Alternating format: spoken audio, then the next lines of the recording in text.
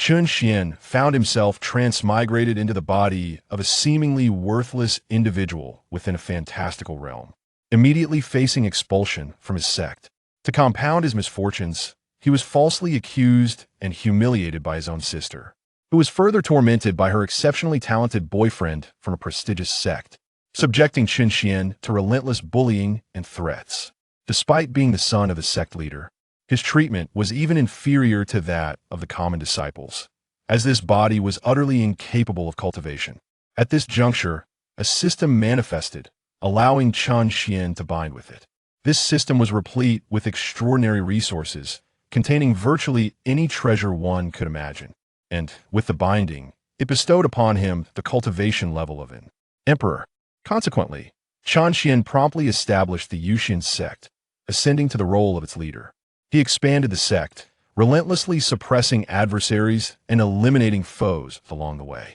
He was gifted a guardian spirit beast to protect the sect and began to recruit disciples, challenging rivals and accumulating followers. The resources he acquired could be exchanged for points, which were utilized for lotteries and to redeem any item within the system. Should anyone dare to challenge the Yusian sect, it would be futile, for even the sect's canine companions possessed emperor-level cultivation. In the supreme celestial dynasty, celestial kings and emperors trembled in fear and despair. Chapter 1.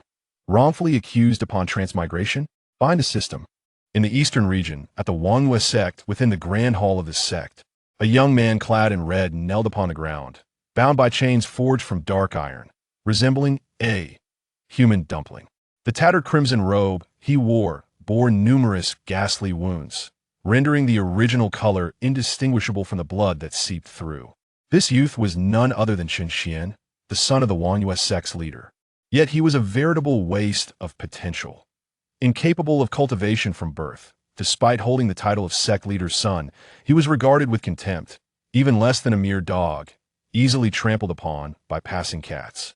The root of this disdain lay in the apathy of Chen Xuan, the sect leader and Chen Xuan's father, who never intervened to shield him from the rampant humiliation inflicted by the disciples. Chen Xuan had 3 children: the eldest son Chen Hu, the second son, the prostrate youth Chen Xuan, and a younger daughter, Chen Yueling. Unlike his treatment of Chen Xuan, Xuan indulged his other 2 children to an extreme degree. Any slight against Chen Yueling would invoke severe retribution. At this moment, the grand hall was filled with sect disciples, while many others gathered outside, unable to fit within the confines of the hall. Chen Xuan, to think that not only are you incapable of cultivation, but you would dare to perpetrate such abominable acts. This is utterly unacceptable. A middle-aged man in black, seated at the head of the hall, glared down at Chen Xuan, who lay like a beaten dog. This man was none other than Chen Xuan. Indeed, Chen Xuan, how could you treat me in such a manner? To secretly, even if you desire to pursue women, you should not set your sights on your own sister. Beside Chen Xuan stood a young woman in a pale purple gown, her figure graceful, yet her eyes glimmering with disdain. This was Chen Yueling, the sect leader's daughter. Though she claimed brotherhood, her gaze was filled with contempt for Chen Xuan, suffused with disgust. Indeed, Chen Xuan, you worthless being, not only have you shamed yourself, but you have also brought disgrace upon the entire Wrongful sect. Who does not know that the sect leader has a son who is utterly useless?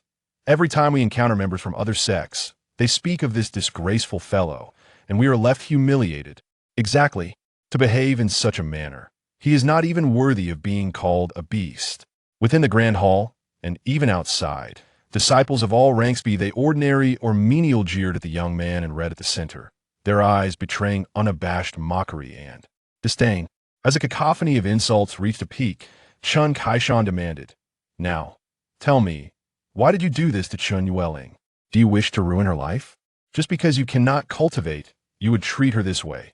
Fortunately, someone discovered your actions in time, otherwise, Yueling's life would have been irreparably damaged." He glared menacingly at Chen Xuan, who remained silent. At this juncture, a white-clad youth, appearing slightly older than Chen Xuan, stepped forward with a cold smirk. "Second brother, this is where you've erred. You mustn't unleash your desires upon your own kin. If you had confided in me, your elder brother, I could have arranged for a Xiao to relieve your pent-up frustrations. Your actions have left us in a precarious position. As he spoke, he cast a glance back at Chen Xuan and Chen Yuan. A shared look of triumph passed among the three that indeed, Chen Xuan, you are a disgrace. Even coupling with a Xiao would be a favor to you. Will you not quickly confess? Once this matter concludes, I could ensure you have several fine Xiaos to ease your burdens. Chen Yuan, abandoning her previous demeanor, erupted into laughter. As onlookers observed Chen Xuan's prolonged silence, they resumed their derision. Is it possible that Chen Xuan cannot withstand the weight of their scorn? Yet, had he not acted in such a way, he would not be subjected to this ridicule. Could he have lost his wits? Look at his eyes. They are utterly vacant. No sane person remains this dazed, though. It is indeed plausible. He was already a hopeless waste, and now he has lost his mind. I think it would be best to execute him. That would spare us further humiliation from other sects. A waste. A fool and a madman Chen Xuan truly is exceptional. Why does the sect leader not simply eliminate him? Lower your voices no matter how useless he is. He is still the leader's son. He has yet to speak. Do you wish to provoke a death sentence? Truly, the Wrongful sect's reputation has been tarnished. If I were him, I would rather die than endure this. Suddenly, the prostrate Chen Xuan took a deep breath, his eyes darting about. Upon grasping the situation, he muttered under his breath, "What the hell? I really have transmigrated?" Chen Xuan quickly assimilated the memories of the original owner of this body. Hadn't he just finished a warm bath and was joyfully frolicking with a five-fingered maiden? In a moment of crisis, the five-fingered maiden had completed her final task, seemingly soaring into the heavens. That instant had been the most exquisite moment in the world. Then, darkness enveloped him, and he found himself here. As Chen Xuan processed his predicament, he couldn't help but curse quietly. The original owner had lived a miserable existence despite being the sect leader's son. How could he be reduced to a state where he was bullied by all? In truth, the original owner had succumbed to his injuries, allowing Chen Xuan by chance to inhabit his body. But now, what was to be done? He was still bound and thrown in the Grand Hall, incapable of cultivating, devoid of any spiritual power. How could he turn the tide? Just as Chen Xuan was engulfed in despair, a voice that resonated like celestial music reached his ears. Ding!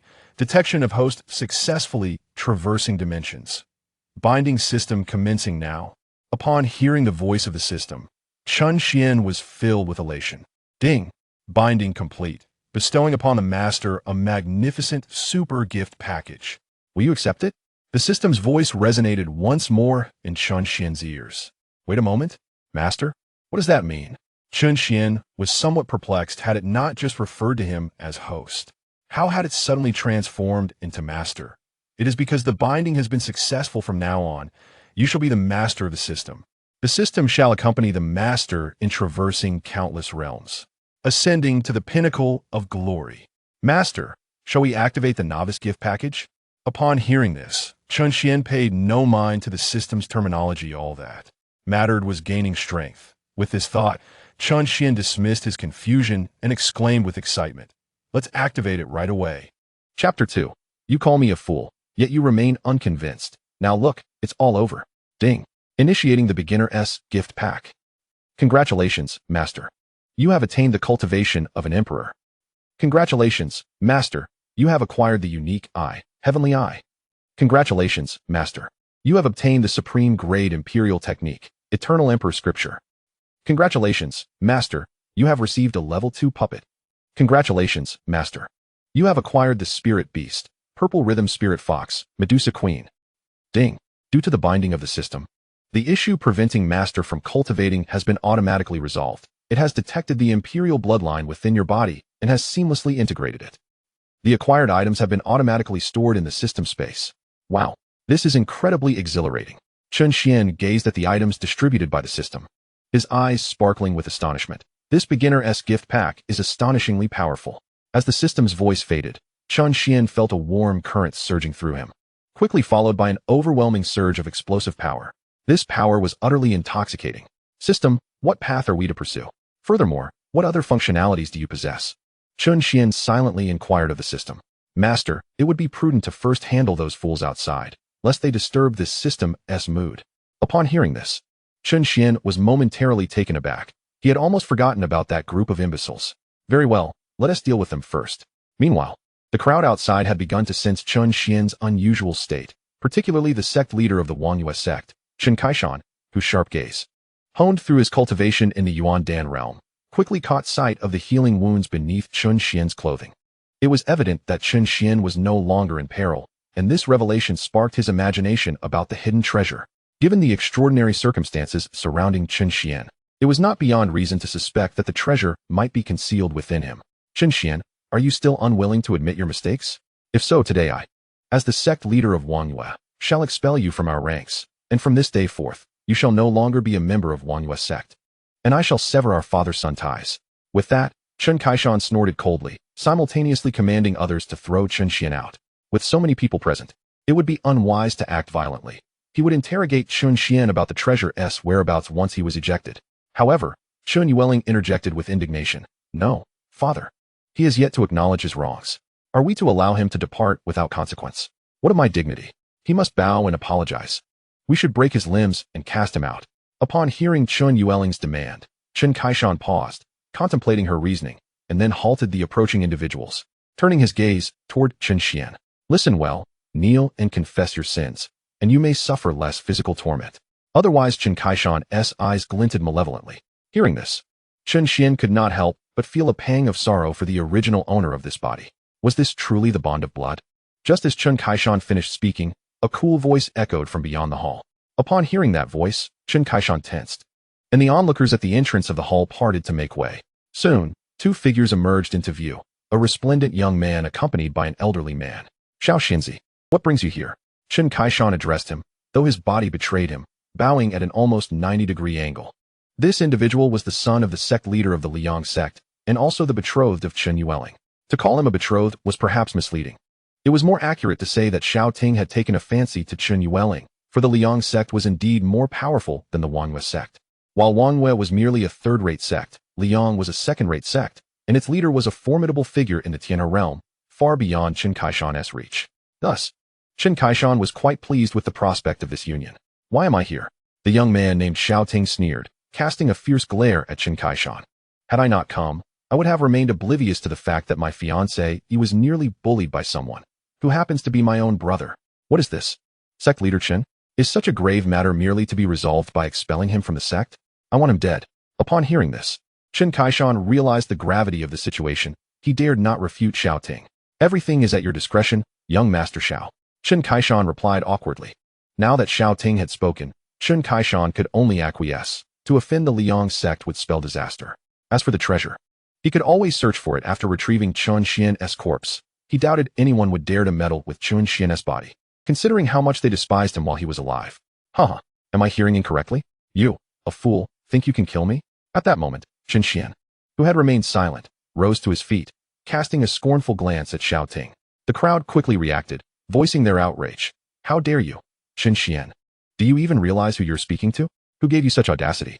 You're courting death. Don't drag us down with you. You're offending the Liyang Sect. Worthless fool. Indeed, everyone was well aware of Xiao Ting's identity and the strength of the Liyang Sect. Upon hearing Chen Xian's defiance, they felt as though the skies were about to collapse. Excellent. You truly possess courage. I will not let you die easily. I shall sever your tendons and bones, allowing you to savor the agony before your demise. Xiao Ting initially stared in shock, unable to fathom that this so-called worthless individual would dare to insult him, his expression darkening instantly. Seeing this, Chen Xuan trembled, his complexion paling as he quickly explained to Xiao Ting, Young Master Xiao, I have severed ties with him and expelled him from the Wrongful Sect.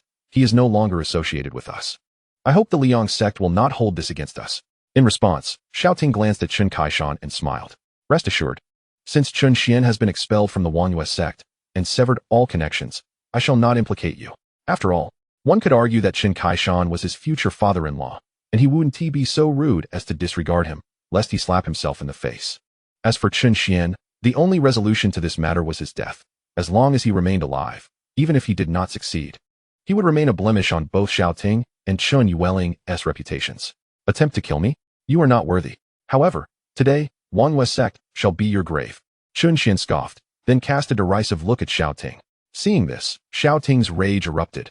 As a cultivator of the 7th level of Qi gathering, To have Chen Xuan speak to him in such a manner was akin to courting death. With that, Xiao Ting's spiritual energy surged, revealing his chi-gathering 7th-level prowess as he coldly declared, "Chen Xuan, you dare insult me? Today, I shall ensure you wish for death, but find no escape. And I will have your tongue." As he spoke, his figure vanished, charging toward Chen Xuan, intent on delivering a brutal beating before relishing in his torment. Yet, with a cold smile, Chen Xuan shattered the iron chains binding him into dust and uttered a single word: "Explode." In the next moment, as Xiao Ting lunged forward, he exploded in an instant, his body disintegrating into a shower of flesh and blood.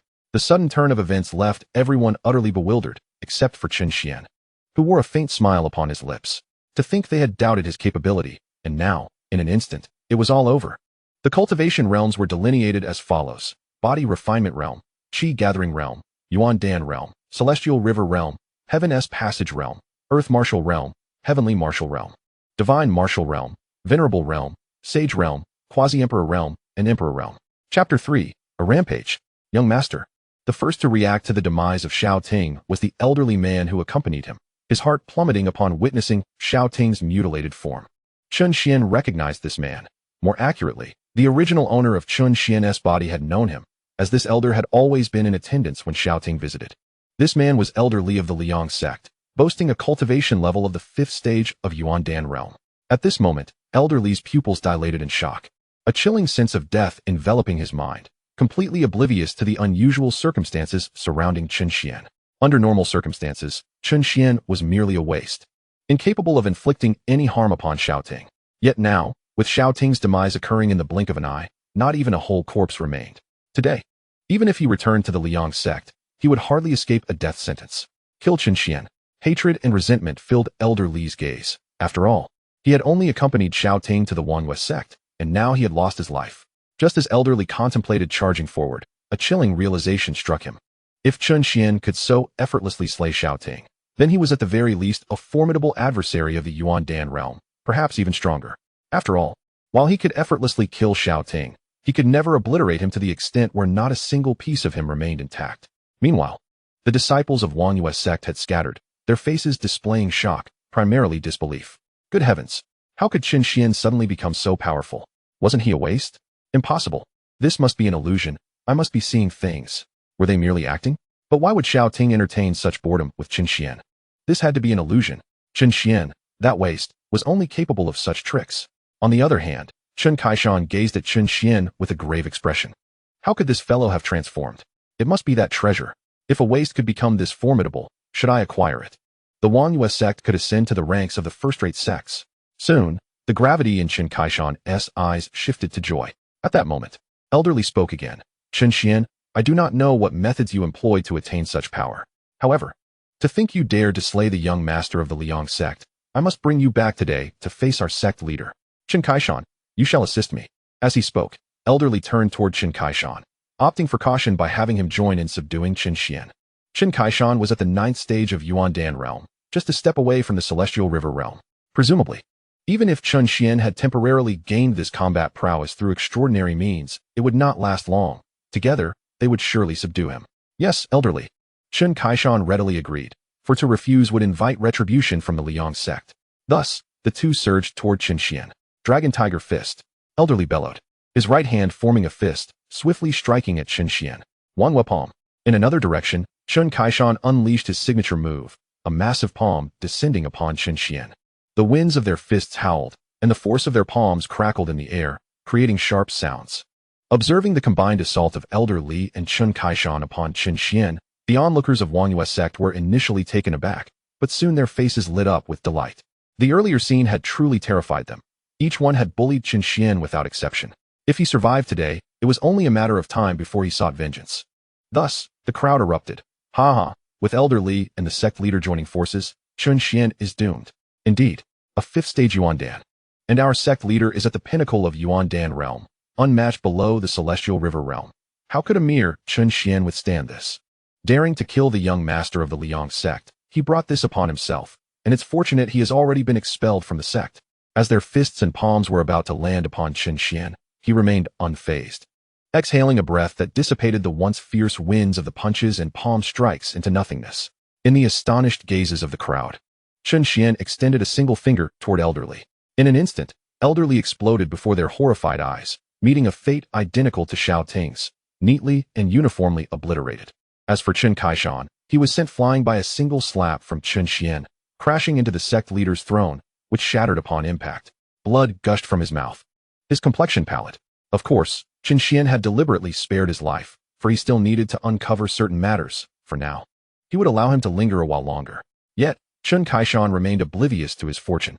Chen Xuan, you are indeed powerful. But do you know that the sect leader of the Liyang Sect is a strong presence of the Celestial River Realm?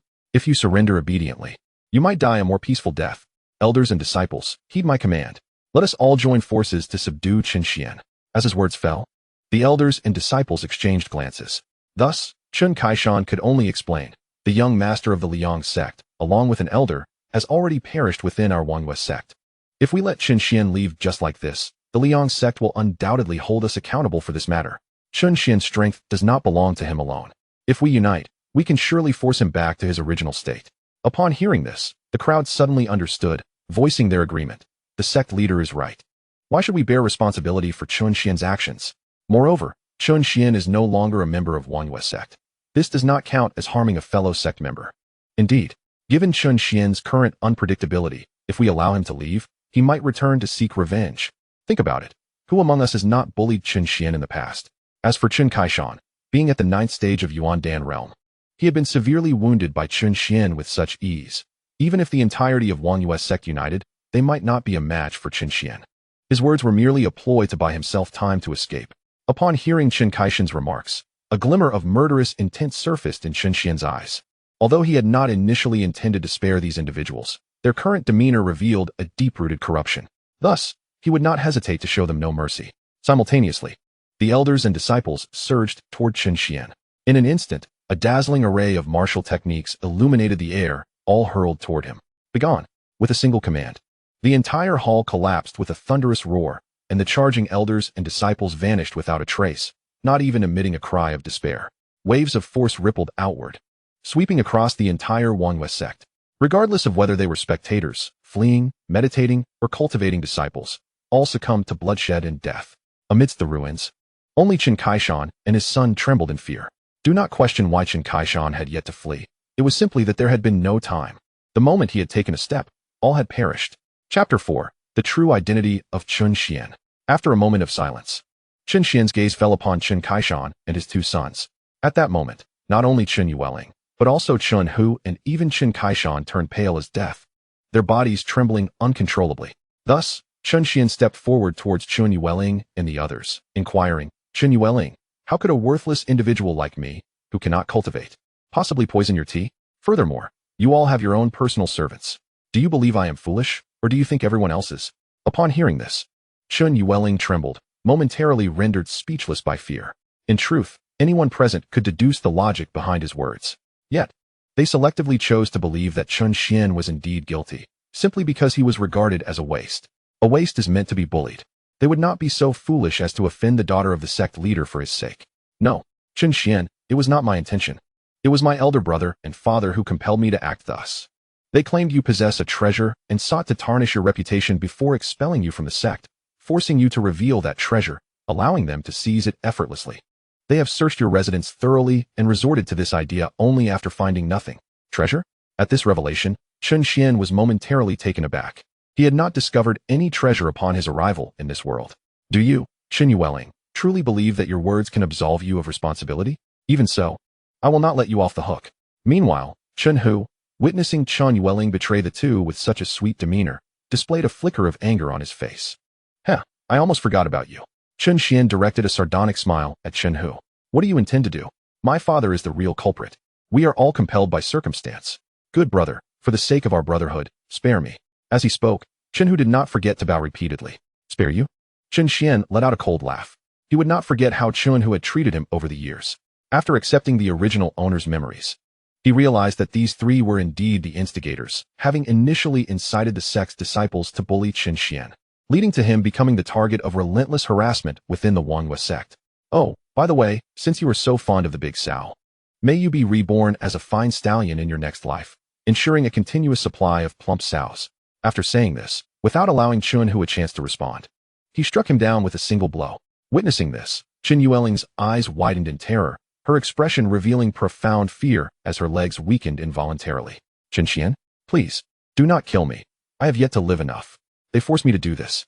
As she spoke, Chen Yueling deliberately twisted her body, her pair of pitifully large eyes gazing at Chen Xian, truly a sight to evoke pity. Observing this, Chen Xian let out a cold smirk. Did Chen Yueling still think to tempt him with her body? It repulsed him, who was unaware of Xiao Ting's frequent visits to her, fully aware of his intentions. Unbeknownst to her, how many times had Xiao Ting taken advantage of her, yet she still sought to entice Chen Xian? Let you go? Very well. Before Chen Yueling could rejoice, the next words plunged her into despair. In your next life, I guarantee I will not kill you. Following this, he struck her down, her delicate form collapsing to the ground, devoid of breath. Chen Xian certainly would not forgive them merely for their pleas for mercy and apologies, if apologies held any weight. What need was there for his formidable strength? After completing this, Chen Xian turned his attention to Chen Kaishan. Chen Kaishan, how does this outcome strike you? Surely, this is beyond your expectations? Opposite him, Chen Kaishan's face had turned ashen, his body limp, filled with disbelief. Chen Xian, how could you have suddenly grown so powerful? Have you awakened? Is that woman back? As he spoke, it seemed Chen Kaishan recalled something, his eyes brimming with terror. This was a fear he had never experienced even when facing the former Chen Xian or upon hearing of the Sunfire Sect leader's power at the Tiana realm. Hearing this, Chen Xian furrowed his brow. Having already attained the strength of an emperor, he sensed the absence of a true father-son bond between himself and Chen Kaishan, his imperial bloodline bearing witness to this truth. This also explained why Chen Kaishan's family had never defended Chen Xian over the years and had even encouraged sect disciples to humiliate him without restraint. Who is the person you mentioned? Chen Xian inquired, suspecting that the individual Chen Kaishan spoke of was connected to his true identity. If he could uncover that person's identity, perhaps he could find his parents. Upon hearing this, a flicker of resentment crossed Chen Kaishan's face as he spitefully retorted, You wish to know? I shall not tell you. Let you remain in ignorance for eternity. Ha! Chen Kaishan laughed maniacally, as if he had lost his mind. Do you think that by withholding this information, I shall remain oblivious? A cold smile curled at the corners of Chen Xian's lips. Since Chen Kaishan was not related to him, he felt even less burdened. He approached Chen Kaishan, who trembled uncontrollably at the sight of him, his pupils quaking with fear, as though a demon were advancing towards him. What do you want? Do not come any closer. The vivid memories of Chen Xian annihilating the disciples of the Wrongful sect and striking down Chen Hu and his sister were fresh in his mind, leaving no room for Chen Kaishan to feel at ease. However, Chen Xian did not immediately end Chen Kaishan's life. Instead, he placed his palm upon his forehead. In the next moment, an imperial consciousness surged into Chen Kaishan's mind, penetrating directly to his soul. Chen Kaishan emitted a wail akin to that of a slaughtered pig. Indeed, Chen Xian was conducting a soul search on Chen Kaishan, employing the method with the most severe side effects, subjecting him to both physical and mental torment. Soon, a piercing, sorrowful scream echoed throughout the vicinity. Chen Kaishan's body convulsed violently, excreting waste uncontrollably, his eyes rolling back, and his limbs stiffening. After a time equivalent to a cup of tea, Chen Xian finally ceased his actions. So it was like this? Chen Kaishan continued to twitch, the intensity of his movements gradually diminishing. Observing this, Chen Xian struck down with his palm, reducing Chen Kaishan to dust, utterly dead. From the memories extracted from Chen Kaishan, Chen Xian gleaned a glimpse of his lineage. It appeared that Chen Xian's father was also a member of the Wrongful sect and had been a close brother to Chen Kaishan. However, over a decade ago, Chen Kanglin, Chen Xian's true father, had accidentally saved a woman of unparalleled beauty. This woman later became his wife, giving birth to a male infant, who was none other than Chen Xian. Unexpectedly, that woman hailed from a superpower and had sought refuge near the Wrongful sect due to being pursued. Moreover, her strength was astonishing. In Chen Kaishan's eyes at the time, she seemed like a deity. With her assistance, Chen Kanglin rapidly surpassed Chen Kaishan in strength. However, due to the need to restore her powers and ensure the safety of Chen Kanglin and his son, she ultimately departed alone. Chen Kaishan believed that the woman must have left behind a considerable amount of treasure. Thus, he stealthily ambushed Chen Kanglin and imprisoned him in the water dungeon of the forbidden area of Wrongful sect, taking Chen Xian with him and claiming him as his own child. Over the years, Chen Kaishan refrained from killing Chen Kanglin and his son, as Chen Kanglin had deceived him into believing that Chen Xian possessed a valuable artifact. Should either of them perish, Chen Kaishan would never obtain it. As time passed, it was evident that Chen Kaishan had grown impatient, leading him to concoct a scheme to expel Chen Xian from the sect. He could not fathom that the now powerless Chen Xian would not yield that treasure, To his dismay, there was no such treasure, and the original inhabitant had been killed before even being expelled from the sect. Ah, what a wretched father. Chen Xuan could only lament. Chapter 5. Parents who never put one's mind at ease. After dealing with Chen Xuan, the Wrongful sect had nearly been reduced to ruins. Aside from Chen Xuan, there were no other survivors. No, there was one. That was Chen Xuan. After searching through Chen Xuan's memories, Chen Xuan discovered that Chen Xuan was imprisoned in the forbidden area beneath the Wrongful sect. Thus, guided by his senses, Chen Xuan ventured into the forbidden area. Before him stood a small water dungeon, where a wooden post was affixed, binding a disheveled man with long hair. The man, possessing a broad skeletal frame, now appeared nothing more than skin and bones, slumped against the post, with only a faint breath indicating that he was still alive. His spiritual energy had been sealed, rendering him as ordinary as a common mortal. Observing the environment, Chen Xuan could not help but furrow his brow. To endure in such conditions for so long was indeed a testament to this man's resilience. Taking a moment to glance, Chen Xuan slowly approached the man, his footsteps causing ripples across the water's surface. At that moment, the previously drooped head seemed to sense something and attempted to lift itself, but lacked the strength. Ultimately, he could only utter, "Chen Xuan, damn you, you've kept me here for so long, torturing me. If you had the guts, just kill me outright. Bah, you scoundrel. I even bestowed upon you the profound martial arts my wife gave me. And what do? Stab me in the back. I must have been cursed for 8 lifetimes to have crossed paths with you, you wretched cur." However, after a long while, the familiar whips did not come. This was decidedly abnormal. In the past, every time he had cursed Chen Xuan, that rogue would retaliate, whether it was with a grimace or a prolonged wail. Could it be that this time he had shown mercy? Impossible. Absolutely impossible. The man thought for a moment before dismissing that notion. Over the years, he had seen through Chen Xuan. Rather than hoping for his kindness, it was more likely that the sun would rise in the west. In the end, gritting his teeth, the man summoned all his strength to lift his heavy head. Upon doing so, he was astonished to find not Chen Xuan, but a strange youth before him. Yet, the youth felt strangely familiar, as if they were connected by blood. Suddenly, a thought crossed his mind, and his already sunken eyes began to glisten with tears, followed by a surge of warmth. You are Xianer. The atmosphere moved Chen Xuan, realizing this was indeed his biological father, Chen Xuan. Had he truly endured in such a dark and dismal place all these years? Perhaps influenced by the remnants of the original inhabitant's emotions. Chen Xuan felt his own eyes welling with tears. Rest easy. Since I have taken over your body, your father is now my father. The remaining responsibilities shall rest upon my shoulders. Upon saying this, Chen Xuan felt an immense sense of relief wash over him. Father. Just as Chen Xuan was about to express a few heartfelt words, Chen Xuan seemed to regain a flicker of life, a flush of vitality returning to his face. Ha ha. My son Chen Xuan. I knew you would come to rescue your father. Hurry, release me. This sudden outburst rendered Chen Xuan momentarily speechless. All the carefully prepared words caught in his throat. All right then, no need for awkwardness. Hurry, your father is about to perish, Chen Xuan exclaimed, his demeanor a stark contrast to the earlier despondency. Seeing this, Chen Xuan ceased speaking. With a firm grasp, he severed the ropes binding Chen Xuan and hoisted him up, bringing him to the surface. However, Chen Xuan's physical condition was dire. Thus, Chen Xuan first broke the seals within his body, then placed a gentle touch on Chen Xuan's forehead, allowing a stream of soothing spiritual energy to flow into him. Under the nurturing effects of this energy, Chen Xuan's complexion visibly improved, and his injuries began to heal. Oh, how delightful. Before long, Chen Xuan was nearly restored, emitting soft groans, while the aura of the first stage of Yuan Dan realm began to emanate from him.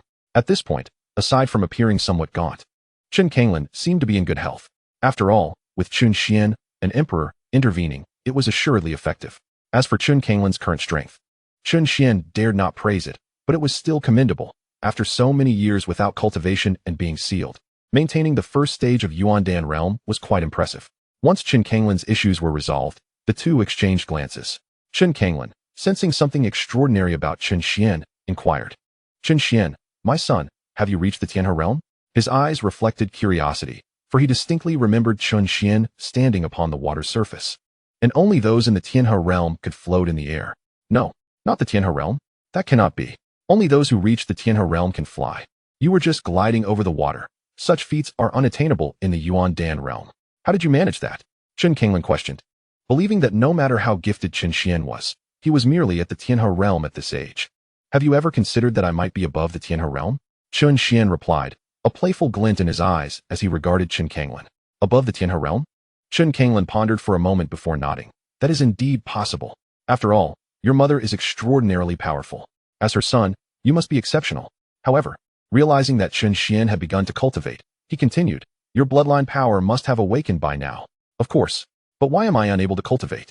Logically speaking, with such a potent bloodline, I should not be a worthless waste. Chen Xuan queried. Upon hearing this, a hint of embarrassment crossed Chen Xuan's face. Well, haha. Initially, your mother intended to seal your bloodline power. As if it were not sealed, those from her clan would sense it and come to capture us both. They might even kill us. However, an unforeseen event occurred. When your mother was sealing your bloodline power, those individuals had already arrived, and in her haste, she inadvertently sealed your cultivation talent as well, which is why I became a useless waste for over a decade. Upon hearing the news, Chen Xuan was nearly driven to the brink of laughter.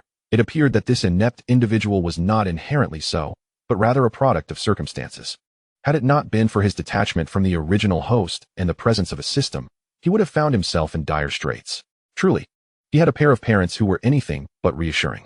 Chapter 6. Establishing a Sect and Issuing Tasks, the Eternal Emperor's Scripture. In an effort to alleviate the awkwardness, Chen Xuan swiftly shifted the topic. What of the Wrongful Sect? Looking around, he realized it had been reduced to ruins. The once thriving Wrongful Sect was no more. Gone. Annihilated. Annihilated? Well done.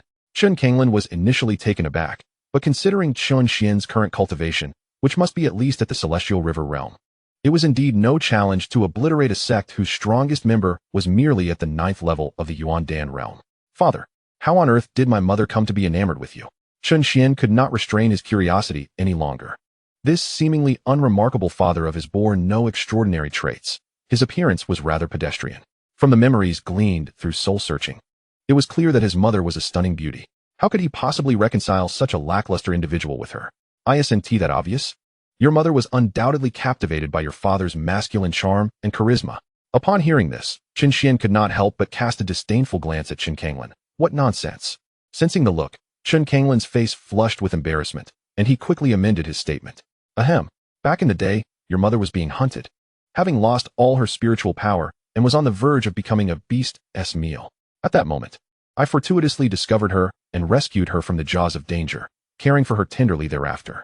Just imagine, in your most desperate hour, someone like a divine savior comes to your aid. Wouldn't you be moved?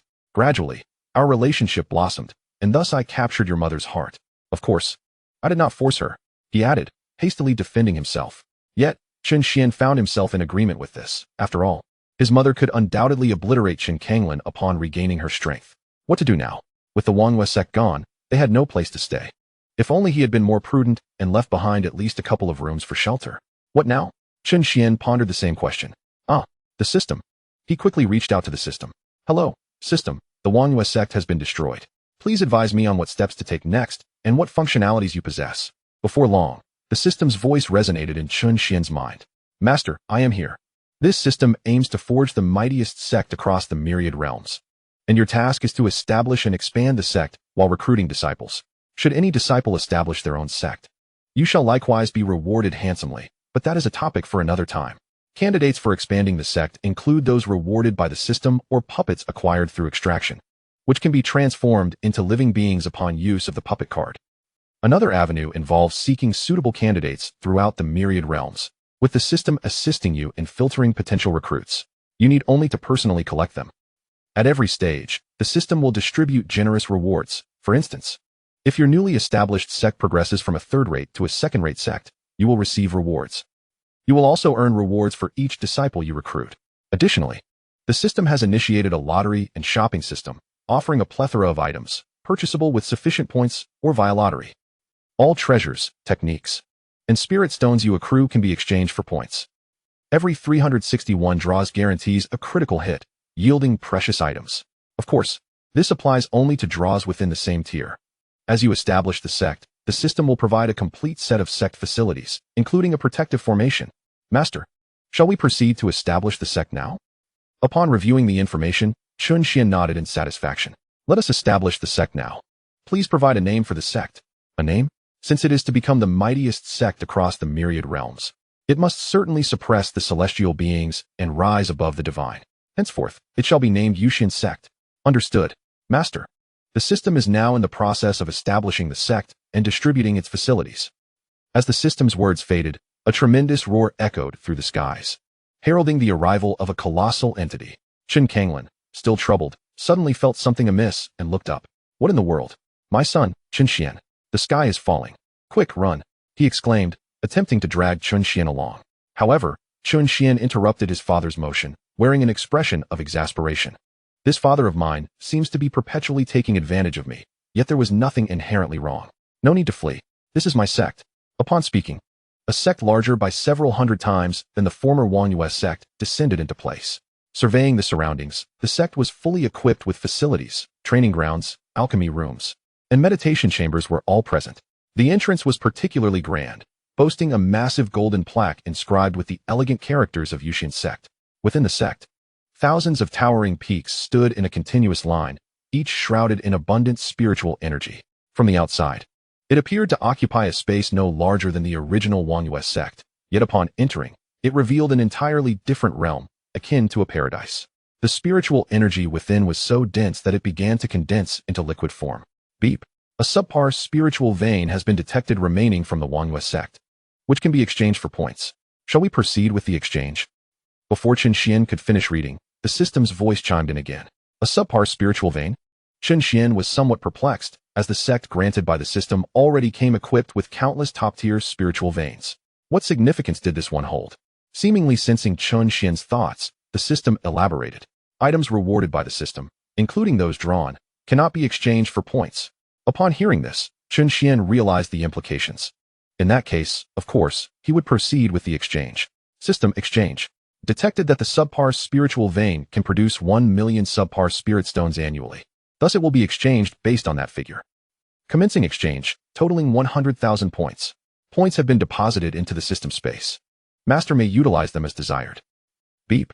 Initiating task issuance. As the sect is established at the location of the Wrongful sect, the Yusian sect is temporarily classified as a third-rate sect. Main task 1. Elevate the Yusian sect to a second-rate sect in the eastern domain, gaining the recognition of many for generous rewards. Side task. Seek suitable candidates for sect disciples to reap substantial rewards. The system is currently in the process of searching for targets. Minutes passed before the system's voice finally subsided, allowing Chen Xuan the opportunity to examine his information. Host, Chen Xuan. Cultivation, 9th heaven of the Emperor realm. Bloodline, eternal bloodline. Possessors of this bloodline enjoy a lifespan far exceeding that of ordinary individuals, with double the longevity of cultivators of the same realm, alongside formidable healing abilities. Physique, heavenly eye. Once a person's visage or likeness has been seen, the user can summon them at will, currently limited to individuals within the same world. Information on the other party can also be viewed. Evolvable. Capable of transcending the limitations of distance and space after evolution. Effective even when not in the same world. And able to hear the voices of those observed and their surroundings. Technique, Eternal Emperor Sutra. Martial skill, none. Astonishing. After reading the introduction of this all-seeing eye, Chen Xuan could only exclaim, wonderful. Isn't this essentially a surveillance device? The only drawback is the inability to hear sounds for now, but since it can be upgraded, that's a solid assurance. In a moment of excitement, a faint white aura emanated from Chen Xuan, revealing the power of his immortal bloodline within. In a special space, a woman sat in a sealed chamber, seemingly sensing something, a smile gracing her lips. My child. Overwhelmed with joy, a tear glided down her cheek. Suddenly, the door to the space swung open, and an elderly voice echoed, causing the unfallen tear on her face to evaporate instantly. Moon Fox. That aura must belong to your son. I never imagined you would conceal him for so long. Great Elder. I have no idea what you are talking about.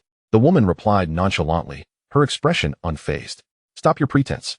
This time, I shall dispatch more personnel to ensure the capture of both father and son. I am eager to discover who could compel you to sacrifice your bloodline. Great Elder, do not overstep your bounds. You know I seek to leave, and you cannot hinder me. Do not blame me for severing ties with you. Upon finishing her words, a powerful aura erupted from the woman, rivaling that of the elder. I shall not take their lives, but I must bring them back. With that, the elder vanished. Shinner, your mother shall await you here, at the very least. You will be safe from harm beneath my watchful gaze. Chapter 7. System Lottery. In the Eastern Domain, at the Yusian Sect, Chen Xuan examined his attribute panel, a satisfied smile gracing his face. However, he noted the absence of martial skills. Alas, Chen Xuan murmured, shaking his head. Nevertheless, with the system in place, as long as I have sufficient resources, I need not worry about lacking martial skills. Upon exiting the system panel, he was met with the astonished gaze of Chen Xuan. At that moment, Chen Xuan was trembling, pointing at their surroundings, and asked in a quavering voice, "Chen Xuan, my son, did you create all this?" His eyes were filled with disbelief. Without wasting words, Chen Xuan replied, "Indeed, it is all my doing. From this day forth, the Yusian sect shall be my domain, and I shall be its sect master. As for you," Chen Xuan paused, feigning contemplation before stating, "you shall be a mere disciple of our Yusian sect." A mischievous grin appeared on his face. Chen Xuan, still reeling from the shock of his surroundings, was taken aback by Chen Xuan's proclamation, nearly losing his composure. "What did you say? You want your old man to be just a small disciple?"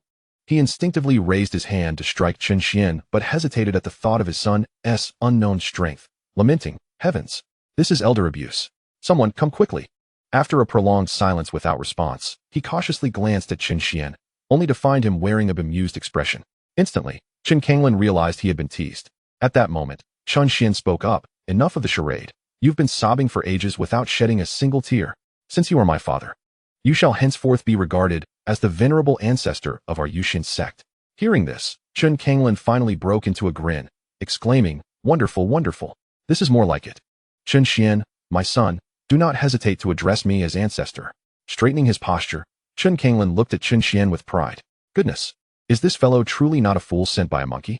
Chen Xuan thought to himself in exasperation. With such a comical father, life would surely be entertaining. After providing a brief overview of the Yusian sect's current state, Chen Xuan assigned Chen Xuan a lavish mountain peak, replete with all necessary amenities. As for Chen Xuan, he retreated to the exclusive space of the sect master. He then turned his attention to the items within the system. The novice gift package contained not only the emperor-level cultivation and the all-seeing eye, but also spirit beasts and 2 puppet cards. These 2 spirit beasts would serve adequately as guardians for the sect. Regarding the lottery system, Chen Xuan originally possessed 100,000 points, and having exchanged some intact resources from the Wrongful sect for an additional 50,000 points, he now held a total of 150,000 points.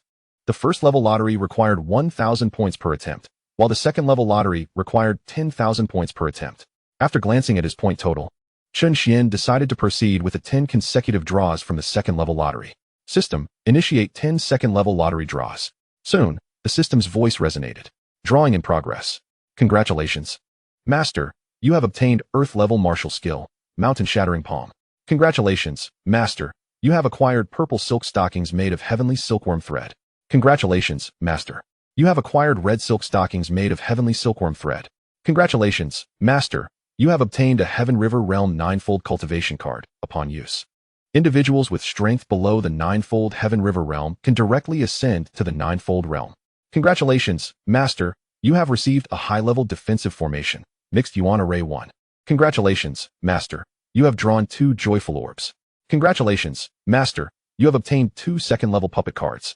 After a few minutes, Chen Xuan reviewed all the items he had drawn. The Earth-level martial skill, Mountain Shattering Palm, elicited a flicker of disappointment. Sigh, I am a dignified emperor. Yet I only possess an Earth-level martial skill. I shall have to make do with it for now. The hierarchy of martial skills and techniques, from highest to lowest, is as follows: Emperor, Saint, Heaven, Earth, Mysterious, and Yellow. With that, Chen Xuan turned his gaze toward the 2 exquisite pairs of stockings. What the hell? As an esteemed 8-foot man, how could this system bestow such items upon me? And what on earth is a joyful orb? Chen Xuan inwardly cursed the system. After a lengthy pause, the system weakly replied, Master, all items drawn are random. The probabilities are the same. It is all a matter of luck. With that, the system fell silent once more. As for the defensive formation, a mysterious level 1, he would have to make do with it for now. At least it could withstand attacks from the Heaven River Realm. Although, at this stage, it held little utility for Chen Xuan. Regarding the Heaven River Realm cultivation card, Chen Xuan contemplated giving it to Chen Xuan, as it would at least make him appear less feeble. What remained were the puppet cards. Combined with the ones from the novice gift package, Chen Xuan now possessed 4 second-level puppet cards. With only 2 individuals in the Yusian sect, including Chen Xuan, it seemed rather insufficient.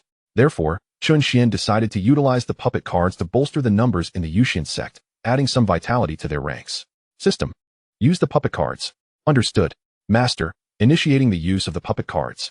As the words fell, 4 beams of light flashed before Chen Xuan, and soon 4 figures appeared before him. Quickly, Their information was revealed to Chen Xuan through the all-seeing eye. Character, My Ling Cultivation, Eightfold Heaven River Realm. Technique, Mysterious Een Technique. Martial skills, Mysterious Een Palm, Tiger Roar Fist. Introduction, a pretentious individual, adept at PUA and brainwashing, self-centered, and reveling in the adulation of others. Character, Liyang Sect. Cultivation level, 9th stage of the Celestial River Realm. Technique, Xianyang Gong. Martial arts, Xianyang Palm, Dragon's Dance Step. Introduction, the partner of My Ling, who, despite a higher cultivation level, is firmly under her control. Character, Spicy Little Rain. Cultivation level, 9th stage of the Celestial River Realm. Technique, Dragon Tiger Formula. Martial arts, Swift Leg, Fury Flame Slash. Introduction, a strong woman, capable of standing on her own, a veritable fighter among women. Character, Pacey. Cultivation level, 7th stage of the Celestial River Realm. Technique, Black Underworld Gong. Martial arts, Super Electric Cannon, Black Underworld Palm. Introduction, the gentle husband of Spicy Little Rain. The four stood side by side. My Ling was a robust woman with a fringe that brushed her eyebrows. Beside her stood a seemingly frail man, whose appearance belied his true strength. Next was Spicy Little Rain, even more robust than My Ling, with a large ponytail swaying behind her, embodying the serious demeanor befitting a strong woman. Lastly, there was the man nestled beside Spicy Little Rain, his face adorned with a gentle smile, exuding warmth. Upon their summoning, the group quickly recognized Chen Xuan's identity. They turned to him in unison, their expressions respectful, bowing as they proclaimed, "We pay our respects to the sect master." Chen Xuan regarded them with a smile, acknowledging that not only did they possess Celestial River Realm strength, but their prowess rivaled that of the foremost sect leaders of the eastern region. This was splendid. He would send them to challenge those powers, thereby elevating the status of the Yusian sect. Indeed, splendid. Chapter 8. The Yusian sect's greatest talent. From this day forth, you shall be disciples of the Yusian sect. Once I am prepared, I will assign you tasks. For now, feel free to select your residences. There are over 100 spiritual peaks, each housing at least 100 rooms. First come, first served. Now, exchange your communication stones, and you may take your rest. Chen Xuan said with satisfaction, pleased that these individuals would assist him in acquiring considerable influence. As you command, sect master. They replied, and together they left the grand hall. Soon, they selected a spiritual peak as their abode, opting for 2 neighboring houses to remain close, as the Yusian sect was still sparsely populated, and solitude in such a vast space would be stifling. Before long, they had settled into their respective rooms. Wow, Little Rain, your husband truly dotes on you, exclaimed My Ling, unlike mine, who seems utterly oblivious to my desires. Sigh, he doesn't even speak the words that resonate with my heart. My Ling entered Spicy Little Rain's courtyard and found Pei Si dutifully massaging her back, his demeanor exceedingly attentive. Hee, don't fret, dear sister My Ling. Men need to be trained. Come by tonight, and I shall impart the ways of controlling a husband. Spicy Little Rain cheerfully replied, her bright forehead gleaming. Is that so? Thank you ever so much, Sister Little Rain. But truly, our Yusian sect is remarkably opulent. The sect master claims we are a third-rate sect. Yet I dare say even first-rate sects do not possess our grandeur. My Ling remarked. Indeed. Therefore, as disciples of the Yusian sect, we must uphold its honor and obey the sect master's commands without question. Spicy Little Rain asserted with a hint of seriousness. Absolutely. I can hardly wait to venture out and see the world. I eagerly await the tasks assigned to us by the sect master. They exchanged smiles. In the sect master's grand hall, only Chen Xuan remained. With the puppet personnel in place and the defensive array activated, he began to assess the 2 spirit beasts within the system space. System, released the 2 spirit beasts. With spirit beasts at his disposal, it was only fitting to showcase them. The 2 appeared formidable, one of which was the Queen Medusa. He wondered if she truly possessed the half-human, half-serpent form. Received. Master. Releasing the 2 spirit beasts now. Suddenly, Chen Xuan heard 2 roars, and before him materialized 2 spirit beasts. One was the purple rhythm spirit fox. A large spirit fox with sleek, lustrous purple fur, its gaze toward Chen Xuan cautious, clearly aware of his status as the master here. The other was a massive red serpent, its tongue flicking in and out, exuding an imposing aura. Excellent. Chen Xuan was quite pleased. Abruptly, he sensed the energies emanating from the serpent and the fox. They had remarkably reached the 9th stage of the Celestial Heaven Realm. In this world, beasts achieving the Celestial River Realm could speak human language, while those at the Celestial Heaven Realm could transform into human forms. Thus, Chen Xuan hastily inquired, "Can you transform into human forms?" The serpent and fox replied, "Sect Master, we can transform." "Very well. Transform into your human forms." Initially, Chen Xuan intended for the spirit beasts to guard the entrance of the Yusian sect, but now that they possessed celestial heaven realm strength, he had new ideas.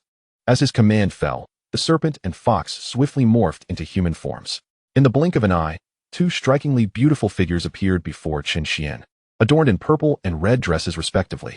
At first glance, their temperaments were entirely distinct. The purple rhythm spirit fox exuded an air of aloof elegance, while the queen Medusa radiated fiery passion and allure. This was splendid. Uniformity was utterly mundane. Moreover, Chen Xuan had conceived a bold idea, to have these two beauties serve as his personal attendants, washing his feet, providing massages, reclining in a lounge chair while they fed him fruit, and utilizing their celestial heaven eyes to monitor the disciples' task completion. What a delightful prospect. Marvelous. From now on, you shall also be members of the Yusian sect and may select your residences, Chen Xuan declared, pointing at the two women. From now on, you shall be called Medusa, and you shall be known as Purple Rhythm. He instructed. You may take your leave. Yes, sect master. They acknowledged, and Chen Xuan permitted them to choose their desired spiritual peaks. Just as the two women were about to depart, Chen Xuan called them back. Remembering the delightful items he had drawn earlier, he produced 2 pairs of stockings and tossed them to the women. These are quite suited for you. Consider them a gift. The women blushed upon receiving the unexpected presents, but bowed respectfully before exiting the grand hall. Next, Chen Xuan glanced at the cultivation card. I should enhance my father's cultivation level. Having an ancestor at the Yuan Dan realm would indeed be quite embarrassing. With that, Chen Xuan vanished from the grand hall, arriving at Chen Kanglin's residence. Startled by Chen Xuan's sudden appearance, Chen Kanglin exclaimed, "What brings you here? I was about to cultivate. Do not disturb my training." He spoke nonchalantly, his heart steady. Observing this, Chen Xuan chuckled, "Oh, it seems someone is less than welcoming. Initially, I had intended to assist a certain individual in subtly enhancing his prowess. However, it now appears that such efforts are unnecessary." Having said that, I proceeded towards the entrance of Chen Kanglin's courtyard. Chen Kanglin, who had just moments ago donned a melancholic expression, swiftly positioned himself in front of Chen Xuan, grinning broadly as he exclaimed, "Oh dear, don't leave, ancestor. No, I mean, your father did not mean it that way. I merely thought that, as the master of a sect, you must be exceedingly busy. I was only concerned that you might find it tiresome to visit me. So, how exactly do you propose to enhance my cultivation?" Since the inexplicable emergence of the Yusian sect, Chen Kanglin had unconditionally believed every word spoken by Chen Xuan. If Chen Xuan claimed he could bolster his strength, then it was undoubtedly achievable. As for his current entreaty, Chen Kanglin regarded it as a matter of no shame. For a man of honor is not overly concerned with trifles, especially when seeking assistance from his own son. Seeing this, Chen Xuan felt a mix of exasperation and acceptance regarding his father's antics. Thus, he conjured a cultivation enhancement card, capable of elevating anyone beneath the Celestial River realm directly to the 9th level of the Celestial River. Under Chen Kanglin's curious gaze, the card transformed into a luminous stream and merged into his body. At that moment, Chen Kanglin felt an overwhelming surge of energy flood into him, permeating his limbs and bones. The shackles within his body were being shattered. A powerful aura erupted from within him, settling at the 9th level of the Celestial River realm. This was nothing short of astonishing. "Chen Xuan, my son, you are simply divine," he exclaimed, laughter bubbling forth. "With such combat prowess, who would dare claim that your old father is not a genius? From this day forth, I shall be the foremost genius of the Yusian sect, while you may barely scrape by as a second genius." Hearing this, Chen Xuan shot his father a sidelong glance, feeling a sense of reluctance to engage further. It felt as though he were dealing with an incorrigible old fool. He feared that if this continued, he would truly be unable to face Chen Kanglin again. Chapter 9. The Wrath of the Liyang Sect. After sharing a light-hearted jest, Chen Kanglin's expression grew solemn. "Xian'er, not only have you annihilated the Wanhua sect, but you have also slain the young master of the Liyang sect here. It is likely that they will not let this transgression go unpunished. The sect master of the Liyang sect is certainly at the Celestial River realm, though I am uncertain of his exact level within it. However, my fears do not stem from that. The sudden emergence of the Yusian sect will undoubtedly attract the attention of other factions. It won't be long before both second-tier and even first-tier forces come to investigate. They may very well come knocking at our door. While I am aware of your formidable strength, you have not disclosed your true cultivation level to me, so I remain somewhat apprehensive. For there are numerous powerful beings above the Celestial River realm, those at the Tongtian, Diwu, and even Tianwu realms, who could easily crush a Celestial River cultivator with but a single hand. Fear not, I would rather they come seeking me. If they do not bring trouble to my doorstep, how can I justify eliminating them and seizing their resources?" Chen Xuan chuckled, a disdainful glint in his eyes. He was rather covetous of the treasures within the system's mall and lottery system, without those nuisances to contend with. How could he feel justified in taking what belonged to others? Seeing Chen Xian's relaxed demeanor, Chen Kanglin finally breathed a sigh of relief. Very well, Chen Xian, my son, your ancestor shall now enter seclusion. You must depart quickly, lest you disturb my cultivation. With that, he hastily retreated into the house. Witnessing this, Chen Xian felt a surge of frustration. Were it not for the fact that he was his father, he might have been unable to resist giving him a sound reprimand. Outside the Yusian sect, several figures observed the sudden and grandiose appearance of the sect with expressions of astonishment. They had witnessed the annihilation of the Wrongful sect, and even caught sight of Chen Xian's imposing figure. In truth, these individuals had long been detected by Chen Xian. He simply chose not to eliminate them all at once, allowing them to disseminate news of the Yusian sect and see what substantial fish they might attract. That youth in red, I feel as though I have seen him before. He looks quite familiar, one remarked. I also have a recollection, yes. I remember now. He is none other than that good-for-nothing from the Wrongful sect, the sect master's son. I heard that his status was even lower than that of a dog. How could he have suddenly grown so powerful? Upon hearing this, the other cultivators displayed expressions of shock, realization dawning upon them. Indeed, I recall now. His name is Chen Xian. This is utterly inconceivable. How could he have transformed so dramatically? That aura could very well rival that of a second-tier sect master. No wonder the Wrongful sect fell before him. A second-tier sect master would certainly be at the Celestial River realm, while the Wrongful sect's master was merely at the 9th level of the Yuan Dan realm. Chen Xian had not only been ridiculed by other sects, but had also endured the most severe humiliation and scorn from his own sect. Those who perished deserved their fate. At that moment, another cultivator approached, a peculiar expression on his face. I must inform you all, a friend from the Wrongful sect mentioned that today. Chen Xian was caught attempting to harm Chen Yueling and is currently undergoing judgment. Moreover, her fiancé has personally rushed over from the Liyang Sect. It seems that the young master of the Liyang Sect may have met his demise. At this, the crowd's expressions shifted dramatically. Does this not imply that Xiao Ting perished at the Wrongful Sect? This is dire news. The sect master of the Liyang Sect is a Celestial River realm expert and will undoubtedly seek retribution from Chen Xian. We must distance ourselves at once to avoid disaster. Indeed, let us depart swiftly. We cannot afford to remain close to this suddenly emerged sect. Despite their curiosity regarding the Yusian sect, the preservation of their own lives took precedence. As soon as one individual began to leave, the others soon followed suit, scattering in haste. Within a mountainous region, amidst the entwining peaks, the landscape was predominantly adorned with fire-attributed flora. At the very heart of this mountain range, where fiery clouds swirled and spiritual energy erupted, lay the location of the Liyang Sect. At this moment, within the grand hall, a man donned in a crimson robe sat at the highest seat. He was Xiao Yan, the sect master of the Liyang Sect. The atmosphere within the hall was exceptionally heavy, particularly as Xiao Yan's complexion darkened to an unbearable degree. The oppressive air seemed on the verge of exploding. In the lower part of the hall sat the elders of the Liyang Sect. In the center, one individual knelt, presumably having just finished reporting. Suddenly, one elder stood up, shattering the suffocating silence. This elder, sporting a goatee, bore a furious expression. Sect master, that Chen Xian has gone too far, daring to harm our young master and elders. He clearly has no respect for the Liyang Sect. We cannot allow this transgression to go unpunished. This individual was the second elder of the Liyang Sect, possessing strength at the 9th level of the Yuan Dan realm, indicating that the Liyang Sect's power far surpassed that of the Wrongful Sect. Indeed, the second elder speaks the truth. We must eliminate Chen Xian and display his corpse at the sect's entrance for 100 days.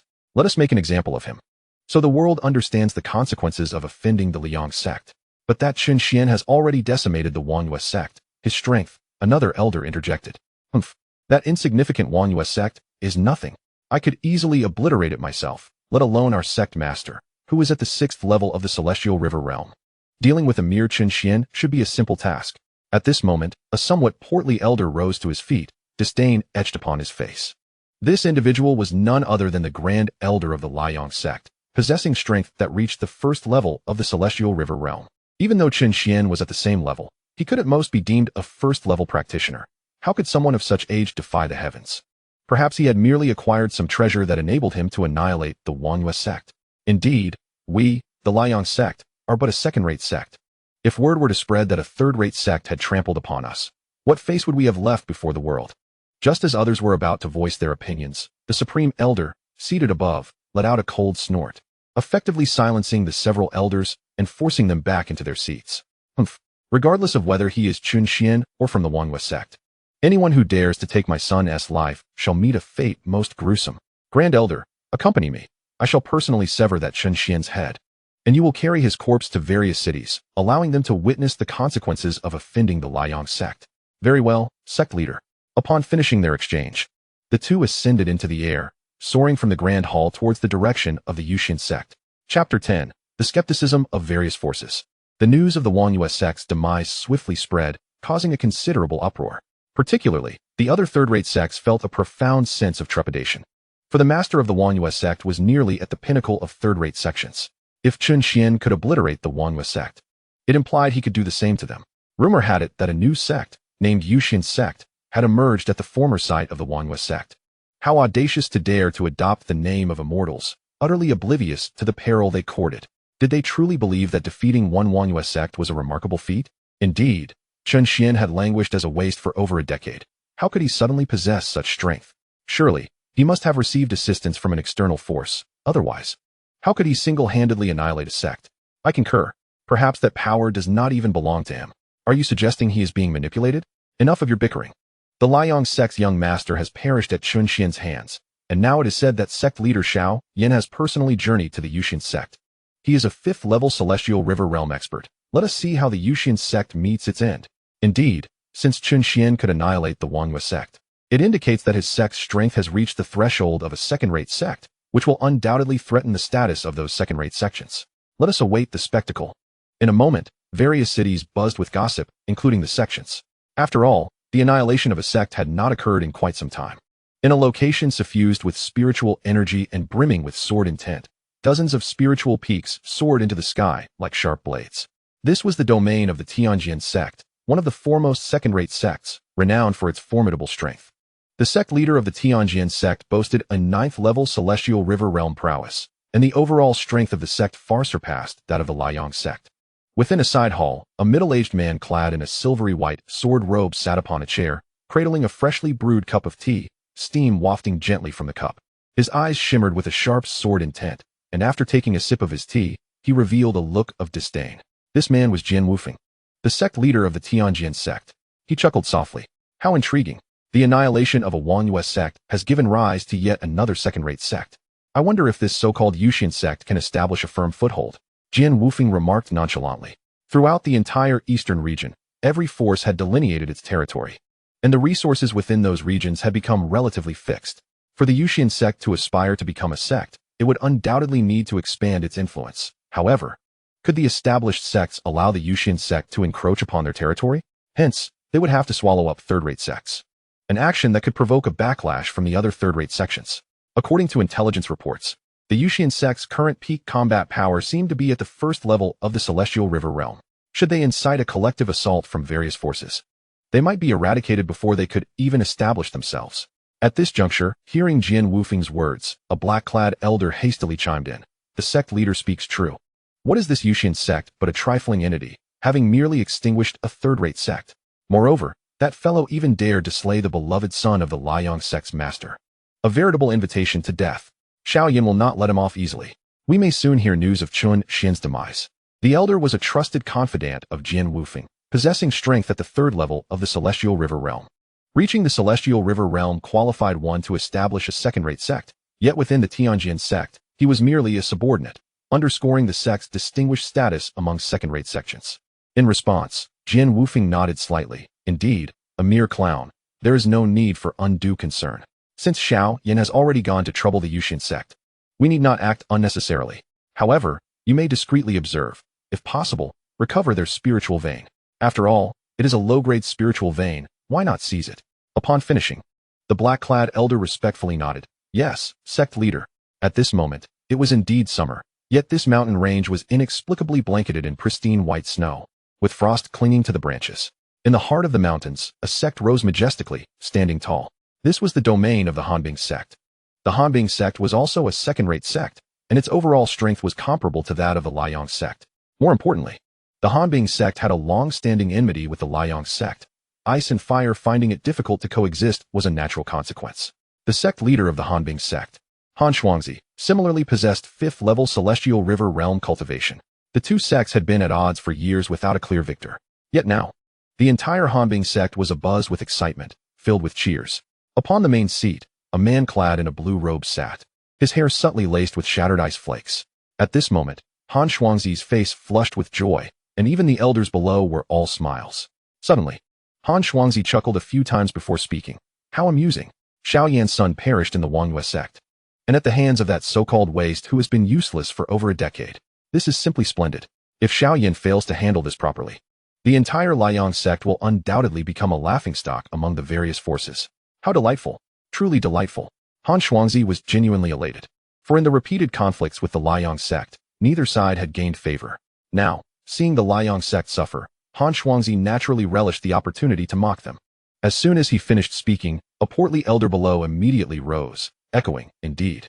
Whatever the Liyang sect does now, they have already become a joke. With the young master lost, Xiao Yan will have to hasten to produce another heir, lest the Liyang sect decline under his leadership. The elder's remarks drew forth a chorus of laughter from the assembly. Indeed.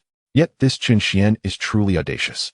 He boldly killed both Xiao Ting and the elders of the Liyang sect. One must respect him as a true man. At this moment, others chimed in.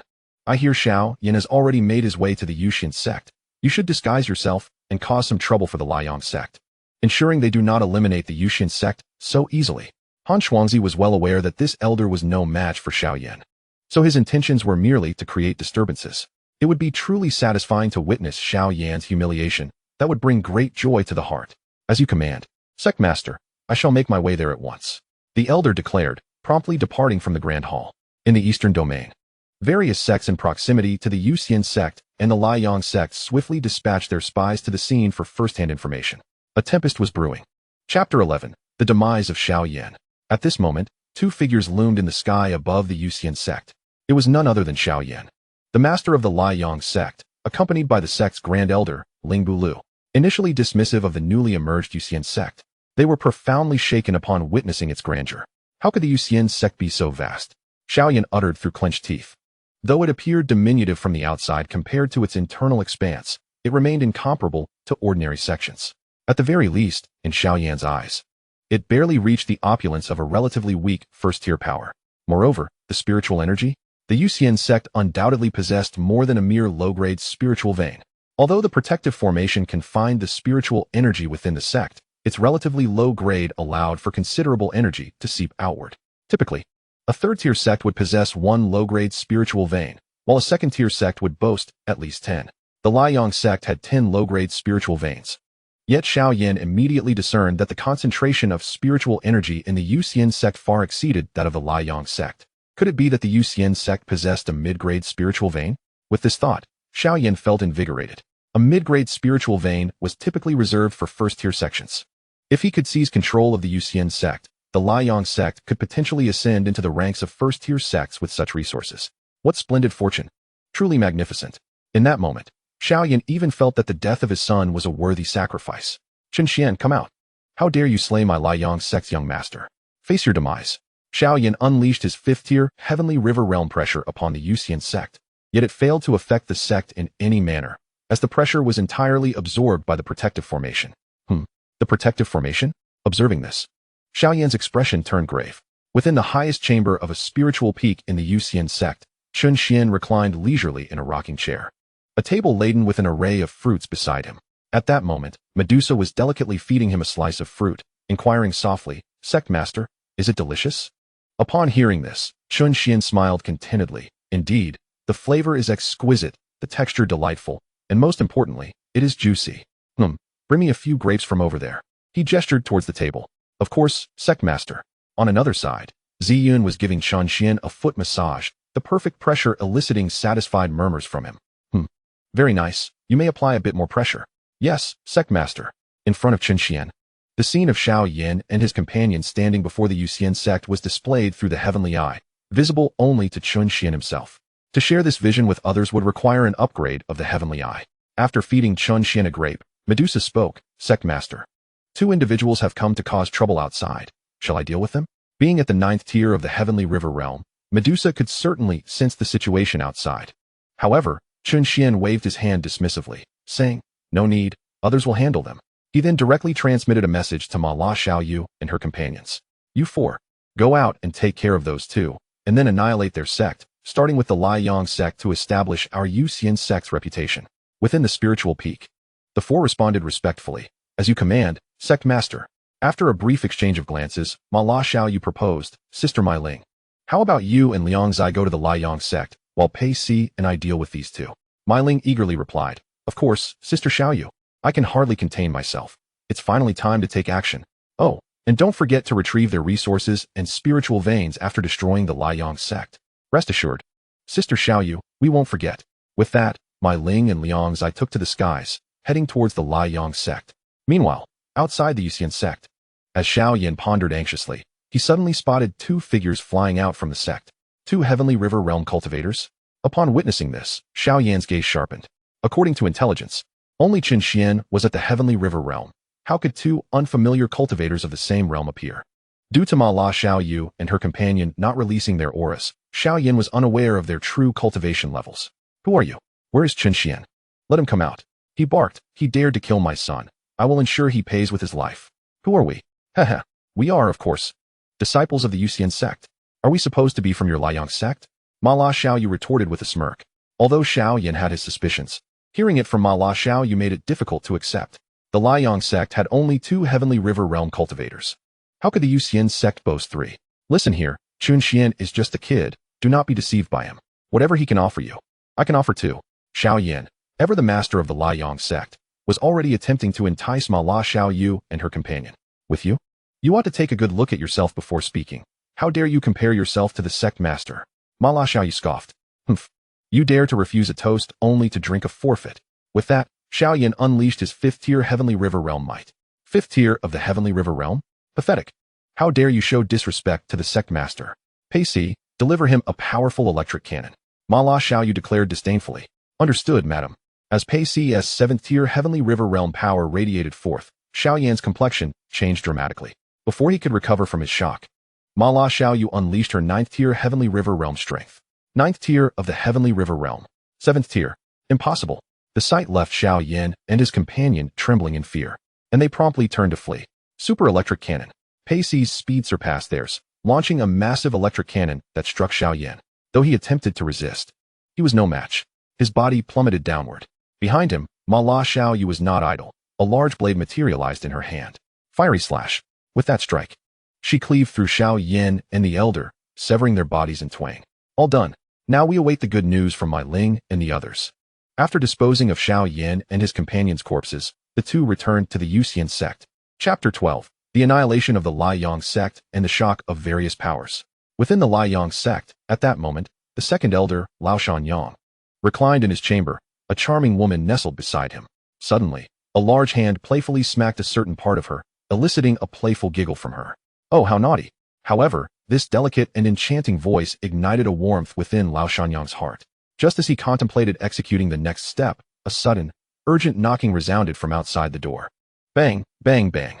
Elder, I humbly report an urgent matter. Came a voice from the other side, frantically shouting.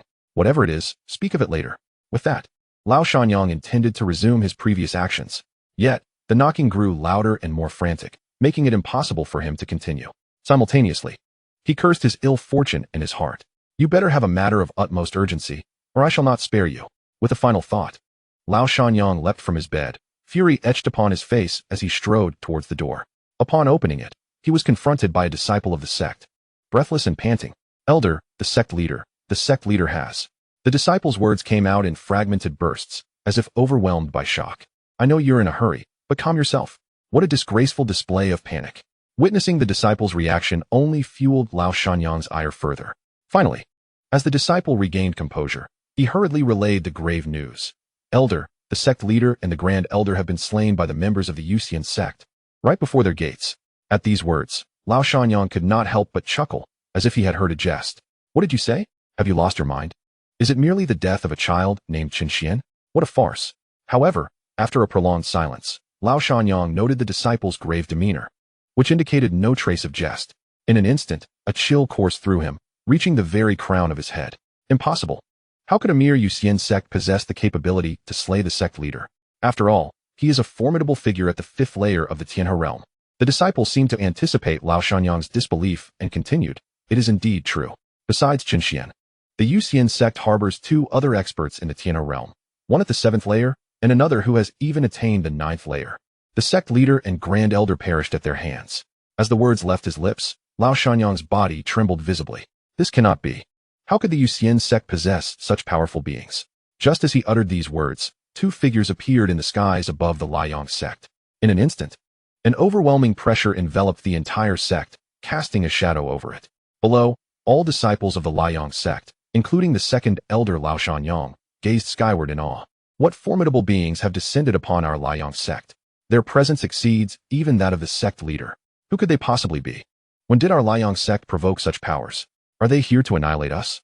As the disciples felt the terrifying pressure, despair seeped into the very fabric of the Liyang Sect. At that moment, Lao Shanyang stepped forward, accompanied by several other elders who gathered in the square. I apologize for not welcoming you two esteemed guests properly. Please forgive our lack of hospitality. Lao Shanyang was the first to speak. He was unaware of their intentions, but knew that they were forces not to be trifled with. Thus he humbly inquired, "Are you from the Yusian sect? How dare a mere Yuan Dan realm practitioner provoke us?" The cold voice of my Ling echoed. "What? You are from the Yusian sect?" Upon hearing this, Lao Shanyang's face blanched, his eyes widening in terror as he trembled uncontrollably. Two more Tianhe realm experts? How is this possible? The more he pondered, the more fear gripped him. The message from the communication stone would undoubtedly reach them faster than the two figures before him. And with the appearance of two Tianhe realm experts from the Yusian sect, along with Chen Xuan, that made 5 in total, an assembly that could rival even the top-tier sections. How could this newly emerged Yusian sect possess such strength? The remaining individuals, even more so, were paralyzed with fear, fully aware that even the weakest of the Tianhe realm was beyond their capacity to confront. However, seeing the reactions of the crowd, Mai Ling's face darkened with irritation. Your responses and attitudes do not meet my expectations. They do not resonate with my heart.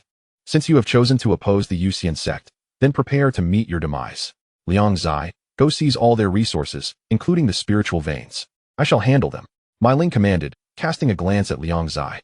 Understood, my lady. With that, Liang Zai headed directly towards the treasure vault of the Liyang sect, unwavering in his loyalty to Mai Ling's orders. As for you, you are condemned to death. Upon finishing her words, an overwhelming pressure emanated from Mai Ling, who was at the 8th layer of the Tianhe realm, instantly engulfing the entire Liyang sect. As the disciples felt this terrifying pressure, despair flickered in their eyes. No, we surrender. We are willing to submit to the Yusian sect. Indeed, this was all Xiao Yan's idea. It has nothing to do with us. Spare us, and we shall serve the Yusian sect. Yet, upon hearing these desperate pleas, Mai Ling merely responded with a cold smile. You are not worthy to join the Yusian sect. Go die. Xianin palm. As her words fell, a massive palm imprint descended from the heavens upon the Liyang sect, and those of weaker constitution fainted before the attack even landed. No, please no. It's all the sect leader's fault. If it weren't for him, we would never have provoked the Yusian sect. Ah, Xiao Yan, may you suffer a fate worse than death. You brought this upon us. Yes, Xiao Yan had only lost a son, but now, because of him, the entire Liyang sect faced annihilation. Xiao Yan, even as a ghost, I shall not spare you. The crowd knew that only death awaited them, and in that moment, their mouths were filled with curses. Boom. A deafening explosion reverberated, accompanied by a surge of powerful energy.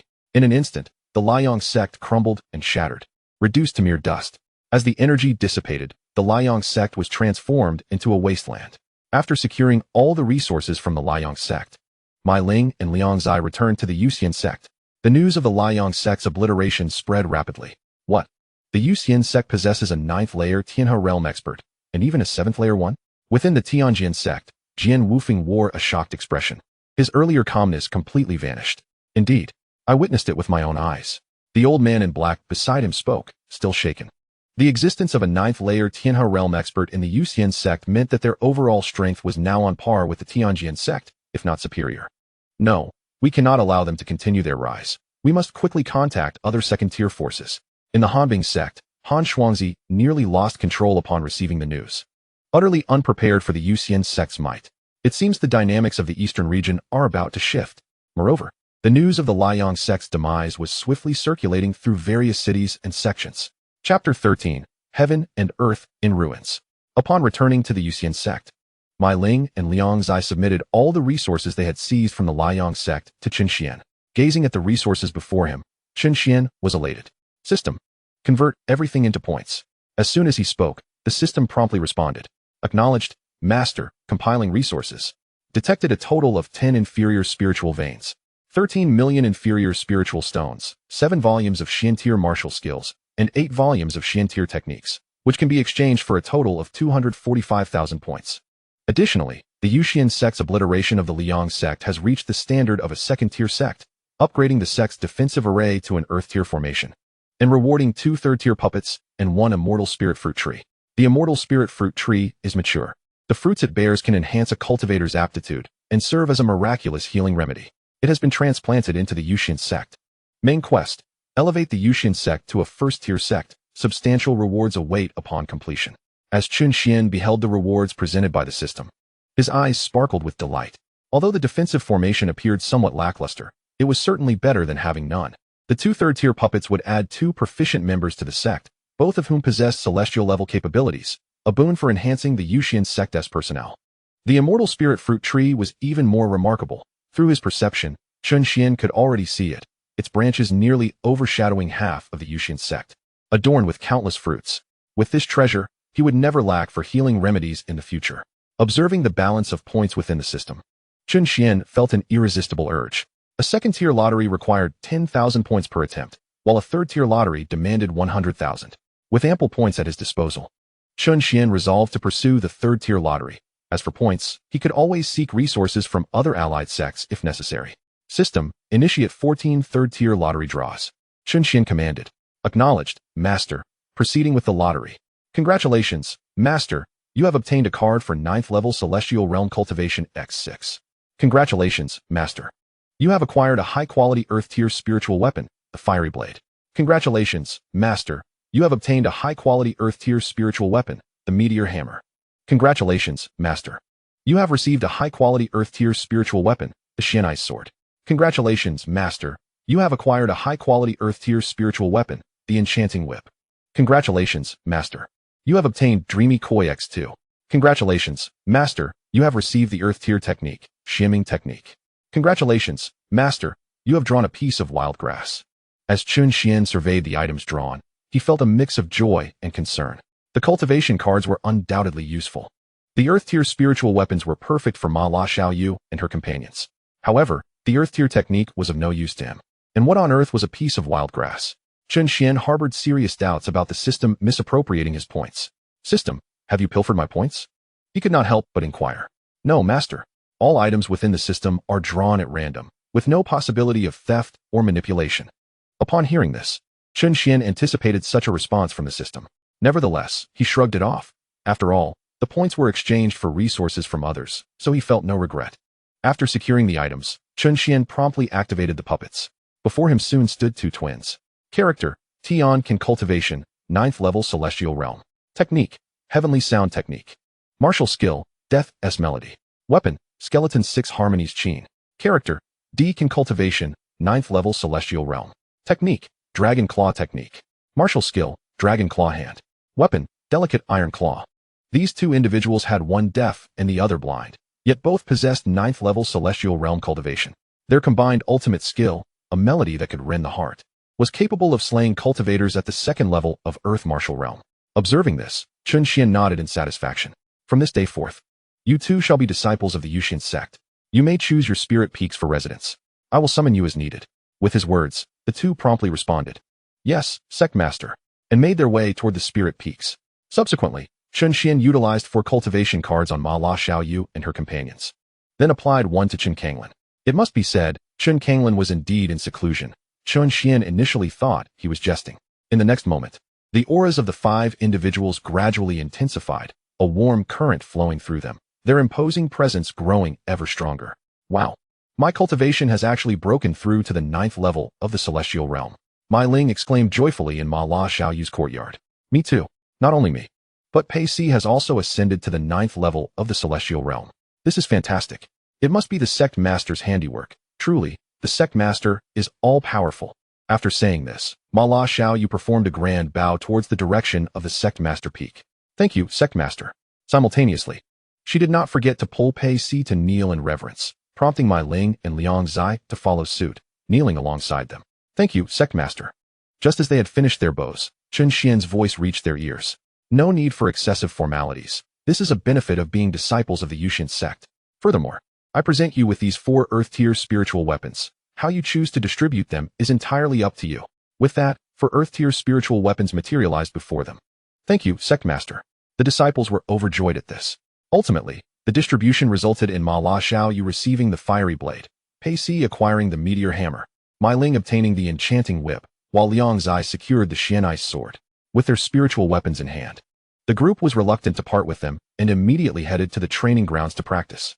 In the secluded chamber, Chen Xuan, who was in closed-door training, suddenly felt an unusual shift within himself. The next moment, his aura surged dramatically, swiftly reaching the 9th level of the celestial realm. Witnessing this, Chen Xuan was momentarily dazed. What the heck is happening? Soon, he recalled the incident when Chen Xuan had aided him in elevating his cultivation, allowing him to set his mind at ease. His gaze drifted into the void, knowing that Chen Xuan must be observing him at that moment. Haha, Chen Xuan, my son. Your father is indeed the greatest genius of the Yusian sect. Upon observing this, Chen Xuan hastily withdrew his perception. Damn it, what a fool. Though he spoke thus, Chen Xuan couldn't help but smile. Having such a quirky father must be quite entertaining. After distributing everything, only 3 items remained. The 2 koi were promptly tossed into the spiritual spring within the sect, which was formed from a premium spiritual vein at the Yusian sect's base. They would serve as the sect's fish pond for now. As for the piece of wild grass, Chen Xuan could not be bothered and simply discarded it into the system space. Having completed all tasks, Chen Xuan finally sighed in relief. Behind him, the enchanting Medusa, clad in a red gown, approached and gently massaged his back. Just as Chen Xuan intended to rest for a moment, the system's voice suddenly resonated. Ding! Suitable candidates for recruitment into the Yusian sect have been detected. Please proceed promptly to recruit them. Startled, Chen Xuan paused, then smiled. Is it finally time for me to make my move? Chapter 14. The useless Lin Yin of the Lin family. System, where are they? Chen Xuan inquired excitedly, his eyes glimmering with anticipation. Being chosen by the system must indicate something exceptional. Locating, please wait. Lock completed, Black Rock City, Lin family. As the voice of the system faded, a vivid image, akin to a projection, materialized before Chen Xuan. Concurrently, the coordinates of the Lin family's abode in Black Rock City emerged within his mind. Black Rock City, the Lin family, one of the 3 prominent families within the city. Its strength is beyond question. The family head, Lin Xiao, possesses a 5th-tier Yuan Dan cultivation, making him a formidable figure, rivaling even the leaders of some 3rd-rate sections. However, today, the Lin family was graced with the presence of 2 unexpected guests. Within the grand hall of the Lin family, numerous clan members had gathered, with Lin Xiao seated in the position of honor. The atmosphere was notably serious, particularly for Lin Xiao, whose countenance was clouded with displeasure. This tension was primarily due to the 2 individuals standing at the center of the hall. One was a slender young woman, adorned in a flowing green robe, her face radiating an air of haughtiness, her head held high like a proud peacock. Following closely behind her was an elderly man with a benevolent visage. Yet a hint of disdain flickered in his eyes. Uncle Lin, I trust one have made myself abundantly clear. The betrothal between myself and Lin Yin was a decision made unilaterally by our ancestors. It does not signify any mutual affection between us. I have come today to annul this engagement. From this day forth, I, Lu Ruan, shall no longer be bound to Lin Yin. However, as compensation, I am willing to offer your family 2 profound-level cultivation techniques and 300,000 spirit stones. Such a sum should not be dismissed lightly, and I hope you will not fail to appreciate this gesture. The young woman spoke with an icy detachment, her words laced with indifference. She was Lu Ruan, a member of the Lu family from Tianyang City, which, like the Lin family, was one of the city's 3 major clans. Their engagement had been arranged many years ago by the ancestors of both families. At this moment, not only were the members of the Lin family privy to the news of the annulment, but a crowd had also gathered outside the Lin residence, eager to witness the unfolding drama. Lin Xiao was acutely aware that this spectacle was orchestrated by the young woman, who sought to completely sever ties with the Lin family. The root of this animosity lay in the fact that Lin Xiao's son, Lin Yin, was deemed a cultivation failure, having only attained the 3rd tier of body refinement at his age. In stark contrast, Lu Ruan, the daughter of the Lu family patriarch, had already reached the 9th tier of qi gathering, standing on the precipice of entering the Yuan Dan realm. Moreover, she had garnered the attention of the 2nd-rate sect, Tianlan Sect, which had accepted her as a direct disciple.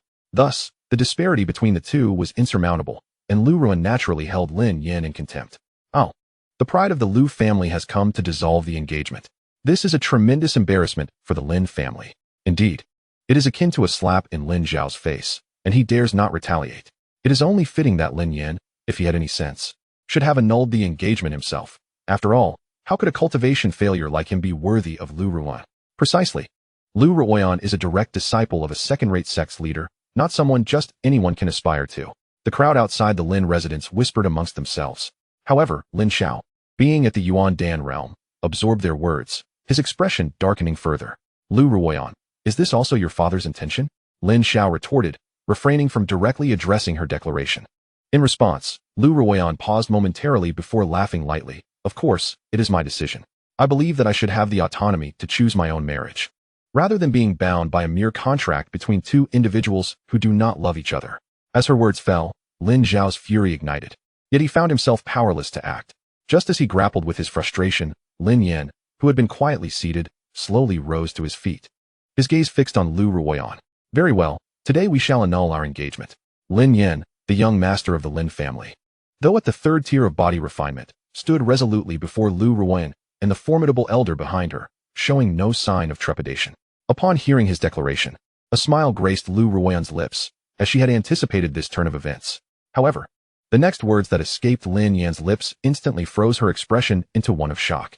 Our engagement is annulled, but today, there will be no annulment, only a divorce. As soon as the words left his mouth, the grand hall was engulfed in a profound silence. The realization struck Lu Ruoyan, and her beautiful eyes sparkled with murderous intent. Had looks been lethal, Lin Yan would have perished 100 times over. What did you say? Lu Ruoyan exclaimed, her voice laced with malice as she clenched her silver teeth, her chest heaving with barely contained rage. Nevertheless, Lin Yan remained unfazed under her piercing gaze. Even if Lu Ruoyan wished to annul the engagement, it would be understandable, given their vast differences. If both parties had sat down to negotiate amicably, the Lin family would likely have acquiesced. Yet, Lu Ruoyan chose the most extreme and disdainful approach, brazenly humiliating the Lin family. After today, the Lin family would inevitably become the laughingstock of Black Rock City, fodder for gossip over tea and meals. This was something Lin Yan could not tolerate. With unwavering resolve, Lin Yan swiftly produced a pen and paper, crafting a divorce decree in mere moments. Then, amidst the astonished gazes of onlookers, he tossed the document before Lu Ruoyan. The divorce decree is issued. From now on, we shall have no further ties. Lu Ruoyan was taken aback by Lin Yan's swiftness. Unable to intervene before the decree landed at her feet, she found herself questioning her own perception as her entire body trembled, not from fear, but from a level of fury that had reached its zenith. Gasp! The members of the Lin family, as well as those outside, collectively inhaled sharply, their eyes wide with disbelief. Lin Yan had always been perceived as gentle and somewhat timid. What had prompted such audacity to divorce Lu Ruoyan in front of an elder from the Tianlan sect? This was an entirely different Lin Yan from the one they knew. Moments later, Lu Ruoyan finally regained her composure, her voice laced with chilling coldness. Lin Yan, you are courting death. Who gave you the audacity to divorce me? A mere waste of potential? Glaring at the divorce decree, her anger flared, her eyes burning with indignation. If news of this spread, not only would her Lu family be ridiculed in Tianyang City, but even those from the Tianlan sect would secretly mock her. This would undoubtedly become her greatest disgrace. Yet, Lin Yan's father, Lin Xiao, regarded the scene with a glimmer of approval, observing the transformation of the young man before him. This lad seemed to have changed, and he found himself rather pleased with it. Chapter 15, Awaken and Revel.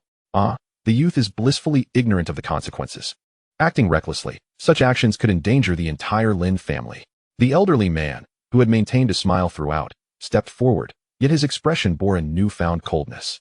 This man was Elder Huang of the Tianlan sect, boasting a cultivation level of 9th tier Yuan Dan. In the next moment, the overwhelming pressure from a 9th tier Yuan Dan cultivator descended upon the hall, making everyone feel as though the weight of the world bore down upon them, compelling their bodies to kneel.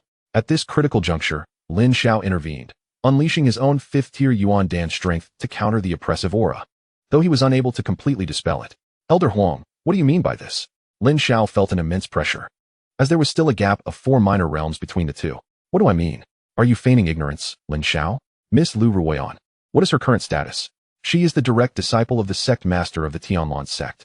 If your Lin family dares to sever ties with her, it is tantamount to slapping the entire Tianlan sect in the face. You are merely an inconsequential clan. Do you truly believe that being one of the 3 major families in Black Rock City is enough to instill arrogance? Before the Tianlan sect, you remain as insignificant as dust. At this moment, Lu Ruoyan cast a cold, piercing gaze at Lin Yan and his son, even reveling in their misfortune. They should consider who accompanied me. How dare they insult me thus? Lu Ruoyan mused inwardly. Indeed, you truly ought to recognize your own ignorance. Lin Yan, you shall retract the divorce papers, consent to my withdrawal from the engagement, and kneel to apologize. If you do so, I shall consider this matter resolved. Otherwise, do not blame me for the consequences that may arise thereafter. No. Just as Lu Ruoyan finished speaking, Elder Huang interjected directly. Such an affront to the Tianlan sect cannot be settled merely by apologies and kowtowing. They must perish. Upon hearing this, Lu Ruoyan was taken aback. Noticing her reaction, Elder Huang hurriedly explained, Miss Ruoyan, you now represent the Tianlan sect, and, more importantly, its disciples. This matter transcends the personal grievances between you two. Otherwise, if this incident were to spread, even if you later reach the pinnacle of martial arts, the disgrace of today will forever stain your reputation. Under Elder Huang's relentless discourse, Lu Ruoyan ultimately refrained from refusal. Indeed, I am a daughter of heaven, not someone of your ilk who can dare offend me. Remember to be wiser in your next life. Observing this, Elder Huang smiled gently. In the next moment, Elder Huang vanished from the hall and outside the Lin residence. The crowd met their demise, unaware of how they had perished. After ensuring that all who knew of today's events were silenced, Elder Huang leisurely returned to the hall. Curiosity killed the cat. Your own curiosity has led to your demise. Do not blame me. With that, a peculiar smile graced Elder Huang's face. Witnessing this scene, the members of the Lin family in the hall turned pale, and Lin Xiao exclaimed in anger, Elder Huang, do you not fear provoking the ire of other factions with your actions? Lin Xiao was aware he was no match for Elder Huang, but it was now a futile endeavor. Had dissatisfaction? Let anyone who is dissatisfied come speak to the Tianlan sect. With that, the elder unleashed his 9th level Yuan Dan realm spiritual power, preparing to strike at the Lin family. Aside from Lin Xiao, the others were already immobilized.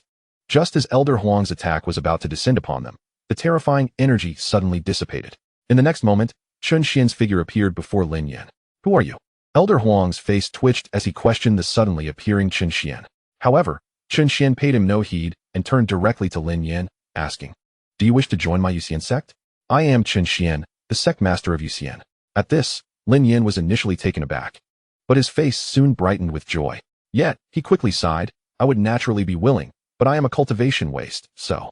Lin Yan had heard of the Yusian sect in recent days and knew it had eradicated the Liyang Sect, achieving the status of a second-tier sect.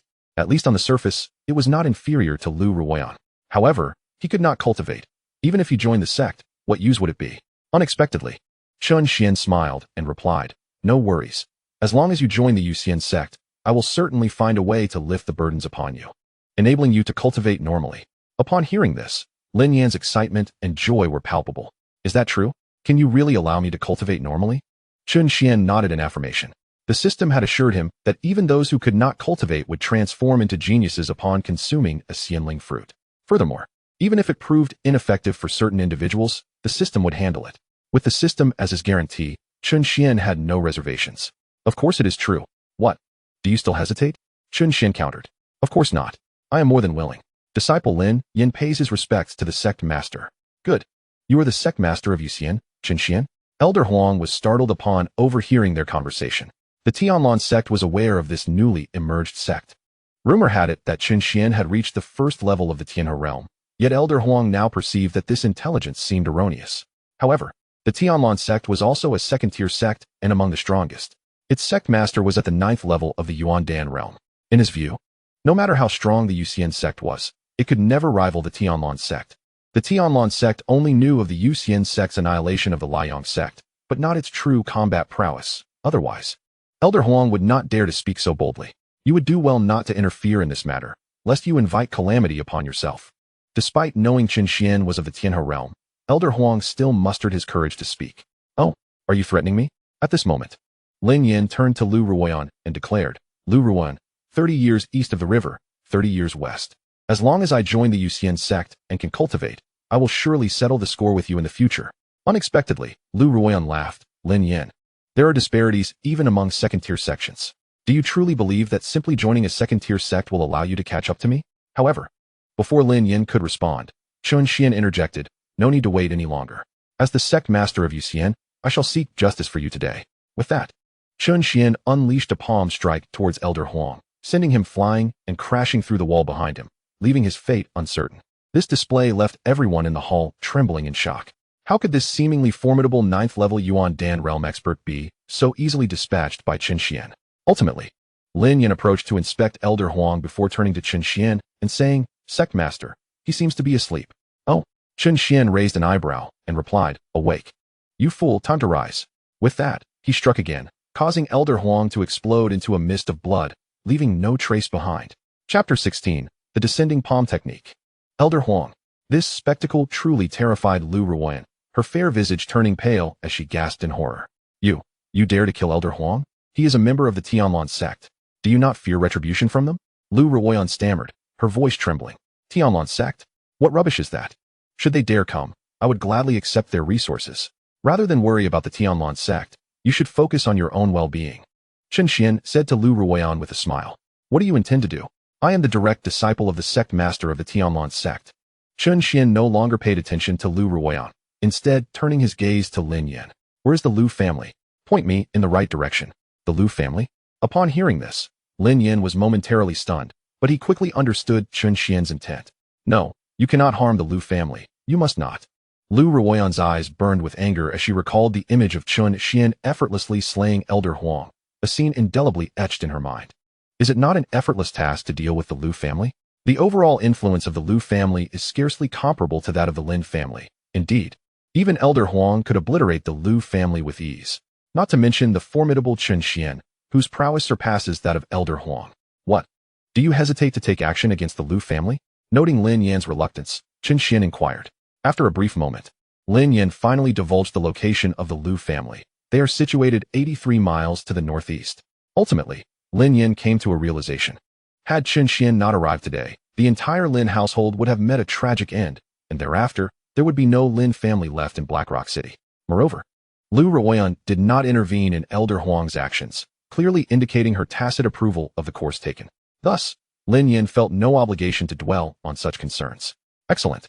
Observing Lin Yan's resolute decision, Chen Xuan felt a surge of satisfaction.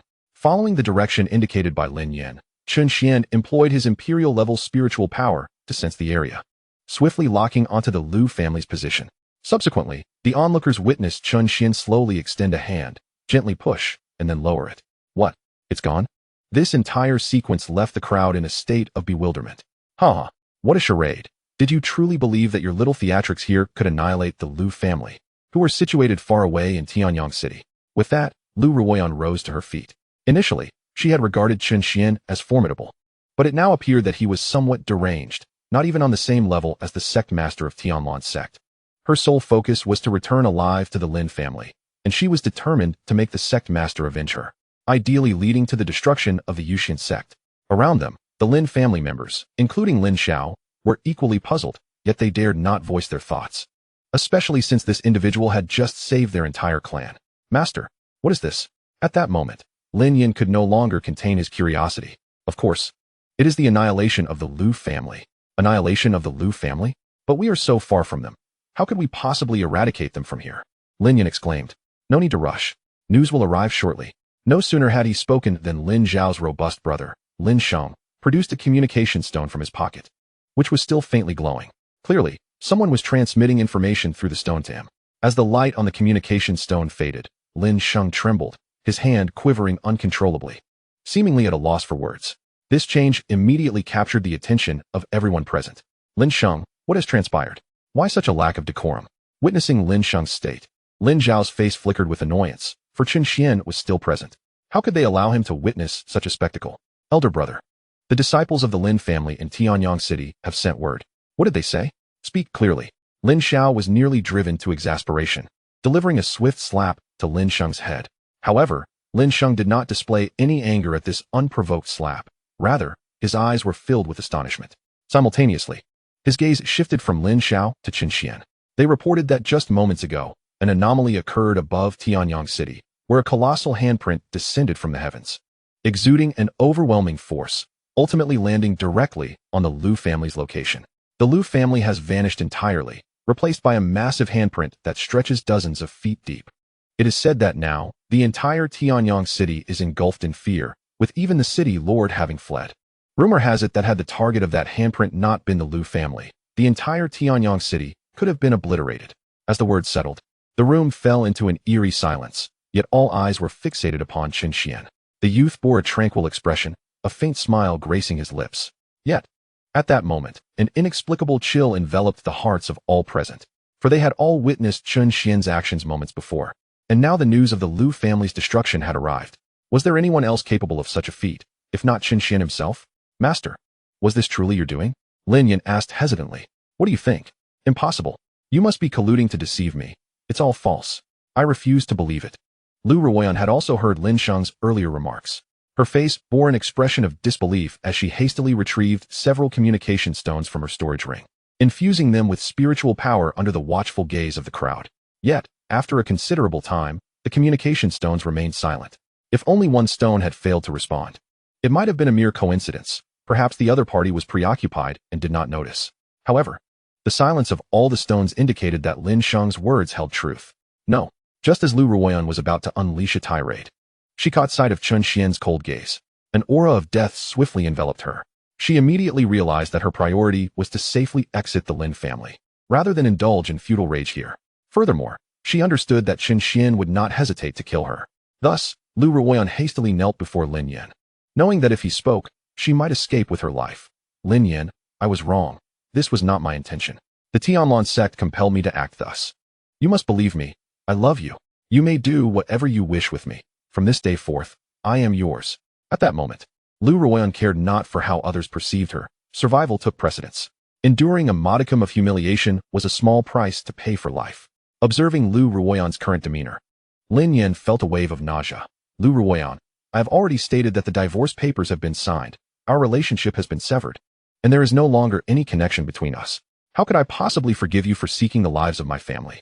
With that, Lin Xiao forcefully pushed Lu Ruoyan aside and positioned himself beside Chen Xuan. As Lu Ruoyan prepared to plead once more, in the next instant, Chen Xuan's gaze hardened, and Lu Ruoyan's entire being disintegrated into fine dust, vanishing from sight. Chapter 17. Lin Yan, comparable to a fated protagonist. Very well, since the matter has been resolved. Bid them farewell. Shortly, I shall escort you back to the Yusian sect. It is unlikely that you will return in the near future. Yes, master. With that, Chen Xuan leisurely settled into a chair. What remained was a poignant farewell between father and son. Approximately half an hour later, Lin Yan emerged and approached Chen Xuan. Master, I am prepared. Splendid. In that case, I shall lead you back to the Yusian sect. As Chen Xuan spoke, he rose, and the space before him trembled. A rift in the fabric of reality subtly tearing open. Wait, master, do you have something else to address?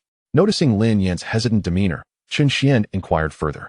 Indeed, the elder of the Tianlan sect perished here, and I am concerned they may send someone to seek retribution against our Lin family. Upon hearing this, Chen Xuan chuckled softly. Having momentarily overlooked this detail, fear not.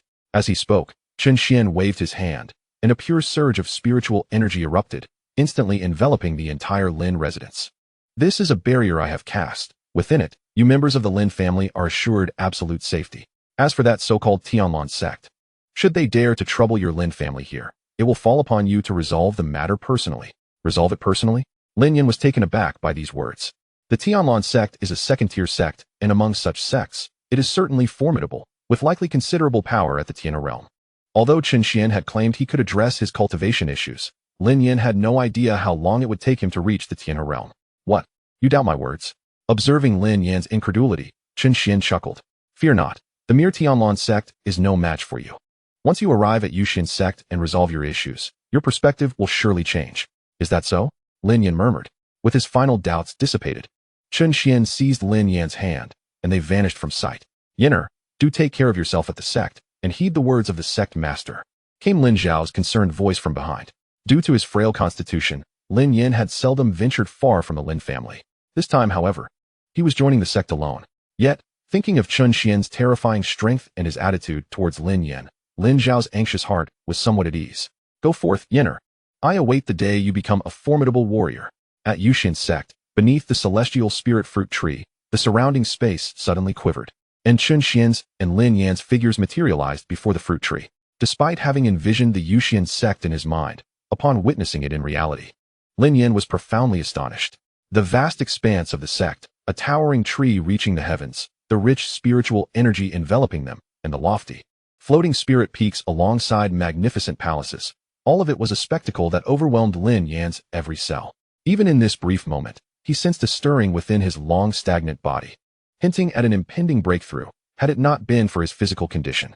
While Lin Yin was still observing his surroundings, Chen Xuan plucked a celestial spirit fruit from the tree and extended it towards him. The fruit was the size of a human head, exuding an inexplicable resonance of Tao. Utterly wondrous, Lin Yin gazed at the celestial spirit fruit, his mouth watering. It seemed to possess an irresistible allure for his body. Master, what is this? This is a celestial spirit fruit. Once you consume it, the issues plaguing you will be effortlessly resolved. Upon hearing this, joy illuminated Lin Yan's face. Is it true? If I eat this fruit, I can cultivate normally? That's incredible. His excitement was palpable, as this revelation was undoubtedly alluring to him. Though he had outwardly remained composed over the years, the internal pressure he bore was immense. Now, hope was within reach. Without hesitation, Lin Yin accepted the celestial spirit fruit. Glancing at Chen Xuan as he said, "Thank you, master." He then brought the fruit to his lips, intending to take a bite. However, an unexpected scene unfolded. The fruit instantly transformed into a milky liquid that flowed into Lin Yan's throat. Lin Yin was initially startled, but he soon felt a tumult within his body. A wave of warmth surged down his throat and spread throughout his being, followed by an agonizing sensation in his internal organs, as though they were being seared. "Oh, it's so hot, so painful." Lin Yin curled up on the ground, struggling incessantly. Observing this, Chen Xuan furrowed his brow. Had he not sensed that Lin Yan's life force was still intact, he might have intervened. "System, what is happening?" "Beep. Master, there is no need for concern. The effects of the celestial spirit fruit vary from person to person. Each individual's constitution influences the experience, but the commonality is that it is never detrimental. Once the celestial spirit fruit fully activates within him, the pain will subside." Indeed, just as the system finished speaking, Chen Xuan noticed Lin Yan's anguish evaporating, followed by a wave of heat radiating from within him. From Lin Yan's perspective, the energy that had infused his being felt like nectar, revitalizing his parched body. In the next moment, Lin Yan let out a soft gasp, and flames enveloped him. These flames were not external, but born from within Lin Yan himself. After a brief interval, Lin Yan returned to normal, his aura now reaching the third level of the Yuandan realm, having directly crossed two major thresholds. Overwhelmed by the surge of power within him, tears welled up in Lin Yan's eyes. "I can finally cultivate the third level of Yuandan realm. This is wonderful. Thank you, master, for this second chance." He then hastily knelt before Chen Xuan. "No need for such formalities. Since you are now a member of Yusian Sect, I naturally wish for your strength to grow." With that, Chen Xuan glanced at Lin Yan's information. Character, Lin Yan. Cultivation method, none. Martial techniques, none. Weapons, none. Constitution, 10,000 fire body, imperial grade constitution, commanding the might of all fires under heaven. When the imperial body emerges, all fires submit. Constitution grading, imperial, holy, royal, king, spirit. Seeing Lin Yan's constitution, Chen Xuan couldn't help but feel envious. In another narrative, he would undoubtedly be the destined protagonist. Suddenly, Chen Xuan recalled the rewards for recruiting disciples mentioned by the system. "Hey, system, what about the rewards you mentioned?" "Do not fret, master. The rewards are being dispensed." "Congratulations, master. You have received the disciple recruitment package, which is now opening. Imperial grade supreme cultivation method, heavenly fire anomalies. Imperial grade supreme martial technique, 10,000 wheels of leaving fire. Supreme Imperial Artifact, Eternal Ancient Ruler. Items have been dispatched to the system space. Please check, Master." Chapter 18. What kind of gaze is that? Gazing at the rewards bestowed by the system, Chen Xuan felt a surge of envy. These were perfectly paired cultivation methods and martial techniques, but more importantly, the Supreme Imperial Artifact, which even Chen Xuan did not possess. Indeed, comparisons could incite envy. However, this Supreme Imperial Artifact was currently far beyond Lin Yan's ability to wield, though he could manage to use it with effort. At the very least, it would aid him in overcoming realms and vanquishing foes. In dire times, it could even automatically protect its master, serving as a safeguard for life. Thus, Chen Xuan retrieved these items and handed them to Lin Yan. "Here, take this." Lin Yan's eyes widened in astonishment as he beheld the items Chen Xuan presented. Although he was unaware of their true value, he could discern their remarkable nature. "Master, are these all for me? Who else would they be for? Is there a third person here?" Upon hearing this, Lin Yan turned to survey the area and confirmed that it was indeed just Chen Xuan and himself. Only then did he accept the items. "Thank you, master." As he grasped the items, the eternal ancient ruler transformed into a streak of light and merged into Lin Yan's body. It appears that the system has automatically recognized its master. Upon witnessing this, Chen Xuan could not help but cast another glance. Possessing a system himself, He found himself feeling a tinge of envy towards Lin Yan. Very well, upon your return, you shall diligently cultivate this imperial-level martial art. As for your residence, you may choose from any of the spiritual peaks within the sect. Additionally, aside from yourself, there are currently 6 others in the sect. You can take the time to spar with them, Chen Xuan advised. He was no longer concerned about Lin Yan's ability to cultivate this imperial-level technique and martial art, since the Extreme Path Emperor weapon could autonomously recognize its master. It was reasonable to assume that Lin Yan, having received a similar system reward, would progress swiftly in his training. Understood, Sect Master. With that, Lin Yan made his way toward the spiritual peak area. Wait, Sect Master, is there something else? Upon hearing Chen Xuandu's call, Lin Yan halted his steps. Chen Xuandu produced a card from his hand. It was a cultivation enhancement card. Realizing that Lin Yan was approaching, Chen Xuandu suddenly remembered that he had one last cultivation card from the previous lottery, which would be perfect for Lin Yan. Otherwise, with his current strength at the 3rd level of the Yuandan realm, it would take him quite some time to reach the spiritual peak. As the words left his lips, the card transformed into a stream of light and surged into Lin Yan's body. In no time, Lin Yan's aura began to ascend rapidly. Yuandan realm, 4th level. 5th level. 9th level. Heavenly River realm, 1st level. 9th level. Transcendent realm, 1st level. 9th level. Finally, Lin Yan's aura stabilized at the 9th level of the Transcendent realm. He was utterly astonished. Sect Master, have I truly reached the 9th level of the Transcendent realm? Indeed. Now you believe me, don't you? That Tianlan sect is nothing but a joke. If they dare to act against your Lin family, you shall deal with them yourself. Chen Xuandu chuckled as he looked at Lin Yan. How utterly astonishing. I can hardly believe it. Lin Yan felt as though he were in a dream. Not long ago, he was merely a 3rd-level cultivator in the body refining realm. Now he had transformed into a formidable powerhouse at the 9th level of the Transcendent realm. To possess a single individual at the Transcendent realm within a sect is sufficient to elevate it to a first-rate sect, while one at the 9th level stands as a paragon among first-rate sections. In that moment, the image of Chen Xuandu, who had once seemed so towering in Lin Yan's heart, now appeared utterly unfathomable. If the sect master could effortlessly elevate me to the 9th level of the Transcendent realm, to what terrifying heights must his own power have ascended? The Earth Martial Realm? The Heaven Martial Realm? Or perhaps he is among the elite powerhouses of the Divine Martial Realm within the inner domain. Lin Yan pondered silently. At that moment, a figure swooped down. It was Chen Xuan. No longer resembling the skeletal figure he once was, Chen Xuan now appeared vibrant and full of life. Oh, is this young man a recent addition to the Yusian sect? Chen Xuan glanced at Chen Xuandu before his gaze settled on Lin Yan. Upon sensing the formidable aura emanating from Lin Yan, which was not inferior to his own, a flicker of surprise crossed his face. Lin Yan appeared to be a few years younger than Chen Xuandu, seemingly around 15 or 16, yet he possessed the strength of the 9th level of the Transcendent realm. This was highly unusual. Such talent could scarcely be found in the Eastern domain. Perhaps only beyond the Eastern domain, or within the inner domain, could such a prodigy exist. However, considering that his own power had not been attained through his own cultivation, it all began to make sense. Lin Yan was at a loss for how to respond, unsure of how to address Chen Xuan. Sensing this, Chen Xuan quickly introduced himself. I am Chen Xuan, the foremost genius of the Yusian sect. He is my father, and the ancestral master of the Yusian sect. Just then, Chen Xuandu chimed in. Upon hearing this, Chen Xuan shot a look of exasperation at Chen Xuandu. Clearly feeling that Chen Xuandu had interrupted his moment of grandeur, Chen Xuandu could only shrug helplessly. Of course, you may also refer to me as Ancestral Master. Greetings, Ancestral Master, Lin Yan promptly exclaimed. Now, go and find your spiritual peak. Chen Xuandu urged Lin Yan to depart. After Lin Yan left, Chen Xuandu turned to Chen Xuan. Speak, what brings you here? In response, Chen Xuan withdrew his smile and said, news of our Yusian sect's annihilation of the Liyang Sect has spread widely.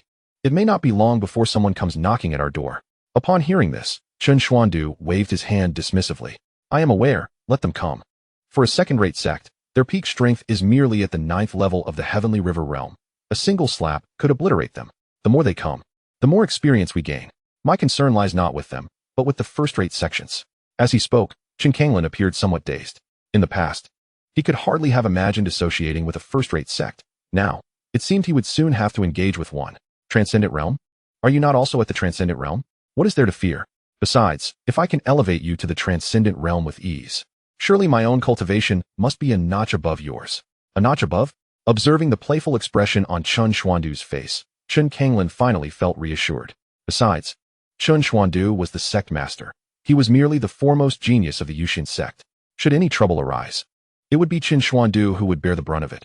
Why should he be anxious? The eastern domain, where the Yusian sect resided, was considered part of the outer realms, which were divided into 4 regions: east, west, south, and north. It was said that the ruler of the eastern domain was merely at the peak of the earth martial realm. Observing Chen Xuan's confidence, it seemed that even facing the ruler of the eastern domain would pose no problem. By the way, Liyang Sect and the others have sent word that there is a xianyang fruit tree in the Sunset Mountain Range, and the fruits are nearing maturity. They can help those at the 9th level of the Heavenly River realm break through to the Transcendent realm. Should we not go and join the excitement? Although they had already reached the Transcendent realm, the xianyang fruit held little allure for them.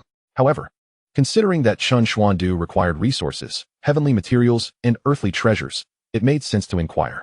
After a moment of contemplation, Chen Xuan replied, "Very well, I shall handle the arrangements. You simply focus on being the foremost genius." With that, he vanished beneath the xianling fruit tree, casting a glance back at Chen Kanglin before departing. Hey, what kind of look is that? Chapter 19, Xianyang Fruit. In a vast gorge, perpetually swept by wind and sand, a formidable defensive formation stood tall. Within this array lay the Huangfeng Valley, situated near the edge of the eastern domain. Huangfeng Valley was also a second-rate sect, and its leader, Huang Qingjio, was similarly a powerhouse at the 9th level of the Heavenly River realm. At this moment, within a grand hall of Huangfeng Valley, a middle-aged man clad in a light yellow robe, sporting a mustache, gazed sternly at a man opposite him who radiated a sharp sword intent. This man was Huang Qingjio, the valley master of Huangfeng Valley, and facing him was none other than Jian Wufeng, the sect master of the Sword Sect. Evidently, Jian Wufeng had informed Huang Qingjio of the situation regarding the Yusian sect. Had the Yusian sect been weak, they would have had little to worry about. However, the emergence of a powerhouse at the 9th level of the Heavenly River realm within the Yusian sect could not be overlooked. If the Yusian sect could annihilate the Liyang Sect, it was plausible that they might turn their attention towards them next. What say you, Valley Master Huang? Although the Yusian sect possesses a 9th level Heavenly River realm cultivator, should we join forces, we could easily eradicate them and eliminate the threat they pose to us. Observing Huang Qingjio's silence, Jian Wufeng continued to press on. The various sects in question are situated at the very edge of the outer domain. Although their overall strength is formidable, it pales in comparison to the second-tier sects that are closer to the heart of the outer domain. Take, for instance, the Tianlan sect, which boasts at least 2 formidable experts at the 9th level of the Celestial River realm, unlike the 2 sects we have here, which each possess only 1 such expert. Master Huang, if you are concerned about potential losses, you need not fret. Oh, what do you mean by that? Huang Qingjio squinted, directing his gaze towards Jian Wufeng. Even if the Yusian sect were to falter, they still have a 9th level Celestial River expert. Should a battle ensue, casualties are inevitable. While it may seem like a 2-on-1 scenario, if that 9th level expert from the Yusian sect were to fight desperately, taking someone down with him, what then? As a fellow 9th level Celestial River cultivator, Huang Qingjio finds himself slightly inferior to Jian Wufeng, and he doubts that Jian Wufeng would go all out to save him if it came to that. Perhaps he would even relish the sight of both perishing together. Indeed, any notion of collaboration or alliance seems exceedingly fragile to him. He cannot afford to place his life in Jian Wufeng's hands. Naturally, the Lord of the Wujigong has already consented to this joint venture. With the 3 of us, all 9th level Celestial River experts, we shall effortlessly vanquish that nameless expert from the Yusian sect. Once the matter is concluded, all resources from the Yusian sect will be evenly divided among us. A win-win scenario, eliminating a potential threat in the process. What do you think, Master Huang? You need not have any further concerns, Jian Wufeng remarked with a smile, exuding an air of confidence. It was evident that he was aware of Huang Qingjio's apprehensions, and now, with their alliance, they had no reason to fear the Yusian sect's 9th level expert's desperate retaliation. Is the fellow from Wujigong truly going to take action? Huang Qingjio mused, his eyes cast downwards, before erupting into hearty laughter. Since the sect master Jian has already expressed such intent, would it not be ungracious of me to refuse? Very well. Let us proceed to the Yusian sect together. A mere 9th level Celestial River expert and another at the 7th level cannot possibly stand against us. However, this endeavor may require a few more days. What? Does Master Huang still harbor concerns? At these words, Jian Wufeng's brow furrowed slightly, clearly displaying impatience at Huang Qingjio's numerous worries. This subtle shift did not escape Huang Qingjio's keen observation. Thus, he quickly clarified. It is because I have another piece of good news. In the Sunset Mountain Range, there is a xianyang fruit tree, and its fruits are nearing ripeness. The significance of the xianyang fruit for you and me is undoubtedly well known to you, Sect Master Jian. A smile graced Huang Qingjio's face as he spoke. What? A xianyang fruit tree? And the fruits are about to ripen? Excitement washed over Jian Wufeng's face instantly. He was well aware that possessing the xianyang fruit would enable him to attempt a breakthrough into the Tongtian realm. Should he succeed, not only would his Tianjin sect's standing surpass that of Tianlan's sect, which has 2 9th-level Celestial River experts, but it could also elevate them into the ranks of first-tier sections. Although they might be on the lower end of that tier, success would grant them preferential access to resources from the ruler of the Eastern Domain, and in due time, they might catch up with those venerable sections. However, Master Huang, why would you so generously share this information with me? After the initial excitement, doubt flickered across Jian Wufeng's features. The xianyang fruit was crucial for him, and likewise, it held immense value for Huang Qingjiu. One xianyang fruit could potentially increase the chances of success by 50%.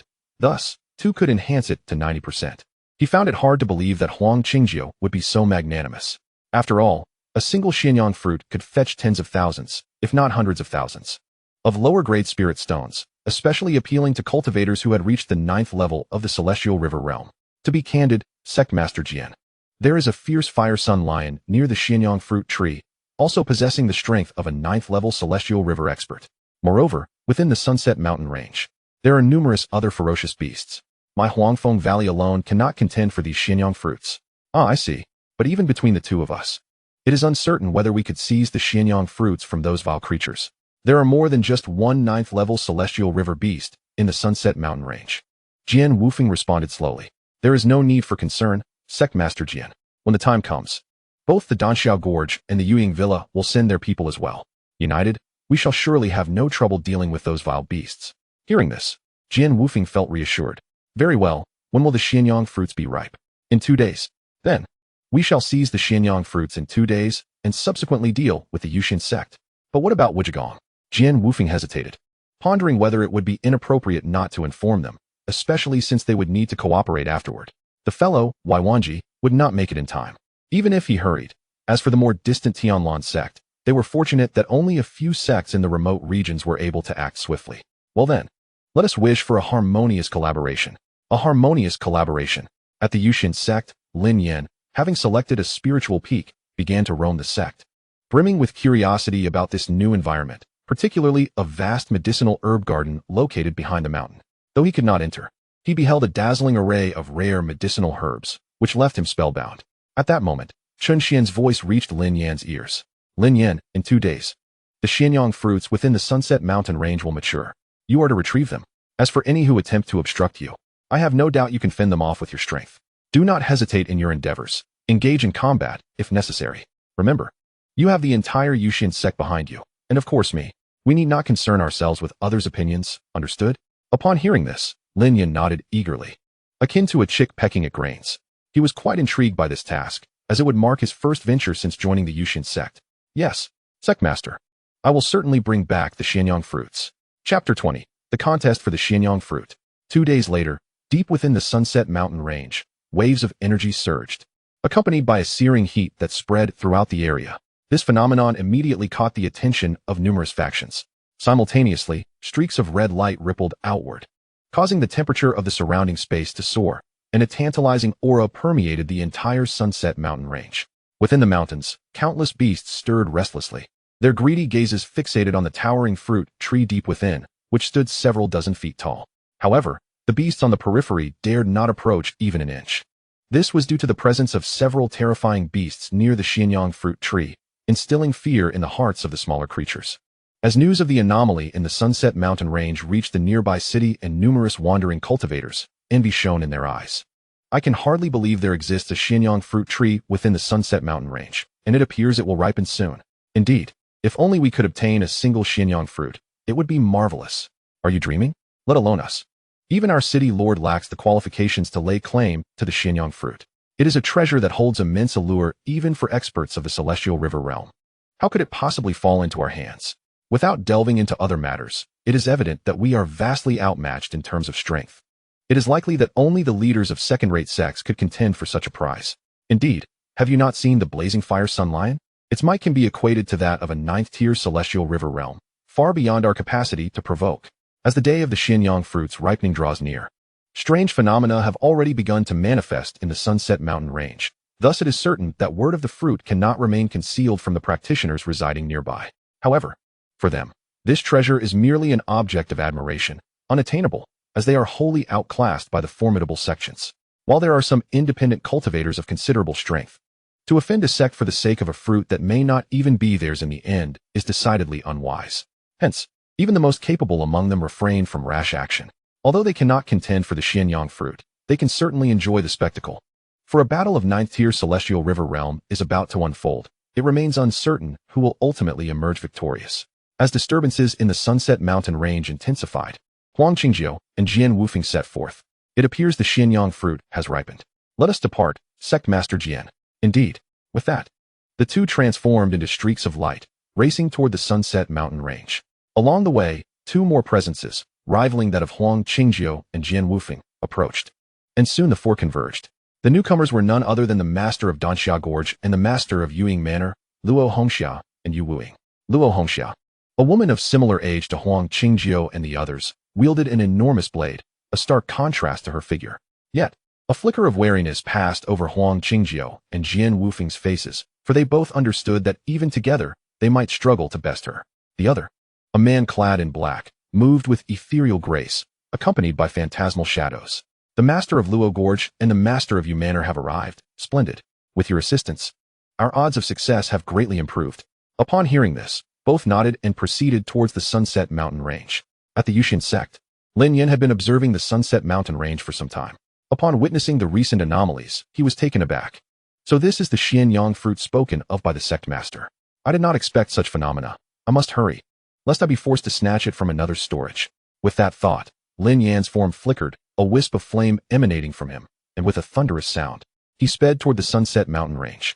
At the heart of the Sunset Mountain Range, a towering fruit tree loomed, adorned with nearly 30 xianyang fruits, each the size of a human fist and exuding a faint crimson hue, accompanied by wisps of warm vapor. Above the tree, a colossal lion circled, the Fire Sun Lion, its mane resembling flames, emanating an intense heat that scorched the air around it. Accompanying it were two magnificent wings, and the oppressive aura of a 9th-tier Celestial River Realm radiated from its being, deterring any lesser beings or beasts from approaching.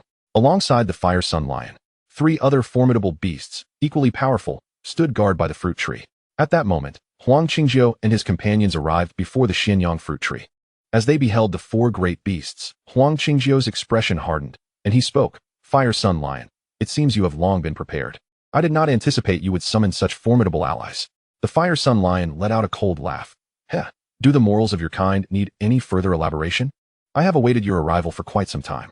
However, if you value your lives, I suggest you leave now. Otherwise, this Sunset Mountain Range shall become your tomb. As soon as the words left its mouth, the overwhelming pressure of a 9th-tier Celestial River Realm surged forth, matched by the other three beasts. The sheer weight of this aura caused Huang Qingjiu and his companions to pale. In response, they were not willing to back down. Their own Celestial River Realm prowess surged forth, and Huang Qingjiu declared, if you beasts seek death, we shall oblige. With that, the four faced off against the four beasts, and chaos erupted. As time passed, injuries began to manifest on both sides. If the battle continued, it was certain that lives would be lost. Outside, onlookers watched the tumultuous clash within the depths of the Sunset Mountain Range, their expressions a mix of shock and awe. Is this the power of a 9th-tier Celestial River Realm? It is simply astonishing. Indeed, some fools thought to seize an opportunity, only to be swept away by the aftermath of the battle. Serves them right. Fortunately, we possess a modicum of self-awareness. Otherwise, it would be us perishing. No, I must distance myself further. Should I inadvertently die, that would be a significant loss. I can enjoy the spectacle, but I refuse to die.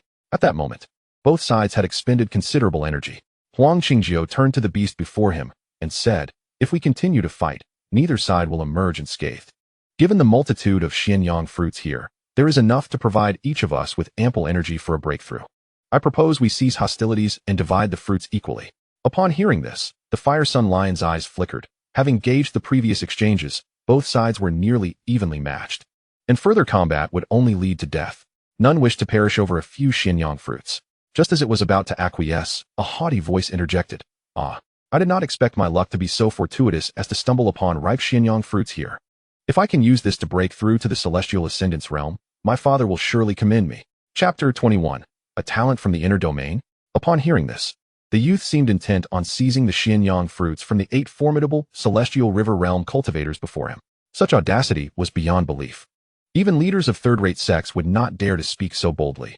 This sudden appearance of a youth was brazenly dismissing the power of the 8 experts nearby. Following the voice, the crowd beheld a young man clad in resplendent purple robes, standing in midair. His face bore an air of arrogance.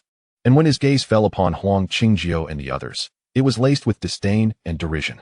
With flowing purple hair and sharp, defined features, he exuded an enigmatic charm. Upon hearing such audacious words, Huang Qingjiu and the others were taken aback. Yet, when they sensed the formidable aura emanating from the youth, their expressions grew serious, tinged with deep apprehension. Despite his youthful appearance, seemingly no older than 25 or 26, he possessed strength that rivaled their own, compelling them to regard him with newfound respect. Thus, Huang Qingjiu clasped his hands and, with a grave expression, inquired, "May I ask from which power you hail? To possess such strength at such a young age? Could it be from the Eastern Divine Hall?" Huang Qingjiu reasoned that a talent of this caliber would not be found here.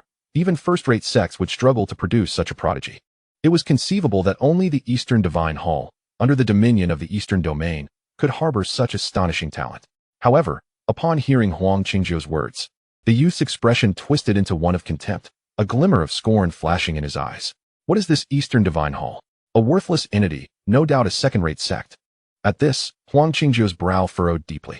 The fact that he was unfamiliar with the Eastern Divine Hall suggested that he was certainly not from the Eastern Domain, nor even from the Outer Realms. After all, even individuals from the Eastern Domain, who have never ventured to the Western, Southern, or Northern domains, are likely to have heard of the East Divine Temple.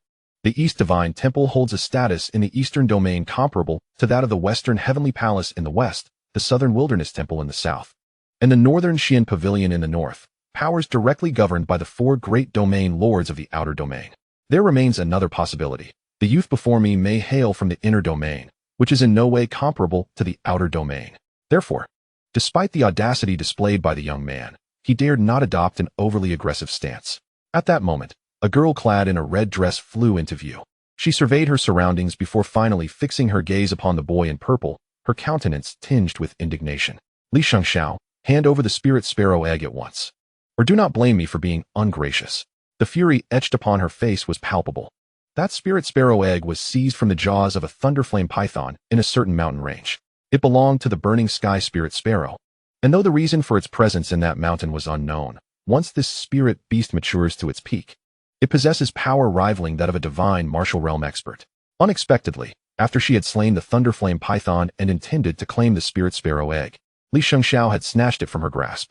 Already injured from her battle with the python, she was no match for Li Xianxiao. Thus, she pursued him all the way to the Sunset Mountain range. "Huh, what do you mean by your spirit sparrow egg? Does it bear your name? The treasures of heaven and earth are for those capable of acquiring them." Li Xianxiao scoffed. "As for you, Chen Xuan, you are afflicted by the venom of the thunderflame python. If you do not return to seek an antidote soon, it may very well affect your foundation. Don't end up losing both your dignity and your strength." As he spoke, a more pronounced smile curled at the corners of Li Xianxiao's mouth. With the acquisition of this spirit sparrow egg, the Li Holy Dynasty would soon boast an additional powerhouse of the divine martial realm, perhaps even enabling them to consume the Qin Holy Dynasty. His warning to Chen Xuan was not out of concern. Rather, it was a means to rid himself of her, for her wrath could prove equally burdensome. More crucially, he understood that he could not kill Chen Xuan, just as she could not take his life. Both were armed with methods left by their respective elders. Chen Xuan's breath quickened in indignation. "It seems you intend to use this xianyang fruit to ascend to the celestial realm. But with so many ninth-layer river-crossing realm cultivators present, do not falter in the depths." With that, Chen Xuan sidestepped, realizing that reclaiming the spirit sparrow egg from Li Xianxiao was futile. Instead, she sought to create chaos during his conflict with the others. "Huh, Chen Xuan. With our respective strengths and statuses, dealing with this rabble should be as easy as pie, don't you think? They are but mere ants from the outer domain, filthy and lowly. Were it not for my presence in this outer domain, they would never have the privilege to behold me." As he spoke, he didn't even deign to glance at Huang Qingjiu and the others, causing their expressions to darken further. To him, they seemed little more than ants scuttling about on the ground.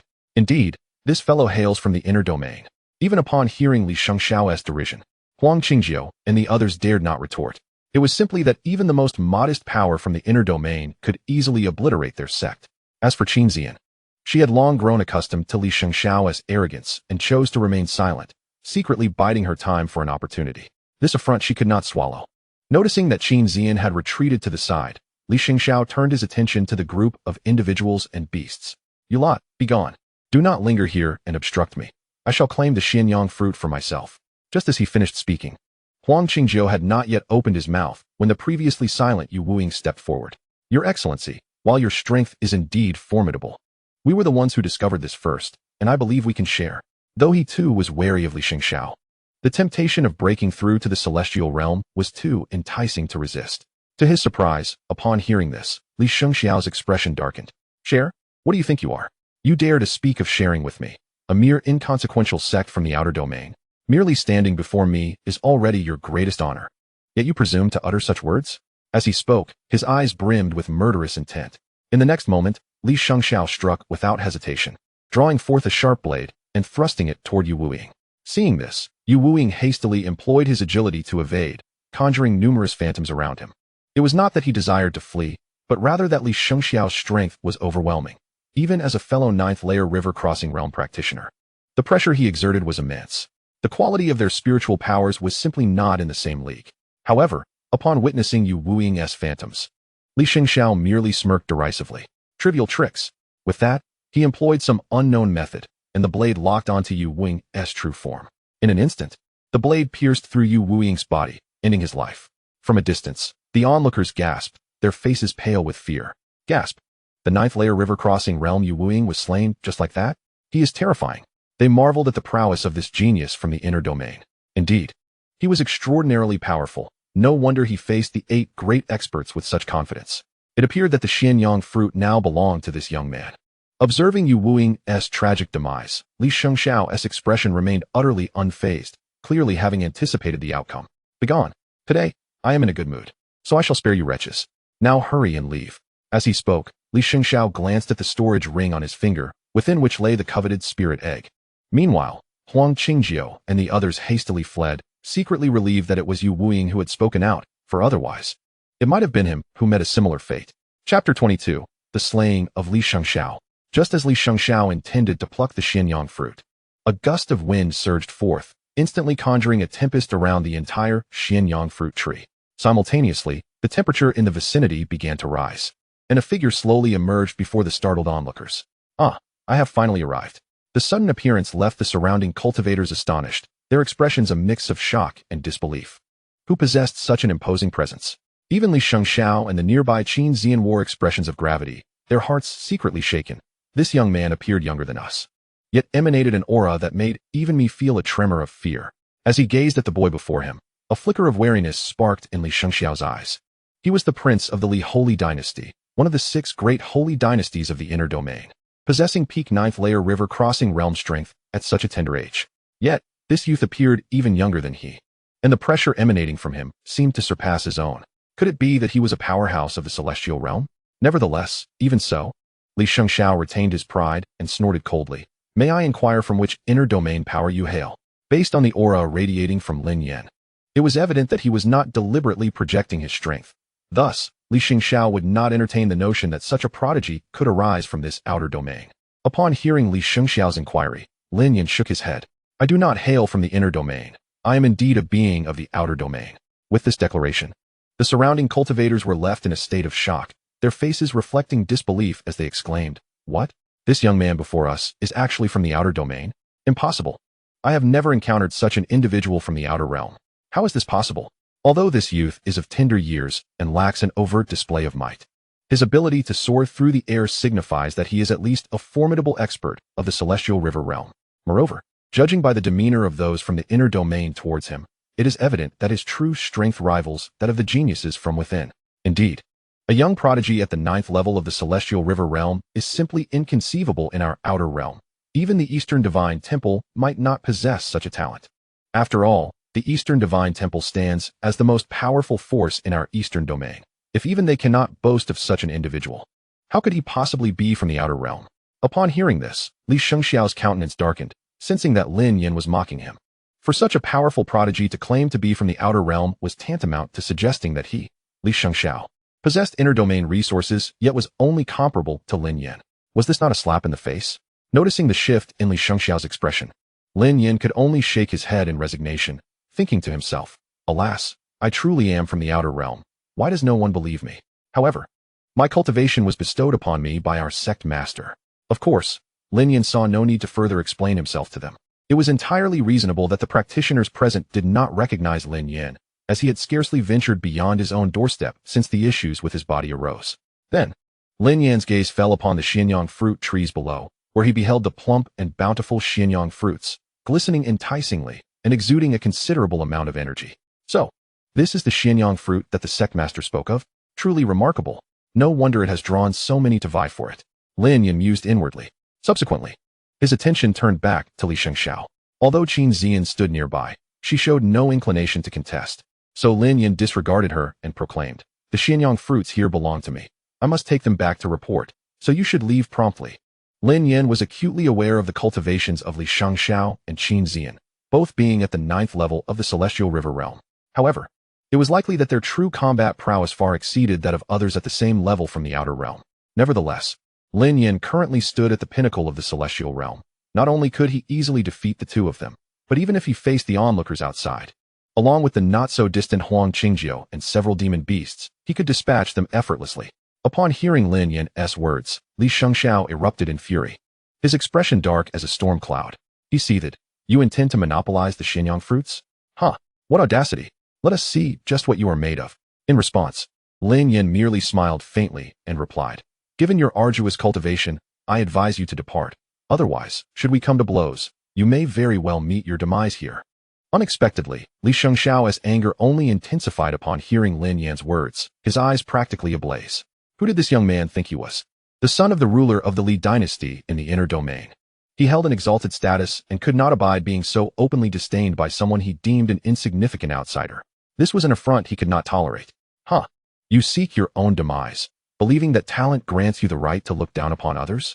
I shall demonstrate just how much you truly weigh. With that, a sharp blade re-emerged, its surface still stained with the remnants of blood from his previous kill, the specter of Yu Wuing. As his words fell, Li Xianxiao summoned his spiritual power, instantly radiating the oppressive aura of a 9th-level celestial river expert, causing the very air around him to thicken. "Die, you arrogant wretch." The spectators beheld his figure darting forward, brandishing the sharp blade towards Lin Yan. As one of the most powerful princes of the inner domain, he could not tolerate such disrespect in a realm he scorned. While they had witnessed Li Xianxiao's prowess earlier, it was clear that he was now fully committed. His aura even more terrifying than before, drawing gasps of astonishment from the crowd. Is this the genius from the inner domain? Truly fearsome. A single punch could likely end my life. Indeed, this young man in purple is extraordinarily formidable, although merely at the Celestial River realm. He might even contend with a first-level Celestial realm expert. Yet, the other youth appears to be no ordinary opponent either. Look at his face, devoid of any hint of panic. On the other hand, as Li Xianxiao charged forth, Lin Yan regarded him with disdain, then coldly scoffed. "If you wish for death, I shall oblige." As he spoke, Lin Yan's spiritual energy surged, flames erupting from his very being.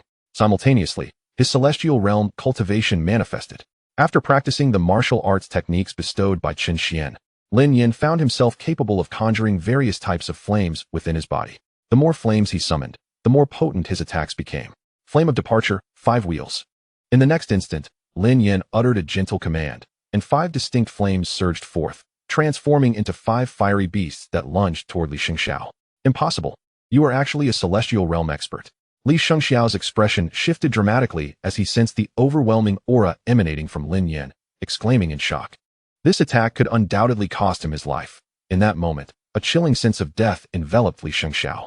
"No, you cannot kill me. I am the prince of the Li dynasty. If you slay me today, your entire sect will vanish without a trace." Yet, Lin Yan hesitated for but a moment before responding indifferently. "What do I care for your Li dynasty? If you have the ability, go seek out our sect master, fool." Lin Yan recalled Chen Xuan's words. After all, Chen Xuan would bear the brunt of any fallout. Why should he worry? Moments later, a resounding boom echoed as the flaming beasts tore Li Xianxiao apart, and he vanished from existence. Chapter 23. Qin Zian's Invitation. As Li Xianxiao's aura dissipated from the world, the onlookers understood that he was irrevocably gone. However, unbeknownst to them, a wisp of spiritual energy had silently entered Lin Yan's body, unnoticed even by him. The surrounding practitioners, who had previously regarded Li Xianxiao as an overwhelming force, were now filled with dread, their eyes wide with disbelief. "This is terrifying. The young man in purple effortlessly annihilated the white-clad youth with a single move. Indeed, it is utterly inconceivable. Is this what a true prodigy looks like? So awe-inspiring. Where does this youth hail from, possessing celestial realm cultivation at such a young age? He rivals the leaders of first-rate sects. Yes, we could spend our entire lives striving and still never catch up to him. In the periphery, Huang Qingjiao and the other onlookers, along with the 4 fierce demon beasts, were nearly paralyzed with fear. Initially, they had hoped for the two to engage in mutual destruction, allowing them to seize a xianyang fruit amidst the chaos. Now, however, they dared not linger for even a moment, fleeing with utmost haste. They had already sensed Li Shengxiao's might when he had slain Yu Wuying. But now to witness a younger Lin Yin dispatch him with ease was beyond their comprehension. They now understood that Lin Yin was a celestial realm expert, but they remained unaware of his precise level. However, such details were of little consequence, whether he was at the first level or the apex of the ninth. He was not someone they could provoke. After vanquishing Li Shengxiao, Lin Yin fixed his gaze upon Qin Ziyan and inquired, "So, do you also wish to make a move for the xianyang fruit?" Upon hearing this, Qin Ziyan waved her hand dismissively. Although the xianyang fruit was beneficial to her, she would not risk confronting such a perilous individual for it. Given the power backing her, she would not lack for rare treasures. As for Li Shengxiao, it could only be said that misfortune had befallen him. I have no interest in the xianyang fruit. While speaking, Qin Ziyan cast a sidelong glance at the storage ring left behind by Li Shengxiao. What she truly desired was the spirit sparrow egg. However, her actions could hardly escape Lin Yan's notice. With a swift motion, Lin Yan summoned the ring into his grasp. Observing the lack of fear in the young woman's eyes, Lin Yan speculated that she might also hail from the inner domain, much like Li Shengxiao. As he pocketed the storage ring, Qin Ziyan could only stomp her foot in frustration. It was already impossible to reclaim it from Li Shengxiao, let alone from Lin Yan, who was evidently stronger. Lin Yan, however, paid her no mind and approached the xianyang fruit tree, sweeping his hand to gather all the fruits in one motion. He was about to turn to leave when Qin Ziyan's voice called out to him. "May I inquire your name, esteemed sir?" Lin Yan turned around to find Qin Ziyan's delicate face slightly puffed with irritation, yet devoid of hostility. Thus, he replied, "Lin Yan." Upon hearing this, Qin Ziyan's expression gradually softened as she reciprocated, "Qin Ziyan. Miss, is there something you wish to discuss?" Lin Yan asked, feeling a strange unease. Indeed, Qin Ziyan was exceptionally beautiful, far surpassing Lu Ruoyan. He couldn't help but suspect that she might be attempting to charm him into relinquishing the xianyang fruit. However, after his experience with Lu Ruoyan, Lin Yan had grown somewhat resistant to the allure of beautiful women. Unless they took the initiative, he doubted he could withstand their seduction. Yet, the thought of the xianyang fruit being a task assigned by his sect leader Chen Xuan sent a shiver down his spine. "Miss, we may be friends, but I must implore you not to covet the xianyang fruit in my possession. It is meant for our sect leader, and I cannot discreetly hand it over to you." As soon as he spoke, Qin Ziyan felt an overwhelming urge to retaliate against Lin Yan, but recognizing her inferiority, she suppressed her anger. "Your sect leader? Is your sect quite powerful?" Qin Ziyan inquired. "Indeed, my cultivation was granted by our sect leader," Lin Yan blurted out, then hastily covered his mouth, a flicker of panic crossing his face. "Oh no, why did I say that?" He discreetly scrutinized Qin Ziyan, relieved to see no sign of alarm, and breathed easier. "I am at the celestial realm. Surely, our sect leader is many times stronger than I. How could he not be?" Upon hearing this, Qin Ziyan seemed to ponder deeply. "That is indeed intriguing. If time allows, I would like to visit your sect, though it is not convenient at the moment." As she spoke, she pressed her hand against her chest, clearly suffering from the lingering poison of the thunder flame python. "It seems you are indeed a prodigious talent, to have breached the celestial realm at such a young age, especially in this outer domain. Had you been born in the inner domain, it is hard to imagine how high your cultivation would be now." Lin Yan smiled slightly in response. "You flatter me, Miss Qin." Yet inwardly he mused, what does birthplace matter? The key is being nurtured by the sect leader. Observing Lin Yan's composed demeanor, Qin Ziyan couldn't help but feel a sense of respect. "Have you never considered venturing into the inner domain, young Master Lin? The cultivation conditions there far exceed those of the outer domain. If you were to enter the inner domain, you would surely shine brilliantly. The foremost powers in the outer domain merely reach the earth martial realm, while in the inner domain, the earth martial realm is commonplace, not to mention the celestial and divine martial realms above it. Furthermore, the forces in the inner domain are extraordinary, with the 6 great holy dynasties being the most formidable. There, your talents could be fully realized. I hail from one of those 6 holy dynasties, the Qin Holy Dynasty. What say you? Would you be interested in joining us? I can assure you that you would receive exceptional training." As she spoke, Qin Ziyan gazed at Lin Yan with anticipation. envisioning the potential of having such a genius join her Qin holy dynasty, significantly bolstering their overall strength. Is this an attempt to poach? Lin Yan realized after hearing her words. However, he had no intention of abandoning the Yusian sect to join any holy dynasty. I apologize, Miss Qin, but I find the Yusian sect quite satisfactory. As for your Qin holy dynasty, perhaps I may visit one day? Although Qin Xian felt a twinge of disappointment upon hearing this, she maintained her smile. What a pity. However, since young Master Lin is reluctant, I shan't press the matter. With that, she handed Lin Yan a communication stone. This is my communication stone. Whenever you arrive in the inner domain, feel free to visit our Qin holy dynasty. You might find it to your liking. Additionally, should I wish to visit your Yusian sect in the future, it would facilitate our contact. With the conversation reaching such a juncture, Lin Yan naturally accepted the communication stone. Very well, Miss Qin. Seeing Lin Yan accept the stone, Qin Xian's expression brightened. As long as he accepted it, there remained a chance to win him over. Young Master Lin, I shall take my leave now. I look forward to the day you visit the inner domain. Chapter 24. Incubating the Fiery Sky Spirit Sparrow. With that, Qin Xian transformed into a streak of light and vanished from Lin Yan's sight. After all, she still needed to seek help to rid herself of the poison from the Thunderflame Python. Delaying further could irreparably harm her martial foundation. Watching Qin Xian's departing figure, Lin Yan squinted slightly. The inner domain, huh? Our Yusian sect will inevitably enter it.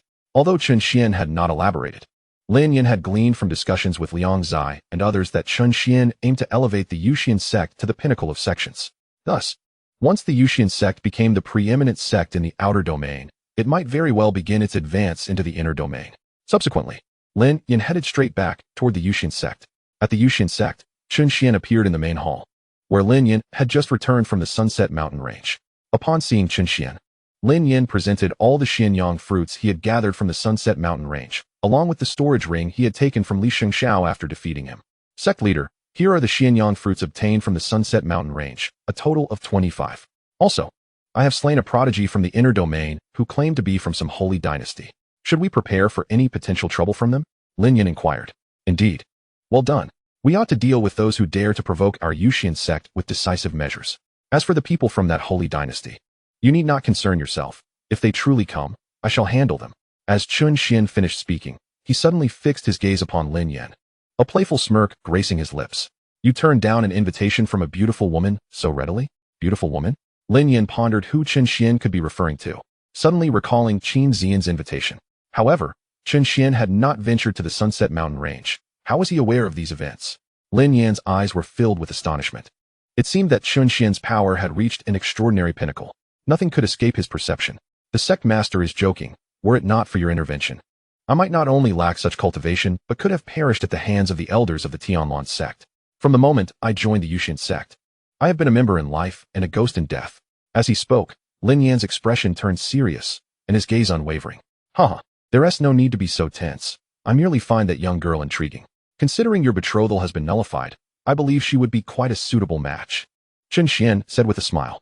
The sect master's words left Lin Yan utterly bewildered, unsure of Chen Xuan's true intentions. All right, you may leave now. Yes, sect master. With that, Lin Yan withdrew. After Lin Yan departed from the Yusian sect, Chen Xuan had already witnessed everything that transpired through the heavenly eye. As for why his attention was drawn to Qin Xian, it was because the system had indicated that a future disciple of the sect would be linked to her. However, this was still in the process of being confirmed. Once Lin Yan had left, Chen Xuan retrieved Li Xianxiao's storage ring. From their conversation, Chen Xuan had learned that it contained a spirit sparrow egg. Consequently, he took it out. The moment he extracted it from the storage ring, the temperature around him subtly began to rise. This was an egg as tall as a half-person, adorned with fiery patterns on its shell. System. Can this spirit sparrow egg be hatched? Of course, but it requires 1 million points. The system's voice resounded in Chen Xuan's mind. Goodness, how exorbitant. Chen Xuan couldn't help but exclaim. After the last lottery, he happened to have exactly 1 million points left. It seemed the system had calculated his point total precisely. Beep. There's no need for the master to be upset. It is worth every point. Once this burning sky spirit sparrow hatches, it will immediately reach the Earth martial realm level. Although Chen Xuan verbally protested its cost, he had already initiated the hatching process for the spirit sparrow egg. Expensive it may be, but it wasn't his own money being spent. Why fret over it? If he ran out, he could always acquire more from others. Especially since he had just obtained over 20 xianyang fruits, which he anticipated would yield a substantial number of points. Moreover, in Li Xianxiao's storage ring, Chen Xuan had not examined in detail, but a cursory glance revealed numerous valuable items. Hatching in progress. As the system's voice sounded, in an instant, a burning sky spirit sparrow with a cultivation level of the 5th layer of the Earth martial realm appeared within the Grand Hall. The hall was spacious enough, otherwise it might have exploded from the sheer force of its presence. One could not help but admire the burning sky spirit sparrow, which exuded an air of dominance. Its feathers were a brilliant crimson, its beak sharp, and atop its head danced a flickering flame. Remarkably, it possessed 2 pairs of wings on its back, each flap sending forth bursts of flames. With a cry, the spirit sparrow transformed before Chen Xuan into a youthful boy of approximately 20 years. Greetings, master. Evidently, the system had implanted the notion of serving Chen Xuan within his mind during the hatching process. Very well, from this day forth, you shall be my steed. As for your name, let us see. How about Little Sparrow? No, that sounds rather unappealing. Let us call you Little Fire instead. Chen Xuan mused while resting his chin on his hand. As you wish, master. Now, go find a spiritual peak to settle in. With that, he sent the burning sky spirit sparrow on its way. Having completed these tasks, Chen Xuan began to tally the items within Li Xianxiao's storage ring. First, there were 1.08 million mid-grade spirit stones, which converted at a ratio of 1:100 to low-grade spirit stones. The remainder consisted of various spiritual artifacts, which held little value for Chen Xuan. Finally, his gaze fell upon 3 large chests. The mere fact that they were contained in chests implied they might hold something of worth, so Chen Xuan opened the first one. However, upon opening it, he felt an overwhelming urge to drag Li Xianxiao back to reprimand him, as it contained an entire chest filled with stockings. Unfazed, Chen Xuan opened the second chest, only to feel a wave of nausea wash over him. Inside was an entire chest filled with ominous tokens. What on earth?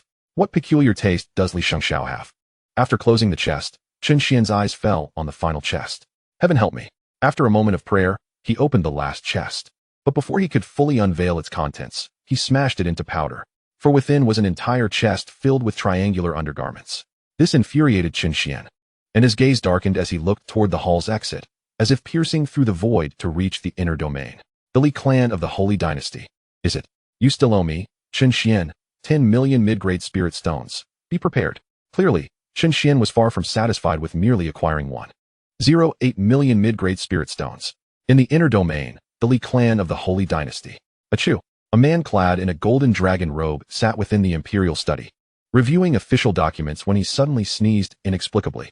How strange, could something have occurred? He murmured to himself. Chapter 25, The Onslaught of Second-Tier Sects. System. Convert all items into points. Looking at the useless items in the 3 chests, Chen Xuan was utterly exasperated. A prince of a holy dynasty contained these trifles? Beep. A total of 25 xianyang fruits, 1.08 million mid-grade spirit stones, 1 chest of stockings, and 1 chest of ominous tokens detected. This totals to a conversion of 18.33 million points. Upon seeing his previously depleted points now amount to 18.33 million, a smile finally graced Chen Xuan's face. In ordinary circumstances, Chen Xuan permitted individuals such as Mai Ling and Liyang Sect to venture outside at their leisure, as they could communicate with him anytime should matters arise. Consequently, these fellows frequently found themselves away from the sect.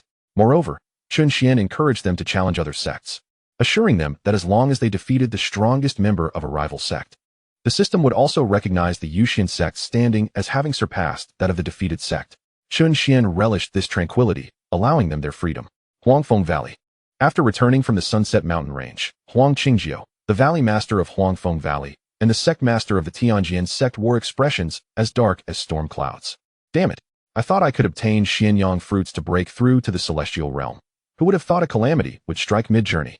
Indeed, they had narrowly escaped with their lives, but that individual was truly a genius of the inner domain, possessing such formidable power that he could slay Yu Wuing, a fellow second-tier sect master, with a single strike. However, since Yu Wuing was now dead, I believe once we return from the Yusian sect, we can join forces to assault the Yueying Mountain Villa. Without Yu Wuing, the Yueying Mountain Villa is like a wolf stripped of its fangs, no longer a threat. Jian Wufeng observed Huang Qingjiu with a hint of smugness. Indeed, it makes sense. Seizing resources from 2 sects in one go will surely elevate both Huangfeng Valley and your Tianjian sect's overall strength. Yet, that enigmatic youth who appeared last is quite peculiar, claiming to be from the outer domain, but I have never heard of such a person in the eastern domain. Huang Qingjiu nodded in agreement, but when Lin Yin was mentioned, a grave expression filled his eyes. After all, he was a formidable being of the celestial realm, and both he and Jian Wufeng were still striving to attain that level. So he claims to be from the outer domain. Does that truly make him one of them? Have you forgotten he is a being of the celestial realm? Jian Wufeng interjected. Enough of this idle chatter. Waiwanji is nearly here. Once he arrives, we shall set forth to the Yusian sect together.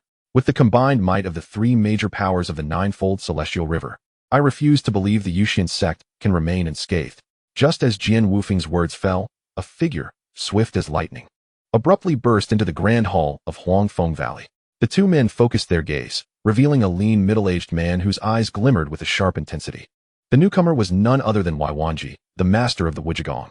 Ah, speak of the devil, and he shall appear. Master Wu Yuan, you are indeed a man of action. Jian Wufeng exclaimed, stepping forward to greet Waiwanji. It has been a while. I trust you have been well? Huang Qingzhou also rose to acknowledge Waiwanji. However, Waiwanji did not respond immediately.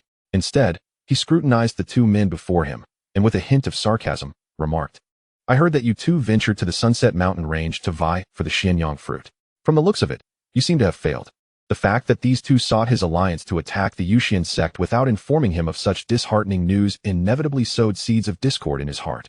Yet, upon witnessing their failure, Waiwanji felt somewhat relieved. In response, Huang Qingzhou and Jian Wufeng could only manage awkward, forced smiles. After all, their actions were indeed rather inappropriate. Since you are already aware, Master Wu Yuan, it is only natural that you have learned about the Celestial Realm Powerhouse's appearance. It is only to be expected that we could not seize the Xianyang fruit. Jian Wufeng explained. After all, Waiwanji was the one he had recruited. The past was behind them, and they had not obtained the fruit. Now that you are here, shall we depart for the Yusian sect? Huang Qingzhou suggested. With the nods of the other two, the trio soared towards the Yusian sect. Before long, Jian Wufeng and his companions arrived at the gates of the Yusian sect.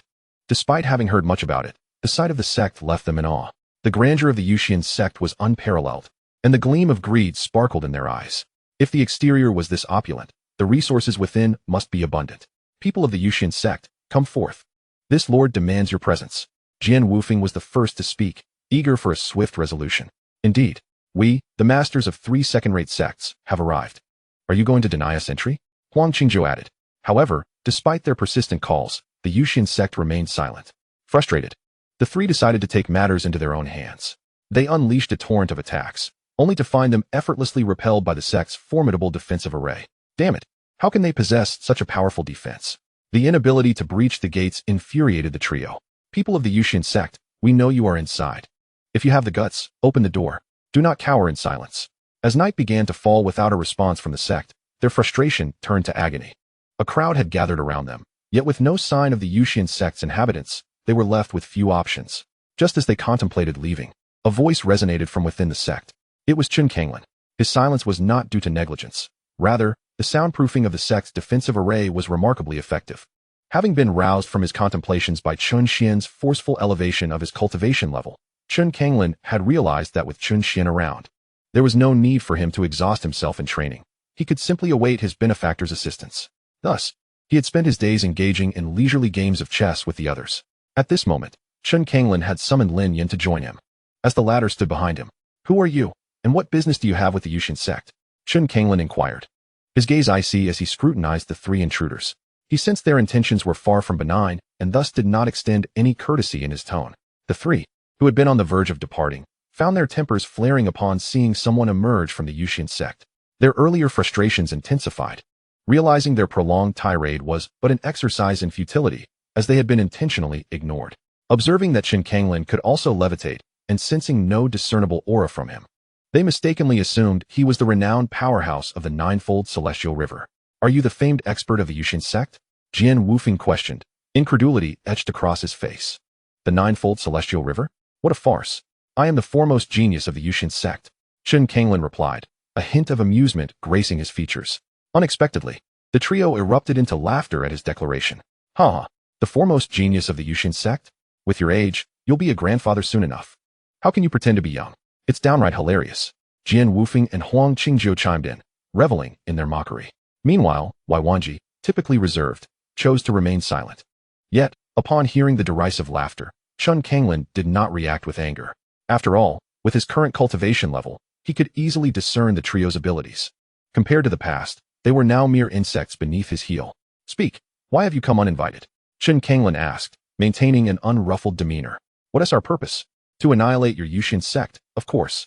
Is it not obvious? You must be a simpleton. Jian Wufeng scoffed. Oh, annihilate my Yusian sect? With just the three of you? Chen Kanglin's expression bore a faint smile, though it concealed a hint of derision.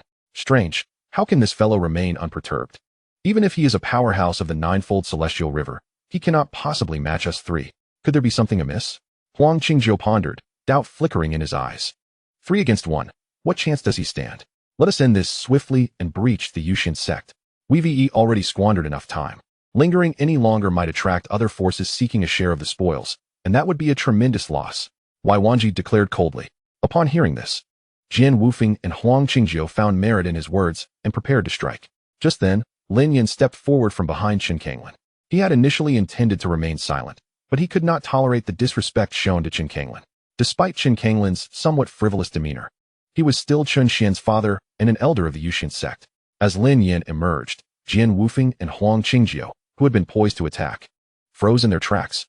Gazing upon Lin Yan's familiar visage, an icy dread surged through them. What are you doing? Why have you suddenly halted? Upon encountering Jian Wufeng, the two suddenly came to a halt, their faces betraying an overwhelming rage on Wai Wanji's countenance. However, upon observing the trembling forms and ashen faces of the two, he sensed something was amiss. What could be the matter? Wai Wanji swiftly returned to their side. Did you just declare your intention to obliterate the Yusian sect? Lin Yan's voice was laced with a chilling undertone. The moment Jian Wufeng heard Lin Yan speak, their terror intensified.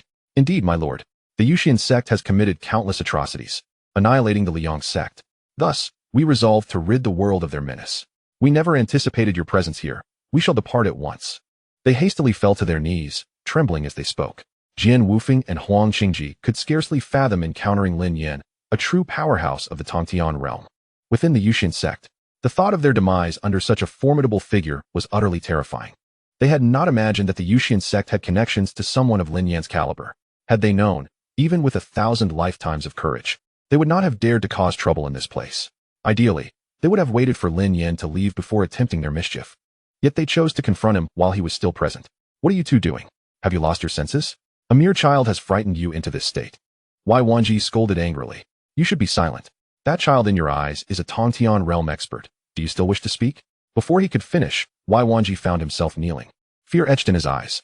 He did not believe that the two would jest at such a critical moment, thus confirming that the youth before them was indeed a powerhouse of the Tongtian realm. At this, Lin Yan let out a cold snort, immediately unleashing the full extent of his ninefold Tongtian realm power, which enveloped Jian Wufeng and the others.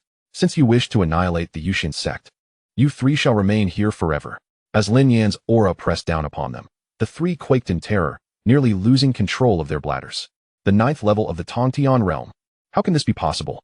Nevertheless, their instinct for survival compelled them to stammer. My lord, could there be some misunderstanding? Misunderstanding? I am indeed a member of the Yusian sect, and beside me stands an elder of the sect. What misunderstanding could there be? Lin Yan's gaze was as frigid as ice, regarding them as one would regard the deceased. With a wave of his hand, a colossal fist of fiery spiritual energy surged towards Jian Wufeng and his companions, the oppressive force of the 9th level of the Tongtian realm rendering them utterly immobile. What? You are actually a member of the Yusian sect? The three were visibly shaken. A Tongtian realm expert. Had they known the Yusian sect was affiliated with such power, even with 1,000 lives, they would not have dared to provoke them. To put it bluntly, even a first-level Tongtian realm expert could obliterate their 3 second-rate sections. Their audacity to contemplate the destruction of the Yusian sect was akin to seeking death in a darkened restroom. Simultaneously, Jian Wufeng and his companions were filled with disbelief. How could a newly emerged sect like the Yusian sect possess a Tongtian realm expert? Furthermore, they were aware that the Yusian sect boasted at least one other 9th-level Tianhe realm expert. The elder, referred to as the ancestor of the Yusian sect, likely possessed strength comparable to Lin Yan, perhaps even reaching the earth martial realm. Only moments ago, they had spoken so boldly before these two. More terrifying was Lin Yan's youth. Even the greatest prodigies of the Eastern Divine Hall paled in comparison to his talent. Yet now, it was too late for regret. With a thunderous crash, the fiery fist struck the three, obliterating them into nothingness, their essence entirely extinguished. Just as Lin Yan contemplated annihilating the sect behind them, his communication stone began to resonate. He answered it promptly, and a voice soon emerged from the other end. Yenner, the Tianlan sect is causing trouble. Just a single sentence ignited fury within Lin Yan. What?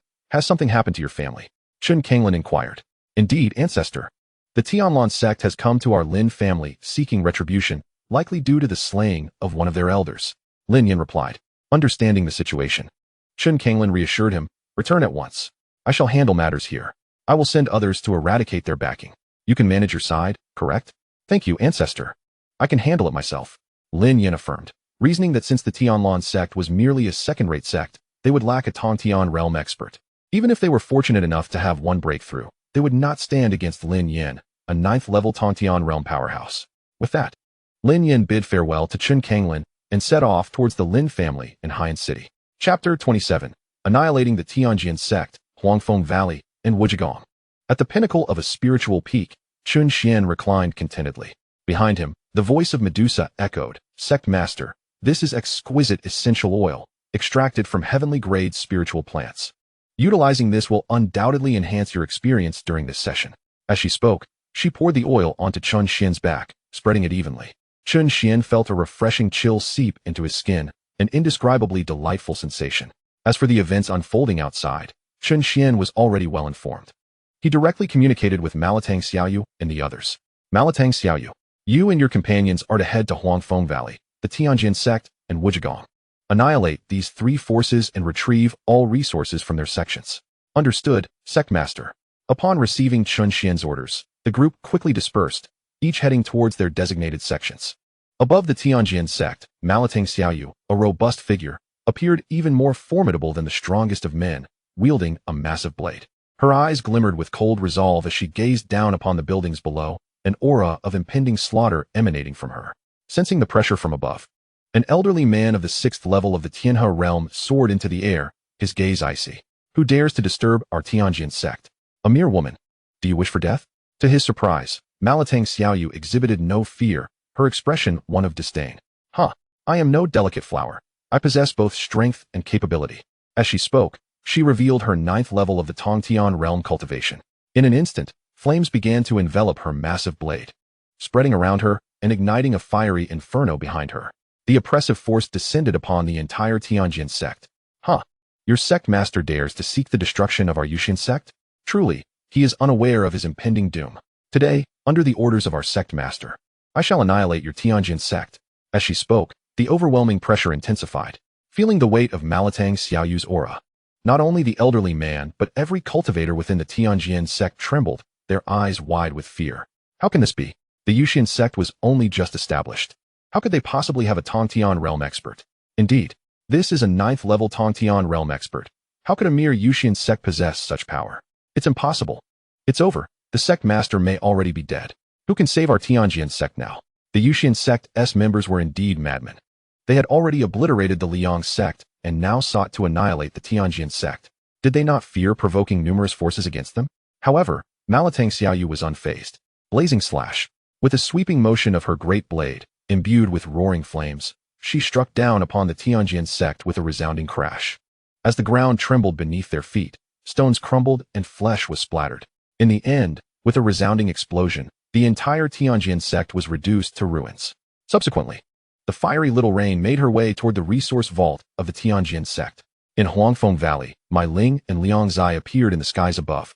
Gazing at the formidable defensive array before them, Liang Zai unleashed a powerful punch that shattered the barrier with ease. In an instant, a multitude of Huangfeng wasps surged into Huangfeng Valley, swirling dust and sand into the air as the wind blade struck the valley structures, producing a cacophony of rustling sounds. Who dares to breach the defenses of Huangfeng Valley? The elders of the Heavenly River realms swiftly emerged, albeit as lower-tier cultivators. Upon witnessing the intruders, Mai Ling, with a playful touch to her cheek, inquired, "Am I beautiful?" The absurdity of her words ignited the ire of the elders. Not only had these invaders breached their defenses without provocation, but they also dared to jest. "Beautiful? Have you looked in the mirror? Your weight rivals 3 of me." One elder scolded furiously. "Humph, you are so blind to the truth. Your words do not touch my heart at all. Since that is the case, I shall have your tongue." With a swift gesture, Mai Ling shattered the elder's tongue, causing him to writhe in agony. "Liang Zai, they said I am not beautiful." After her display of power, Mai Ling turned to Liang Zai with a pout. Seeing his beloved distressed, Liang Zai immediately began to console her. "Darling, in my eyes, you shall always be the most beautiful. They are merely speaking nonsense. Do not believe them." Hearing Liang Zai's sweet words, Mai Ling finally broke into a smile. Moments later, Liyang Sect turned, brandishing a sword that was none other than the Xianbing sword bestowed upon him by Chen Xuan. And with his cultivation at the 9th level of the Tongtian realm, he executed a devastating strike. The denizens of Huangfeng Valley had yet to react before they were all eradicated before the couple. While insults may be hurled at me, none shall dare speak ill of my beloved. With Huangfeng Valley annihilated, Liyang Sect took Mai Ling's hand and led her towards the treasure vault. Similarly, in the Wujigong, under Pei Si's 9th level Tongtian realm prowess, the sect offered no resistance. Ultimately, with a singular devastating blast from Pei Si, Wujigong too was reduced to rubble. After thoroughly plundering its resources, Pei Si turned back towards the Yusian sect. At this moment, the atmosphere in Haiyan City was charged with fear. Even the city lord cowered within his estate, too frightened to emerge. Outside the Lin family residence, 3 formidable elders of the Heavenly River realm assailed the protective barrier. Meanwhile, the Lin family members had retreated within their estate, too terrified to step outside. The city lord, possessing only the cultivation of the Yuan Dan realm, naturally refrained from confronting them. The actions of the 3 drew a crowd of onlookers from Haiyan City. Good heavens! These 3 are indeed powerful figures of the Heavenly River realm. What sin has the Lin family committed to attract such formidable foes? Who knows? Perhaps they have committed some heinous acts. Surely not. The Lin family has been quite respectable in Haiyan City. One can never tell what lies behind the facade.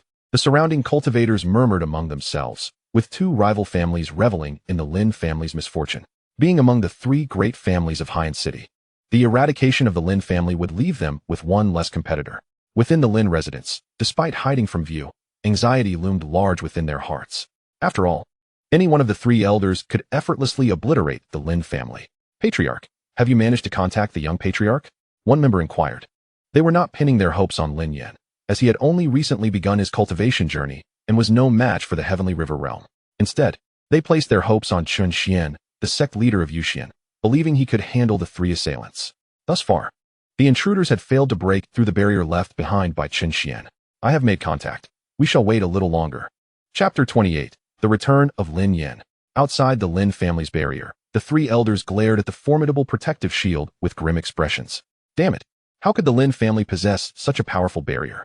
If it weren't for this shell, we would have already washed the Lin family in blood. What shall we do? This cannot continue. Do not fret. The sect leader is en route, a 9th level Heavenly River realm cultivator. He will surely break through this barrier with ease. Once it is down, we shall see how the Lin family hides. They dare waste our time, and I, Elder Ben, shall ensure they suffer. Indeed, the men shall be executed, and as for the women, they can be taken back to warm our beds. I could use a few foot servants. The expressions on their faces turned lecherous and sinister. As they plotted against the Lin family, Lin Yan's figure suddenly appeared above the Lin residence, drawing the attention of the 3 elders. To their astonishment, Lin Yan was levitating in midair, clearly possessing the cultivation of the Heavenly River realm. Given his youthful appearance, the elders were left speculating about this prodigious talent's origins. Lin Yan regarded the 3 with a cold gaze, openly displaying his hostility. Yet the 3 elders believed they had never encountered this youth and had not wronged such a remarkable talent. One elder inquired, might we ask from which faction you hail? How can one so young possess the cultivation of the Heavenly River realm? However, today's grievances lie between our Tianlan sect and the Lin family, and we hope you will not interfere. The 3, observing Lin Yan's demeanor, suspected he was inclined to defend the Lin family. Although they did not fear Lin Yan, they could not disregard the power that might back him. A genius of this caliber undoubtedly had a formidable faction behind him, one that the Tianlan sect could not afford to provoke. You arrive at my Lin family with such ferocity, intending to slaughter them all. Yet now you ask me not to interfere? Have you considered the absurdity of your own words? Lin Yan's eyes glinted with a chilling intensity as he spoke coldly. This must be Lin Yan. Was he not at the 3rd level of body refinement? How has he suddenly transformed into a Heavenly River realm powerhouse? Indeed, it is Lin Yan. He has rarely been seen since his cultivation stagnated, but those who have encountered him can confirm it is indeed him. Heavens, this is utterly unbelievable. A Heavenly River realm cultivator. The Lin family's fortunes must be on the rise. And what if he is a Heavenly River realm cultivator? They are currently provoking the Tianlan sect. The sect leader is a 9th level cultivator. How could Lin Yan stand against him alone? Alas, what a pity. If Lin Yan were to grow, he might one day rival even the sect leader of Tianlan. If I were a member of the Lin family, I would certainly let him escape. The surrounding cultivators of Haiyan City voiced their thoughts, while the other 2 families among the 3 great families wore expressions of dismay. Damn it! How can Lin Yan be a Heavenly River realm cultivator? The Lin family has produced a powerhouse at the Celestial River realm, which signifies that from this moment forth, the city of Haiyan will no longer have the three prominent families, but will solely recognize the Lin family as the preeminent clan. Even the Lord's estate dares not offend them. But fear not, what is there to be anxious about? To provoke the Tianlan sect. Even if he is at the Celestial River realm, he shall meet his demise today. Indeed, how could we have overlooked this crucial point? Upon uttering these words, a sinister smile crept onto the faces of the two. Meanwhile, opposite Lin Yan, three individuals were struck with profound disbelief upon hearing his words, their surroundings falling silent as they absorbed the implications. What? You are Lin Yan of the Lin family? How could this be? Is not Lin Yan of the Lin family a mere waste? How can he possibly be at the Celestial River realm? The trio could scarcely believe their own eyes. They had certainly heard of Lin Yan's name, as the engagement between Lu Ruoyan and Lin Yan prompted the sect master of Tianlan to send an elder to annul the betrothal. To their shock, the elder was slain on the spot, and Lin Yan was subsequently accepted into the sect, which was none other than the recently famed Yusian sect. Yet, how could Lin Yan, even if capable of cultivation, have ascended to the Celestial River realm in such a short time? Old hey, old bye. Regardless of what realm he claims to be in, since the sect master has decided to eradicate the Lin family, we shall simply carry out his orders, especially concerning Lin Yan. No matter how talented he is, a genius whose brilliance is extinguished is nothing. Among the three, the elder standing in the center addressed his companions. Indeed, today, the Lin family shall undoubtedly face annihilation. Allow me to eliminate Lin Yan. The mere thought of slaying such a genius excites me. The old man in the black robe, standing to the left, exclaimed with palpable enthusiasm, as if envisioning the scene of Lin Yan being subdued and tortured. In his eyes, no matter how monstrous Lin Yan's talents, he was merely at the first or second level of the Celestial River realm. He, however, was at the fifth level. Dealing with Lin Yan would be a trivial task. In a few years, he might not match Lin Yan, but at this moment, he held the upper hand. With that, the black-robed elder stepped forward, preparing to launch his attack on Lin Yan. Hey, old hey, don't trip on your own schemes. The elder in white jested, his tone devoid of any tension. Clearly, the other two shared the same sentiment as the black-robed elder. Observing the black-robed elder's actions, Lin Yan's eyes flashed with disdain. This level of prowess required no martial skills from him. Heh, boy, next life. Choose a better lineage and keep your eyes open to discern who is worth provoking and who is not. With a sinister laugh, the black-robed elder charged at Lin Yan. Within the Lin residence, sensing the commotion and voices outside, the crowd emerged from their dwellings, gathering in the courtyard. It's the young clan leader. The young clan leader has returned. The crowd exclaimed in delight. Yener. Lin Zhao's eyes also sparkled with joy. Wait, something is amiss. How can the young clan leader fly in midair? That is a sign of a Celestial River realm expert. Clan leader, what is happening? The crowd turned their gaze towards Lin Xiao. However, Lin Xiao was equally bewildered. If you ask me, who am I to inquire? Yet, deep within, Lin Xiao held immense admiration for Chen Xuan. Evidently, the transformation in Lin Yan was solely due to Chen Xuan's influence. It appears the Lin family has latched onto a formidable ally. Above the Lin family, Lin Yan, observing the elder's impending attack, scoffed. Ants, is this all you can muster? The black-robed elder's expression twisted with rage upon realizing Lin Yan's contempt. However, in the next instant, Lin Yan's aura locked onto him, followed by a swift palm strike aimed at him. As the black-robed elder felt Lin Yan's overwhelming presence, terror surged within him. Yet he was as helpless as a fish on a chopping board. Before he could complete his thought, Lin Yan's palm struck him dead, his aura dissipating entirely, resembling a lifeless dog as he was flung away. Chapter 29. The elder of Tianlan sect falls. The sect master arrives. Old hey. The white-robed elder rushed to catch his comrade, his eyes flashing with a hint of coldness at the sight of the black-robed elder's tragic demise.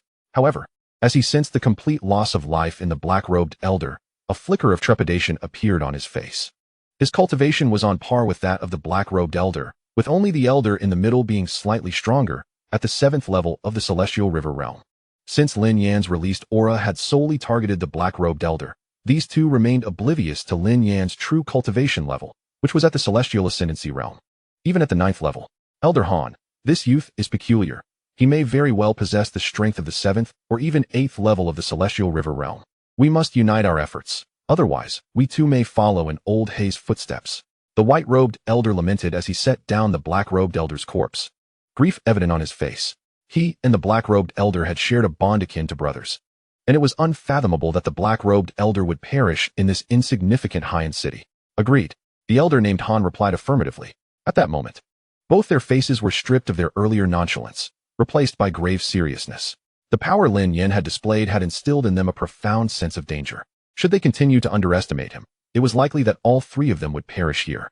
Around them, the many cultivators of Haiyan City gazed in astonishment as Lin Yin effortlessly dispatched the black-robed elder with a single strike, their expressions a mixture of disbelief and awe. Hiss! This is utterly incredible. Lin Yin actually killed the black-robed elder, a master at the 5th level of the Celestial River Realm. Indeed, Lin Yin is truly terrifying. Could it be that he has reached the 6th level of the Celestial River Realm? Or even the 7th? To witness the fall of a Celestial River Realm expert today is simply unimaginable. Such figures are rarely seen. Yet here we are witnessing a battle between Celestial River powers. Among them, two individuals grew increasingly grim, revealing themselves to be members of the other two prominent families of Haiyan City. Damn it, how could Lin Yin be this strong? Capable of slaying a 5th-level Celestial River expert? Fear not, there are still 2 Celestial River experts remaining. The black-robed elder must have underestimated Lin Yin, allowing him to seize the opportunity. Let us not forget that the sect master of Tianlan is at the 9th level of the Celestial River Realm. Could Lin Yin truly be his match? Indeed, we can only hope the remaining 2 elders will eliminate Lin Yin within the Lin residence. Upon witnessing Lin Yan's effortless dispatching of the black-robed elder, the members of the Lin family erupted in a cacophony of cheers. Wow, the young clan leader is truly magnificent. I want to bear his children, exclaimed one young girl, starry-eyed. How could the young clan leader have grown so powerful? This is undoubtedly a tremendous boon for our Lin family.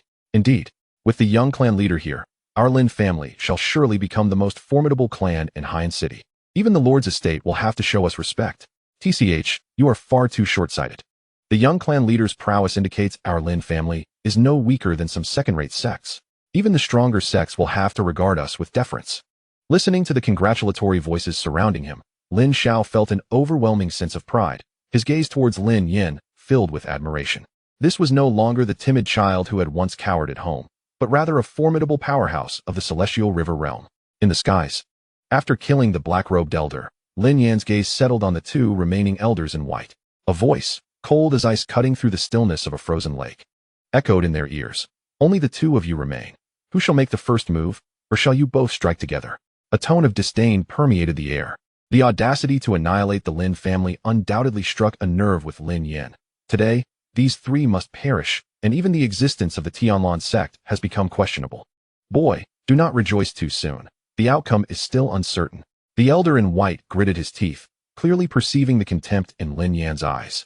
To them, it was a profound insult to be looked down upon by someone once deemed a useless wretch. As the words fell, the 2 exchanged a glance and swiftly unleashed their most formidable attacks, hoping to catch Lin Yin off guard. Dragon Tiger Fist, Blood Shadow Palm. They roared in unison, encircling Lin Yin from 2 directions. From the left came a colossal fist of spiritual energy, resonating with the echoes of dragon roars and tiger howls as it surged towards Lin Yin. Meanwhile, from the right, a massive blood-red handprint, suffused with wisps of gray energy, advanced ominously. As their attacks erupted, a tremendous wave of energy swept through the surroundings, causing the onlooking cultivators to turn pale and retreat hastily. While they relished the spectacle, the thought of losing their lives was a price too steep to pay. Yet, what appeared to be a frightful display to the crowd elicited nothing but disdain from Lin Yin. Heavens, how arrogant can Lin Yin be? Even a cultivator at the 8th level of the Tianhe realm could barely contend with their combined might. As the strikes from the Tianlan sect elders descended upon him, the crowd could not help but close their eyes in anticipation. In the next instant, Lin Yin effortlessly clapped his palms together, dispersing their assaults with ease, then followed up with 2 powerful slaps aimed directly at their faces. Simultaneously, the overwhelming pressure of the Tongtian realm descended upon the 2. Tongtian realm. You are actually at the Tongtian realm. The realization of Lin Yan's cultivation level drained the color from their faces, leaving them devoid of any will to resist. Yet, even if they wished to flee, the insurmountable pressure rendered them immobile, powerless to avoid the inevitable onslaught. Then, the crowd was met with 2 resounding crashes. The bodies of the elder in white and his companion were utterly obliterated, leaving no trace behind. Though they had just witnessed the demise of the black-clad elder from the Tianhe realm, this event still sent shockwaves through the spectators. After all, 2 formidable cultivators, once viewed as towering figures, had been so easily annihilated. Good heavens, just how powerful is Lin Yin? Has he truly reached the 9th level of the Tianhe realm? Gazing at Lin Yin hovering above the Lin estate, the crowd was filled with awe and trepidation. Within the Lin estate, The sight of the three Tianlan sect elders being slain by Lin Yin ignited a chorus of cheers. At the very least, the Lin family was safe for today. After dispatching the trio, Lin Yin clapped his hands and was about to turn and descend into the Lin family's courtyard when a voice filled with fury echoed from a distance. What audacity! Young one from the Lin family, to slay 3 elders of my Tianlan sect. What punishment shall you face? Chapter 30, Arrogance. Turning to the source of the voice, a man clad in a green sword robe materialized before Lin Yin, a precious sword sheathed at his waist. This individual was none other than Chen Xuan, the sect master of the Tianlan sect and one of its most formidable figures. Upon seeing him, even Lin Yin momentarily lost his composure. This man was one of the principal architects of the chaos, alongside Lu Ruoyan. Of course, without Tian Shan's approval, Lu Ruoyan would not have dared to bring her followers to the Lin family to annul their engagement. Lin Yin was not particularly keen on marrying Lu Ruoyan. Rather, her actions had undeniably humiliated the Lin family, disregarding their dignity entirely. However, such matters were now irrelevant, for Lu Ruoyan was dead, and dwelling on this was futile. What caught Lin Yin off guard was Tian Shan's personal arrival, indicating the gravity with which he regarded this incident, or perhaps, the importance of the Tianlan sect's reputation. A mere family from a small city dared to defy the Tianlan sect, essentially slapping the sect's face. If word of this reached other sects, Tian Shan would become a laughingstock among second-rate sections. Understanding Tian Shan's reaction, Lin Yin realized that the law of the jungle prevailed, the strong dominated the weak. With great power came the ability to act with impunity, yet regrettably for Tian Shan, the roles had reversed. Now, the Tianlan sect stood as the weaker party. Boy, surrender willingly and accompany me back to the Tianlan sect. Bow before me and apologize, and I may consider sparing your Lin family. Otherwise, I shall reduce you to ashes. Tian Shan's thunderous voice reverberated in the ears of the cultivators present. Is this truly the might of a 9th-level Tianhe realm cultivator? Truly terrifying. Just a single roar has shaken my very spirit. Indeed, it seems Lin Yin is in peril. Ha ha ha, the sect master of the Tianlan sect has personally come. This time, Lin Yin is doomed. The surrounding cultivators whispered amongst themselves, each harboring their own thoughts. Within the Lin estate, those present also beheld Tian Shan's arrival, their faces betraying worry. Patriarch, Tian Shan is a 9th-level Tianhe realm cultivator. Can our young master contend with him? If it comes to it, we should let him take refuge here and summon support from the Yusian sect. However, Lin Zhao's gaze remained fixed on Lin Yin, believing in his son and trusting that he had a plan. You wish for me to accompany you back to the Tianlan sect? Very well. Should you lay even a single finger upon me, I shall gladly follow. Lin Yin chuckled lightly, addressing Tian Shan. Upon hearing this, Tian Shan's rage flared. To him, Lin Yin's words were a direct insult and a display of contempt. It had been ages since anyone dared to speak to him in such a manner. Those who once did now lay beneath 2 meters of earth. Arrogance. You wretched child, you are courting death, since you refused my gracious invitation. Do not blame me for my lack of courtesy. With that, Tian Shan drew his sword from his waist, launching himself skyward. Heaven's extremity, destruction. The power of the 9th level of the Tianhe realm surged into the sword. In the next moment, a colossal spiritual sword shot forth, imbued with terrifying might. Aimed directly at Lin Yin, Tian Shan, as a 9th-level Tianhe realm cultivator, displayed a strength that far exceeded that of the previous 3. One strike from him would likely overpower even their combined efforts. How terrifying. Is this the true power of the Tianlan sect's master? Lin Yin is in grave danger. The surrounding onlookers gasped in disbelief. Haha, Lin Yin is as good as dead. The sect master of the Tianlan sect has taken action, and this little wretch is doomed. The members of the other 2 great families in Haiyan City sneered. Yet, regrettably for them, Lin Yin was not like those 3. His strength at the 9th level of the Tongtian realm was beyond Tian Shan's comprehension. Even a 1st-level Tongtian realm cultivator could suppress Tian Shan, let alone Lin Yin at the 9th level of the Tianhe realm. Thus, in the astonished gazes of the crowd, Lin Yin unleashed a punch, colliding with Tian Shan's assault. Immediately, the crowd was horrified to witness the terrifying attack from Tian Shan being effortlessly obliterated. The residual force of Lin Yan's punch surged onward toward Tian Shan without faltering. Impossible. How could you be so powerful? In a state of shock, Tian Shan hastily retrieved numerous defensive treasures from his storage ring to thwart Lin Yan's assault. With a resounding explosion, Tian Shan was sent flying, his complexion ashen, blood gushing from his mouth. Seeing that he had failed to eliminate Tian Shan in one blow, a flicker of dissatisfaction crossed Lin Yan's face. If Chen Xuan were to find out, it could very well result in his expulsion from the sect. All lies. An illusion. I refuse to believe it. Tian Shan roared, utterly unable to accept this reality. Heaven's zenith, crimson sunset. Undeterred, Xuan unleashed yet another formidable attack. However, as he began to speak, Lin Yan appeared before him, swiftly twisting both of his arms until they snapped. Xuan howled in agony, but upon glimpsing the murderous intent in Lin Yan's eyes, fear finally took hold of him. No, no, no. You cannot kill me. My elder brother is a senior elder of the first-rate sect, Taiji Hall. If you slay me, my brother will undoubtedly seek vengeance. Taiji Hall boasts a powerhouse at the 9th level of the heavenly realm, far beyond what our Tianlan sect can contend with. As he spoke, Xuan had already used his spiritual power to activate a communication stone, sending out an urgent message. Lin Yan, of course, sensed this but made no attempt to intervene. A 9th level heavenly realm expert? As if anyone is invincible. With that, the oppressive aura of a 9th level heavenly realm expert bore down upon Xuan. You are at the 9th level of the heavenly realm? How can this be? Xuan's eyes widened in disbelief, his voice trembling. Nothing is impossible. Remember, in your next life, do not allow anyone to come to my home to call off a betrothal. With those words, Lin Yan unleashed a flame from his palm, incinerating Xuan to ashes. After completing this grim task, Lin Yan descended before Lin Xiao. Father, all is well. Xuan is dead, and we need not worry about the Tianlan sect any longer. Soon, I shall head to the Tianlan sect and eradicate it completely. Good, good. Yenner, take care. Yes, father. After a brief reunion with the others, Lin Yan set forth toward the Tianlan sect. Although there was still a 9th level Grand Elder within the sect, he paled in comparison to the might of a 9th level heavenly realm expert. Thus, Lin Yan effortlessly annihilated the Tianlan sect, thoroughly pillaging its resources before returning to the Yusian sect. Chapter 31. The Infatuated Xiao Dong.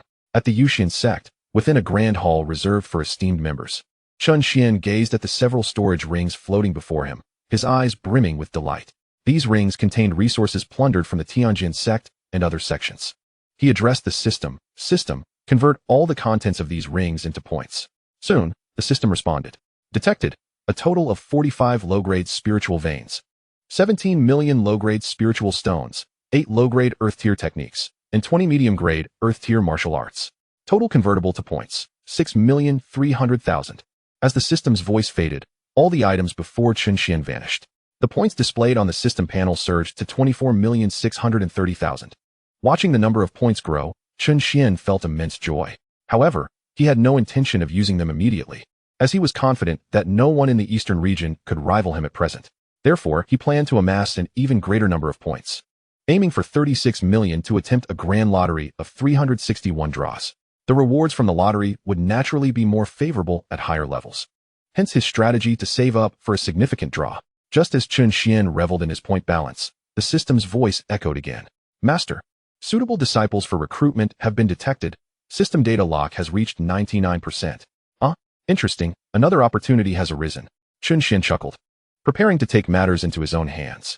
Data lock has reached 100%. Location locked. First-rate sect, Feiyu sect.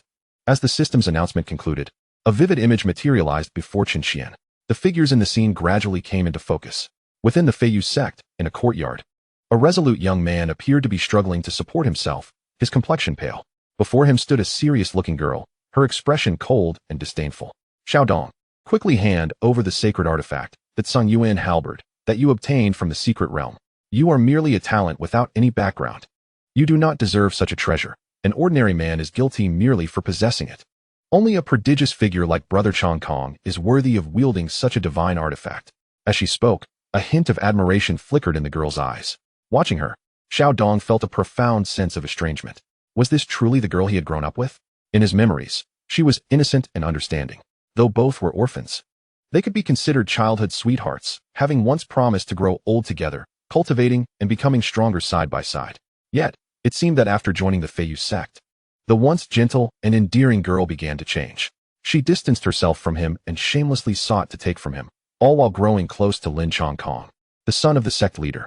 Xiao Dong repeatedly reassured himself that this could not be Yun Piapiao's true intention. It must be Lin Chong Kong coercing her.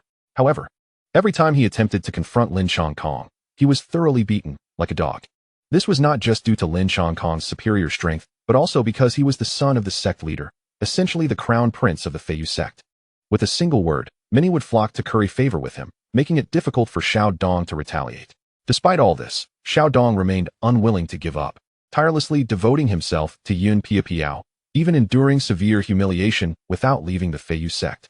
His survival was solely due to Lin Xiankong's amusement. Xiao Dong had become their daily source of entertainment, and killing him would eliminate the fun. It was only when Xiao Dong unexpectedly stumbled upon Yun Piapiao, kissing Lin Xiankong, that he finally relinquished all hope. For Yun Piapiao did not appear to be coerced in the least, while his acquaintance with her had only ever extended to holding hands.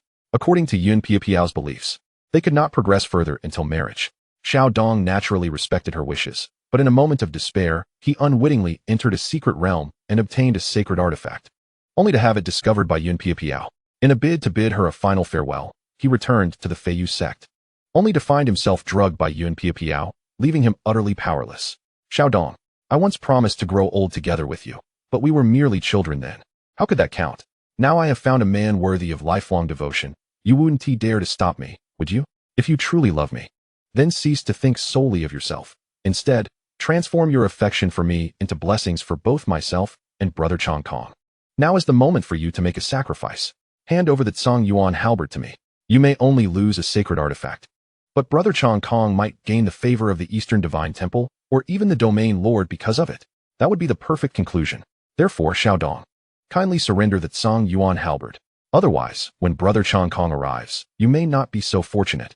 You might find yourself bettered in for half a month. As she spoke, an expression of impatience began to manifest on Yun Piapiao's face. Bah! Yun Piapiao, how utterly shameless you are. The sacred artifact was obtained through risks to my very life. Do you think you can simply take it from me with a few words? Your delusions are quite amusing. Xiao Dong's face revealed a hint of anger. Observing the unusual demeanor of Xiao Dong, Yun Piapiao was momentarily taken aback. This was not the Xiao Dong she knew. Normally, even if he were reluctant, he would dutifully offer her whatever she desired. What has gotten into this fellow today? Has he taken the wrong medicine? After regaining her composure, fury soon replaced her surprise, and she declared authoritatively, "How dare you refuse me? Do you realize what you are doing? You are courting death. Do you genuinely believe I wouldn't dare to kill you?" As she glared at Yun Piapiao, her features twisted in rage. Any lingering admiration Xiao Dong had for her vanished entirely. He could no longer endure his stay in this sect, where he was subjected to daily insults and bullying from its disciples. The elders were well aware of this, but often joined in the torment instead of intervening. At that moment, a gentle voice resonated from behind Yun Piapiao. "Oh dear, who has dared to upset my dear Piapiao? I must teach him a lesson." Upon hearing this voice, Yun Piapiao, who had just been flushed with anger, instantly changed her demeanor and rushed towards the boy approaching from behind. "Brother Chong Kong, you have finally arrived. It is he, Xiao Dong, who has obtained a sacred artifact. I wanted him to present it to you, but he refuses to comply." As she spoke, she pretended to casually rub her 2 fingers against Lin Xiankong's arm. TSK. What a blatant sycophant. Chen Xuan watched the scene unfold through the system's projection, feeling a wave of discomfort. Fortunately, Xiao Dong had come to his senses. Otherwise, he would have never intended to integrate him into the sect. Chapter 32, Fiery Sheep. Upon hearing Yun Piapiao's words, Lin Xiankong's face lit up with ecstatic delight. A sacred artifact. Piapiao, are you speaking the truth? Overwhelmed with excitement, Lin Xiankong grasped Yun Piapiao's wrist tightly, exclaiming, "Brother Xiankong, you are hurting me." Yun Piapiao winced at the pain in her wrist and couldn't help but speak out, realizing he had slightly overstepped. Lin Xiankong's expression quickly returned to normal as he said to Yun Piapiao with concern, "I sincerely apologize. Dear Piapiao, I did not mean to hurt you. I was just so surprised and thrilled. You won't hold it against me, will you?" Though he appeared genuinely concerned for Yun Piapiao, in truth, she was merely a plaything to him. His current kindness stemmed from a lack of boredom with her. Alas, Yun Piapiao remained oblivious, genuinely believing in the authenticity of their bond. How could the scion of a prestigious sect marry a powerless orphan? Both Yun Piapiao and Xiao Dong were merely fleeting amusements in his life. Of course not, Brother Chong Kong. Piapiao knows you would never act with malice. Yun Piapiao responded in a sweet, delicate tone. "That is splendid. But tell me, where is the sacred artifact?" Lin Xiankong inquired impatiently. The sacred artifact is a true treasure. Not only would it attract countless individuals even in the inner realm, but even in this outer realm. Its mere presence would incite fierce competition. Although they might not be able to unleash the artifact's full potential, possessing it would undoubtedly enhance their combat capabilities. If fortunate, the artifact might even recognize its master, granting them the ability to wield its true power. However, to fully harness the artifact's might, one must possess a remarkably high cultivation level, the specifics of which Lin Xiankong was unaware. Observing the exchange between the two, Xiao Dong felt a wave of nostalgia wash over him. It seemed Yun Piao had once spoken to him in a similar manner, but now, the person before him was no longer the same. But I don't know where he has hidden the sacred artifact. I've searched everywhere and cannot find it. Yun Piao coldly pointed at Xiao Dong on the ground. Oh, it's you again. Haha, Xiao Dong. I advise you to hand over the sacred artifact obediently, or I can assure you that you will never escape from Feiyu Gate. Lin Chongkong regarded Xiao Dong with a mix of anger and amusement. He was enraged by Xiao Dong's refusal to surrender the artifact, yet found it amusing that Xiao Dong had lost all dignity before him, allowing himself to be bullied time and again. However, faced with Lin Chongkong's aggressive stance, Xiao Dong displayed no fear. This time, he feared he might truly perish within Feiyu Gate. Lin Chongkong, you shall not obtain the sacred artifact. If you have the capability, kill me. I guarantee none of you will succeed. Xiao Dong proclaimed defiantly. In his current state, he was utterly powerless. Even at his peak, he would still be no match for Lin Chongkong. Lin Chongkong had already reached the 6th level of the Yuan Dan realm, while Xiao Dong, despite his decent talent, was merely at the 1st level. This disparity was further exacerbated by the fact that he had devoted most of his resources to Yun Piao. Lin Chongkong, being the son of the sect leader Lin Ritian, enjoyed resources beyond Xiao Dong's reach. Haha, it seems you truly possess a backbone. Too bad that backbone won't fill your stomach, nor will it serve as a foundation for resisting me. With a cruel glint in his eyes, Lin Chongkong then kicked Xiao Dong, sending him flying several dozen meters until he collided with a large boulder, finally coming to a stop. Uffed. Xiao Dong felt as if his entire body were about to disintegrate, and he coughed up a mouthful of blood. The weak must accept their fate. Individuals like you can only grovel before me. Do you truly expect that this sacred artifact will empower you to rise and become master? Ha ha ha, how utterly laughable. Lin Chongkong laughed heartily at Xiao Dong, his contempt unmasked. Indeed, Xiao Dong, I advise you to be sensible. Doing so may spare you some suffering. Otherwise, if your life were to be lost, you would truly have nothing left. Yun Piao chimed in from the side. Yet in that moment, Xiao Dong could do nothing but gaze at the nauseating faces of the two. Tell me, where have you hidden the sacred artifact? If you do not surrender it, do you believe I will simply kill you? Seeing that Xiao Dong showed no signs of yielding, Lin Chongkong grew increasingly impatient. If you wish to kill me, then do so. What is there to discuss? It is my misfortune to have crossed paths with the two of you wretched souls in this life, but in 18 years, I, Xiao Dong, shall rise once more. Xiao Dong spat at the two, a blood-stained smile breaking across his face. Very well. Lin Chongkong's face turned a deep shade of fury. When had anyone in Feiyu Gate ever dared to speak to him in such a manner? If you refuse to speak, then, do you think I cannot deduce it simply because you remain silent? Since the item is not here, there can be but one possibility. The sacred artifact resides within you. Lin Chongkong remarked coldly. At that moment, even he felt a twinge of envy and jealousy towards Xiao Dong.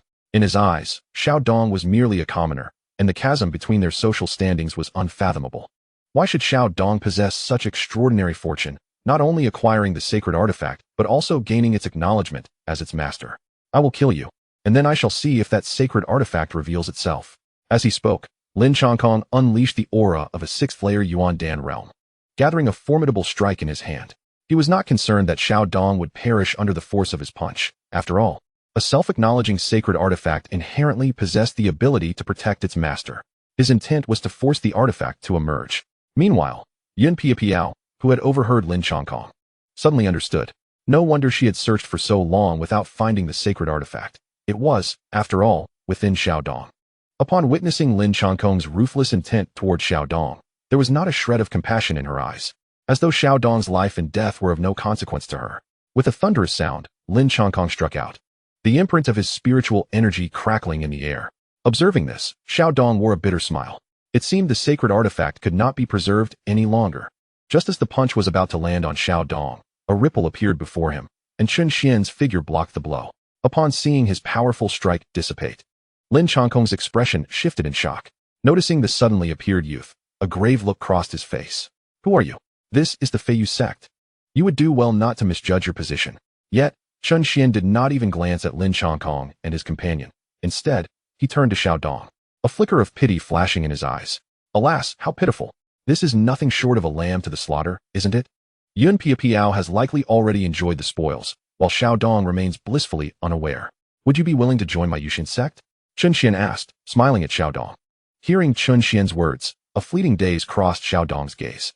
In recent days, the name of the Yusian sect had begun to circulate throughout the eastern domain. First, they had obliterated the Wangyue sect, and then demonstrated strength comparable to a second-tier sect by annihilating the Liyang Sect, thus stepping into the ranks of second-tier sections. However, the Feiyu sect before him was not to be compared with the Liyang Sect. Even a single elder from the Tianhe realm could easily eradicate the Liyang Sect. Before Xiao Dong could respond, Lin Chongkong's face darkened. The Yusian sect? Are you seeking death? A mere second-tier sect dares to intrude upon my Feiyu sect and wishes to rescue a sinner in my presence? Once he realized that Chen Xuan was from the Yusian sect, any trepidation he had shown vanished, let alone a newly risen second-tier sect. Even the leaders of established second-tier sects would bow and plead before Lin Chongkong. The Feiyu sect could effortlessly annihilate any second-tier sect in the eastern domain. And even if all second-tier sects combined, they would still be no match. Lin Chongkong glared at Chen Xuan's back, his voice stern. Chen Xuan appeared young, seemingly of similar age to Lin Chongkong. Yet he had appeared before him without detection and effortlessly blocked his attack. It was evident he had reached the Tianhe realm. The earliest reports indicated that the waste of the Wangyue sect, Chen Xuan, had inexplicably achieved the Tianhe realm, albeit only the first layer. Yet, that was not something Lin Chongkong could contend with. However, this was the Feiyu sect, not the Yusian sect. Even if 10 Tianhe realm practitioners came, they would all perish here. Are you that waste, Chen Xuan? Lin Chongkong continued. Enough of your prattle, Chen Xuan retorted. His purpose for coming here was solely for Xiao Dong, not to engage with these two incessantly chattering individuals. With a soft exhalation, Lin Chongkong and Yun Piapiao suddenly felt an immense force suppressing them, causing them to kneel awkwardly. The strength was so overwhelming that they found themselves sprawled on the ground, akin to dogs in disgrace. Witnessing Chen Xuan so easily subdue and overpower Lin Chongkong, a flicker of astonishment crossed Xiao Dong's eyes. Thank you for your assistance. But the Yusian sect is ultimately just a second-tier sect and cannot possibly contend with the Feiyu sect. Do not let me bring trouble upon the Yusian sect. It matters not. All you need do is answer yes or no. Your concerns are unfounded. Who told you our Yusian sect's strength is merely that of a second-tier sect? Chen Xuan replied, a playful smile gracing his lips. Upon hearing this, Xiao Dong was initially taken aback, but then a thought struck him. It seemed that the Yusian sect had never faced defeat since its inception. The label of a second-tier sect was merely a designation given by others because they had destroyed the Liyang Sect. Coupled with the youth before him, who had already attained the Tianhe realm at such a young age, could he truly be just a genius of a second-tier sect? The Feiyu sect was of first-tier caliber, and Lin Chongkong was the foremost talent of the Feiyu sect. Even so, he was far from a match for Chen Xuan. Perhaps the Yusian sect was not merely a second-tier sect. Its true foundation might even surpass that of the first-tier Feiyu sect. Thus, it appeared that Xiao Dong would not die today, nor would he need to worry about endangering the entire Yusian sect because of himself. So what is your decision? Chen Xuan inquired, patiently awaiting Xiao Dong's response, for he knew that individuals chosen by the system were undoubtedly exceptional. You are courting death. I will make certain my father annihilates your Yusian sect. Lin Chongkong's face was pressed against the ground, his voice a furious roar. The humiliation was unbearable. First, he was forced to kneel, and now he was completely prostrated on the ground without the ability to move, all within the territory of his own Feiyu sect. How dare such a small second-tier sect behave so arrogantly, disturbing the peace in his domain? In contrast, Xiao Dong relaxed, and upon confirming that Chen Xuan was not jesting, he earnestly replied, I am willing. Excellent. Chen Xuan exclaimed, clapping his hands. With Xiao Dong's agreement, half of today's task was accomplished. The remaining half was to deal with these two bothersome flies. With that, Chen Xuan lifted Xiao Dong into the air and with a flick of his wrist, expelled all the medicinal energy within Xiao Dong's body. In the next moment, a celestial spirit fruit appeared in Chen Xuan's hand. Having learned from his previous experience, he had come prepared this time, having picked the fruit in advance. He then handed the celestial spirit fruit to Xiao Dong. Consume this. It will restore your injuries. Upon hearing this, Xiao Dong did not hesitate for a moment as he drew the celestial spirit fruit to his lips. As the fruit neared, it transformed into a surge of energy that cascaded into Xiao Dong's body. As the injuries on Xiao Dong's body visibly healed, his aura gradually grew stronger.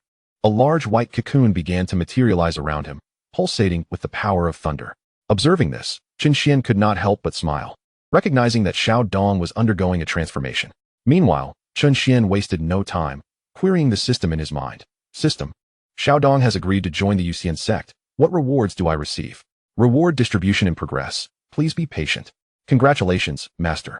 You have received the Disciple Recruitment Package, now opening. Imperial Tier Supreme Cultivation Method. Heavenly Thunder Unending Scripture.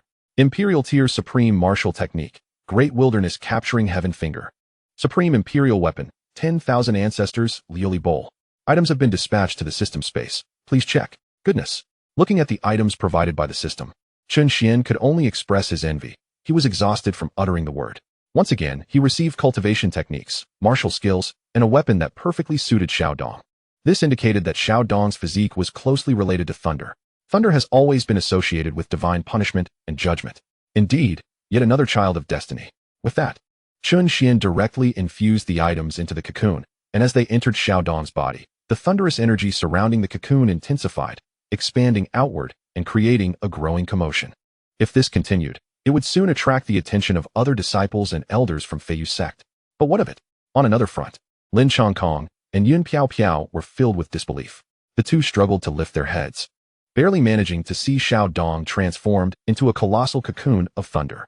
Undeniably, they could sense the aura emanating from within the cocoon growing stronger, surpassing even Lin Chongkong's own strength, now reaching the 7th layer of the Yuan Dan realm, with an upward trend. Who on earth are you? A flicker of horror crossed Lin Chongkong's eyes as he realized that this miraculous feat was orchestrated by the youth before him. Yet, how could someone from the mere second-tier Yusian sect possess such capabilities? Silence, fool, Chen Xuan admonished, noting that had he not wanted Xiao Dong to resolve matters with these two himself, they would have perished the moment he arrived. Chapter 34, Great Wilderness Capturing Heaven Finger. With Chen Xuan's voice fading, both Lin Chongkong and Yun Piao Piao spewed forth a mouthful of blood. At that moment, despite his simmering rage, Lin Chongkong dared not provoke Chen Xuan further. However, he discreetly activated a communication stone to contact his father. Once his father arrived, he could not believe Chen Xuan would dare to remain so arrogant. He vowed to torment Chen Xuan mercilessly, making him wish for death. And as for Xiao Dong, he was clearly the root of the problem. It was evident that Chen Xuan had come for him. Lin Chongkong could only glare at Chen Xuan with malice. Chen Xuan was well aware of Lin Chongkong's little maneuver. Regardless of whether the members of Feiyu sect were coming or how many would arrive, it mattered not to him. There was no difference to Chen Xuan. Meanwhile, the transformation did not linger for long. The thunderous cocoon began to dissolve gradually. Once the cocoon completely vanished, Xiao Dong's figure emerged before the onlookers, now surrounded by arcs of crackling lightning, occasionally emitting sharp sounds.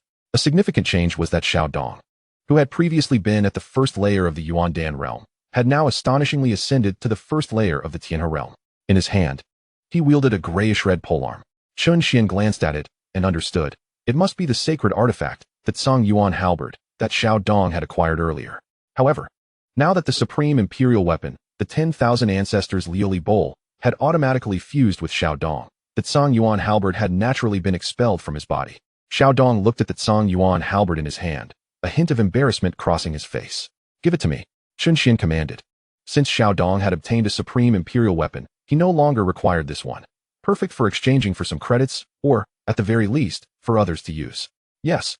With that, Xiao Dong handed the Song Yuan halberd to Chen Xuan. He could now feel his own strength. He had reached the Tianhe realm. Under normal circumstances, he would have had no idea how long it would take to reach this level, yet he had done so in mere moments. Moreover, he possessed a cultivation technique and martial skill that perfectly suited him, along with that weapon, far superior to the Song Yuan halberd. What lay beyond sacred artifacts was imperial artifacts. And this sensation was one of the utmost pinnacle among imperial artifacts. It was a supreme imperial weapon. Thank you. Just as Xiao Dong intended to express his gratitude, he realized he did not know Chen Xuan's name. Chen Xuan, the sect master of Yusian sect, Chen Xuan replied. Thank you, sect master. Upon hearing Chen Xuan's words, Xiao Dong was even more astonished. He had initially thought Chen Xuan was merely a genius of the Yusian sect, but to discover he was the sect master was beyond his expectations. Now, Xiao Dong was no longer concerned about the safety of the Yusian sect. What kind of sect could so easily bestow upon him imperial tier cultivation techniques, martial skills, and supreme imperial weapons? It was certainly not something Feiyu sect could rival. Alright, the remaining matters are for you to resolve on your own. After speaking, Chen Xuan casually examined Xiao Dong's information. Character, Xiao Dong. Cultivation method, thunder unending scripture. Martial skill, great wilderness capturing heaven finger. Weapon, 10,000 Ancestors Liuli Bowl. Physique, heavenly thunder unending body, imperial grade physique, commanding myriad thunders. All heed my command. TSK, TSK. What a feast. Chen Xuan marveled. The system had provided him with almost top-tier configurations. As Chen Xuan's words concluded, the oppressive force that had been suppressing Lin Chongkong and the other individual dissipated. The two of them finally managed to rise from the ground. Not to mention one being at the 6th layer of the Yuan Dan realm and the other at the 9th layer of Qi gathering. Even someone at the first layer of the Tongtian realm would be no match for Xiao Dong with his current combat prowess. With an imperial-grade physique, first layer of the Tianhe realm cultivation, and the power of a supreme imperial weapon, Chen Xuan felt that even those at the 5th or 6th layer of the Tongtian realm would struggle against Xiao Dong. Thus, Chen Xuan was unconcerned for Xiao Dong's safety. Moreover, he was present primarily to fend off other members of Feiyu Sect. The commotion had already attracted numerous auras approaching their direction. Yun Piao Piao, Lin Chongkong, you dog couple, did you ever foresee that today would be your demise? Xiao Dong stepped forward, casting a cold gaze at them. First layer of the Tianhe realm. Damn it. Lin Chongkong was utterly stunned upon sensing the aura radiating from Xiao Dong. In such a short span, he had directly broken through a major realm. How on earth had he accomplished this? More accurately, how had that young man achieved such a monstrous feat? Even his father, the master of Feiyu Sect, Lin Ritian, would not be capable of such a thing. How could someone from a second-tier sect like Yusian sect possess such bizarre capabilities? At this moment, he knew he stood no chance against Xiao Dong. Xiao Dong, do you dare to kill me? I am the son of the master of Feiyu Sect. My father, the master of Feiyu, possesses the 9th level of the Tongtian realm. If you were to slay me, heaven and earth would not allow you to escape unscathed. My father would seek vengeance. You were once a member of Feiyu Sect yourself, so you should understand just how formidable a first-rate sect can be. We are but a second-rate sect, unworthy even to carry your shoes, Lin Chongkong declared, his voice trembling yet bold. In truth, he was merely stalling for time, having already sent word to Lin Ritian. Once Lin Ritian arrived, he doubted these two would leave Feiyu Sect unharmed. Their corpses would remain here. Oh, your words carry a semblance of reason, Xiao Dong replied. Observing his reaction, Lin Chongkong assumed Xiao Dong had succumbed to fear and began to smile. The lowly are indeed lowly. Feiyu Sect is a mountain, our mere reputation enough to instill terror in you. However, in the next moment, Lin Chongkong watched as Xiao Dong soared into the sky.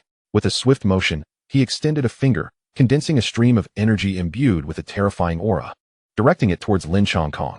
Great wilderness prisoning heaven finger, a single finger to confine heaven and earth. Xiao Dong bellowed, resolutely launching his attack. No, Xiao Dong.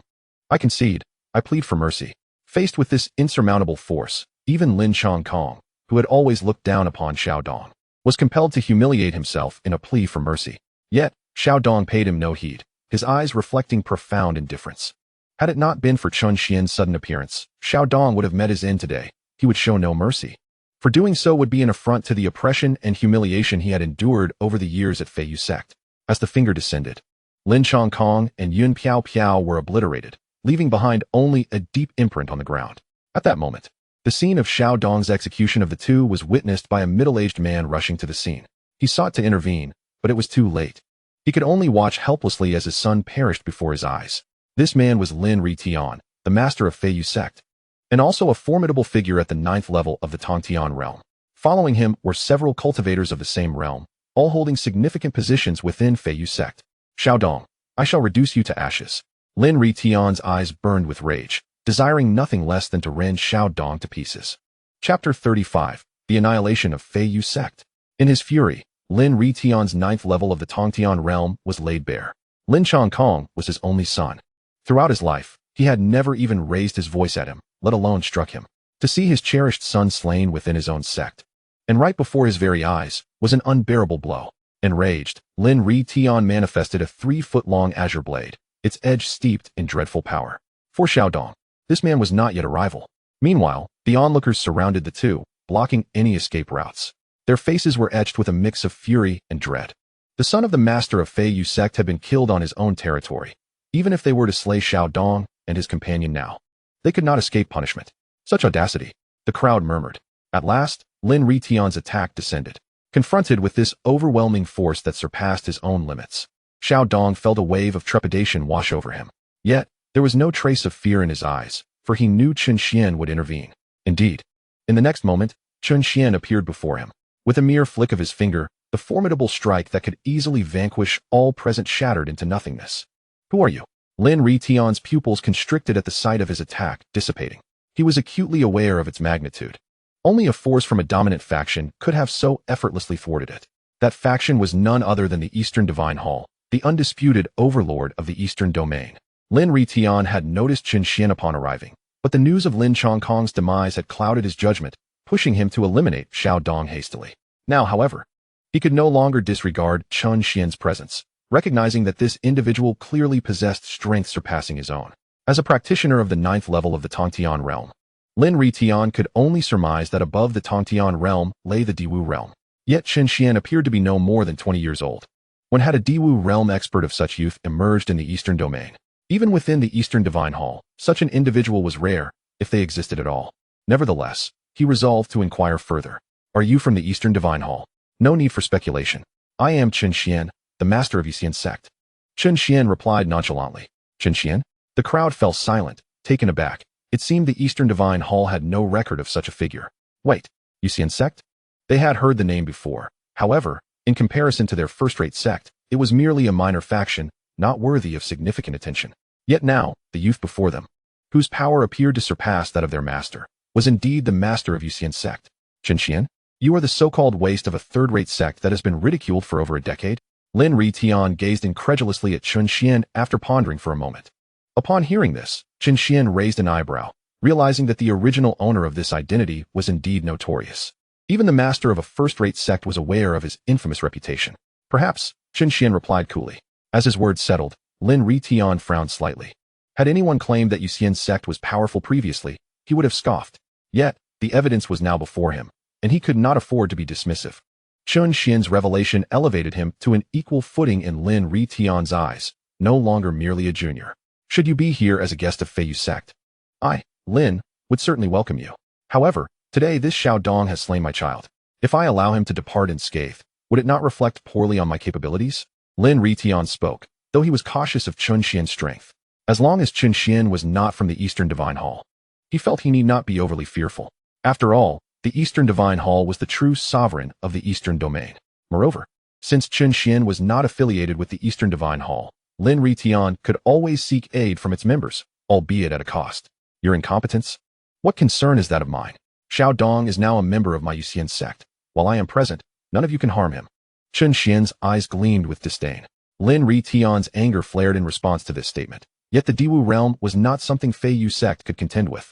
However, in the Eastern Divine Hall, the Diwu realm was not particularly noteworthy. Lin Ritian resolved to leverage the reputation of the Eastern Divine Hall. I have several acquaintances within the Eastern Divine Hall. Although you may be of the Diwu realm, you might still fall short in facing the Eastern Divine Hall.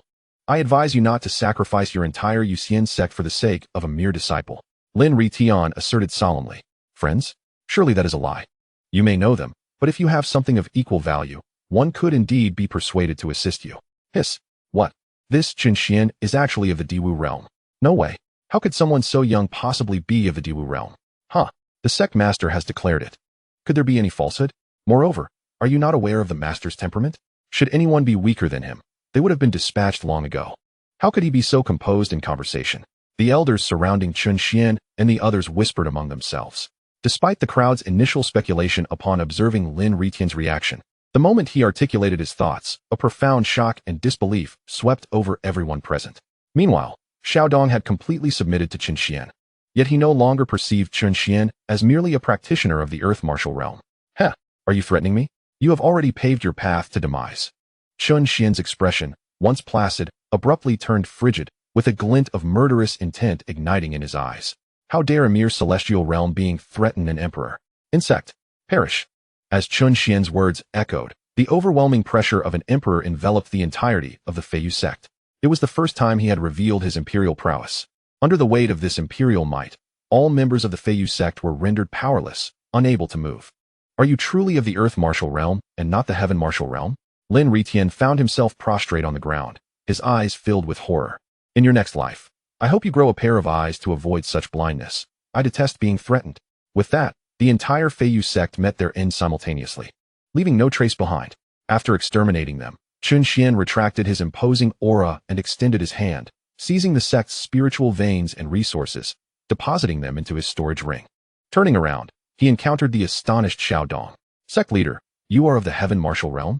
Xiao Dong stammered, having overheard Lin Ritian's words. Heaven martial realm? What a triviality, merely an emperor.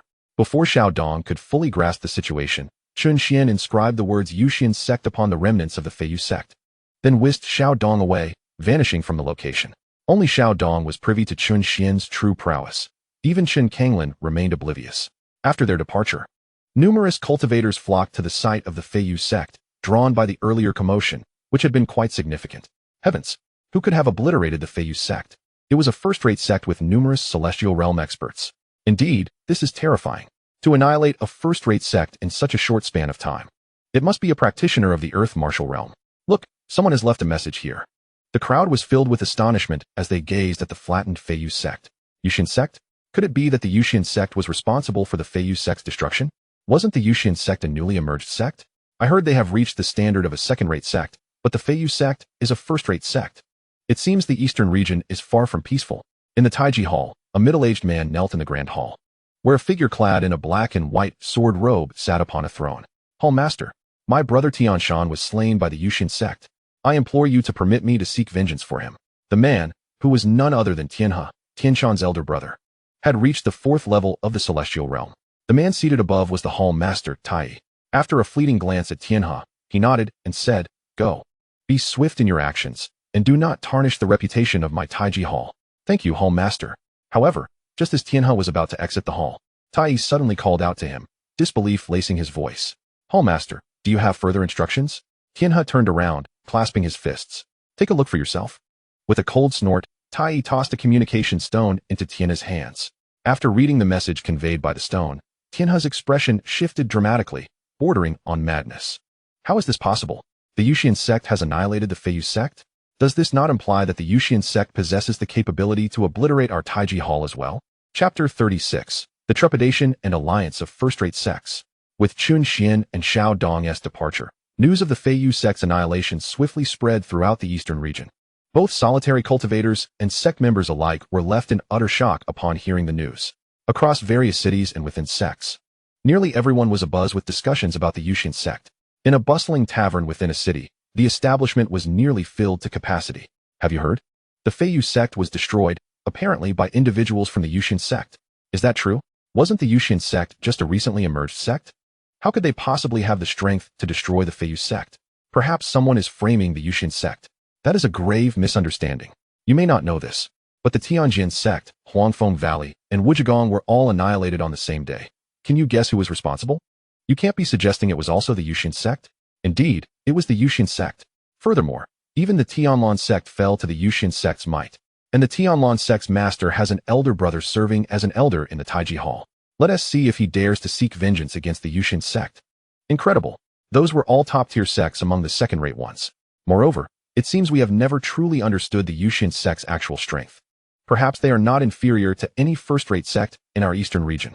Indeed, I have heard that the actions of the Yusian sect have instilled trepidation among the first-rate sects, and it appears they are planning to unite to obliterate the Yusian sect. It seems we are in for quite a spectacle. Perhaps even a first-rate sect may meet its end. In the frigid confines of the icebound land, within the grand hall of the icebound sect, an elder clutched a letter, his eyes wide with fear and astonishment. "Sectmaster, this is truly inconceivable. The Yusian sect's strength is astonishingly formidable, having successively annihilated second-rate sects, and even the first-rate Feiyu sect appears to have fallen before them." Simultaneously, the elder presented all the intelligence gathered to Han Shuangzi.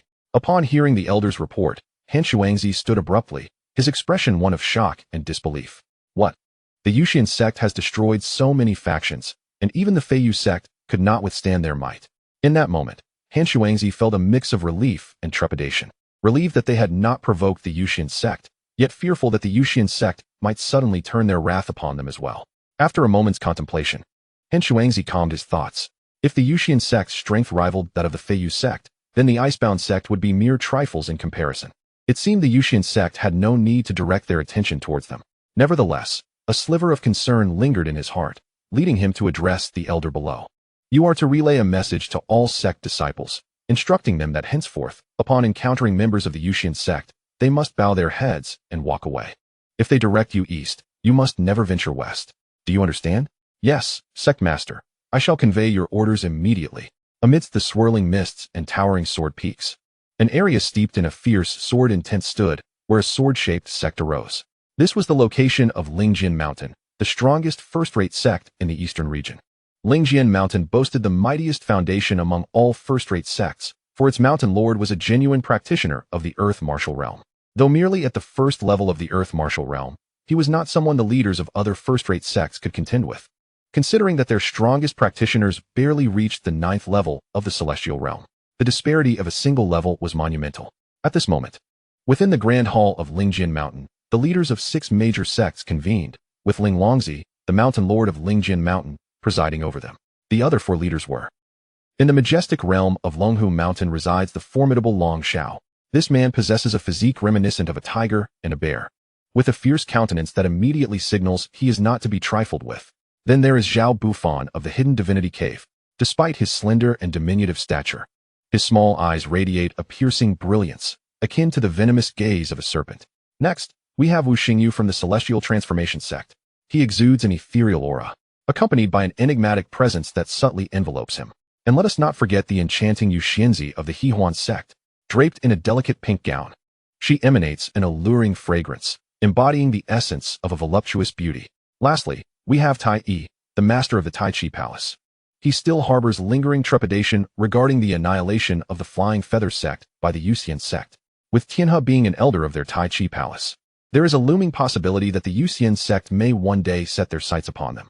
Given their current strength, they would be utterly incapable of resisting the Yusian Sect, especially as other sects also share a vested interest in uniting to eradicate this threat. The Tai Chi Palace must certainly contribute to this cause. As the assembly of individuals reached completion, Ling Longzi took the initiative to rise, casting a discerning glance over the attendees before solemnly proclaiming, "Esteemed colleagues, the Yusian Sect conducts itself without restraint. It has scarcely emerged before it has systematically obliterated numerous sections. Now, even the Flying Feather Sect has succumbed to its might. You are all undoubtedly aware that if the Yusian Sect can annihilate the Flying Feather Sect, it possesses the capability to extinguish any faction present here today. Our respective sects cannot afford to remain isolated. Thus, I have summoned you all here today to propose a joint endeavor to eradicate the Yusian Sect. What do you all think?" Upon hearing these words, Long Xiao, the Lord of Longhu Mountain, stood, exuding a menacing aura, his voice booming in the ears of the assembly.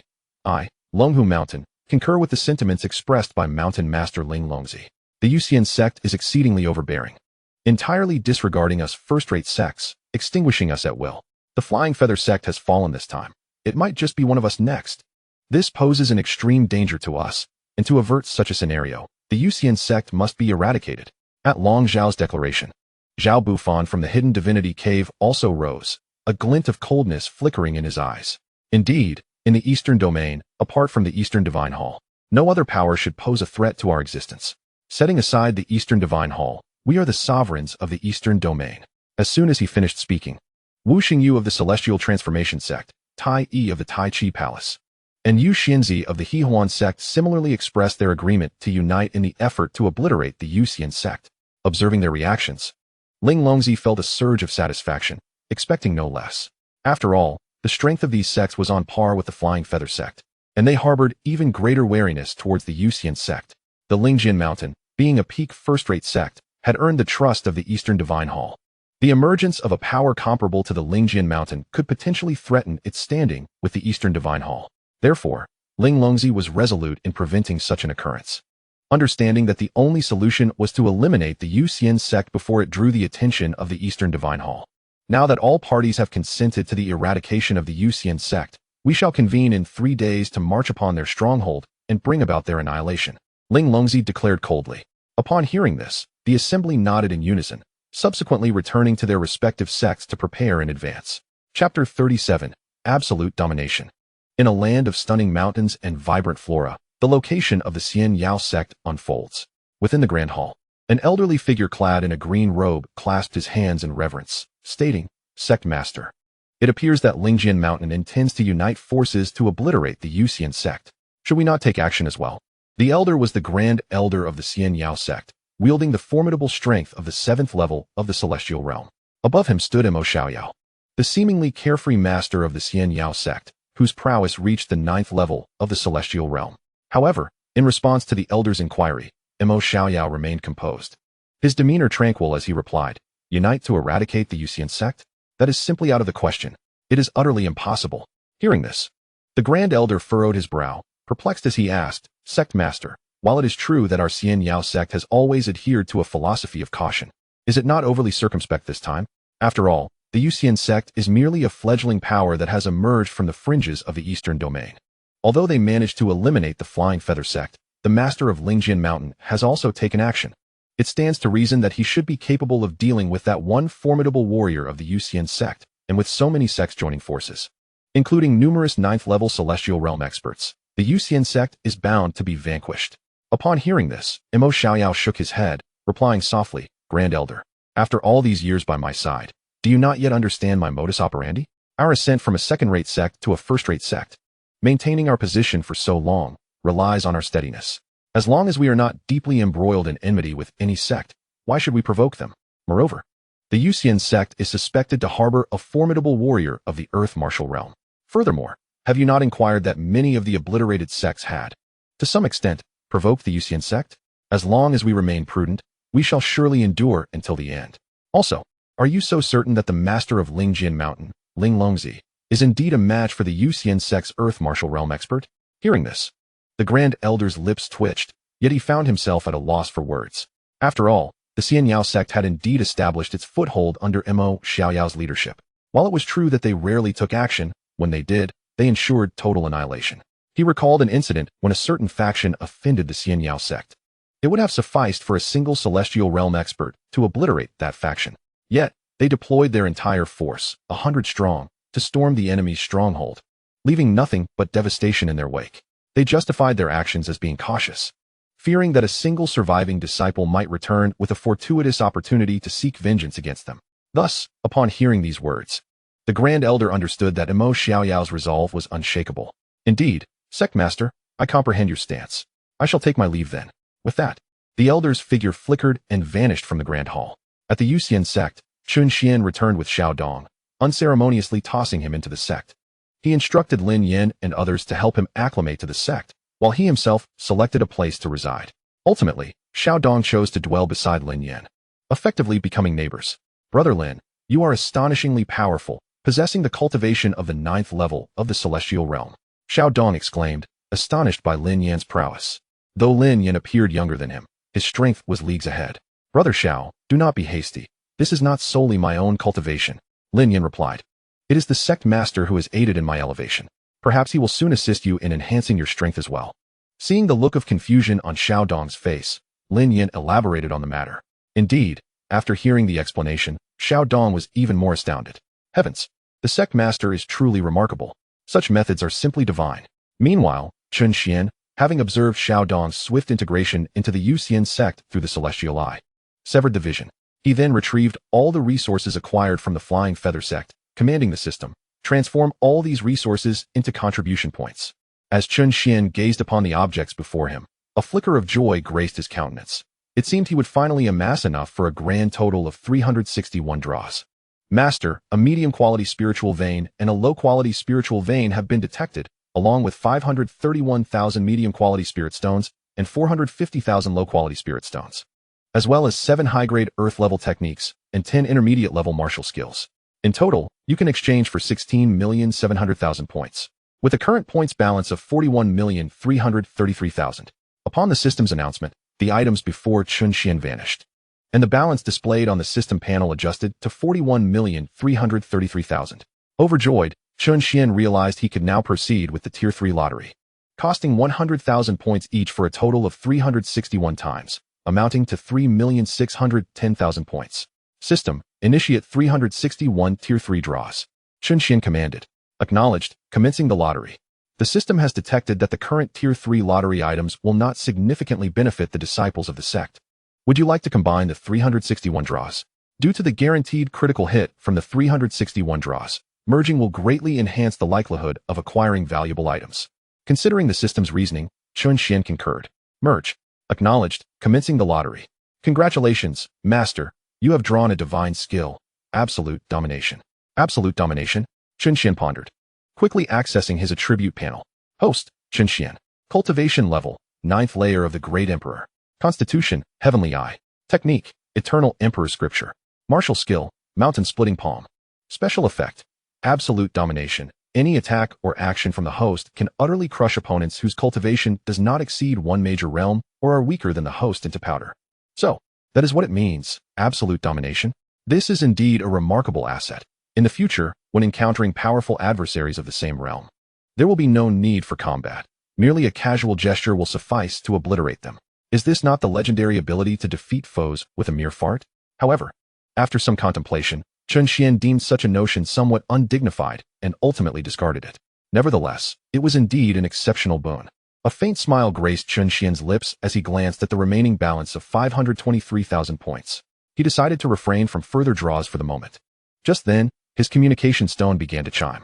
Upon connecting, the voice of Tian Can resonated. Sect Master, I have learned that the leading sects, including Lingjin Mountain, have united with the intention of obliterating our Yusian sect. There was a hint of murderous intent laced within his words. Oh, how audacious. Since these fat sheep have delivered themselves to our door, how could we refuse? Contact them to return to the sect together. Chen Xuan replied coldly. Understood, Sect Master. As the transmission ended, the communication stone in Chen Xuan's hand gradually dimmed. Chapter 38. Displaying the strength of Yusian sect. 3 days later, numerous powerful cultivators had gathered around the Yusian sect, most hailing from the eastern domain, with some arriving from the other 3 domains. After all, there exists a connection among the 4 domains. These individuals had come with the intent to witness firsthand how the united leading sects planned to annihilate the Yusian sect. After all, it had been quite some time since a battle among leading sects had taken place, let alone a coalition against a single sect. The Yusian sect, a grand and majestic establishment, radiating an ethereal aura, stood proudly before them. As the onlookers beheld the overall appearance of the Yusian sect, they could not help but exclaim in awe. Wow, is this the Yusian sect?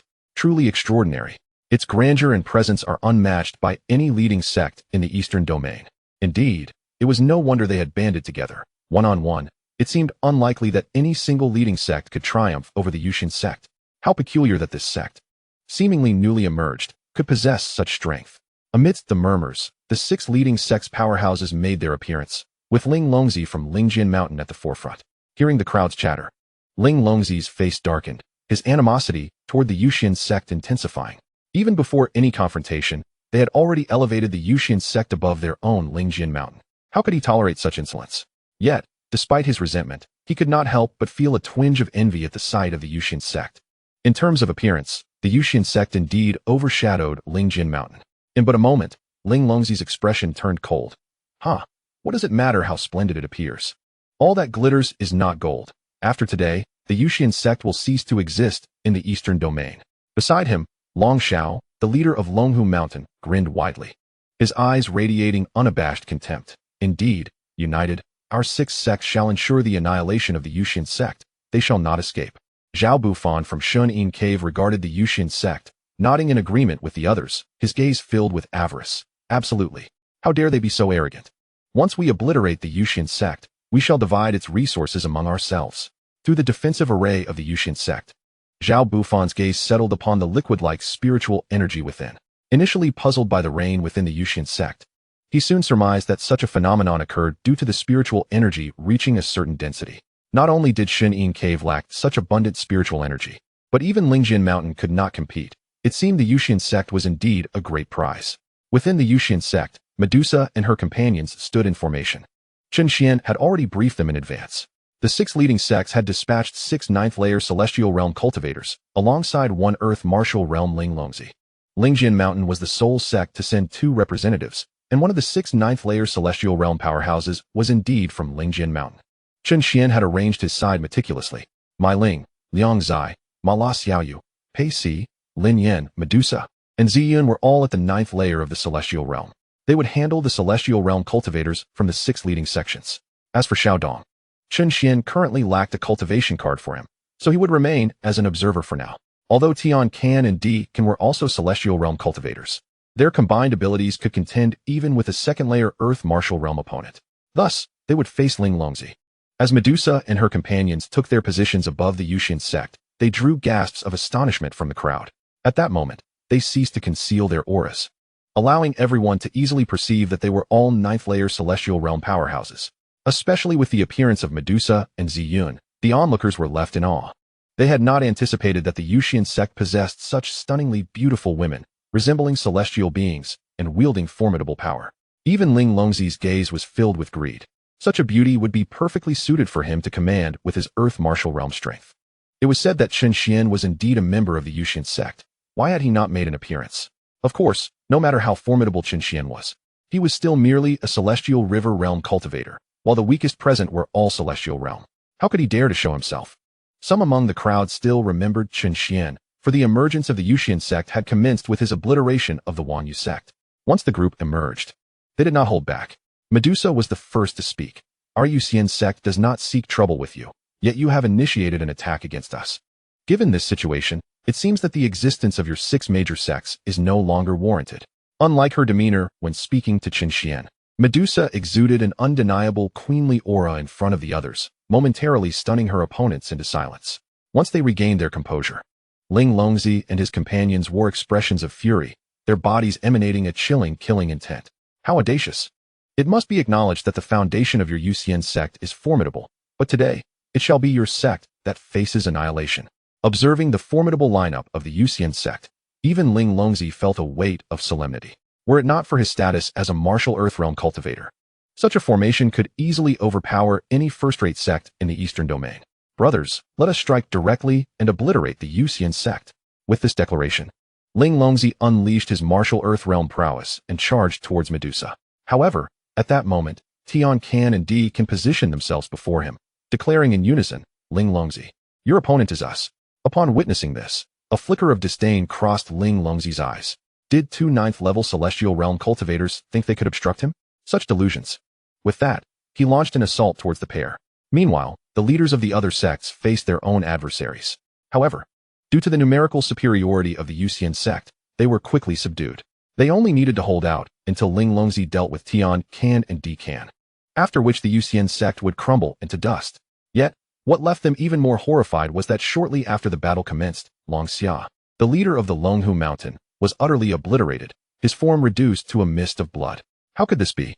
The remaining few stared in shock towards Xia's direction, where a young man enveloped in flames casually blew on the large ruler in his hand and remarked, too easy. In that instant, Ling Longzi sensed a dangerous aura emanating from Lin Yan. He could feel that despite Lin Yan being merely a 9th-level celestial realm cultivator, there was no reason he should be capable of instantaneously vanquishing a peer like Xianxia. Finally, Ling Longzi's gaze fixated on the eternal ancient ruler in Lin Yan's grasp, his eyes brimming with greed. It must be the weapon's influence. He even contemplated breaking free from Tian Can and Di Can to charge towards Lin Yan. If he could slay Lin Yan and seize that weapon, this endeavor would be immensely profitable. However, Tian Can and Di Can would never allow Ling Longzi to breach their defenses. Allowing Ling Longzi to escape would be a grave error. This was their first engagement, and they naturally wished to impress Chen Xuan. Seeing the relentless pursuit of the two behind him, Ling Longzi's murderous intent intensified. You seek death, he exclaimed, unleashing the Ling Void Sword technique. As he executed this attack, sharp sword energy coalesced in the air, transforming into an energy sword that shot towards Tian Can and Di Can. Observing his offensive, Ling Longzi smirked coldly. Huh? 2 mere 9th-level celestial realm cultivators dare to obstruct me? Truly seeking death. With that, he turned away, believing that even if they survived, they would at least be gravely injured. Defeating Lin Yan to acquire that weapon was his utmost priority. He sensed that it was undoubtedly a treasure, with over a 90% chance of being a divine artifact. Possessing such a sacred weapon would significantly enhance his combat prowess. Facing Ling Longzi's strongest strike, Tian Can and Di Can remained unperturbed. The two exchanged glances, and then their weapons met in a clash, channeling their entire spiritual energy into them. A heart-wrenching melody. In the next moment, their attacks surged forth in the form of sound waves, colliding with the sword Ling Longzi had unleashed. It was evident that their sound wave attack had materialized into numerous skeletal soldiers that slammed forcefully against the terrifying sword energy. Around them, the onlookers covered their ears, their minds reverberating with a deafening roar, rendering them unable to perceive their surroundings. Some of the weaker cultivators even bled from their ears, the blood seeping through their fingers.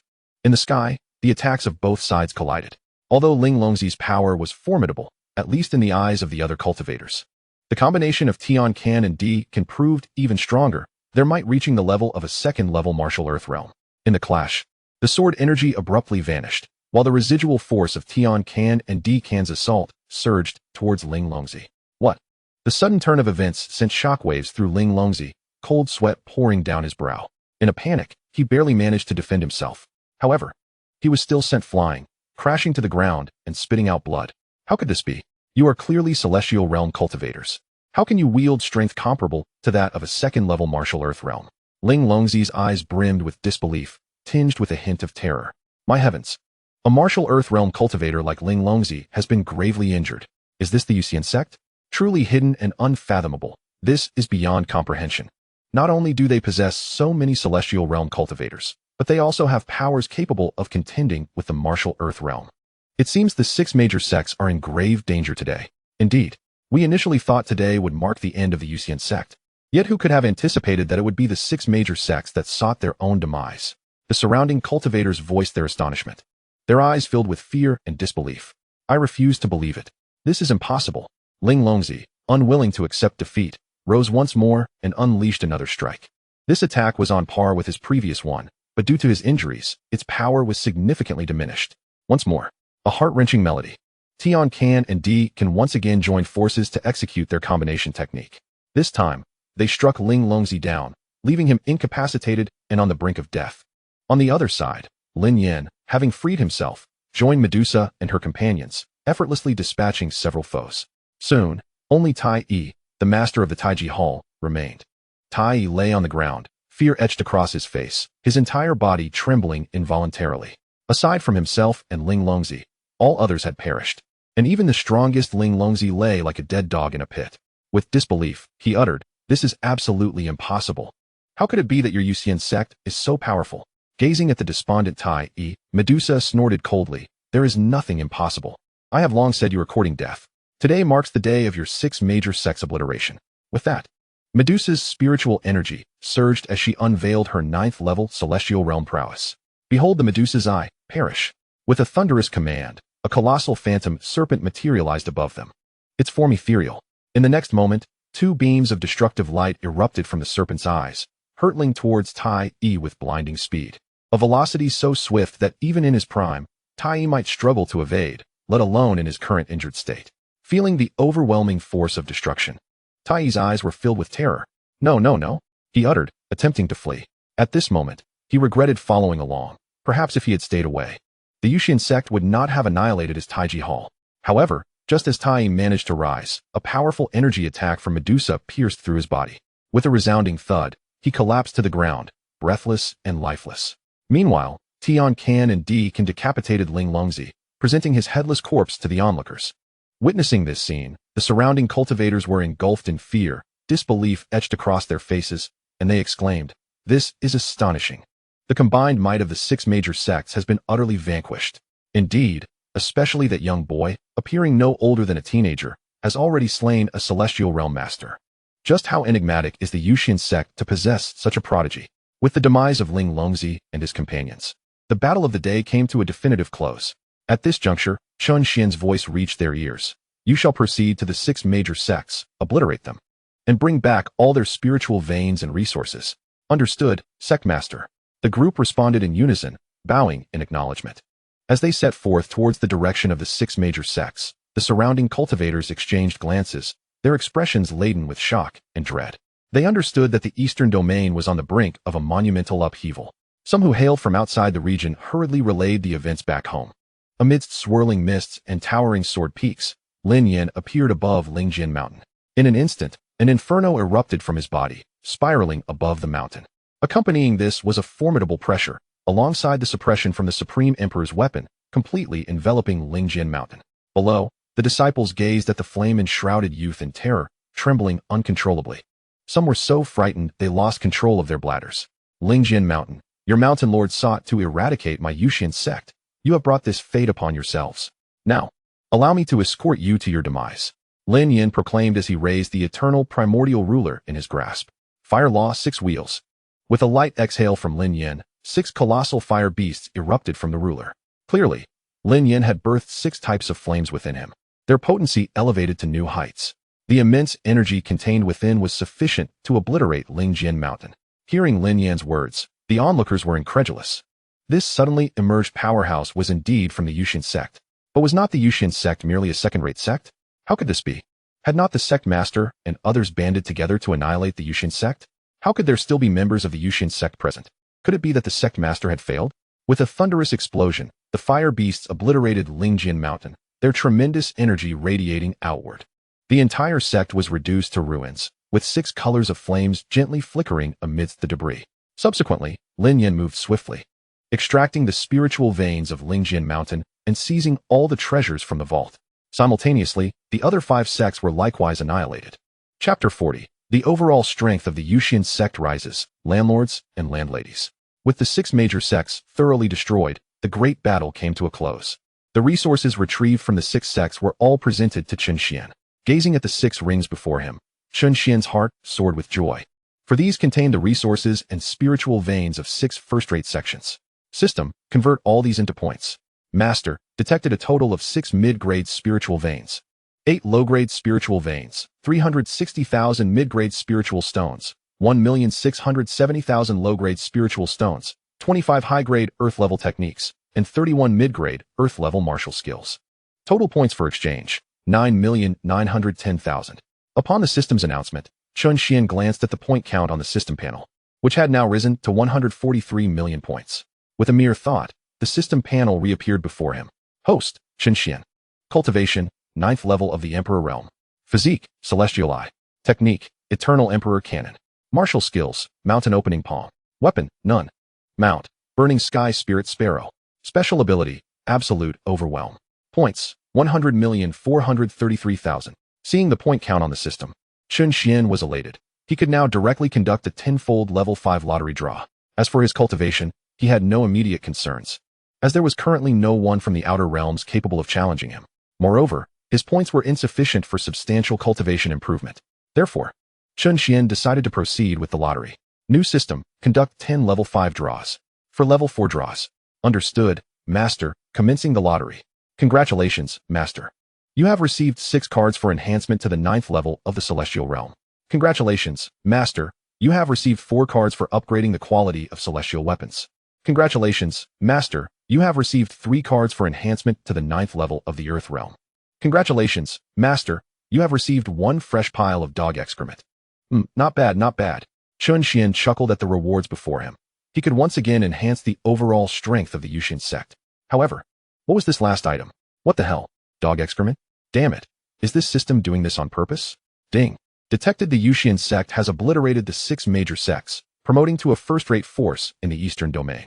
The defensive array has been upgraded to celestial level, capable of withstanding the attacks of the celestial realm.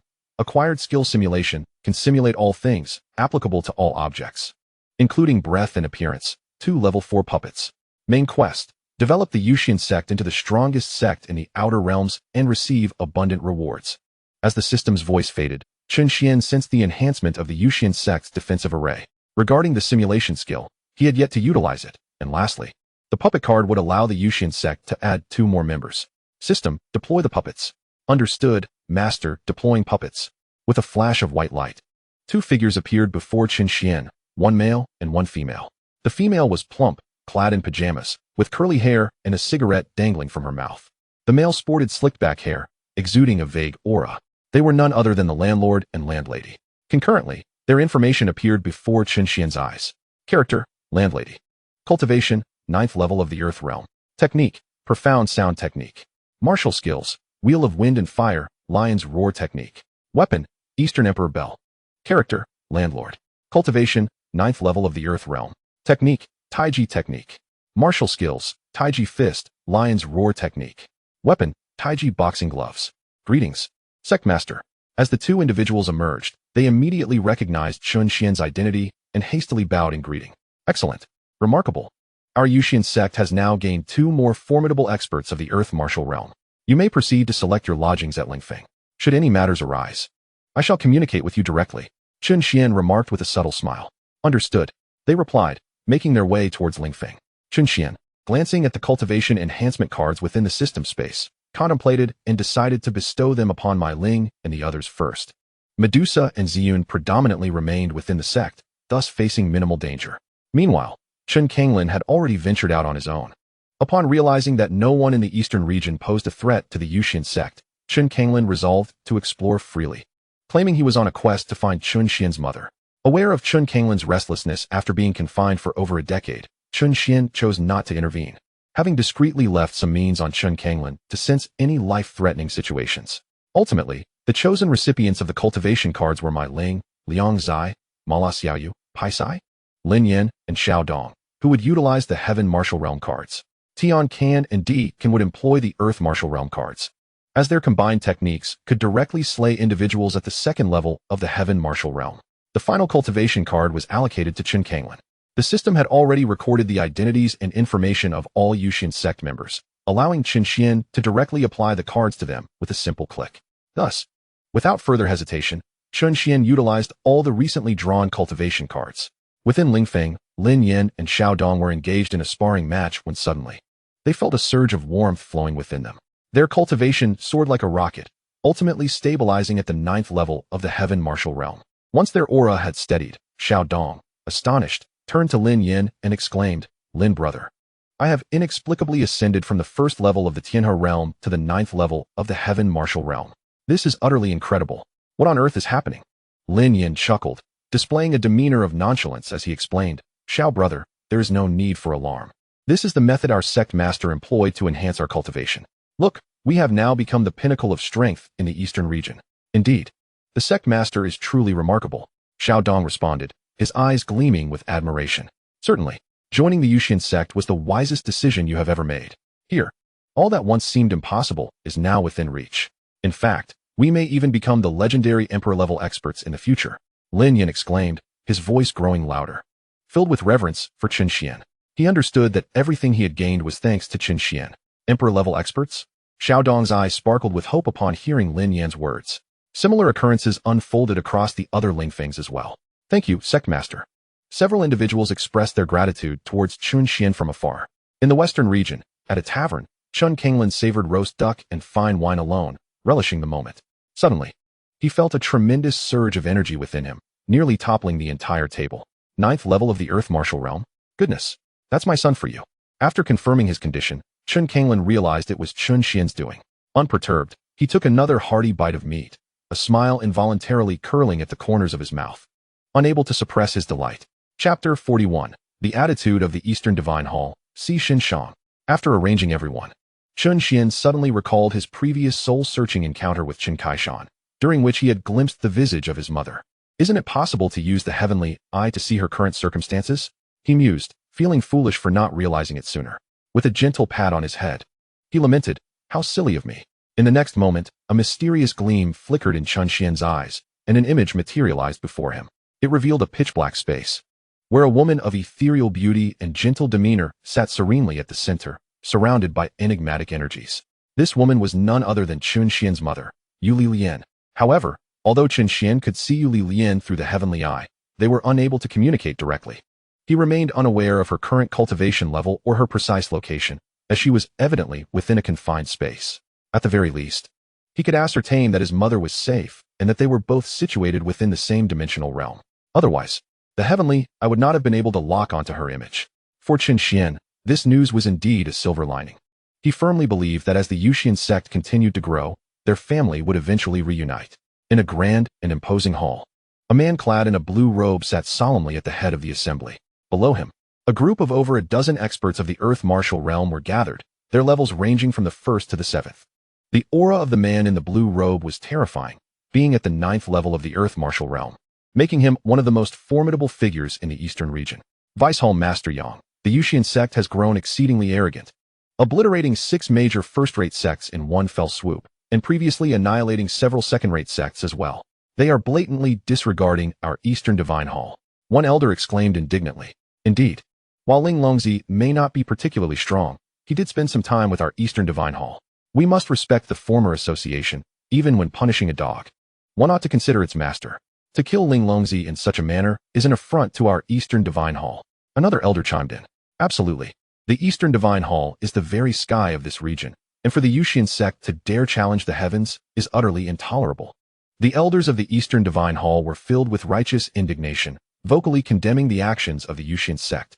Indeed, the Yusian sect must be soundly reprimanded, so they understand who truly rules the eastern region. If they dare to brazenly exterminate 6 sects today, who knows if they will have the audacity to defile our Eastern Divine Hall tomorrow. Moreover, the Yusian sect's actions undoubtedly weaken the overall strength of our eastern region, which is detrimental to us.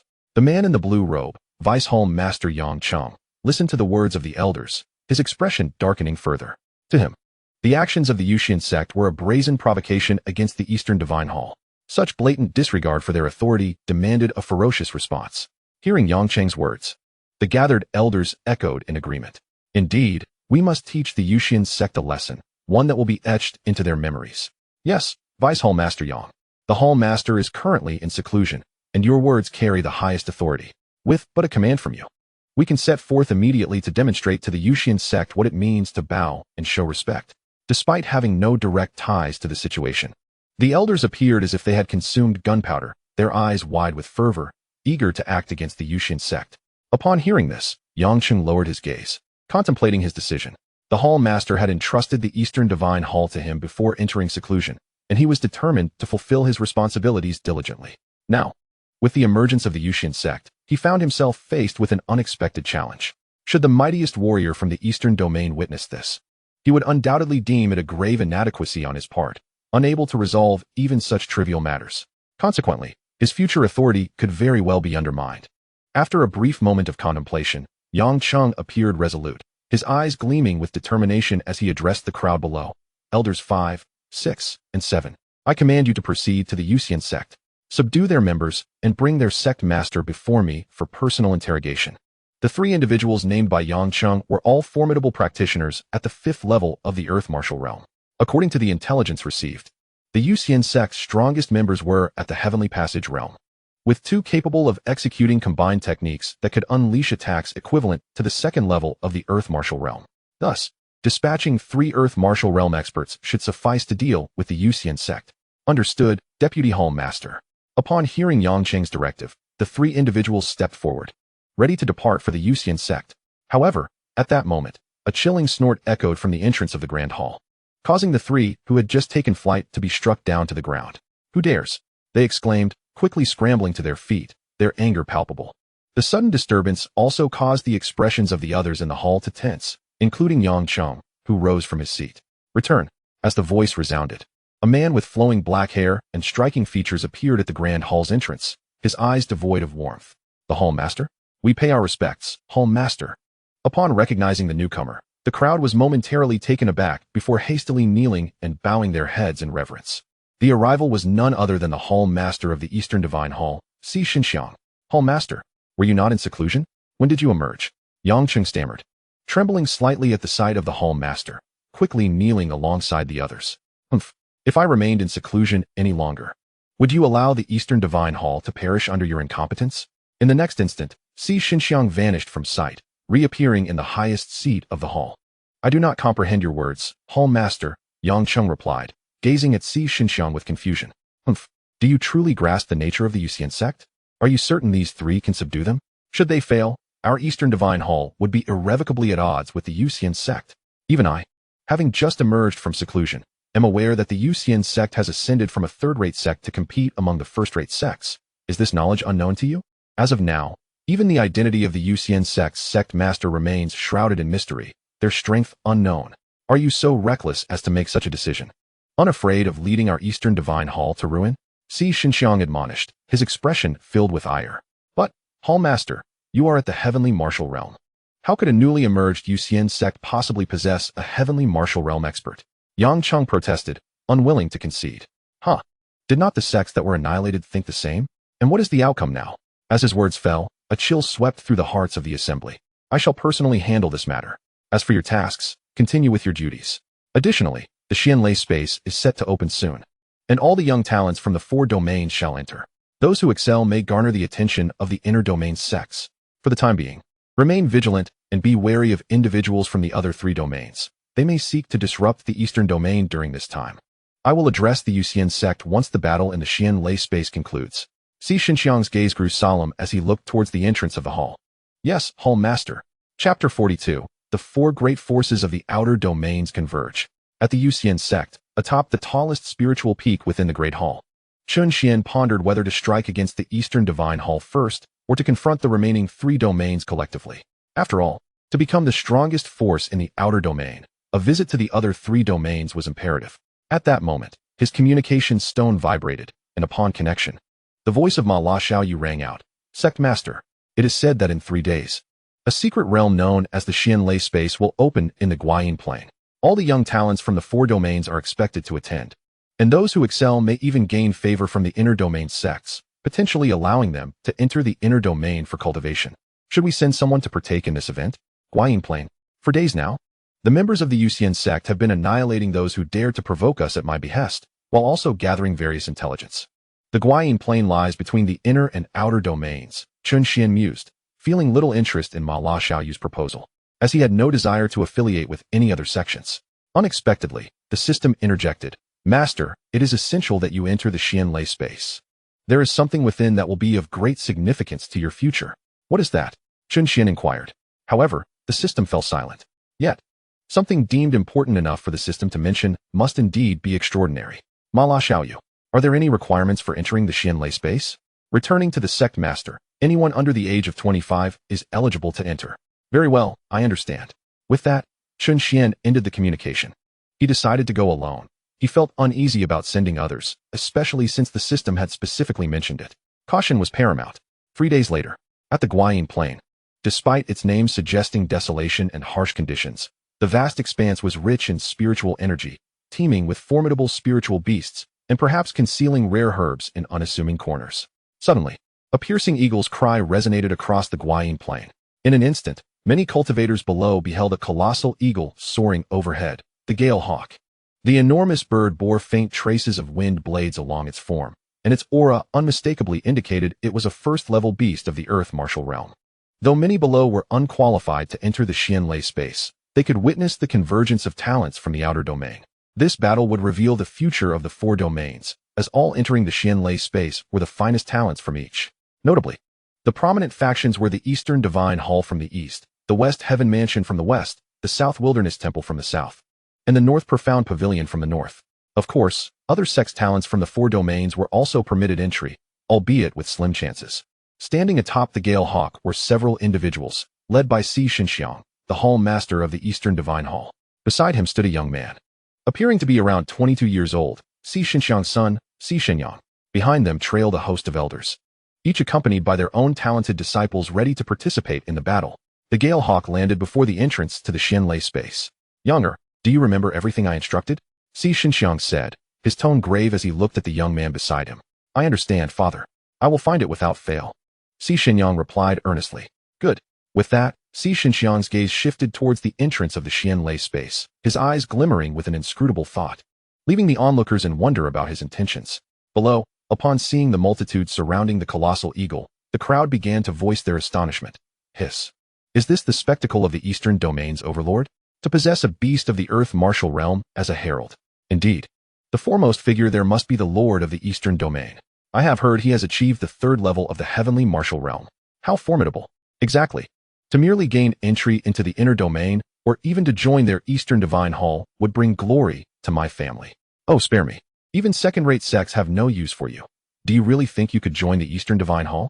Prior to entering the Xianlei space, the area was broadly divided into 4 regions, serving as a temporary haven for individuals from the 4 domains. The Eastern Domain occupies a corner of this expanse.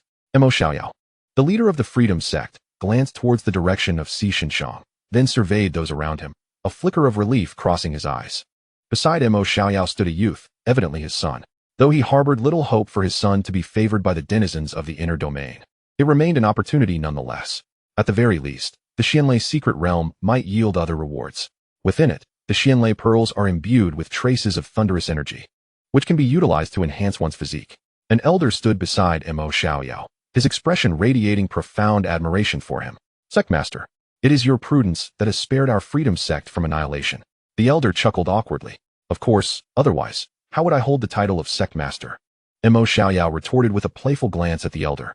Before long, a lion, its size rivaling that of a gale eagle and adorned with 4 fleshy wings, soared from the distance. The 4-winged frenzied lion. The crowd exclaimed in astonishment. This too was a beast of the Earth Martial Realm. Subsequently, a thunderous sound echoed as the 4-winged frenzied lion landed within the Western Domain's territory. A robust man clad in official attire descended, his eyes gleaming with intensity. This man was Mo Cheng, the governor of the Western Domain's Shitian Prefecture, accompanied by numerous others clearly gathered for the Xianlei space. Mo Cheng first cast his gaze upon the entrance of the Xianlei space, where a barrier was evidently in place, indicating that the realm had not yet truly opened. He then turned his attention to Xianxiang, a mysterious smile gracing his lips. Xianxian, I have heard a new sect has recently emerged in your eastern domain, ascending to the ranks of first-rate sects in mere days, even obliterating 6 first-rate sects in a single day. It seems the authority of your Eastern Divine Hall is not as formidable as imagined, allowing such a newly formed sect to run rampant. Does this not strike a blow to your Eastern Divine Hall's reputation? Haha. Among the 4 domains, the relationship between the Western and Eastern domains is notably the most strained, with the 2 domain lords possessing comparable strength. Thus, upon learning of the emergence of such a provocative sect in the Eastern domain, Imo Chung seized the opportunity to mock. Instead of concerning yourself with the affairs of my Eastern domain, perhaps you should tend to your own Western domain. That Yusian sect might just become the next Eastern Divine Hall. After all, it's a force of our Eastern domain. United, we could very well obliterate your Shitian prefecture. Xianxiang retorted, showing no signs of yielding. Haha. Unite? What if we were to first devour your Eastern Divine Hall? Imo Chung countered. Whether the Yusian sect can consume my Eastern Divine Hall remains to be seen. At least your Shitian prefecture cannot. Xianxiang scoffed. You, Xianxiang. Do not presume I am intimidated by you. If you dare, step forth and fight. Bring it on, as if I would fear you. As they spoke, the spiritual energy around them surged, unleashing the oppressive force of the heavenly martial realm. The onlookers recoiled in fear, hastily distancing themselves, lest they become collateral damage in the impending clash. Just as the 2 prepared to engage, a resonant voice echoed, Ba?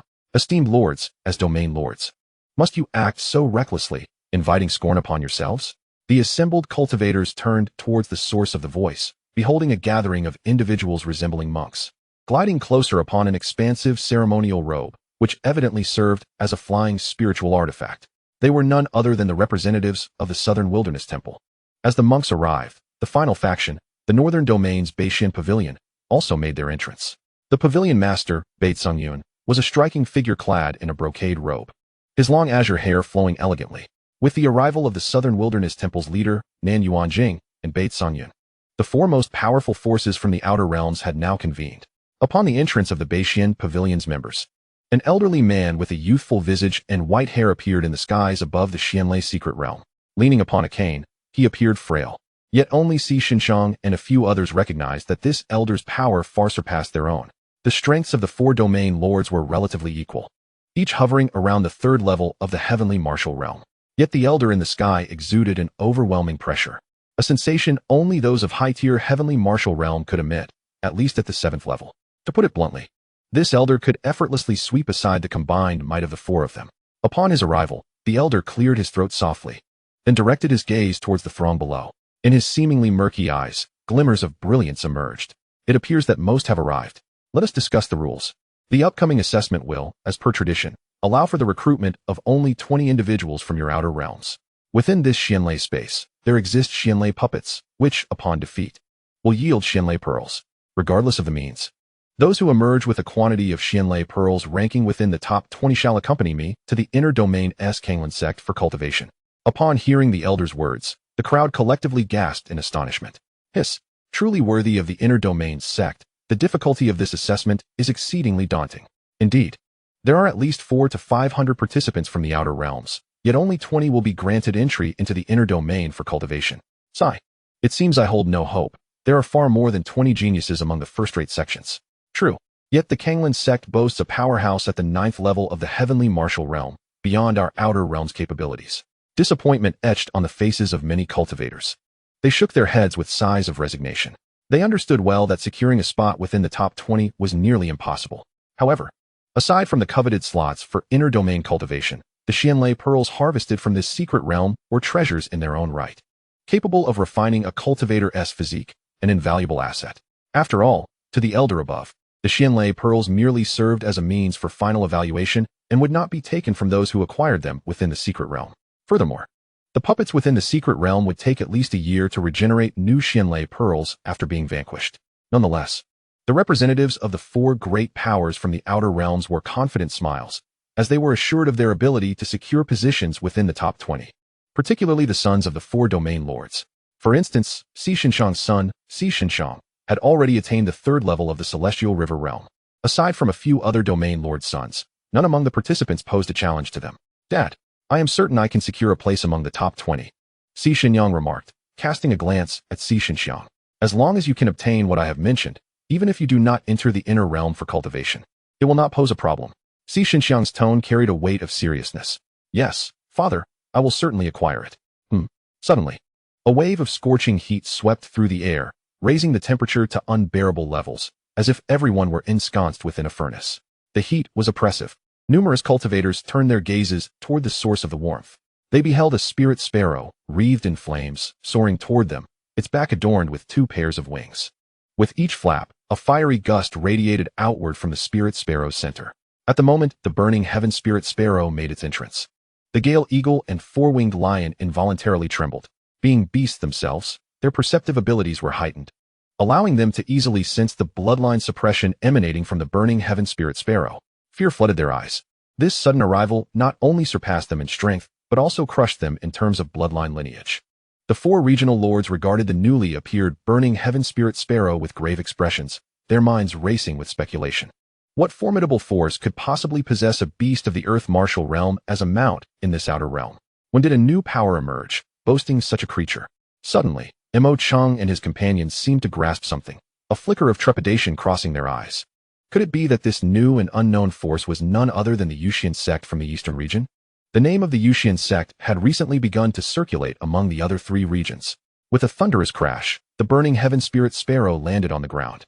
Upon realizing that only a young boy was atop the spirit sparrow, the crowd was left in disbelief.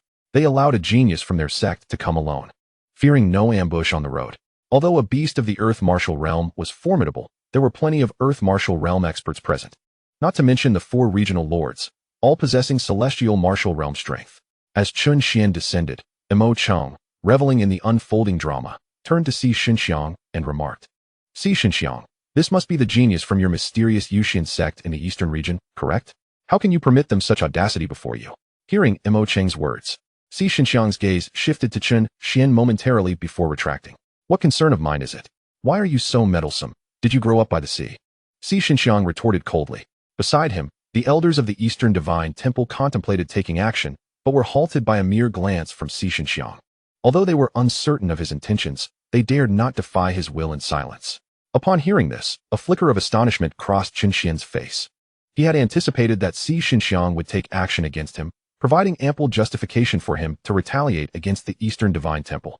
Unexpectedly, it unfolded this way. Alas, what a pity, Chen Xuan murmured softly. You, Xianxiang, are truly a coward. You do not dare strike against a mere undeveloped little beast. And yet you stand alongside the 4 regional lords. How embarrassing. Mo Cheng exclaimed in indignation.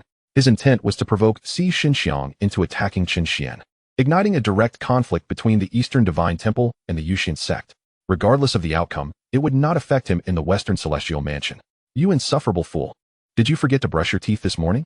Chen Xuan's eyes flashed with murderous intent upon hearing Mo Cheng's words. Chapter 44. I gift you a pile of excrement. Little beast, you seek death. Mo Cheng's fury ignited at Chen Xuan's brazen insult. He was about to lash out at Chen Xuan, intending to tear him apart. Halt! An elder from the inner realm bellowed, interrupting Mo Cheng's advance. As the elder's voice resonated, the space before the entrance to the Xianlei secret realm began to warp. Countless arcs of lightning surged forth, coalescing into a purple vortex. This, evidently, marked the entrance to the Xianlei secret realm. Haha, the Xianlei space has truly opened. Many below exclaimed in excitement at the sight of the swirling vortex. This signified the official commencement of the assessment. At this moment, the elder from the inner realm scanned the crowd and solemnly declared, the Xianlei space is now officially open. Those who meet the criteria may enter the secret realm, with the Xianlei pearls serving as the ultimate measure of success. However, only individuals under the age of 25 may enter. Otherwise, they will be annihilated by the Xianlei at the entrance. It appeared that this secret realm possessed the ability to determine the bone age of cultivators. Should anyone over 25 attempt to force their way in, they would be obliterated by the Xianlei at the entrance. This was not mere speculation. There had been instances where a 26-year-old, defying the odds, had met a grisly fate, leaving no trace behind. Since that incident, no one had dared to test their luck again. Those cultivators eligible for entry brimmed with excitement, hastening toward the entrance of the secret realm. Quickly, don't block the way. Don't delay my search for the Xianlei pearl. Seeing this, Chen Xuan's gaze flickered, briefly locking onto Mo Cheng before he made his way toward the secret realm. He had intended to eliminate Mo Cheng directly. However, pressing matters took precedence, and he decided to let Mo Cheng linger for a while longer. Meanwhile, the burning heaven spirit sparrow transformed into a young boy, keeping pace with Chen Xuan. Due to its recent hatching, it was technically still less than a year old. However, due to the system's influence, it appeared as a teenager. Observing the burning heaven spirit sparrow, the crowd cast scornful glances, mocking its audacity to enter the secret realm. How foolish. A mere beast thinks it can enter the secret realm. Just wait to be struck down by the xianlei. The onlookers believed that beasts of the earth martial realm had undoubtedly reached maturity. Otherwise, they would not possess such combat prowess. As for the youthful appearance of the burning heaven spirit sparrow, they assumed it was a deliberate transformation. The elder from the inner realm narrowed his eyes, but chose not to voice any objection. After all, he had already made his statements. Those who sought death had only themselves to blame. Moreover, even a beast would be inconsequential before him, let alone the 4 regional lords from the outer realm. Strange. Why does this beast seem familiar? I feel as though I have seen it in the sect's library. The elder muttered. Haha, it appears to be just a little beast. Surrounded by equally foolish creatures, Mo Cheng, still seething from Chun Xian's insult, seized the opportunity to taunt. Yet, at that moment, just as Chun Xian approached the secret realm, he suddenly halted. The crowd, witnessing this, was momentarily taken aback before erupting into conversation. Indeed, that beast has reached maturity. It nearly deceived him. Now, it dares not proceed. Indeed, the loss of a formidable beast at the earth martial realm would undoubtedly represent a significant blow to his sect. It seems he intended to flaunt his prowess. Yet now he cowers in fear. How utterly amusing. Even Si Shinshang and the others believed that Chen Xuan and his companion were merely jesting. You may enter first. Chen Xuan instructed Xiaohua. Yes, master. As the words fell, Xiaohua's figure vanished from the sight of the onlookers. Chen Xuan then turned his gaze toward Mo Cheng and remarked, I nearly forgot. I possess a rather delightful item that suits your foul mouth perfectly. With that, Chen Xuan retrieved a lump of excrement from his system's space. However, he had already isolated it from his hand using spiritual energy. He then hurled it directly at Mo Cheng's face. The onlookers witnessed a complete pile of dung splattering across Mo Cheng's visage. As the instigator, Chen Xuan merely chuckled and turned to enter the Xianlei secret realm, leaving the crowd in utter bewilderment. The incident transpired so suddenly that Mo Cheng had no time to react. Of course, even if he had wished to defend himself, it would have been impossible. As long as Chen Xuan desired it, that lump of dung was guaranteed to strike Mo Cheng's face. In an instant, even those beside Mo Cheng were startled. And then they caught a whiff of a pungent odor. Goodness, that appears to be dog dung. Upon uttering this, the assembled crowd erupted in laughter. What they witnessed was nothing short of a disgrace. The esteemed lord of the western region, Mo Cheng, had been struck in the face with a pile of excrement by a mere youth in front of so many witnesses. This was an unparalleled humiliation. Recovering from his shock, Mo Cheng let out a howl towards the heavens. You little beast, I shall definitely kill you. I will kill you. Silence. Anyone who dares to laugh again will face my wrath. Under Mo Cheng's threats, the laughter subsided, though every face was flushed with suppressed mirth. However, Si Shinshang, also a domain lord, showed no fear of Mo Cheng and remarked with a smile. It seems Lord Mo Cheng is quite popular. Even those from the eastern domain are eager to present gifts to you. Si Shinshang. Mo Cheng could hardly retort against Si Shinshang. Moreover, with the elder present, he dared not act impulsively. He could only swallow his anger for the time being. Yet in his heart, Chen Xuan had already been marked for death. Once the secret realm concluded, even if the elder attempted to intervene, he would undoubtedly seek vengeance against Chen Xuan. Otherwise, he would become the greatest laughingstock in the outer domain. What an intriguing youth. Above, the elder observed the scene with a glimmer of amusement in his eyes. He then settled into a meditative posture, closing his eyes. However, it wasn't long before the elder abruptly opened his eyes, brimming with excitement. A burning heaven spirit sparrow. Indeed. That is a burning heaven spirit sparrow. Who would have thought I would encounter such a high-level spirit beast in this outer realm? Truly, the heavens have favored me. As he spoke, a glint of greed filled the elder's eyes. No wonder this spirit beast could enter the Xianlei space. It was evidently still in its juvenile phase. If it possessed the strength of the earth martial realm in its juvenile stage, just imagine how powerful it would be in maturity. If that beast were indeed a burning heaven spirit sparrow, it would be entirely reasonable. A mature burning heaven spirit sparrow could even reach the divine martial realm, making it one of the most formidable forces in the inner domain. Meanwhile, their own sect leader was merely at the 9th level of the heavenly martial realm. Chapter 45. Even a mosquito, no matter how small, is still meat. Bring them all to me.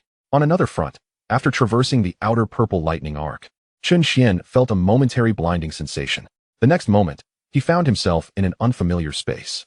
This entire realm was suffused with the power of purple lightning, resembling a vast sea of thunder. Beside Chen Xuan stood Xiaohua, the burning heaven spirit sparrow. Before them lay a multitude of puppets, each enveloped in arcs of lightning. It appeared that the Xianlei pearls were indeed among these puppets. Initially appearing aimless, the once vacant-eyed puppets suddenly surged forth upon spotting the two. As if they had encountered a delectable feast, their vacant gazes transforming into frenzied aggression. Boom. In response to the oncoming puppets, Chen Xuan waved his hand. Bang, bang, bang. The seemingly ferocious puppets erupted one after another in a cacophony of explosions. Following this, several hundred to 1,000 purple lightning pearls floated before Chen Xuan. These would serve as the measure of his final score. The puppets were not particularly formidable, possessing only the cultivation of the body refinement realm. Chen Xuan, or even Xiaohua, could easily dispatch them. Although Chen Xuan did not rely on these Xianlei pearls to enter the inner domain, they could at least be exchanged for some tokens. Thus, Chen Xuan made no effort to squander them. He swiftly drew the floating Xianlei pearls into his grasp. Each pearl was no larger than a thumb, radiating a purple hue with arcs of lightning gently pulsing across their surfaces.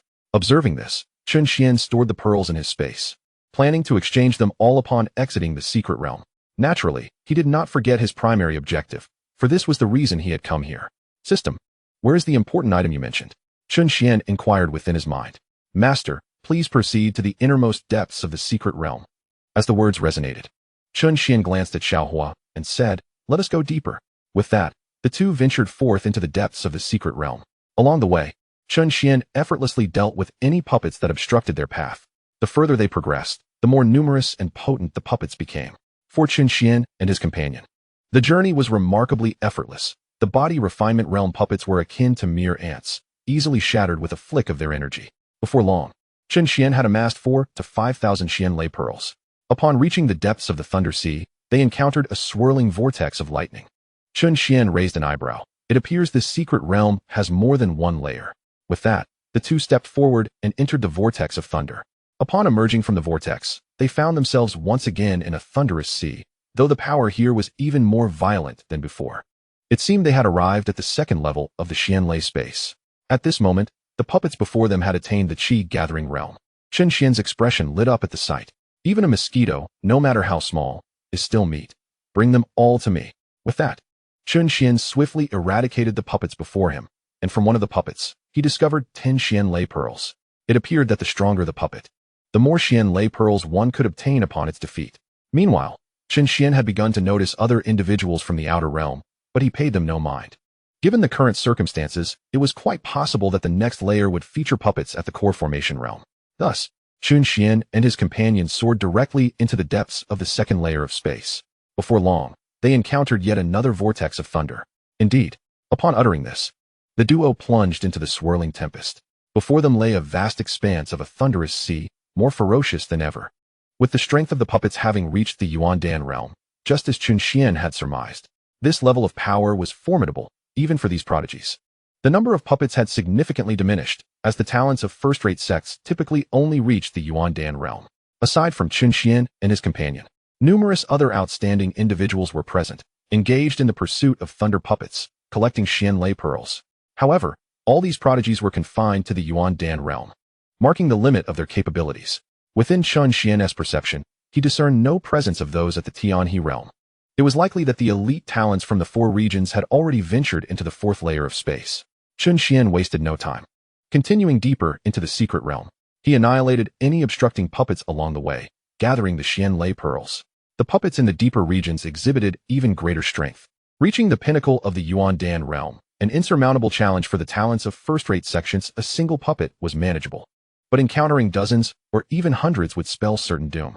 Consequently, many lingered at the outer edges of the third layer, hesitant to delve too deeply. Thus, when they observed Chen Xuan and Xiaohua boldly advancing deeper, astonishment washed over their faces. Isn't that the prodigy from the Yusian sect? Has he truly dared to venture into the depths? Is he courting death? They murmured. Though the Yusian sect was comparable to a first-rate sect, they too were merely talents of that caliber, and even they dared not press further. Truly, it was folly. Indeed, there were even Tianhe realm puppets within. Should they proceed, it would only lead to their demise. In the eyes of the onlookers, Chen Xuan's cultivation appeared to be on par with theirs, and such actions were undoubtedly tantamount to inviting death.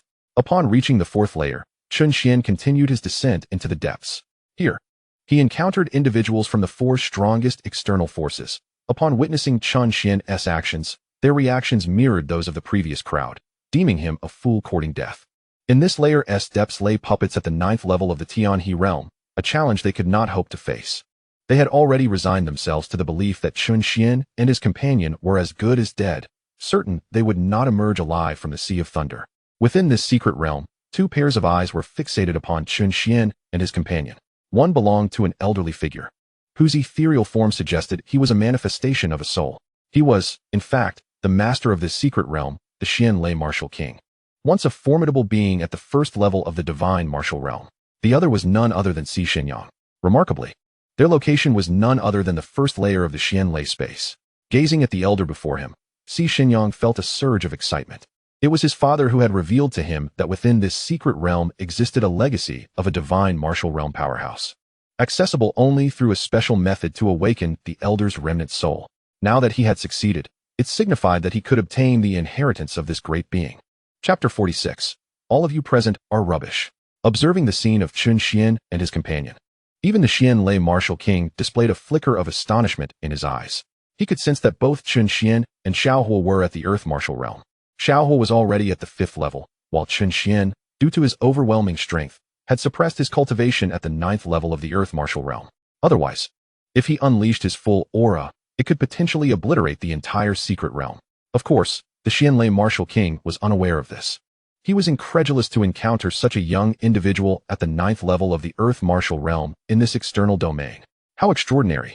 As a former powerhouse who had reached the 1st level of the Divine Martial Realm, he was renowned even within the inner domain.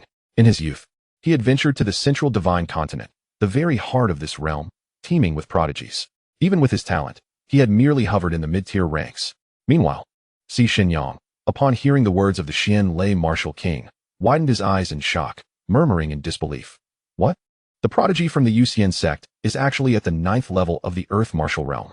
Initially, he had thought his father refrained from acting against the Yusian sect due to the impending secret realm. Now, it seemed his father must have discerned something significant. Perhaps the Yusian sect's power had far surpassed that of their East Divine Hall.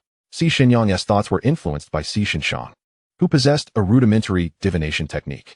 However, such techniques were not to be used lightly, for they could shorten one's lifespan or even threaten one's very existence.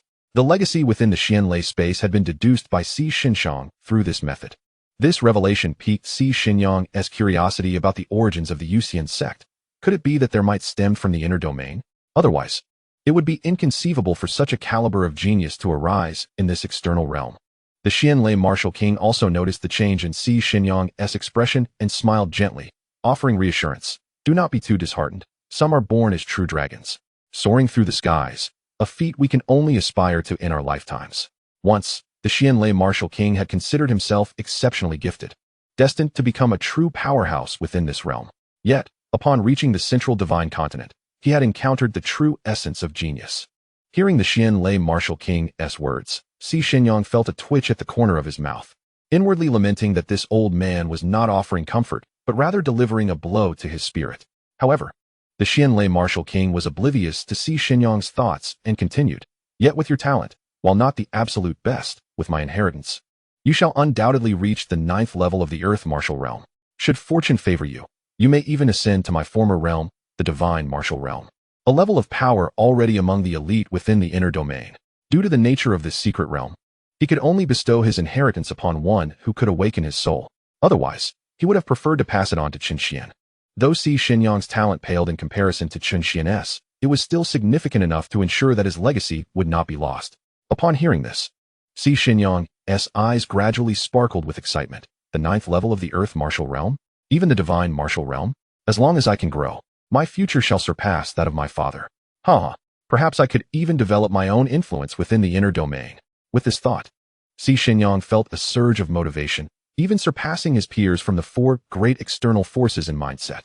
Now, having accepted the legacy of the Xianlei Martial King, Xi Xinyang's cultivation had ascended from the 3rd level of the Tianhe realm to the 7th level. Noticing the change in Xi Xinyang's demeanor, the Xianlei Martial King displayed a satisfied expression, nodding in approval, and said with a smile, Since you have received my inheritance, Allow me to bestow upon you one final gift." As he spoke, the Xianlei Martial King flicked his right hand, causing the entire space of the Xianlei secret realm to tremble. This was particularly evident in the fourth layer where Chen Xuan and his companion were located. However, after a brief moment, a look of confusion appeared on the Xianlei Martial King's face. Within this secret realm, apart from his legacy, there existed another item of even greater value, an enigmatic orb whose true nature he had yet to comprehend. All he knew was that it contained boundless thunderous power. It was precisely because of this object that he had been relentlessly pursued and had fled to the outer realms, only to ultimately perish here. It was also due to this orb that he managed to leave behind a fragment of his soul, awaiting a fated individual to inherit his legacy. Just as the Xianlei Martial King was engulfed in his thoughts, his gaze suddenly darted towards the image before him. There, he beheld Chen Xuan holding a sphere entwined with lightning. Upon witnessing this, the Xianlei Martial King initially contemplated reclaiming the thunder orb from Chen Xuan's grasp. However, upon further reflection, he considered that perhaps it was fate that had led Chen Xuan to discover this orb. If that were the case, then he would acquiesce to the will of heaven. Thus, in the next moment, the Xianlei Martial King waved his hand once more, causing a series of vortices to materialize before everyone present. In an instant, they were all swept away from the secret realm and brought before the Xianlei Martial King and Xi Shenyang. Even the puppets gathered around the group. The sudden shift left the cultivators startled, but they soon relaxed upon realizing there was no immediate danger. However, when they saw that Chen Xuan and Xiao Hou were still alive, astonishment filled their eyes, and disbelief escaped their lips. "How is this possible? You two are still alive?" Looking at Chen Xuan and Xiao Hou, the crowd appeared as if they had seen a ghost, utterly incredulous that the two could have emerged unscathed from the depths of the Thunder Sea. After all, the puppets within were formidable, possessing strength equivalent to the 9th layer of the Celestial River realm, and their numbers were considerable. Just a single puppet could annihilate them all, let alone the many that existed. It was truly astonishing that these two individuals from the Yusian sect had managed to survive from the depths of the 4th layer of the Thunder Sea. Could it be mere luck? Or had they simply hidden in a location devoid of puppets to escape with their lives? Unfazed by the crowd's murmurs, Chen Xuan disdainfully remarked, "Those Celestial River puppets are nothing but trifles. What is so remarkable about them? In my eyes, all of you present are mere refuse." Hearing Chen Xuan's derision, the expressions of the onlookers darkened, particularly those from the Western Celestial Mansion, Southern Wilderness Temple, and Northern Xian Pavilion.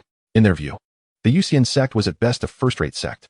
Thus, while Chen Xuan, being a genius from the Yusian sect, was commendable, he did not warrant their concern. Some even revealed a glimmer of murderous intent in their eyes. This discontent was not limited to the geniuses of the 4 great powers, due to Chen Xuan's indiscriminate attacks. Those from other first-rate sects were equally indignant, some even showing signs of aggression. At that moment, the voice of the Xianlei Martial King resounded. Silence. As he spoke, an overwhelming aura emanated from him, filling the entire space with a palpable sense of oppression. Feeling this pressure, the crowd lifted their gazes towards the Xianlei Martial King above, their eyes filled with trepidation, some trembling in fear. After all, this was the might of a being from the celestial martial realm. Because of the recent events involving Chen Xuan and his companion, they had initially overlooked the presence of the Xianlei Martial King above. Now, confronted with the dense array of thunder puppets and the Xianlei Martial King himself, fear and confusion gripped their hearts. They could not comprehend the purpose behind the elder gathering them all here.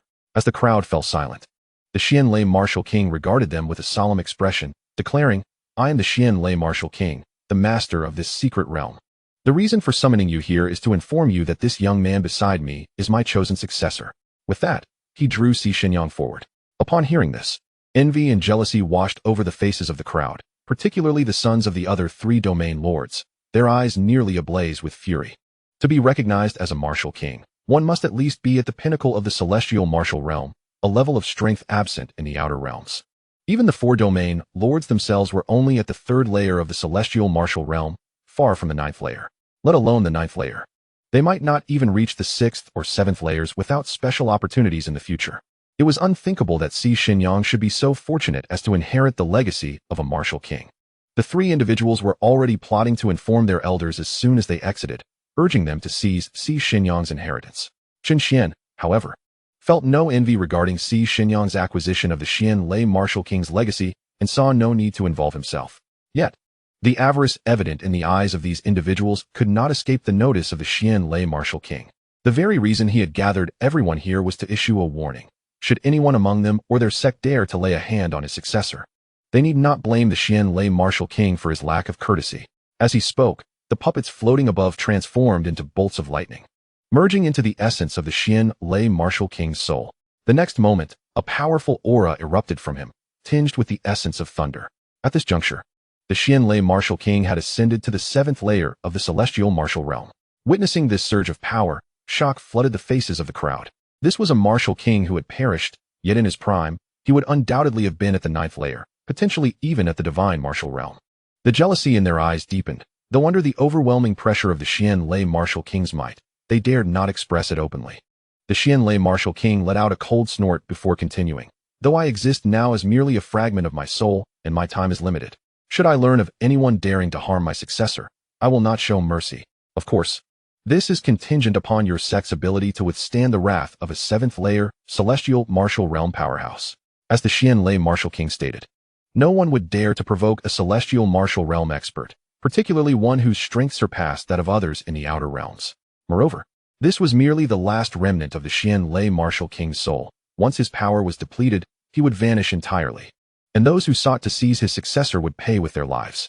In conclusion, the Xian Lei Martial King transformed into a Xian Lei orb, landing in Si Shenyang's hands.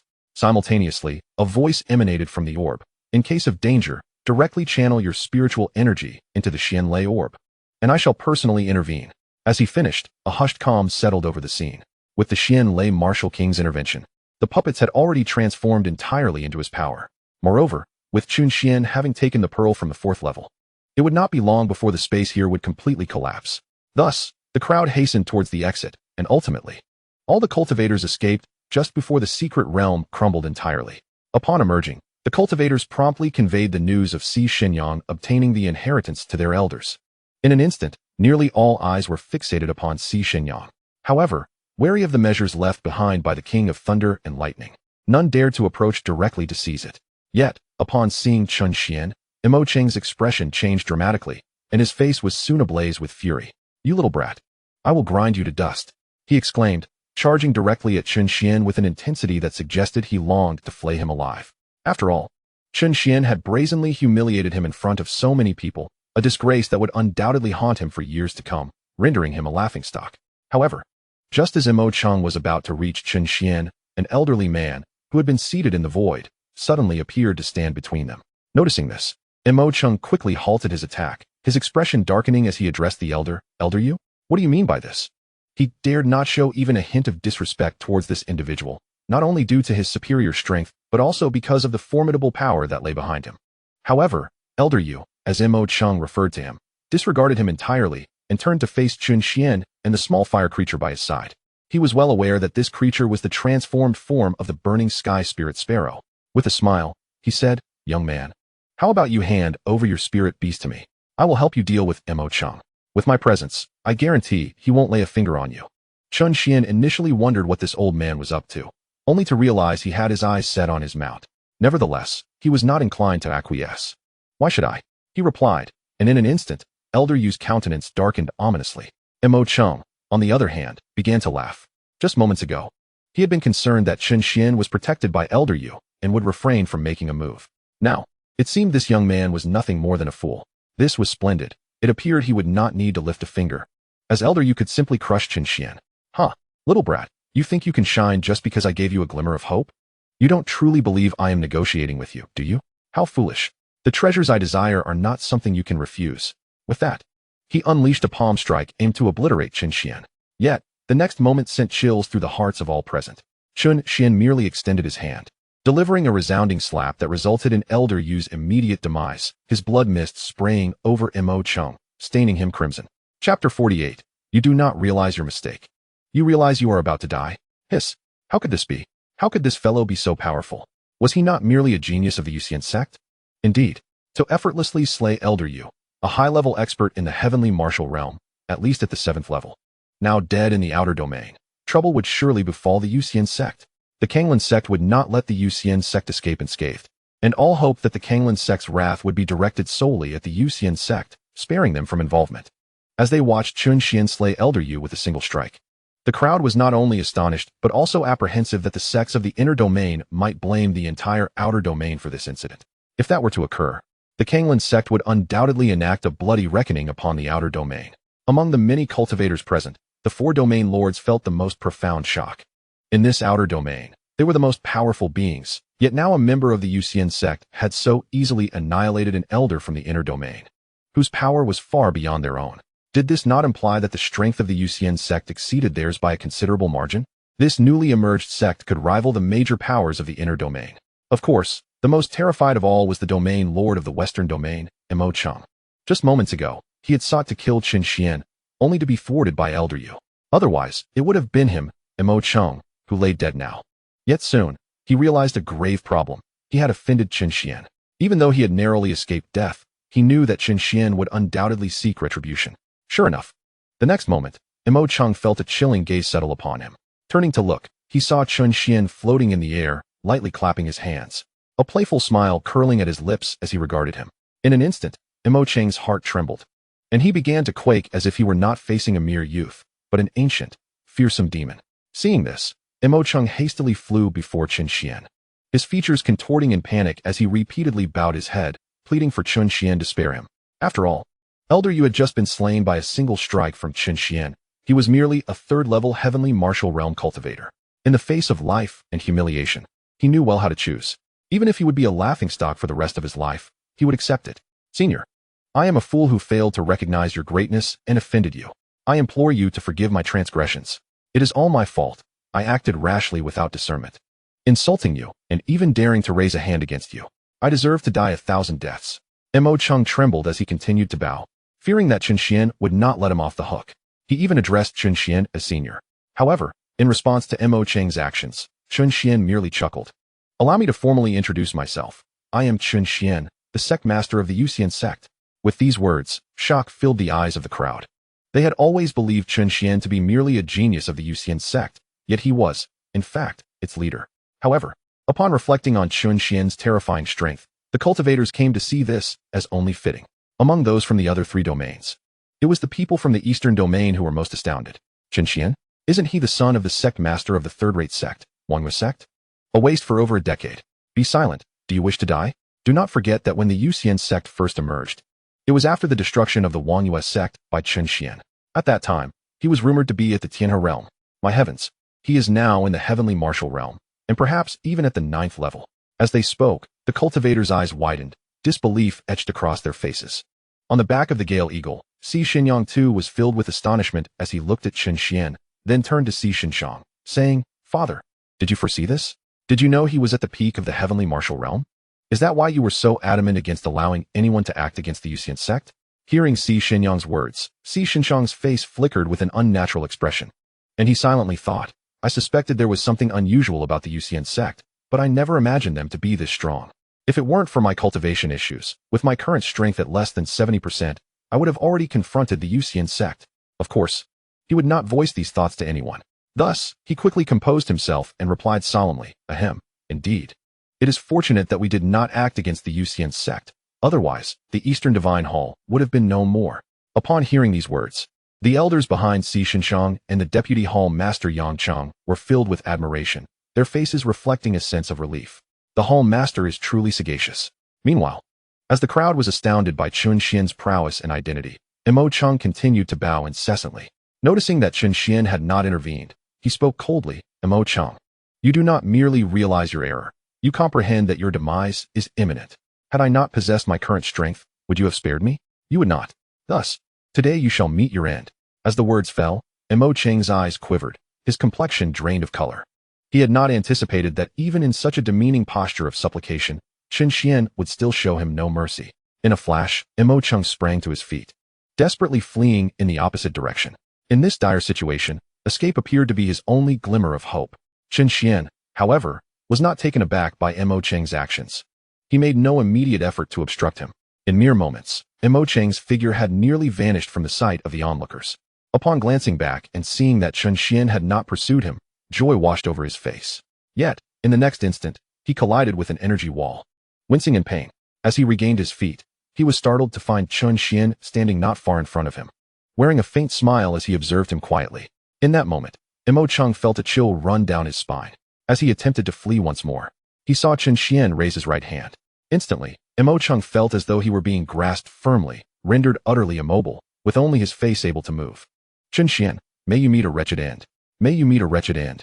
Devoid of control over his body, he could only impotently rage and curse at Chen Xuan. Yet, Chen Xuan remained unfazed. Whether I meet a wretched end, I do not know. However, I do know that you are about to perish. With that, Chen Xuan clenched his palm, and Imo Cheng's body erupted in a violent explosion, dissipating entirely into the ether. Having dispatched Imo Cheng, Chen Xuan returned to the secret realm, recognizing a splendid opportunity for plunder that he would not let slip away. As he pursued Imo Cheng, many had already scattered in flight. Yet, how could they escape Chen Xuan's perception?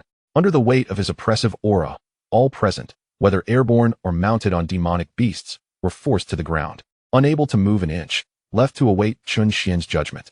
Chapter 49. Half of the resources. Chen Xuan, what are your intentions? We have not provoked you. By what right do you detain us here?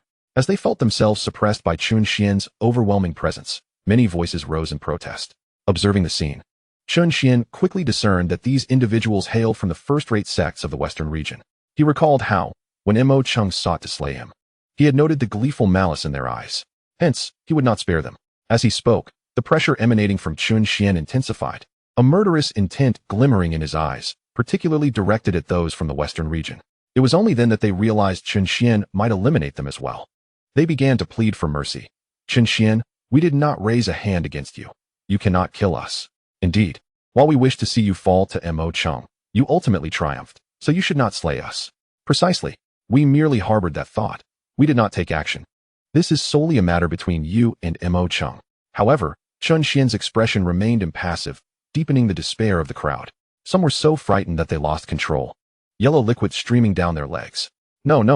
Chen Xuan, we can offer you all our spiritual stones and resources. Please spare us. Indeed, I can surrender all the resources of my sect if you let me go. I have an elderly mother of 80 and a 3-year-old child. Please, spare me. I have an 18-year-old sister. If you let me go, I can arrange for her to be yours. My mother is quite beautiful, albeit somewhat aged. She is known as the Western region's paragon of beauty. I can ensure she becomes yours. You would be my father.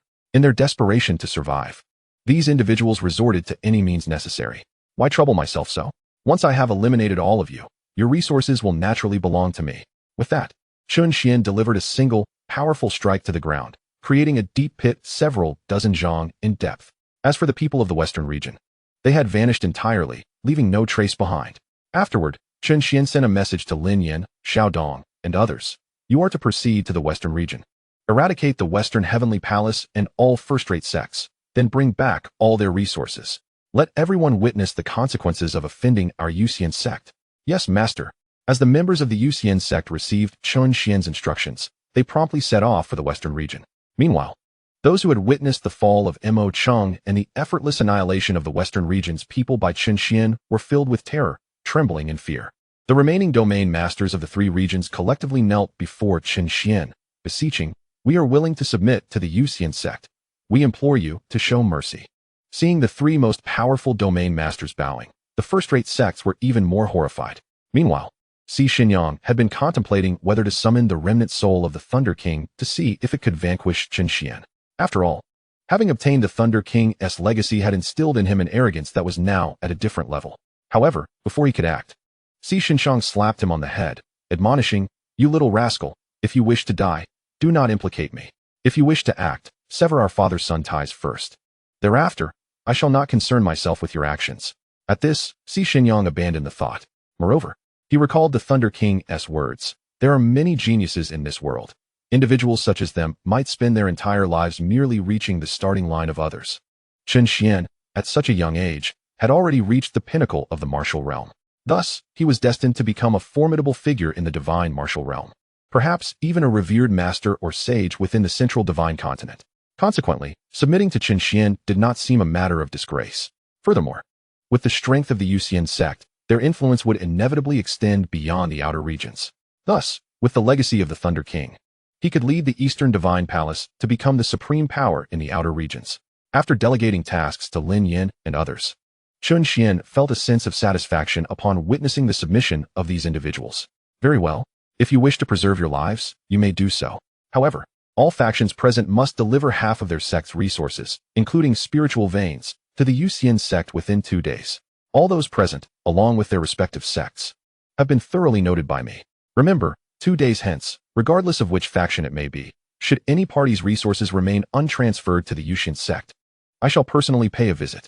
At that time, it will not merely be a matter of half the resources.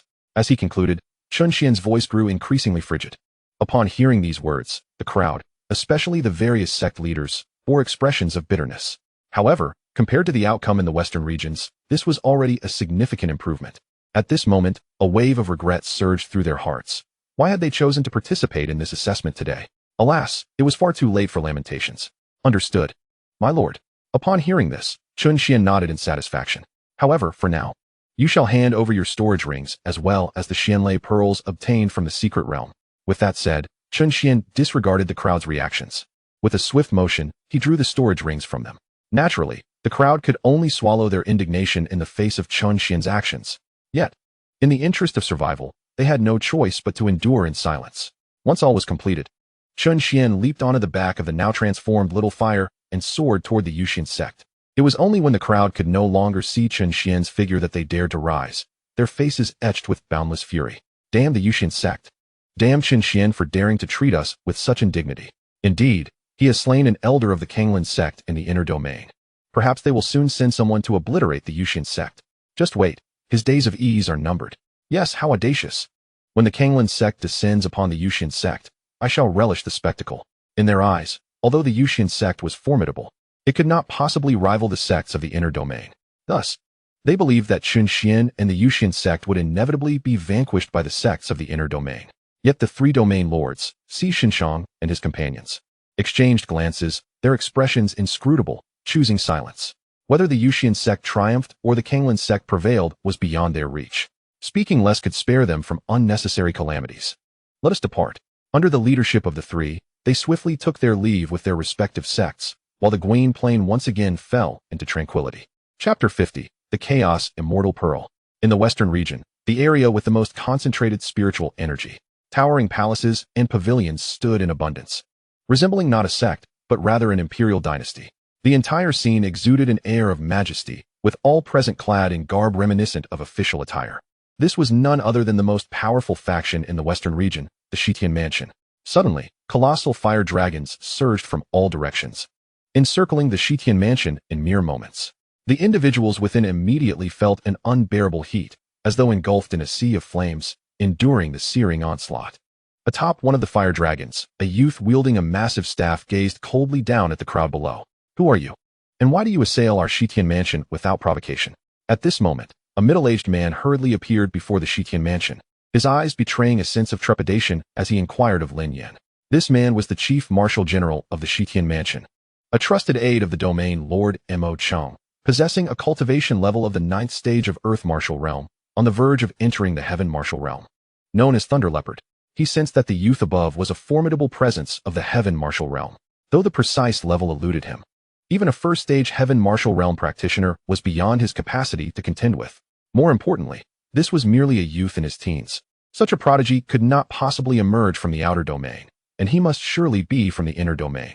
I am Lin Yan, a disciple of the Yusian sect from the eastern domain. Your domain lord dares to show disrespect to our sect leader and even attempts to provoke the Yusian sect. Today, I have come to annihilate your Xian Mansion. With that declaration, Lin Yan unsheathed the massive staff from his back, channeling waves of fiery spiritual energy into the ancient staff. With a powerful flick of his wrist, 6 fire beasts erupted forth from the staff, each imbued with terrifying energy. No, my lord, there must be some misunderstanding. Thunder Leopard's eyes were filled with horror. The moment the youth made his move, he realized that this individual's power surpassed even that of their domain lord. If a mere disciple of the Yusian sect possessed such strength, one could only imagine the might of their sect leader.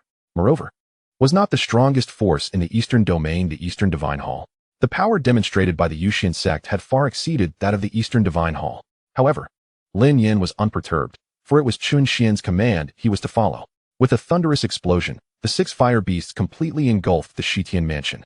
In an instant, a wave of immense energy radiated outward, obliterating all the structures and, of course, all those within. As the smoke cleared, Lin Yan retracted the flames, revealing the Xian Mansion reduced to a desolate wasteland. After a brief glance, Lin Yan stowed the ancient staff and surged toward the direction of the Shitian mansion's treasury. The tremendous upheaval quickly drew the attention of surrounding factions, inciting widespread panic throughout the western region. In the western region, the Liyang Sect stood as a first-rate power. The sect leader had already fallen at Chen Xuan's hands. At this moment, Xiao Dong's figure appeared above the Liyang Sect, his form entwined with multicolored lightning. Clearly, Xiao Dong had fully awakened the indestructible thunder body, emanating a formidable aura.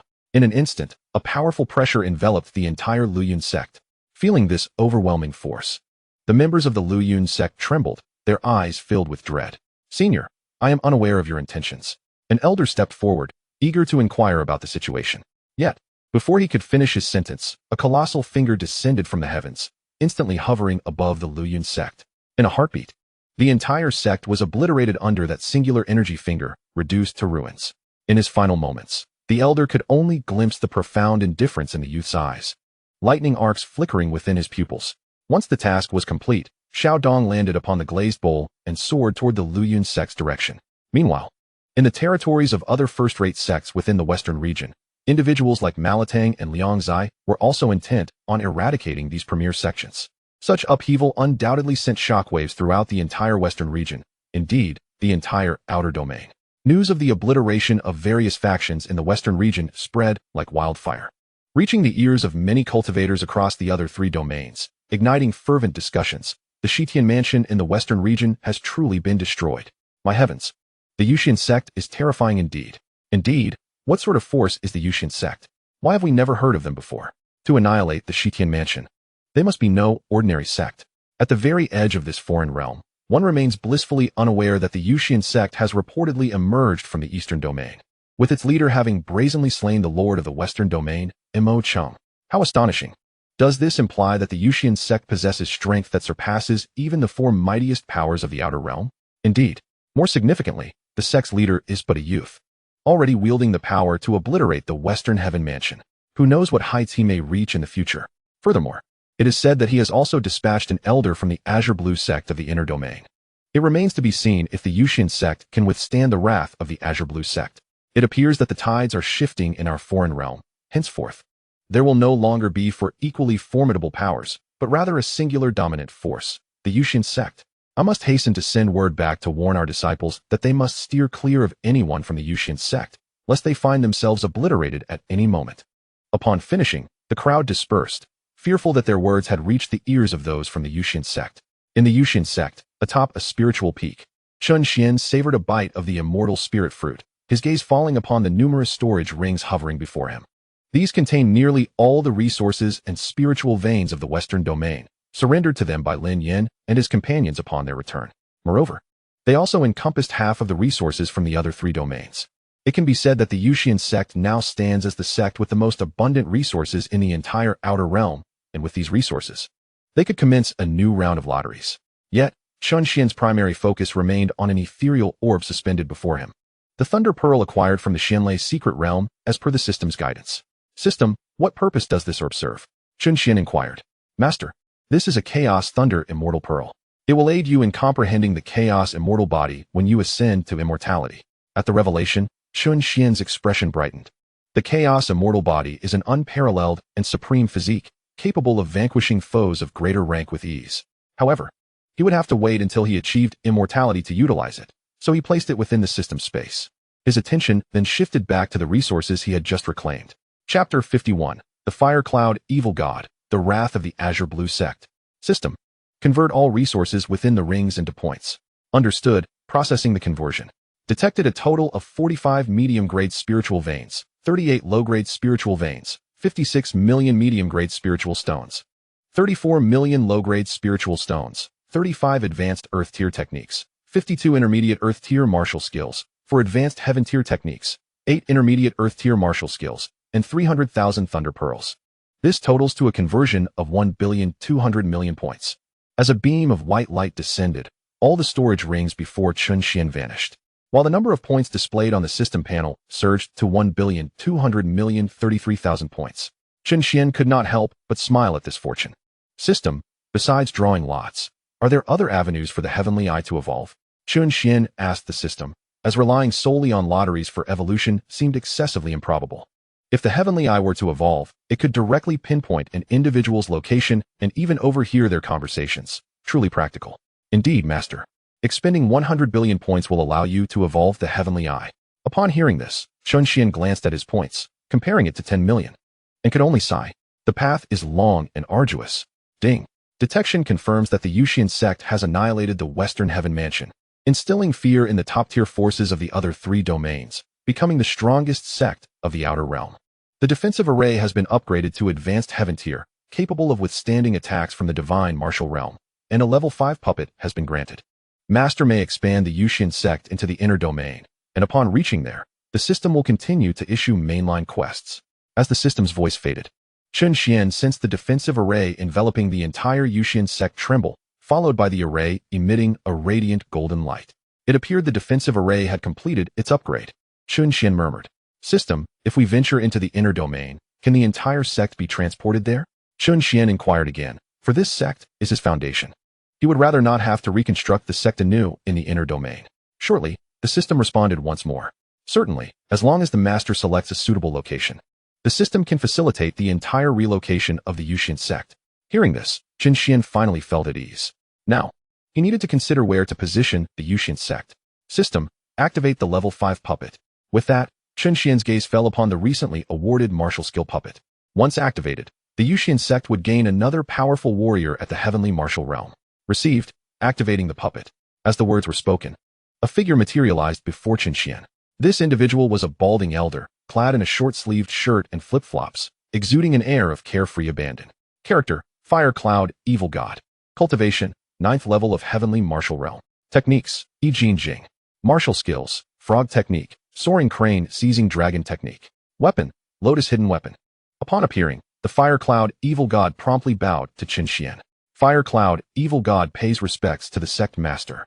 Seeing this, Chen Xuan nodded in satisfaction.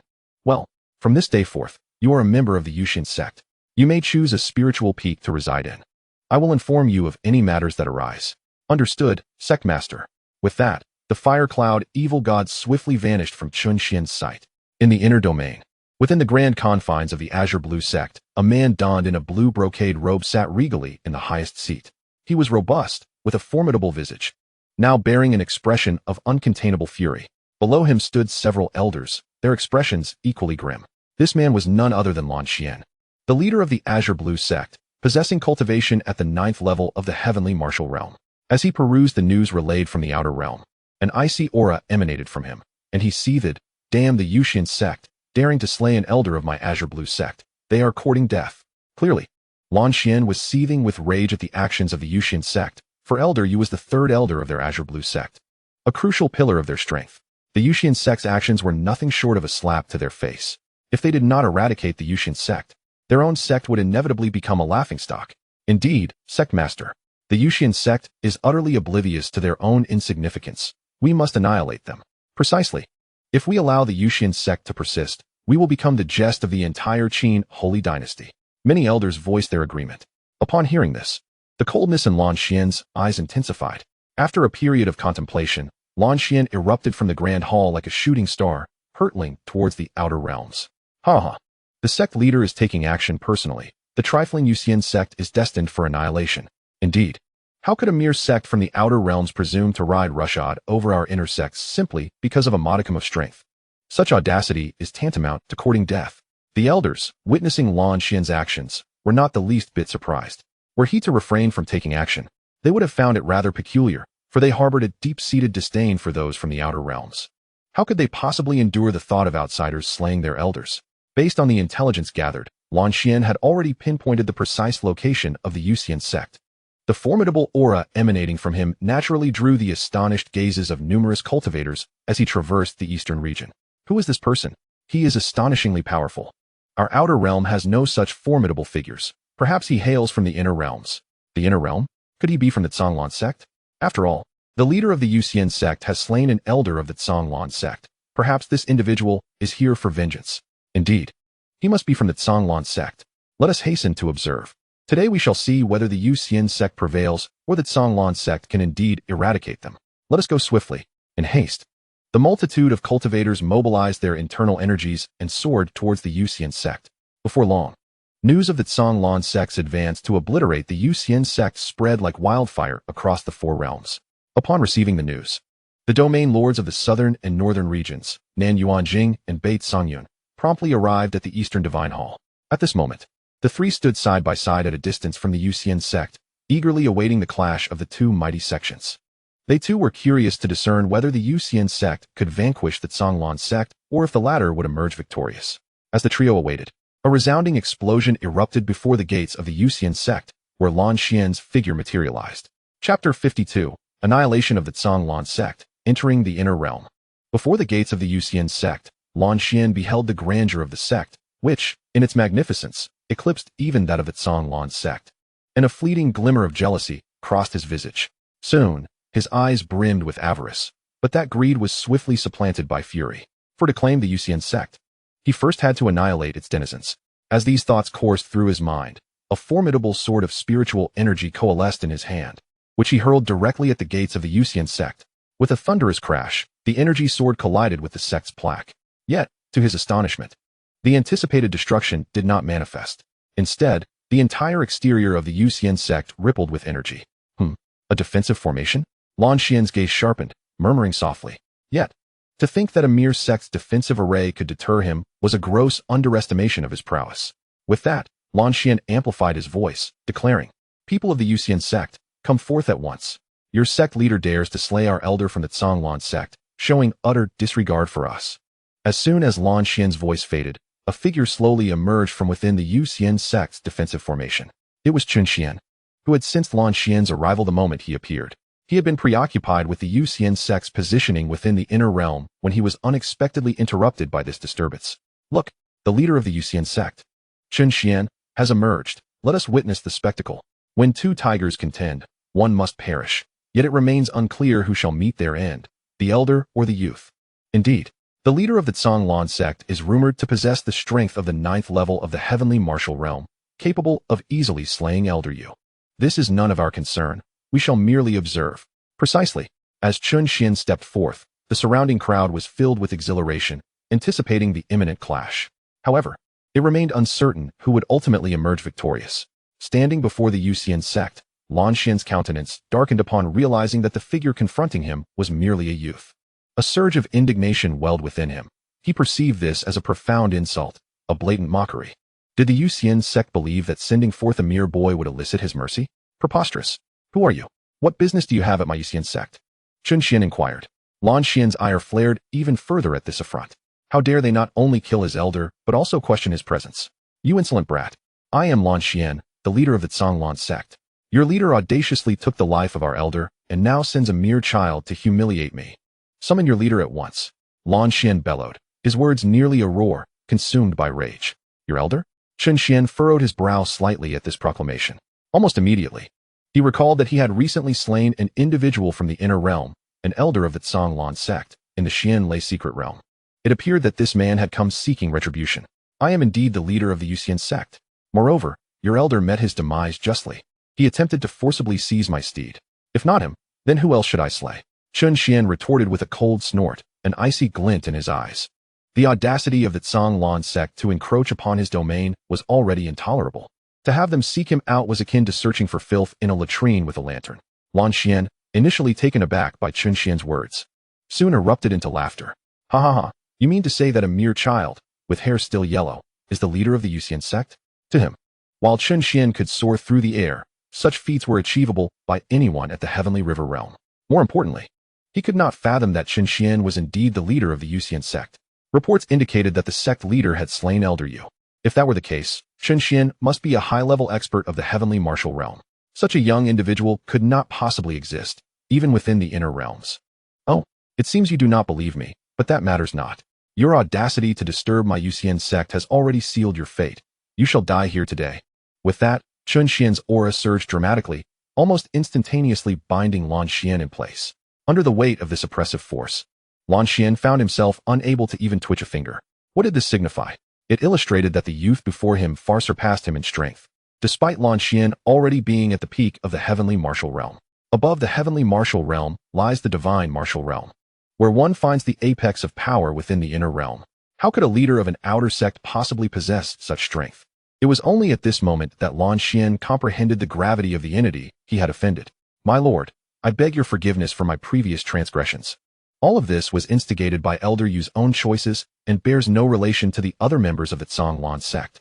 At this juncture, feeling like a fish on the chopping block, Lan Xian hastily lowered his head in supplication.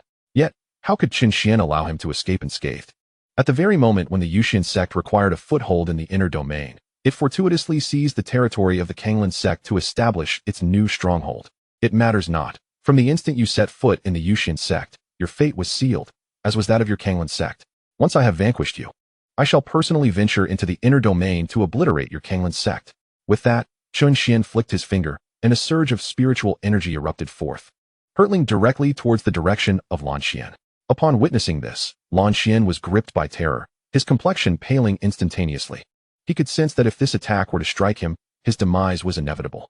Yet, he found himself powerless to act, resorting instead to a frenzied tirade. You dare to kill me? I am a sect of the inner domain. Are you provoking the entire inner domain? However, Chen Xuan merely scoffed dismissively at Lan Xian's words. Your Liyang sect hardly embodies the entirety of the inner domain. Furthermore, what of provoking the whole inner domain? If need be, I shall annihilate it all.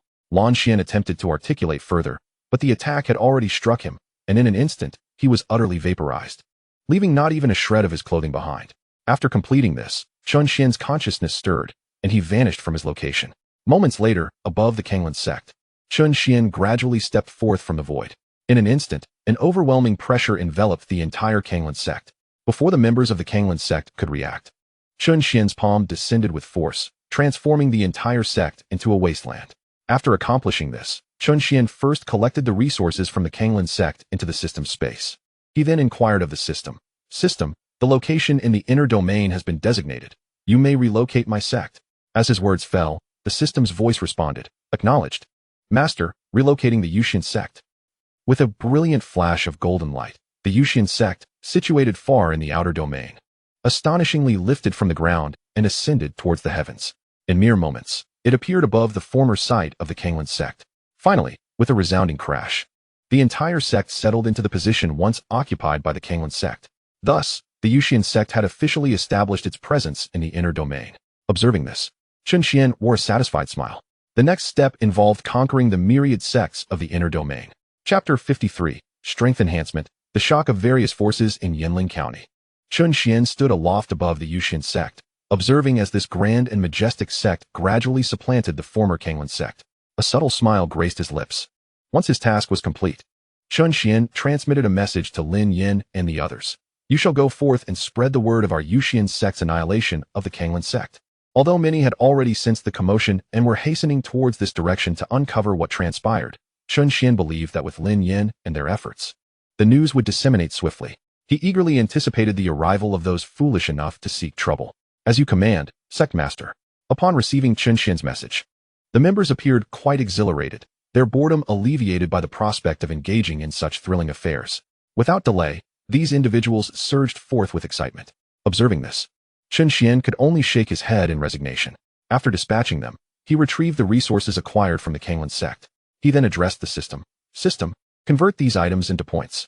Acknowledged, Master, compiling data.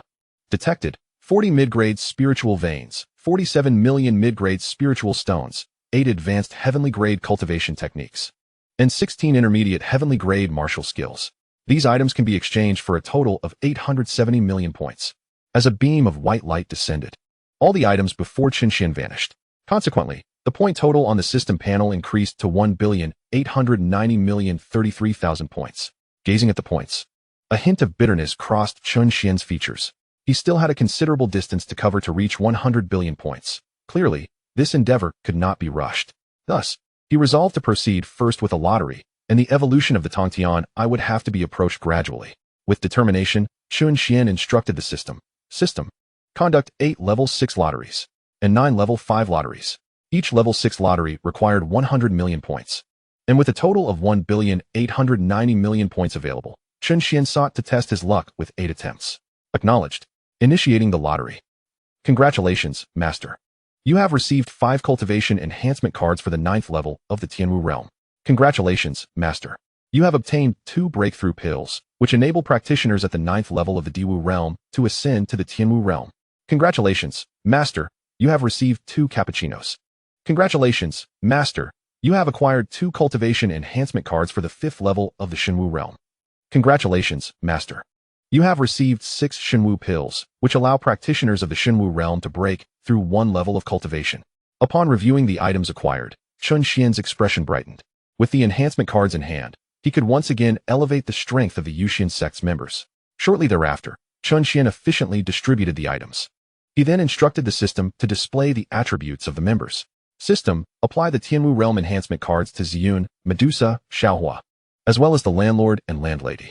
As he spoke, the Tianwu realm enhancement cards vanished. Simultaneously, the auras of Ziyun and the others, who were still disseminating the news outside the Yusian sect, began to grow steadily stronger. Ziyun and Medusa surged directly from the 9th level of the Tongtian realm to the 9th level of the Tianwu realm, while the landlord and landlady ascended from the 9th level of the Diwu realm to the 9th level of the Tianwu realm. Witnessing this, their faces radiated with joy. I have broken through to the 9th level of the Tianwu realm.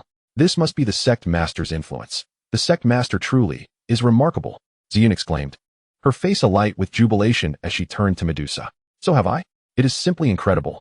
However, both women wore veils, otherwise revealing their true faces would surely incite a commotion. Meanwhile, Xiaohua remained by Chen Xuan's side, having transformed into a diminutive burning sky spirit sparrow while in the Yusian sect, appearing exceedingly adorable. Concurrently, as changes unfolded within Ziyun and the others, Xiaohua's aura too steadily intensified, ultimately stabilizing at the 9th level of the Tianwu realm. Upon sensing the power burgeoning within, Xiaohua could hardly contain his elation. The pinnacle of their burning sky spirit sparrow lineage should ideally reach the 5th or 6th level of the Shenwu realm. Typically, achieving the 9th level of the Tianwu realm would necessitate maturation. Yet, it had scarcely been a moment since his hatching. To him, this was nothing short of miraculous.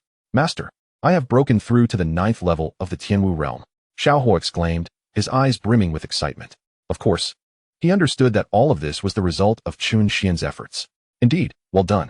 Before long, you shall grow even stronger. Chen Xuan nodded in approval. Finally, he administered the breakthrough pills to the injured and weak, enabling them to ascend to the 1st level of the Tianwu realm. The sole 2 cards of divine martial realm cultivation were bestowed upon Lin Yin and Xiao Dong. Consequently, the 2 of them ascended from the heavenly martial realm to the 5th level of the divine martial realm. With such formidable power, they should be able to stride confidently across Yinling County. Main quest. It has been detected that the Yusian sect has relocated to the inner domain, becoming the foremost sect of Yinling County, leading to substantial rewards. Just as Chen Xuan had drawn and allocated the items, the system's voice resonated. Through various inquiries, Chen Xuan had gained a general understanding of the inner domain. They currently resided in Yinling County, where the Kanglin sect was a notable sect within the region. Undoubtedly, the strongest authority in Yinling County was the county governor's office. This implied that by defeating the county governor, the Yusian sect could claim the title of the leading sect in Yinling County. Meanwhile, Lin Yin and others had already disseminated the news of the Kanglin sect's obliteration. It would not be long before someone came knocking. The question remained, which sect would be the first to face misfortune? In Yinling County, within the county governor's office, the governor held a steaming cup of tea, gently sipping from it. Below him, an elderly man respectfully reported on the recent events. Upon hearing of the Kanglin sect's annihilation, the county governor, Yang Su, displayed a look of astonishment, exclaiming, "Oh, the Kanglin sect has indeed been destroyed, and by an obscure sect no less?" The elder nodded, his expression one of shock, responding, "Governor, it seems that this sect possesses some strength. To have obliterated the Kanglin sect, they must at least have formidable warriors of the divine martial realm." At this, the county governor's gaze sharpened. The destruction of the Kanglin sect was certainly within the capabilities of his office. However, he was uncertain of the exact cultivation levels of the Yusian sect's divine martial realm experts. Elder Yang, arrange for surveillance on the Yusian sect. Strive to ascertain their true strength. The emergence of this sect had instilled a sense of threat within the county governor. "As you command, my lord," replied the elder, before disappearing. In a place suffused with spiritual energy, one of the major sects within Yinling County, the Lingquan Taoist Temple, was situated. In the temple's grand hall, a man clad in Taoist robes sat in the seat of honor, his face contorted with fury, an aura of murderous intent emanating from him. This individual was Ling Wui, the master of the Lingquan Taoist Temple. The news of his dear friend, Lan Xian of the Kanglin sect, being slain and the entire sect being wiped out filled him with unparalleled rage. What a Yusian sect! I intend to uncover your true nature. For daring to slay my brother, I shall make you regret ever setting foot in this world. While others feared the Yusian sect, he felt no trepidation. For he was a powerful first-level divine martial realm expert, whereas the county governor was merely a third-level divine martial realm practitioner. On another front, within the cities of Yinling County, taverns buzzed with shock over the Yusian sect's emergence and the obliteration of the Liyang Sect. Chapter 54. The Annihilation of Ling Wui. A new contender emerges. Boom. Upon learning of his closest friend Lan Xian's demise at the hands of the Yusian sect's leader, Ling Wui was consumed by rage. Having been rescued by Lan Xian during his most dire times, Lan Xian was the closest person to him in this world. Thus, such news was unbearable. In that moment, Ling Wui propelled himself towards the direction of the Liyang Sect, more accurately, towards the Yusian sect. With his full power unleashed, he soared through the air, causing sonic booms in his wake. Fellow cultivators recognized him. Witnessing his furious demeanor, they exchanged terrified glances. Hiss. That's Ling Wui, the master of the Lingquan Taoist temple. Where is he headed?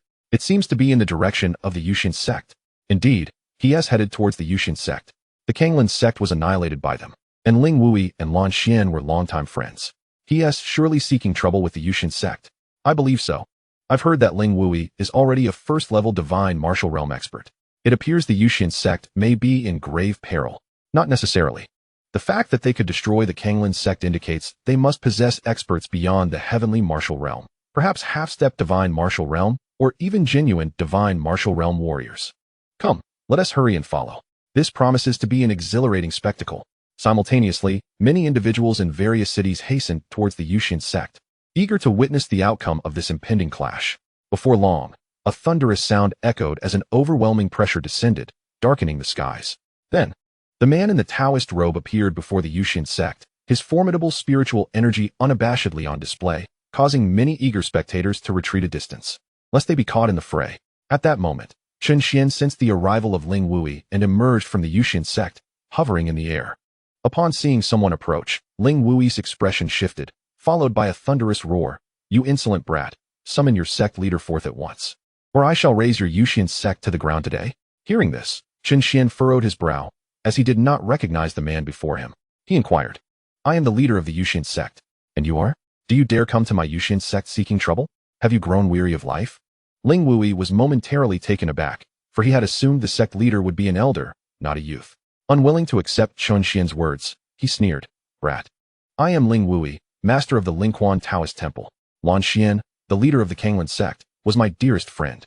I have come today to avenge him and obliterate your Yusian sect. At this revelation, Chen Xuan understood the source of Ling Wui's fury.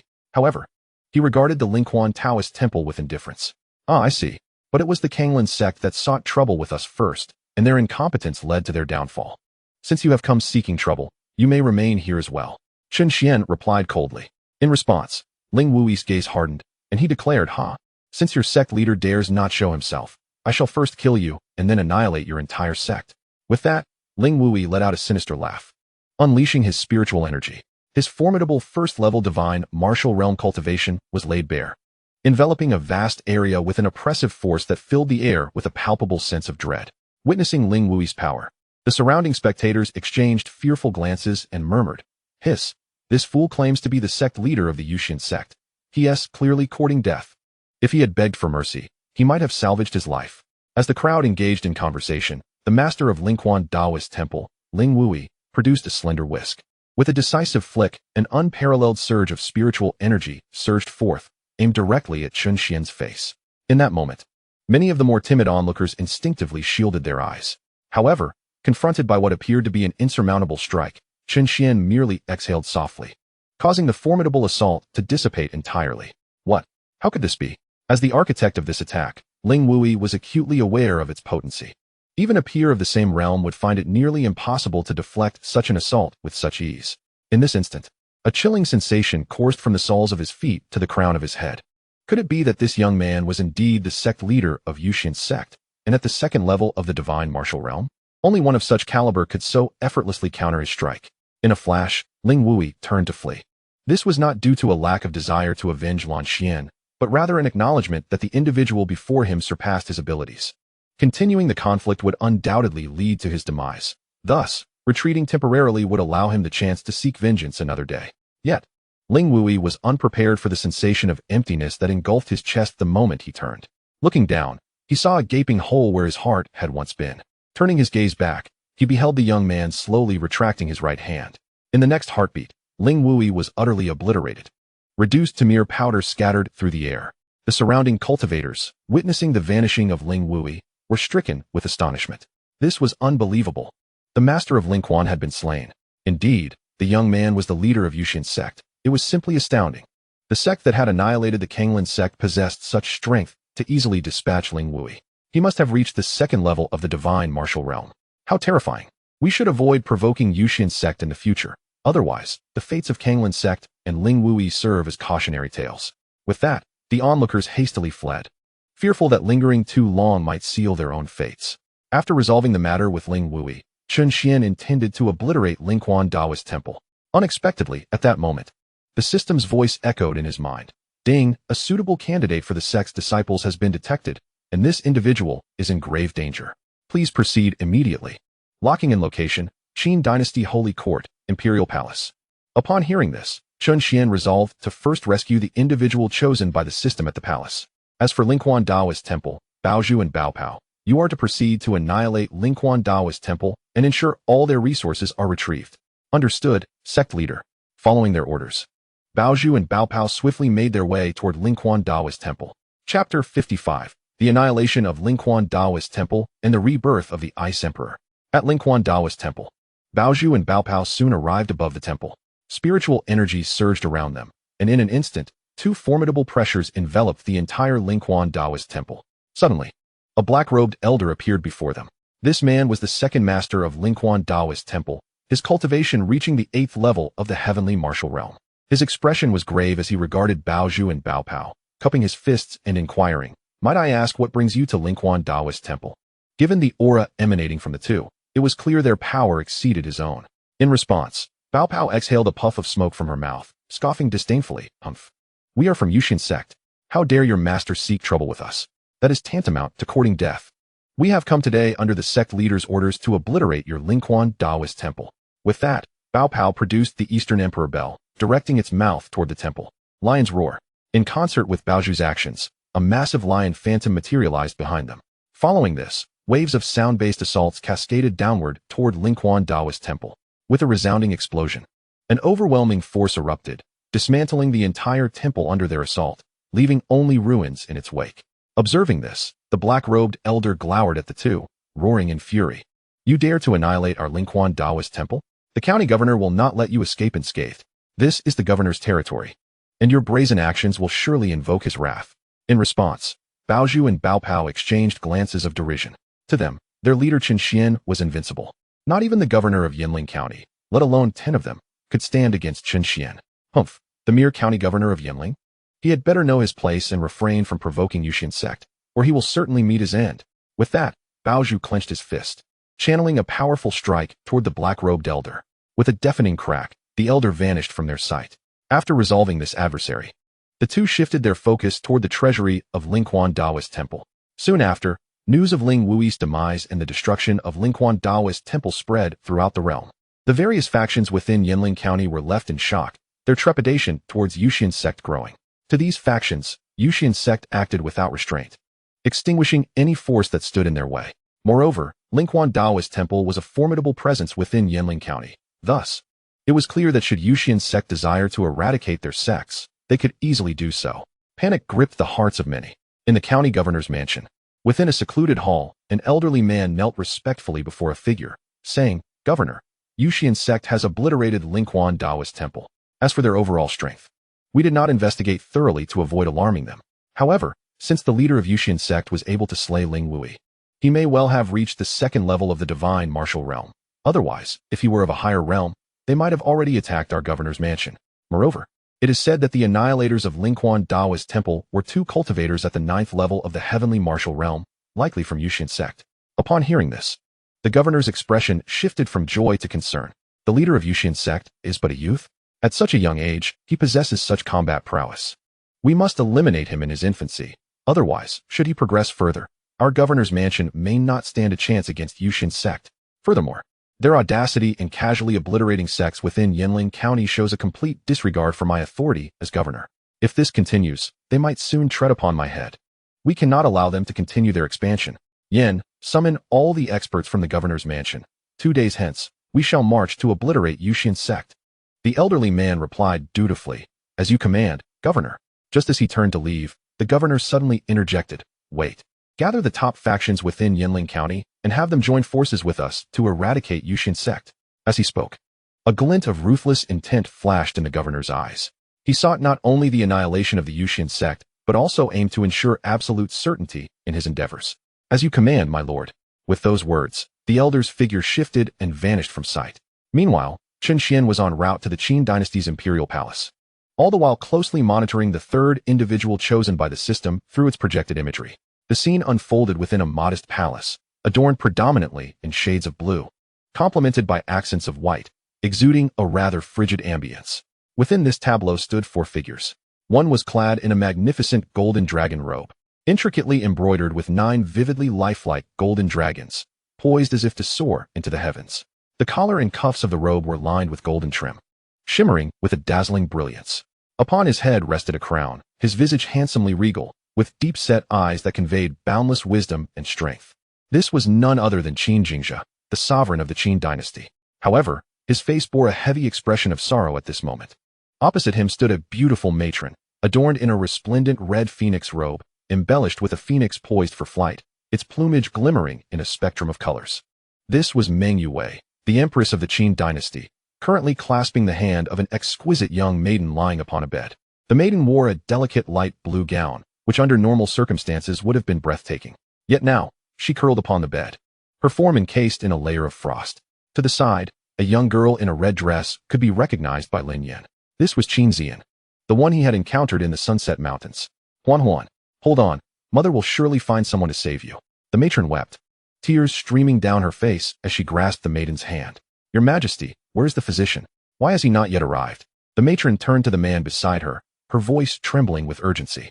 "Alas, Empress, you know that the slow-acting cold poison has reached its final outbreak. In the past, we could suppress it, but now all physicians are at a loss." The man sighed heavily. "No, I refuse to believe it. Sister, you must hold on. You promised me you had important matters to attend to.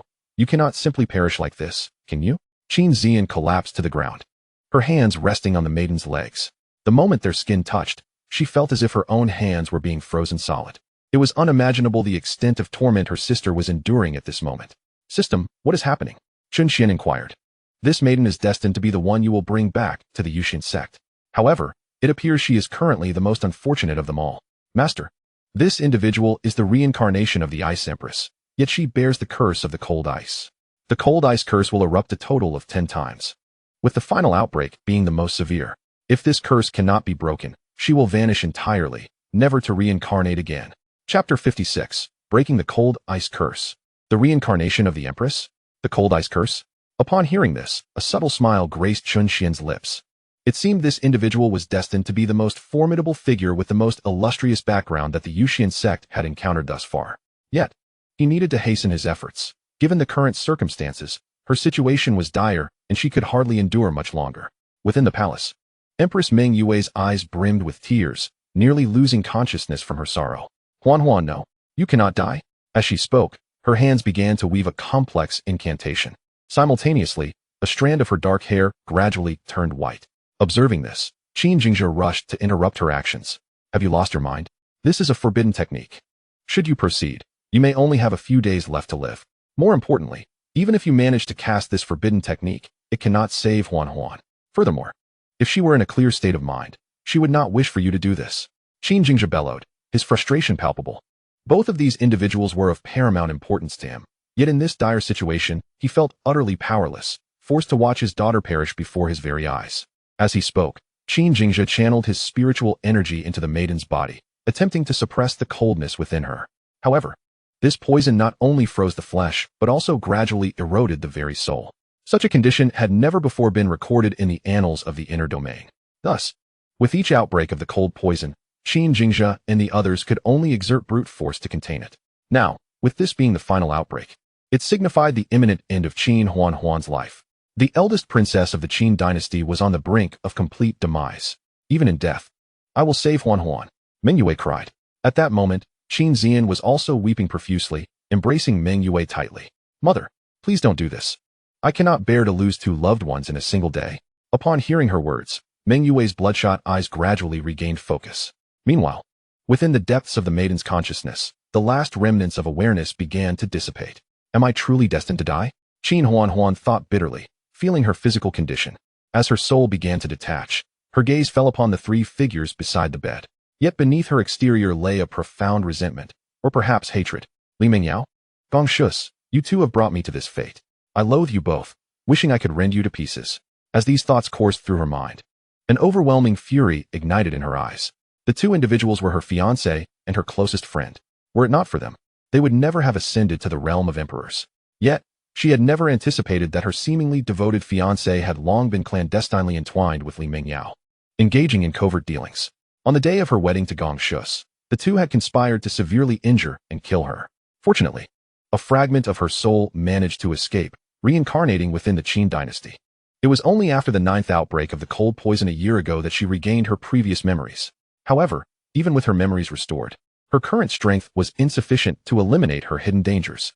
She had hoped that by regaining her power, she could seek vengeance, only to discover that this body bore the innate cold ice curse.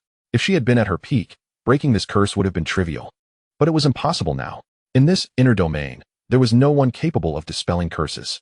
Ah, how cruel fate can be. At that moment, Chen Xuan's figure materialized behind the group. Allow me to take care of this. His words startled Qin Jingzhe and the others. Turning around, they were met with the sight of a youth smiling warmly at them.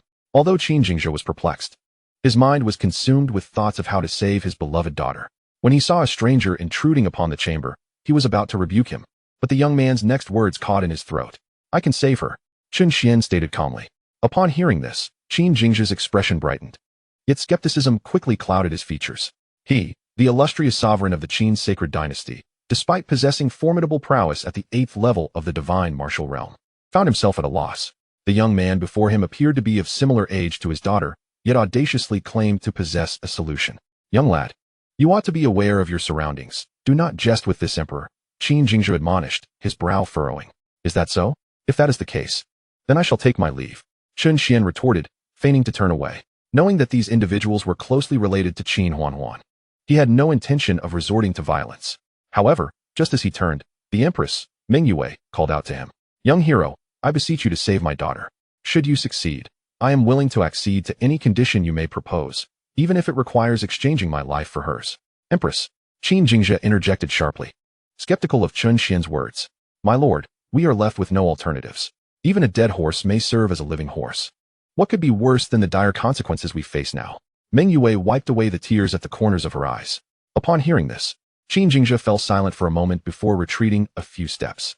Please. Noticing this, Chen Xuan smiled and assured them, fear not, for as long as I am here, your daughter shall not perish. However, I do have one condition. At this declaration, Qin Jingzhe's brow knitted in concern. They had yet to save the girl, and he was already stipulating demands. Nevertheless, Meng Yue positioned herself before Qin Jingzhe. Young hero, please state your condition. We will exert every effort to fulfill it. It's nothing too arduous. Once I rescue your daughter, she must join my sect, Chen Xuan declared. Join your sect? Upon hearing this, the group exchanged puzzled glances. Within this inner domain, their 6 sacred dynasties were already the most powerful forces. What sect could possibly rival the Qin sacred dynasty? Naturally, they refrained from voicing this skepticism, especially since they would consider even a life for a life exchange. Surely, joining a sect was a trivial matter in comparison. May I inquire? What is the name of your sect? Meng Yue ventured cautiously. Yusian sect. As these words fell, the group exchanged glances once more, their faces reflecting confusion, as they realized they had never heard of such a sect. Suddenly, Qin Zian seemed to recall something and exclaimed, Are you saying your sect is called Yusian sect? Her eyes held an expression of incredulity as she looked at Chen Xuan. Zian, do you recognize this sect? Seeing Qin Zian's reaction, both Qin Jingzhe and Meng Yue quickly inquired. Enough chatter for now. If we continue, she may truly perish. With that, Chen Xuan approached the bed, retrieving a celestial spirit fruit from the system space and placing it before Qin Huan. The fruit transformed into liquid, flowing into her mouth. The onlookers observed as the layer of frost enveloping her body melted at a visible rate. Once the frost completely dissipated, Qin Jingzhe, sensed that the cold poison within Chen Xuan had vanished entirely. Yet this was not the end. A unique spiritual energy enveloped Chen Xuan, forming a cocoon of ice around her, emanating an aura of chilling cold. Chapter 57. Frost Cold Ice Soul Sword. Chen Xuan joins Yusian Sect. Seeing this, Chen Xuan let out a sigh of relief. It appeared the celestial spirit fruit had taken effect, and Chen Xuan was beginning to stabilize. All that remained was for her to emerge from her cocoon. Behind him, Qin Jingjia and the others felt a sense of relief wash over them. But a hint of solemnity colored their gazes towards Chen Xuan. Upon calming their minds, they became aware of numerous doubts. After all, they were deep within the palace of the Qin sacred dynasty, in the chambers of the Grand Princess. How could a mere youth so effortlessly infiltrate the palace and arrive precisely at their location, as though he had set out solely for Chen Xuan? More importantly, having witnessed Chen Xian's capabilities, they could not discern his true cultivation level, highlighting his extraordinary nature. Once they confirmed that Chen Xuan was safe, Qin Jingjia pulled Qin Xian aside and whispered, "Xian, do you recognize the Yusian sect he mentioned?"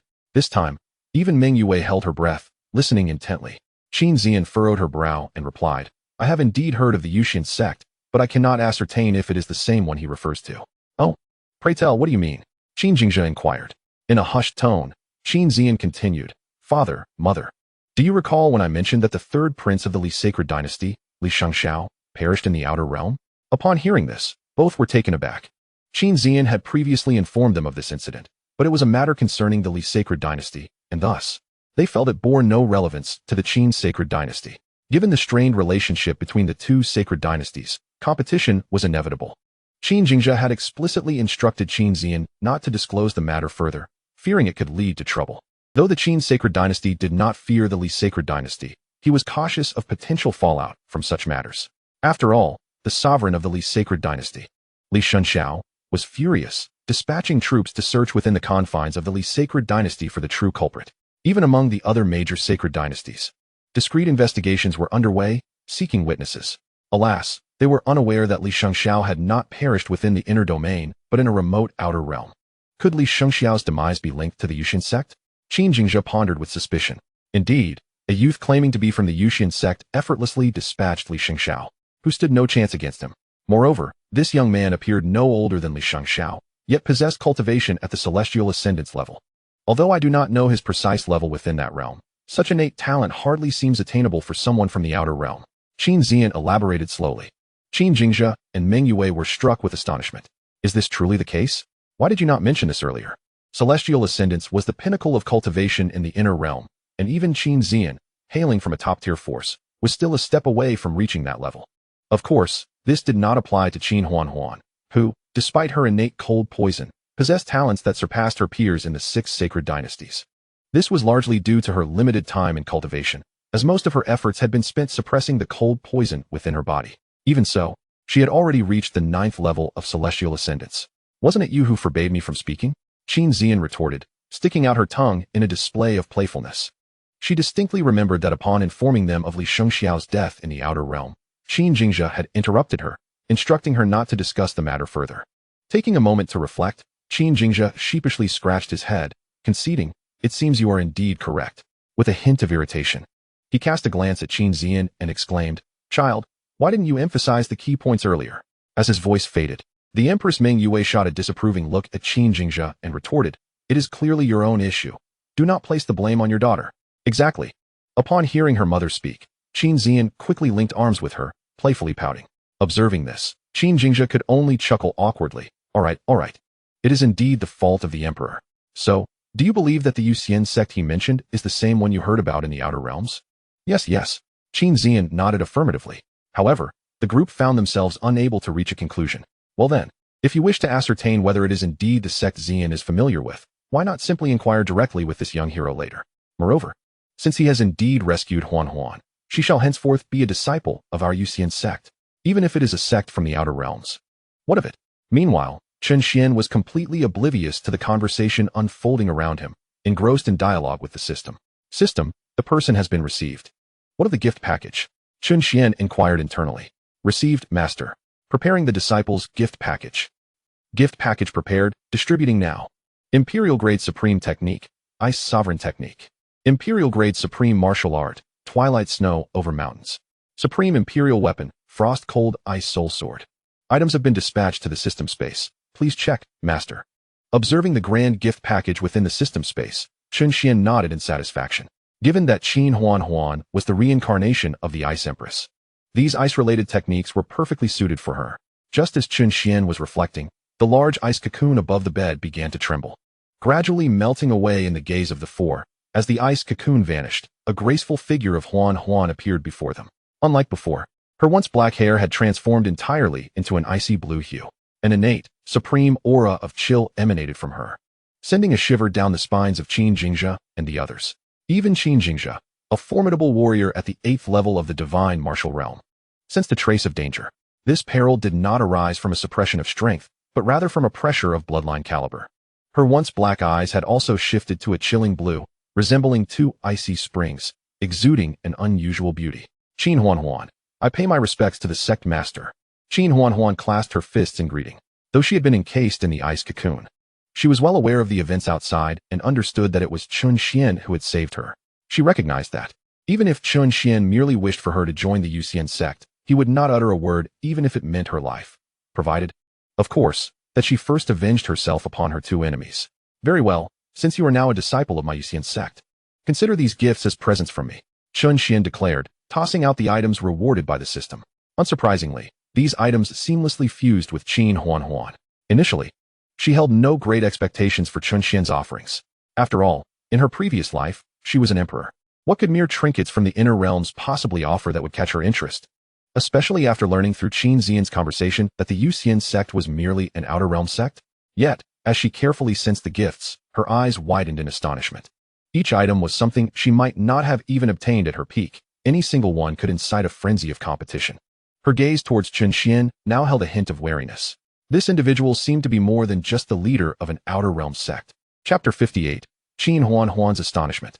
Even more astonishing was how well these items resonated with her essence, as if they were custom-tailored for her, particularly the sword. Even at her pinnacle, she had never possessed anything like it.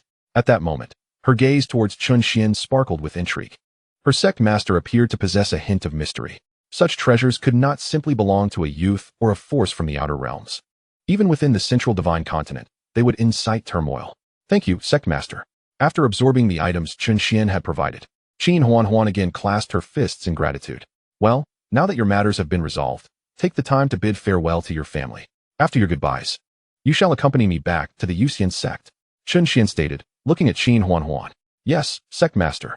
With that, Qin Xuan approached the others. Kneeling down. Father, mother, I have been an unfilial child, failing to serve you both well over the years, while you have only worried about my health. Though she had regained the memories of her past life, the love of a father and mother was something she had never experienced before. Furthermore, since she had promised Chen Xuan to join the Yusian sect, opportunities for future meetings would be greatly diminished.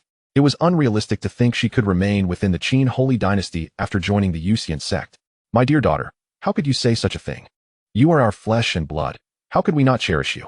Upon hearing this, Meng Yue, overcome with emotion, shed tears. Indeed, as long as you are alive, that is the best outcome. Moreover, should you face any insurmountable troubles in the Yusian sect, simply send word to your father, and I shall dispatch aid immediately. Qin Jingzhe declared with conviction. He had already resolved that the Yusian sect mentioned by Chen Xuan was indeed the same one Qin Xian had heard of. Yes, my daughter understands. Sister, woo-woo. At this moment, Qin Xian had also approached Qin Xuan, her eyes brimming with reluctance. All right, Xian, I am departing. The burden of our Qin holy dynasty will now rest upon your shoulders. Your talent for cultivation is commendable, yet you are far too playful. Otherwise, you would not still be at the 9th level of the Heavenly River realm. After I leave, you must learn to help your father and mother with their burdens. Do you understand? Qin Xuan affectionately patted Qin Xian's head, equally reluctant. This little girl was far too willful and failed to cultivate diligently. And with only these two daughters to carry on the lineage, Qin Xuan felt a twinge of concern. All right, why all this melodrama? It's not as if we will never meet again. Xuan, although you have joined my Yusian sect outside of your tasks, you are still welcome to return to your holy dynasty whenever you wish. Should anything arise, I will communicate with you directly, Chen Xuan said, slightly exasperated. The way they acted made him feel as though he were the villain who had torn their family apart. Really? Upon hearing this, the others were filled with joy. Of course, this sect master never speaks falsely. With this assurance, the earlier sorrow dissipated from their faces. Just then, Chen Xuan stepped forward, looking at Chen Xuan with a hint of hesitation. However, she ultimately voiced her inquiry. Young master, is the Yusian sect you mentioned earlier located in the Outer Realms? It appeared she remained curious, and these words echoed the questions on the minds of Qin Jingjia and the others. Upon hearing this, Chen Xuan was momentarily taken aback. He had not anticipated that Chen Xuan was aware of the existence of the Yusian sect beyond the realms. However, it quickly dawned on him.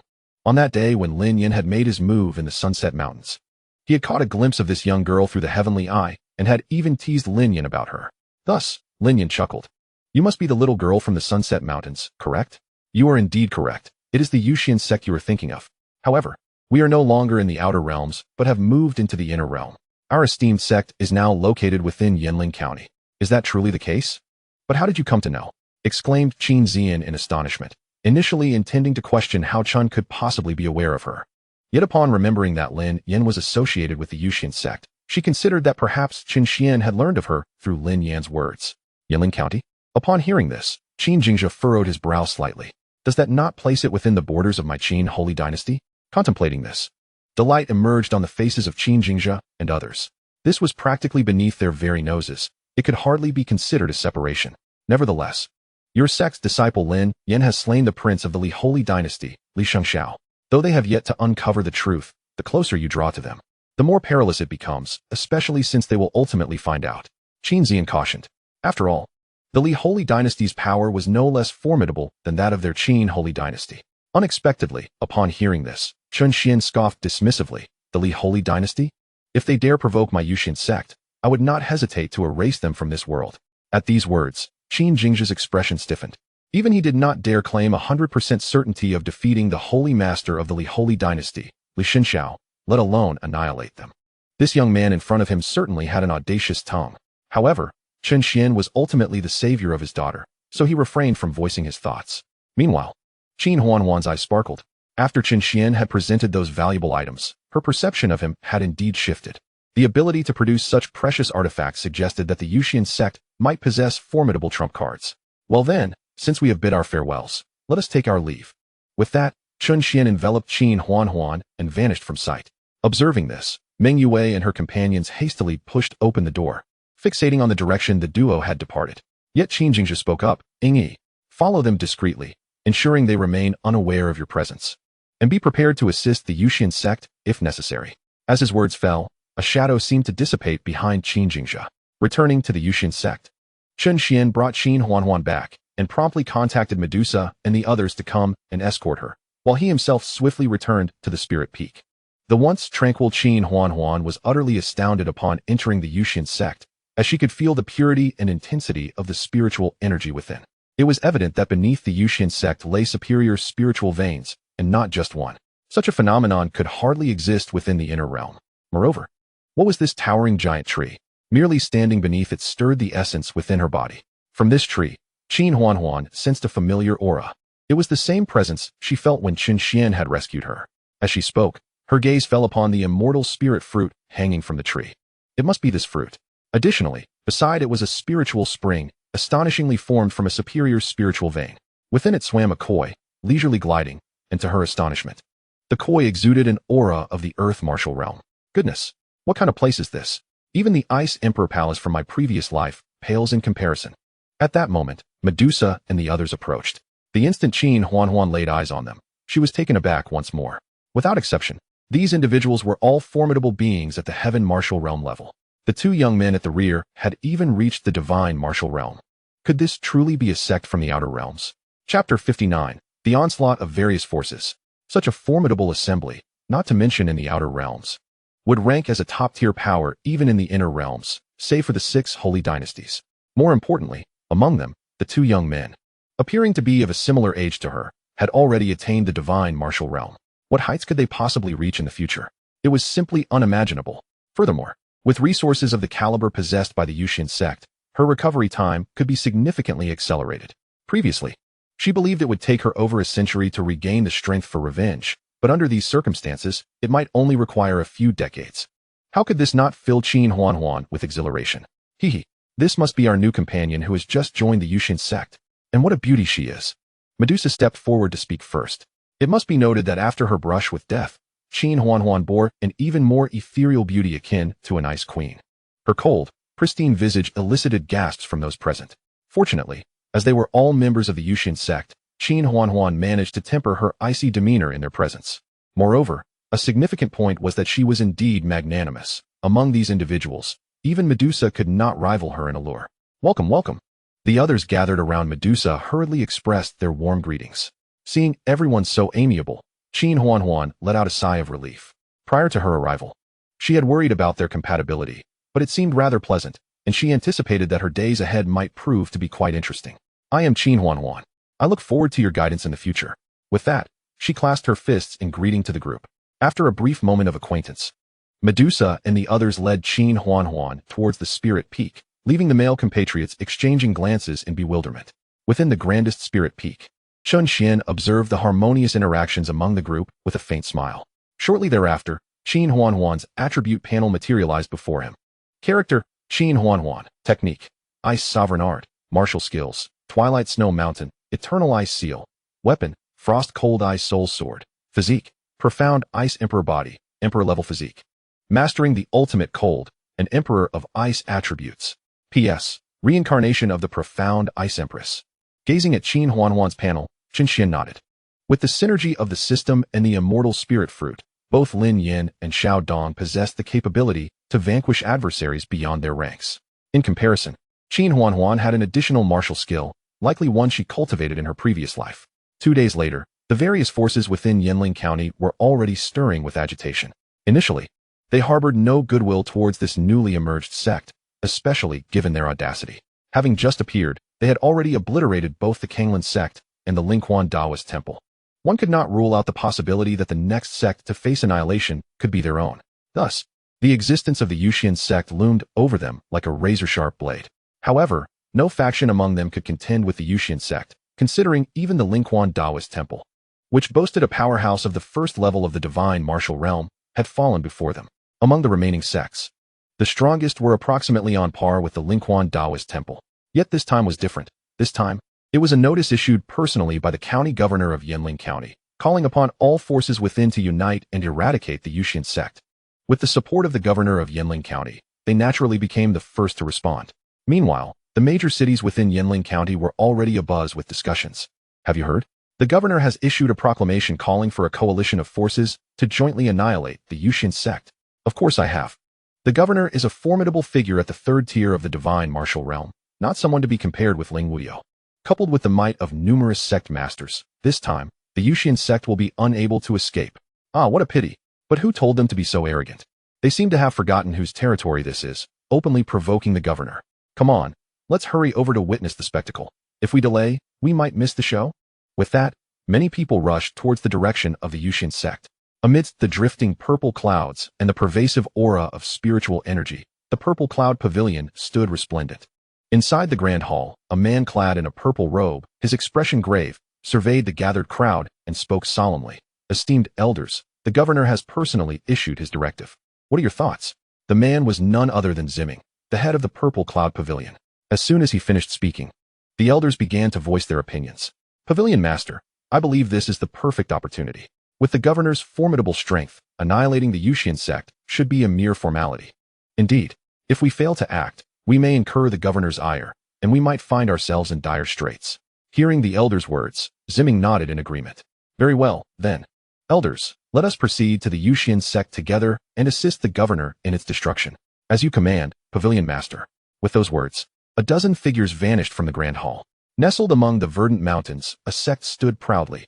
This was the location of the Qinglian holy cult in Yanling County. The leader of the Qinglian holy cult, Qing Buhui, was a powerful figure at the first tier of the divine martial realm. Qing Buhui's gaze seemed to pierce through the mountains as he looked towards the Yusian sect, murmuring, "Heh, the Yusian sect? They truly believe themselves to be immortal? They are utterly ignorant of their own mortality. A strong dragon does not bully a local snake. How dare they act so arrogantly upon their arrival? As if they were royalty? Elders, follow me to the Yusian sect and obliterate it." With that, Qing Buhui soared into the sky. As you command, Cult Master.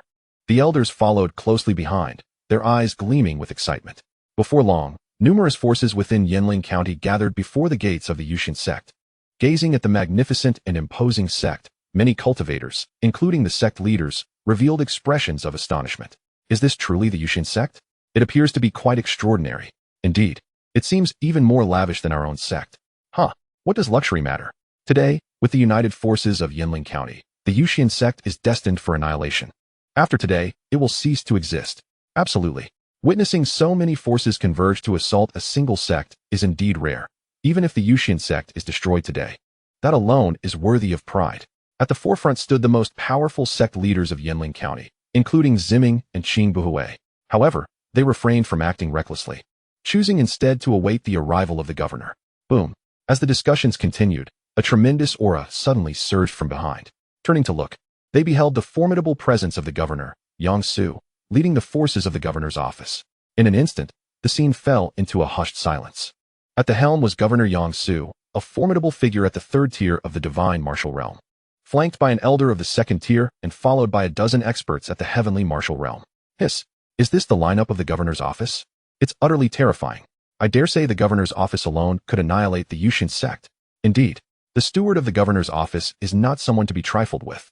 It seems today the Yusian sect is doomed. Witnessing the overwhelming strength of the governor's office, the cultivators expressed their astonishment. Chapter 60. Mortal ants attempting to defy heaven. After the arrival of Governor Yang Su, he first cast his gaze over the numerous forces present. Upon seeing that nearly all the factions boasting experts at the 9th tier of the heavenly martial realm had arrived, a smug smile crept onto his face, and he nodded in satisfaction. Their actions delighted him, greatly satisfying his vanity. This was the true charisma of a county governor. He then addressed the assembled cultivators with a gentle smile. You all have taken the time from your busy schedules to join forces with my governor's office in the eradication of the Yusian sect. Your efforts are truly commendable.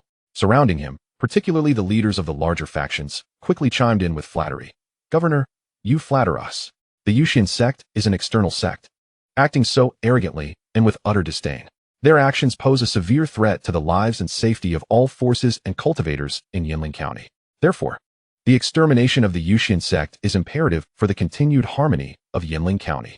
Moreover, even if the governor had not spoken, we would have sought the opportunity to eliminate the Yusian sect. We cannot allow such a dangerous sect to exist within our Yinling County. Some scattered cultivators echoed the sentiment. Indeed, we must restore peace and safety to Yinling County. Down with the Yusian sect. Down with the Yusian sect. Hearing the fervent declarations of those around him, Governor Yang Su's eyes narrowed with delight. Very well. Since that is the case, let us gather the full strength of Yinling County today and together eradicate this Yusian sect. With our combined efforts, the Yusian sect shall surely be reduced to ashes. With that, Yang Su's gaze fell upon the Yusian sect, and even he could not suppress a glimmer of greed. Soon, everything belonging to the Yusian sect would be his governor's offices. Within the Yusian sect, atop the highest spiritual peak, Chen Xuan was acutely aware of the situation outside, observing everything with clarity.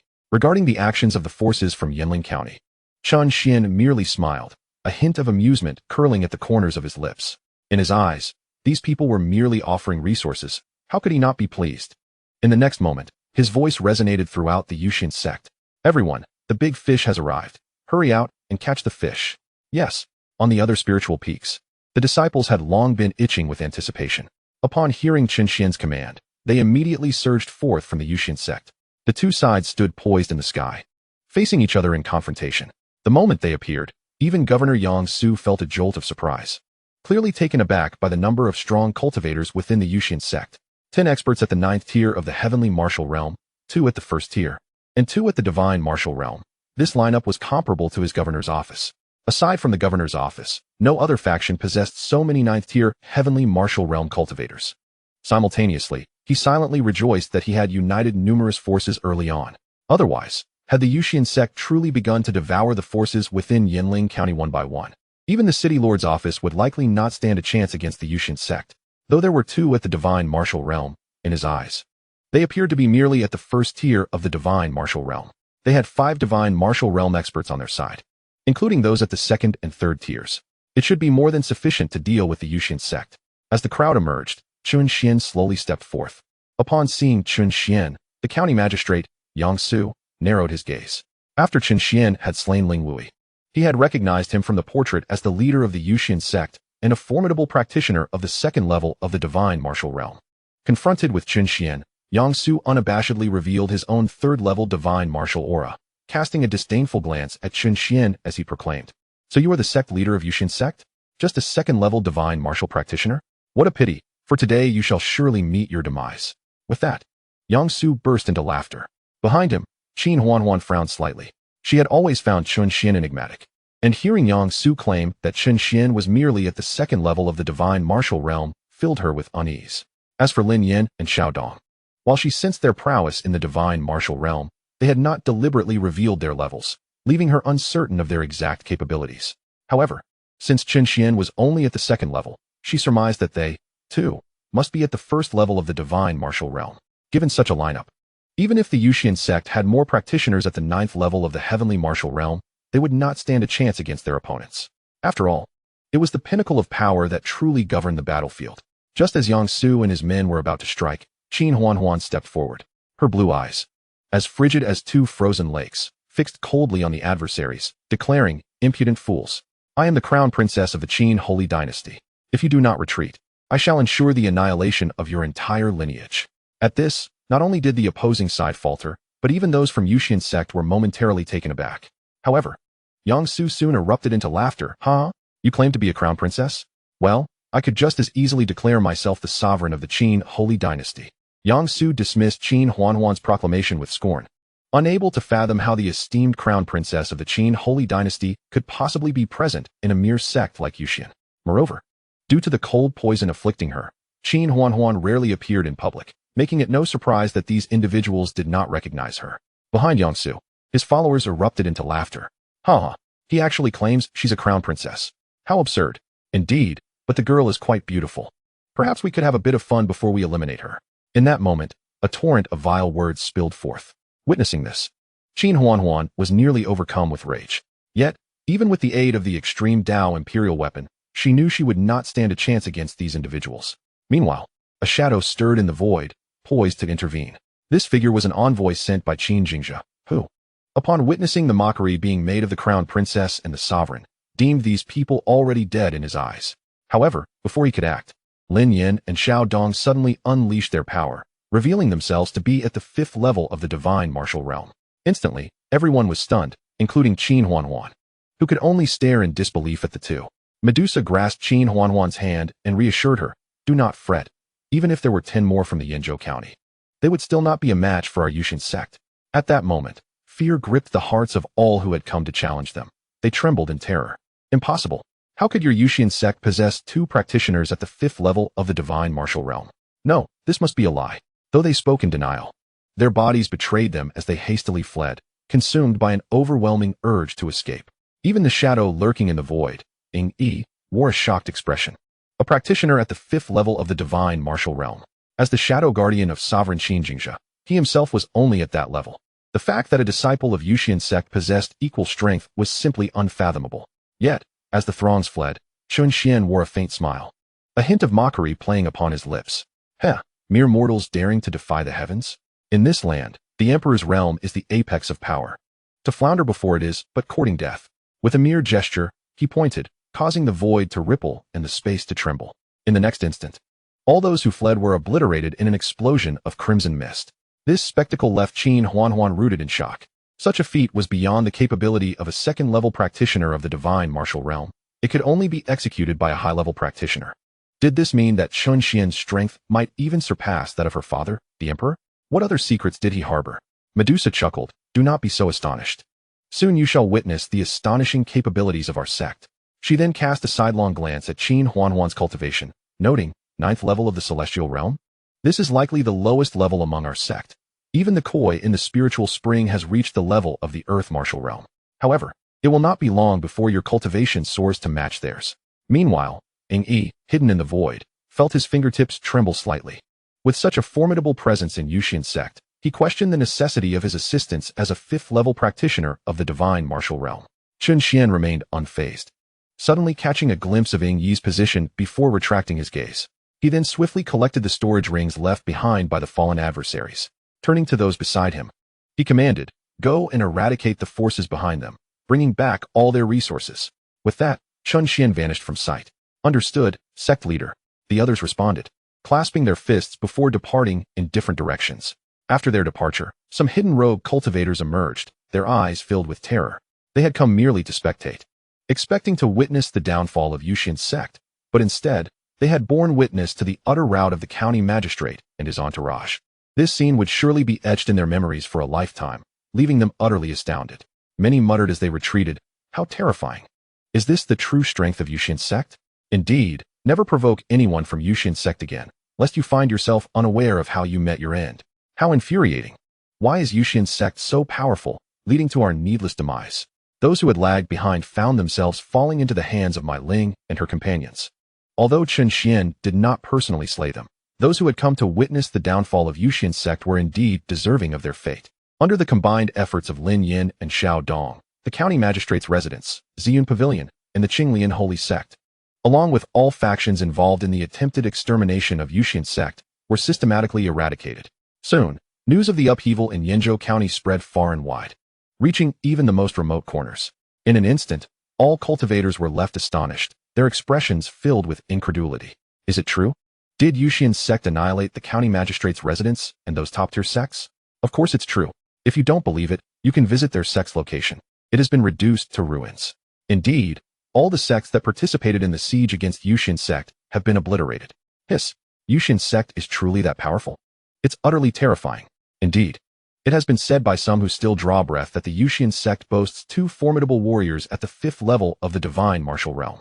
It is no wonder they could so easily annihilate numerous factions. However, while the Yusian sect may be powerful, our Yanling County undeniably falls within the jurisdiction of Lingzhou. The annihilation of a county governor under Lingzhou's command is certain to incite the wrath of the Ling King. We must keep our distance to avoid attracting calamity. Undoubtedly, the actions of the Yusian sect will provoke the judgment of the Ling King. To put it broadly, they have offended the royal family, placing the Yusian sect in peril. Concurrently, many express silent relief for not having participated in the fray, having heard that some who sought to join the excitement met their doom on the spot. On the Spirit Peak, Chen Xuan gazed with delight at the resources before him. This was undoubtedly a bountiful harvest. He then communicated with the system in his heart. System, convert all these resources into point vouchers. Received, Master, compiling data. Detected a total of 300 medium-grade spiritual veins, 200 million medium-grade spiritual stones, 56 advanced heavenly-level techniques, and 108 intermediate heavenly-level martial arts. Total redeemable point vouchers amount to 5 billion and 1 million. As a brilliant light flashed, all items before Chen Xuan vanished. The number of point vouchers displayed on the system panel transformed into 60 billion 133 million. Seeing this, Chen Xuan declared, System, proceed with 361 5th-level lottery draws. Received, initiating the lottery. Detected that the items obtainable from the current 5th-level lottery draws offer minimal benefits for sect disciples. Would you like to merge the 361 draws? Merging will significantly enhance the probability of acquiring valuable items due to the guaranteed critical hit from the 361 draws. Merge. Received, initiating the lottery. Congratulations, Master, you have drawn the Mother and Child Spatial Teleportation Array. Note, the Mother and Child Spatial Teleportation Array allows the main teleportation array to be established within the sect, enabling disciples to carry the subordinate teleportation array. In times of danger, they can directly use the subordinate teleportation array to reach the main array, disregarding restrictions such as secret realms and forbidden zones. Moreover, it allows for direct teleportation to any sect disciple carrying the subordinate array.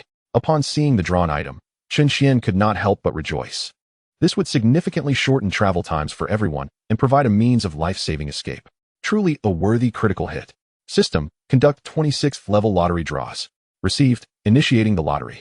Congratulations, Master, you have obtained 3 9th level Divine Martial Realm Cultivation cards.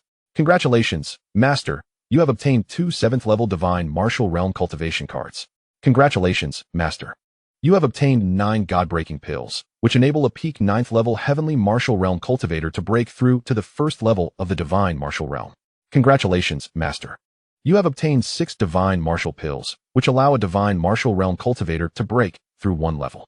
As the system's voice concluded, Chen Xuan allocated the items accordingly. The 9th level Divine Martial Realm Cultivation cards were bestowed upon Hui Yunxia, Qin Huanhuan, and Chen Kanglin. With the 9th level cultivation, Chen Kanglin, who had been wandering outside, should find himself without rivals within the inner domain. The 7th level Divine Martial Realm cards were given to Tian Can and Di Can. elevating them directly from the first level of the heavenly martial realm to the 7th level of the divine martial realm. The god-breaking pills were administered to several peak 9th level heavenly martial realm cultivators. Thus, apart from that one lucky fish, all members of the Yusian sect now boasted cultivations above the divine martial realm. The divine martial pills, along with the 6 remaining from the previous batch, were distributed to Lin Yin, Xiao Dong, and Medusa, with Lin Yin and Xiao Dong each achieving the 9th level of the divine martial realm, while Medusa ascended to the 5th level. On a spirit peak, Chen Xuan was absorbing spiritual energy for cultivation when her internal power surged unexpectedly, finally stabilizing at the 9th level of the divine martial realm. This sudden change startled her, prompting a hasty exit from her quarters, fearing she had fallen into a state of cultivation deviation. This commotion attracted Medusa and others, who quickly explained that it was all due to Chen Xuan's machinations. Hee. Sister Xuan, look, your cultivation has now surpassed mine. Medusa chuckled. Only then did Chen Xuan realize that Medusa had reached the 5th level of the divine martial realm, having previously been at the 9th level of the heavenly martial realm. Observing the transformations in those around her, Chen Xuan gradually came to accept this reality. At that moment, her curiosity about Chen Xuan intensified. Could it be that he is a reincarnated immortal? She mused. Such feats, she thought, were beyond even her capabilities at her peak, let alone the rapid advancement of so many individuals. Was this truly something a mere mortal could accomplish? It was no wonder Lin Yin and Xiao Dong had already reached the level of divine martial realm warriors at such a young age. The reason was now clear. It seemed the day of her revenge was not far off. In that instant, Chen Xuan felt immensely grateful for her decision to join the Yusian sect. Perhaps, with Chen Xuan's enigmatic abilities, she might even ascend to the realm of immortals in the future. Contemplating this, even with her memories from a past life, excitement shone in her eyes. Chapter 62. Tang Lu and Little Rabbit. After distributing the items, Chen Xuan nodded in satisfaction. He then focused his thoughts, and the system panel reappeared before him. Host, Chen Xuan. Cultivation, 9th level of the Emperor Realm. Physique, Heavenly Eye. Technique, Eternal Emperor Scripture. Martial skill, Mountain Splitting Palm. Weapon, Song Yuan Halberd. Mount, Burning Heaven Spirit Sparrow. Special ability, Absolute Suppression, Simulation. Point vouchers, 401,033,000. Casting a glance at the remaining point vouchers, Chen Xuan shook his head. Once again, he had become destitute. It seemed he would need to devise a new plan to acquire resources. Just then, the system's voice resounded. Detected the annihilation of the Yanling County governor's residence by the Yusian sect, establishing it as the foremost sect in Yanling County. Reward, 2 6th level puppets. As the system's voice faded, 2 puppets materialized within the system space. Chen Xuan's heart leapt with joy. 6th level puppets were on par with divine martial realm experts. This meant the Yusian sect had gained 2 more capable subordinates. System, deploy the 2 6th level puppets. Received. Master, deploying 6th level puppets. As the system's voice concluded, 2 figures appeared before Chen Xuan. One was a youth with dual-colored pupils, his eyes bright and piercing, one blue and one dark red. With dark blue hair and a handsome, resolute visage, he wielded a trident in one hand and carried a long sword on his back. The other was a girl, not entirely human, with 2 delicate pink rabbit ears atop her head, suggesting she was a transformed spirit rabbit. Upon their appearance, their details were promptly displayed before Chen Xuan. Character, Tang Lu. Cultivation, 9th level of the divine martial realm. Technique, Xiantian skill. Martial skill, 13 styles of the sea god, extermination. Weapon, sea god trident. Shura demon sword. Character, Little Rabbit. Cultivation, 6th level of the divine martial realm. Technique, extreme charm profound method. Martial techniques, explosive 9-section throw, absolute defense. Moonlight sky devouring kill, enchanting gaze. Weapon, extreme daylight soft armor. The moment the 2 appeared, they exchanged subtle glances before turning their attention to Chen Xuan. Tang Lu pays respects to the sect master. Little Rabbit pays respects to the sect master. Both were acutely aware that Chen Xuan was the leader of the Yusian sect. Thus they promptly bowed and clasped their fists in greeting. Excellent. From now on, you shall be disciples of the Yusian sect. You may now proceed to select your residence at the Spirit Peak and quickly integrate with the others, Chen Xuan declared. The others he referred to were the individuals who had joined the Yusian sect before them, facilitating future collaboration. Yes, sect master. With that, the 2 exited the Grand Hall. In the outer domain, near the boundary of the eastern domain and the inner domain, a disheveled middle-aged man, his aura in disarray, staggered swiftly away from the inner domain towards the outer domain. Simultaneously, he muttered curses under his breath, his face contorted with anger. Damn it, The inner domain is indeed a place teeming with formidable beings. Even though I am now at the 9th level of the heavenly martial realm, I nearly lost my life there. No, it's the damned heavenly demon sect. If I cannot defeat you, then I shall let my Yusian sect strike back the next day and see if you can still be so arrogant. This man was none other than Chen Xuan, who had departed alone. He had initially thought that having achieved the 9th level of the heavenly martial realm under Chen Xuan's guidance, he could make a name for himself in the inner domain. Little did he expect to nearly perish there. Had he not fled quickly, he would have long since lost his life. The predicament arose when he inadvertently entered the territory of the Wei Holy Dynasty, one of the 6 great holy dynasties within the inner domain. By sheer coincidence, he stumbled upon a blood spirit jade in a canyon. This blood spirit jade is an exceedingly precious cultivation item, and upon discovering such a treasure, Chen Xuan could not resist seizing it. However, guarding the jade was a beast, a blood python with a cultivation level at the 8th level of the heavenly martial realm. This blood python had evidently reached such a level due to years of cultivation aided by the blood spirit jade. Just as Chen Xuan prepared to slay the blood python and claim the jade, he was caught off guard when someone else snatched the blood spirit jade first and sent him flying with a single palm strike. More critically, that individual turned out to be a powerful being at the 1st level of the divine martial realm. Realizing he was outmatched, Chen Xuan prudently chose to retreat, but that person intended to eliminate him to cover their tracks, had it not been for their commotion attracting the attention of other formidable beings. Chen Xuan might have faced a life-threatening situation. In a moment of quick thinking, he informed the newcomers about the theft of the blood spirit jade, which allowed him to escape the pursuer. From others, he learned that the individual was none other than Mo Tian, the leader of the heavenly demon sect. Naturally, Chen Xuan returned to the Yusian sect seeking aid. Though he was not a match for a 1st-level divine martial realm expert, he knew that Chen Xuan would be more than capable. Wait for me. How dare you bully the foremost genius of the Yusian sect? With these words, Chen Xuan transformed into a streak of light heading towards the Yusian sect. With his speed at the 9th level of the heavenly martial realm, he soon arrived at the original location of the Yusian sect. However, upon arrival, he was left dumbfounded. The once expansive Yusian sect had vanished, replaced by a vast expanse of flat land. What is happening? Chen Xuan exclaimed in astonishment. How could it be that after a brief absence, his homeland had disappeared? Could it have been annihilated by another force? Yet, he quickly dismissed this notion. Given the Yusian sect's strength, it was virtually unrivaled in the outer domain, let alone obliterated. Pondering fruitlessly, Chen Xuan produced an image stone, intending to contact Chen Xuan. Moments later, as the image stone activated, Chen Xuan's figure emerged within the stone. Observing Chen Xuan lounging comfortably in a soft rocking chair, casually consuming spirit fruits, Chen Xuan felt a surge of frustration. However, before he could speak, Chen Xuan cheerfully remarked, "Old man, it's been a few days. Where have you been wandering off to as a refugee?" He was not overly concerned for Chen Xuan's safety, for he had left behind means to ensure his well-being. In a true life and death crisis, he would be able to sense it and provide assistance through the established mark. "You brat, even at a time like this, you have the leisure to jest with your father. I demand to know where our sect is. How can such a grand sect simply vanish?" Chen Xuan retorted, exasperated. Upon hearing this, Chen Xuan paused, realizing he had forgotten to inform Chen Xuan that the Yusian sect had relocated to the inner domain. "I have moved the Yusian sect to the inner domain, specifically within the Qin Holy Dynasty.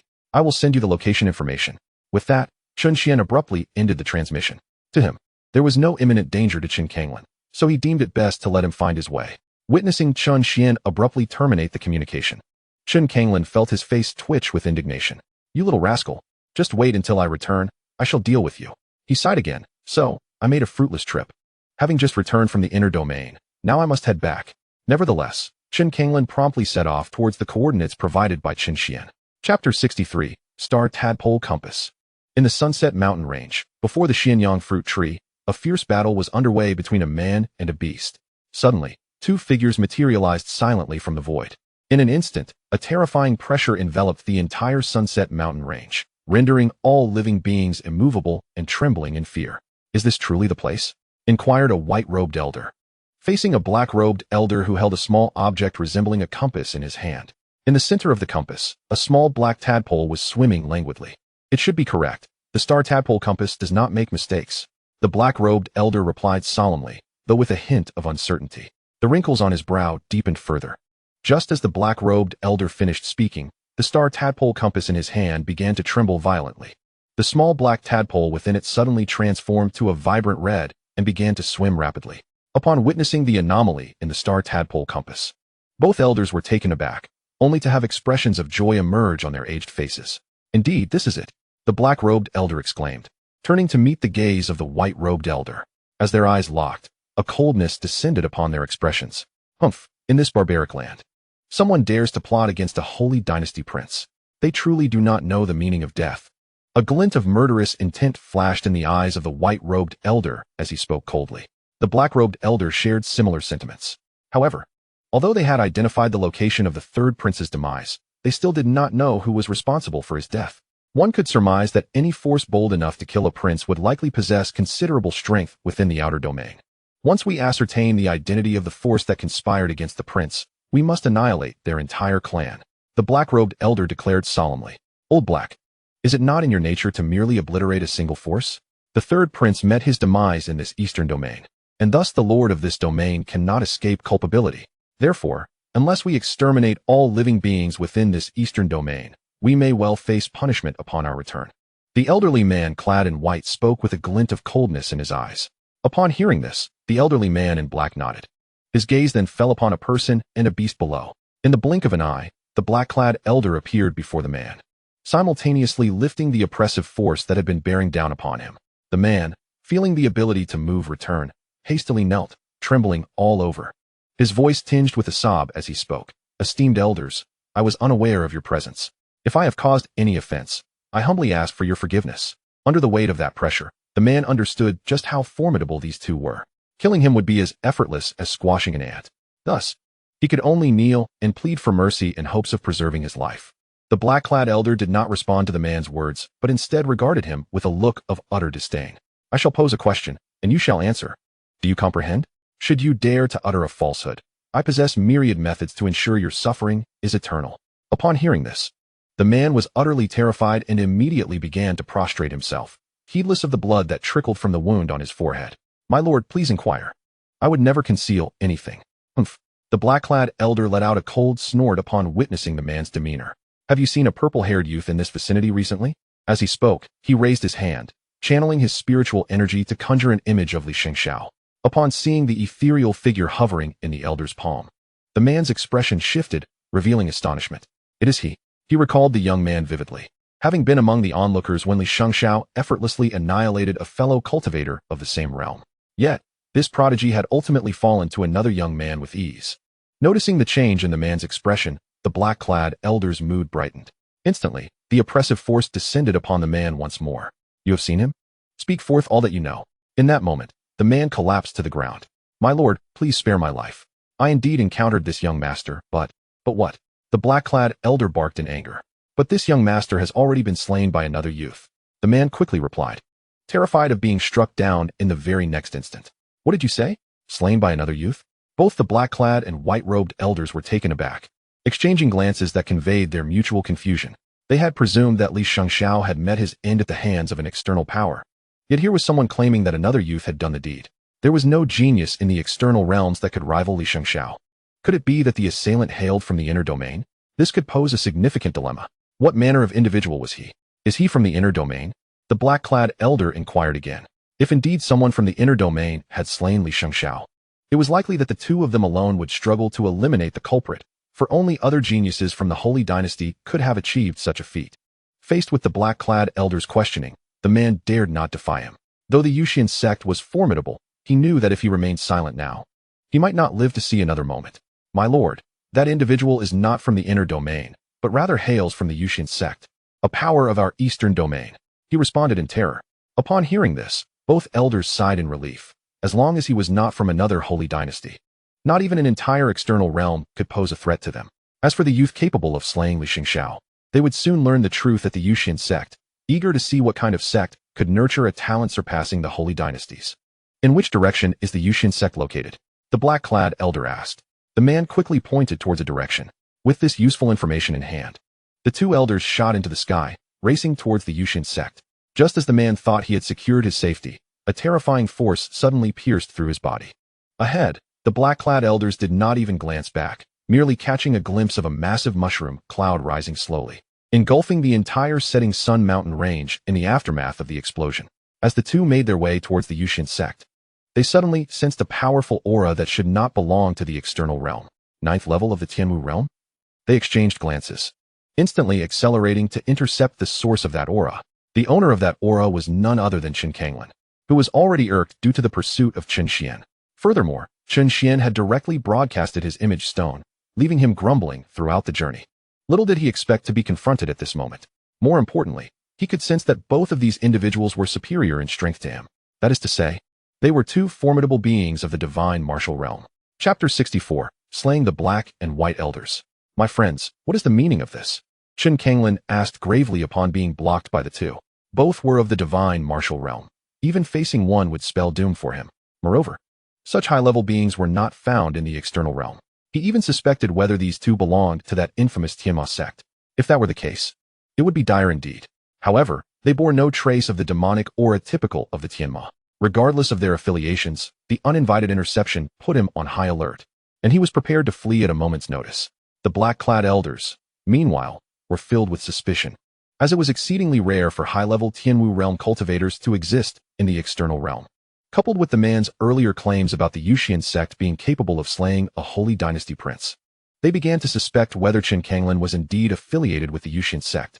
After all, if the Yusian sect truly produced talents surpassing those of the inner domain's holy dynasties, then a ninth-level Tianwu realm cultivator would not be extraordinary at all. Where are you headed? Are you aware of the Yusian sect? The black-clad elder inquired almost in unison. Upon hearing this, Chen Xuan felt a shiver run down his spine. These two seemed to possess ill intentions. It was highly likely they were seeking trouble. In an instant, he recalled the individuals within his sect, suspecting that they had offended some powerful force and were now here for retribution. What a bunch of fools, Chen Xuan thought bitterly. They had run off, leaving him to shoulder the consequences. He resolved that upon returning, he would assert his authority as the sect's ancestor and deliver a severe reprimand to his wayward disciples. But now was not the time for such thoughts. As his mind raced, a subtle smile crept across Chen Xuan's lips. I am merely returning to the inner domain. Little do you know, a remarkable sect has emerged in this eastern domain. He replied, feigning mystery. Oh, are you suggesting? The white-robed elder narrowed his eyes, fixating on Chen Xuan as he inquired. He was simultaneously testing to see if Chen Xuan was lying. It was indeed the Yusian sect that his friend had just mentioned. To his astonishment, there existed such a formidable sect in the outer realms, and its leader was a powerful figure at the first level of the divine martial realm. The old man nearly met his demise at the hands of this leader. Upon my return, I shall certainly report this to the head of my sect, urging him to lead a contingent to obliterate the Yusian sect. How dare such a mere sect from the outer realms disregard our inner domain? Chen Xuan exclaimed, his face betraying a fierce anger. Coupled with his somewhat tattered attire, it momentarily caused both men to pause. Upon hearing this, the two elderly figures in black finally grasped the situation. Indeed, possessing the strength of the divine martial realm, no wonder he dared to slay our holy dynasty's prince.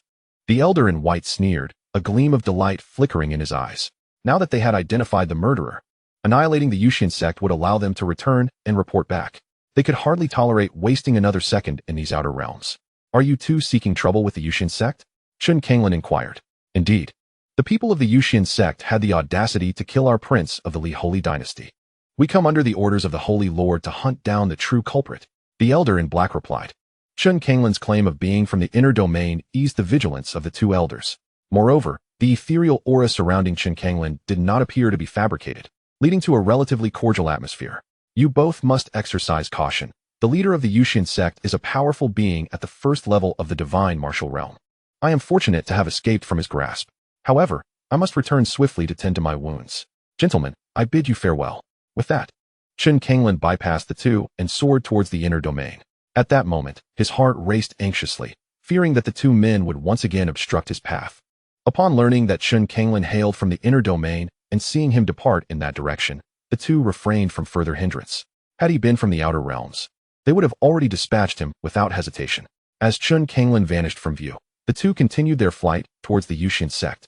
However, as they soared through the skies, an unsettling feeling began to creep over them. In the next moment, they turned abruptly to pursue Chen Xuan, their eyes ablaze with wrath. Damn it, that fellow has deceived us. He might very well be affiliated with the Yusian sect. It dawned on them that since it was the leader of the Yusian sect who had injured him, and since they were on their way to confront the Yusian sect, he should have accompanied them to obliterate it. Why then was he fleeing? Ahead, Chen Xuan, upon seeing the two figures disappear from sight, hastened his pace, eager to completely shake off the duo. To his dismay, their auras suddenly drew closer. Damn it! Chen Kanglin realized that the two must have grown suspicious, prompting their return. Shortly thereafter, they once again intercepted him. Why do you not pursue the Yusian sect, and instead stop me? Chen Kanglin feigned calmness. Were you not injured by the leader of the Yusian sect? We are merely here to assist you in avenging yourself. We need you to accompany us. The elder in black grinned maliciously. First, they would subdue Chen Kanglin. If he had no ties to the Yusian sect, they could release him later. If he did, they would eliminate him to avoid leaving any potential threats. That will not be necessary. I can seek vengeance on my own. Chen Kanglin resolutely refused. What nonsense. If he went with them, upon arriving at the now desolate Yusian sect, he might be the first to be slaughtered. You have no choice in the matter. As he spoke, the elder in black unleashed a punch, revealing the full force of the first level of the divine martial realm. Chen Kanglin attempted to flee, but the elder in white had already sealed off his escape route. With a thud, under the frantic defense, Chen Kanglin was struck down to the ground, blood spilling from his mouth. Seeing his actions, the two immediately concluded that he was indeed connected to the Yusian sect and resolved to kill him. Each conjured a fist of spiritual power aimed at Chen Kanglin. Faced with this onslaught, even Chen Kanglin displayed a flicker of despair. Damn it, am I really going to die here today? Just as the situation seemed dire, Chen Kanglin felt a warm current surging through his body, revitalizing his very being. In an instant, his injuries fully healed, and he sensed his aura climbing steadily, ultimately stabilizing at the 9th level of the divine martial realm. In that moment, he realized this was the work of Chen Xuan, arriving just in time. Now this is more like it. With that, Chen Kanglin extended a hand, effortlessly deflecting the two's attacks. His aura at the 9th level of the divine martial realm unabashedly apparent. Perceiving the surge of power emanating from Chen Kanglin, the two elders' expressions turned to shock. Their faces contorted with disbelief. The 9th level of the divine martial realm? How is that possible? They exclaimed. Have you two old dogs enjoyed yourselves enough? Now it's my turn. With that declaration, Chen Kanglin sealed their spiritual power and proceeded to unleash a brutal assault upon them with his bare hands. Before long, their heads were swollen like those of pigs. Who are you? We are from the Li Holy dynasty. Do you not fear retribution from us? They threatened in desperation. The Li Holy dynasty? Bah, what a trifling matter. As for me, I am the ancestral master of the Yusian sect. With that, Chen Kanglin obliterated the two, then dusted off his hands and soared towards the inner domain. Chapter 65. I still prefer your unruly nature. The Yusian sect. As Chen Kanglin pressed on relentlessly, he finally arrived. Oh no, he had returned to the Yusian sect. Upon entering the sect, he bellowed at the top of his lungs, "You little rascal, come out here." Fortunately, the Yusian sect was sufficiently vast, otherwise, the volume of his voice could have deafened someone. Observing this commotion, Chen Xuan emerged from the spirit peak and appeared before Chen Kanglin. Seeing Chen Kanglin in such a disheveled state, Chen Xuan could not help but chuckle. "What are you laughing at, you little brat?" Chen Kanglin retorted irritably. At that moment, others also began to gather.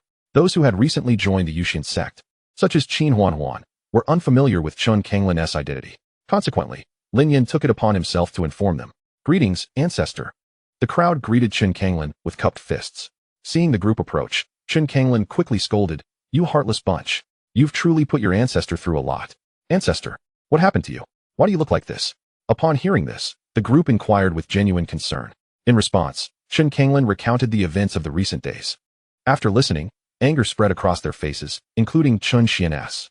Though he sometimes found his seemingly irresponsible old father amusing, he could not overlook the fact that this man was his biological father. Thus, upon hearing that someone in the inner domain had dared to bully Chen Kanglin, he felt compelled to seek them out for a reckoning. The Heavenly Demon Sect? The Li Holy Dynasty? Chen Xuan let out a cold snort, a glint of frost flashing in his eyes. "Tang Lu, Fire Cloud, Evil God. You too shall proceed to the Li Sacred Dynasty to obliterate it and bring back all their resources." Over time, he had discerned that the strength of the sovereigns of these sacred dynasties typically resided around the 8th level of the divine martial realm. Furthermore, with several reclusive old-timers backing them, there might even be those at the 9th level. Thus, sending Tang Lu and the others to annihilate the Li Sacred Dynasty posed no challenge whatsoever. "At your command, Sectmaster," they replied in unison. With that, the two transformed into streaks of light and sped away towards the Li Sacred Dynasty. Observing this, Qin Huan contemplated offering a warning to Chen Xuan. However, upon recalling that not only she but also the other two were at the 9th level of the divine martial realm, she concluded that the task of destroying the Li Sacred Dynasty seemed rather uncomplicated. Thus, she retracted her intended words. "As for the Heavenly Demon Sect, let us go, father. I shall accompany you."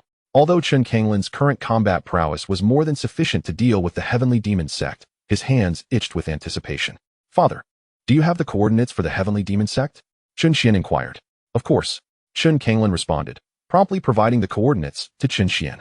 Upon receiving the coordinates, Chen Xuan's aura surged, and the space before him suddenly tore apart, emanating an overwhelming imperial might. Subsequently, he and Chen Kanglin vanished from the sight of the onlookers. Sensing the immense imperial presence released by Chen Xuan, Chen Huanhuan's eyes widened in disbelief. The sect master was, in fact, an emperor. This revelation astonished her greatly, for she could feel that Chen Xuan's aura surpassed even her peak condition, which was already at the 7th level of emperor. Thus, Chen Xuan must be at least at the 8th level, if not the 9th. However, upon further reflection, this seemed quite reasonable, given the abilities Chen Xuan had previously demonstrated. Chen Huanhuan speculated that he might indeed be a reincarnated true immortal. Such cultivation was entirely plausible. Behind her, aside from Xiao Dong, who was already aware of Chen Xuan's identity as an emperor, the others were equally astonished. Wow, the sect master is a legendary emperor. No wonder he possesses such mysterious abilities. Xiao Dong, witnessing the bewilderment of the others, was momentarily taken aback and asked, "Did you all not know before?" "Not at all." "Did you know?" "Indeed. Then why did you not inform us?" "You never inquired." In the skies above the Heavenly Demon Sect, a rift in space opened, and Chen Xuan and his companion emerged from the spatial passage. The moment they stepped out, Chen Xuan unleashed his imposing pressure, enveloping the entire Heavenly Demon Sect. Instantly, panic swept through the sect. Suddenly, a figure soared from the Heavenly Demon Sect, hastily kneeling and not daring to gaze upwards at the identity of the visitors. "I beg your pardon for not welcoming you properly, esteemed sir. Please forgive me." The sect master of the Heavenly Demon Sect, Emotion, spoke with a tremor in his voice. The aura emanating from Chen Xuan far exceeded his own, and he feared that even the sovereign of the Wei sacred dynasty would pale in comparison. "Hee, old man Emotion. Has it been so long since we last met that you no longer recognize me?" Chen Kanglin spoke, his voice laced with playful mockery. Upon hearing this familiar voice, Emotion felt a flicker of recognition but could not place it. He raised his head, only to be met with two unfamiliar faces. One of them seemed vaguely familiar, yet he could not recall from where. Seeing that Emotion failed to recognize him, Chen Kanglin's irritation grew. "What? Is the matter of stealing my blood spirit jade simply to be forgotten? Did you think to kill me? I have promised to return and settle the score with you." Chen Kanglin's voice dripped with anger. "Blood spirit jade? You are the one who fled that day?" Emotion exclaimed in astonishment. However, he was certain that Chen Kanglin had only been at the 9th level of the Heavenly Martial Realm at that time. How could he now have ascended to the 9th level of the Divine Martial Realm? This was highly irregular, very much so. Emotion, easily sensing Chen Kanglin's current strength, quickly understood that regardless of Chen Kanglin's cultivation level, there was an even stronger presence beside him. If he did not bow down today, it would spell doom for the Heavenly Demon Sect. "Esteemed sir, please spare me. I was blind and did not recognize your greatness. I am willing to return the blood spirit jade and offer half of my Heavenly Demon Sect's resources as compensation." At this moment, Emotion had entirely lowered his stance. In the face of such overwhelming strength, he had no room for resistance. Seeing Emotion's demeanor, Chen Kanglin scoffed. "I must admit, I find this version of you rather unaccustomed. I preferred your former defiance." With this, Chen Kanglin struck out with a palm, aimed directly at Emotion's position. Emotion attempted to resist, but the disparity of 8 levels in their realms was insurmountable. He was instantly obliterated by the force of the strike. Meanwhile, Chen Xuan was not idle either. He pointed a finger, and the entire Heavenly Demon Sect crumbled under the energy imprint, vanishing entirely from existence. After collecting all the resources of the Heavenly Demon Sect, Chen Xuan activated the sub-teleportation array. In a flash of white light, the two appeared within the main teleportation array of the Yusian sect. Chapter 66. The Fall of the Li Sacred Dynasty. After personally testing the effectiveness of the sub-teleportation array, Chen Xuan nodded in satisfaction. From the recent use, he could perceive that the speed of this teleportation array was remarkably swift, capable of transporting him back to the Yusian sect from the Wei Sacred Dynasty's territory in an instant, even quicker than tearing through space. More importantly, once activated, this sub-teleportation array could not be interrupted by external forces, a crucial aspect that made it an exceptional means of preserving life. Beside him, Chen Kanglin noticed that Chen Xuan did not return by directly opening a spatial passage, but rather through another method, prompting him to ask, "Xuaner, what technique is this?" With a smile, Chen Xuan clarified, "This is the sub-teleportation array, capable of long-distance teleportation." After explaining the workings of the sub-teleportation array to Chen Kanglin, Chen Xuan retrieved a sub-teleportation array from the main array and infused it into Chen Kanglin's body. As long as the teleportation array had sufficient energy to support it, theoretically, it could produce an infinite number of sub-teleportation arrays. This is the sub-teleportation array. In times of danger, simply use your spiritual power to activate it. Upon hearing this, Chen Kanglin's eyes gleamed with joy. With this device, it was akin to having an extra life. Provided he did not encounter an opponent so powerful that he could not activate the teleportation array in time, this method was nearly unbeatable. Li's Sacred Dynasty. Within a grand hall adorned in resplendent gold and jade, a middle-aged man draped in a golden dragon robe with flowing purple hair sat upon the imperial throne. His expression dark and foreboding. This man was Li Xianxiao, the sovereign of the Li Sacred Dynasty, a master at the 8th level of the divine martial realm. Below him, a figure clad in black soft armor and a veiled hood knelt respectfully in the hall. Are you saying that the soul tokens of the black and white elders have shattered, and that their last known location was in the outer realm? Li Xianxiao gazed down at the man below, speaking in a deep tone. His expression appeared calm, yet his heart was ablaze with fury. Ever since he learned of his son Li Xianxiao's demise, he had dispatched numerous individuals to investigate and pursue the true culprit. Among them were the 2 venerable elders of the divine martial realm, who had been tasked with this dire mission. However, despite the passage of time, no leads had emerged, even as he had covertly assigned many to probe within the other 5 holy dynasties. The results remained dismally scant. Reporting to the Holy Master, it is indeed true that the 2 have perished, and in the outer realms no less.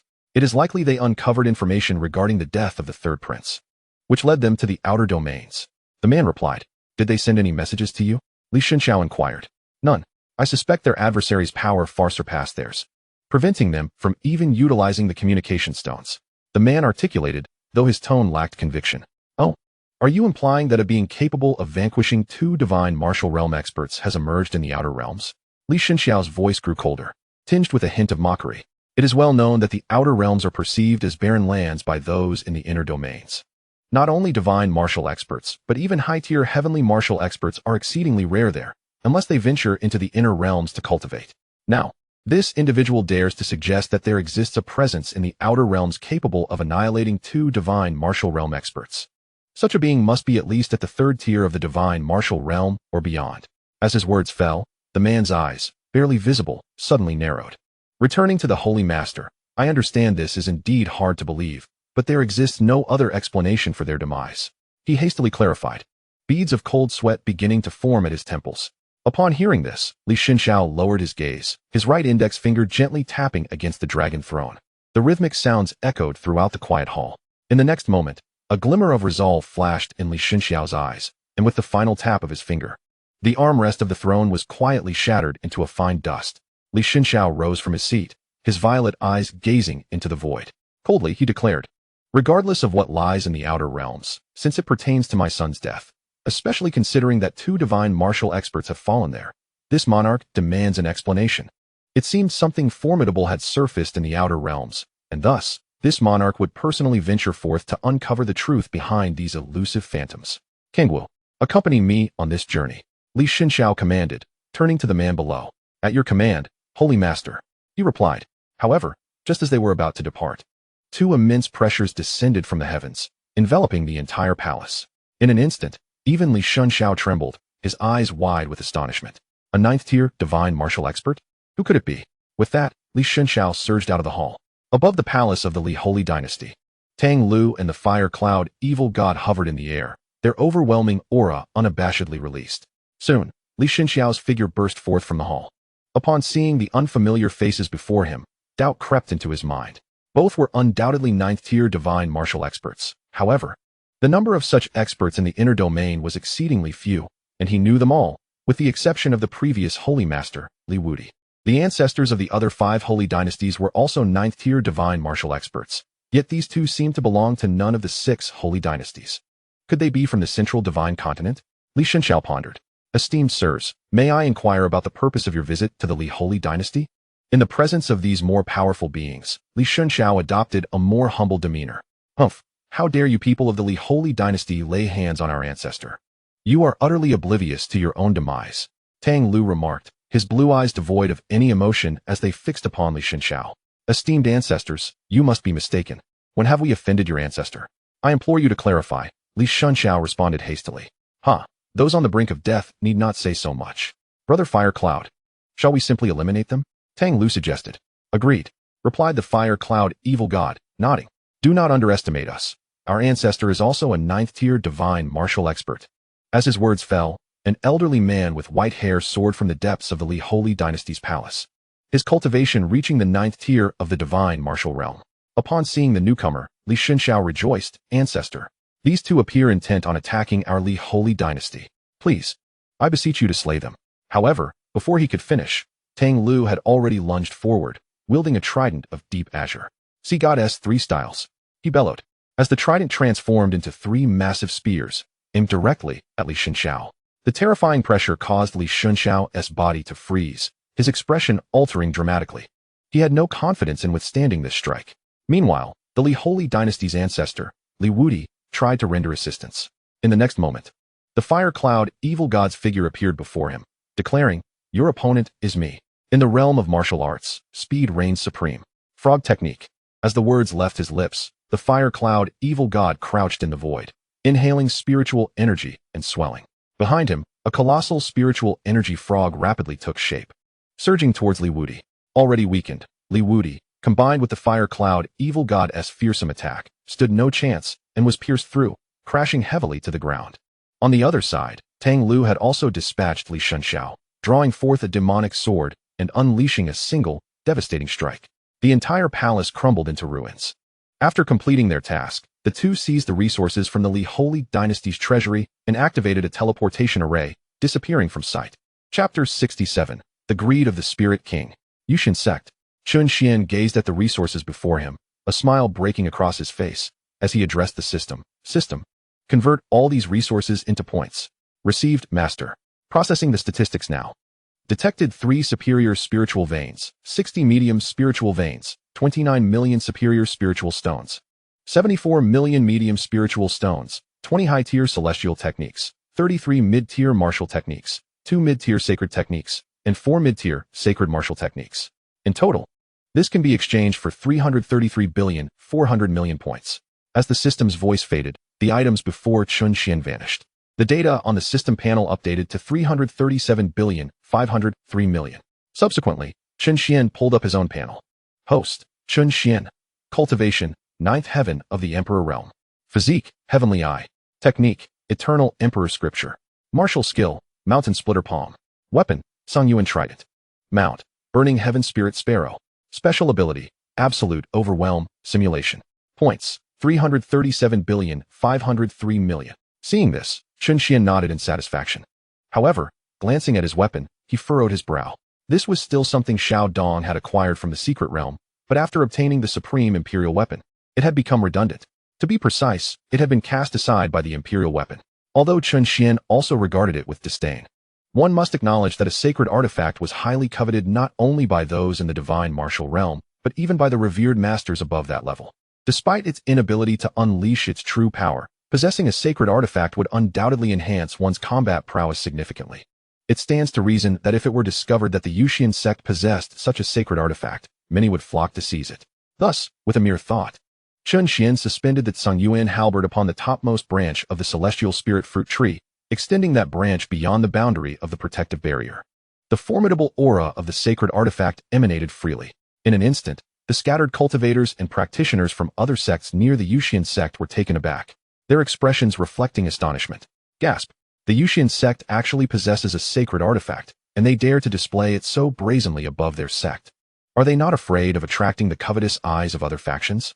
Have you lost your mind? Currently, the Yusian sect is the most powerful force in Yinling County. Who would dare provoke them, let alone attempt to snatch their sacred artifact? Well, that may be true. However, while no forces in Yinling County would dare to act, we cannot guarantee that other counties' rulers do not harbor such intentions, not to mention the overlord of the entire continent. It seems the Yusian sect is up to something. I wonder whether they truly possess strength or are merely being swallowed by other factions. Who cares? As long as there is a spectacle to behold. As the crowd dispersed, news of the Yusian sect's possession of a sacred artifact quickly spread, rapidly reaching forces beyond Yinling County. In Lingzhou, within a magnificent hall, a handsome man stood at its center, gazing out beyond the hall. Beside him, an elderly man knelt, seemingly having just reported recent events in Lingzhou to the man before him. This man was the ruler of Lingzhou, the Spirit King, presiding over the Qin Holy Dynasty, which spanned 7 continents and 21 counties. Each state's governor managed 3 counties, and Yinling County fell within the jurisdiction of Lingzhou. Upon hearing the elder's words, the Spirit King's eyes flared with fury. However, upon learning that the Yusian sect possessed a sacred artifact, a glimmer of greed flickered in his gaze. Already at the 6th level of the divine martial realm, if he could acquire the sacred artifact, he might become the most formidable governor in the Qin Holy Dynasty. Moreover, such an opportunity was exceedingly rare. Sacred artifacts were far scarcer than sacred-level martial arts techniques.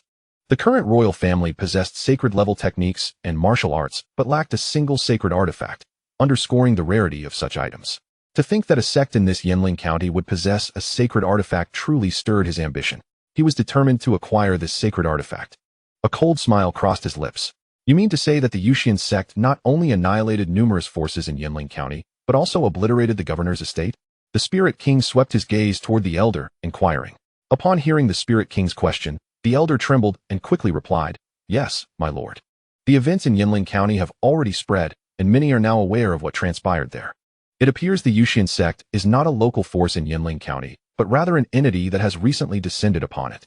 I believe their actions are exceedingly arrogant and domineering, showing utter disregard for your authority, my lord. Have you ascertained their origins? What is their true foundation?"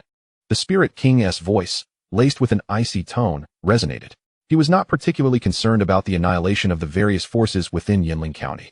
Compared to the sacred artifact, what did the destruction of Yinling County matter? His current interest lay solely in the sacred artifact of the Yusian sect, and their actions presented him with a legitimate opportunity to intervene. According to eyewitness accounts from survivors at the scene, the members of the Yusian sect were able to easily slay the governor of Yinling County and the strongest from other forces. Coupled with the sacred artifact, the Yusian sect likely possesses cultivators at least at the 4th or even 5th level of the divine martial realm. But this is just a conservative estimate. The elder responded slowly. 4th or even 5th level of the divine martial realm. The Spirit King murmured. The strongest in Yinling County was Governor Yang Su, whose strength was at the 3rd level of the divine martial realm. The strongest practitioners from other forces were generally at the 1st level of the divine martial realm. While the Yusian sect was not a native force of Yinling County, since they chose to settle there, their strongest members could hardly be too formidable. They were likely only at the 1st or 2nd level of the divine martial realm. Otherwise, why would they remain in such a small county? It seemed plausible that they had only been able to slay the governor and other forces due to the enhancement provided by the sacred artifact. After all, with the aid of the sacred artifact, the Yusian sect's strength at the 4th or even 5th level of the divine martial realm could not be matched by the governor's estate. Regrettably, the Spirit King himself was at the 6th level of the divine martial realm. Even if the Yusian sect possessed the power granted by the sacred artifact, they would not be a match for him. Issue a decree. The Yusian sect's unilateral annihilation of the governor's estate in Yinling County not only provokes my Lingzhou, but also challenges imperial authority.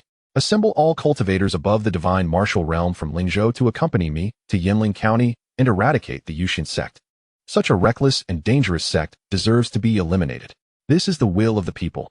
Understood, my lord. The elder replied respectfully before promptly exiting the hall. Haha, sacred artifact, you shall belong to me. After the elder departed, the Spirit King's greed intensified, and he erupted into wild laughter. Chapter 68, Qin Jingzhi's Shock. The Spirit King approaches. In the Qin Holy Dynasty, within the Grand Palace of the Qin Empire, the Holy Master of the Qin Dynasty sat majestically upon the dragon throne, exuding an imperial presence. Below him, civil and military officials were gradually withdrawing, clearly having just concluded the morning court session. As everyone exited the grand hall, the initially stern and imposing figure of Qin Jingzhi let out a heavy sigh. His brows furrowed deeply as he rose and vanished from the expansive hall. In a garden adorned with verdant bamboo and blooming flowers, a spiritual stream meandered through. At a stone table in the garden, a beautiful woman clad in a colorful phoenix robe smiled radiantly while watching several dancers at a distance. This woman was none other than the Empress of the Qin Holy Dynasty, Ming Yue, accompanied by 2 young girls of similar age, Qin Xian and Qin Huanhuan. They were joyfully enjoying the performance of the dancers. Suddenly, the figure of Qin Jingzhi appeared in the garden, striding toward the 3 women. Stop. You may all withdraw. The Empress, Ming Yue, immediately sensed that something was amiss with Qin Jingzhi's expression and called for the dancers to cease their performance. She then stood up and walked toward him, asking with concern, Your Majesty, you appear unwell. Has something occurred in court? Father. Qin Xian and Qin Huanhuan also stood, bowing respectfully to Qin Jingzhi. There's no need for such formalities. Oh, Huan, you have returned? As Qin Jingzhe beheld the expression of joy on Qin Huan's face, it became evident that, as Chen Xuan had stated, aside from certain matters, Qin Huan could indeed return to the Qin family estate at any time. Yes, father, Qin Huan affirmed with a nod. Initially, she had not intended to return so swiftly, as the journey would require time. However, the situation had changed with the establishment of the mother-child spatial teleportation array, enabling her to traverse from the Qin sacred dynasty back to the Yusian sect in an instant. This development rendered things considerably more convenient. While the group conversed, Qin Jingzhe had already approached the stone table and seated himself upon one of the stone stools. His gaze shifted to the three women, revealing a hint of concern in his eyes. The Li sacred dynasty had been obliterated. Furthermore, there was still no knowledge of who was responsible for its downfall. What? How can this be? The words escaped the lips of Empress Meng Yue and Qin Xian in shocked unison, their faces reflecting their astonishment. They were acutely aware of the formidable power possessed by the Li sacred dynasty, and it was precisely this understanding that fueled their disbelief. The Li sacred dynasty, akin to the Qin sacred dynasty, was one of the 6 grand dynasties of the inner realm, its foundation undeniably robust. While disparities existed among the 6 grand dynasties, these differences were often negligible. At the pinnacle of power, the configurations were nearly identical. Thus, the prospect of one dynasty annihilating another seemed almost impossible unless both were to perish together. Yet, aside from the fall of the Li sacred dynasty, the remaining 4 grand dynasties exhibited no unusual activity. Moreover, even if 2 grand dynasties conspired against the Li sacred dynasty, it was improbable that there would be no rumors or whispers circulating among the other dynasties. The current enigma was utterly perplexing. Who could have orchestrated this? The other grand dynasties, or perhaps? Meng Yue inquired. There has been no news, no leads or clues whatsoever. It is as if they vanished inexplicably from the inner realm. Only the ruins of the Li sacred dynasty attest to their obliteration. Qin Jingzhe spoke in a grave tone. Currently, the leaders of the other 4 grand dynasties are also tirelessly searching for clues. After all, a threat capable of effortlessly decimating the Li sacred dynasty poses a danger to the remaining 5 grand dynasties as well.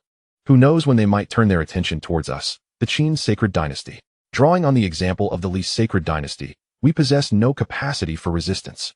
With a heavy sigh, Qin Jingzhe lifted a cup of freshly brewed tea from the table and took a sip, his brow furrowed with worry. How could this happen? Did the Li sacred dynasty offend someone they shouldn't have? Or was it the work of the central divine continent? Yet, there lies a forbidden sea between the central divine continent and the inner realm, accessible only through the teleportation array within Tianling City. The Li sacred dynasty wouldn't be foolish enough to provoke powers of that caliber in the central divine continent, and moreover, there have been no reports of any formidable figures from the central divine continent arriving in the inner realm via the teleportation array. Meng Yue interjected. Suddenly, as the others remained in speculation, Qin Huan could no longer contain her laughter. Sister, what is amusing you? Qin Xian asked, her fair face similarly painted with concern. Qin Jingzhe and Meng Yue turned their puzzled gazes toward Qin Huan. Huan, what is the meaning of this? Qin Jingzhe inquired. I know who was responsible for the destruction of the Li sacred dynasty. Upon uttering these words, Qin Jingzhe was so taken aback that he stood up in shock. Their 5 grand dynasties had dispatched numerous individuals to probe for information, yet now Qin Huan claimed to know the identity of the destroyer of the Li sacred dynasty. This was indeed hard to fathom. Are you certain you are not jesting? Qin Jingzhe asked again, skepticism evident in his eyes. Indeed, I am not joking. The one who obliterated the Li sacred dynasty is none other than our Yusian sect. Qin Huan proceeded to recount the gist of the events to the group. Noticing that they still harbored doubts, Qin Huan unleashed her aura, revealing her cultivation at the 9th level of the divine martial realm. In that moment, even Qin Jingzhe's countenance paled, his mouth agape in astonishment. 9th level of the divine martial realm? How is this possible? After years of cultivation, I have scarcely reached the 8th level. Yet Huan has surpassed me in mere days since joining the sect. This is the prowess of our sect master. After Qin Huan's demonstration, they finally began to accept her words, though a deep unease lingered. Fear not, father, mother, as long as you do not provoke the Yusian sect, they shall not turn against you. As for the other grand dynasties, we can only hope they remain wise enough not to cross paths with us. Qin Huan declared. She had no intention of revealing the reasons behind the downfall of the Li sacred dynasty, as the relationship among the dynasties was inherently competitive. Indeed, Qin Jingzhe was taken aback. The ability to easily annihilate the Li sacred dynasty suggested the presence of a venerable figure within the Yusian sect. The mere thought of having spoken so boldly to Chen Xuan on that day sent chills down his spine. Daughter, when you return, speak well of your father. Do not let your sect master cause us trouble. Upon witnessing this, the others could not help but chuckle. It was their first time seeing Qin Jingzhe in such a state. In Lingzhou, a dozen individuals led by the Ling King stood before the grand hall of the Lingzhou prefecture, their expressions grave and their demeanor poised for action. Observing the assembly, the Ling King smirked coldly and addressed his entourage. Let us depart for Yanling County. Chapter 69, Annihilation of the Ling King. At this moment, an inexplicable sense of oppression enveloped Yanling County. Suddenly, a dozen figures soared above the heads of the cultivators in Yanling County. The terrifying aura they exuded causing everyone to halt in their tracks, their breaths constricted as if weighed down by colossal stones upon their chests. Hiss! These individuals appear to hail from Lingzhou. Look, the one at the forefront is the Ling King. Many years ago, I was fortunate enough to catch a distant glimpse of this esteemed figure. The arrival of these individuals heralded significant events for Yanling County. Are they heading towards the Yusian sect? Could it be they intend to strike against the Yusian sect? Of course. Do not forget that Yanling County is within the sphere of influence of Lingzhou, and the Yusian sect has audaciously eradicated numerous sects within Yanling County, including the county governor's office. This is tantamount to slapping the Ling King's face. Indeed, it seems the Yusian sect is in grave peril. The forces of the Ling King's residents are not to be compared with those of the Yanling County governor's office. Come, let us swiftly follow and witness this unfold. With these words, many cultivators hastened towards the direction of the Yusian sect. Boom. Before long, the powerful figures from Lingzhou had arrived before the gates of the Yusian sect. Instantly, the Ling King set his eyes upon the sacred artifact mentioned in the information. High above the Yusian sect, a formidable halberd-like weapon emanated an unmistakable aura of sanctity. In that moment, even the Ling King's breath quickened. At this moment, the sacred artifact resembled a mesmerizing beauty, completely unclad, exerting a fatal allure upon him. Just as a few individuals contemplated forcibly seizing the artifact, Chen Xuan, situated within the confines of the Yusian sect, curled the corner of his lips in a subtle smile. Finally, the moment had arrived. With those words, Chen Xuan's figure effortlessly traversed the protective array of the Yusian sect, materializing before the assembled crowd. Upon the unexpected appearance of the youth, the expressions of the onlookers turned solemn. "Who are you?" inquired the leading spirit king, his tone commanding. Hearing this, Chen Xuan chuckled, a glimmer of amusement dancing in his eyes. "You dare intrude upon the territory of the Yusian sect and seek to appropriate my sacred artifact, yet you question my identity? Do you not find this somewhat ludicrous? As for me, I am, without a doubt, the sect master of the Yusian sect." The crowd was momentarily taken aback, only to erupt into laughter, utterly dismissive of Chen Xuan's declaration. "You insolent brat, cease your jesting and summon your sect master." They scoffed. "Indeed, how audacious of you to annihilate the governor's manor. Such insolence towards the spirit king's palace is nothing short of outrageous. You must provide us with an explanation, or today shall mark the end of your Yusian sect's existence." The spirit king's entourage chimed in, each voice laced with contempt. Alas, it appears the Yusian sect is truly in dire straits. "Oh, what prompts such a conclusion?" questioned Chen Xuan as he observed the 15 formidable figures before him, all at the divine martial realm. Such an assembly surely posed a challenge even for the Yusian sect. "What? All of them are at the divine martial realm?" gasped the onlookers. While one skeptic hesitated, he swallowed his retort upon recalling the speaker was a 9th-tier heavenly martial realm expert. Once the murmurs subsided, the spirit king took a few measured steps toward Chen Xuan, stating, "Youngster, summon your sect master forth, and if you relinquish this sacred artifact to me, perhaps I may allow you to remain unscathed." Despite his words, the spirit king harbored a different intention, wary of the Yusian sect's divine martial experts. Should they wield the sacred artifact, even if he himself could withstand them, his loyal subordinates would be at risk. As long as the Yusian sect surrendered the artifact, he would dictate the ensuing course of action. To extinguish the Yusian sect without the loss of a single soldier, that would be true prowess. "My lord," the onlookers behind him began to protest. Yet, a mere glance from the spirit king silenced them. Chen Xuan, however, had no inclination to believe such claims. Regardless of whether their intentions were to seize the artifact or exact vengeance upon the governor's manor, it mattered not, for the moment they appeared before the Yusian sect. Their fates were sealed.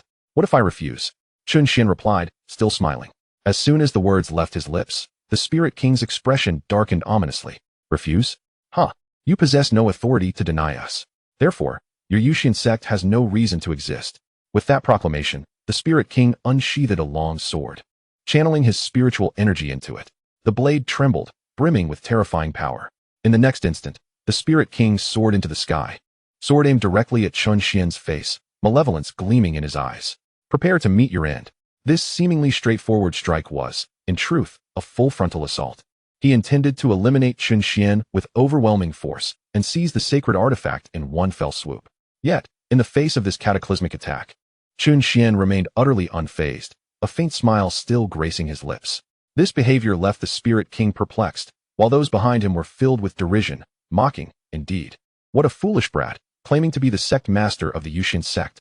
The moment the Spirit King makes his move, he is completely stupefied. How utterly laughable.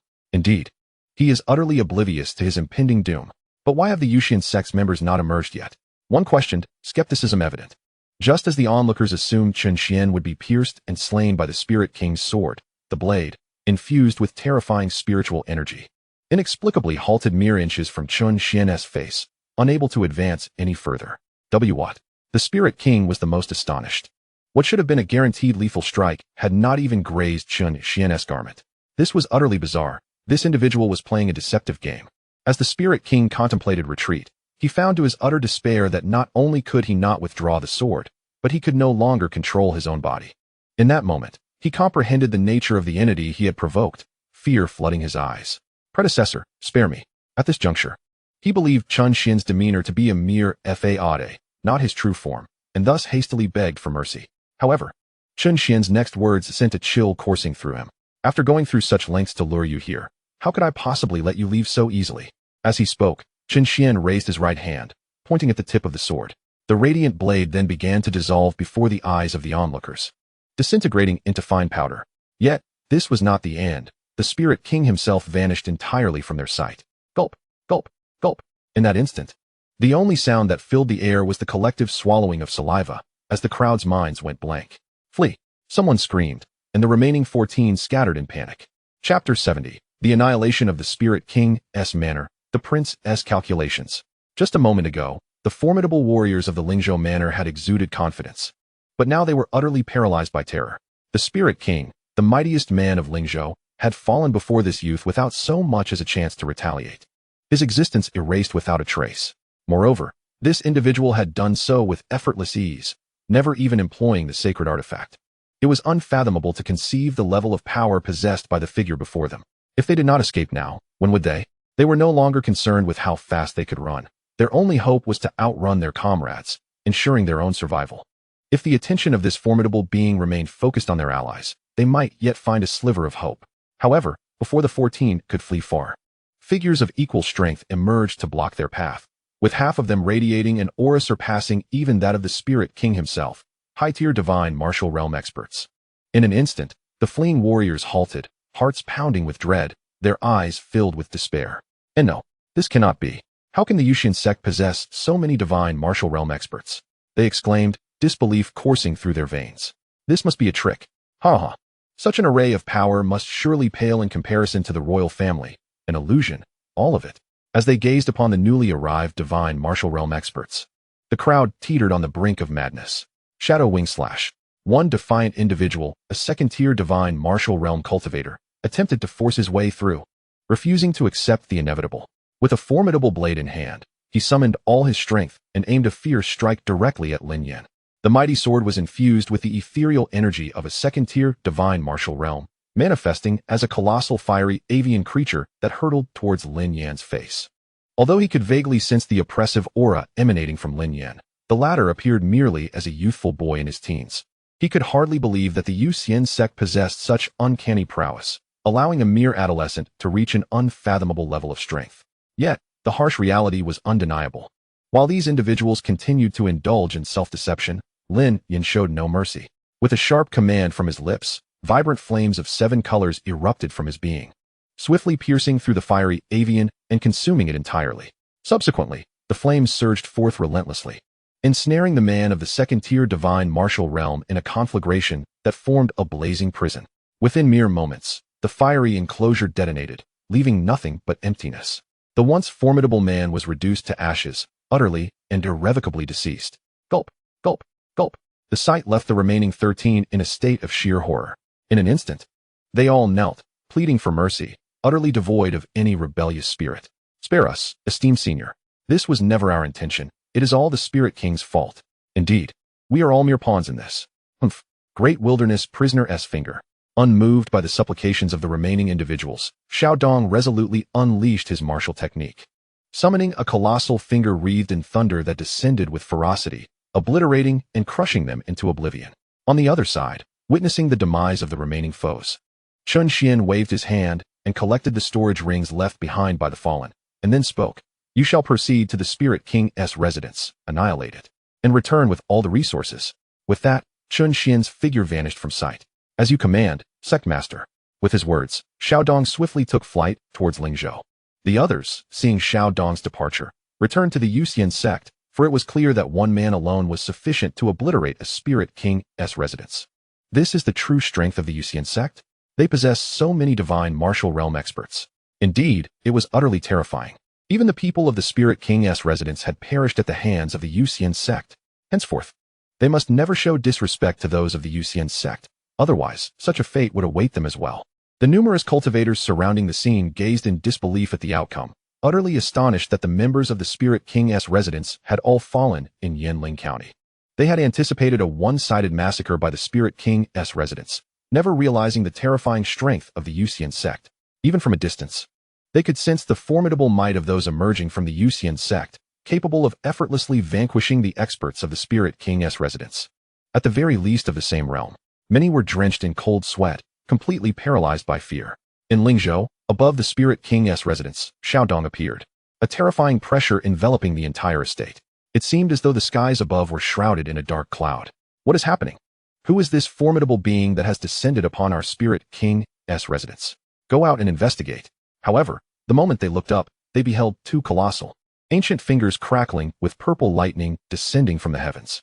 In an instant, all were forced to the ground by the overwhelming energy. No. When did our Spirit King's residence offend such a powerful being? I refuse to accept this. No. Yet. No amount of shouting could halt the descent of the gigantic fingers.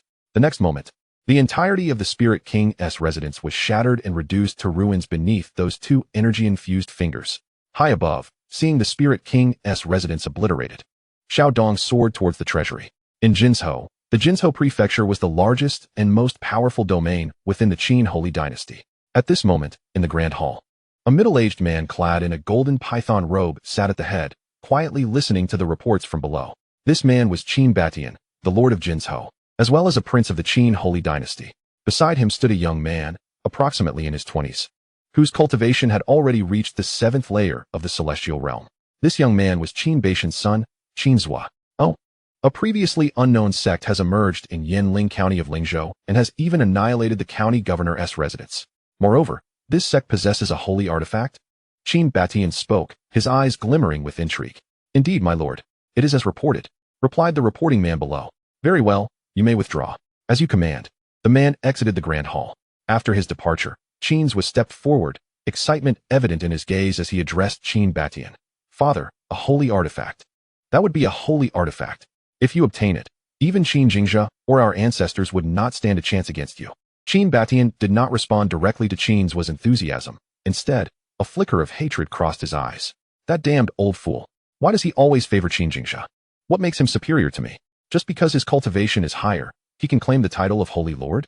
Alas, I have also reached the 7th layer of the divine martial realm. As long as I can acquire that holy artifact, not even Qin Jingxia, nor the two of you combined, would be my match. Then I shall be the Holy Lord of the Qin Holy Dynasty. Ha ha. Qin Batian laughed maniacally. Father, when the time comes, leave those two little vixens, Qin Zian and Qin Huanhuan, to me. Qin's was said, a lascivious glint in his eyes. Do you wish for death? Qin Zian is acceptable, but Qin Huanhuan carries a cold poison that would freeze you to death. Qin Batian retorted sharply. Yes, father, I shall heed your words. Upon witnessing the obedient demeanor of the young man, a hint of a smile finally broke through Qin Baishan's previously stern expression. Swear, you are my only son, and your talent is no weaker than that of those princes and princesses of the Holy Dynasty. However, you must focus diligently on your cultivation. Only strength can suppress all. Do not let your mind wander to trivial matters. When you possess overwhelming strength, any woman will willingly fall into your embrace. Though Qin Huanhuan is indeed a prodigy, she is destined to be short-lived. Otherwise, You and other geniuses of the Holy Dynasty would forever remain overshadowed by her brilliance. After all, she is born with a cold poison. Haha, her life is drawing to an end. And once I successfully acquire the holy artifact from the Yusian sect, not even that old man will be my rival. Indeed, if I advance further, with the holy artifact in hand, I shall be the foremost individual in the inner realm. In due time, unifying the 6 major holy dynasties will be a mere trifle. Haha. As he spoke, a glint of crimson surged in Qin Baishan's eyes, his expression bordering on madness. Does that mean I, Chen Xuan, will become the sole prince of the inner realm? Father, it is imperative that we acquire the sacred artifact swiftly. We have received word that our second uncle, Qin Jingzhe, may have already obtained information. If we lag behind, the opportunity may slip from our grasp forever. This is our final hope to bring him down. Excitement filled Qin Zha's eyes as he envisioned himself as the crown prince of the Qin sacred dynasty, his entire being trembling with exhilaration. Indeed, you should remain here in the manor and await my triumphant return. During my absence, be sure not to cause any disturbances, Qin Batian admonished, casting a glance at Qin Zha. Yes, father, I shall await your good news. With that, Qin Baishan's figure vanished from the grand hall. In the west warm pavilion of the nurturing heart palace within the Qin sacred dynasty, the sovereign, Qin Jingzhe, was diligently reviewing memorials. Suddenly, a figure materialized from the void and knelt before him. It was Ying Yi, who, upon learning of the formidable strength of the Yusian sect, had been summoned back by Qin Jingzhe. Reporting to the sovereign, the Lingwang Manor's attempt to seize the sacred artifact from the Yusian sect has been entirely thwarted, with all involved perishing at the hands of the sect's members, leading to the manor's destruction. Furthermore, according to the latest intelligence, the prince's manor appears to be stirring as well, seemingly eyeing the Yusian sect as their target. Ying Yi conveyed. Upon hearing this, Qin Jingzhe lowered his gaze, setting aside the memorials, a flicker of intrigue flashing in his eyes. Those who lack the skill deserve their fate. As for the prince's manor, I understand. You may leave now. Qin Jingzhe replied coolly. Yes. With that, Ying Yi's figure melted back into the shadows. Qin Batian, it seems you remain undeterred after all these years. Qin Jingzhe murmured. After a long period of contemplation, Qin Jingzhe produced a vision stone, hesitating briefly before infusing it with a thread of spiritual power. The stone began to quiver. In the next moment, Qin Baishan's image materialized upon the stone. Big brother, it's been a long time. I see you are heading to the Yusian sect. For the sake of our distant blood ties, allow me to offer you one last piece of advice. Do not go to the Yusian sect, nor entertain any schemes against them, lest you find yourself without even the luxury of regret. Qin Jingzhe resumed his imposing demeanor, addressing the figure within the vision stone. The man on the other side, taken aback by Qin Jingzhe's sudden communication, felt a chill creep into his heart as the words were spoken. Indeed, you are quite formidable, Qin Jingzhe. I have only just set out, yet you have already received word. However, to think you could dissuade me with mere words is a foolish dream. Qin Batian regarded Qin Jingzhe with a sneer. Indeed, I am unwilling to accept this. My contributions to the Qin sacred dynasty are no less than yours. Why should that old fool appoint you as sovereign simply because my strength is slightly inferior? I refuse to accept it. Just wait. Once I acquire the sacred artifact from the Yusian sect, not even the two of you combined will be my match. I shall be the true sovereign of the Qin sacred dynasty, and all shall know that I, Qin Batian, am not inferior to you. Qin Jingzhe? Observing Qin Baishan's demeanor within the vision stone, Qin Jingzhe realized that he would not relent. Sigh. I have said all I needed to say. What you choose to do from here on out is your own affair. I believe I have shown you enough kindness. At these words, Qin Baishan's expression darkened, and he crushed the vision stone in his hand. Bah, what kindness? Do not think that sparing my life back then has earned you my gratitude. Who does not know that was but an insult? Qin Jingzhe, await my return. When I seize the sacred artifact, you shall obediently relinquish your position as sovereign. A fierce expression crossed Qin Baishan's face. Accelerate. We must reach the Yusian sect as swiftly as possible and seize the artifact, Qin Batian commanded, casting a sidelong glance at his companions. Self-inflicted tribulations lead to one's demise. Qin Jingzhe sighed, gazing at the extinguished vision stone in his hand. Creak. At that moment, the door swung open, and Meng Yue entered, carrying a bowl of spiritual soup. Your Majesty, what troubles you? Having shared a bed with Qin Jingzhe for decades, Meng Yue effortlessly sensed his unease. Qin Batian has gone to the Yusian sect to seize the sacred artifact. Upon hearing this, Meng Yue quickly deduced the situation. Had you not shown him mercy back then, he would have perished long ago. It seems he still covets the position of sovereign. Her expression turned cold. He is, after all, my elder brother. You may regard him as such, but he has never considered you family. Even Huan and Xian are not exceptions. When Huan suffered from the cold poison, the court ministers exerted themselves to find a solution. What did he do? Not only did he refrain from helping, but he also sought to add insult to injury.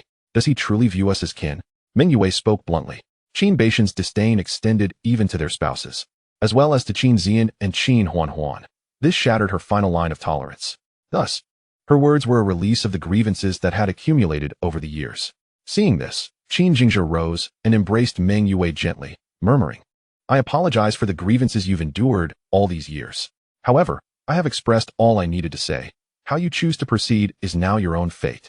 Meanwhile, under Qin Beixian's command, his followers hastened towards Lingzhou, Yinling County, with utmost speed. In an instant, the entire Yinling County was once again engulfed in inexplicable panic. Chapter 72. Qin Huan takes action. Eternal ice encapsulation. What is happening? Why has Yinling County been so unsettled lately? Which faction is it this time? It appears they are heading toward the Yusian sect. Is that the prince? He belongs to the royal family. Is it possible that the prince represents the royal will to annihilate the Yusian sect? Quick, let us follow. The royal family has taken action. It seems the Yusian sect is in grave danger. Below, numerous cultivators in Yinling County express shock and excitement upon witnessing yet another group of powerful individuals arriving in their territory. Over the past days, they had learned that as long as they did not provoke the Yusian sect, they would remain unharmed. Yinling County still harbored several factions. Although the strongest sect was merely at the 9th level of the heavenly martial realm, those present had refrained from participating in the encirclement of the Yusian sect, and thus were not worried, especially in regard to some rogue cultivators. Boom, boom, boom. Before long, led by Prince Qin Batian, the formidable forces of the prince's manor had assembled before the Yusian sect. Gazing upon the magnificent and imposing sect, even Qin Batian found himself momentarily taken aback, particularly when his gaze fell upon the weapon suspended above the Yusian sect's entrance. The greed in his eyes swelled to its zenith. A sacred artifact. Ha. It truly is a sacred artifact. No, what is that fruit? Merely by observing it, I can feel my stagnant cultivation subtly stirring. After a brief moment of astonishment, Qin Beixian's attention shifted to a celestial spirit fruit resting upon a branch beside the Zhongyuan halberd. It was a fruit, roughly the size of a child's head, exuding an inexplicable allure that compelled him to pluck it. He could sense that consuming this fruit would undoubtedly yield immense benefits, perhaps even a transformative rebirth. Although he was unaware of the fruit's nature, the primal urge emanating from his body could not be mistaken. It seems I have truly struck gold this time. Perhaps today, not only would I acquire a sacred artifact, but I could also ascend beyond the 8th or even 9th level of the divine martial realm. As he spoke, Qin Beixian's eyes glowed with fervor, clearly intent on obtaining both the sacred artifact and the mystical fruit. Yet, at this juncture, he had yet to see anyone from the Yusian sect emerge. In his mind, it was possible that the Yusian sect was intimidated. After all, he himself was a formidable presence at the 7th level of the divine martial realm, merely a notch below Qin Jingzhe, the sovereign of the Qin Holy Dynasty.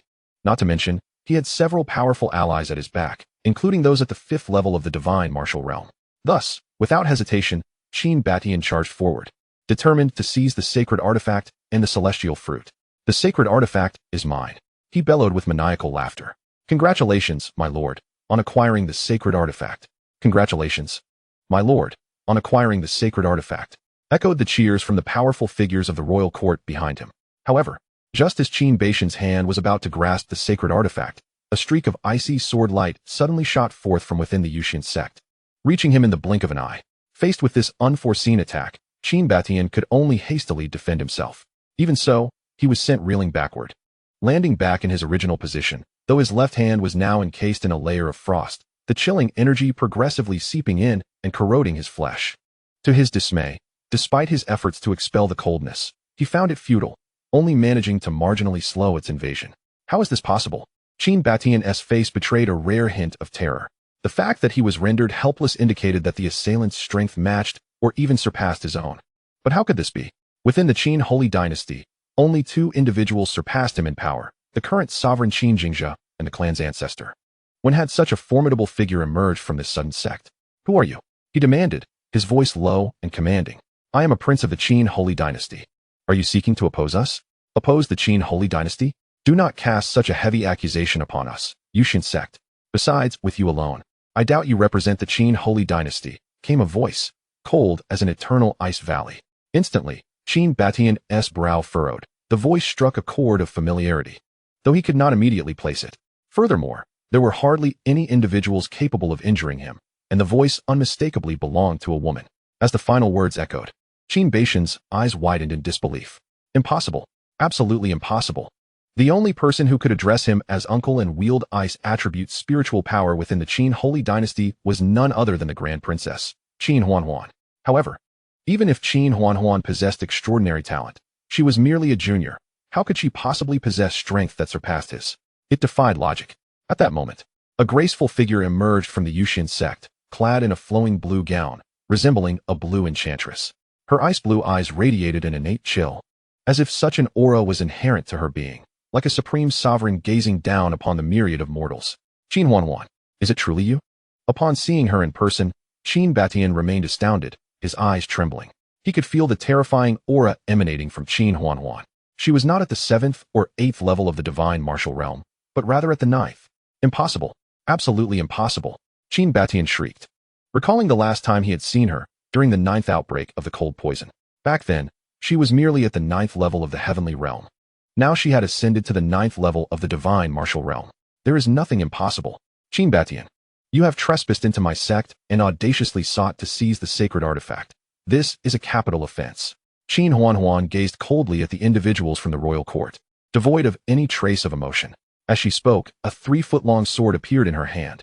Indeed, it was the frost-cold ice soul sword. The moment the sword materialized, the temperature in the surroundings plummeted, and faint snowflakes and ice crystals began to descend. All of you attack her. Quickly. This cannot be her true strength. She must be employing some technique.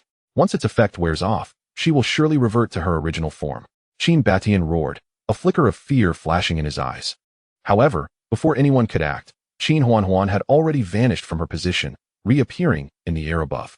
Gripping the frost-cold ice soul sword tightly, she uttered, "Eternal Ice Seal."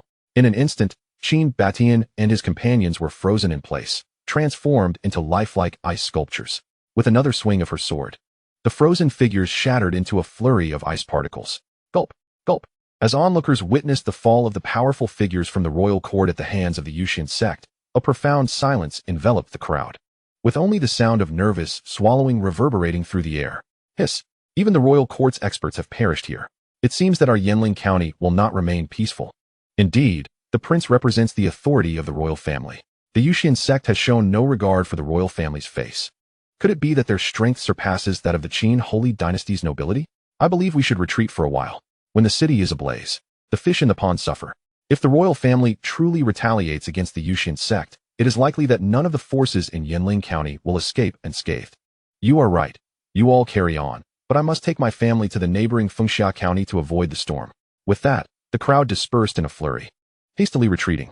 Meanwhile, Qin Huanhuan had landed atop the defensive array of the Yusian sect, a frost-laden expression gracing her delicate features as she gazed in the direction where Qin Batian had fallen, momentarily lost in thought. Suddenly, Chen Xuan appeared at her side. If you find it difficult to strike the fatal blow, I can send Lin Yin and the others to assist, he offered, clearly aware of the relationship between Qin Huanhuan and Qin Batian. Upon hearing this, Qin Huanhuan turned to meet Chen Xuan's dark gaze, retracting the frost-cold ice soul sword. It is merely the royal court. Leave this to me. She understood that Chen Xuan had mistakenly assumed her intentions. When Qin Batian had brought these individuals, she had sensed it, prompting her to step forward and resolve the matter herself. Although Qin Batian is nominally her uncle, the nature of their relationship is even less significant than that of ordinary acquaintances. Apart from the barely perceptible blood ties that connect them, Qin Batian is no different from any random passerby in her eyes. In fact, it may even be that Qin Batian wishes for her untimely demise. In this life, her only kin are her parents and younger sister. As for this so-called uncle, he is of little consequence. In her previous life, she was the Ice Empress, a superlative powerhouse of the Emperor realm. An existence like Qin Batian does not even qualify to carry her shoes. The reason she was momentarily distracted was due to Qin Jingzha's presence. She understood that, at the end of the day, Qin Jingzha still valued the bond between them. Otherwise, he would not have spared Qin Beixian's life after he was attacked. However, now that Qin Batian has arrived at the Yusian sect, the ensuing matters are no longer within Qin Jingzha's purview. Thus, Qin Huanhuan naturally executed those individuals without hesitation. Even if she had not taken action today, Qin Batian and his entourage would undoubtedly find it impossible to escape this place. Sectmaster, I shall make a trip to Jinju to resolve the remaining matters. Very well, go. Upon finishing her words, Chen Xuan propelled herself into the sky, enveloped by an icy vigor. Observing her retreating figure, Chen Xuan nodded with a smile before returning to Lingfeng. Indeed, Chen Xuan is the reincarnation of an emperor. In her eyes, these individuals are merely slightly larger ants. Before long, Chen Xuan had obliterated the prince's manor, and the spoils of war were swiftly transported back via the teleportation array and handed over to Chen Xuan. System. Convert all these resources into points. Chen Xuan communicated inwardly to the system. Received, Master, compiling the statistics. Detected, 180 medium-grade spirit veins, 80 million medium-grade spirit stones, 10 high-tier celestial techniques, 16 medium-tier martial skills, and 1 medium-grade holy technique. Total convertible to points, 6 billion. Subsequently, the figures on the system panel also updated, now amounting to 35 billion. Host, Chen Xuan. Cultivation, 9th layer of the Emperor Realm. Physique, Heavenly Eye. Technique, Eternal Emperor Scripture. Martial skill, Mountain Split Palm. Weapon, Sung Yuan Halberd. Mount, Flame Sky Spirit Sparrow. Special abilities, Absolute Suppression, Simulation. Points, 35 billion. Gazing at the current balance of points, Chen Xuan smiled. In his mind, he instructed the system. System, conduct 7 level 7 draws and 36 level 6 draws. Received, initiating draws. Congratulations, Master. You have obtained 2 cards for the 9th layer of the Honored Realm. Congratulations, Master. You have obtained 12 cards for the 9th layer of the Divine Martial Realm. Congratulations, Master.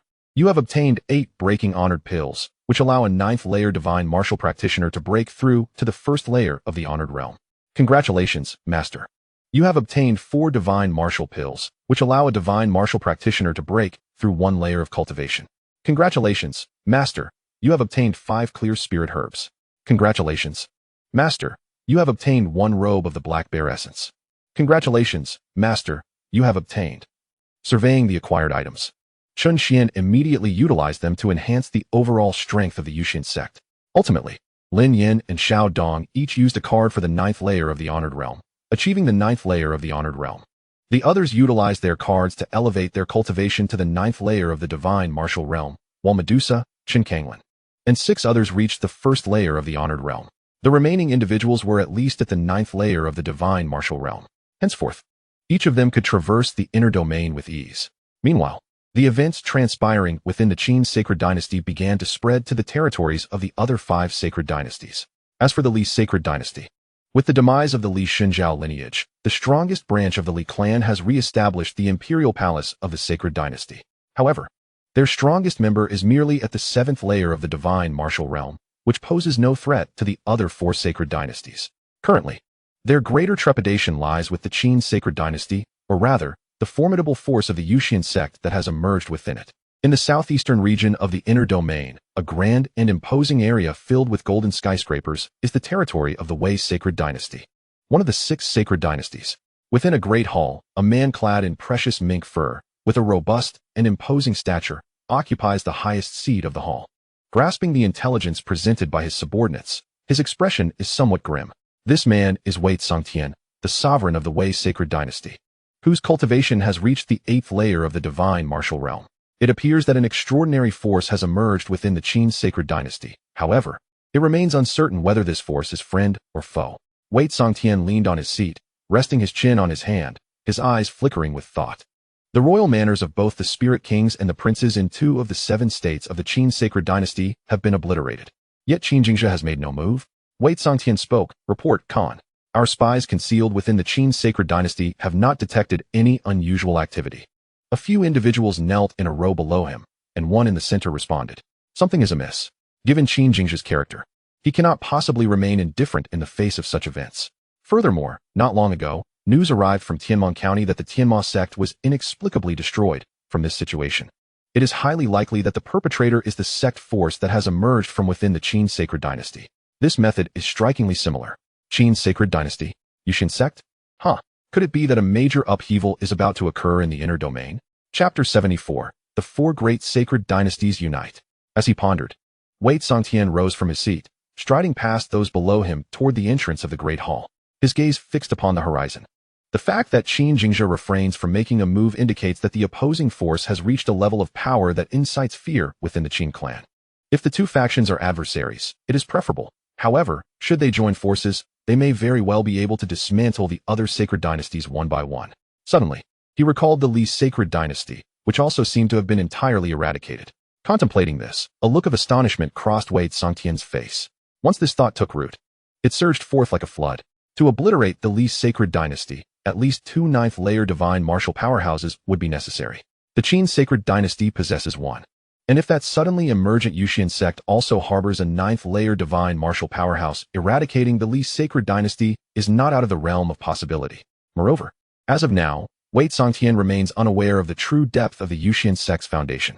However, judging by the current stance of Qin Jingzhe, or rather, the Qin sacred dynasty, it is evident that the Yusian sect must possess at least one peak powerhouse of the divine martial realm. Should these two formidable forces forge an alliance, it is not inconceivable that the other 4 sacred dynasties could become the next victims, akin to the Li sacred dynasty.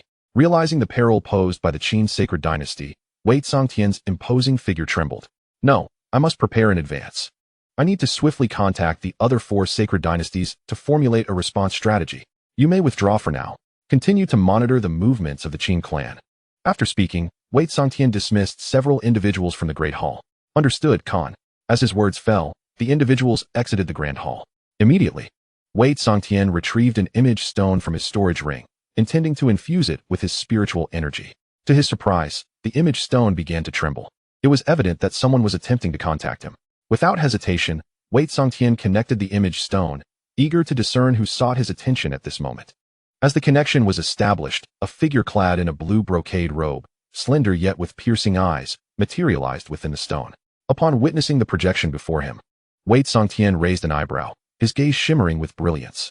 He recognized the individual on the other side, Xiao Ting, the sovereign of the Zhao Holy Dynasty. His strength was at the 8th level of the divine martial realm. Not only him, but the other sovereigns of the Holy Dynasties also possessed comparable strength. Xiao Ting, what brings you to contact me? Wei Songtian inquired, his voice low. He had already surmised the purpose of Xiao Ting's outreach. Xiao Ting, not one to beat around the bush, spoke directly. Wei Songtian, I find it hard to believe you are unaware of the recent happenings concerning the Qin Holy Dynasty. I have already conferred with Lin Xinghe and Wang Jingshan, and we harbor serious suspicions that the fall of the Li Holy Dynasty is connected to the Qin Holy Dynasty. Specifically, it seems linked to the Qin clan and that Yusian sect. Upon hearing this, Wei Songtian felt a sense of relief wash over him. You have already made contact? Like you, I suspect their involvement, but we lack concrete evidence. Additionally, a minor sect within the territory of my Wei Holy Dynasty was also annihilated recently, and we have yet to uncover any leads. Thus, I suspect it may have been the work of someone from the Yusian sect. As he finished speaking, a flicker of surprise crossed Xiao Ting's eyes. It appears that you, Sovereign Wei, have some thoughts on this matter? To be frank, the consensus among us is that if the Qin clan and the Yusian sect indeed conspired to destroy the Li Holy Dynasty, then the remaining 4 holy dynasties cannot afford to stand idly by. Therefore, what are your thoughts? Xiao Ting gazed intently into Wei Songtian's eyes through the image stone, seemingly seeking a desired answer. Wei Songtian smirked disdainfully. Is there any need to inquire? Have you not already made your choice? Speak. How do you wish to proceed? It was evident that Wei Songtian possessed a deep understanding of the other sovereigns. Rather than soliciting his opinion, they were effectively drawing him into their alliance, with their adversaries being the Qin clan and the seemingly formidable Yusian sect. Excellent. Sovereign Wei, you are indeed forthright. We have resolved to join forces, marshalling all the high-ranking divine martial realm experts from the 4 holy dynasties to assault the Qin Holy Dynasty and utterly obliterate both it and that unfamiliar sect. The inner domain cannot permit the existence of forces surpassing the 6 major holy dynasties, lest it disrupt the balance. Once these words were uttered, both parties fell into a brief silence. After a moment, Wei Songtian raised his head, his gaze resolute as he looked at Xiao Ting through the image stone. He spoke slowly. Very well. My Wei Holy Dynasty agrees to the alliance. When shall we move? In 2 days. Xiao Ting replied. With that, the image stone in Wei Songtian's hand extinguished. As he stored it away, a glint of coldness flickered in his eyes as he gazed toward the horizon. Heh, a balance of powers? Very well.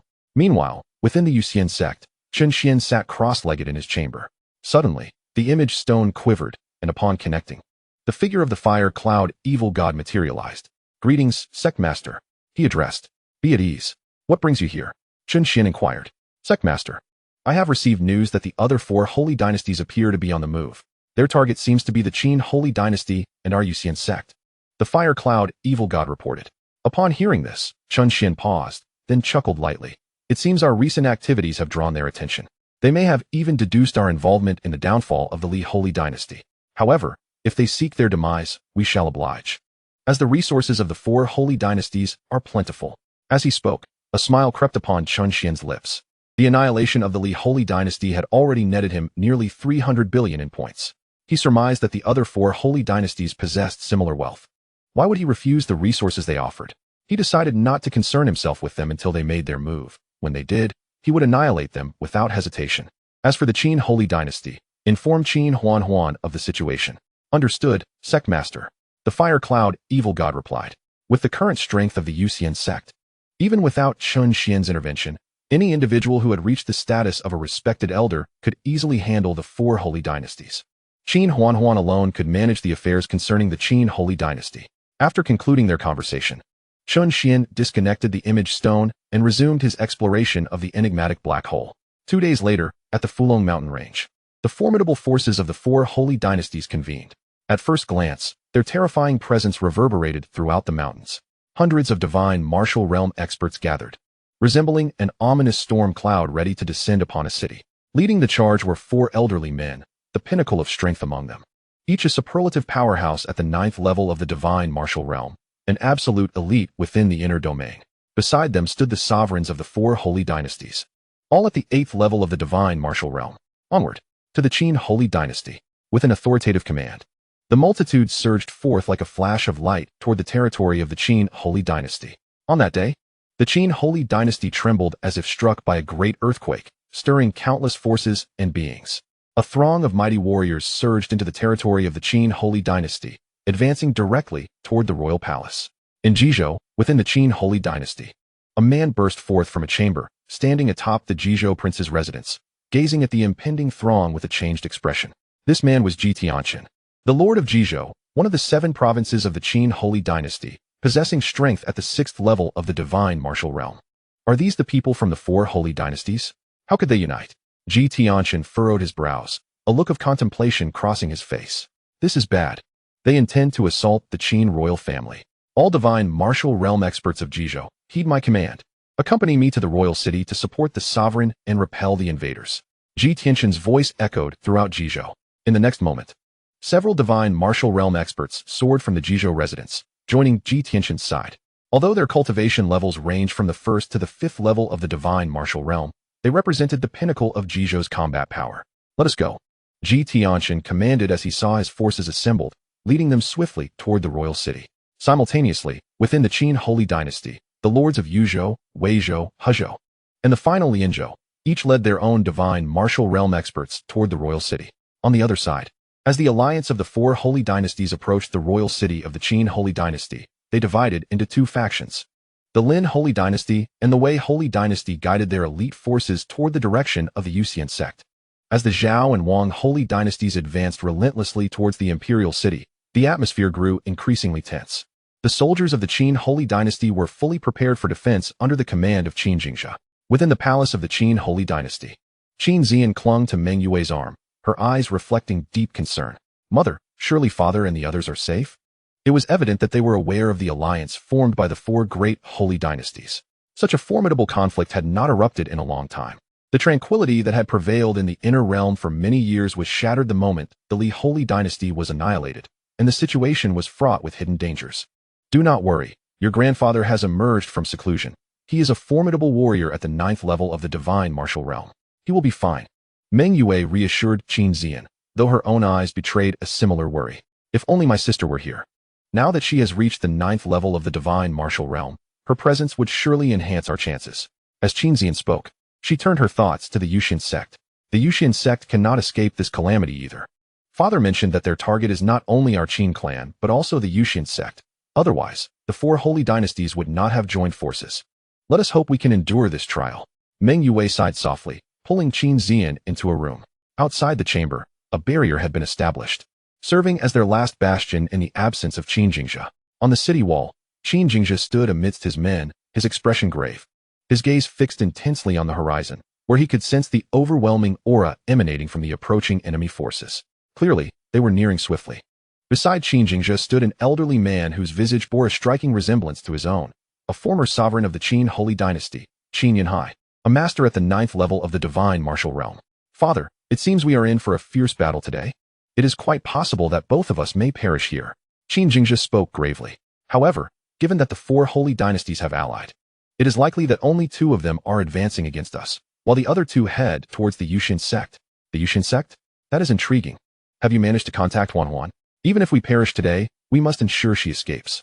As long as she survives, with her innate talent, she will undoubtedly be able to revive our Qin holy dynasty in the future.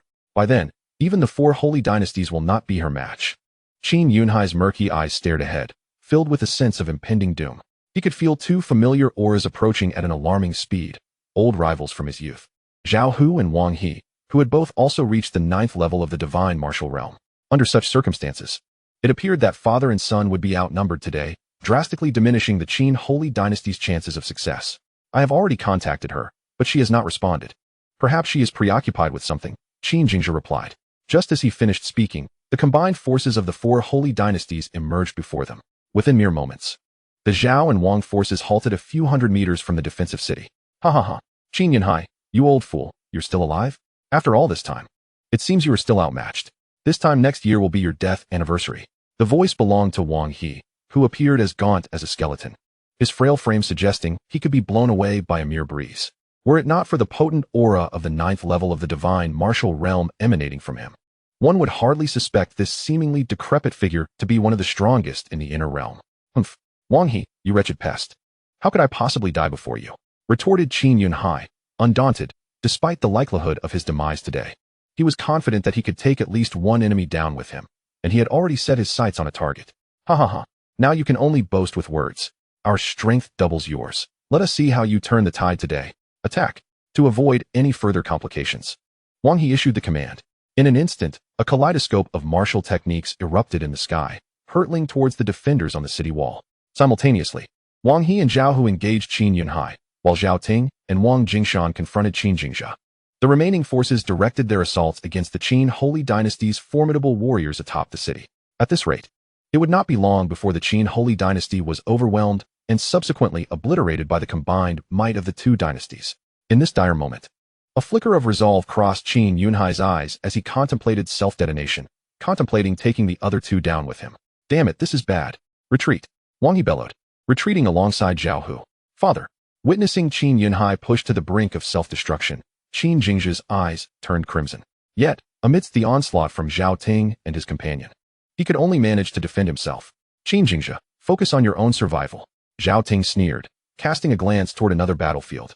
Just then, a surge of spiritual energy erupted from the void, suppressing the violent energy emanating from Qin Yunhai, before hurling him back onto the city wall. Who? This sudden turn of events startled the 2 holy dynasties. In the next instant, a terrifying beam of sword light tore through the fabric of space, brutally cleaving apart the forces of the Zhao and Wang dynasties, leaving a chasm stretching for thousands of feet upon impact. Moments later, a breathtaking young girl clad in a flowing blue gown stepped gracefully from the void, her voice resonating with a chilling aura of lethal intent. Are my kin from the Qin Holy Dynasty to be trifled with by you? Who are you? The sudden appearance of the girl prompted Wang He to speak first, his expression darkening. Clearly, he sensed an extreme danger emanating from her, compelling him to maintain a civil tone rather than resorting to violence. They could not afford any unexpected disruptions in their plan to annihilate the Qin Holy Dynasty today. Despite the girl's formidable presence, they still had the backing of 2 other holy dynasties. Once the Wei and Lin holy dynasties annihilated the Yusian sect, even with this girl as assistance, the Qin Holy Dynasty would still be no match for the united front of the 4 holy dynasties. Upon seeing the newcomer, Qin Jingjia's initial joy was swiftly replaced by concern. Huan, why have you come? Did I not instruct you to leave? He was aware that Qin Huan had reached the 9th level of the divine martial realm, but given the current circumstances, even with an additional powerhouse on their side, they might still struggle against the enemy forces. Leave the rest to me. Qin Huan replied with a smile, her gaze turning icy as she faced the combined forces of the 2 holy dynasties. Huan. Qin Jingjia attempted to intervene, but he was restrained by Qin Yunhai. It appears that Huan has taken that crucial step. Qin Yunhai exclaimed with fervor, a glimmer of ecstatic joy illuminating his eyes. What? Qin Jingjia, momentarily perplexed, failed to comprehend the meaning behind his father's words. Observing his confusion, Qin Yanhai chuckled. What do you think it signifies to effortlessly thwart the self-detonation of a 9th-level divine martial realm expert? Upon hearing this, Qin Jingzhi's eyes widened in astonishment, disbelief swirling within them, as his sword-bearing hands trembled slightly. One could only imagine the sheer shock that enveloped Qin Jingzhi at this moment. Has Xuanzhang Huanhuan truly ascended to the ranks of the revered? Meanwhile, the 4 members of the Wang family regarded Qin Huanhuan with palpable trepidation. Xiao Ting and Wang Jingshan wore expressions of shock. Although Zhao Hu and Wang He remained unfamiliar with the individual before them, they were acutely aware of her identity. She was none other than Qin Jingzhi's daughter, the Grand Princess of the Qin Sacred Dynasty, belonging to the same generation as their offspring. Furthermore, despite her prodigious talent, her innate cold toxin physique had doomed her to a premature demise. How could it be that this once fated-to-die genius maiden had transformed into a powerhouse surpassing them? Qin Jingzhi's daughter, Qin Huanhuan? How could you possibly possess such strength? Xiao Ting questioned incredulously. This sentiment echoed among the others as well. Yet, Qin Huanhuan paid them no heed, an aura of murderous intent glinting in her eyes. The frost-cold ice soul sword hovered before her, and she swiftly formed hand seals. A terrifying energy radiated from her being. Interrupt her. The group was taken aback by Qin Huanhuan's decisiveness, launching their most potent techniques toward her. In response, Qin Huanhuan's eyes flickered with disdain as a cold smile graced her lips. Huh, ants. Snowfall on 1,000 mountains. As she completed her seals, a frigid aura enveloped the vicinity for miles, transforming the landscape into a realm of ice, the air itself beginning to freeze. Towering ice mountains erupted from the ground, morphing into countless icy chains that surged toward the gathered elite of the 2 sacred dynasties. In an instant, anguished cries filled the air, flesh and blood splattering, only to be instantly encased in ice before they could touch the ground, subsequently crumbling into icy fragments. The 4, Xiao Ting and his companions, were directly struck, hurtling backward and shattering several ice mountains before managing to regain their footing. Uft, uft, uft, uft. They all coughed up blood, their vitality waning, eyes wide with terror. Xuanzhang realm. You are indeed a Xuanzhang. This was unfathomable. The inner domain harbored no Xuanzhang, let alone one so youthful. This shattered their understanding of reality. As they felt the overwhelming aura emanating from Qin Huanhuan and assessed their injuries, they were engulfed by a sense of impending doom. Most alarmingly, nearly 80% of the individuals they had brought with them had perished in such a brief span. It's over. Absolutely over. Exchanging glances, they soared into the sky once more, but this time, it was in the opposite direction. However, how could Qin Huanhuan allow them to escape? Gripping the frost-cold ice soul sword once more, her icy gaze shifted, her crimson lips parting to declare, in heaven and earth, I alone am supreme. A more terrifying sword aura instantaneously cleaved through the remaining few, piercing the bodies of Xiao Ting and his companions under the astonished gazes of Qin Jingzhi and the others. Thud, thud, thud, thud. As the 4 ice sculptures plummeted, shattering into powder, the temperature of the world gradually returned to warmth, the icy tableau vanishing as if it had been merely an illusion conjured by the collective mind. Only the remnants of their wounds bore witness to the undeniable reality of the preceding events. The elite of the Zhao and Wang sacred dynasties had all perished. Father, grandfather, I shall venture to the Zhao and Wang sacred dynasties. Leave this place to you. Qin Huanhuan declared before vanishing into thin air. At the Yusian sect, only 4 figures remained kneeling on the ground, trembling, their eyes filled with dread. Wei Tsongtian, Wei Jinghong, Lin Xinghe, and Lin Tianjin. The others had long since been reduced to ashes. Surrounding them were disciples of the Yusian sect, each exuding an aura of reverence. Young men with mysterious flames dancing in their palms, others ensnared in violet lightning and alluring beauties, among others. Yet, without exception, all possessed strength surpassing their own, the weakest being at the 9th level of the divine martial realm. They had arrived with unwavering confidence, only to be annihilated upon a mere encounter. The most terrifying presence was the youth clad in red seated atop the mountain gate, whom they learned was the sect leader. They had attempted to gauge his cultivation with their spiritual energy, but it was as futile as a drop of water in the ocean, creating not a ripple. He was undoubtedly a Xuanzhang, and even among them, he was formidable. No, you cannot kill me. My son Wei Qianyang has garnered the favor of the Grand Elder of Jingguang Mountain in central Shenzhou and has been accepted as a direct disciple. Jingguang Mountain is a Xuanzhang power, home to 9th-level Xuanzhang experts. If you slay me, Jingguang Mountain will not stand idly by. My son will surely avenge me. Wei Tsongtian roared, his eyes still flickering with fear. The Yusian sect was beyond the reach of their 4 sacred dynasties. At this moment, they could only place their hopes on Wei Qianyang, and the might of Jingguang Mountain. What are you hesitating for? I have stated that anyone who dares to offend the Yusian sect shall be eradicated without mercy. As for the forces behind you, with me here, I shall hold up the heavens for you. With that, Chen Xian's gaze flickered, and he vanished from sight. Boom. A thunderous explosion resonated as Wei Songtian and the others were obliterated, leaving no trace behind. Only Xiao Dong lightly clapped his hands, gazing at the others with a smile. Apologies, but your response was too slow. Brother Linyan, shall we pay a visit to their stronghold? Indeed. With that, they moved in unison, launching into the sky. Chapter 77, The Twin Dragons and Phoenixes. Approximately half a day later, the royal families of the four sacred dynasties were utterly eradicated under the assault of Lin Yin and his companions. At the Yusian sect, within the spirit peak of the sect leader, Chen Xuan beheld the resources before him with immense joy. This count could be considered the obliteration of some of the most formidable factions within the inner domain, and naturally, the spoils were substantial. System. Convert all these resources into point vouchers. Chen Xuan commanded in his heart. Received, Master, tallying resources now. Detected, 12 high-grade spirit veins, 90 million high-grade spirit stones. 12 heavenly tier advanced techniques, 22 heavenly tier intermediate martial skills, 8 holy tier intermediate techniques, and 16 holy tier intermediate martial skills. Total exchangeable for 102 billion point vouchers. As the system's voice faded, a flash of white light swept through, and all the storage rings vanished from sight. Subsequently, the point voucher value on the system panel surged to 124,750 million. Before Chen Xuan could revel in his triumph, the system's voice echoed once more. Ding! The demise of the Yusian sect has led to the ascendance of the 5 great holy dynasties, establishing itself as the foremost power within the inner domain. The defensive array has been upgraded to withstand the onslaught of venerable realm attacks, yielding a 7th-tier puppet. Upon hearing this, Chen Xuan unhesitatingly activated the puppet. The 7th-tier puppet, comparable to a venerable realm powerhouse, would effectively double the number of venerable beings within the Yusian sect. Received. Activating now. As the system's voice echoed, 2 figures materialized before Chen Xuan. They appeared to be merely 10 years of age, 1 male and 1 female, both bearing striking resemblances with a crimson mark on their foreheads, clad in simple garments. Notably, they each donned a red belly band. Despite their youth, an overwhelming aura emanated from them.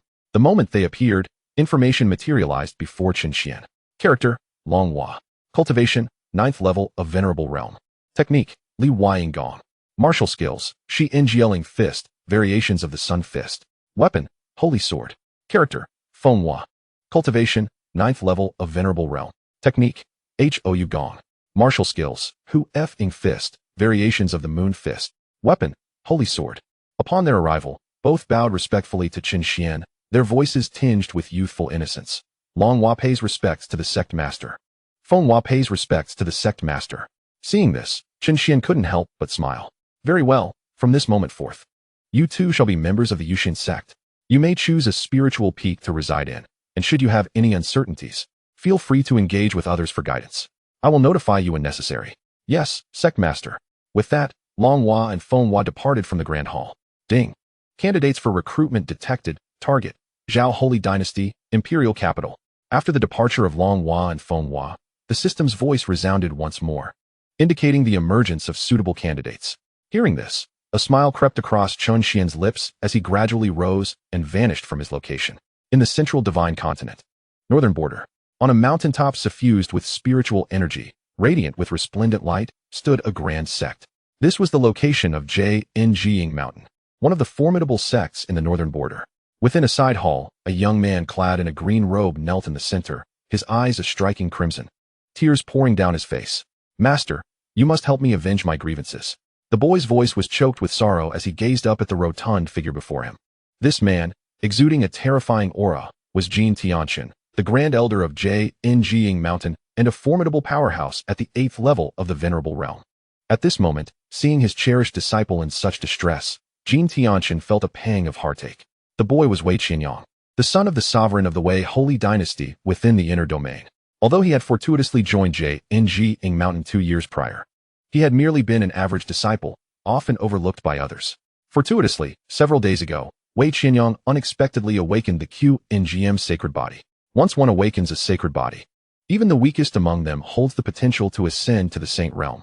Prior to Wei Qianyang's awakening, only one individual within Jing Mountain possessed a sacred body, Jin Pejuan, the son of the sect's master. Thus, Jin Tianxian promptly recognized Wei Qianyang as his direct disciple, understanding that with Wei Qianyang's exceptional talent, he could potentially reach the Saint Realm, elevating Jin Tianxian's status significantly. What troubles you, my disciple? Speak of the matter at once, Jin Tianxian urged, his tone laced with concern. However, the devastation wrought upon the Wei holy dynasty weighed heavily on Wei Qianyang, rendering him momentarily speechless. Take your time, my child. There is no need to rush. I shall ensure that no one in Jing Mountain dares to bully you. I will skin them alive, Jin Tianxian declared fiercely. Wei Qianyang was now his prized possession, and Jin Tianxian was determined to protect him. In Jing Mountain, as long as Wei Qianyang did not provoke Jin Pejuan, Jin Tianxian could manage the rest. Wait, you haven't crossed paths with Jin Pejuan, have you? Jin Tianxian inquired, puzzled. Wei Qianyang, supported by Jin Tianxian, should have known better than to offend Jin Pejuan, yet the reaction he displayed suggested otherwise. If he truly had crossed paths with Jin Pejuan, he would have to endure the consequences. No, Master, it is not the young sect master, but rather individuals from the inner domain, Wei Qianyang replied, suppressing his sorrow. Inner domain. Upon hearing this, Jin Tianxian breathed a sigh of relief. As long as it was not Jin Pejuan, he held little regard for the inner domain. Speak in detail, my disciple. I shall ensure justice is served, Jin Tianxian promised, thumping his chest. Master, my father is the sovereign of the Wei holy dynasty, one of the 6 great holy dynasties of the inner domain. However, just yesterday, I received word from the inner domain stating that my father and the Wei holy dynasty have been completely annihilated, and the perpetrator is suspected to have reached the Venerable Realm. Master, the Venerable Realm is beyond my capability to contend with. But the grievance of a destroyed clan cannot go unpunished. If I do not avenge this, I fear I shall be haunted by demons for life, and my martial path will come to an end. Having uttered these words, Wei Qianyang seemed to lose all strength, collapsing to the ground. Hearing this, Jin Tianxian was enraged. He had invested so much in Wei Qianyang. If the boy were to falter or regress in cultivation, it would be a tremendous loss. More critically, he might never find another sacred body genius to take as his disciple. The Venerable Realm? Huh. The inner domain dares to possess a venerable? Do not worry, my disciple. I shall accompany you and assist you in exacting vengeance upon those who have wronged you, Jin Tianxian declared, a sneer of disdain flickering in his eyes. While surprised by the emergence of a venerable in the inner domain, he dismissed it as inconsequential. Even if they were venerables, they would be mere fledglings compared to his own 8th-level prowess, a force to be reckoned with in the northern border, let alone against the inner domain. Thank you, Master. Please follow me. Wei Qianyang's face brightened upon hearing Jin Tianxian's words, and he promptly led him away from Jing Mountain. Chapter 78. The Blind and Crippled Boy. Xiao Holy Dynasty, Imperial Capital. The obliteration of the Xiao Holy Dynasty's royal family sent ripples of panic and trepidation through many families in the imperial capital. However, upon witnessing that the mysterious powerhouse had only targeted the royal family, without striking against the other families and factions, the populace finally breathed a sigh of relief. This is utterly terrifying. What kind of force did our Xiao Holy Dynasty's royal family offend to be eradicated so swiftly? Indeed, the royal family stands as the most formidable force within our Xiao clan's sacred dynasty. The woman who appeared that day seemed even more powerful. Her strength likely far surpasses that of the Holy Lord, as whispered among the other prominent families.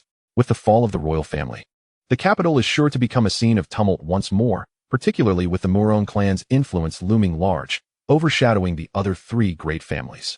Do you suppose the Murong clan will ascend to become the new royal family? Hush, be silent. The little tyrant of the Murong clan has arrived. If he hears us daring to discuss their affairs in the open, we would surely meet a grisly fate. As the last words echoed, the previously animated crowd dispersed in haste, fear evident in their eyes. At that moment, a thunderous sound of hooves resounded from the end of the long street. 8 blood-red steeds appeared before the onlookers, each possessing the formidable strength of the celestial river realm. Following these majestic horses was a luxurious and opulent palanquin, adorned with numerous glistening jewels. In front of the palanquin sat a burly man with a scarred face, clearly the driver. Despite his stature, he emanated the power of the 1st level of the heavenly martial realm. In this imperial capital, such an extravagant display, accompanied by an air of arrogance, could only belong to the illustrious Murong clan, the foremost among the 4 great families. It was evident to all that the individual within the palanquin was none other than Murong Jie, the little tyrant of the Murong clan. The palanquin sped forth with reckless abandon, showing no inclination to yield to the crowd. Anyone unfortunate enough to find themselves in the path would face certain death. The reputation of the Murong clan was well known throughout the capital, and thus the populace prudently stepped aside. Vendors caught off guard had their stalls overturned. Yet the onlookers refrained from voicing their indignation, knowing that any protest could lead to dire consequences. In times past, when the Xiao royal family still held sway, the Morong clan had exercised some restraint. Now, with the royal family obliterated by a mysterious force, the Morong clan appeared to harbor ambitions of becoming the new overlords of the capital, emboldening their actions further. Get out of the way! Get out of the way! You lowly peasants! The driver shouted, causing the crowd to feel a surge of resentment and fear. The pressure of the heavenly martial realm was no trifling matter. Even in the capital, those of the heavenly martial realm were regarded as true powerhouses, yet within the Morong clan, such individuals were merely drivers. In truth, the driver served as a bodyguard for Morong Jia. How outrageous! The Morong clan's audacity grows by the day. Should they ascend to become our Xiao clan's new royalty, our lives would surely become even more unbearable. Indeed, while the Xiao royal family may have had its flaws, they did not exhibit the same level of unchecked arrogance as the Morong clan. The other three families, while decent, stood no chance against the Morong clan's might. Alas, it is a dire situation. As the Morong palanquin receded from view, many clutched their chests, their faces pale, filled with worry. Drive, drive, drive, the driver urged, striking the rear of the steeds, increasing their speed. At that moment, a ragged boy unexpectedly appeared 300 meters ahead in the path of the palanquin. He lay sprawled on the street, struggling to move aside. Though he attempted to shift, his hands and feet appeared broken, hanging limply and beginning to wither. His eyes were obscured by a bloodied crust, indicating further afflictions. It seemed the only functional parts of him were his ears and mouth. Yet he made no attempt to call for help. At that moment, no one dared intervene. To do so would be to provoke the Morong clan, resulting in severe injury or even death. As the 8 steeds charged forward, even those at the Celestial River realm would likely suffer grievous harm. The boy, however, emanated no discernible power. Thus, he was destined for a grim fate. Many timid souls shielded their eyes, unable to bear witness to the impending carnage. Meanwhile, the driver had spotted the boy yet showed no intention of slowing down. Instead, he lashed the horses harder. The steeds became even more frenzied, and a sinister smile curled upon the driver's lips. Pathetic wretch, prepare to be trampled to death. As the palanquin barreled toward the boy, he was struck and sent flying. Yet, for reasons unknown, the 8 steeds suddenly halted, causing the palanquin to shudder violently. The driver's face turned ashen as he quickly dismounted and fell to his knees. Young master, please quell your anger. I beseech you for a reasonable explanation, lest I be fed to the dogs. A chilling voice emanated from within the palanquin. Young master, a scoundrel suddenly dashed out and blocked our path. I shall slay him at once, the driver proclaimed, rising to confront the boy, only to discover he had survived the impact and sensed a faint aura of the earthly martial realm emanating from him. The driver's expression hardened. So, he was a cripple at the earthly martial realm. No wonder he had survived the collision. At that moment, the boy had summoned the last vestiges of his inner strength to shield himself, which had inadvertently startled the steeds. It appeared he was a prodigy. Who would have thought I'd have the opportunity to eliminate such a talent? The driver thought, recognizing that the boy was of similar age to Morong Jia and already possessed of earthly martial realm power, an anomaly in the inner region, likely fleeing from enemies. However, since this boy had caused him to incur the young master's wrath and risk his own life, he would not allow the boy to escape. Only by slaying him could he preserve his own existence. With that, the driver extended his hand, channeling his energy, prepared to strike the boy down. In the next instant, he felt a chill in his wrist, followed by a fleeting glimmer of white light. Suddenly, he beheld his hand severed at the wrist, the break smooth as glass. With a resounding crash, the driver was sent hurtling backward, skidding along the ground for over 100 meters, leaving a long trail of blood until he finally came to a halt, his body exploding into a gruesome spectacle of flesh and blood. Gulp, gulp, gulp. Has he truly perished? The onlookers stared in disbelief at the once arrogant driver, now fallen in mere moments. A wave of dread washed over them. Who dared to openly challenge the Morong clan in the capital? Though he was merely a driver, this act was undoubtedly a provocation against the entire Morong family. Rubbing their faces in the dirt before all these witnesses, as the crowd pondered this, their gaze shifted back to the blind boy, who now found himself accompanied by another youth clad in red. Despite the skepticism of the onlookers, the truth was irrefutable. The one who had effortlessly slain the horseman must undoubtedly be this young man clad in red. This revelation implied that the young man before them possessed strength at least on par with the heavenly martial realm. At this realization, a collective gasp escaped the crowd. What does this signify? Gasp. Who is this youth? Surely, he cannot be one of our Xiao dynasty. For it is inconceivable that such a young individual could attain the heavenly martial realm. Have you lost your senses? This cannot be his true appearance. Such youthful prowess in the heavenly martial realm is madness. Perhaps he is simply an ancient being who has altered his visage. Well, that does seem somewhat plausible. Naturally, there were those who doubted that the youth's appearance was genuine.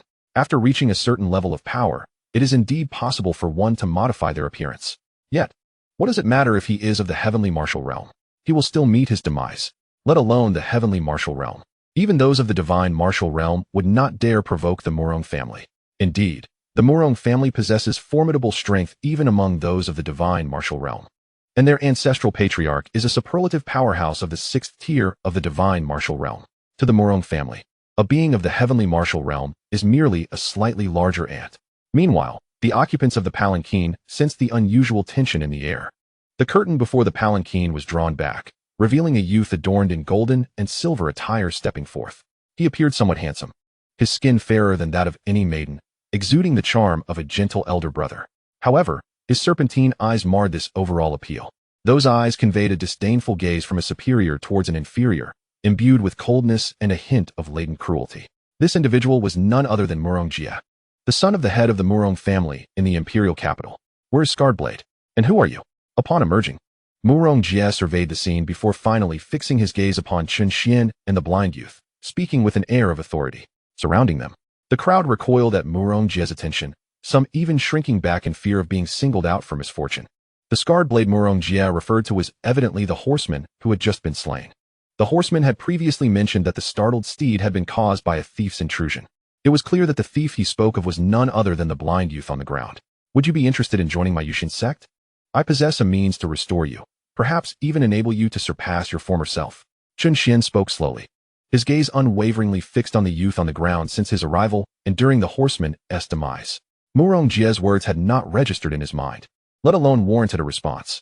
Observing this, Murong Jie's fair visage darkened, his eyes narrowing like a serpent's as they bore into Chen Xuan, fury surging within him. His chest heaved, a clear sign that he was brimming with rage. Yet, he refrained from acting, for he understood Scarred-Blade. That man would not vanish without his consent.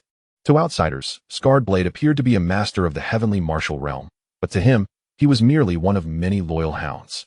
Now, it seemed that Scarred-Blade had fallen into peril, as he could faintly detect the scent of blood wafting through the long street. The one capable of so effortlessly extinguishing Scarred-Blade's life was certainly not someone he could contend with. Contemplating this, Murong Jie crushed a communication stone concealed beneath his robes. A cold smile crept across his lips as he mused. It has been long since anyone dared to provoke the Murong family so brazenly. Not even the Xiao royal lineage dared to act so recklessly before us. And now that the Xiao royal family has perished, the last individual who dared to offend our Murong family is now buried beneath 2 meters of grass. Before long, my Murong family shall rise as the new royal family of this holy dynasty, and the Xiao dynasty shall be renamed the Murong dynasty. How audacious of a mere heavenly martial realm to disturb us in our domain. Such arrogance is simply beyond comprehension. Once I eliminate you, I will ensure that your corpses are displayed before the imperial city as a warning to others. At that moment, the surrounding crowd was further astounded to witness Chen Xuan's blatant disregard for Murong Jie. This fellow possessed an audacity that was unmatched, even dismissing the so-called young tyrant of the Murong family. More astonishingly, this young tyrant had not reacted in anger. What do you mean he isn't angry? Can't you see the darkness clouding his face? He must be seething with rage, wishing to tear those two apart. Yet, even with the horsemen of the heavenly martial realm dead, he isn't foolish. He must be seeking assistance. These two might still escape if they leave now. For once the Murong family's powers arrive, there will be no avenue of escape. Just wait, when the Murong family's experts arrive. Murong Jie will surely make these two wish they were never born. What? You doubt my words? The one before you is a dual-eyed being from the supreme forces of Central Shenzhou, an unparalleled prodigy, am I not correct? Noticing the youth remained silent, Chen Xuan continued, fully aware that the youth did not believe him. However, he had gleaned the entirety of the youth's information from the system. A prodigious talent from a supreme force. A dual-eyed being, a natural sovereign. Yet, he had suffered the indignity of having his eyes gouged out by the lord of the sacred land, his limbs shattered, his foundation destroyed, and cast into the inner realms. The reason for sparing his life was to ensure he lived eternally in humiliation. As Chen Xuan finished speaking, the youth trembled with emotion, blood tears seeping from his crusted eyes. I am willing. Just grant me vengeance, and I would gladly sacrifice my very soul. The youth spoke, albeit in a raspy and eerie tone, clearly indicating his throat had suffered some affliction, possibly from poison. You exaggerate. Why would I seek your life? All I ask is for you to join my Yusian sect and assist in expanding its influence. Chen Xuan replied with a smile. At that moment, a formidable pressure descended from above as a middle-aged man clad in black slowly landed beside Murong Jia. Hiss. A master of the divine martial realm. This is Murong Yu, the second son of the Murong family, a superlative powerhouse of the fourth tier of the divine martial realm.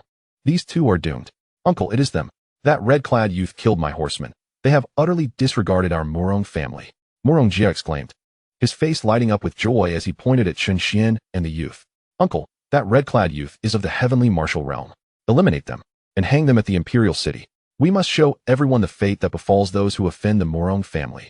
Upon hearing Murong Jia's words, the black-clad middle-aged man, Murong Yu, narrowed his eyes, scrutinizing Chen Xuan. Murong Yu appeared gaunt, his features unremarkable, save for his hawk-like nose. A youth of the heavenly martial realm? Murong Yu's expression turned grave. Uncle, what are you saying? How could he possibly be a youth? His current appearance must be a disguise. Perhaps his true form is that of a decrepit old man. Murong Jia responded, perplexed. Like most around them, the Murong family could not fathom that a being of the heavenly martial realm could exist at such a tender age within the Xiao dynasty. Do not speak of him. Even the former princes of the Xiao sacred dynasty do not possess such terrifying talent. My instincts cannot be mistaken. He is indeed merely a youth of around 20.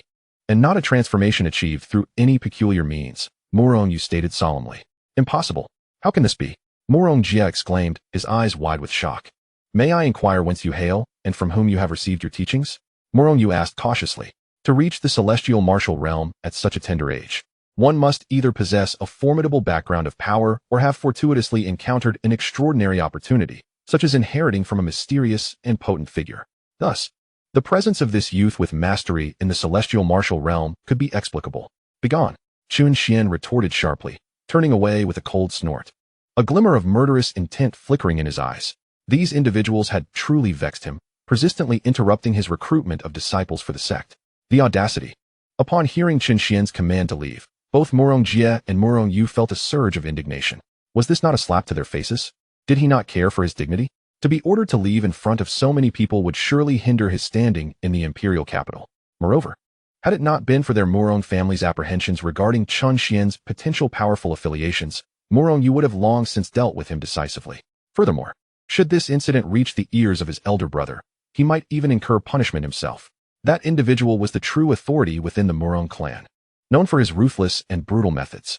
Given the current circumstances, with the Murong family poised to ascend as the new imperial family, should that individual learn of Murong Yu's loss of face today, the consequences would be dire. Child, do not presume that a mere stroke of fortune grants you the right to act with impunity. There exist countless beings in this world far more formidable than yourself, and individuals with greater talent abound. Since no one has taught you the virtue of humility, allow me to impart that lesson to you today.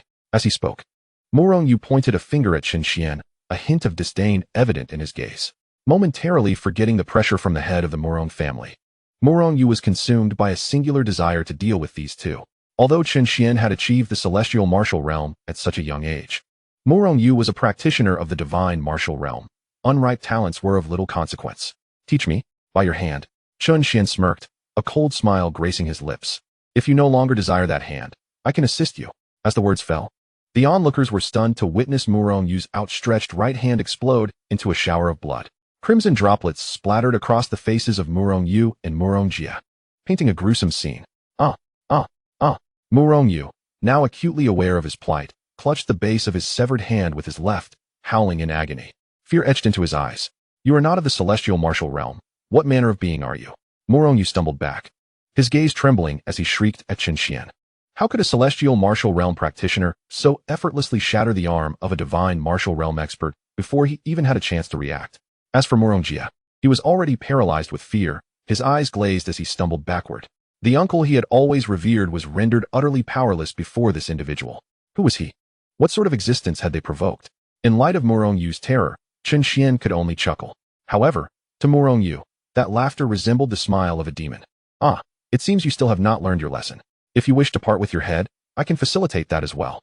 With that, the crowd bore witness to Murong Yu's head bursting forth like a ripe watermelon, a gruesome spray of red and white scattering in all directions, drenching Murong Jia in the process. Then, As the onlookers watched in horror, Murong Yu's headless corpse toppled backward. Hiss! The realization that Murong Yu had perished struck the crowd. Who was this youth capable of effortlessly slaying a superlative powerhouse of the divine martial realm? Was it possible that this individual was allied with those who had obliterated the Xiao royal family?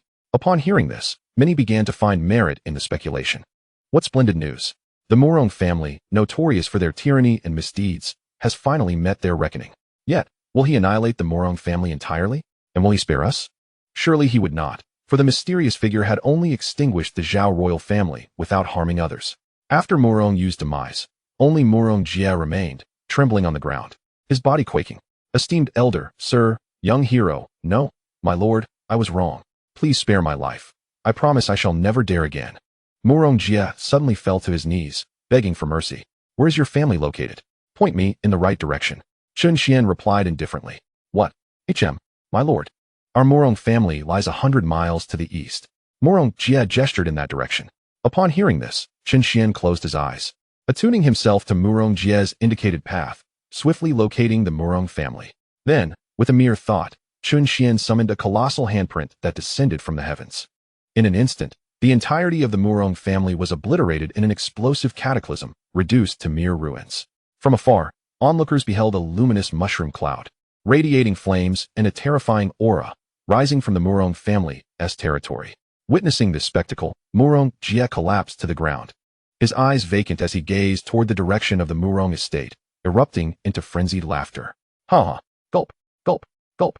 The spectators felt parched, their gazes frozen in disbelief. The Murong family had been annihilated. Concurrently, many of their communication stones began to tremble. Once connected, a flurry of voices echoed forth.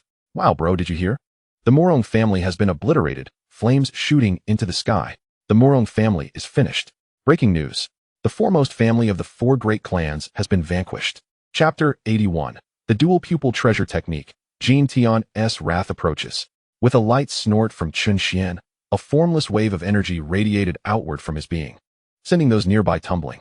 In that moment, all attention shifted from the shocking downfall of the Murong family to the urgent need to flee, each individual racing away in fear of imminent demise. Soon, the long street was left desolate, containing only Chen Xuan and the blind youth. Finally silence. Chen Xuan sighed lightly before turning his gaze back to the young man.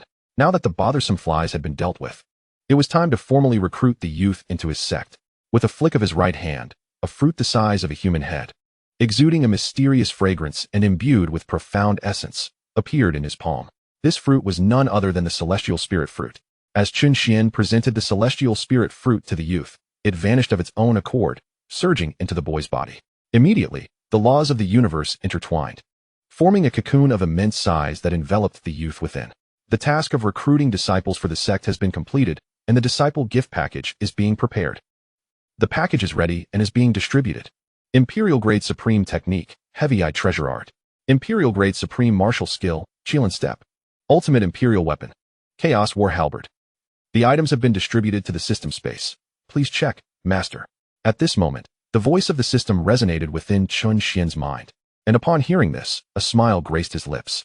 The system's response this time was indeed quite prompt. Observing the transformation that had begun within the young boy, Chen Xuan beamed, sending the rewards granted by the system into the cocoon before glancing toward the direction of the Murong family, before vanishing from his location. Since he had already eradicated the Murong clan, their resources were naturally not to be overlooked.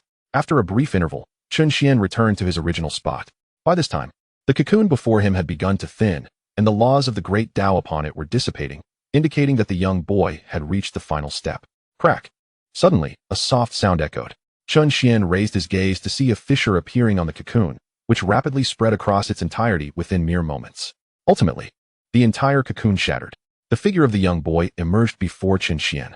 Compared to before, the boy's limbs had fully restored, radiating the power of the 5th level of the heaven martial realm. His eyes mirrored an infinite starry sky, profound and ancient, as if gazing upon them were a grave sacrilege.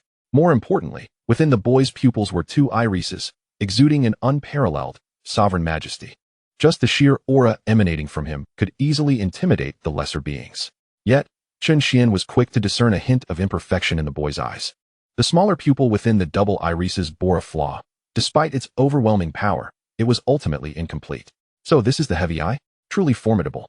That missing fragment must be attributed to its removal by another, I presume.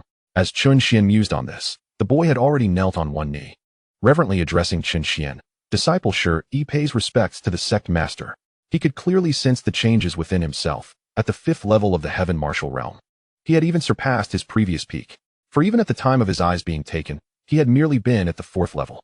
Additionally, he could feel that his heavy eye had completely awakened, with the prospect of attaining sainthood within reach. There would come a day when he would return to the sacred grounds he once inhabited and reclaim the eyes that had been taken from him, completing that missing piece. Excellent. Truly impressive, a worthy heavy-eyed one, Chen Xuan remarked, his eyes gleaming with delight as he looked at Shi. This individual, should he develop further, would undoubtedly become a formidable figure in the future. Simultaneously, Shi's information appeared before Chen Xuan. Character, Shi. Technique, heavy eye treasure art. Martial skills, Qilin step. Sky filling technique, light of the heavy eye. Weapon, chaos war halberd.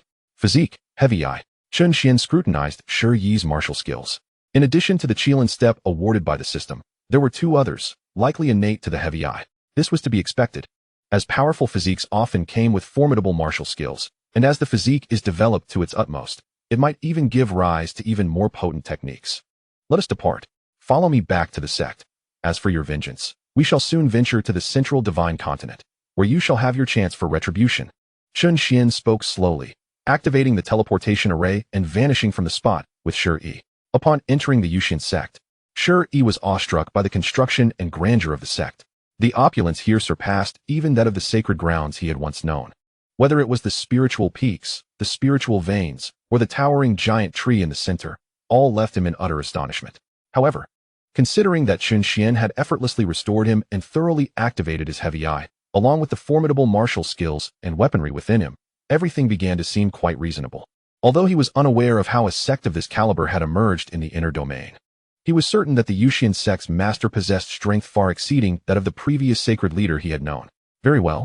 You may select a spiritual peak to reside in. Some members may not be present in the sect for the time being, but once they return, you may familiarize yourself with them. Yes, sect master. Shi clasped his fists in response. Just then, a tremendous crash reverberated from outside, causing the Yusian sect's defensive array to tremble. Consequently, Chen Xuan moved swiftly, appearing outside the grand array, with Shi soaring out beside him. Additionally, 2 small figures emerged from within the sect, Long Hua and Feng Hua. After Chen Xuan and the others emerged, they encountered a stout man and a youth clad in green. The green-robed youth cast a gaze filled with boundless hatred toward the Yusian sect. These 2 were Jin Tianqian and Wei Qianyang. After journeying from the central divine continent, the duo had inquired along the way and finally arrived at the Yusian sect. The earlier sound had been triggered by Jin Tianqian's attempt to forcibly seize the sacred artifact above the Yusian sect, only to be repelled in return. This was a sacred artifact. Even their Jin Gang Mountain possessed merely one pseudo-sacred artifact.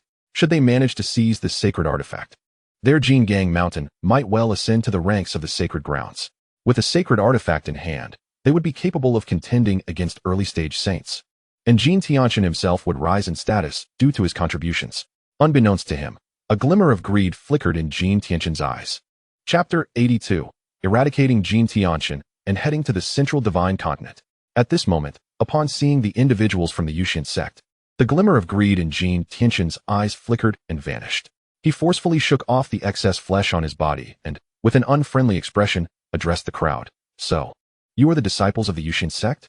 How dare you annihilate my disciples' kin and obliterate their sacred dynasty? Have you grown weary of life? As he spoke, the flesh on Jin Tianqian's face quivered slightly. However, if you obediently hand over that sacred artifact, I might consider sparing you. Jin Tianqian pointed at the Tsang Yuan halberd, his tone shifting. Master. Upon hearing this, Wei Qianyang's face displayed a sense of urgency. He had brought Jin Tianqian along to aid in his revenge. What was happening now? Noticing Wei Qianyang's anxiety, Jin Tianqian quickly offered comfort in a low voice. My dear disciple, I am merely lowering their guard. Once we obtain the sacred artifact, I shall promptly eradicate them. Although he held these individuals in contempt, he recognized that their defensive array possessed some merit. It seemed this sect had fortuitously acquired certain opportunities. Otherwise, it would not have been capable of producing a respected figure or possessing a sacred artifact. Upon hearing this, Wei Qianyang finally felt reassured. Indeed, given Jin Tianqian's temperament, he could hardly believe he would show such kindness, were it not for his sudden awakening of the Qingmu's sacred body. The fat man likely wouldn't have even glanced at him.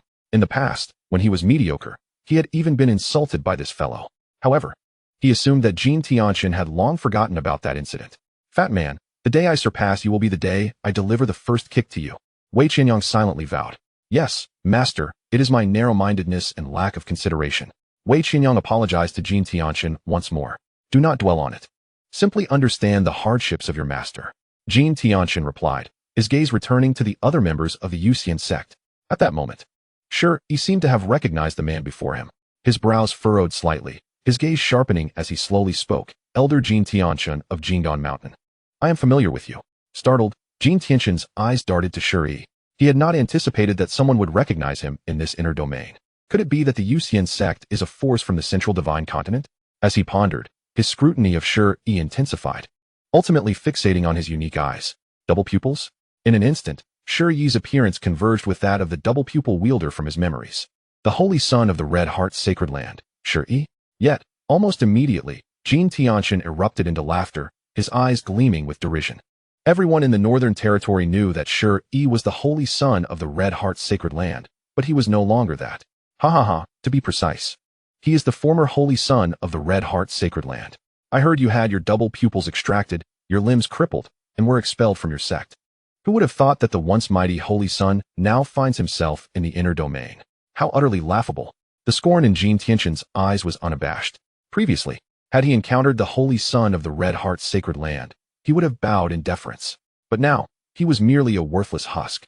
However, as soon as he finished speaking, his expression suddenly shifted, disbelief creeping into his voice. Your double pupils? And your injuries and cultivation have been restored? For he could clearly see the double pupils within Shi's eyes. Did that imply his own had been restored as well? How could this be? His double pupils had been taken by the Lord of the Red Heart Sacred Land. Who could possibly reconstruct double pupils? Could it be the work of a sect in this inner domain?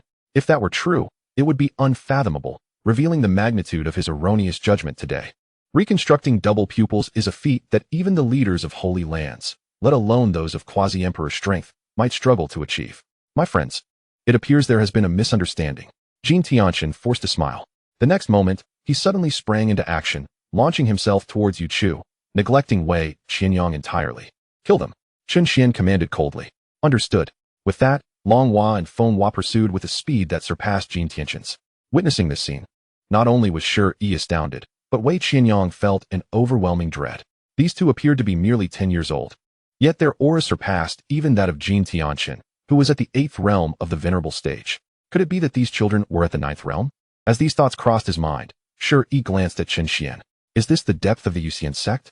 He had believed himself to be exceptionally gifted, yet discovered that even the seemingly casual members of the Yusian sect far surpassed him in power.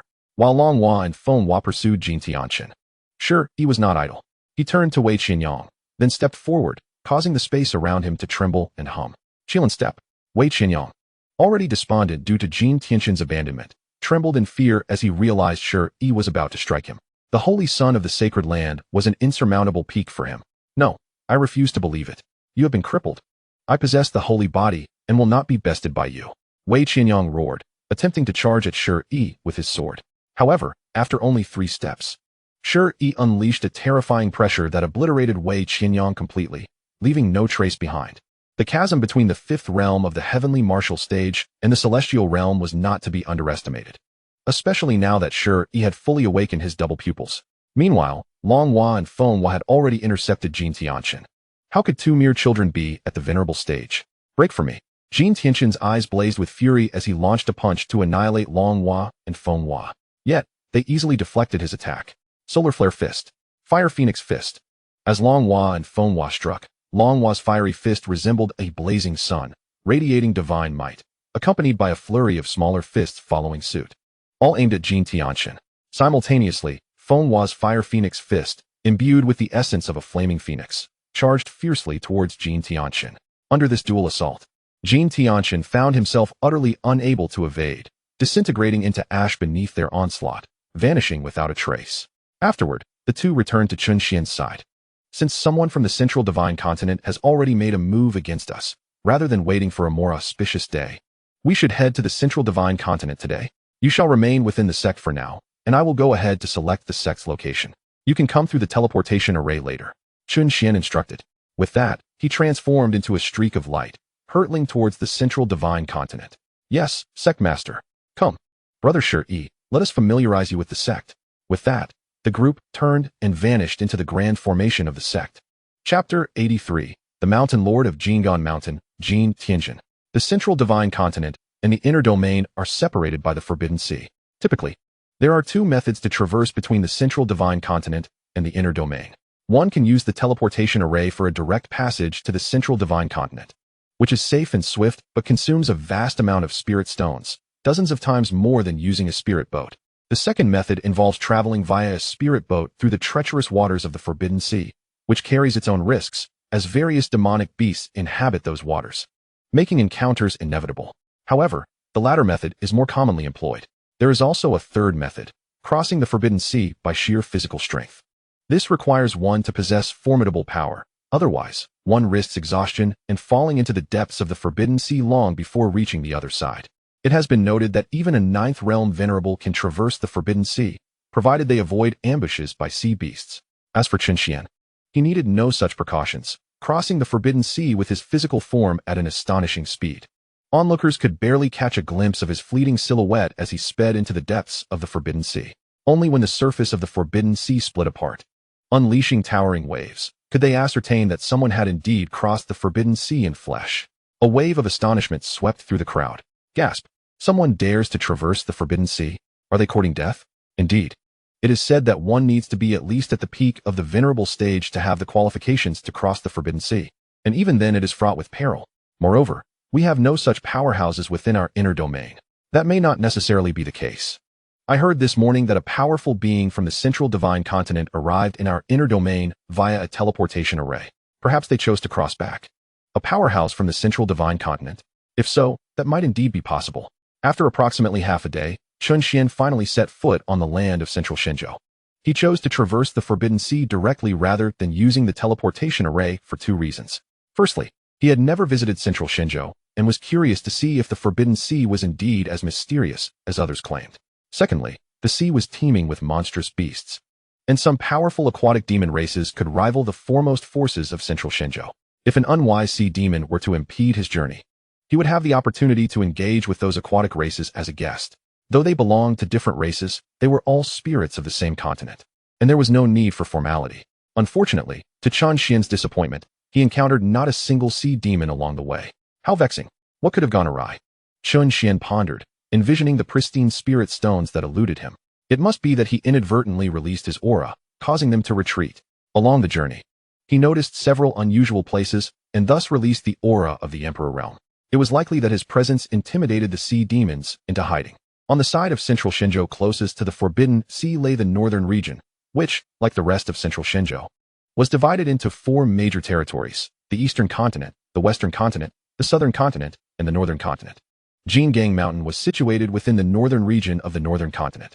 Just as Chen Xuan stepped onto the land, a large group of individuals approached from a distance. Initially intending to depart directly, he halted abruptly upon noticing that their attire resembled that of Jin Tianxin from Jingang Mountain. It appeared that fortune favored him. There was no need to ask around. Chen Xuan chuckled softly. Mountain Master, to think that someone from the inner domain possesses the power to slay the Great Elder is simply unbelievable. Should we not first investigate the situation?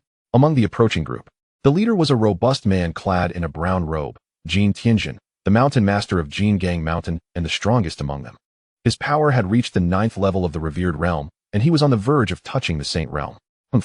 How could the inner domain possibly harbor someone capable of killing Jin Tianxin?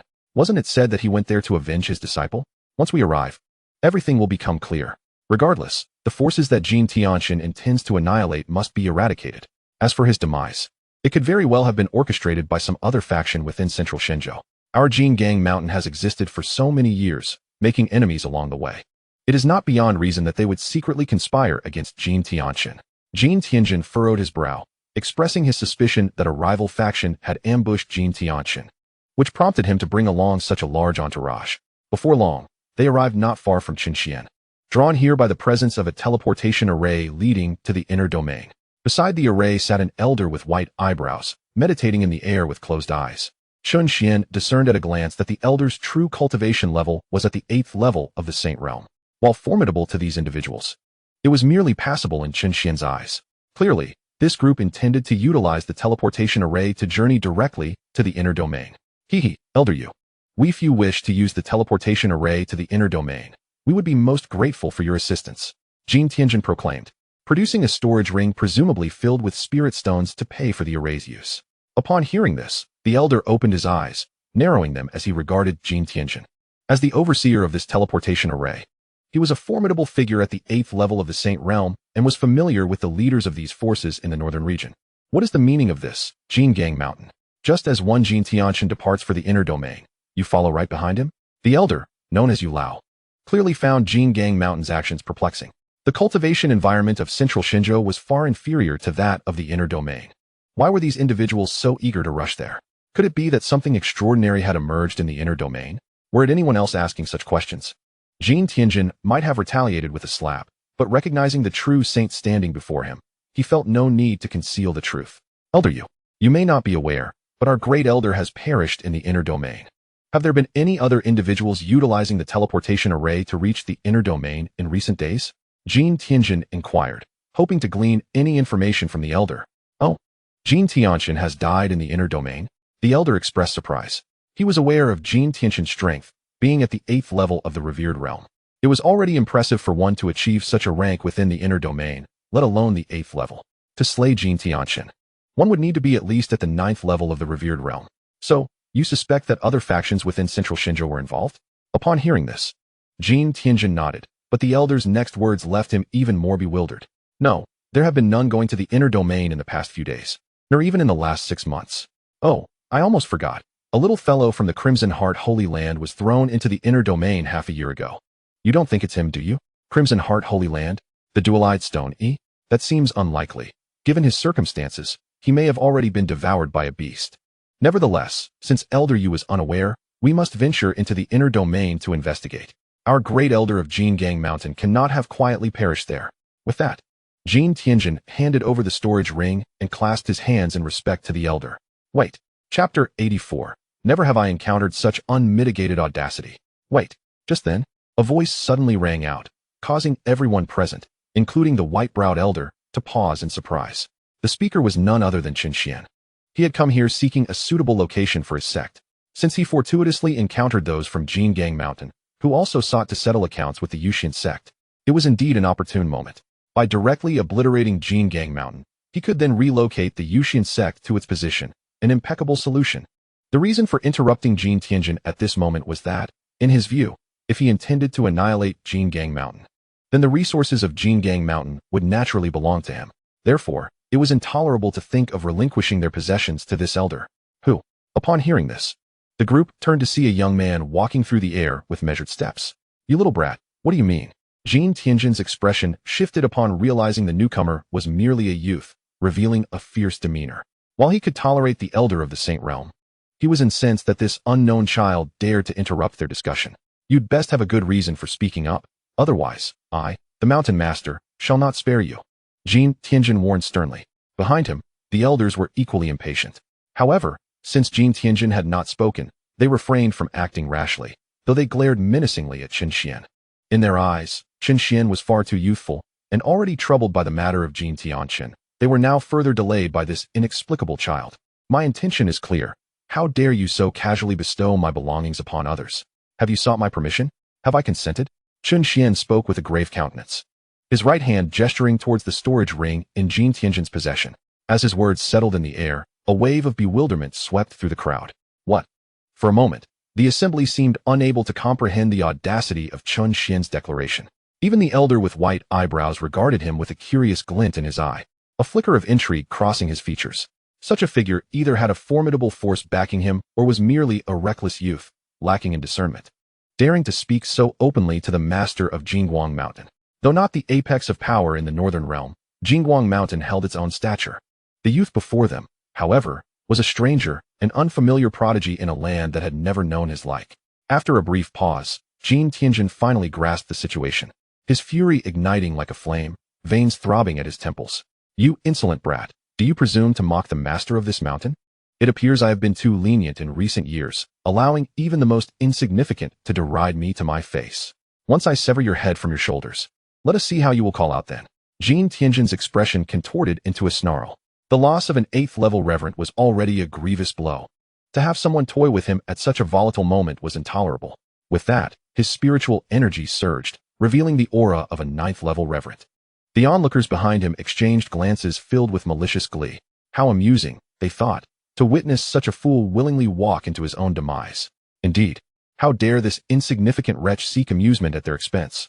The crowd could already envision Chen Xuan's dismal fate. In stark contrast, the elder with the white eyebrows, suspended in the air, wore a look of intense concentration, his curiosity intensifying. For he perceived not a shred of fear in Chen Xuan's gaze. Rather, there was a hint of playful mischief.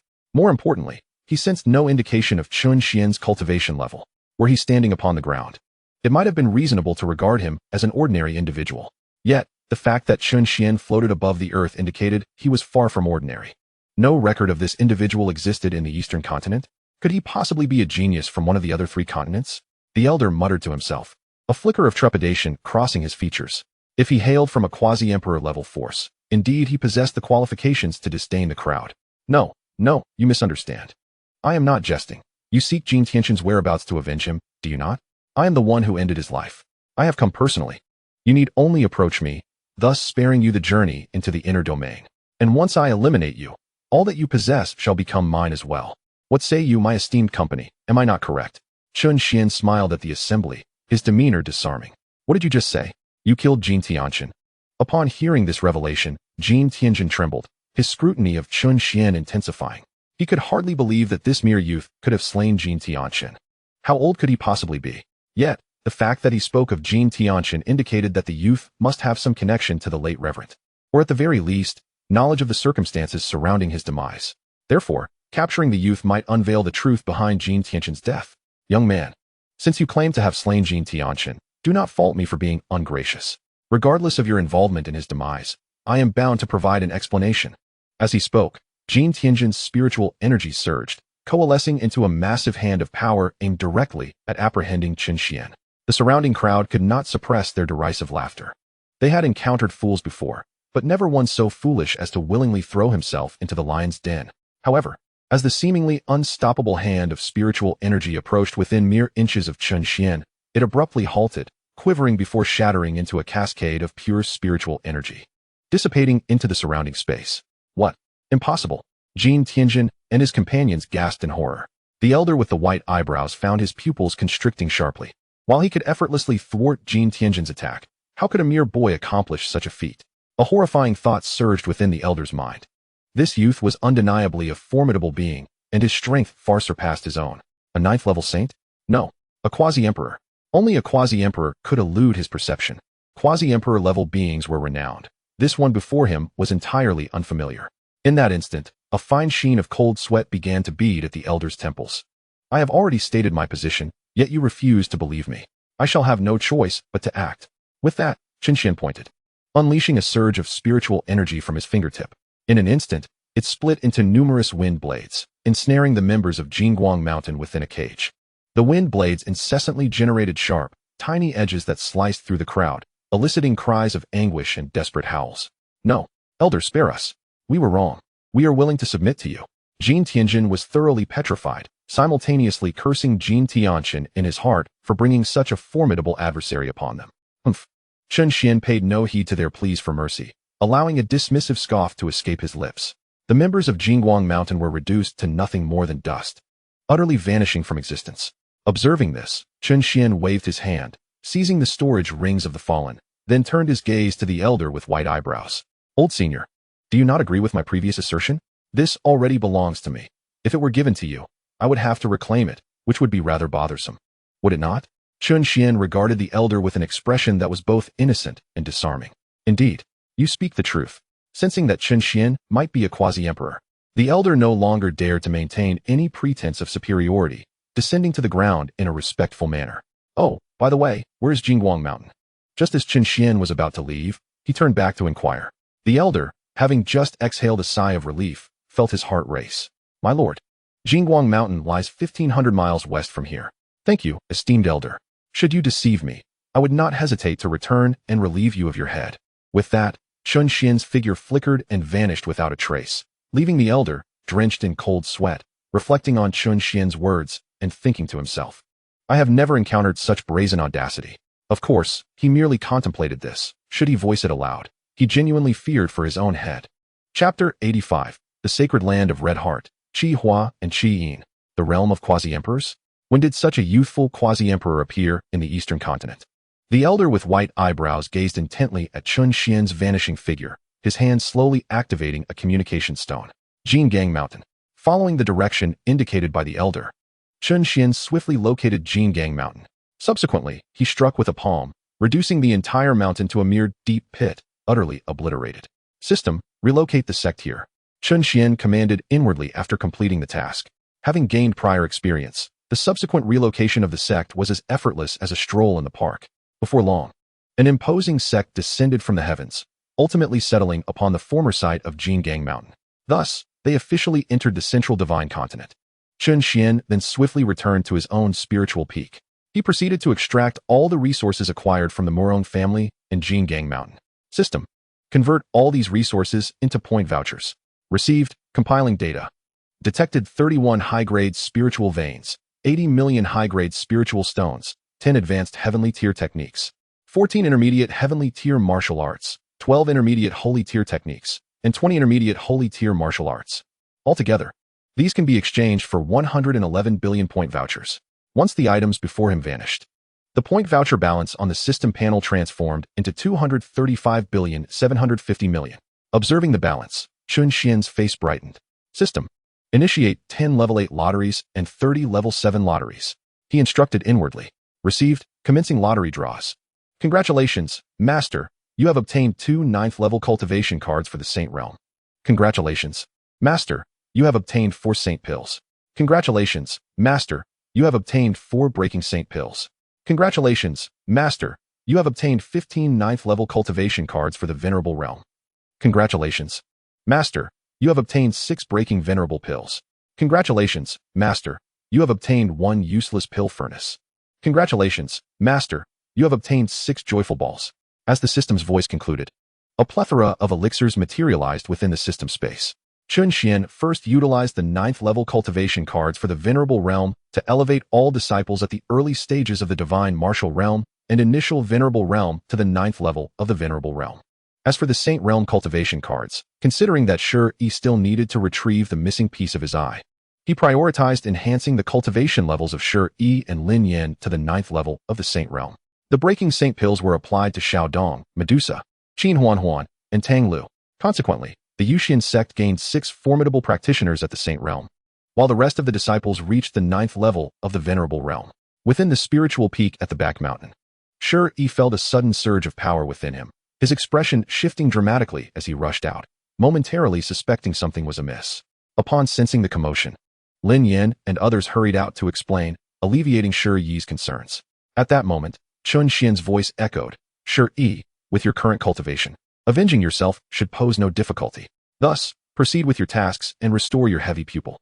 As for how to do so, I trust you already possess the answer. Upon hearing this, Shi respectfully clasped his fists across the void and replied, Yes, Sect Master, I know what to do. With that, Shi vanished from the spiritual peak. Brother, wait for me, Lin Yan exclaimed, leaping forward to follow him. With nothing pressing to attend to, he figured accompanying Shi, it would be far more entertaining than remaining idle and practicing. Once Chen Xuan sensed the departure of Shi and Lin Yan, his thoughts returned to the system. Given their current cultivation levels, they could contend even with quasi-emperors, let alone the sacred land. Therefore, there was no need to fret over their safety. In the worst-case scenario, they could utilize the mother-child space teleportation array to return immediately if they encountered difficulty. However, according to the information provided by the system, the sacred land of Red Heart harbored no quasi-emperors. After the lottery draws, Chen Xuan still had over 1,000 points remaining, sufficient to upgrade the Heavenly Eye. System, expend 100 billion point vouchers to upgrade the Heavenly Eye. Received. Upgrading the Heavenly Eye, please wait. Please wait. The sacred land of Red Heart, one of the premier powers in the eastern continent of the Central Divine Land. Among the 4 continental factions, quasi-emperor forces represent the apex of strength, while the remaining holy tier forces are regarded as top tier. The sacred land of Red Heart is a holy tier force, with its master possessing a cultivation level of the 6th level of the Saint Realm, making him formidable among the sacred lands. At this moment, Within a sealed training chamber of the sacred land, a youth clad in golden robes was in seclusion, diligently cultivating. With crimson hair and striking features, he was none other than Qi Hua, the sacred son of the Red Heart. Suddenly, his previously closed eyes shot wide open, unleashing a mysterious and fearsome ray that struck the chamber's wall, creating a pronounced indentation. Observing the damage, the youth slowly rose, exhaling softly, a glimmer of delight in his eyes. This training chamber was constructed from special minerals, capable of withstanding even the full force of an early-stage venerable realm practitioner with only minimal damage. Yet, as a mere heaven martial realm cultivator, he had inflicted such devastation. Indeed, the heavy pupil is astonishing. As he spoke, the youth's serious pupils split into two, slowly rotating. Sure. The ability to wield your fused heavy pupil is a blessing earned through countless lifetimes. Yet you still dare to seek mutual destruction with me? I shall spare your life to illustrate the vast chasm between us. How can a mere mudworm hope to compare with a true dragon? I shall cripple your foundation and sever your limbs. I wonder if you still cling to life? Should you still exist, I would not mind allowing you to experience true despair. Recalling the former sacred son, Qi Hua's eyes brimmed with scorn. He had genuinely believed that the sacred land of Red Heart would exhaust all efforts to cultivate him, unaware that all was merely a prelude to seizing his heavy pupil. How laughable that the fellow aspired to perish alongside him upon discovering the truth. The master of the sacred land was his father, and the entire sacred land belonged to his family. How could a mere genius of the heaven martial realm contend with him? At that moment, the door to the training chamber swung open, revealing a middle-aged man who gazed expectantly at the youth within, with similarly crimson hair and a striking resemblance. This man was none other than Qi Yin, the master of the sacred land of Red Heart and Qi Hua's father. War, how did it go? Did you succeed? Qi Yin inquired gently, regarding Qi Hua with affection. Father, I succeeded. In just half a year, I have ascended from the first level of the heaven martial realm to its pinnacle, and with the power of the heavy pupil, I can even contend with the first and second levels of the venerable realm. This heavy pupil is truly remarkable, Qi Hua replied, smiling with satisfaction. That's wonderful, truly wonderful. It was worth all our efforts, Qi Yin exclaimed, gripping Qi Hua's shoulders with excitement. The heavy pupil is one of the strongest physiques in existence. With such power, it is only natural. With you in the sacred land of Red Heart, we may even witness the emergence of an emperor-level powerhouse in the future. In his lifetime, his highest potential was likely to reach the pinnacle of the sage realm, yet with the possession of dual pupils, Qi Hua's future was boundless. Indeed, father, I shall become a powerful emperor. At that time, even those ancient clans will be trampled beneath my feet, Qi Hua declared with fervor, undoubtedly at this moment brimming with confidence and ambition. Boom. At that instant, a formidable aura surged forth, causing Qi Yin to momentarily halt. The presence of a sage. Who could it be? Chapter 86. The Radiance of the Dual Pupils.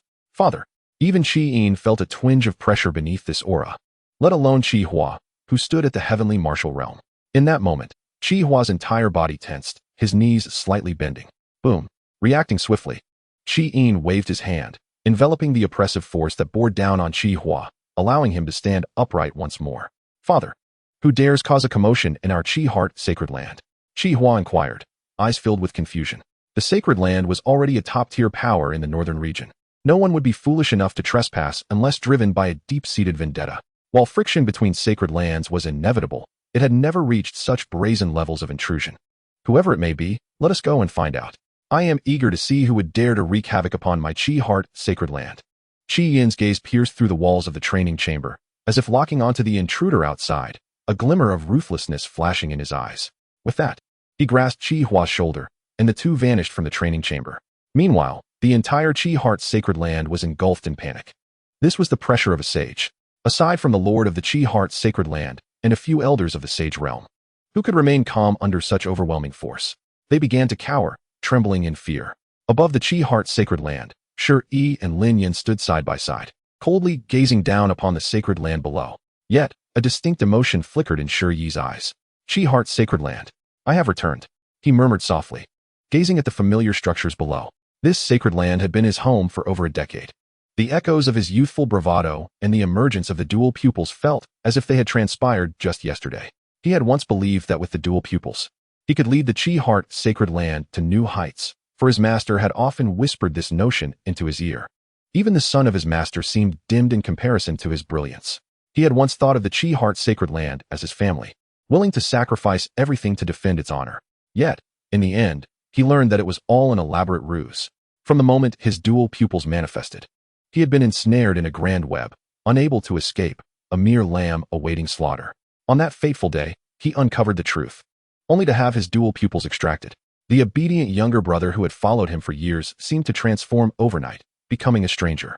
Their words pierced him like daggers, embedding themselves in the softest corners of his heart. My dear brother, did you truly believe we would nurture you with sincerity? You are merely a stray dog in our Chi heart sacred land. Your dual pupils are too radiant. However, I am the son of the Lord of the Chi heart sacred land. Your brilliance casts a shadow over me, and I refuse to live in your shadow. To be a laughingstock, you are merely an orphan. You are unworthy of possessing such gifts. How absurd. He could hardly fathom that these words would emerge from the mouth of the boy who had been so obedient for years. Perhaps this was their true nature. With these thoughts, Shi Yi's heart ached. Despite being just over 20, he had lived in a deception for over a decade. However, the moment his dual pupils were taken, he had severed all ties with the Chi heart sacred land. Now was the time for revenge, though he had yet to unleash his own aura. At that moment, Qi Yin and Qi Hua appeared in the square of the Chi heart sacred land, their eyes ablaze with fury. Moments later, several figures flew out from the sacred land, joining Qi Yin and his son. These individuals were elders of the Chi heart sacred land, their strength primarily at the initial stage of the sage realm. Upon recognizing the newcomers, Qi Hua's expression shifted dramatically. Shi, you're alive. How dare you return? Very well. This time I shall defeat you myself and show you who the true prodigy is. After the initial shock, a glimmer of delight crossed Qi Hua's face. Although he had incapacitated Shi Yi 6 months prior, he had never personally defeated him, leaving a knot in his heart. After being suppressed for over a decade, he could never surpass Shi Yi's towering peak. Now that this fellow had returned from the dead, once he personally vanquished Shi Yi, he would surely achieve enlightenment and boundless prospects. However, unlike Qi Hua, Qi Yin wore a grave expression, sensing the sage aura emanating from Lin Yan. It was even possible that the youth before him possessed strength surpassing his own. I wonder what brings you to our Chi heart sacred land, he inquired, suspecting that this youth stood with Shi Yi, likely here to support him. Yet, one thing puzzled him. Shi Yi had lost his dual pupils. Why would a sage still take an interest in him? Oh, you are mistaken. I am merely here to watch the show. It's rather dull. So you may resolve your own matters. Lin Yan yawned, glancing at Qi Yin. With Shi Yi's current cultivation, he had no need to intervene. Hearing this, Qi Yin chuckled. What you say is indeed true. Beside him, Qi Hua beamed with joy, then turned to Shi Yi, eyes filled with disdain. Little Shi Yi, dare you engage in battle? Come. Unfazed by Qi Hua's mockery, Shi Yi merely coldly uttered a single word. Come. Huh. Still posturing. Once I defeat you, you will kneel before the gates of the Chi heart sacred land for 1,000 years to atone for your transgressions. As his words fell, Qi Hua moved, soaring into the air. His eyes transformed, dual pupils swirling, unleashing an immensely powerful beam from his gaze, hurtling towards Shi Yi. Do you feel despair, having fallen beneath your own dual pupils? Qi Hua sneered. Yet, just as the beam approached Shi Yi, his eyes flickered, and in the next moment, his normally singular pupils morphed into dual ones. The ray that had shot forth from Qi Hua was effortlessly absorbed by Shi Yi's dual pupils, causing not even a ripple. Dual pupils? How can this be? Not only Qi Hua, but even Qi Yin and the surrounding elders were left aghast. Allow me to show you what true dual pupils are, Shi Yi declared. The radiance of the dual pupils. In the next instant, an immense phantom of a heavy pupil materialized above the entire Red Heart sacred land, and then a seemingly ethereal beam of light shot forth, piercing through Qi Hua's chest in a heartbeat. Following this, Qi Hua began to disintegrate, vanishing with the point of impact as the only remnants left were 2 glimmering eyes. Chapter 87. The end is also the beginning. At this moment, the entire Red Heart sacred land trembled. Hiss, is that Shi Yi? Wasn't his heavy pupil taken by the Holy Master? And how could Shi Yi's cultivation be so formidable now? That kind of aura could only be sensed from elders of the Saint Realm and the Holy Master. Indeed, it's over now. The Red Heart sacred land is in peril. We must take our leave while they are distracted. The sacred land may be splendid, but one's life is paramount. Yes, the power of the one beside him is likely even more terrifying. Otherwise, why wouldn't the Holy Master intervene? Thus, many, seeing the dire situation, began to flee in haste. A heavy pupil? The Saint Realm? This is impossible. Everything before them seemed to upend the strongest man in the Red Heart sacred land. The heavy pupil had been excavated. How could it possibly be reborn? Moreover, Shi Yi was someone he had watched grow, even if he possessed a heavy pupil. How could he attain the strength of a saint at such a young age?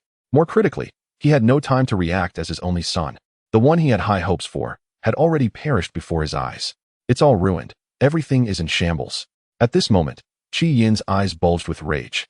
His gaze bloodshot, his breath coming in frantic gasps. He had believed that as long as the saint beside Shi remained inactive, his son would have no trouble defeating him. Yet, within mere breaths, his pride and joy had met with death. On the other hand, after killing Qi Hua, Shi Yi's expression remained unfazed. He reached out, retrieving the two eyes, and then employed his spiritual energy to scorch and refine them, purifying the impurities within until the two orbs transformed into two particles of starlight, which he subsequently placed into his own eyes. In an instant, a terrifying pressure erupted from Shi Yi's being, causing a tempest to swirl around him. As the two particles of starlight entered Shi Yi's eyes, the incomplete portion was rendered whole, perfect in every aspect. Above, the enormous eye that had merely been a phantom began to solidify, taking on a lifelike quality as if it were a genuine eye. Shi Yi felt his spiritual power strengthening, an ominous breakthrough looming. You wretch who betrays your master and annihilates your ancestors, I shall slay you. The death of Qi Hua seemed to snap the last thread of Qi Yin's sanity. In that moment, he looked at Shi Yi with a crazed intensity, charging forward. In his hand was a chain entwined with crimson flames, the sole sacred artifact of the Red Heart's sacred land, the Scarlet Flame Chain. As Qi Yin flung the Scarlet Flame Chain, it lunged towards Shi Yi like a fiery serpent intent on piercing him. In response, Shi Yi summoned a battle spear, which materialized slowly, emanating tendrils of chaotic mist, shrouded in mystery, and hurled it towards the Scarlet Flame Chain. Crack, crack, crack, with several resounding clashes. The seemingly indomitable sacred artifact, the Scarlet Flame Chain, was shattered into segments under the assault of the chaotic battle spear. The sacred energy within began to dissipate. Impossible. This is a sacred artifact. How could it break? Only at the moment the Scarlet Flame Chain fractured did a flicker of clarity return to Qi Yin's eyes, his pupils vibrating with shock. The chaotic battle spear returned to Shi Yi's grasp. Shi Yi flipped the spear, drawing it back into his being. Impossible? There is nothing impossible. Back then, when you excavated my heavy pupil, I too believed it was impossible, yet you still acted. Shi Yi spoke coldly, his gaze as indifferent as death itself. Step by step, he began to move, each footfall resonating through the void. In an instant, the entire Red Heart's sacred land trembled beneath Shi Yi's steps, beginning to fracture. Qilan step. To Shi Yi, these people were all deserving of death. He had no desire to hear their pleas and immediately unleashed his imperial-grade technique. Having taken just 4 steps, those beneath the Saint Realm who had not managed to flee were instantly obliterated, turning to blood mist. Even the few early-stage elders of the Saint Realm behind Qi Yin collapsed under this overwhelming pressure, struggling to maintain their footing. Peak of the Saint Realm. You are at the peak of the Saint Realm. At this moment, panic and terror began to creep into Qi Yin's eyes. The peak of the Saint Realm was simply beyond what the Red Heart sacred land could contend with. What kind of heavenly fortune had this fellow obtained? Having regained his heavy pupil and reached a height that would require a lifetime of effort to attain, just one Shi Yi rendered them powerless. Not to mention, there was also a powerful saint beside him.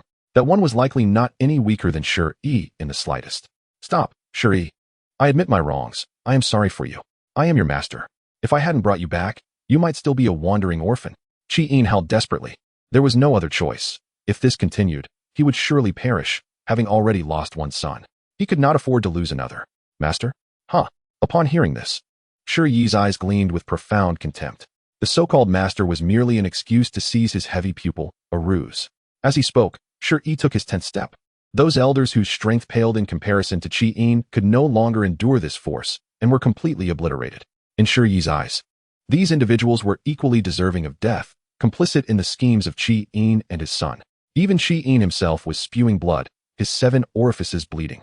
Shi Yi, do you truly intend to betray your master and annihilate your ancestors? This is heinous and unforgivable, an affront to the heavens. You shall surely face divine retribution. Qi Yin screamed in a frenzy. What utter nonsense. Everything that once existed was but a fleeting illusion, a self-indulgent dream. From the day you excavated my heavy pupil and crippled my foundation, all bonds between us have dissolved into smoke, leaving only enmity. Today you shall die. The Red Heart sacred land shall be annihilated. Shi Yi's voice, though not loud, resonated profoundly. Lin Yan, standing nearby, felt a pang of sympathy, never realizing this fellow's plight was so dire. Compared to Shi Yi, his own experience of being jilted seemed rather mild. However, from this day forth, Shi Yi would sever ties with his past and soar to greatness. Tap, tap, tap. After another 3 steps, Qi Yin could no longer bear the strain and exploded into a cloud of blood mist. The entire Red Heart sacred land was reduced to ruins under this overwhelming force. Devoid of life. After a moment of silence, Shi slowly exhaled a breath of turbid air, a hint of relief in his eyes. He then reached out, seizing the spiritual veins and resources of the Red Heart sacred land before turning to Lin Yin. Brother Lin, let us depart. Upon hearing this, Lin Yin nodded, and the two transformed into streaks of light, vanishing from sight. Ding. The evolution of the heavenly eye is complete. Chapter 88. Mooncat Love. Ding. The evolution of the heavenly eye is complete. Upon hearing this voice, Chen Xuan felt a surge of joy, not expecting that the evolution of the heavenly eye would require such an extensive duration. However, his wait was not in vain. As the system's voice faded, Chen Xuan experienced a slight itch in his eyes. Impatiently, he activated the heavenly eye to explore the capabilities it had acquired through its evolution. First, he gathered spiritual energy to form a mirror, through which he beheld the awakened heavenly eye. His once pitch-black irises had transformed into an ethereal spectacle, shimmering with strands of golden light. At that moment, Chen Xuan activated the heavenly eye, and the visage of his mother, Yu Liyang, appeared in his mind. Following that, a familiar scene materialized before him. A beautiful woman clad in a pale yellow gown, seated serenely in a mystical space. Despite her seated position, Chen Xuan could discern her tall, elegant stature and finely toned physique. Her skin was as fair as snow, seemingly delicate enough to be broken by a gentle touch. This woman was none other than his mother, Yu Liyang. Unlike the previous encounter, Chen Xuan felt an unmistakable closeness to the woman within the mysterious realm. As if they were face to face, this profound connection was likely due to their shared bloodline. At the same time, Yu Liyang, who had been meditating, seemed to sense something, suddenly opening her beautiful eyes and gazing into the void. What is happening? Could this be an illusion? She murmured to herself. Witnessing this, a look of surprise crossed Chen Xuan's face. He had not anticipated that Yu Liyang could perceive such anomalies. Normally, when using the heavenly eye to focus on someone, the other party would remain oblivious to their presence. System, what is happening? Chen Xuan immediately inquired within his mind. Ding. Master, this is due to the blood connection between you and your mother. Your body possesses the bloodline power that she sacrificed, and although it has been fully integrated, it fortuitously deepens the resonance between you two. Upon hearing this, Chen Xuan understood, if the heavenly eye could be detected so easily, it would indeed be a cumbersome ability. Meanwhile, after scanning her surroundings for a moment, Yu Liyang seemed to find no abnormalities and was about to close her eyes once more. At that moment, Chen Xuan's voice resonated. Mother, Yu Liyang, on the verge of closing her eyes, was suddenly startled, her body trembling slightly, her voice quivering. Who else could call her mother but her long-lost child, who, even as an infant, was far away in another realm? Realizing this, she thought, even if it were her child, there was no way he could hear her from such a distance. Surely, she was just overly nostalgic and beginning to hallucinate. Yu Liyang chuckled to herself, regaining her composure. Mother, it's me, I'm Xian. Chen Xuan called out again, sensing her disbelief. Simultaneously, he had pinpointed Yu Liyang's location with the heavenly eye and was opening a spatial passage while communicating with her. Before the evolution of the heavenly eye, although he could see Yu Liyang, he could not converse with her or ascertain her precise position. After the evolution, all of this had become manageable. Naturally, Chen Xuan intended to bring Yu Liyang to the Yusian sect. Xian, is it truly you? At that moment, Yu Liyang sprang to her feet, her eyes brimming with disbelief as they scanned the void. Tears glimmered in her eyes. It was unfathomable for her, as a mother, to have been separated from her child since he was an infant. 20 years had swiftly passed. If her longing over these years could be materialized, it would have surely formed a river. And now, despite being far away in her clan's territory, she could hear her child calling her. Just as Yu Liyang finished her thought, the void before her began to ripple slightly. This sudden occurrence changed her expression instantly. This was the ancestral ground of the Eternal Life Imperial clan. Who could dare to tear through the void so boldly? It required immense audacity and formidable strength. After all, merely intruding upon the Imperial clan's territory could incite their boundless wrath. Even among Imperial clans, few would dare to act so recklessly. In that moment, Yu Liyang felt a sense of impending danger, her spiritual energy surging as she braced herself. Failing to realize this was Chen Xuan's doing. Despite his exceptional talent, he was still quite young, and with the cultivation environment of the Outer Realms, he might not even compare to the prodigies of the Eternal Life Imperial clan. As the spatial rift opened wide enough for a person to pass through, Yu Liyang had already prepared her spiritual attack, waiting to suppress whoever emerged. Soon, the passage fully formed, and a figure slowly stepped out. It was a young man clad in red, and upon seeing his face, Yu Liyang felt an inexplicable familiarity. More importantly, there was a profound, inextricable connection in the air around them. In an instant, the attack she had gathered dissipated, and tears fell from her eyes like pearls as she gazed, entranced, at the young man before her. Who else could this be but the child she had longed for over 2 decades? Xianxiaer.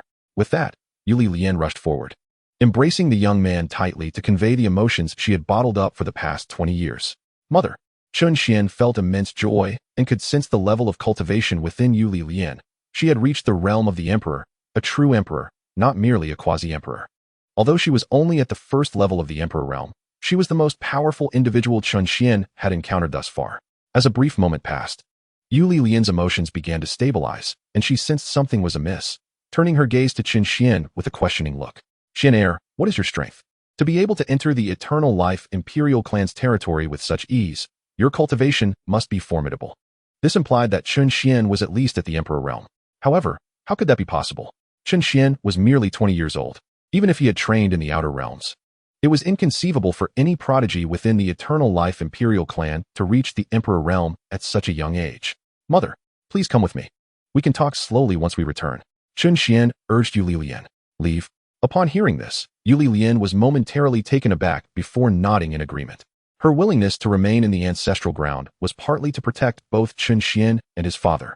Now that Chen Xuan had exhibited strength that made her wary, she saw no reason to stay any longer. All right. With that, Chen Xuan activated the teleportation array, and in an instant, both their figures were enveloped in a brilliant white light, vanishing from the mysterious space. On the way, Chen Xuan briefly recounted the sect he was currently establishing. Regarding his strength, he concocted a story, claiming to have inherited the legacy of a mysterious powerhouse, thus explaining his remarkable cultivation. After all, it would be rather unnecessary to reveal the existence of a system, wouldn't it? Moreover, it is entirely natural for everyone to harbor their own little secrets.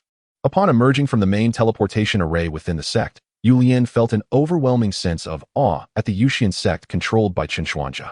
The spiritual veins and the sect facilities were certainly not inferior to those of the Eternal Life Imperial Clan. Even more astonishing was the presence of the immortal spirit fruit tree, which exuded a fatal allure that captivated her at first glance. Xianxiaer, is this truly the sect you spoke of? Liyang inquired, her eyes wide with astonishment. Indeed, mother, there is someone else who longs to see you. Chen Xuan replied with a hint of mischief gracing his lips. Father, come out quickly and see who has arrived. Chen Xuan shouted, his voice resonating throughout the entire Yusian sect, amplified by his spiritual energy. In an instant, not only was Chen Xuan startled, but other disciples also soared toward the source of the commotion. You rascal, what has you so flustered? Chen Xuan sighed, exasperated. He stood in a courtyard atop a spiritual peak, observing a small barrier before him, within which 2 crickets, one black and one red, were engaged in a spirited battle. These were star crickets, a type of spiritual beast. Although their strength was modest, they possessed the cultivation of the heavenly river realm, captured by Chen Xuan in a nearby mountain range. He was currently cheering them on. Come on, bite him, little red. Target his base. Little black, attack from behind. That's her weak spot. Just as Chen Xuan called out to Chen Xuan, the 2 crickets appeared to tire from their duel and settled onto the ground, motionless. Take a breather, you two. When I return, you can determine the victor. With that, Chen Xuan soared toward the direction of the immortal spirit fruit tree. As his figure vanished from the cricket's sight, the black and red crickets paused momentarily, then exchanged glances, their breaths growing heavy. Suddenly, they began to entwine within the barrier. By the time Chen Xuan arrived, the other members of the Yusian sect had already gathered. You troublesome brat. You've interrupted your ancestor's cricket battle. If there's nothing of significance, I shall not spare you. Chen Xuan's voice echoed with authority. Just then, a gentle yet slightly frosty voice reached his ears. Oh, so you deem me an inconsequential person? Upon hearing this, a smirk of mischief appeared on Chen Xuan's face. Father, you better watch out. He promptly ushered everyone to take their leave. Prior to Chen Xuan's arrival, Chen Xuan had already introduced Liyang to the others. Since she was Chen Xuan's mother, she naturally held the status of ancestor within the Yusian sect. Upon hearing Chen Xuan's words, the others exchanged pleasantries and hastily departed. Ancestor, we still have matters to attend to, so we shall return to the spiritual peak. You two enjoy your conversation. Once the group left, only Liyang and a bewildered Chen Xuan remained beneath the immortal spirit fruit tree. Wow, how beautiful. At first glance, Chen Xuan was struck by her stunning beauty, mistakenly believing she to be a newly recruited disciple of the sect. Wait, she looks somewhat familiar. With a second glance, he realized her likeness. And after a few more scrutinizing looks, his eyes widened in disbelief. Lianer, is it truly you? At that moment, even a grown man like Chen Xuan felt a flush rise to his cheeks. Wasn't this the enchanting wife he had been separated from for 20 years? He stepped forward and enveloped Yu Lian in his embrace. Humph, did you not just say I was an inconsequential person? Yu Lian feigned a pout. Of course, she had already concealed her aura, recognizing that Chen Xuan had reached the 9th level of the esteemed realm. Yet, before her, a sovereign, he still appeared rather feeble. Considering Chen Xuan's capability to achieve a strength beyond her comprehension and to establish this sect, it was likely that Chen Xuan's cultivation also stemmed from Chen Xuan's influence. Otherwise, given Chen Xuan's innate talent, he could not possibly have reached such heights in just 20 years. Who said that? Who claimed that I was a rascal? Chen Xuan pulled Yu Lian closer, unabashedly expressing his affection. After all, she is my wife. What is there to lose in being humble before her? Humph, you remain as unrefined as ever. You're not a child anymore, yet you still possess that silver tongue. Yu Lian teased, lightly scolding him. Upon hearing this, Chen Xuan chuckled sheepishly. If I weren't charming, how could I have won your heart, my beautiful swan? Thankfully, you raised Xianer well, otherwise, I would surely have held you accountable. Yu Lian raised an elegant brow, her tone turning serious. If you hadn't been such a fool, you wouldn't have faced such misfortune. Upon uttering these words, Chen Xuan's expression faltered, uncertain of how to respond. Should he reveal that shortly after her departure, he had been ambushed and imprisoned for over a decade, or that it was Chen Xuan who rescued him? If he were to speak such truths, Yu Lian might very well skin him alive. Noticing Chen Xuan's silence, Yu Lian furrowed her brow. What's wrong? Are you concealing something from me? Startled by her inquiry, Chen Xuan quickly replied, No, of course not. Xianer is our child, and he is exceptionally gifted. Come, my wife, it has been over a decade since we last met. Don't you think we should catch up? A hint of eagerness adorned his face. Humph, you old rogue. Despite her scolding, Yu Lian followed Chen Xuan into a spiritual peak. In the Tanfan's sacred land, within the grand hall, a man clad in shimmering feathered robes stood at the elevated position, his eyes sparkling like radiant stars. This individual was the lord of the Tanfan's sacred land, Chen Xuan, whose prowess had reached the 9th level of the Saint Realm. The Tanfan sacred land was among the most prestigious sects beneath the quasi-emperor level in the northern regions. Beside Chen Xuan stood a young lady in a flowing blue dress, her long hair cascading like a waterfall and her skin glistening like crystal. Her eyes possessed an innate allure, captivating all who gazed upon her. She was the saintess of the Tanfan sacred land and Chen Xiang's daughter, Chen Yao. At the base of the hall, a man clad in black robes knelt, his gaze fixed on the ground, too intimidated to meet Chen Xiang's penetrating eyes. Are you saying that the Qixin sacred land has been annihilated? Indeed, it is true. The man replied, Father, we must uncover the mastermind behind this. The news of our Tanfan sacred land's alliance with the Qixin sacred land has already spread throughout the northern territories and the eastern continent. Now, someone has obliterated the Qixin sacred land, which not only insults our Tanfan sacred land's reputation, but also disregards us entirely. If we fail to handle this properly, we shall become a laughingstock in the eastern continent. How will other powers perceive our Tanfan sacred land? While my marriage is a minor affair, the reputation of the Tanfan sacred land is of utmost importance. We cannot allow such individuals to trample on our dignity while remaining in the eastern continent. With a few graceful steps, Chen Yao seized Chen Xiang's hand, her expression a blend of playful reproach. Yet, a sharp glimmer of murderous intent flickered within her eyes. Half a year prior, upon learning that Xianxian Holy Land's Holy Lord's son, Qi Hua, had successfully seized the dual pupil from another holy son with the aid of Qi Yin, Tanfan Holy Land resolved to forge a marital alliance with Xianxian Holy Land. As powerful beings at the Holy Realm, they were acutely aware of the latent potential embodied in the dual pupil.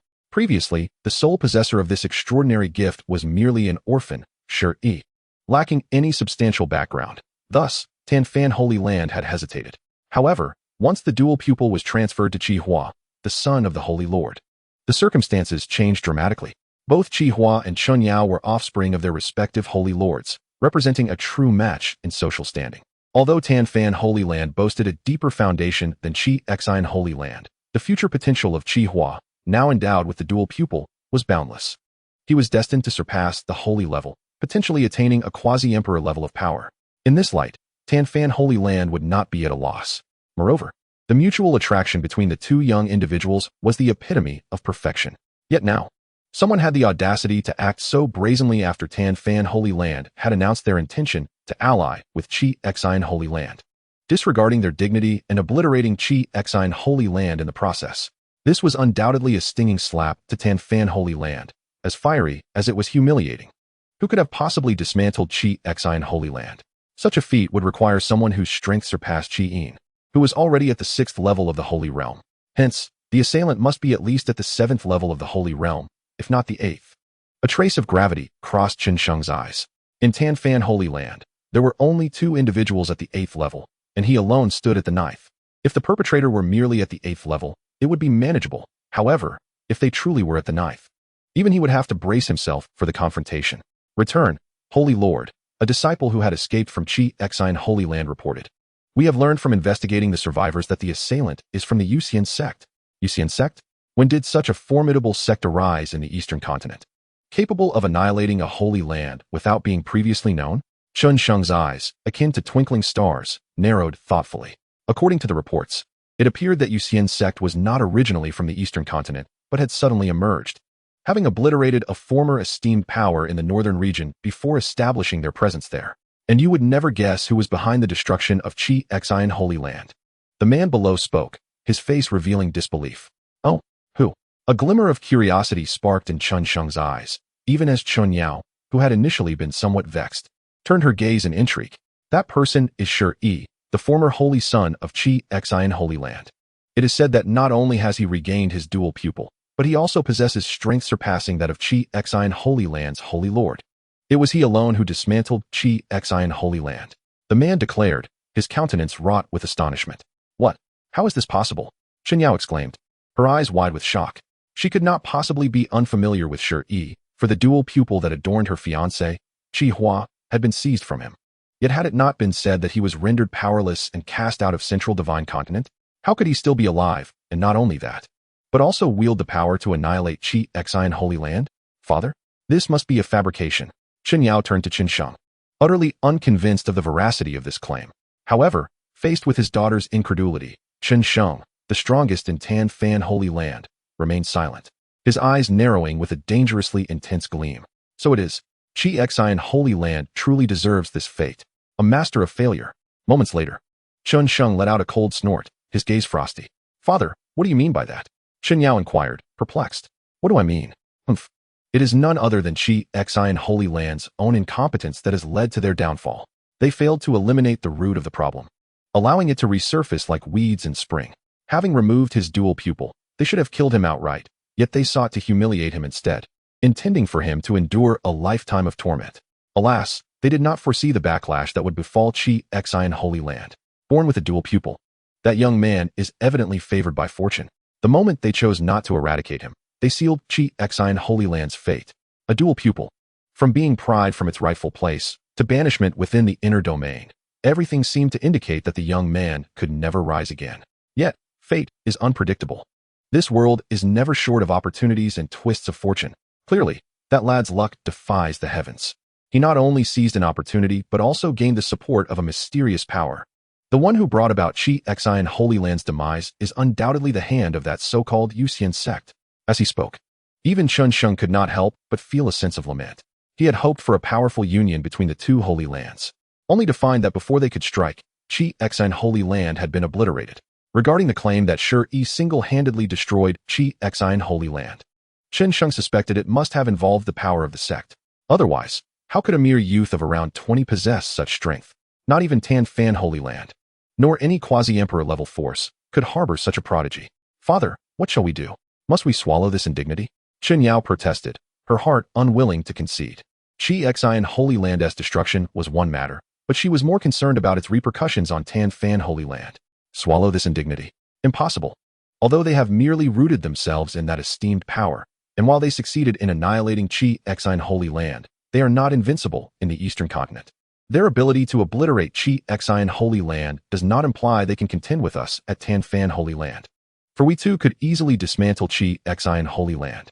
He continued, besides, with a holy artifact in my possession, even a first-level quasi-emperor would find it difficult to contend. What is a mere Yusian sect to me? I shall see just how formidable this Yusian sect truly is. As his words fell, Chen Xuan waved his hand, and a blood-red blade appeared in his grasp. This was the blood-drink mad blade, the sole holy artifact of Tanfan Holy Land. With that, Chen Xiang's form flickered, vanishing from the Grand Hall. Chapter 91. Do they truly consider themselves significant?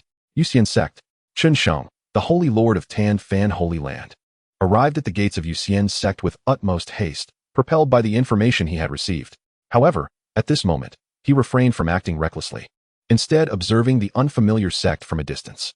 Suddenly, his gaze fell upon the Tsang Yuan halberd atop Yusian Sect's defensive array, a holy artifact. In an instant, his eyes, akin to a resplendent galaxy, widened in disbelief. The halberd hovering above the sect was undoubtedly a holy artifact, and one that could rival the blood-drink mad blade in his possession. If he could acquire it, it would significantly bolster the power of Tan Fan Holy Land. Yusian Sect, you may have annihilated Xianxian Holy Land, but in doing so, you have inadvertently brought disgrace upon Tan Fan Holy Land. Let this holy artifact serve as your token of apology. As he spoke, Chen Xiang's lips curled into a faint smile. From his current perspective, he could discern no presence within the Yusian Sect. Had this been another sacred land or sect, the entrance would be bustling with disciples. It appeared to be merely a newly established sect, lacking even a solitary figure. Perhaps that boy with the dual pupils was the sect's sole disciple. With a cold chuckle, Chen Xiang continued to approach the Yusian Sect. However, just as he drew within 100 zhang of the sect, he suddenly felt a wave of lethal allure, accompanied by an intoxicating fragrance of fruit. What kind of fruit is this that even stirs the dormant spiritual energy within me? His gaze shifted to a fruit the size of a human head, nestled beside the Tsang Yuan halberd. Initially, he had been focused on the halberd and, from a distance, had overlooked this remarkable fruit. This single fruit emanated a captivating pull, and he had a vague sense that consuming it might allow him to directly break through to the Saint Realm, advancing to the quasi-emperor stage. Ordinarily, it would take him at least a century, if not several, to shatter that barrier. With ill fortune, he might remain stuck at the 9th level of the Saint Realm for his entire life. Yet at this moment, this unencountered fruit could potentially shorten his cultivation time by a century. At that instant, even his steadfast nature began to falter, and his breath quickened. After a brief hesitation, Chen Xiang surged towards the Tsang Yuan halberd and the mystical fruit at his utmost speed, while the blood-drinking mad blade in his hand surged with violent spiritual energy, ready to confront any unforeseen changes.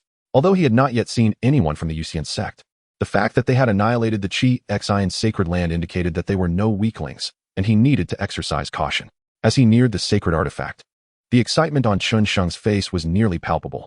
His other hand extended, eager to grasp the sacred artifact and the mysterious fruit. Just then, an invisible barrier seemed to rise before the sacred artifact, halting Chen Xiang's movement. Immediately, a thunderous sound echoed through the space, reverberating like a series of heavy steps that bore down upon him. Though the steps sounded slow, they felt like a relentless pounding upon his very being. The moment the 5 elements barrier obstructed him, Chen Xiang retreated, finding himself several hundred meters away. His star-like eyes gazed towards the Yusian Sect, filled with gravity. In his hand, the blood-drinking mad blade pulsed with energy, as if it were poised to explode forth at any moment. As the footsteps grew nearer, a youthful figure emerged from within the Yusian Sect, stepping into the air. The newcomer, a slender and handsome young man clad in white, wore a smile that graced his lips. What drew attention was that the young man's eyes possessed a dual pupil. As he slowly advanced, a spectral shadow of a dual pupil occasionally flickered behind him akin to a breath. A dual pupil wielder? Upon seeing this figure, the Saint Lord of the Tan Fan sacred land, Chen Xiang, felt his starry eyes narrow in disbelief. What astonished him more than the boy's dual pupils was the surge of spiritual energy radiating from him. Undoubtedly at the 9th level of the Saint Realm, the solidity of his spiritual energy even surpassed Chen Xiang's own. How is this possible? Chen Xiang gasped in incredulity. The young man before him was none other than the former saint son of the Xianxian sacred land, of whom he had heard tales. This very individual had single-handedly obliterated the Xianxian sacred land. Yet, he had presumed that even if Shi had dismantled the Xianxian sacred land, he could not have done so without leveraging the sect's power. But now, facing this person, he realized how profoundly mistaken he had been. A saint at the 9th level in their 20s? This is no jest. Saint Lord of Tan Fan sacred land, Chen Xiang, what is your intent? Shi inquired, recognizing the man before him. Prior to the rift between their sects, Xiyin had brought him to spar with the other saint sons, so he was well acquainted with the leader of the strongest sacred land in the northern region. Shi, you have destroyed the Xianxian sacred land? Chen Xiang spoke. Indeed, they seized my dual pupils. This is a grudge steeped in blood. What? Does Saint Lord Chen seek to avenge them? Shiyi's lips curled upward slightly. Avenge is perhaps too strong a term.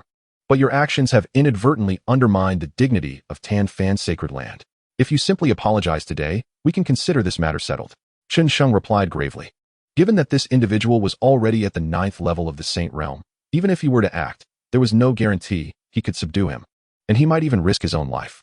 Therefore, seeking an apology seemed a reasonable compromise, especially since he was, after all, an elder to Shi. An apology from Shi would also serve to silence any future criticisms directed at Tanfan's sacred land by other sects regarding this incident. As for Shi, or rather the Yusian sect, it was unlikely they would choose to oppose Tanfan's sacred land over such a trivial matter. After all, Tanfan's sacred land was not comparable to Xianxia's sacred land. With this thought, Chen Xuan smiled faintly. Although Xianxia's sacred land had fallen and Hua had perished, Shi had regained his dual pupils. Should Shi unite with his daughter, then that would make him his son-in-law, and Tanfan's sacred land could ascend to even greater heights. Just as he entertained this pleasant fantasy, a cold, sardonic voice jolted him back to reality. You want me to apologize? You think you're worthy of that? You truly believe yourself to be something significant? Chapter 92. Extermination of Chen Xuan. This one statement caused the countenance of Chen Xuan, the Saint Lord of Tanfan's sacred land, to darken considerably. His face seemed as though it could drip with water, and his starry eyes dimmed slightly. What are you saying, boy? Chen Xuan's voice turned icy. For a moment, he was at a loss. Though he could not fathom how Shi had suddenly attained the strength of the Saint Realm, he was still a long-established Saint Lord of Tanfan's sacred land. Was it too much to ask for an apology? How dare this boy speak to him in such a manner? What utter disrespect! You, as the former saint son of the Xianxia's sacred land, ought to recognize the status of Tanfan's sacred land in the eastern continent, which is not something the Xianxia's sacred land can compare to. Are you certain you wish to make an enemy of me? Chen Xuan asserted. No matter how powerful the Yusian sect was, they could not dismiss the standing of Tanfan's sacred land. Humph. Does Saint Lord Chen still not grasp my meaning? Allow me to reiterate. You, Chen Xuan, are not entitled to demand an apology from me, nor does your Tanfan's sacred land hold such a right. Shi retorted, unceremoniously. A mere lord of a sacred land dares to demand an apology from him? Did he expect him to seek permission from Tanfan's sacred land to take revenge? He understood the underlying reasons, but that was a matter between their two sects. It had no bearing on him. Moreover, Chen Xuan had always looked down upon him, as had his daughter, Chen Yao. In the past, when they ventured to challenge the Tanfan's sacred land, the disdain in the eyes of the father and daughter duo was almost overt. Were it not for his possession of the heavy eye, he might not have even qualified to enter the Tanfan's sacred land. Now, with the news of the union between the Red Heart's sacred land and the Tanfan's sacred land, this truth was further corroborated. It wasn't that Shi harbored feelings for Chen Yao. Rather, since others looked down upon him, why should he afford them any courtesy? More importantly, the once formidable master of the Tanfan sacred land now appeared rather unimpressive. Very well. Boy, just wait. You are provoking the Tanfan sacred land. With these words, Chen Xuan intended to take flight. Given his current strength, he feared that he alone could not subdue the Yusian sect. He needed to rally the entire power of the sacred land to obliterate the Yusian sect and make this arrogant sect, and its presumptuous youth, pay a bitter price. However, as he turned, Shi flashed and immediately blocked his path. What is the meaning of this? Do you wish to become an enemy of the Tanfan's sacred land? Chen Xuan frowned, speaking in a grave tone. No, you are mistaken. It is not the Yusian sect that stands against you, but rather your Tanfan's sacred land that has declared war upon us. You audaciously trespassed into the Yusian sect's mountain gate, attempting to seize sacred artifacts and celestial fruits. Such acts are punishable by death. As he concluded, Shi's voice turned icy. His dual pupils fixed intently on Chen Xuan, as if any slight movement from him would prompt immediate action. Very well, you truly have some skill. As the master of the Tanfan's sacred land at the pinnacle of the Saint Realm for many years, I have seen my fair share of storms. Yet today I find myself so humiliated by a mere child. Let me witness your true capabilities and see if the heavy eye is as formidable as the rumors suggest. Aware that today would not end peacefully, Chen Xuan gripped his blood-red great blade anew. His spiritual energy surged around him, hinting at the power to rend space itself. He refused to believe that he could not contend with this suddenly empowered youth. After years of cultivation, was he truly a mere novice? He was well aware of the heavy eye's reputation, but the current situation left him with no choice but to engage.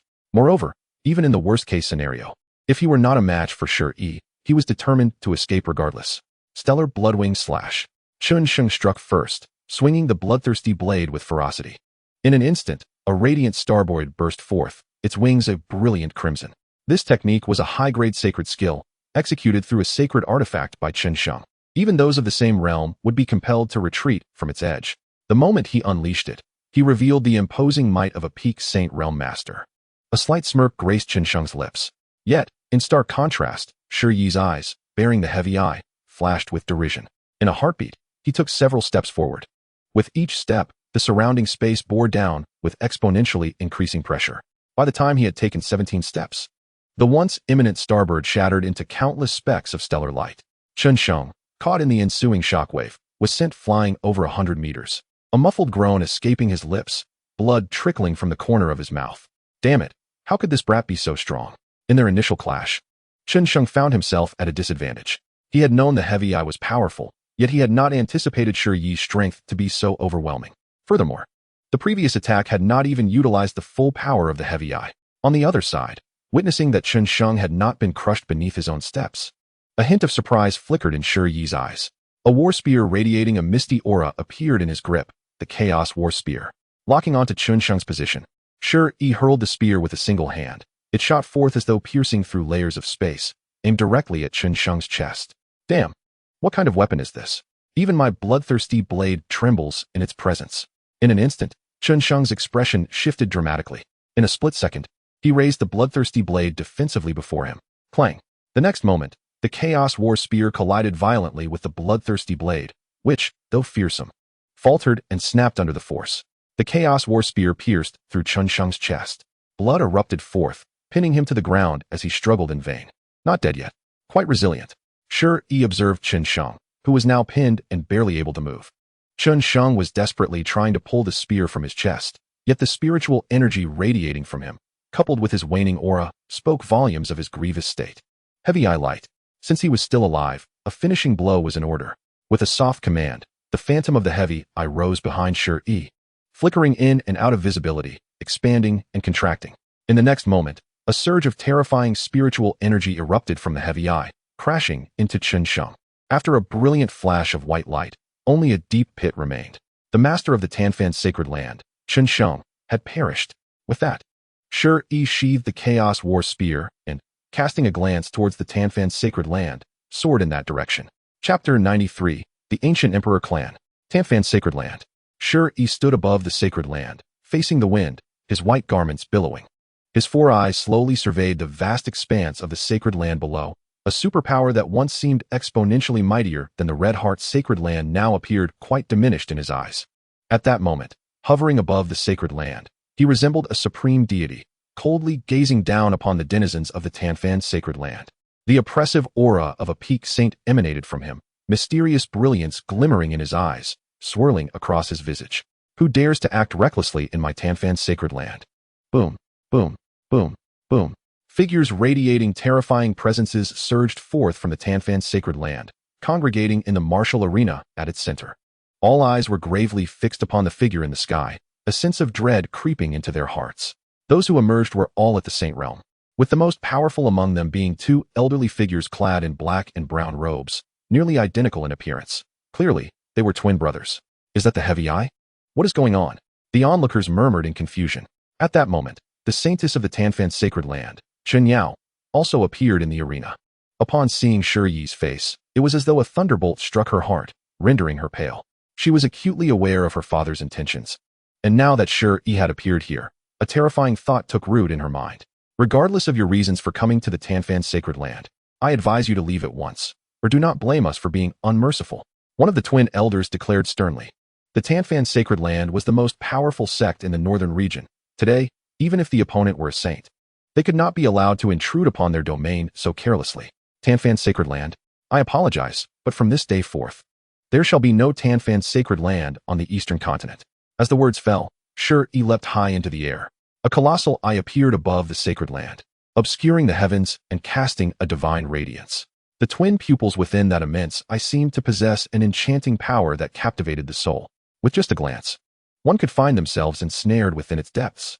In an instant, those of lesser strength within the Tanfan sacred land stared vacantly at the gigantic eye above, completely devoid of their own consciousness. Not good, stop him. Some early-stage saints felt a disorienting chaos in their minds, only regaining clarity upon the furious shout from two elderly figures at the 8th level of the saint realm. Subsequently, Everyone sprang into action, unleashing a cacophony of martial techniques infused with terrifying spiritual energy toward the celestial eye. Heavy eye technique, light of the heavy eye. Observing the onslaught of formidable martial arts, Shiyi's expression remained unchanged as he murmured softly. In the next moment, the heavy eye erupted with unparalleled divine light that cascaded downward, engulfing the entirety of the Tanfan's sacred land in an instant. After a full 10 breaths, the resplendent divine light gradually dissipated, and the surrounding world returned to clarity. Yet, the Tanfan's sacred land had been reduced to ruins. Upon witnessing this, Shiyi retracted the heavy eye and reached for the spiritual veins beneath the Tanfan's sacred land. The Eternal Life Imperial Clan, the Ancestral Land. Liyang, I truly did not expect your son to possess such capability, having reached Central Divine Continent in such a short time. You may not be aware, but the clan's envoy has already sensed your son's aura and is now precisely locking onto his position. Once we ascertain his exact location, bringing him back will be effortless. I am eager to see what makes this boy, who has compromised your bloodline, so extraordinary that you, a paragon with divine veins, would forsake your own future. The Xian Imperial Clan Xian Dao has now officially assumed the position of clan leader. Had you two united back then, it is unfathomable how powerful your offspring would have been, perhaps even capable of leading our Eternal Life Imperial Clan out of this predicament. Yet, in a fit of impulsiveness, you not only rejected the union of our two clans, but also retreated to the farthest edge of the primordial realm, even bearing a child with a mortal. You have utterly betrayed our clan's years of cultivation. Before he could finish speaking, an elder tore through the void and entered this mysterious space. Upon witnessing the empty surroundings, his words were abruptly halted. In the next moment, his countenance turned a deep shade of ashen fury. The aged and withered skin on his neck revealed bulging veins, and his entire body began to tremble. Simultaneously, an incomprehensibly terrifying force emanated from the elder, manifesting as spiritual energy blades that danced wildly within this mysterious space, incessantly crashing against the spatial barriers, producing a series of piercing, shrill sounds akin to the clash of swords. Liyang, you truly are something. Time and again violating clan rules. Do you truly believe our clan cannot rein you in? The elder's deep voice was laced with boundless wrath. With that, he flicked his sleeve and vanished into the mysterious space. In the eastern continent, a series of majestic palaces rose abruptly, stretching endlessly, surrounded by a mist of primordial haze, brimming with spiritual energy that suffused the area for thousands of miles, resembling a palace in the clouds. This place was the heart of the eastern continent, the sole hegemonic force of the region, the quasi-imperial force, the Nangong family. Suddenly, two figures materialized near the sprawling mountain palaces, a middle-aged man and an elder. The middle-aged man donned a resplendent golden robe, his long black hair neatly arranged, his face impeccably clean, and a glimmer of golden white light danced within his eyes. The elder wore a form-fitting black garment, sported a pair of small mustaches beneath his nose, and bore a face edged with wrinkles, yet his eyes shone with vitality. More astonishingly, both exuded the aura of quasi-imperial strength, clearly indicating their status as formidable superiors. Xianxian, that boy should be somewhere in this eastern continent. The elder spoke, his voice gravelly. Indeed, the imperial bloodstone has sensed his presence, albeit faintly, replied the middle-aged man, known as Xianxian. How intriguing. I initially thought he was hiding in some remote corner, but it seems he has already made his way to Central Divine Continent. This saves us considerable effort. Once we capture him, we can teach him a proper lesson. The elder scoffed, his expression displeased. Our mission is to bring him back. How he is dealt with will be determined by the Grand Elder. If you dare act rashly against him, have you considered the consequences? Do not think the Grand Elder can save you then. As the words fell, the man shot a glance at the elder, withdrew a blood-glowing stone from his hand, and shot off in a certain direction. Upon hearing this, a striking figure flashed in the elder's mind, a look of shock crossing his face as he followed the middle-aged man. Just as they departed, a strikingly handsome middle-aged man appeared in the skies above the palace. His sky-blue hair billowing in the wind, clad in a white robe, his bare feet hovering in the air, emanating an ethereal grace. Is he from the ancient emperor clan of the small world? How could he appear here? The man murmured, watching the departing figures. Chapter 94. The shock of the two, guided by the imperial bloodstone. The middle-aged man and the elder arrived before the Yusian sect. Upon arrival, the stone, which had merely emitted a faint blood glow, suddenly burst forth with an enchanting crimson radiance. Seeing this, the middle-aged man's expression brightened. It appears our quarry is indeed here. With that, his golden white glimmering eyes took in the entirety of the Yusian sect. How bold to display a sacred artifact so openly. This is quite intriguing. The middle-aged man immediately spotted that Song Yuan halberd above the Yusian sect. Though taken aback, his gaze swiftly shifted away from it. Sacred artifacts may be precious in the Eastern continent, but he hailed from an imperial clan that possessed imperial weapons. Thus, he would not be overly astonished by a mere sacred artifact. However, when his gaze fell upon the plaque of the Yusian sect, he was suddenly struck by a profound, bell-like resonance that surged into his consciousness. The sensation was ethereal, vast as the cosmic expanse, and in that moment, he felt inexplicably small. This plaque, how is it possible? He mused in disbelief. This is merely a small sect in the northern region of the Eastern continent. Even within our imperial clan, we lack something that could evoke such awe. What manner of sect is this? As he pondered, a grave expression suddenly flickered in the middle-aged man's eyes. Xian, shall we strike directly? Our imperial clan has already arrived before them. Yet no one has come forth to greet us. Truly audacious. The elder, witnessing the middle-aged man's inaction, urged him. Allow me to handle this. I wish to see what makes that progeny so extraordinary. As he spoke, the elder's eyes reflected a mix of regret and scorn. The individual he referred to was none other than Liyang, the most pure and gifted prodigy of the Eternal Life Imperial clan in millennia. However, no one could have anticipated that such a noble and untouchable goddess would unite with a mere ant, deemed lowly in their eyes, in that distant foreign realm. Furthermore, she bore offspring as a consequence. More significantly, Liyang sacrificed her divine lineage, resulting in a decline in her innate talents. What could her child achieve? Even if endowed with that divine bloodline, the child's father was of such a lowly life essence that he would undoubtedly hinder his progress. Therefore, in the eyes of the elder, or rather, the entire Eternal Life Imperial clan, Liyang's child was far inferior to the prodigies of their own branch. Wait, the middle-aged man interjected. His concern stemmed not only from the profound aura he sensed emanating from the plaque of the Yusian sect, but also from his wariness of Liyang. Their mission was merely to retrieve the child she bore outside. There was no need to invite calamity. However, as soon as he spoke, the elder unleashed his attack. Although the elder's power was inferior to that of the middle-aged man, he still possessed the strength of the third realm of the quasi-emperor stage.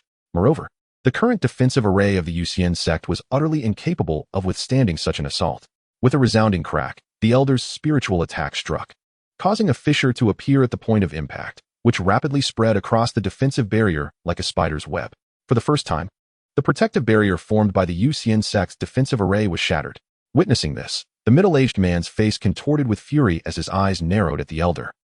Chong, everything must adhere to my commands. Who allowed you to act on your own? If you persist in your selfishness and something goes awry, do not blame me for failing to warn you. In response, the elder trembled, his aged visage betraying his uncertainty. He pondered why such caution was necessary against what was merely a small sect. After all, he had not harmed anyone. Yet, he acknowledged the middle-aged man's point. If he provoked Liyang, no one in their clan could save him, for she was a force to be reckoned with. Even daring to confront the clan's grand elder directly, how could he, an ordinary elder, hope to contend with her? At that moment, as the defensive array of the Yusian sect was breached, the scene within unfolded before their eyes. Hiss! This spiritual aura, are we certain this is a small sect from the Eastern continent? Even the imperial clans pale in comparison. The sight of an enormous tree, towering and majestic, left them speechless. This colossal tree bore hundreds of fruits the size of human heads, alongside 1,000 ethereal peaks that exuded an air of mystery. Just a glance ignited their desires to pluck and consume these treasures, for their instincts whispered of their immense value. Suddenly, a beam of spiritual energy surged forth from the Yusian sect, piercing through layers of space. The two men, caught unaware, found themselves before the elder in an instant. In the blink of an eye, the beam struck the elder's chest, appearing as a mere wisp of energy. Yet it sent him hurtling backward as if struck by a devastating blow, skidding along the ground for over 1,000 meters. Uffed. It was not until the elder came to a halt that he coughed up a mouthful of ancient blood, utterly depleted. Chonglao. Although the middle-aged man was not the target of the attack, he too felt a lethal threat in that fleeting moment. With a startled cry, he vanished from sight, reappearing beside the elder to support him. Looking up, they beheld a youth clad in crimson standing before the gates of the Yusian sect. The boy's eyes sparkled like stars, radiating an ethereal brilliance, his countenance strikingly handsome and serene. What astonished the middle-aged man further was that he could no longer discern the boy's true essence. It was evident that this individual possessed power far beyond his own. Being at the 9th level of the quasi-emperor stage, he recognized that the boy must be a genuine emperor-level powerhouse.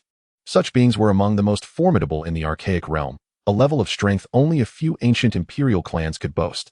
Moreover, at the moment the boy appeared. The imperial bloodstone in his hand began to fracture. This stone was specifically meant to locate the child of Yuli Lian left in the outside world. Did this not imply that the boy before them was indeed Yuli Lian's child, the very target of their mission?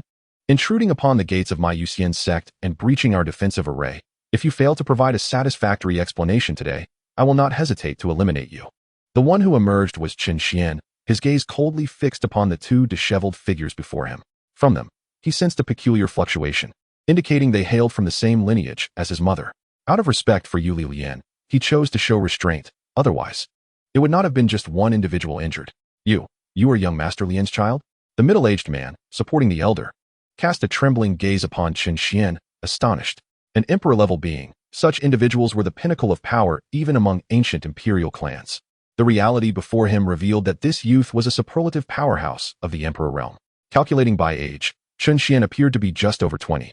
An emperor at such a young age was nothing short of astonishing. Not only in the current ancient imperial clans, but throughout the history of the archaic continent, had such a phenomenon ever been witnessed.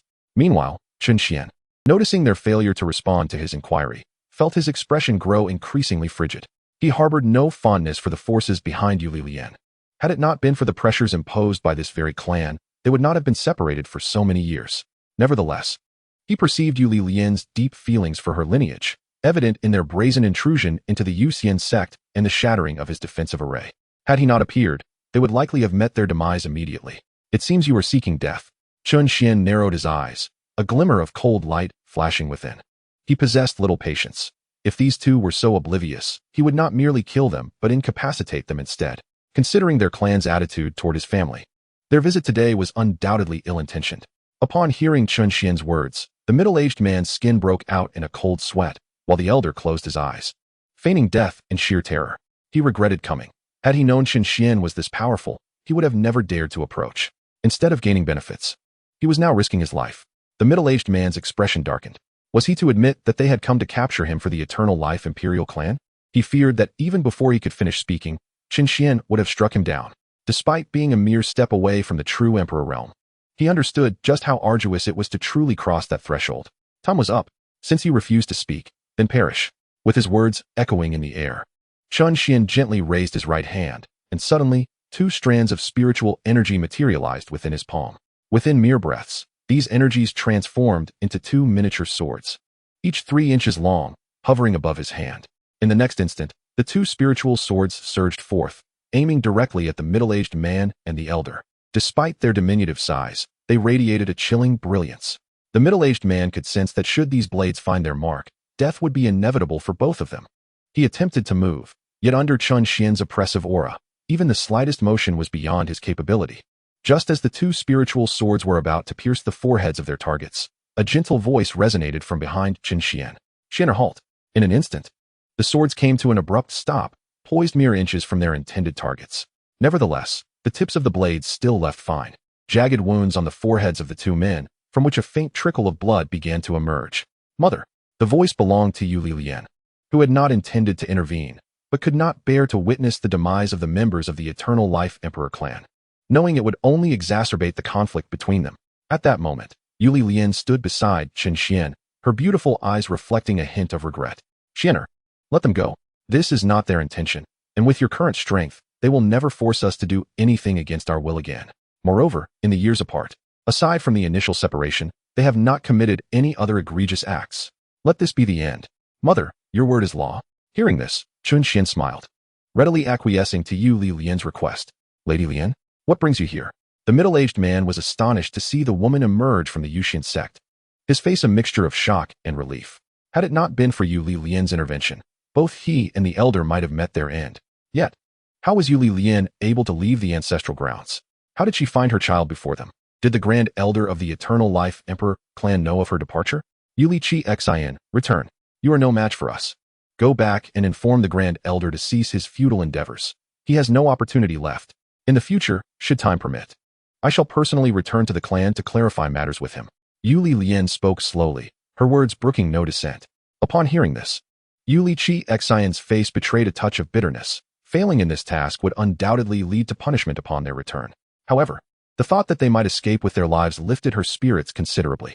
"Yes, Lady Lian, I shall report truthfully upon my return. We shall take our leave. With that, Xian cast a glance at the elder she supported, her expression turning cold as she unceremoniously tossed him aside, her temper flaring as she scolded. Why are you still lingering? Stop pretending. She then turned on her heel, transforming into a streak of light that shot into the sky. Xian, wait. The elder, who had been discarded, hastily opened his eyes, clutching his chest and scrambling to follow. Though he had feigned death, he had indeed been injured by Chen Xuan. Yet at this moment, survival took precedence. Observing their antics, Liyang couldn't help but chuckle. Xianer, you don't hold any grudge against your mother, do you? She turned to Chen Xuan and inquired. Of course not, mother. I understand how deeply you care for the Emperor clan, and I would never wish to burden you. Chen Xuan replied playfully. Thank you, Xianer. In the Eternal Life Emperor clan, within a grand hall, an elderly man stood with his hands clasped behind his back. He was garbed in an oversized white robe, appearing quite frail and slightly hunched, his skin marred by age spots, giving him the appearance of a decrepit relic. This man was none other than the Grand Elder of the Eternal Life Emperor clan, the current acting clan leader, and the would-be sovereign, Yuli Kuan. Before him knelt Yuli Xian and Yuli Chong, trembling and afraid to utter a word. Yuli Lian's son is an emperor? Are you certain you do not deceive me? The words of Yuli Kuan emerged in a peculiar tone, akin to the grinding of two pieces of wood, sending shivers down one's spine. Grand Elder, we would never dare to lie. Furthermore, Lady Yuli Lian has indeed reunited with her son. Yuli Xian lowered her head and replied.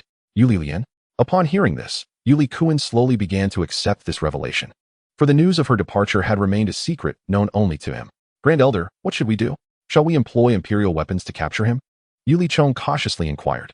However, he was met with a pair of icy glares from Yuli Kuan. Fool! Capture him? Get out! Yes. The two men were bewildered by Yuli Kuan's sudden outburst, but complied and hastily exited the grand hall. Once they had departed, Yuli Kuan's gaze seemed to penetrate the void as he murmured to himself, a 20-year-old emperor? How intriguing. Could it be that I was mistaken? If so, I shall no longer interfere in your affairs. I am curious to see how far that young man can go. Will he be able to take that step? Chapter 96. The Extreme Northern Ice Field. In central Shenzhou, on the northern continent, lies the Extreme Northern Ice Field. This place is the northernmost region of the northern continent, perpetually blanketed in pristine white snow. A vast expanse of tens of millions of miles is encased in thick layers of ice, with towering icebergs erupting skyward at intervals, reaching into the clouds. Naturally, only those with extreme cold attributes can survive in this frigid expanse, among which the Extreme Northern Ice Bear clan reigns supreme. The Extreme Northern Ice Bear is one of the titans of the ice field, with adult bears reaching heights of over 100 meters. Their snow-white fur capable of transforming into deadly ice spikes against adversaries. Most importantly, these bears possess a trace of dragon blood within them, signifying that adult ice bears have a dragon horn protruding from their foreheads. Thanks to this dragon lineage, the Extreme Northern Ice Bears can unleash devastating strikes through the horn on their foreheads. At this moment, the previously tranquil and snowy skies above the Extreme Northern Ice Field were suddenly rent asunder by a gaping chasm. In the next instant, a brilliant beam of sword light descended from the rift in the heavens, piercing directly into a towering ice mountain. In an instant, the ice mountain shattered into a flurry of icy shards, and the sword light surged forth, plunging deep into the ice field and creating a pit several hundred feet deep. The ice within this pit melted entirely, forming an icy pool, at the center of which floated a 3-foot-long azure blade. The blade bore faint, minor cracks. Yet an overwhelming and terrifying sword intent radiated from this azure weapon. The vast expanse, stretching thousands of miles, is entirely enveloped by an overwhelming aura of sword intent, shattering countless icy peaks. Simultaneously, the skies above the Extreme Northern Ice Fields darken abruptly, giving rise to extraordinary phenomena. In the realm of the Arctic Ice Bear clan, a colossal bear, towering 100 feet, gazes towards the horizon. Radiant light surges from its form, transforming into a robust man standing 3 meters tall. The man exudes a terrifying aura, clad in gleaming silver armor, with a thick beard adorning both sides of his chin. He wields a pair of meteor hammers, his eyes glinting with unusual colors. Such celestial phenomena signal the descent of a rare treasure. Could it be an imperial weapon? Excitement flickers in the man's eyes. With that thought, he hastens towards the source of the anomaly. Within a colossal ice crevice, a gigantic snow-white python coils upward, morphing in midair into a middle-aged man clad in white, exuding an air of scholarly elegance. This is the Xuanxiong ice python, one of the sovereigns of the Extreme Northern Ice Fields. The aura emanating from this imperial weapon is unmistakable. Should I acquire it, I would undoubtedly ascend to become the true apex being of these frozen realms, perhaps even unify the extreme northern ice fields. As he speaks, he vanishes from sight.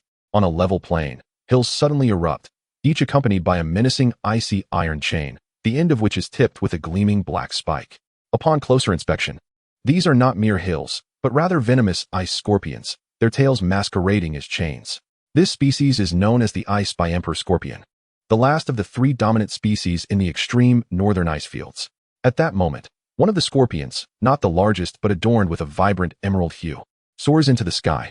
It transforms into a stunning beauty clad in azure garments, her figure voluptuous and alluring, with delicate feet lightly tapping the void. She curls her slender fingers at the corners of her mouth, her eyes swirling with alternating shades of green and black. Then, with a graceful step, she vanishes from sight. At the very heart of the extreme northern ice fields, a 3-foot-long azure blade seems to form a barrier of sword intent, enveloping the area in a terrifying tempest of sword energy, rendering it a forbidden zone, almost impossible to approach. At this moment, a multitude of demonic beasts gathers, lured by the celestial phenomena. At the forefront stands the burly man in silver armor, the scholarly figure, and the captivating beauty. Hiss! This sword is extraordinary indeed, drawing the mightiest of the 3 dominant clans of the extreme northern ice fields. One observes, of course, I have heard from our clan's elders that this could very well be a genuine imperial weapon. Do you understand the significance of an imperial weapon? Only a true emperor can wield such might. Even the strongest weapons among the 3 dominant clans are merely pseudo-imperial weapons. These 2 are not even comparable. It seems we should abandon hope. Whichever clan secures this imperial weapon will undoubtedly rise to the pinnacle of the extreme northern ice fields. It appears that a great battle is imminent, though it remains uncertain which clan will ultimately seize this imperial treasure. TSK. Even the leader of the Ice Demon Wolf clan has arrived. Though he possesses quasi-imperial strength, he pales in comparison to the other 3. Who cares? It's not our concern. We shall merely observe the spectacle.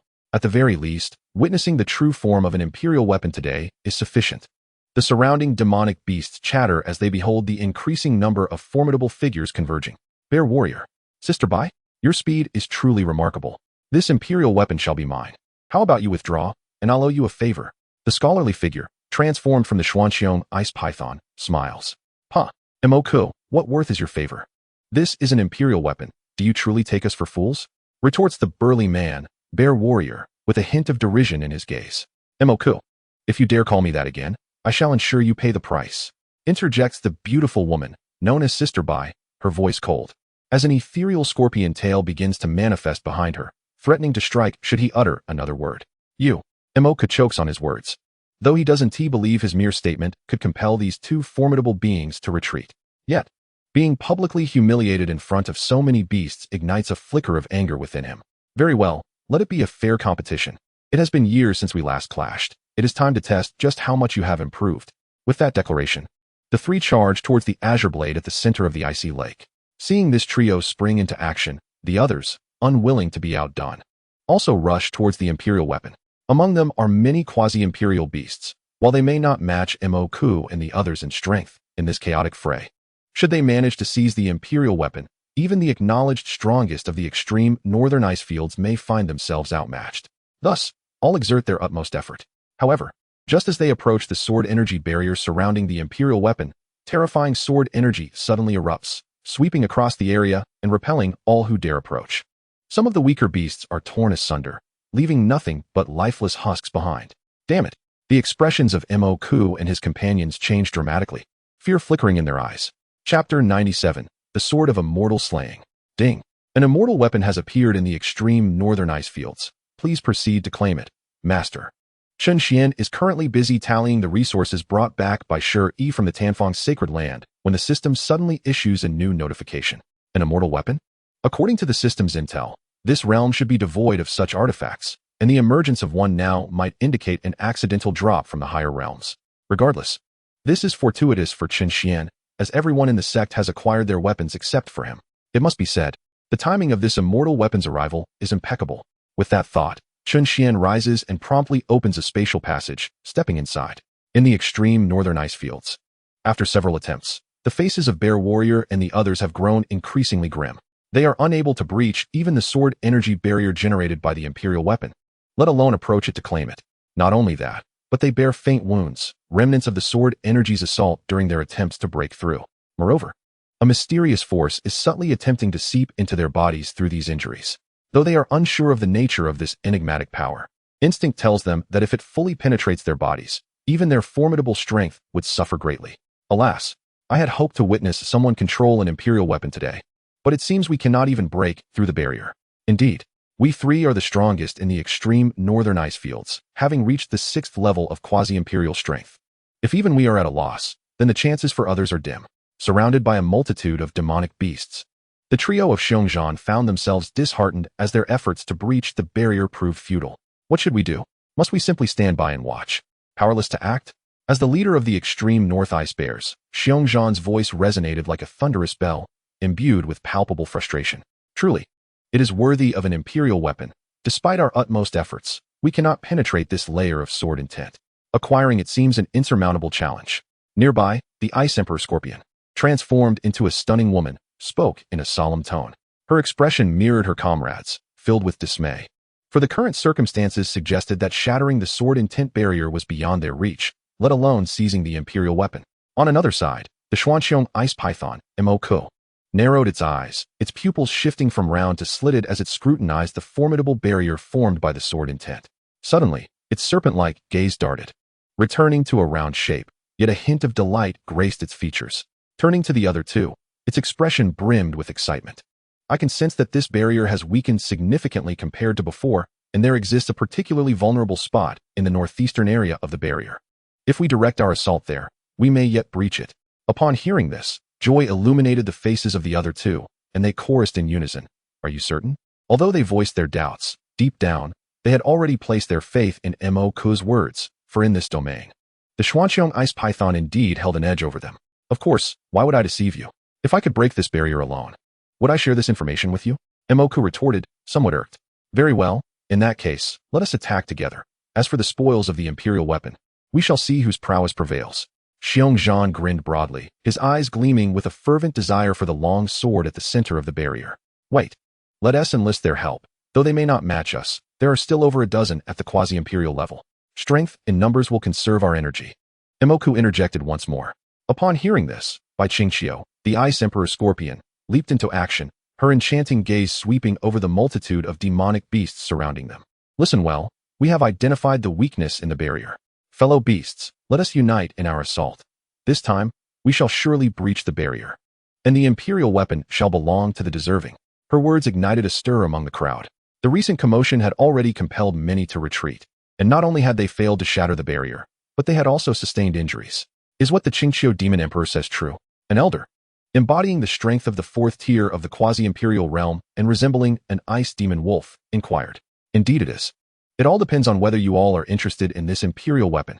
Bai Qingqiu laughed lightly, a gentle breeze swirling around her, revealing a long, snow-white leg beneath her skirt. In an instant, countless eyes among the demonic beasts widened in astonishment. Very well. In that case, count me in. The quasi-imperial powerhouse of the Ice Demon Wolf clan agreed, followed by several others of the quasi-imperial realm voicing their support. Witnessing this, Bai Qingqiu and her companions exchanged glances of triumph. Once the barrier is breached, their true adversaries would still be the other two. The other demonic races would merely serve as pawns in their game. Everyone, let us strike together. With this command from Xiongxian, nearly all demonic beasts at the quasi-imperial level prepared themselves, including several at the sage level. Explosive Ice Bear Fist, Ice Blood Piercing, Tail of the Xuanxiong, Demon Wolf Claw. In an instant, a multitude of demonic beasts unleashed their ultimate techniques, targeting the location indicated by Bai Qingqiu and her companions. A kaleidoscope of demonic energy surged forth, causing the surrounding space to tremble ominously. After several breaths, the cascading ice shards began to settle, yet disappointment washed over the crowd as the sword intent barrier remained unbroken. What is happening? Could it be that even our combined efforts cannot shatter this barrier? It appears we are fated to remain apart from the imperial weapon. This scene extinguished the flickering hope that had ignited among them. Even Xiongxian and Bai Qingqiu turned their gazes towards Moku. Crack. At that moment, a faint sound akin to shattering glass echoed. Following the sound, the crowd beheld a fissure emerging at the spot of their previous attack, which swiftly spread across the entire barrier. Before anyone could utter a word, the crack expanded, ultimately collapsing and dissipating into wisps of spiritual energy. Simultaneously, A terrifying wave of sword energy radiated from the 3-foot azure peak, propelling everyone back several hundred meters. The barrier has been breached. Quick, seize the Imperial weapon. A cry erupted from somewhere, and in an instant, all eyes turned towards the 3-foot azure sword, eager to claim it for themselves. However, an unexpected turn of events unfolded. All gazes fixed on the Imperial weapon, revealing a delicate hand emerging from the void, which grasped the azure sword before everyone's eyes. Soon after, a young man clad in red materialized before the crowd.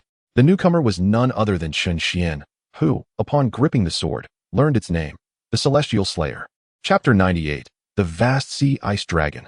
Having acquired the celestial artifact, aided by the system, Chen Xuan effortlessly took control of it and accessed its information. The Celestial Slayer is a true celestial artifact originating from the celestial realm. However, it seems to have suffered severe damage, resulting in its current diminished status. Nevertheless, as the system indicated, should Chen Xuan transport it back to the celestial realm, its spirit would autonomously recover, thus restoring the Celestial Slayer. Even so, its current tier is not one to be compared with an Imperial weapon. As for the other side, the quasi-Imperial powerhouses led by Xiong Zhan were seething with rage. After expending considerable effort to breach the barrier surrounding the Imperial weapon, they were on the verge of reaping their rewards when someone snatched it away. How could this not infuriate them? Moreover, the individual who had seized the Imperial weapon was a mere human. Had it fallen into the claws of any beast from the extreme north ice fields, they might have accepted it. But if it were to be claimed by a human, they would undoubtedly rally against him. Brat, hand over the Imperial weapon in your possession, or you shall not leave here unscathed. Upon witnessing the Imperial weapon clasped in Chen Xuan's hand, Xiong Zhan's voice thundered, the implied threat unmistakable. Not only Xiong Zhan, but Mo and Bai Qingqiu also cast serious looks towards Chen Xuan. Mo's serpent-like gaze fixated on Chen Xuan, as if ready to strike at any moment should he make a move. In that moment, they remained still, wary of the Imperial weapon in Chen Xuan's grasp. Compounded by the fact that this human had managed to evade their senses and seize the weapon first, he likely possessed at least quasi-Imperial strength. And with the Imperial weapon in hand, a confrontation could lead to significant repercussions for them. You want it? Then come and take it. At this moment, Chen Xuan noticed the surrounding horde of demons, a hint of amusement dancing in the corners of his eyes. Setting aside the fact that none among them possessed the stature of an emperor, he himself wielded a quasi-immortal artifact, capable of effortlessly sweeping through the throng of demons. You fool, you have trespassed into the frigid dominion of the extreme north, our territory. How dare a mere human wander in alone? Thinking we would allow you to leave unscathed? Indeed, surrender the emperor's weapon, or prepare to meet a gruesome demise. The surrounding demons clamored in agreement, their voices dripping with disdain. Particularly, the younger demons were puzzled by the inaction of the more formidable quasi-emperor level demons. On the opposite side, Chen Xuan, observing their hesitation, lost interest in taunting them and was about to turn away, intending to tear through the void and depart. It was at this moment that the quasi-emperor demons finally grew anxious. The elder of the Ice Demon Wolf clan, in particular, felt a sense of urgency. He had refrained from attacking earlier, sensing the caution of the other 3 formidable figures. However, now that Chen Xuan genuinely intended to leave, he knew that if he did so, the opportunity to contend for the Emperor's weapon would vanish forever. With a howl of the Ice Demon Wolf, the elder transformed into his true form, a colossal wolf of ice, over 100 meters long, materializing before the crowd. The beast emanated an aura of chilling frost, with tendrils of dark energy swirling around it, particularly around its 4 claws, which had turned entirely black. With a piercing howl intended to disrupt Chen Xuan's movements, the wolf's sharp claws lunged fiercely towards him, threatening to rend him asunder. Behold the might of the Ice Demon Wolf ancestor. A voice boomed. Ha ha. This foolish human dares to seize the Emperor's weapon right before our eyes, utterly ignorant of his impending doom, exclaimed the younger demons, particularly those from the Ice Demon Wolf clan. Meanwhile, Bear War and his companions exchanged glances, their forms surging forth, also intending to attack Chen Xuan. Yet just then, Chen Xuan suddenly turned around, breaking into a smile. His seemingly slow movements were, in fact, deliberate. Having come this far, he couldn't leave without pillaging some resources. In an instant, the horde witnessed Chen Xuan grasping the Emperor's weapon and effortlessly slicing towards the charging Ice Demon Wolf. Whoosh! The blade gleamed, and the massive white wolf in the sky was cleaved in 2, crashing down without a sound. This spectacle caused the trio of the extreme north ice bears to pale in shock, retreating hastily, their faces betraying their astonishment. A quasi-emperor at the 9th level. This fellow could unleash the peak strength of a quasi-emperor. The 3 of them, realizing the gravity of the situation, retreated, their rationality prevailing as they prioritized their lives. No longer daring to contest with Chen Xuan, a peak quasi-emperor could easily overpower them, and even if all the demons present joined forces, they would be no match for the human before them. The realization that there were no emperors in the extreme North Ice Plains, nor across the entire northern continent, further quashed any thoughts of Chen Xuan being an emperor. Having spoken, the three fled in different directions, not daring to look back. Witnessing the retreat of the strongest three, the other demons followed suit, fleeing in panic. However, Chen Xuan intercepted the Ice Demon Wolf clan. You have 15 minutes to surrender all your resources, otherwise, I shall not hesitate to annihilate your entire clan. Aside from the deceased quasi-emperor at the 4th level, there remained a powerful Ice Demon Wolf at the 9th level of the Saint Realm, clearly the strongest among them. As you command, my lord, I shall retrieve all our clan's resources at once. The strongest among them, now knowing the futility of resistance, knelt and pleaded. Very well, I shall accompany you. With that, Chen Xuan seized the Ice Demon Wolf and directed him toward their clan's territory. At that moment, a voice reminiscent of a dragon's roar echoed from the distance. And within mere breaths, 2 white flood dragons appeared before Chen Xuan. One was immense, stretching thousands of feet long, its scales shimmering like waves upon the ocean, reflecting a spectrum of colors in the sunlight.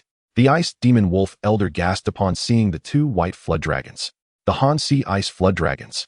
His astonishment was palpable, a reaction shared by all the other demon tribes of the extreme North Ice Plains. Even the extreme North Ice Bears, the Xianxiang Ice Python, and the Ice Jade Emperor Scorpion halted in their tracks, their expressions mirroring the shock of the Ice Demon Wolves.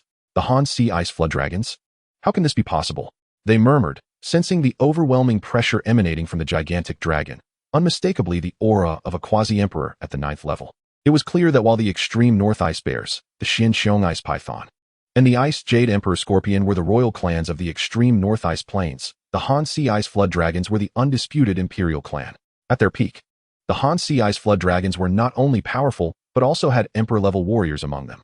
However, thousands of years ago, due to various circumstances, the clan had incurred the wrath of humanity and was wiped out, leaving no trace of their bloodline. Yet now, 2 Hanxi Ice Flood Dragons had re-emerged. As the demons stood in shock, the 2 dragons positioned themselves before Chen Xuan, adopting the forms of an elder and a youth. The elder, draped in a flowing white robe, appeared slightly hunched, yet his eyes sparkled with vitality. Beside him stood a youth, seemingly in his teens, clad in a white robe, with cascading white hair. Silver scales adorned his cheeks, glinting with a golden halo in the sun. Elder Yuan Pin, are you certain this is a divine artifact surpassing the Emperor's weapon? The youth inquired, his gaze fixed on Chen Xuan, excitement lacing his voice. Indeed, young Master Chong Kong. In our clan's history, we too possessed Emperor's weapons, and while they were formidable, they pale in comparison to this 3-foot blade. This is not something that could have originated from the ancient continent. It must come from the higher realms. The elder humbly responded. You are the last hope of our lineage. Before our clan's strongest fell, he imparted his fate and bloodline to you. It is through absorbing and merging the essence of our ancestors' bloodlines that you were able to emerge a decade ago. Undoubtedly, your bloodline power embodies the culmination of our clan's heritage over millennia, and in the future, you shall achieve the Emperor realm. Should you obtain this divine artifact today, your chances of avenging our clan's demise will greatly increase. Very well, but do you have confidence in retrieving that divine artifact from the boy's grasp or defeating him? The youth pressed further. Given that the individual before me has managed to seize a divine artifact from formidable entities like the Arctic Ice Bear, it is evident that their strength is anything but insignificant. While it is true that the artifact played a considerable role in this feat, it must not be underestimated. Naturally, within the human race, there are no peak quasi-emperor level experts, particularly among the inhabitants of Central Divine Continent. The ancient Emperor clan may possess such beings. Yet given the brevity of time, they are likely still unaware of the emergence of this artifact in the Arctic Ice Plains. The ancient Emperor clan remains sequestered within their hidden realm, and their arrival would not be swift, as they seldom venture out of their secluded world, rarely setting foot in Central Divine Continent. As for myself, I have attained the pinnacle of the quasi-emperor realm, and with the inherent strength of our beastly forms that surpasses that of humans, even though he has acquired the divine artifact, he is unlikely to wield its power effectively. Furthermore, I possess a pseudo-emperor weapon. In a full confrontation, I could even contend with a first-level emperor for a brief period. While I may not know every quasi-emperor in Central Divine Continent, I am acquainted with quite a number. This individual, however, is unfamiliar to me and appears to be merely a novice in the quasi-emperor realm. Dealing with him should suffice. With this thought, an argent long spear appeared in the elder's grasp, its shaft resembling segmented bones, interspersed with white bone spikes. This was the Han Hai Dragon Spear. Crafted from the bones of the Han Hai Dragon, it enables its kin to fully harness the power of this pseudo-emperor weapon. Heh, humans, prepare to perish. As the words fell, the elder thrust the Han Hai Dragon Spear fiercely toward Chen Xuan, aiming for a lethal strike. Interesting. On the other side, Chen Xuan regarded the two adversaries before him with a cold demeanor. From the Ice Demon Wolf's account, he was already aware that these two were Han Hai Ice Dragons, the former sovereigns of the Arctic Ice Plains, positioned at the apex of the food chain. Their presence, of course, signified much, yet to him, it merely indicated an opportunity to exert himself a bit more. Moreover, the weapon wielded by the elder appeared quite formidable. It should yield a substantial number of merit points. As the terrifying assault rushed toward him, Chen Xuan's expression remained unchanged, though the ice demon wolf beside him had already cowered, with signs of yellowish excrement seeping from its nether regions. A peak quasi-emperor Han Hai Ice Dragon and a pseudo-emperor weapon. It's over, the ice demon wolf murmured. Its face ashen. The long spear, imbued with a terrifying might, tore through the fabric of space and rushed toward Chen Xuan's face. Observing this, Chen Xuan simply sheathed the sword of celestial slaughter with indifference, then extended a hand, which astonishingly plunged into the void. In an instant, he deftly grasped the Argent Han Hai Dragon Spear. The reason Chen Xuan refrained from using the sword of celestial slaughter was to avoid obliterating the Han Hai Dragon Spear. The moment his hand clutched the spear, it could advance no further, along with the elder, who became suspended in midair. This scene caused the elder's countenance to shift drastically, terror flooding through him. You are not a quasi-emperor. You are a true emperor-level expert. The elder's eyes widened in disbelief. To barehandedly seize an emperor weapon, even if it is a pseudo-emperor weapon, is utterly unattainable for a quasi-emperor. Only those above the quasi-emperor level, true emperors, could accomplish such a feat, however. Emperors of the human race are few and far between. This one before me is unheard of. Congratulations, you guessed correctly. I grant you the death penalty.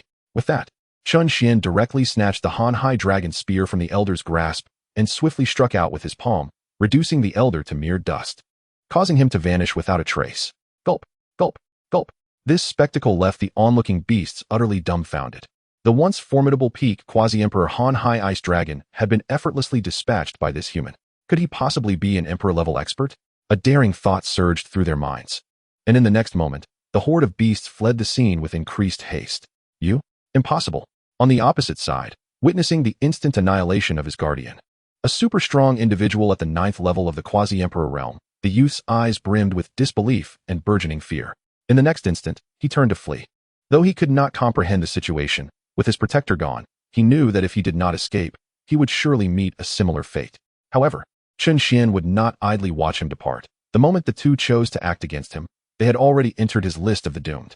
With a flick of his finger, Chen Xuan unleashed a chain of spiritual energy that shot through the back of the youth's head and emerged from his brow. Bang! With a resounding thud, the youth collapsed to the ground. Having completed this, Chen Xuan lifted the ice demon wolf and vanished from the scene. Just as Chen Xuan departed, an ethereal spirit emerged from the icy lake and dove into the youth's lifeless body. Moments later, the wound upon the youth's head began to mend. And in the next heartbeat, the previously deceased youth opened his eyes. Old thief of the blazing sun, you dare to ambush this emperor. When I return, I shall ensure you have no place to rest. With that, the youth glared in the direction Chen Xuan had left, a glint of cunning flashing in his eyes as he coldly remarked, "Such celestial artifacts are not something a mere lower realm individual like you can possess." Chapter 100, The Nangong Family. In the Arctic Ice Plains, amongst the domain of the Ice Demon Wolf clan, Chen Xuan held a storage ring in one hand. Glancing back at the obliterated Ice Demon Wolf territory with a slight smirk, he then placed the storage ring into the system's space. Just as Chen Xuan was about to depart, the system's voice resonated. Ding, a new candidate for sect disciples has been detected. Locking on. Locking complete. Eastern Continent. Quasi-Emperor level force, Nangong family. Please proceed promptly to recruit the sect disciple. As the words concluded, Chen Xuan's departing form halted, his gaze shifting toward the direction of the Eastern Continent before he vanished from sight. Eastern Continent, Nangong family. Mountains stretched endlessly, palatial structures stood tall. The convergence of spiritual energy marked the location of the sole quasi-emperor level force in the Eastern Continent, the Nangong family. As the singular sovereign force in the Eastern Continent, no other faction dared to provoke the Nangong family within their territory. Even the leaders of some sacred lands were required to notify the Nangong family in advance should they wish to pay their respects. However, at this moment, Outside the defensive barrier of the Nangong family, in the void, stood dozens of figures exuding a terrifying aura. Among them, the weakest possessed the strength of a revered realm, while the leaders radiated the pressure of quasi-emperor level power. This indicated that the strength of these visitors was by no means inferior to that of the Nangong family. They were undoubtedly a quasi-emperor level force in their own right. Within the barrier, a man clad in white robes stood at the forefront. He was handsome, with azure hair billowing in the wind and a hint of cerulean in his eyes. This man was none other than the current patriarch of the Nangong family, Nangong Yi. Behind Nangong Yi stood several dozen individuals, their presence equally formidable as those outside the barrier. Yet at this moment, a trace of solemnity flickered in Nangong Yi's eyes. For within the ranks of the group outside the barrier was an elder he recognized, one whose strength surpassed his own. The assembly comprised powerful beasts from the forbidden sea known as six-eyed flying fish, and that individual was the strongest among them, Yu Linghong, boasting a cultivation level of the 8th tier quasi-emperor. In days gone by, Nangong Yi harbored no fear of the six-eyed flying fish clan. For the ancestral patriarch of the Nangong family was also a formidable figure, standing at the 8th level of the quasi-emperor realm. Alas, fate has dealt a cruel blow. Their venerable ancestor has recently passed into the ethereal after a long life. Not long after this event, the six-eyed flying fish clan mobilized their most powerful members, launching an aggressive incursion into the territory of the Nangong family. It was evident that they were already aware of the demise of the Nangong patriarch and had come prepared for confrontation. Yu Lingfeng, what is the meaning of this? Do you intend to wage war against the Nangong family? Nangong Yi intoned, gazing at the formidable assembly of six-eyed flying fish warriors approaching with palpable hostility. In response, a gaunt middle-aged man stepped forward from among the six-eyed flying fish, his complexion dark and his aura suffused with a chilling malevolence. Most striking were the additional pairs of eyes positioned above and below his own, creating a disconcerting spectacle of 3 pairs of eyes, 6 pupils rotating in unison, evoking an overwhelming sense of oppression. This man was none other than Yu Lingfeng, the current leader of the six-eyed flying fish clan, whose prowess matched that of Nangong Yi at the 6th level of the quasi-emperor realm. Nangong Yi, spare me your feigned ignorance. The enmity between our clans has long been established, has it not? With your patriarch now deceased, I eagerly anticipate witnessing how your family can withstand our impending assault. Yu Lingfeng sneered, his words dripping with disdain. Nangong Yi's brow furrowed deeply, his expression contorted with concern. He was all too aware of the history of animosity Yu Lingfeng referred to. A century prior, the Nangong patriarch, Nangong II, had clashed with the ancestral leader of the six-eyed flying fish, Yu Linghong, over a coveted spiritual essence. The outcome had seen Nangong II triumph, leaving Yu Linghong severely wounded and retreating in disgrace. The six-eyed flying fish clan had been left seething with rage, yet they were powerless to retaliate against Nangong II, who had proven superior. However, the tides had shifted. With Nangong II's death, the Nangong family no longer possessed anyone capable of challenging Yu Linghong. Should conflict arise, it was conceivable that the Nangong clan could face obliteration. Celestial treasures belong to the capable. Is it truly justifiable for your entire clan to invade mine over a mere spiritual essence from a century ago? Nangong Yi asserted. Nangong Yi, do not tell me you are truly this naive. The law of the jungle prevails. The strong dominate the weak. We may have faltered in the past, but you are in no position to negotiate with us now. Without Nangong II, you are utterly outmatched. Yu Lingfeng retorted, his tone dripping with scorn. At this, Nangong Yi chuckled. While we may have lost our most formidable force, do not forget, this is our territory, our home ground, not to mention our defensive formations. Even if you manage to annihilate my clan today, your own six-eyed flying fish will suffer grievous losses. I dare say, Yu Lingfeng, will certainly accompany me to the grave. Furthermore, the Forbidden Sea is not solely occupied by the six-eyed flying fish as a quasi-emperor level power. Should you succeed in conquering my clan today, it is quite possible that your own kin will not survive to see the dawn of the next day. Surely, amongst the perils of the Forbidden Sea, you have your fair share of adversaries? Yu Lingfeng fell silent for a moment, contemplating Nangong Yi's words. There was merit to his assertions. Capturing the Nangong family would undoubtedly exact a heavy toll, even should they acquire all the resources of the Nangong clan. The time required to recuperate and surpass their former glory would be considerable. Moreover, as a clan of aquatic beasts, the six-eyed flying fish would undoubtedly experience a decline in strength while on land. Though Yu Linghong had achieved the 8th level of the quasi-emperor realm, currently, he could barely exert the strength of a 7th level quasi-emperor. Thus, the caution expressed by Nangong Yi resonated deeply with Yu Lingfeng, which is why he had yet to initiate hostilities. At that moment, a youthful figure stepped forward beside Yu Lingfeng, a smile gracing his features as he addressed both Yu Lingfeng and Yu Linghong. Father, grandfather, since the costs of a full-scale war are so substantial, why not allow us younger generations to settle this matter? This boy was Yu Lingwei, the son of Yu Lingfeng. Taken aback, the elder man inquired, "What do you mean by that?" Yu Lingwei smiled again before elaborating. "If our two sides were to clash, it is highly likely we would both suffer significant losses, leaving an opportunity for other factions to take advantage of our weakened states. However, if I were to challenge the younger generation of the Nangong family, I believe that would pose no issue. The losing side would concede half of their clan's resources. With my current strength, none among the Nangong family can match me. Their leader's son seems to be a mere half-wit.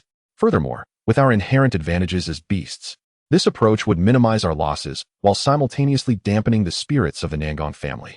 As his words settled in, Yu Lingfeng and Yu Linghong exchanged brief glances before asking, "Are you serious?" Certainly, conceding half of their resources would amount to a significant loss for a quasi-emperor level clan, but it was a far more palatable option than total annihilation. Additionally, there was no need to rush into settling scores with the Nangong family. Once they acquired half of the resources, they could bide their time for a century. The next generation of the Nangong clan would surely be no match for the six-eyed flying fish. After all, the lifespan of beasts far exceeds that of humans. When the time came to decisively crush the Nangong family, they could strike without haste. After waiting 100 years, what was another 100? Yu Lingwei narrowed his eyes, looking intently at Yu Lingfeng. However, even so, they may not readily agree to this proposition. While we may look down upon the humans, their resolve can be unexpectedly resilient, especially considering they are the overlords of the eastern continent. Yu Lingfeng replied solemnly. "That will depend on you, father, and you, grandfather. Otherwise, we will have no choice but to confront them directly. With their defensive formations in place, it will not be so simple to consume the Nangong family." Yu Lingwei retorted with a dismissive pout. As Yu Lingwei's words echoed, Yu Lingfeng and Yu Linghong exchanged glances, ultimately appearing to acquiesce to Yu Lingwei's suggestion. With a sigh, Yu Lingfeng shifted his gaze from Yu Lingwei back to Nangong. Meanwhile, as the two sides faced off, Chen Xuan had stealthily infiltrated the territory of the Nangong family. With his peak emperor-level soul perception, he quickly identified the target designated by the system within one of the courtyards. Before him stood a young man clad in white, tall and graceful, exuding an aura of ethereal elegance akin to that of a jade-like stranger. His hair, a striking shade of sky blue, cascaded down his back, and his pale blue eyes held a depth that was both tranquil and profound. At that moment, he gazed anxiously towards the boundary.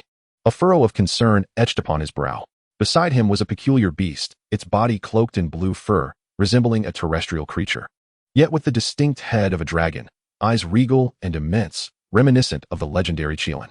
The youth in question is Nangong Wentian, the son of Nangong, the patriarch of the Nangong family. The young man exhibits no fluctuations of spiritual energy, appearing as an ordinary mortal, yet the extraordinary beast by his side possesses the formidable strength of a 9th-level martial artist. Upon encountering this individual, the system promptly transmitted his information into Chen Xuan's mind. Character: Nangong Wentian. Cultivation method: none. Martial skills: none. Weapon: none. Physique: none. Overview: the eldest son of Nangong from the Nangong family in the eastern continent of the ancient wilderness, born with the inability to cultivate. However, he was accompanied at birth by a mystical beast resembling a Qilan, named the Tianjing beast. While Nangong Wentian was preoccupied with concerns about the outside events, Chen Xuan discreetly scrutinized him. After reading the information about Nangong Wentian, Chen Xuan could not help but let out a bitter laugh. Indeed, the system has chosen no ordinary individual. Tianjing beast, who do you suppose those outsiders are? They seem to harbor ill intentions. Do you think my father is in danger? Perhaps we should venture out to investigate? Nangong Wentian turned to the Tianjing beast, voicing his thoughts. Wentian, even if we were to go out now, it would be of no avail. Moreover, the Nangong family is no pushover, and we have this defensive array in place. Those intruders would need to weigh their options carefully before attempting to lay hands on us. The Tianjing beast replied, Alas, if only I could cultivate. I might be able to share some of my father's burdens. But as it stands, I fear that the Nangong family may perish due to my shortcomings. Nangong Wentian lamented, a look of sorrow crossing his face. Wentian, you must not think this way. Your situation is beyond your control. Our father has continuously sought out capable individuals to see if they can resolve your cultivation issues. If all else fails, we can live peacefully as ordinary mortals. Let your cousins take up the mantle of the family. They would relish the chance to inherit the position of patriarch, wouldn't they? The Tianjing beast observed, casting a knowing glance at Nangong Wentian. Their bond was so profound that the Tianjing beast could easily discern the young man's innermost thoughts. But wouldn't that disappoint father?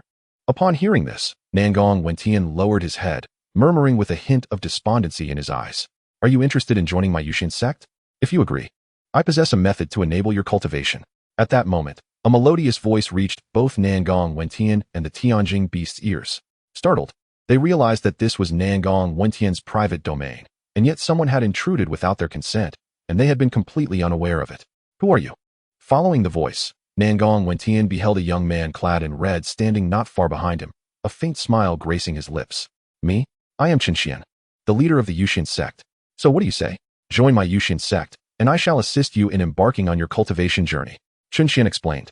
Wentian, this individual seems exceptionally formidable, the Tianjing beast whispered to Nangong Wentian, its gaze fixed intently on Chen Xuan.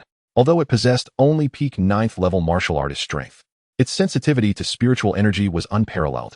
It could not discern Chen Xuan's precise level of cultivation. Yet an instinctive awareness from its bloodline informed it of Chen Xuan's formidable prowess. Formidable? Nangong Wentian was momentarily taken aback. He was unaware of Chen Xuan's true strength. But given the Tianjing beast's assessment, he naturally placed his trust in its judgment. Their relationship ensured that the Tianjing beast would not deceive him. Yusian sect? Thoughts raced through Nangong Wentian's mind as he pondered Chen Xuan's earlier words. The ability to approach him unnoticed by either side indicated that this individual could not possibly be weaker than his father. However, within the Eastern continent, the Nangong family was the sole quasi-imperial force. Where had this Yusian sect emerged from? Have you considered my offer? You need not fear that I would harbor ill intentions toward you, for if I truly wished to act against your Nangong family, none among you could hope to stop me. Seemingly attuned to Nangong Wentian's apprehensions, Chen Xuan elucidated. Simultaneously, he projected the aura of an emperor, enveloping the entire courtyard. In an instant, Nangong Wentian and the Tianjing beast felt as though they were drowning in the depths of an ocean, struggling to breathe. In merely a heartbeat, Chen Xuan retracted his emperor's aura, yet even so, both Nangong Wentian and the Tianjing beast were drenched in cold sweat, gasping for air, faces contorted in pain. After several moments, they finally regained their composure, gazing at Chen Xuan with astonishment and disbelief in their eyes. This sensation was something they had never experienced even in the presence of his father. Indeed, it likely surpassed that of the ancestors of the Nangong family. Are you truly a legendary emperor? Nangong Wentian stared at the smiling youth before him, unable to mask his astonishment. Given his status, he was well aware that within the 4 minor continents of the Central Divine Region, true emperors did not exist. Apart from the Eastern continent, the dominant forces on the other 3 continents were on par with the Nangong family. While these powers were evident on the surface, true strength would reveal a different hierarchy altogether. Nonetheless, one thing was indisputable. No true emperor resided on any of the 4 continents. Otherwise, a force-wielding emperor-level strength would have long since unified the Central Divine Region. It was rumored that only the ancient emperor clans hidden within the small worlds possessed true emperor-level experts, but such behemoths looked down upon the Central Divine Region. The Forbidden Sea was another place where emperor-level beings could be found. Its expanse covered nearly half of the ancient wilderness, undoubtedly home to such formidable entities. However, compared to the land, the sea was more suited for their existence and propagation. Indeed. So, are you now interested in joining my Yusian sect? Once you agree, your inability to cultivate will be easily resolved. Chen Xuan smiled at the somewhat dazed youth before him. Upon hearing this, a flicker of joy appeared in Nangong Wentian's eyes. Yet a glimmer of caution still lingered within. Why would you choose me? I am merely a waste, unable to cultivate by nature. Surely, it would be more advantageous to recruit a true prodigy. A prodigy? In my eyes, you are far more suited to join the Yusian sect. Furthermore, if you agree, I can guarantee the safety of your Nangong family. Chen Xuan continued. Indeed, upon hearing this, a trace of worry crossed Nangong Wentian's face. After exchanging a determined glance with the Tianjing beast, he took a deep breath, seemingly resolved. I agree. As his words fell, Chen Xuan smiled. Then with a flick of his wrist, a fruit the size of a human head appeared in his hand. He tossed the celestial fruit to Nangong Wentian, saying with a grin, consume this.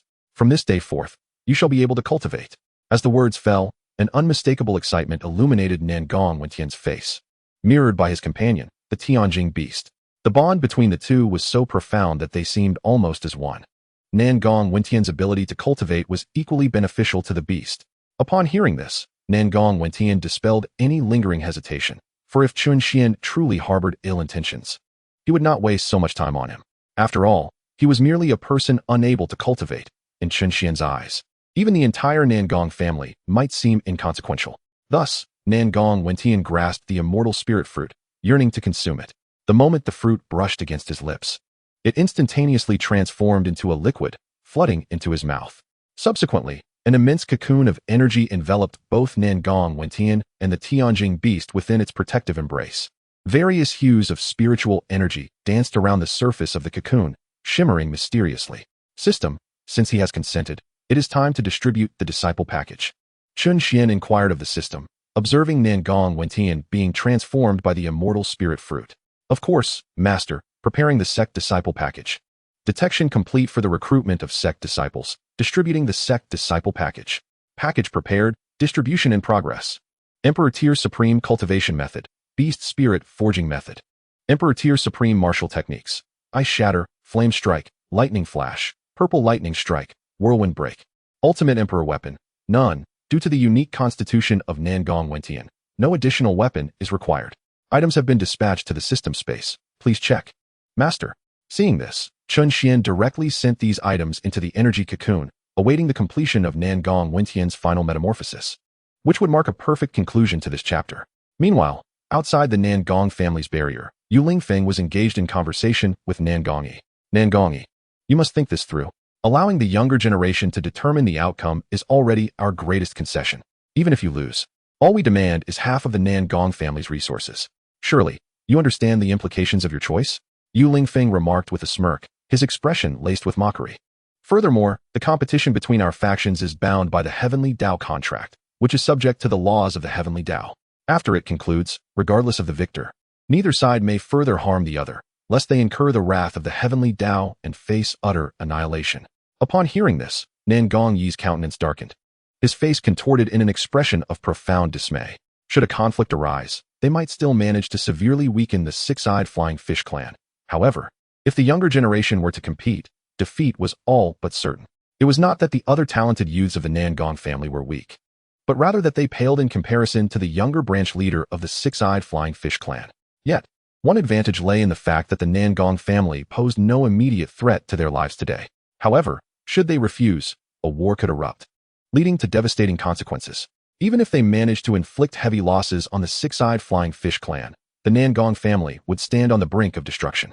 Just as Nangong Yi pondered these matters, a familiar voice echoed from behind. Father, allow me to take on the genius of the six-eyed flying fish clan. As the words hung in the air, an eerie silence enveloped both parties. The members of the Nangong family wore expressions of bewilderment, for the voice was all too familiar. Nangong Wentian, the son of Nangong Yi, the current leader of the Nangong family. Yet was he not labeled as a useless cultivator? What was he doing stepping forward now? Other prodigies within the Nangong family would scarcely claim they could defeat the genius of the six-eyed flying fish clan. What audacity did Nangong Wentian possess to speak so boldly? On the other side, the members of the six-eyed flying fish clan exchanged glances, their faces reflecting derision. Clearly, they had deduced the identity of the newcomer from the expressions of the Nangong clan. Chapter 103, Tianjing Beast, Transforming into Divine Weapon, Tianjing. In the courtyard, Chen Xuan observed Nangong Wentian's departing figure, a slight smile gracing his lips. Simultaneously, the information regarding Nangong Wentian had manifested before him. Character, Nangong Wentian. Cultivation method, Beast Spirit Forging Method. Cultivation level, 3rd stage of Divine Martial Realm. Martial techniques, Ice Shatter, Flame Strike, Lightning Flash, Purple Lightning Strike, Whirlwind Break. Weapon, Tianjing Sword. Constitution, Beast Spirit Body. Born with a Beast Spirit Body, naturally accompanied by a Beast partner, capable of merging and fighting together. The partner can transform into a divine weapon for Beast Tamers and protective armor, significantly enhancing the combat prowess of the Beast Tamer. Everything occurring outside was well within Chen Xuan's perception, and he had already conveyed this information to Nangong Wentian. Now that he could cultivate and had reached the divine martial realm, Nangong Wentian would undoubtedly seize this excellent opportunity for combat. For years, he had been unable to cultivate, and although his father, as the leader of the Nangong family, shielded him from open scorn, whispers of derision were inevitable. This battle would undoubtedly serve as his moment of vindication. In the span of mere moments, Nangong Wentian appeared before the gathered crowd. A youth with sky-blue hair leaned lazily against the back of the Tianjing beast. With a roar from the beast beneath him, they swiftly approached Nangong Yi's side.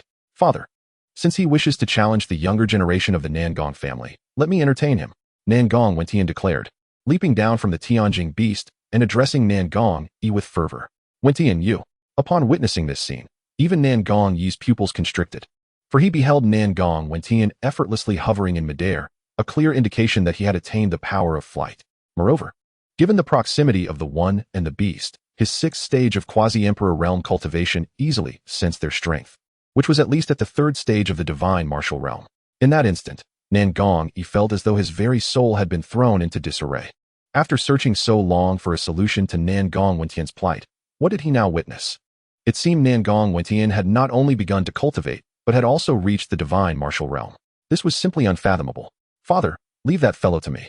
After it's over, I will explain everything to you.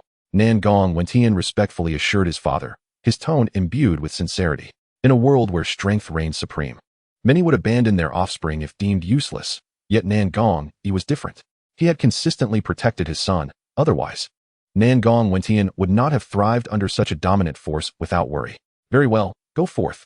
As he gazed upon his son, who seemed transformed, Nan Gong-yi felt a swell of pride and joy.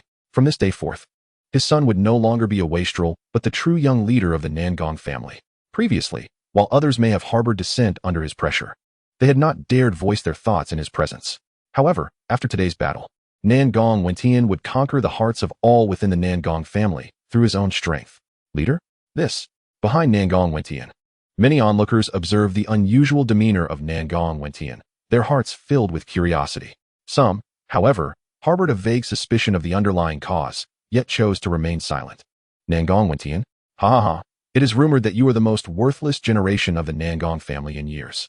What? Are you seeking a sense of presence here to satisfy your feeble vanity? Indeed, even if you were to lose, you could claim it was at the hands of the greatest prodigy of my six-eyed flying fish clan, thus sparing your family from utter disgrace. Yuliang cast a sidelong glance at Nan Gong-wentian, her words dripping with scorn.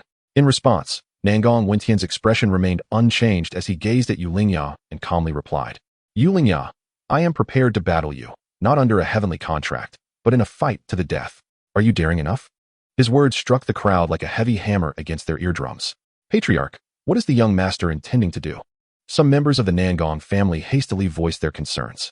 To them, it was inconceivable that Nan Gong-yi, who so dearly cherished his son, would acquiesce to Nan Gong-wentian's audacious decision. Yet, to their astonishment, Nan Gong-yi showed no signs of intervention, seemingly indifferent to the young man's actions. Nan Gong-wentian, are you courting death? After a brief moment of surprise, Yuliang's face contorted with anger. In her eyes, Nan Gong-wentian was merely toying with her. Who did not know that the young master of the Nan Gong family was incapable of cultivation?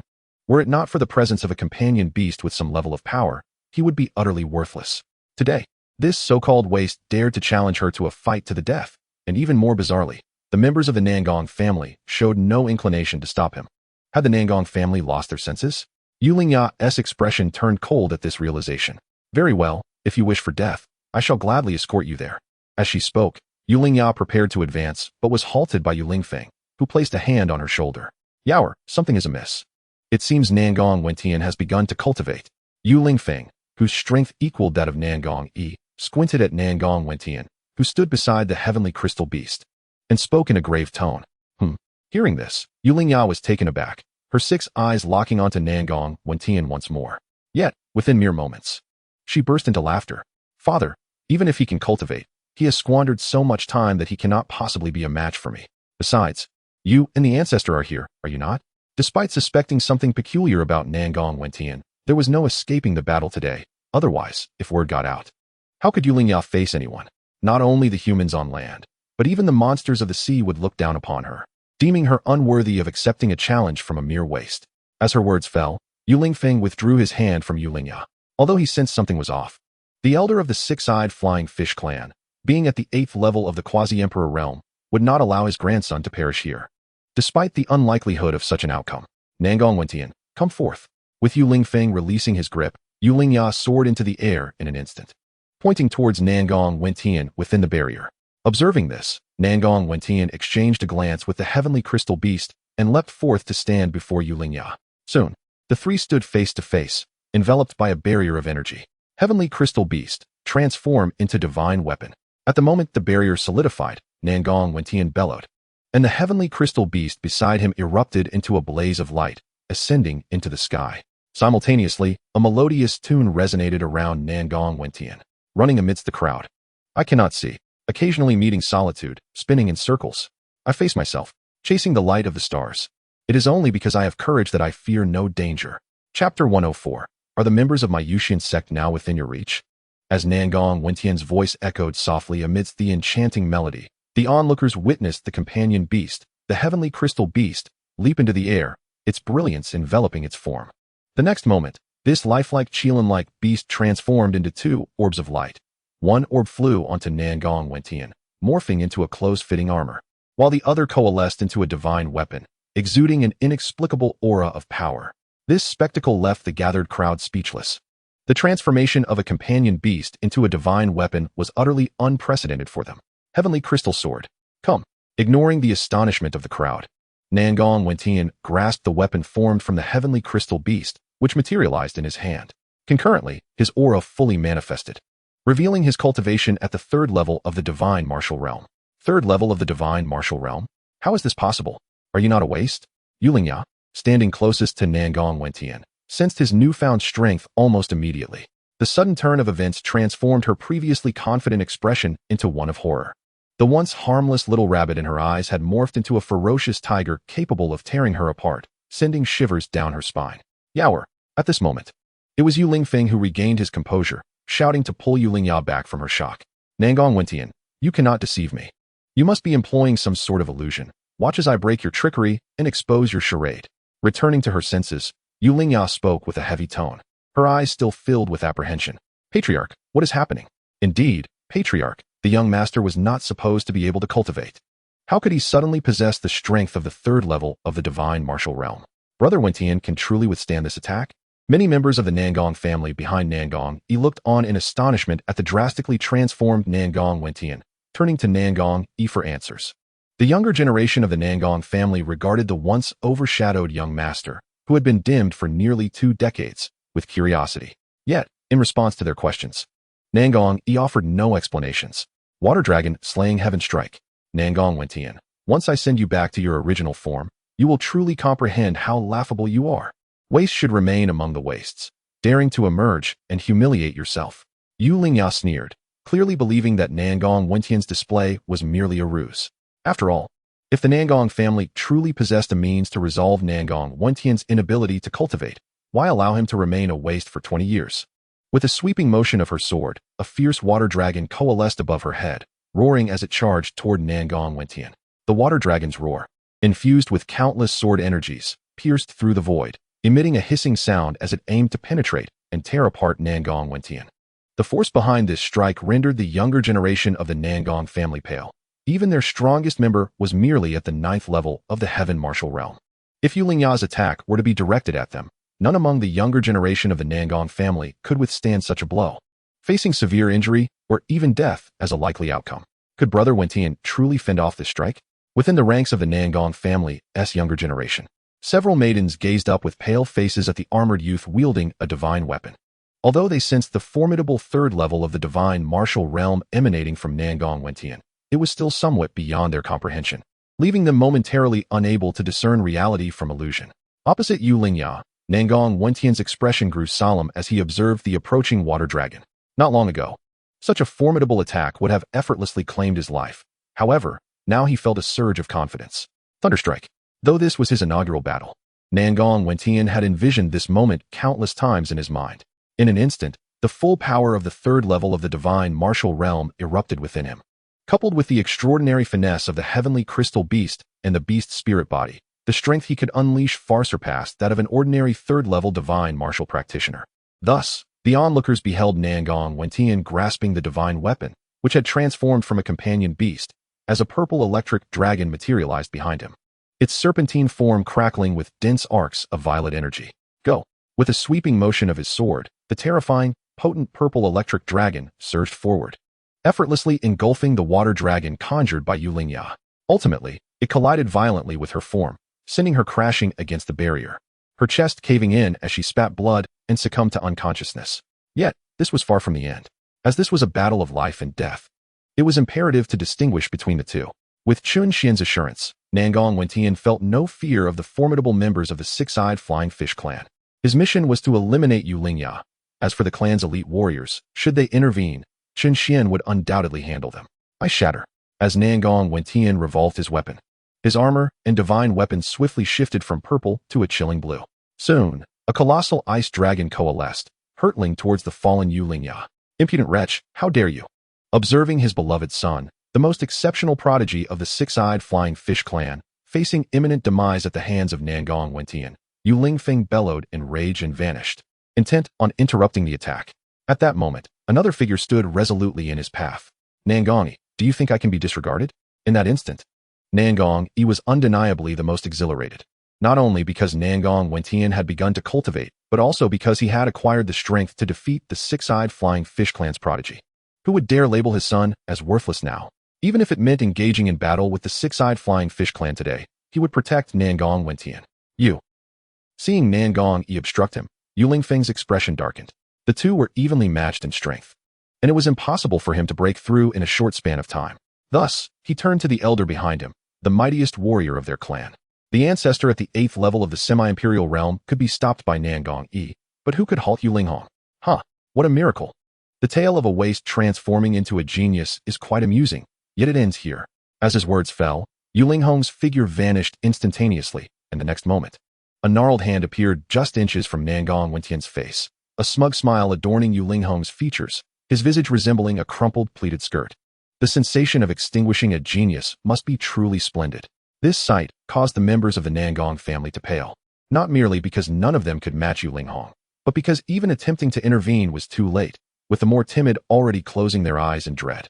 In the next moment, the once smug Yuling's expression shifted dramatically, his pupils constricting as he lost control over his body. Simultaneously, a chilling voice resonated, pressing down upon his very soul like a great bell. Do you think you can lay a hand on anyone from the Yusian sect? Chapter 105. The Annihilation of the Six-Eyed Flying Fish Clan. Boom. At the forefront was the elder of the Six-Eyed Flying Fish Clan, Yuliang. When this voice, light as a feather, reached his ears, it sent shockwaves through his soul, plunging him into profound terror. The youthful, cool voice resonated with an omnipotent force that suppressed him utterly. In the face of this voice, even a being at the 8th level of the semi-imperial realm felt like an insignificant insect, gazing up at a divine entity. He could no longer claim ownership of his body or the spiritual energy within. It felt as if his soul were merely a bystander, watching helplessly as his body was manipulated. Humph. With a soft snort, a youth clad in crimson emerged from the void, an imperial aura radiating from him. Thud, thud. The members of the six-eyed flying fish clan fell like dumplings, until only Chen Xuan, Nangong and the suspended Nangong Wentian, wielding the heavenly crystal sword, remained in the air. An emperor-level powerhouse? Both the fallen warriors of the six-eyed flying fish clan and Nangong appeared dazed, parched, utterly speechless, their eyes wide as they beheld the crimson figure nearby. At that moment, Nangong felt his heart racing, for this was an emperor-level powerhouse, standing atop the true food chain of the ancient continent, a terrifying being rarely seen even in central Shenzhou. Moreover, judging by the current circumstances, it seemed this sudden emperor was aligned with them. Suddenly, a realization struck Nangong, his azure eyes locking onto Nangong Wentian. Could it be? As this thought crossed his mind, the shock within him was swiftly replaced by exhilaration. The Nangong family indeed could not resolve the issues surrounding Nangong Wentian. But if an emperor-level powerhouse were to intervene, perhaps it could indeed pave the way for a solution. Furthermore, the fact that Nangong Wentian had begun cultivating and attained the 3rd level of the divine martial realm served as the best testament. It was undoubtedly this mysterious emperor who resolved Nangong Wentian's cultivation impediments, and judging by their demeanor, they shared a profound connection. If this intervention was prompted by Yuling's attack on Nangong Wentian, then today would indeed be a double blessing for the Nangong family. As for the six-eyed flying fish clan, they could only pray that this emperor would not turn against them. An emperor-level powerhouse. How could this be? How could an emperor appear here? Yuliang, Yulingfeng, and the other powerful members of the six-eyed flying fish clan all turned pale, their expressions grim. Whether this individual belonged to the Nangong family or not, it was unfortunate that they appeared to be on the side of the Nangong family. Should an emperor-level powerhouse choose to act against them, they would stand no chance of resistance. In an instant, Yuliang frantically concocted a strategy in his mind. Soon, Yuling's eyes narrowed as he strained to support his body, turning to Chen Xuan with great effort. Senior, this is a matter between us and the Nangong family. If you have ties to the Nangong family, we will withdraw immediately. We hope for your understanding. Yu Linghong certainly did not believe that the young emperor before him was merely a boy. He was undoubtedly an ancient demon who had lived for over 1,000 years. Their immediate necessity was to depart swiftly, for if they lingered, escape would soon become impossible. It seems you have misinterpreted my intent. Chen Xuan remarked to Yu Linghong with a calm demeanor. What I meant to convey is that you cannot harm anyone from my Yusian sect. And since Nangong Wentian has just joined us, do you truly think I would allow you to leave unscathed after attempting to kill me in my presence? At this, Yu Linghong's complexion paled even further, yet he could not simply resign himself to inaction. Senior, our six-eyed flying fish clan is a subordinate force of the angry sea dragon whale clan in the Forbidden Sea. Should you choose to slay us, the angry sea dragon whale clan will not let this transgression go unpunished. They too possess emperors of formidable strength. In this dire moment, Yu Linghong could only invoke the name of the angry sea dragon whale clan, hoping that this emperor would harbor some trepidation upon hearing their reputation. This was their last hope for survival, as the individuals from the six-eyed flying fish clan present here were among their strongest. If they perished in this confrontation, even if this being chose not to eradicate the remainder of their clan in the Forbidden Sea, they would inevitably be consumed by other beast factions within that realm. As for the angry sea dragon whale clan, without their elite combatants, the six-eyed flying fish clan would hold no value as a vassal in their eyes, and the remaining members would surely be discarded, allowing the angry sea dragon whale clan to select a new subordinate force at their leisure. The Forbidden Sea was vast, teeming with countless beast factions, yet true emperor-level powers were exceedingly rare. Thus, being a vassal of the angry sea dragon whale clan was regarded as an unparalleled honor by other beast factions. Once the angry sea dragon whale clan extended an invitation, innumerable forces would eagerly vie to become their subordinates. However, Chen Xuan's expression revealed a hint of derision at Yu Linghong's words. Are you attempting to threaten me, you insignificant ant? With that, as Chen Xuan's voice trailed off, dozens of powerful members of the six-eyed flying fish clan erupted into a gruesome spectacle, their bodies disintegrating into fragments stained with pale purple blood. In an instant, every one of the six-eyed flying fish clan's strong fighters met their demise simultaneously, without even the opportunity to struggle. This horrifying scene sent chills down the spines of the Nangong family members within the barrier, their concealed hands trembling slightly beneath their sleeves. Each person struggled to swallow, their eyes glazed as they beheld the crimson figure before them. Now, take your time to bid them farewell. I shall pay a visit to the Forbidden Sea. With those words, Chen Xuan handed a teleportation array to Nangong Wentian and then shot off towards the Forbidden Sea. Yes, Sectmaster. Whether it was resolving his own cultivation issues or effortlessly annihilating the six-eyed flying fish clan's powerful warriors, Nangong Wentian felt an even deeper admiration for this emperor-level figure. He quickly clarified his position. From this day forth, he was a disciple of the Yusian sect, and thus would refer to Chen Xuan as Sectmaster. Turning to Nangong Yi, he recounted the events that had transpired. Yusian sect? When did such a powerful sect arise in the eastern continent? Though Nangong Yi found it hard to believe, the evidence lay before him, compelling his acceptance of the truth. Wentian, since this esteemed elder has resolved your physical issues and allowed you to join the Yusian sect, you must adhere to his directives once you enter, understand? Nangong Yi cautioned his son, anxious that Nangong Wentian might inadvertently offend this formidable being. The fate of the six-eyed flying fish clan served as a grim reminder. Yes, father. I will fulfill my duties and honor the sect master as my benefactor. I shall dedicate my strength to the Yusian sect. As he spoke, Nangong Wentian activated the teleportation array in his hand, enveloped in a white light before vanishing into the void. Chapter 106. The Four Generals of the Demon Clan. Within the Yusian sect, in the peak of Lingfeng, Chen Xuan retrieved all the resources he had accumulated during this period. At first glance, over 100 storage rings floated before him.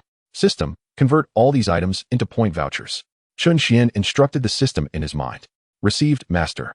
Processing statistics. Detected, 245 high-grade spirit veins, 60 million high-grade spirit stones, 16 top-grade spirit veins, 30 million top-grade spirit stones, 45 intermediate-level holy techniques, 60 intermediate-level holy martial arts, 4 advanced emperor-level techniques, 10 intermediate-level emperor martial arts, 1 pseudo-emperor weapon, vast sea flood dragon halberd. Total exchange value, 30,6,184,450,000 point vouchers.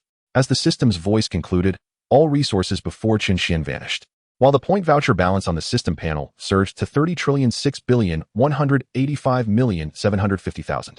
Chen Xuan felt a surge of joy at this substantial gain. Moreover, having remained at the emperor level for quite some time, he anticipated that it would not be long before he could lead the Yusian sect away from the ancient continent. making it imperative to enhance his cultivation further. Thus, he inquired, "System, what is the realm beyond the Emperor level, and how many point vouchers are required to advance my cultivation?" "Master, the realm beyond the Emperor is the Divine Realm. Using 10 unmatched crystal stones can elevate one level of cultivation, and each unmatched crystal stone can be exchanged for 10 trillion point vouchers." Hearing this, Chen Xuan felt overwhelmed, realizing that the resources he had painstakingly gathered for so long were insufficient to elevate him even a single tier. "Do not be disheartened, Master, given your current strength. Even a Divine Realm 9th level expert would not be your opponent. As long as you continue to enhance the overall strength of the Yusian sect, bountiful rewards will naturally follow." Detected that the Yusian sect has obliterated the Red Heart Holy Land and the Tan Fan Holy Land, and rescued the dominant force of the Eastern continent, the Nangong family. The overall strength has been recognized as the foremost in the Eastern continent, establishing the Yusian sect as the #1 sect. Rewards are now distributed. Rewards for level 9 puppets. An upgrade to the sect's defensive array capable of withstanding attacks from peak Emperor level forces, and a sect avatar token. Upon hearing this, Chen Xuan was elated. Level 9 puppets represented quasi-Emperor level strength, thus further augmenting the might of the Yusian sect. To his surprise, the sect avatar token allowed him to create smaller branches of the main sect. In essence, this token enabled the Yusian sect to establish numerous smaller factions, akin to subdivisions, allowing them to extend their presence throughout the ancient continent. The layout of these branch sects would mirror that of the main sect, although their resources would be limited to 1/10 of those available to the main sect. With this newfound power, Chen Xuan was even more thrilled. This meant the Yusian sect could establish a foothold across myriad realms, not merely confined to the ancient continent. And with the presence of spatial teleportation arrays within the sect, it would facilitate easy travel between branches. Undoubtedly, this is exceedingly convenient. It comes at a most opportune moment, Chen Xuan remarked with a smile. He then promptly conveyed a message to Mai Ling and the others. "Mai Ling, Liang Zai, you are to establish a branch of our sect in both the inner and outer realms, and actively recruit talented individuals. Those deemed suitable may be directly inducted into our sect." Setting aside the heart of the ancient continent, known as Central Shenzhou, it is possible that extraordinary talents may also emerge in the inner and outer realms. With the establishment of branches, we can directly delegate this task to our subordinates. "Understood, Sectmaster." Upon uttering these words, Mai Ling and her companion immediately set forth towards the inner realm. "System, activate the puppet card." Observing their departure, Chen Xuan's concerns dissipated. Their formidable strength rendered them nearly invincible. Should the need arise, he could assist in enhancing their power later. Thus, Chen Xuan focused his gaze on the puppet card within the system's realm. Acknowledged, activating puppet card. No sooner had he spoken, than 4 figures materialized before him. One was a man wielding a verdant sword, its blade pulsating with the 4 elements of fire, wind, water, and earth. The second was a man holding a mist-shrouded treasure umbrella, an unmistakable top-tier weapon that could stir the very winds and clouds upon unfurling. The third was a robust individual bearing a jade pipa, the sight of such a large man with a delicate instrument appearing somewhat comical. The last figure held an artifact resembling a mink, softly shimmering with a golden-purple radiance. Without a doubt, all 4 were tall and possessed somewhat fearsome visages. Simultaneously, their information appeared before Chen Xuan. Character, Mo Liqing. Cultivation, 9th stage of the Semi-Emperor realm. Technique, Qingfeng Classic. Martial skills, Qingyun Sword Slash, Firestorm Cloud Sword. Weapon, Qingyun Sword. Character, Mo Lihong. Cultivation, 9th stage of the Semi-Emperor realm. Technique, Hunyuan Method.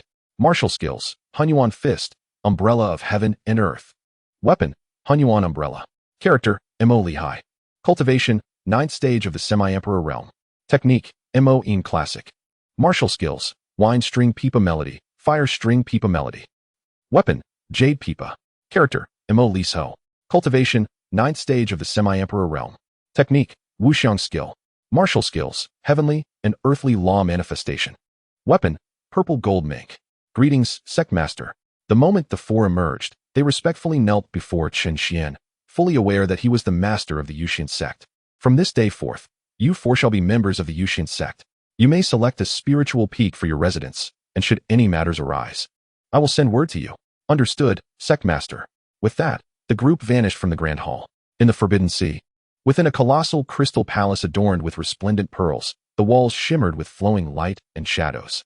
Atop a crystal throne sat a graceful youth, his cheeks embellished with silvery scales that glimmered under the underwater illumination. In the center of the palace, A burly figure clad in a flowing blue robe knelt respectfully upon the crystal floor. Outside the palace, immense phantoms encircled it, all being colossal beasts swimming in the waters, their bodies adorned with dragon-like scales of a brilliant azure hue. Chapter 107. The Wrathful Sea Dragon Whale. This locale is one of the few Imperial-level forces within the Forbidden Sea, the Wrathful Sea Dragon Whale clan. Adult Wrathful Sea Dragon Whales can reach lengths of several thousand zhang, making them the largest sea creatures in the Forbidden Sea. At this moment, the clan leader, Qianjin II, was in the Crystal Palace, while the entity seated upon the Crystal Throne was the legendary Han Hai Jiao Long from the extreme North Ice Plains, now possessed by a mysterious soul. Astonishingly, the once semi-empowered Jiao Long now exuded the aura of a fifth-stage saint. This remarkable ascent in such a brief period was truly staggering. Nevertheless, even with his newfound power, he was not considered a top-tier expert among the Wrathful Sea Dragon Whale clan. Yet, the clan's strongest warrior, Qianjin II, who had reached the fifth stage of the Emperor realm, was kneeling respectfully before the Jiao Long, his face betraying a hint of flattery. "My lord, I have investigated thoroughly. That individual hails from a sect in the eastern continent known as the Yusian Sect and is suspected to possess emperor-level prowess." Qianjin II maintained his kneeling posture, a smile gracing his features, albeit one that appeared somewhat forced. A sect from the eastern continent? Upon hearing this, the Jiao Long furrowed his brow slightly, his eyes piercing through the crystal palace walls to gaze at the wrathful sea dragon whales swimming outside, a glimmer of contemplation crossing his features. Since arriving in the territory of the wrathful sea dragon whale clan, he had gleaned from Qianjin II insights into the power dynamics of central Xinzhou and the Forbidden Sea, where he at his peak. Not even an emperor would stand a chance before him. He could obliterate all beings of the ancient continent with a mere breath. Alas, he was now but a faint remnant of a soul, incapable of contending even against semi-emperors. The reason he commanded the respect of the clan's strongest warrior was due to the disclosure of his identity and capabilities. Just a mere hint of insight had allowed Qianjin II, who had been trapped at the fourth stage of the Emperor realm for centuries, to successfully break through to the fifth stage. Furthermore, he had promised Qianjin II assistance in reaching the pinnacle of the Emperor realm and even in transcending to the exalted realm of the gods. "My lord, there is another matter related to the Yusian sect, or rather, concerning that mysterious emperor-level expert." Noticing the Jiao Long's silence, Qianjin II continued, "Several days ago, nearly simultaneously, the top experts of the six-eyed flying fish clan, one of the vassal forces of the wrathful sea dragon whale clan, perished. Upon investigation, it was revealed that they had sought trouble with the dominant force of the eastern continent, the Nangong family, only to be slain by that mysterious emperor-level expert." As he spoke of the six-eyed flying fish clan and the Nangong family, a glimmer of disdain flickered in Qianjin II's eyes.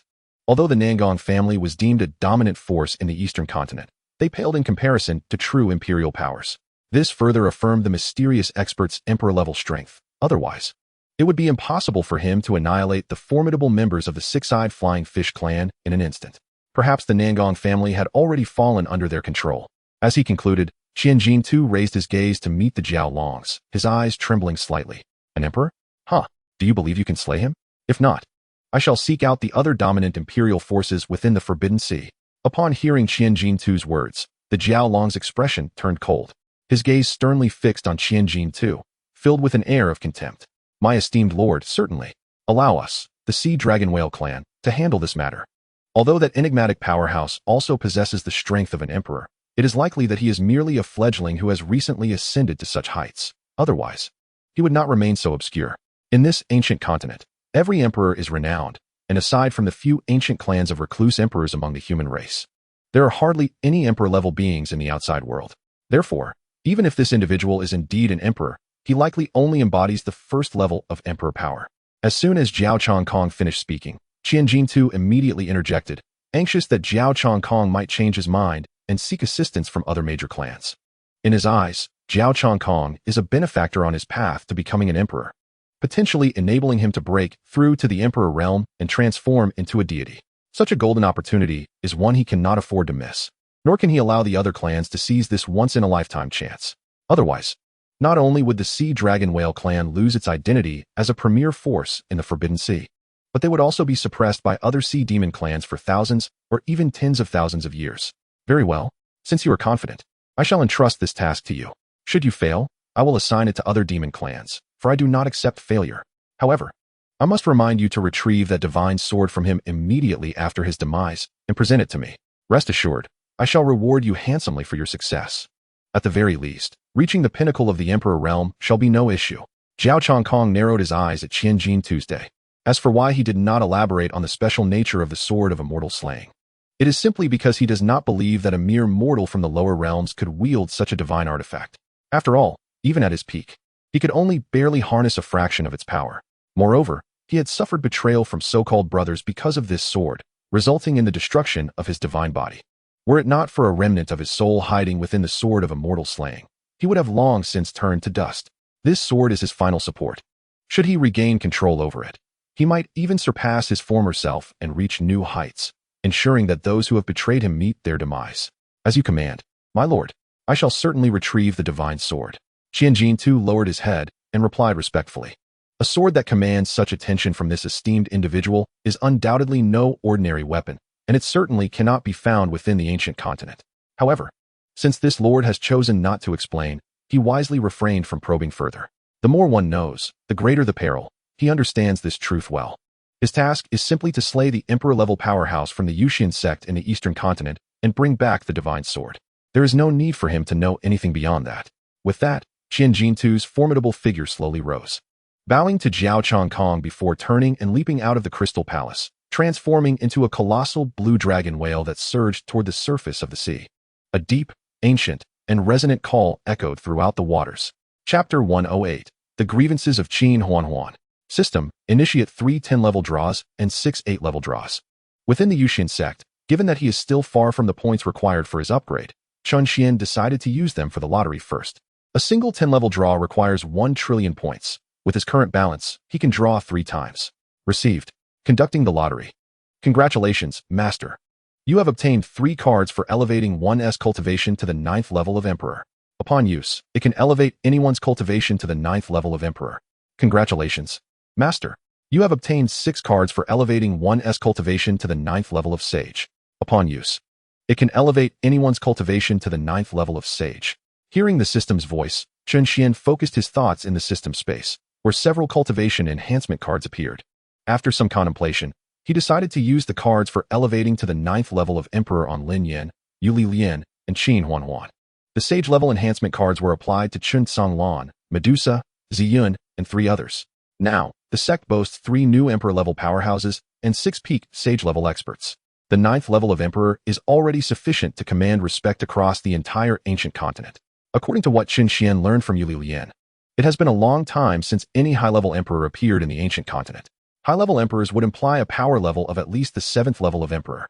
In the central divine realm, even the strongest among the 4 ancient clans in the smaller worlds only reach the 6th level of Emperor. Such strength is already considered peak in the ancient continent. As for whether there exists 7th level emperors or higher in the Forbidden Sea, Yu Li Lian expressed uncertainty, but she speculated that there likely are none, or if there are, they would probably have already reached their zenith at the 7th level of Emperor. This is because the ancient continent is somewhat weaker compared to other continents, at least in recent millennia. In its heyday, the ancient continent was a flourishing realm. Not to mention the pinnacle of Emperor, even legendary ancient gods could emerge. However, it seems that the ancient continent has undergone significant upheaval and devastation, making the path to becoming a high-level emperor fraught with challenges. Yet, no race has recorded this history. Only fragments of data from the remnants of those ancient clans attest to the former glory of the ancient continent. After enhancing the cultivation of these individuals, especially Yu Li Lian, who was experiencing such an intuitive and inexplicable surge in strength for the first time, her delicate face was full of astonishment. It was only after Chen Songlan explained the situation that Yu Li Lian felt reassured, though this led to Chen Songlan's complaints. Essentially, he questioned why Yu Li Lian received an elevation to her cultivation while he did not receive a direct upgrade to emperor level. To this, Chen Xuan could only gloss over the issue, as his overly hypocritical father over the years paled in comparison to Yu Li Lian, making it inconsequential at this juncture. He prioritized enhancing Qin Huan's cultivation because he knew she was a reincarnated empress, with inevitable grievances from her past life that needed resolution. The 9th level of Emperor should be sufficient for her revenge, even if she cannot contend with true divine beings. Her physique combined with the Supreme Emperor weapon would render her invincible at the Emperor level. Thus, he prioritized elevating Qin Huan's cultivation. As anticipated, shortly after Chen Xuan enhanced everyone's cultivation, the image stone connected to Qin Huan began to resonate. Seeing this, Chen Xuan promptly activated the image stone, and soon, Chen Xuan's figure materialized on the stone. Greetings, Sect Master. Chen Xuan bowed gracefully to Chen Xuan. What brings you here? Speak freely, Chen Xuan inquired, waving his hand, and in the next moment, Chen Xuan stood before him. She did not resist, knowing that Chen Xuan would not harm her, and spoke, Sect Master. There are matters that may require me to step out for a while. I shall return to the sect as soon as I conclude my affairs. Revenge? At this, Chen Xuan paused briefly, but soon felt at ease. From her perspective, Chen Xuan's methods were enigmatic and potent. He not only possessed immense strength, but could also effortlessly elevate the abilities of those within the Yusian sect. He must be a reincarnated powerhouse, not merely of the emperor level, but of the legendary ancient god caliber. It is likely that her identity as a reincarnated individual cannot escape his perception. Her current cultivation level surpasses that of her past life by 2 realms, truly reaching the pinnacle of emperor. Were she to retrain herself, it would take her at least several hundred years. Since her joining the Yusian sect, it has been less than a year. Yet she has already been presented with an opportunity for vengeance. Indeed, I seek retribution. As she spoke, a fierce glint of hatred ignited in Chen Xuan's icy gaze. In my previous life, I was a denizen of the Xianling continent, rising alone from the mundane world to attain the 7th level of the Emperor realm, earning the title of the Ice Emperor and establishing the Ice Emperor Palace, thereby becoming one of the most formidable forces on the Xianling continent. Throughout my arduous journey, I forged bonds with 2 dear friends. However, all of this was merely my one-sided wishful thinking, for it ultimately led to my tragic downfall. One of them became my fiancé, while the other became my closest confidant. Despite their inferior cultivation talents compared to mine, I remained unperturbed, as they only broke through to the Emperor realm with my assistance. Yet, before me, they often displayed a subtle rivalry, and to my astonishment, they had long since become entangled with one another, harboring secret affections.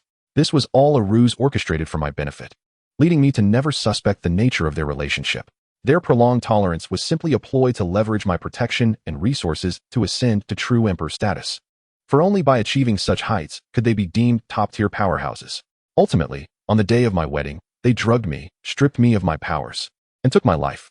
Had it not been for my desperate struggle before death, allowing a fragment of my soul to escape, I would have been utterly annihilated. I swear, I will slay this pair of treacherous lovers. Let them never find rebirth. By the end of her declaration, a hint of malice tinged Chen Xuan's voice, revealing the profound impact this betrayal had on her. As Chen Xuan spoke, Chen Xuan nodded gently.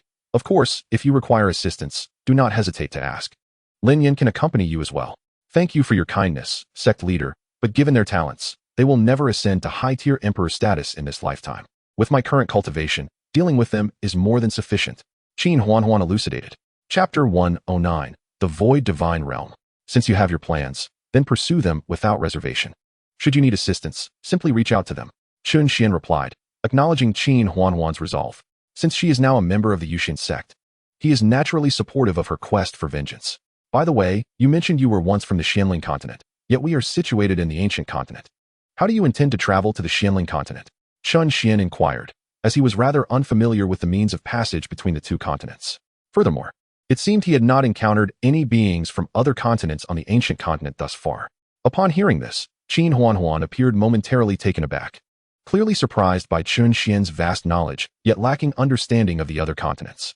After a brief pause, she continued, Sect leader, each continent possesses a colossal teleportation array known as the Realm Domain Teleportation Array. This array serves as the sole conduit for communication among the various continents in the myriad realms. And all teleportation arrays lead to a singular location called the Void Divine Realm.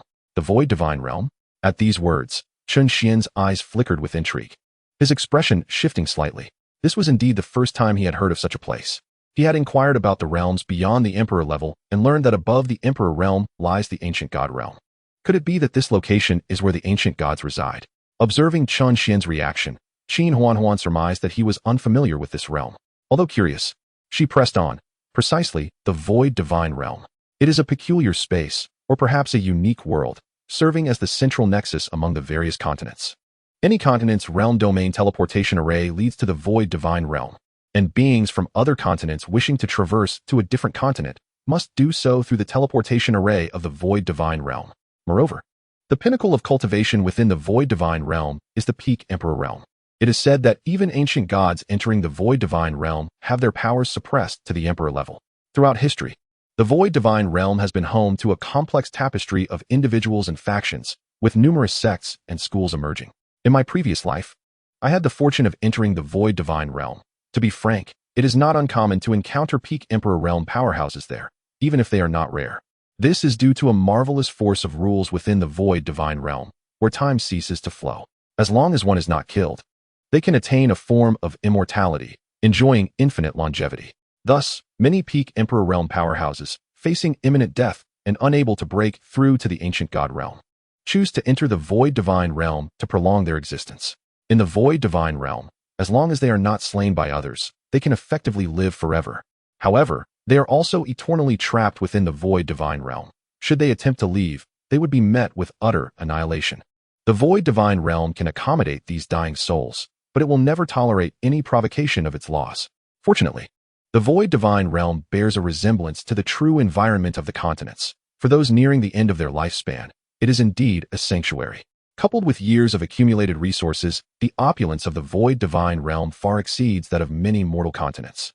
Provided one possesses sufficient spirit stones, one can indulge in all manner of luxuries, including fine wine, exquisite cuisine, and even alluring companions.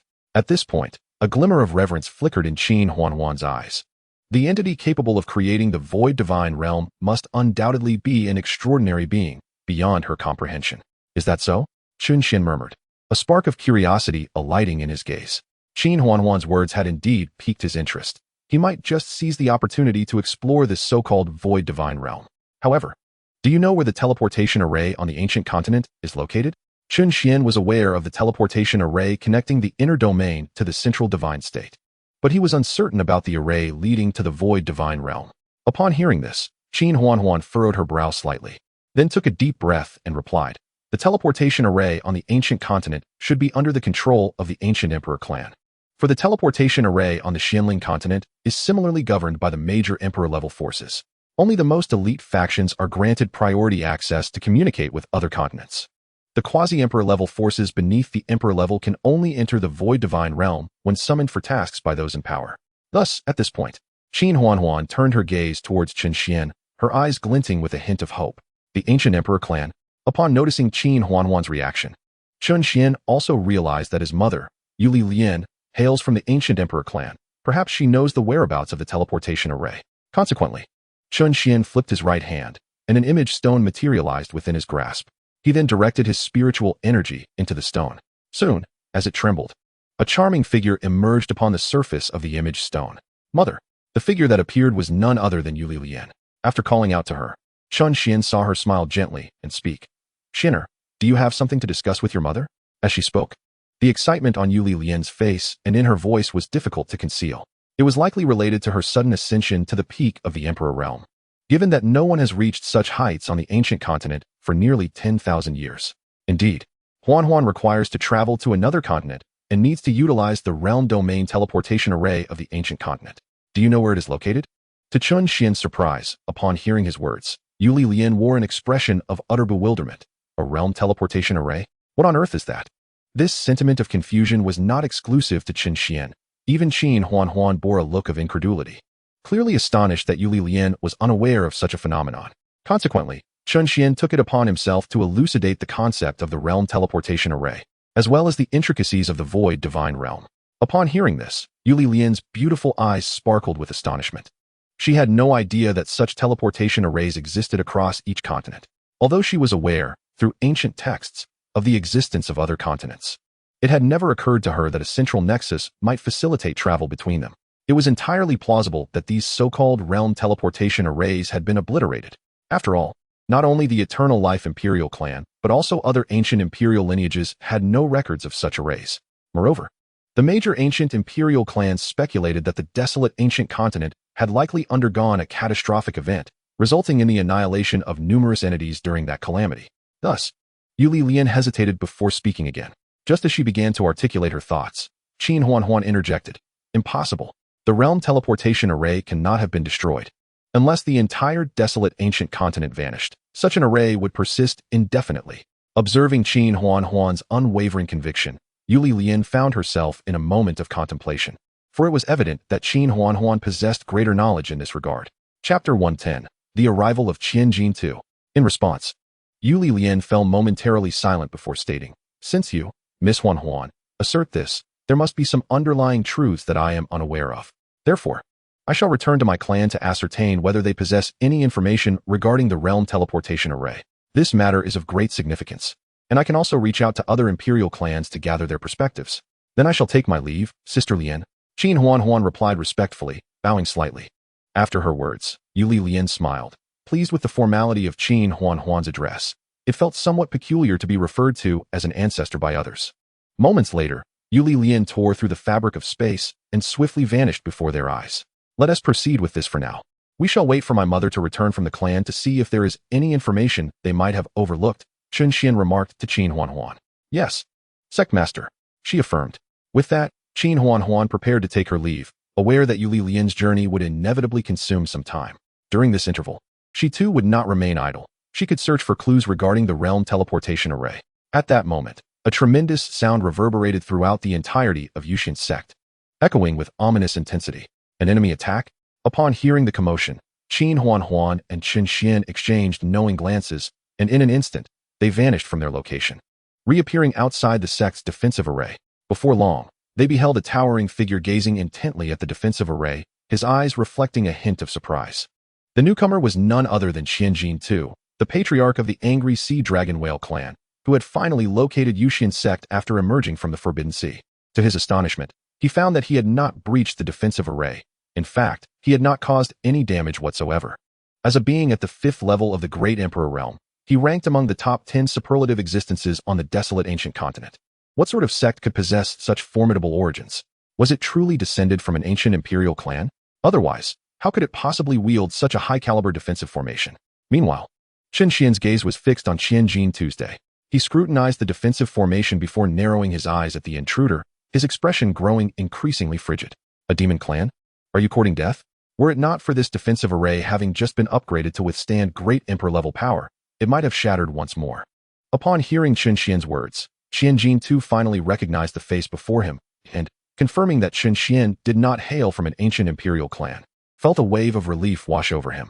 As long as they were not from an ancient imperial lineage, he surmised that this young great emperor, recently risen in central divine continent, would possess a relatively shallow background. With his own 5th-level great emperor cultivation, dealing with Chen Xian would be more than manageable. "Hand over the divine sword, or your Yusian sect shall not escape the clutches of death today," Xianjin too declared coldly. Despite his confidence in subduing Chen Xian, he hoped the human could willingly surrender the divine sword to avoid a skirmish.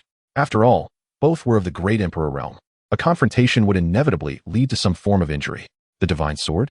Upon hearing Xianjin too's demand, Chen Xian furrowed his brow, and as if struck by inspiration, he produced a 3-foot azure blade from his hand.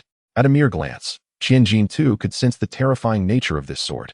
Its sword intent as ferocious as a primordial behemoth, surpassing even the imperial weapon within his own clan.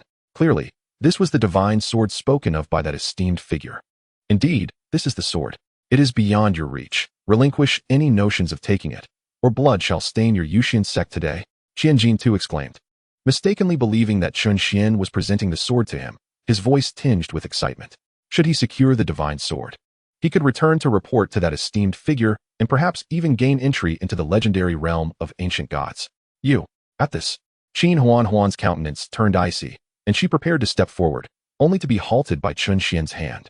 Taking a few steps forward, Chen Xian wore a playful smirk and said, "If you desire the divine sword, that can certainly be arranged. However, I am yet to learn your esteemed name and your origins. Listen closely. I am Xianjin II, patriarch of the angry sea dragon whale clan from the Forbidden Sea. If you willingly surrender the divine sword, I shall spare you today." Xianjin II bellowed, laughing heartily, convinced that Chen Xian was trembling in fear and would thus offer the divine sword willingly. However, much to his surprise, after hearing his declaration, Chen Xian's eyes gleamed with disdain. "So you are of the angry sea dragon whale clan. Huan, go ahead and annihilate them," Chen Xian instructed Qin Huan. Turning to her, "As you command, Sectmaster," she replied, bowing slightly before her form darted away with a rush. Watching the exchange, Xianjin II's expression morphed into one of disbelief, and moments later, he reacted with a furious scowl. "You dare to play me for a fool? You are courting death. Today, not only shall I reclaim the divine sword, but I shall also wash your Yusian sect in blood." With that, Qian Jintu launched an immediate attack, intent on intercepting Chen Xuan. Infuriated that these two dared to mock him, he had no qualms about taking her back as a concubine, for her beauty was indeed remarkable, and it would not diminish his own prestige. Moreover, he did not believe that Chen Xuan possessed the strength to obliterate the angry sea dragon whale clan. While it was true that there were forces capable of annihilating the angry sea dragon whale clan on the desolate ancient continent, even if they succeeded, he could ensure that the opposing side would suffer severe losses, potentially relegating them to the lower echelons of the great emperor realm. Yet, as he contemplated this, Chen Xuan's figure soared past him, vanishing from view as she headed toward the Forbidden Sea. What? In an instant, Qian Jintu's pupils constricted.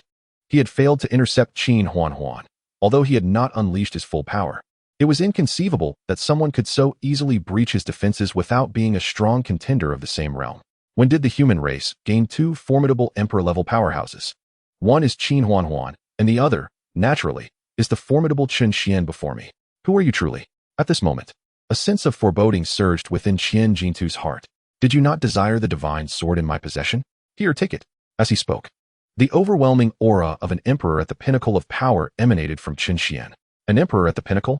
This is impossible. In an instant, Qian Jintu's complexion changed drastically, a chilling aura of death enveloping him, and he immediately turned to flee. Despite his words of disbelief, within mere moments, he had already distanced himself by 100 miles. He truly wished to advance, yet in the face of a life-and-death crisis, he knew how to make the right choice. A powerhouse at the pinnacle of the emperor realm was simply beyond his capacity to contend with. Thus, even if it meant defying that esteemed one's orders and failing to retrieve the divine sword, he had to escape from this place. Chapter 111. The Annihilation of the Angry Sea Dragon Whale Clan. At this moment, the singular thought occupying Qian Jintu's mind was to flee. The farther, the better. In this instant, all dreams of being at the pinnacle of the emperor realm or attaining the ancient god's realm were rendered meaningless. His life was paramount. If he were to perish here today, what future would remain? Moreover, even if he were to die today, that esteemed one would simply discard him in search of other demon emperors within the Forbidden Sea. The combination of a pinnacle emperor and that divine sword, coveted even by figures from the upper realm, meant that even the emperor of the Yusian sect could only exert a fraction of its potential. He was no match. As he fled, Qian Jintu occasionally glanced back to see if Chen Xuan was in pursuit. Only when Chen Xuan's figure vanished from view did he finally exhale in relief. However, this did not signify his safety. He continued to rush towards the Forbidden Sea at breakneck speed. A look of concern crossed his brow, for he was indeed caught between a ravenous wolf and a ferocious tiger. Just moments ago, that stunning woman from the Yusian sect had already gone ahead to the angry sea dragon whale clan.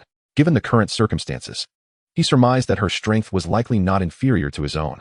If that were the case, the angry sea dragon whale clan might truly face annihilation before he could return. Regardless, he had to make haste back to his clan. Simultaneously, several communication stones appeared in his hand, capable of contacting the leaders of other major demon emperor factions within the Forbidden Sea. Although competition existed among the various factions in the Forbidden Sea, this time they faced the human race. If the angry sea dragon whale clan were to be obliterated, the demise of the other factions would surely follow. They should understand the principle of mutual survival. Just as Qian Jintu prepared to activate the communication stone, he suddenly sensed a terrifying aura penetrating the space around him. Whoosh! Instinctively dodging, he barely glimpsed a mysterious beam of light flash past him, nearly blinding him. Then he felt something was amiss. What is happening? Why does my left arm feel so cold? Turning to inspect his left arm, a chilling sensation surged from his feet to the top of his head. His left arm was completely gone, the severed end unnaturally smooth, with not a single drop of blood spilling forth. This was due to a layer of ethereal white sword intent adhering to the wound, attempting to seep into his body. His instincts told him that if this sword intent were to truly enter, it would likely devastate his internal organs. In an instant, Qian Jintu summoned the power of his emperor-level cultivation to halt the spread of the sword intent from the severed limb. Yet, even with all his might, he could only barely delay its infiltration. Damn, what kind of sword intent is this? It must be that divine sword. Realizing this, Qian Jintu abruptly raised his massive head, his crimson eyes scanning his surroundings. Sweat began to bead on his cheeks, and his pupils whirled in madness. This attack was undoubtedly a masterpiece of the emperor behind him, who had likely caught up. However, upon raising his head, Qian Jintu saw not Chen Xuan, but a scene that filled him with dread. A vast expanse of sword intent seemed to encase him within a cage spanning thousands of miles. With countless small swords densely covering its surface, each imbued with an astonishing sword intent, an essence beyond his comprehension. Under this oppressive sword intent, even with his cultivation at the 5th level of the Emperor realm, he felt as insignificant as an ant. As time passed, the sword intent cage continued to constrict, threatening to extinguish him completely within this deadly prison. No, I refuse to believe it. I will escape. Seeing this, Chen Xuan howled in desperation. In that critical moment, he had no time to use the communication stone to alert the other demon emperors. Instead, a long sword materialized in his hand, rippling with energy and bearing the essence of the wind, as if animated by some unseen force. This sword, known as the Windblade, was the only imperial weapon of the angry sea dragon whale clan. To be prudent, Chen Xuan had brought forth their sole imperial weapon, and now it was indeed put to use. However, could this imperial weapon truly secure his escape? The trembling grip of his sword betrayed the panic within him. Swallowing the wind, demon 9 swords. With a furious shout, a colossal phantom of a dragon whale emerged behind him. Unlike Chen Xuan's own form, this spectral whale was shrouded in black mist and crimson light. With a swift slash of his sword, he infused the invisible wind sword energy into the mouth of the giant whale. It let out a tremendous roar, expelling 9 energy swords that flew in different directions toward the sword intent cage. In the wake of this impact, the very fabric of space began to fracture. And in Chen Xuan's eyes, filled with fleeting hope, the energy swords collided with the sword intent barrier. Clang! The moment of impact produced a piercing sound of metal clashing. Yet, before Chen Xuan could savor his triumph, his expression soured, as if he had bitten into something foul. The energy swords, infused with the essence of the wind, were obliterated in mere moments, unable to withstand the overwhelming sword intent of the cage. At that moment, Chen Xuan's figure slowly materialized before Chen Xuan, his crimson robes billowing gracefully in the wind, the divine sword in his right hand radiating brilliance. Slay immortals, Yellow Springs. Upon appearing, Chen Xuan did not engage in conversation with Chen Xuan, knowing the location of the angry sea dragon whale clan was sufficient. With a soft command, the sword in his hand erupted with unparalleled sword intent, akin to a lethal strike from the underworld, aimed directly at Chen Xuan. Faced with this, Chen Xuan's expression shifted dramatically as he hastily transformed into his true form, for a demon beast's original shape offered the strongest defense. In the sky, a colossal blue whale, stretching thousands of feet, swayed, its azure scales more formidable than any weapon. However, it was thus that beneath this singular sword strike, the colossal form of Chen Xuan was abruptly annihilated, pierced through from head to tail, and subsequently, the entire demonic body was rent asunder by the sword's aura, dissipating into the void. In response, Chen Xuan's expression remained unchanged. He merely sheathed the windblade and then, with a fleeting movement, vanished from sight. The sword intense confinement simultaneously faded away, had it not been for the shattered state of the surrounding space. No one would have fathomed that a battle of imperial caliber had transpired here. In the realm of the angry sea dragon whale clan, the sea was frozen for 100,000 miles. A young girl clad in a flowing blue gown sheathed a long sword that emanated a chilling aura and turned to disappear above the forbidden sea. Amidst the frigid ice, the ice beside a young man melted silently, and in the next instant, he vanished from the frozen sea's confines. Yet at this moment, his complexion was as pale as parchment, his aura fluctuating erratically, ultimately descending to the pinnacle of the divine martial realm. This individual was Jiao Chongkong. Aside from him, the angry sea dragon whale clan had been entirely obliterated. He stood upon the surface of the ocean, a flicker of frigid murderous intent glimmering in his eyes. An imperial peak realm? How fascinating. A shattered continent can still give rise to such formidable beings. However, those who dare to strike at this emperor shall find only death as their recompense. With that, Jiao Chongkong's figure faded directly into the void. Chapter 112. The Eternal Life Imperial Clan. In a land of rolling mountains, enormous ravines were shrouded in mist, and clouds drifted with the wind, creating an ethereal dreamscape. This was the domain of the Eternal Life Imperial Clan, one of the 4 great imperial clans of the ancient continent, and one of the locations with the most concentrated spiritual energy. Within a magnificent great hall, an elderly figure sat in the highest position, and the walls and pillars of the hall were imbued with rich spiritual energy. Clearly, numerous high-grade spirit stones were embedded within these structures, allowing one day of cultivation here to equate to several days or even longer in the inner domain. Such grandeur was befitting of the title of the most elite power in the ancient continent. In the center of the hall, 3 middle-aged men knelt partially, their expressions reverent as they gazed upward at the seemingly decrepit elder. If Chen Xuan were present, he would undoubtedly recognize one among them as the man who had recently visited the Yusian sect, Yuliang Sect. The three were the lineage heads of the Tianxian three branches of the Eternal Life Imperial Clan, Yuli Xian, Yuli Feng, and Yuli Qingcheng. In truth, Yuli Lin was the head of the Tian branch and was being groomed as the clan leader of the Eternal Life Imperial Clan. Had it not been for her impulsive departure that incited Yuli Kuan's wrath, leading to her being stripped of her position, she would still hold that title. Among the three, aside from Yuli Xian, who was at the 9th level of the Quasi-Emperor realm, the other two were at the 1st level of the Emperor realm. As for Yuli Lin, while also at the 1st level of the Emperor realm, this was due to her self-inflicted damage to her divine veins. Otherwise, she might have already reached the 4th level of the Emperor realm, the same as Yuli Kuan's current power level. Yuli Kuan had intended to revoke the acting clan leader's position and formally assume the role of the Eternal Life Imperial Clan leader. Unfortunately, all of this was ruined by Yuli Lin. Thus, Yuli Kuan had been infuriated for many years, imprisoning Yuli Lin within the ancestral grounds. In his view, should the divine children of both clans unite, it was unimaginable what extraordinary talents they could produce, potentially breaking the curse that had plagued the ancient continent for nearly 10 millennia, one that had prevented the emergence of high-tier emperors.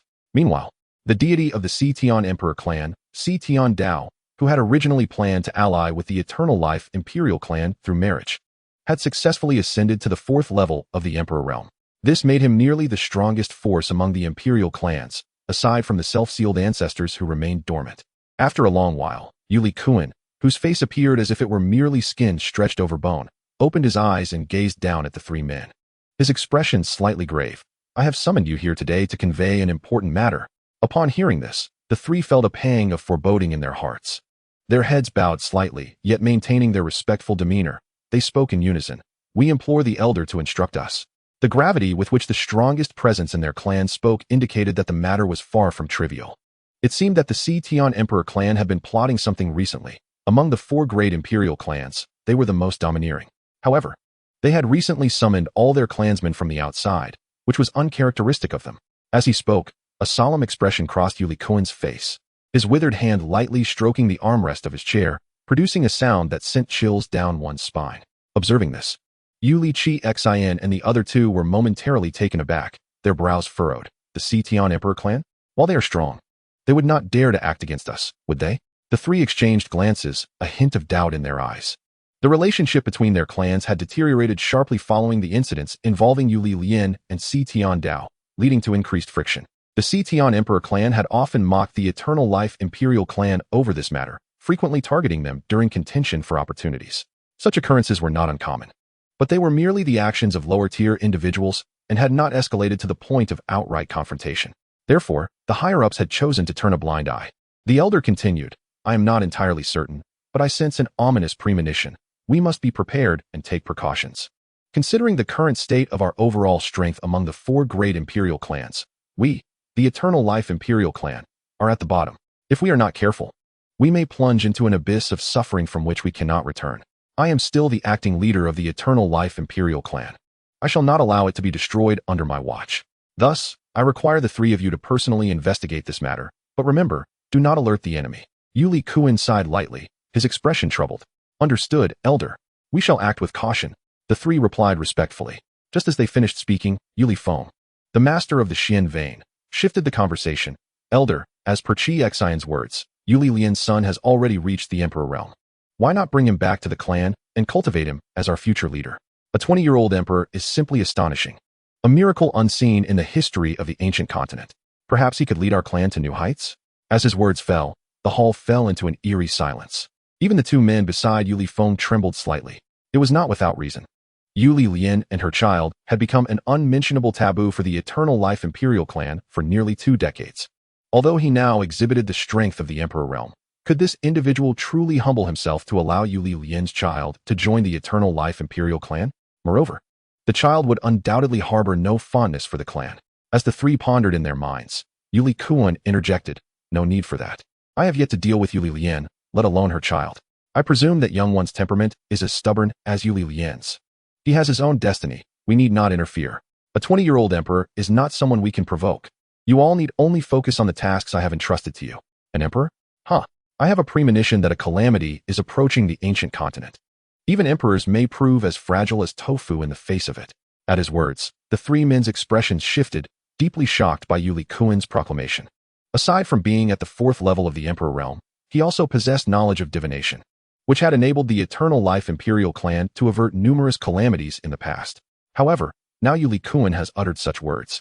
Could it be that he has already foreseen something?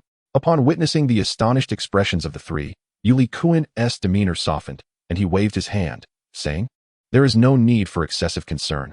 Perhaps I have merely misperceived." Yet, this remark only heightened the anxiety of Yuli Xian and the others.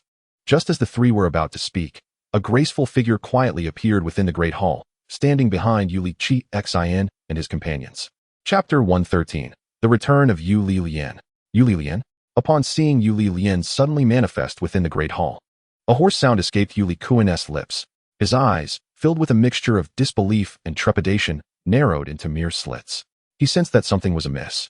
And indeed, something was profoundly unsettling. Previously, he could easily discern Yuli Lian's cultivation at the 1st level of the Emperor realm. Yet now he was unable to gauge her precise strength. Were that the only issue, Yuli Kuan might not have been so perplexed. For it was not uncommon for practitioners to conceal their cultivation through certain esoteric methods.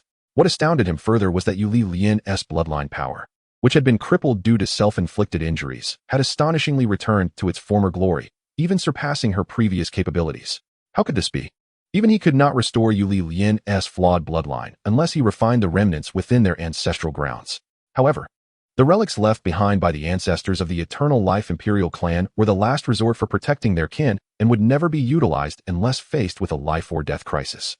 Upon hearing Yuli Kuan's voice, Yuli Xian and the others turned around to behold the former divine maiden of the Eternal Life Imperial clan. Since Yuli Lian had been confined within the ancestral grounds, no one aside from Yuli Kuan had been permitted entry, making this her first appearance before them since her imprisonment. They were peers of Yuli Lian, yet she had once cast them aside as if they were but dust, leaving them unable to keep pace with her. As men, they undeniably felt a sense of defeat, and even after Yuli Lian's confinement, they had relished in a sense of schadenfreude, imagining their own rise to prominence. However, upon assuming their roles as leaders, they realized how ludicrous their previous notions had been.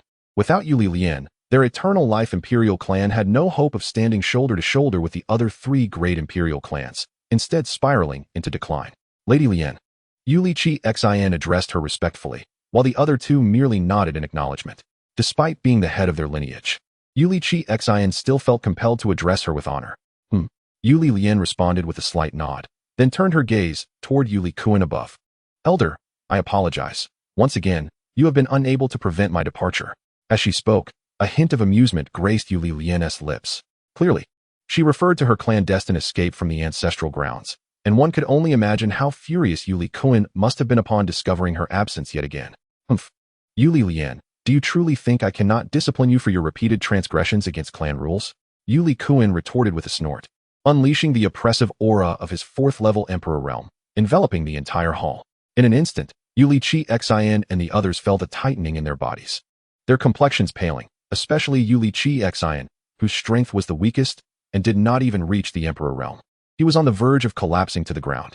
Yet, despite his words, Yuli Kuan's expression softened considerably.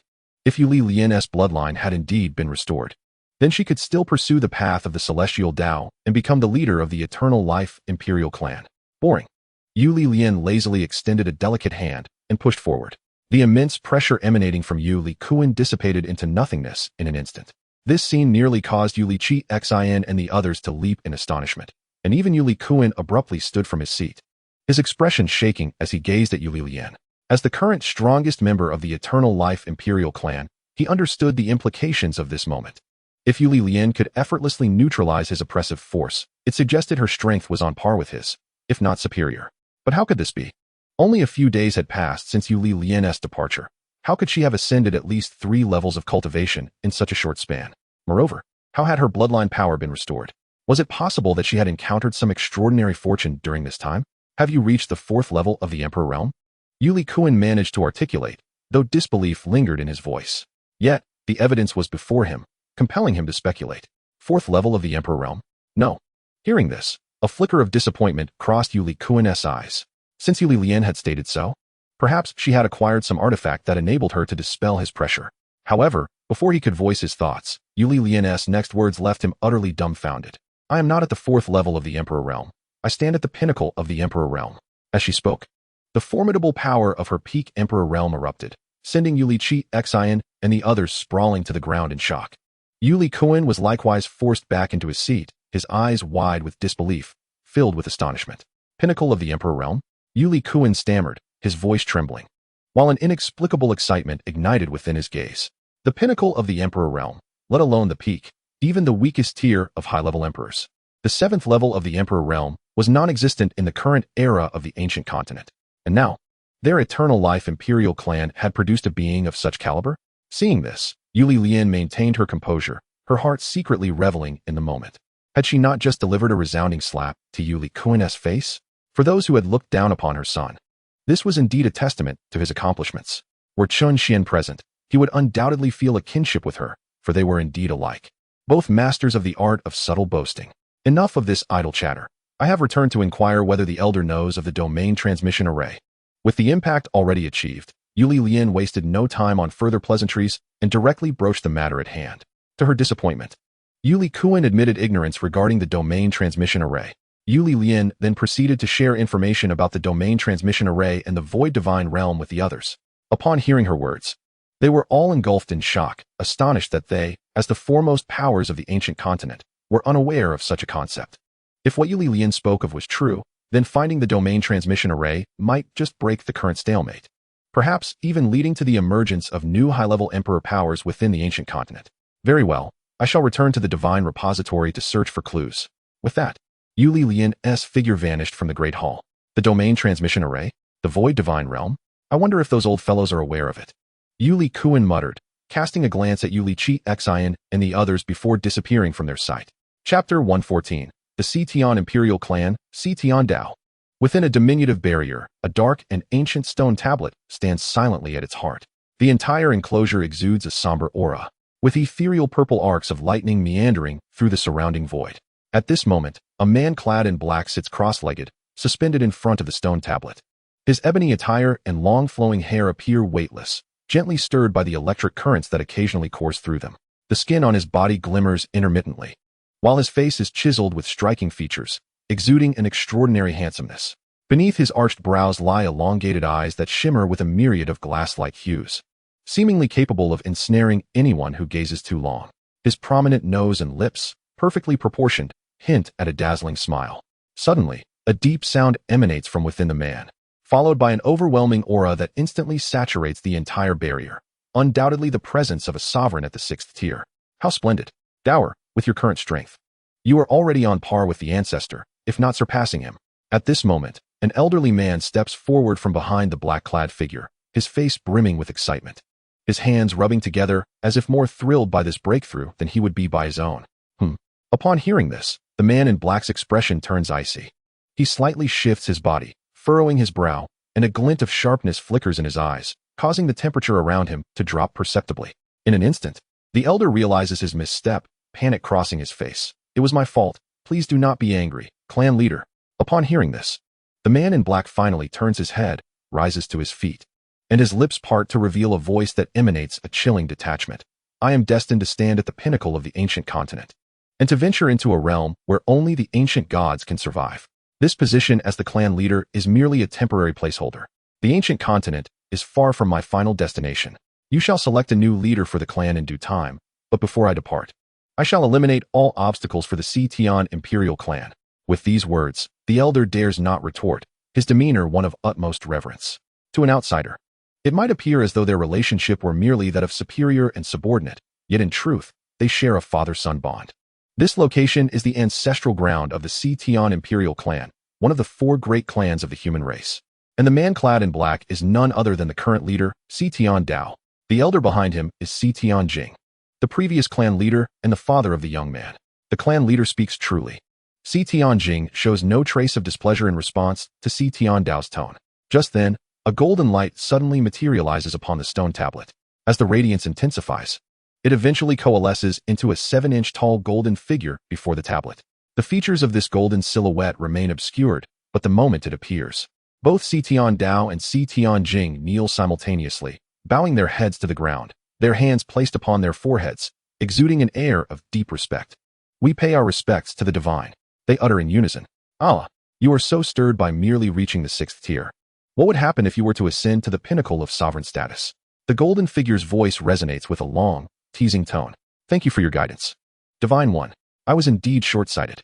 Xian Dao replies, keeping his knees on the ground, his eyes fixed on the golden figure before him. Behind him, Xian Jing remains silent, fully aware of the terrifying capabilities possessed by this apparition. From Xian Dao's words, he surmises that this entity must have once ascended to the realm of ancient gods. His current fifth-tier sovereign cultivation stems from this divine figure's influence, as does Xian Dao's sixth-tier prowess. He had originally been at the fourth tier, on par with the likes of the eternal imperial clans Yuli Kuan. Yet now he has surpassed her. Even Xian Dao has surged directly from the fourth tier to the sixth, rivaling the strongest beings among the four great clans. Indeed, only a handful of slumbering elders from the four great clans possess the sixth-tier cultivation, while those elders, in their frailty, dare not awaken from their slumber. It can be said that Xian Dao now stands as the most formidable among the four great clans. Does the Divine One have any commands? Xian Dao, addressing the divine figure, sheds his previous indifference and adopts a posture of utmost humility and respect. Ah, you are indeed astute. The golden figure glances at Xian Dao before suddenly dissipating into a swirl of golden light, reconstituting behind the two men. Its voice transforms from a melodic tone to an ethereal resonance. Now that you have attained the sixth tier, we can proceed to the next step. The next step? Indeed. This shall be your pathway to higher sovereign realms, even to the realm of ancient gods. Merely this statement holds immense allure for both Xian Dao and Xian Jing. In a sudden burst of fervor, Xian Dao rises from the ground, joy illuminating his eyes. Is it true, Divine One? Can this truly lead me to become an ancient god? After a brief moment, feeling he has lost composure, Xian Dao kneels once more, though his excitement remains undiminished. Of course, have you not already witnessed my capabilities? Are you not curious about my true identity? With a swift motion, the golden figure appears seated atop the dark stone tablet, its golden legs crossed. Please, Divine One, enlighten us. Xian Dao implores, his eyes sparkling with anticipation.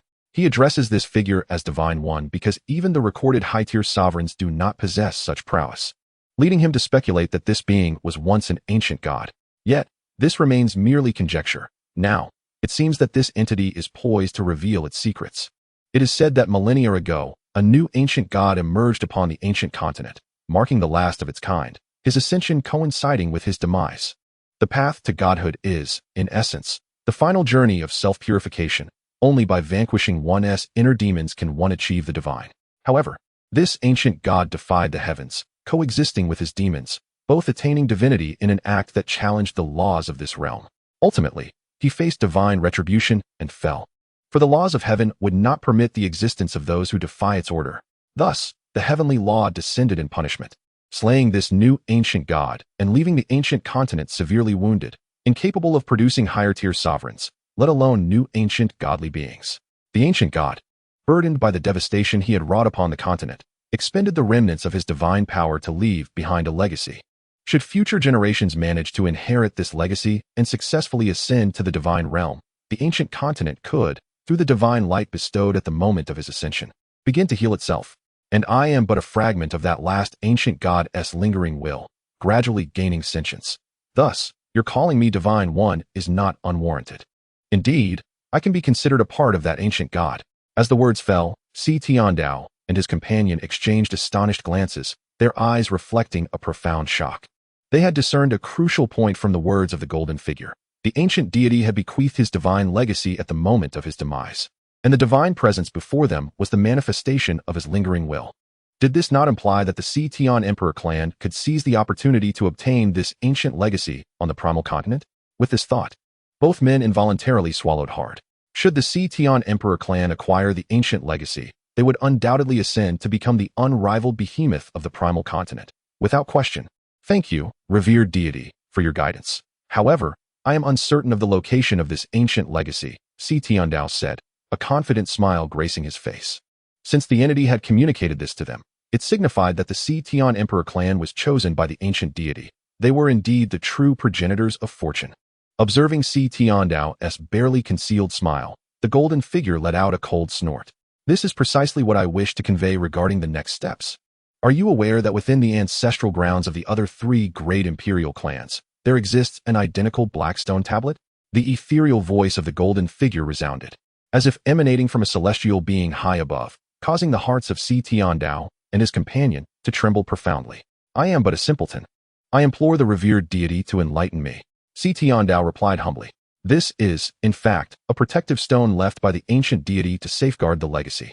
Only by shattering these 4 stone tablets can the ancient ruins manifest, granting you the opportunity to inherit the ancient legacy.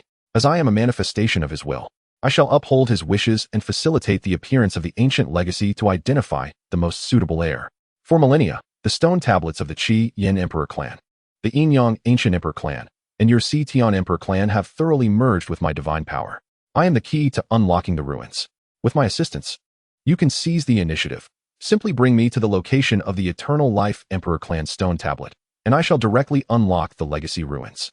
Of course, even without my intervention, the ruins can still be opened, but it would require an additional 3,000 years of waiting. I am indifferent to the passage of time, but are you truly willing to wait? As the golden figure spoke, one could faintly perceive a hint of amusement at the corners of its mouth. At this point, Dao and his companion began to breathe more rapidly. Just as the golden figure had stated, its existence was solely to unlock the ancient ruins. Whether it occurred now or 3,000 years hence would bear no significance. However, for the Tian Emperor clan, the situation was markedly different. Opening the ruins now would yield the utmost advantage for them. Moreover, the lifespan of an emperor is but a few thousand years, unless one chooses to seal oneself away like certain ancient beings. Does the revered deity intend for me to lead you into the ancestral grounds of the Eternal Life Emperor clan to unlock the ancient ruins? Dao inquired, his hands trembling beneath his sleeves. Indeed, as soon as the ancient ruins are unlocked, my mission will be fulfilled, and I shall no longer be bound to await the passage of millennia. How you choose to bring me there is entirely up to your own ingenuity. Of course, you may also share the matter of the ruins with the Eternal Life Emperor clan, thus avoiding direct conflict between our 2 clans. However, at the moment the ancient ruins are opened, only one individual may enter, after which a divine barrier will form at the entrance, capable of withstanding the attacks of the ancient deity realm. This barrier will persist for a quarter of an hour, granting the first entrant priority in exploring the ruins, ample time to commence the inheritance of the ancient legacy. Once the inheritance begins, it cannot be interrupted. With that, the golden figure lapsed into silence, merely observing the 2 men. After a long moment, Dao suddenly clenched his fists, a glint of resolve flashing in his eyes. Revered deity, please allow me to lead the charge against the Eternal Life Emperor clan.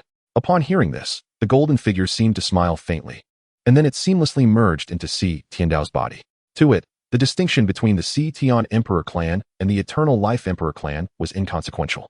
Its sole purpose was the continuation of the legacy. The conflicts between the 2 clans and the casualties incurred mattered not to it. Ancestors, conjure the triad killing formation and breach the protective array of the Eternal Life Emperor clan to unlock the ancient ruins. Dao proclaimed, casting a glance at Tianjing before soaring toward a coffin deep within the ancestral grounds. In no time, the coffin lid was flung aside, revealing a gaunt figure resembling a skeleton before Dao, a wizened elder with a pallid complexion. His sunken eyes and skin seemed to cling tightly to his bones. This man was none other than the revered ancestor of the Tian Emperor clan, Tianxian. What is it? You have awakened this ancestor. The elder's eyes opened, and his gravelly voice echoed like dry wood. Instantly, the coffin exploded, and the elder's form floated forth, standing in midair. Ancestor, the ancient ruins have manifested. I beseech your assistance in claiming the ancient legacy. Faced with this once mighty figure of the Tian Emperor clan, Dao maintained a dignified composure as he slowly articulated his plea. As if to conserve time, Dao rapidly conveyed the entire situation. Upon finishing, the elder's aura began to swell, his power surging as his withered form gradually regained substance, his complexion growing fuller and more vibrant. Ultimately, he transformed into a middle-aged man clad in dark robes, his presence stabilizing at the 6th level of the Emperor realm. Let us proceed to the Eternal Life Emperor clan and seize the ancient legacy. At this moment, Tianxian undeniably regained the combat prowess of his peak years, though it was likely that this battle would hasten his eventual decline. Yet, before the promising future of the Tian Emperor clan, this venerable ancestor made his choice without hesitation. Yes, ancestor. In that instant, even the proud Dao revealed a look of respect. As a former ruler of the Tian Emperor clan, his commanding presence was nothing short of extraordinary. With that, a spatial passage materialized before the 3 of them, and as they stepped through, the portal slowly faded from sight. Chapter 116, The Triad Killing Formation. In the skies above the sprawling mountains, a ripple surged through a section of space, and as the waves expanded, a deep spatial passage emerged. 3 figures quietly stepped out from the portal, Si Tiandao, Si Tianchen, and Si Tianjing. Beneath them lay the core region of the Eternal Life Emperor clan, where the 3 main bloodlines practiced their cultivation, and the ancestral grounds of the Eternal Life Emperor clan were situated within this very core.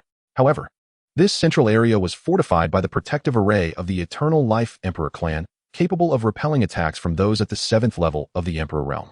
Therefore, for Si Tiandao to enter the ancestral grounds of the Eternal Life Emperor clan, it was imperative to dismantle this protective array. Moreover, it was essential to breach it swiftly. Otherwise, interference from the Eternal Life Emperor clan would undoubtedly hinder the successful unlocking of the ruins. Presently, the trio consisted of 2 at the 6th level of the Emperor realm and 1 at the 5th level, sufficient strength to shatter the array. After a brief exchange of glances, the 3 remained silent. In the next moment, they dispersed, forming a triangular formation as they began to chant incantations, their hands weaving intricate seals. Simultaneously, their spiritual powers surged forth, interlinking with one another. This was one of the Si Tian Emperor clan's most formidable techniques, known as the Triad Killing Formation, enabling them to unleash power far exceeding their individual capabilities. Now, with the 3 strongest members of the Si Tian Emperor clan executing it, the formation's might was sufficient to obliterate those at the 7th level of the Emperor realm, rivaling even the power of the 8th level. As the 3 individuals continuously formed their seals, the commotion escalated to an unprecedented intensity. Suddenly, a shadow burst forth from the protective formation, clad in resplendent silver armor. The being exuded an aura emblematic of a peak-level sovereign. Clearly, this individual was stationed near the protective array of the Eternal Life Imperial clan, tasked with monitoring any disturbances, essentially a guardian whose duty was to report any anomalies upward. Who are you to dare trespass upon the territory of the Eternal Life Imperial clan? What is your intention? The guardian, upon sensing the irregularity, hastily reprimanded them, overwhelmed by the immense pressure emanating from the trio. You are of the Sky Sovereign clan. Upon witnessing the swirling purple arcs of lightning around the 3, the guardian's expression sharpened. This realm was an isolated microcosm, accessible only to members of the 4 great imperial clans. Among these, only the Sky Sovereign clan wielded the power of thunder within their spiritual essence. Furthermore, the relationship between the Sky Sovereign clan and the Eternal Life clan had always been tenuous. Now, these 3 formidable beings from the Sky Sovereign clan brazenly appeared before the protective array of the Eternal Life clan. As he spoke, the guardian discreetly crushed a communication stone beneath his robe. He recognized that he was no match for the trio before him and needed to report this discovery immediately. You must retreat at once. When the formidable forces of the Eternal Life clan emerge, you shall find no way back. Humph. Even the Moon Lynx Hong does not dare to speak to my ancestor in such a manner, yet you, an insignificant sovereign, presume to challenge me? In response, the middle-aged man, transformed by the Sky Sovereign Chun, revealed a disdainful glimmer in his eyes. With a swift motion, he raised a hand and struck downwards towards the guardian. In an instant, the air crackled with speed and thunder as the palm print tore through space, descending upon the guardian with overwhelming force. An emperor-level powerhouse. The moment Sky Sovereign Chun made his move, the oppressive force of the 6th tier of Emperor directly locked onto the guardian, who, even if he wished to flee, found it futile. Not only was he immobilized, but even if he could run, escape from an Emperor-level cultivator was beyond reach. As the palm imprint descended, the guardian vanished without a trace, leaving no remains. Humph. With a cold snort, the trio from the Sky Sovereign clan finally completed their seals. At that moment, 3 purple beams of light ascended from them, coalescing in the lofty heavens into a colossal, thunderous beast. This beast, wreathed in purple lightning, bore the head of a lion, the massive claws of a tiger, and the body of a leopard, a synthesis of the 3 majestic creatures. The aura irradiating from this thunderous beast was enough to instill trepidation in both Sky Sovereign Dao and Sky Sovereign Chun. This was no entity that could be obstructed by a mere 6th-tier emperor. Go. At their command, the titanic thunderous beast, reaching thousands of zhong in size, lunged towards the protective formation below. How audacious! Just then, a figure surged forth from the depths of the protective array, his voice laced with palpable fury. Damn it! The 3 Yuan killing array. What do those from the Sky Sovereign clan intend to accomplish? The newcomer was none other than Moon Lynx Kuan, who had arrived not due to the Guardian's message, but because the commotion caused by the trio was far too significant, emanating an aura that even he found daunting. At this moment, the thunderous beast collided with the protective array. Boom! The deafening sound reverberated in the ears of every member of the Eternal Life Imperial clan.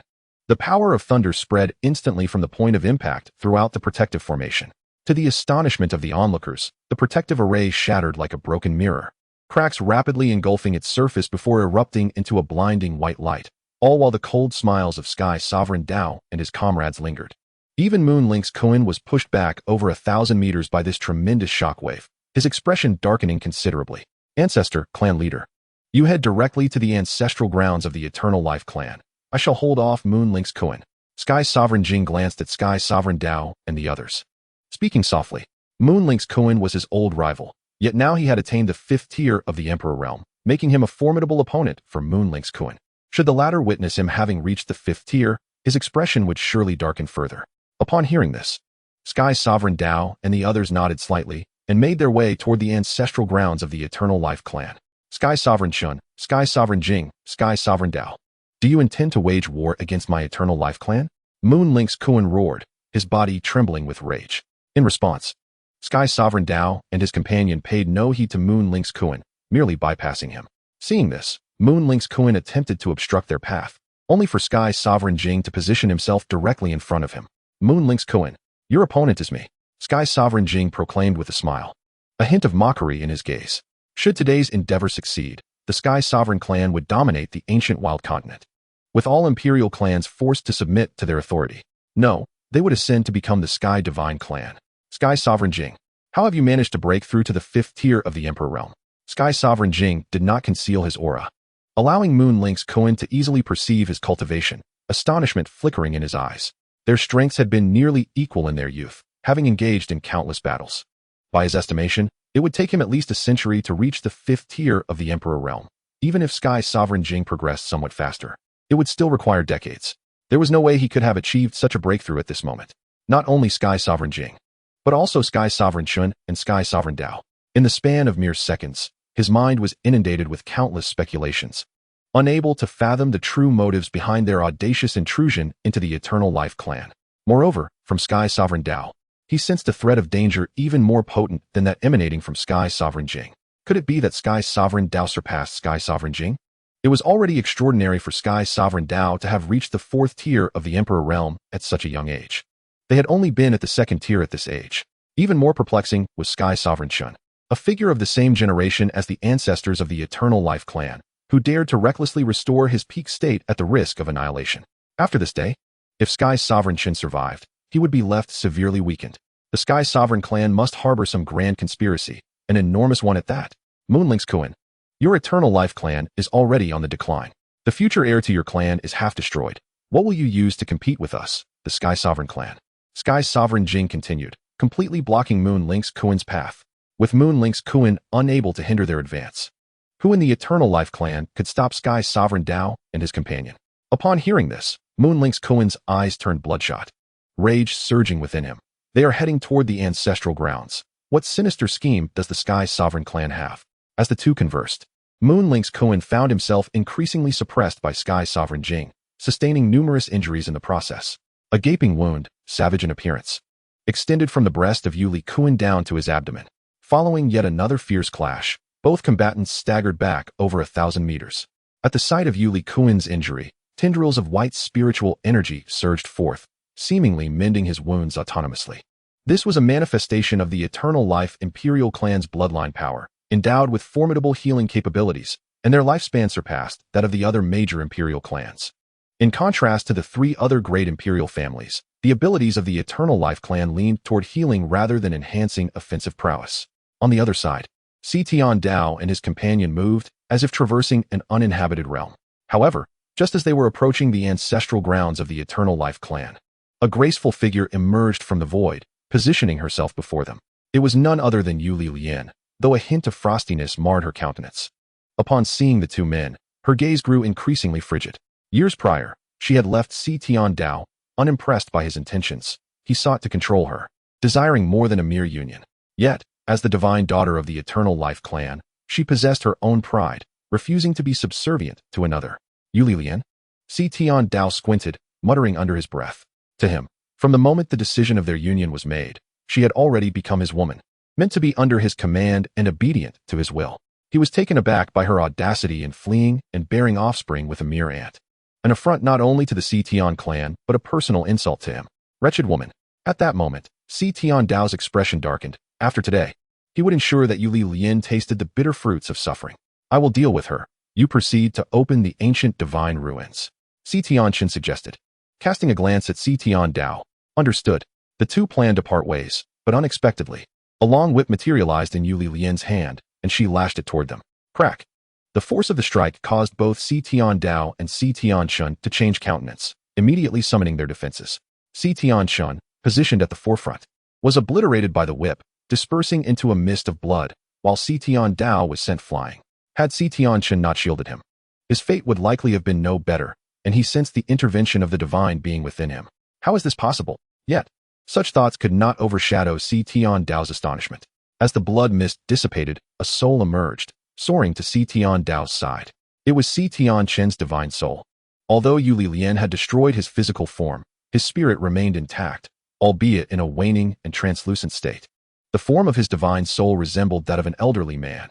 He could alter his corporeal body, but his soul remained unchangeable, revealing his true essence. Feeling the formidable aura emanating from Yuli Lin, Xian Dao's pupils quivered, while Xian Chen cowered behind him. He dared to revive himself. Yet it did not imply he was unafraid of death. This woman's power undoubtedly surpassed his own. Peak of the Great Emperor realm? Yuli Lin, how did you achieve this?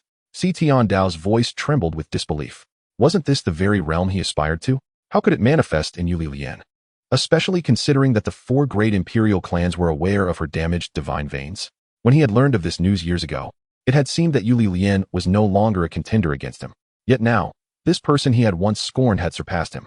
Xian Dao, if you do not provide a reasonable explanation, you shall remain here forever. After all, to be buried within my clan is a privilege. Yuli Lin spoke, her voice laced with a chilling edge. What shall we do, divine being?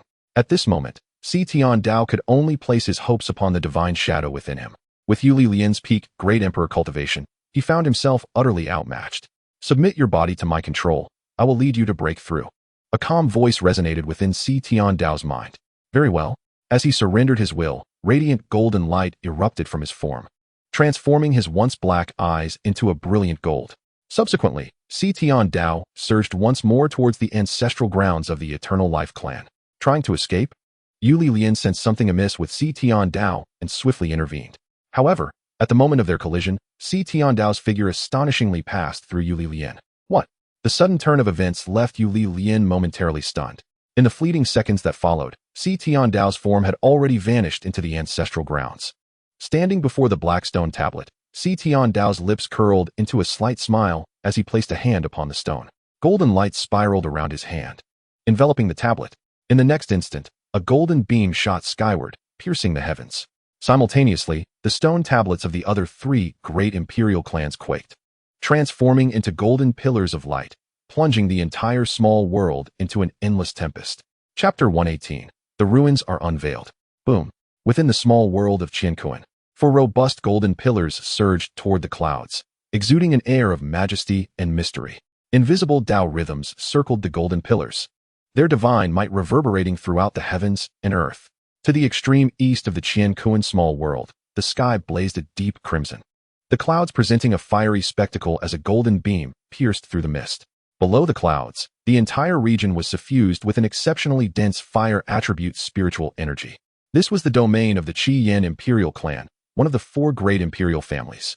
At that moment, within the ancestral grounds of the Qian clan, a man garbed in a fiery red robe, his long hair resembling flickering flames, gazed sternly at the towering golden pillar before him, his eyes flickering with complex emotions. This man was Yin Hao, the current leader of the Qian clan. Suddenly, he turned to the other three directions, where the other three great imperial clans lay, clearly discerning identical golden pillars glowing in each direction. The upheaval in the Chen Xuan small world, was it a boon or a curse? Yin Hao murmured to himself. Yet, before he could delve deeper, the previously still golden pillar emitted a resonating hum, then began to tremble violently, as if the very ground beneath the Qian clan was quaking, instilling fear in the hearts of its people. Before Yin Hao could investigate further, the pillar shot skyward, transforming into a stream of golden light that erupted into the distance. Not only did the Qian clan's golden pillar perform this miraculous feat, the other three pillars followed suit. In mere moments, the four beams of light merged in the sky, coalescing into a singular golden sphere. This was not the end. The barriers of the Qian Kuan small world abruptly shattered, signifying that the connection to the central divine continent had been forcefully opened. At this moment, not only the inhabitants of the small world, but those in the central divine continent could behold the golden sphere and feel its divine might. In response, Yan Hao surged forth, racing towards the golden sphere. Following his lead, several figures from the Qi Yin clan also took flight. Meanwhile, Si Tianjing, Yuli Kuan, and Yuli Lian from the Eternal Life clan were also rushing toward the convergence point of the four divine pillars.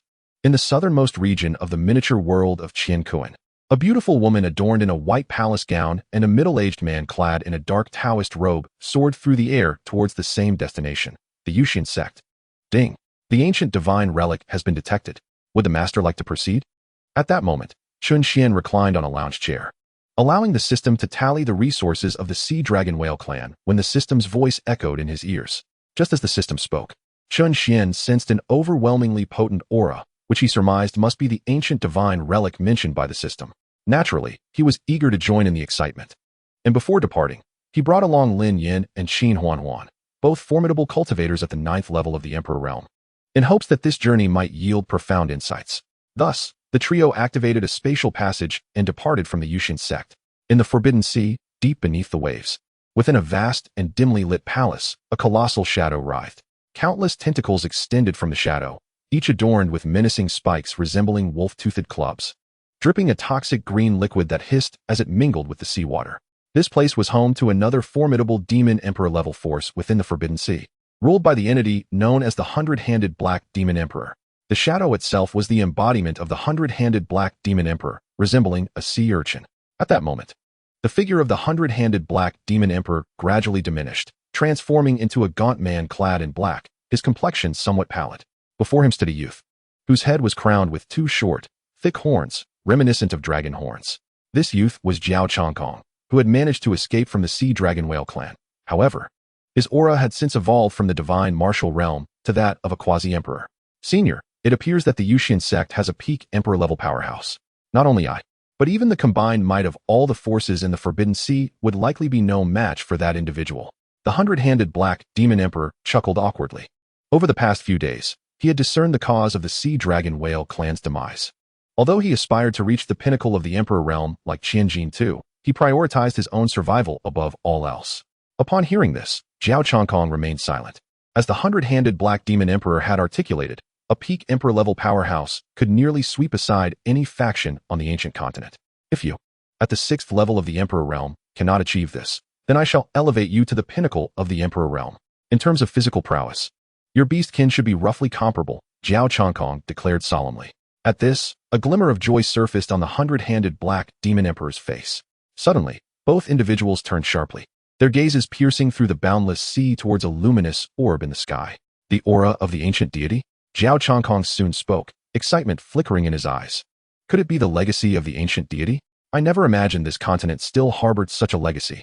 In that moment, even the normally unflappable Jiao Chongkong felt a surge of exhilaration. Senior, what is that? The Hundred-Handed Black Demon Emperor sensed the commotion and inquired. If I am not mistaken, this should be the legacy of the ancient deity. If you can obtain it, not only the peak emperor realm, but even reaching the ancient deity realm will be within your grasp. We must hurry.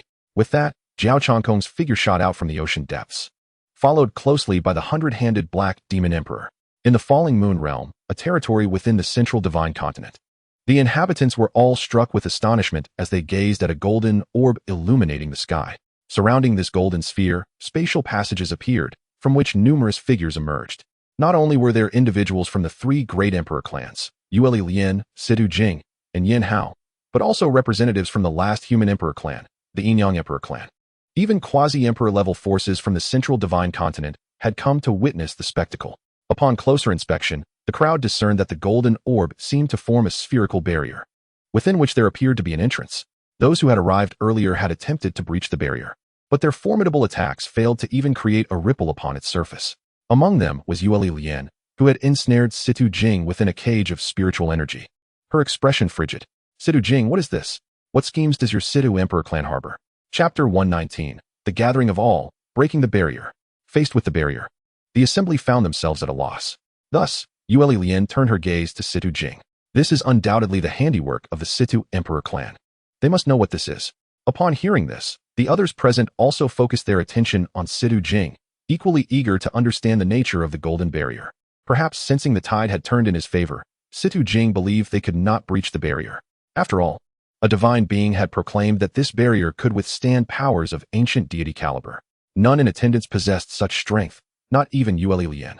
Even if Liyang had inexplicably attained the peak emperor realm, it was akin to comparing a firefly to the full moon. The disparity was insurmountable. The Eternal Life Emperor clan, the Crimson Flame Emperor clan, and the Yin Yang Emperor clan, you have arrived too late. This is the relic of the ancient deity, containing its legacy. Our Situ Emperor clan's lord has already entered the relic and is currently receiving the legacy of the ancient deity. Henceforth, the Situ Emperor clan shall be the sole divine clan of the ancient continent, and you will all be compelled to grovel before us. Despite being restrained by the peak emperor level Liyang, Situ Jing wore a defiant expression. He wagered that she would not dare to kill him. Regardless of his current status as a prisoner, once Situ Dao successfully inherited the legacy of the ancient deity and emerged from the relic, Liyang would have no choice but to release him. Upon hearing Situ Jing's words, the expressions of those present shifted dramatically. Faced with the legacy of the ancient deity, they scarcely had time to contemplate Liyang's sudden rise to peak emperor strength. The Situ Emperor clan had always been tyrannical, as Situ Jing had stated. Should Situ Dao succeed in acquiring the legacy of the ancient deity, the Situ Emperor clan would undoubtedly turn against the other emperor clans. The gravity of the situation was undeniable, as the power emanating from the golden orb was beyond their comprehension, undoubtedly the power of the ancient deity. At this moment, Situ Jing had no need to deceive them with mere words. Consequently, the expressions of the crowd grew increasingly grim. Clan leader Yue, what is your perspective on this matter? Is there any means to break the barrier or interrupt Situ Dao's inheritance process? The leader of the Crimson Flame Emperor clan, clad in red robes, directed his gaze towards Liyang. Given that Liyang was confirmed to be a peak emperor powerhouse, addressing her as the leader of the Eternal Life Emperor clan was entirely appropriate, as she had been groomed for this role 2 decades prior. With Liyang being the strongest among those present, the assembly had subconsciously come to regard her as their beacon of hope. Nearby, a beautiful woman in palace attire and a man in dark robes also looked towards Liyang. These two were the leaders of the Yin Yang Emperor clan, Xianxia and xianxiaaudiobooks. In response, Liyang furrowed her brows. Indeed, she was a peak emperor powerhouse, but she had already attempted to shake the barrier before and found it utterly unyielding. I am powerless. We can only wait for the barrier to dissipate on its own. As the words fell, disappointment etched itself upon the faces of the crowd. Were they truly to await the self-dissipation of the barrier? By then, it would likely be as the sky mirror foretold. The celestial Tao would have completely absorbed the ancient divine legacy. Just then, the space nearby rippled, and several spatial portals materialized before their eyes. The first to emerge were 2 young men and a young woman. At the forefront stood a youth clad in crimson, followed closely by another young man and a girl adorned in a cerulean dress. The newcomers were none other than Chen Xuan, Lin Yan, and Chen Xuan. On the other side, upon seeing the arrivals, Liyang's face brightened with joy, her previously troubled expression transforming into one of radiant delight. Though she had felt powerless, it did not imply that Chen Xuan lacked capability. Her peak emperor-level cultivation was indeed a testament to his brilliance. Could one possessing such prowess truly be weaker than the ancient gods? Xianer. In the next moment, Liyang's figure had already appeared beside Chen Xuan and his companions. The crowd's expressions varied upon hearing her call. They were well aware of the events surrounding Liyang from years past. And now it seemed that this crimson-clad youth was none other than her son. They could even faintly sense an intangible pressure emanating from the trio. Particularly, Yin Hao, the patriarch of the Qi Yin Emperor clan, diverted his focus from Chen Xuan and instead fixated on Lin Yan. On the desolate ancient continent, the Qi Yin Emperor clan was renowned for their mastery of fire, yet gazing upon this youth behind Chen Xuan, he felt an unsettling agitation within his own fire-attributed spiritual energy, as if standing before a deity of flames. Xianer, this is an ancient god's relic. The celestial Tao of the Celestial Emperor clan has already entered the relic and may be commencing the acceptance of the legacy, yet we are unable to breach this barrier. Liyang elucidated. I am aware, Chen Xuan replied, narrowing his eyes at the golden barrier. Simultaneously, he inquired with the system in his mind. As their conversation unfolded, the surrounding space quivered once more, and several figures appeared before the crowd. The newcomers were Jiao Changkong and the 100-handed Black Demon Emperor. Just as they stepped forth, another spatial portal opened, revealing a towering figure emerging from within. The robust man had barbed protrusions along his arms. Those from the 4 great imperial clans were certainly familiar with these too, aside from the previously arrived 100-handed Black Demon Emperor. The imposing figure was also an emperor from the Forbidden Sea, known as the Bloodthirsty Crocodile Emperor, hailing from the clan of the Knife-Backed Giant Crocodile. Senior, is this truly an ancient goddess relic? Xiao Ting inquired, his voice low beside the 100-handed Black Demon Emperor. Indeed, but what is this barrier? The relic appears to be in an open state, yet there is an additional barrier outside it. Xiao Ting pondered, puzzled. Is it possible to forcibly breach the barrier? The 100-handed Black Demon Emperor furrowed his brow. Impossible. This is a genuine divine-level barrier. Although it may be the most rudimentary form, it is beyond your capabilities to breach. How peculiar. Xiao Changkong's gaze deepened as he scrutinized the barrier. Senior, they claim that someone has already entered the relic, specifically from the Celestial Emperor clan. Must we simply concede? The 100-handed Black Demon Emperor soon gathered from others that the Celestial Dao had already entered, a look of urgency manifesting on his face. Upon hearing this, a glimmer of intrigue sparked in Xiao Changkong's eyes. How fascinating. Someone can manipulate the relic. Yet to think a mere divine-level barrier could hope to impede me is quite an underestimation. Having said that, just as Xiao Changkong was about to make a move, a brilliant sword light suddenly collided against the golden barrier, the force of which sent everyone reeling back several thousand meters. Once the crowd regained their composure, they beheld the crimson-clad youth beside Yu Lilian, wielding a 3-foot-long sword, pointing it toward the barrier. It was evident that the assailant was Chen Xuan. With a crack, before the crowd could fully express their astonishment, the sound of shattering glass resonated in their ears, and they witnessed the seemingly indestructible barrier abruptly fracture, transforming into a cascade of golden luminescence. Chapter 120. The Divine Statue. The barrier has collapsed. Quickly, seize the ancient god's legacy. While the crowd was still in shock at Chen Xuan's ability to shatter the barrier, someone shouted. In an instant, they cast aside their astonishment and surged toward the entrance of the relic, fearing that a moment's delay would result in the loss of the ancient divine legacy. Swish, swish. The sound of slicing air echoed as figures darted into the entrance of the relic. Observing this, Chen Xuan and his companions also set forth to enter. And just as Chen Xuan reached the entrance, a sense of awareness prompted him to turn and meet the gaze of Xiao Changkong, whose eyes betrayed a complex mixture of coldness and barely concealed anger. Unfazed, Chen Xuan dismissed the oddity of the individual, recognizing him merely as a quasi-emperor, someone not worthy of his concern. Thus, he turned once more, stepping into the entrance of the relic. Senior, shall we not enter? Beside Xiao Changkong, the 100-handed Black Demon Emperor's face displayed urgency.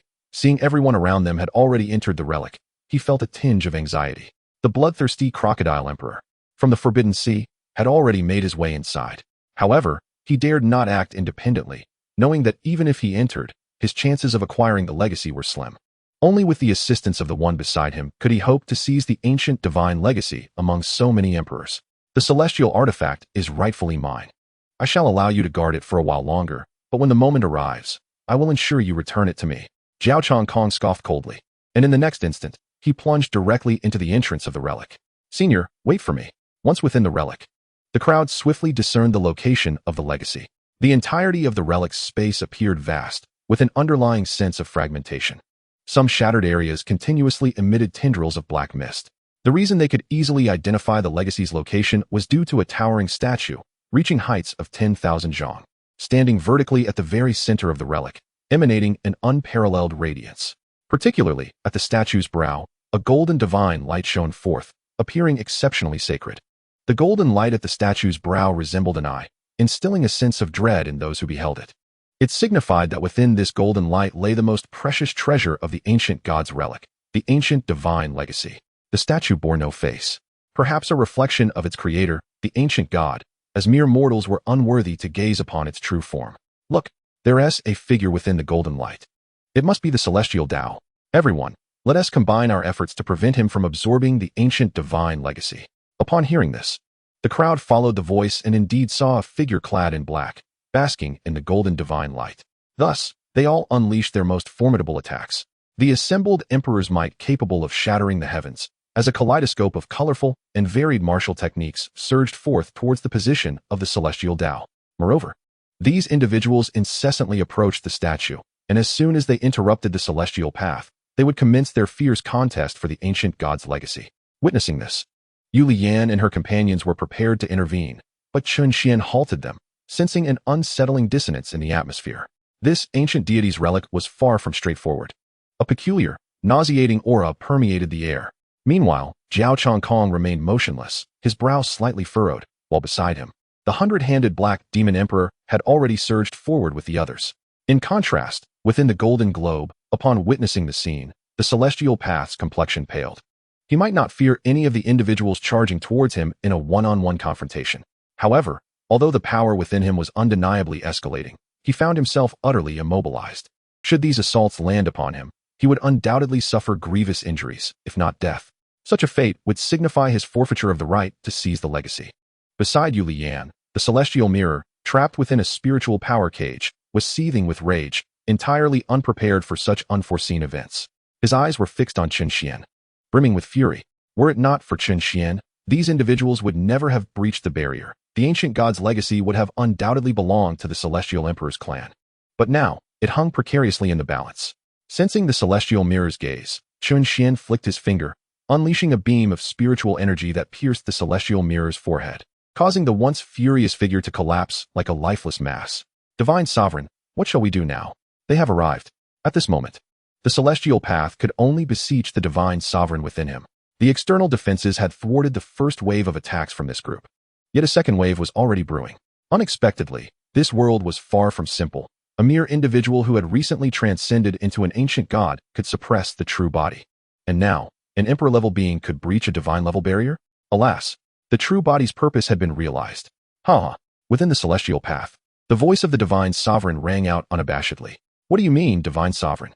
In that instant, the celestial path was gripped by terror, his entire being drenched in cold sweat. What did the Divine Sovereign's previous words imply? Was he not the ancient god's will from 10,000 years ago? An ancient god? Suppressing the true body? Could it be that the Divine Sovereign's assertions were all fabrications, and he was not the ancient god's will, but rather a rival of that ancient god?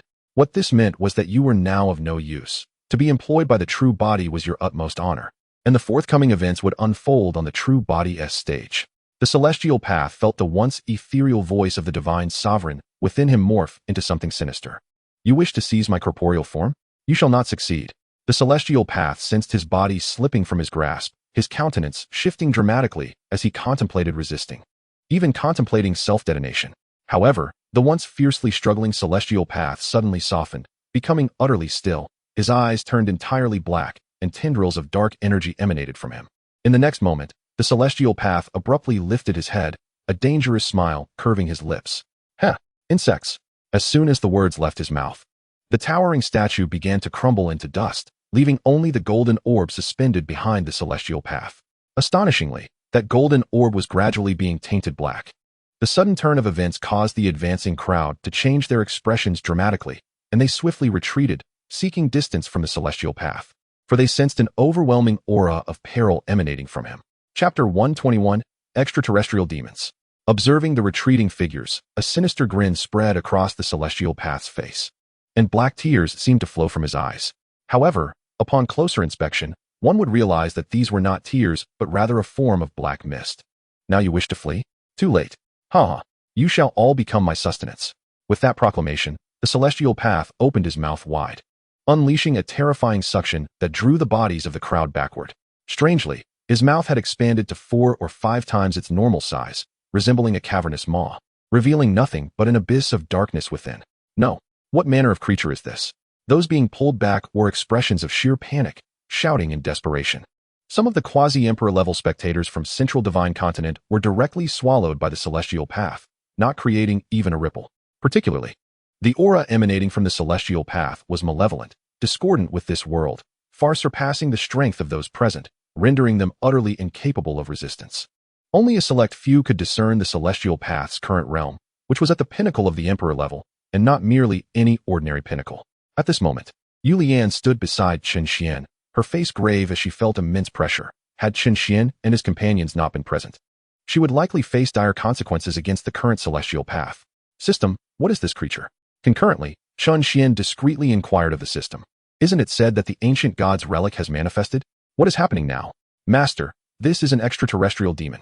The true ancient god's legacy has yet to appear. Slaying the extraterrestrial demon will grant access to the ancient god's legacy. With the system's elucidation, Chen Xuan finally grasped the situation. It seemed the earlier statue and divine light were mere illusions, and the celestial path was the unfortunate soul, yet judging by appearances, the celestial path was likely doomed. Seeing this, Chen Xuan refrained from immediate action, setting aside the fact that this demon had not yet reached the true ancient god's realm. Even a genuine ancient god could be dealt with. He wished to observe what this so-called extraterrestrial demon intended to accomplish. However, while Chen Xuan hesitated, Liyang and her companions had already sprung into action, sensing the dangerous aura radiating from the celestial path. After the celestial path eliminated these individuals, they would inevitably become his next targets. Thus, they acted decisively. Flame separation technique, 8 wheels. Dusk snow over 1,000 mountains. 9 linked whip technique. The trio unleashed their power, showcasing their superiority over the crowd as the forces of the pinnacle emperor level surged forth. In Lin Yan's hands, a shimmering, glazed great ruler was firmly gripped, and 8 different colored flames erupted, transforming into 8 colossal fiery beasts in the skies, including a ferocious blue flame wolf, a purple flame lion, and a fiery red Qilan beast, among others. Upon witnessing this spectacle, Yin Hao from the Qian Emperor clan was astounded.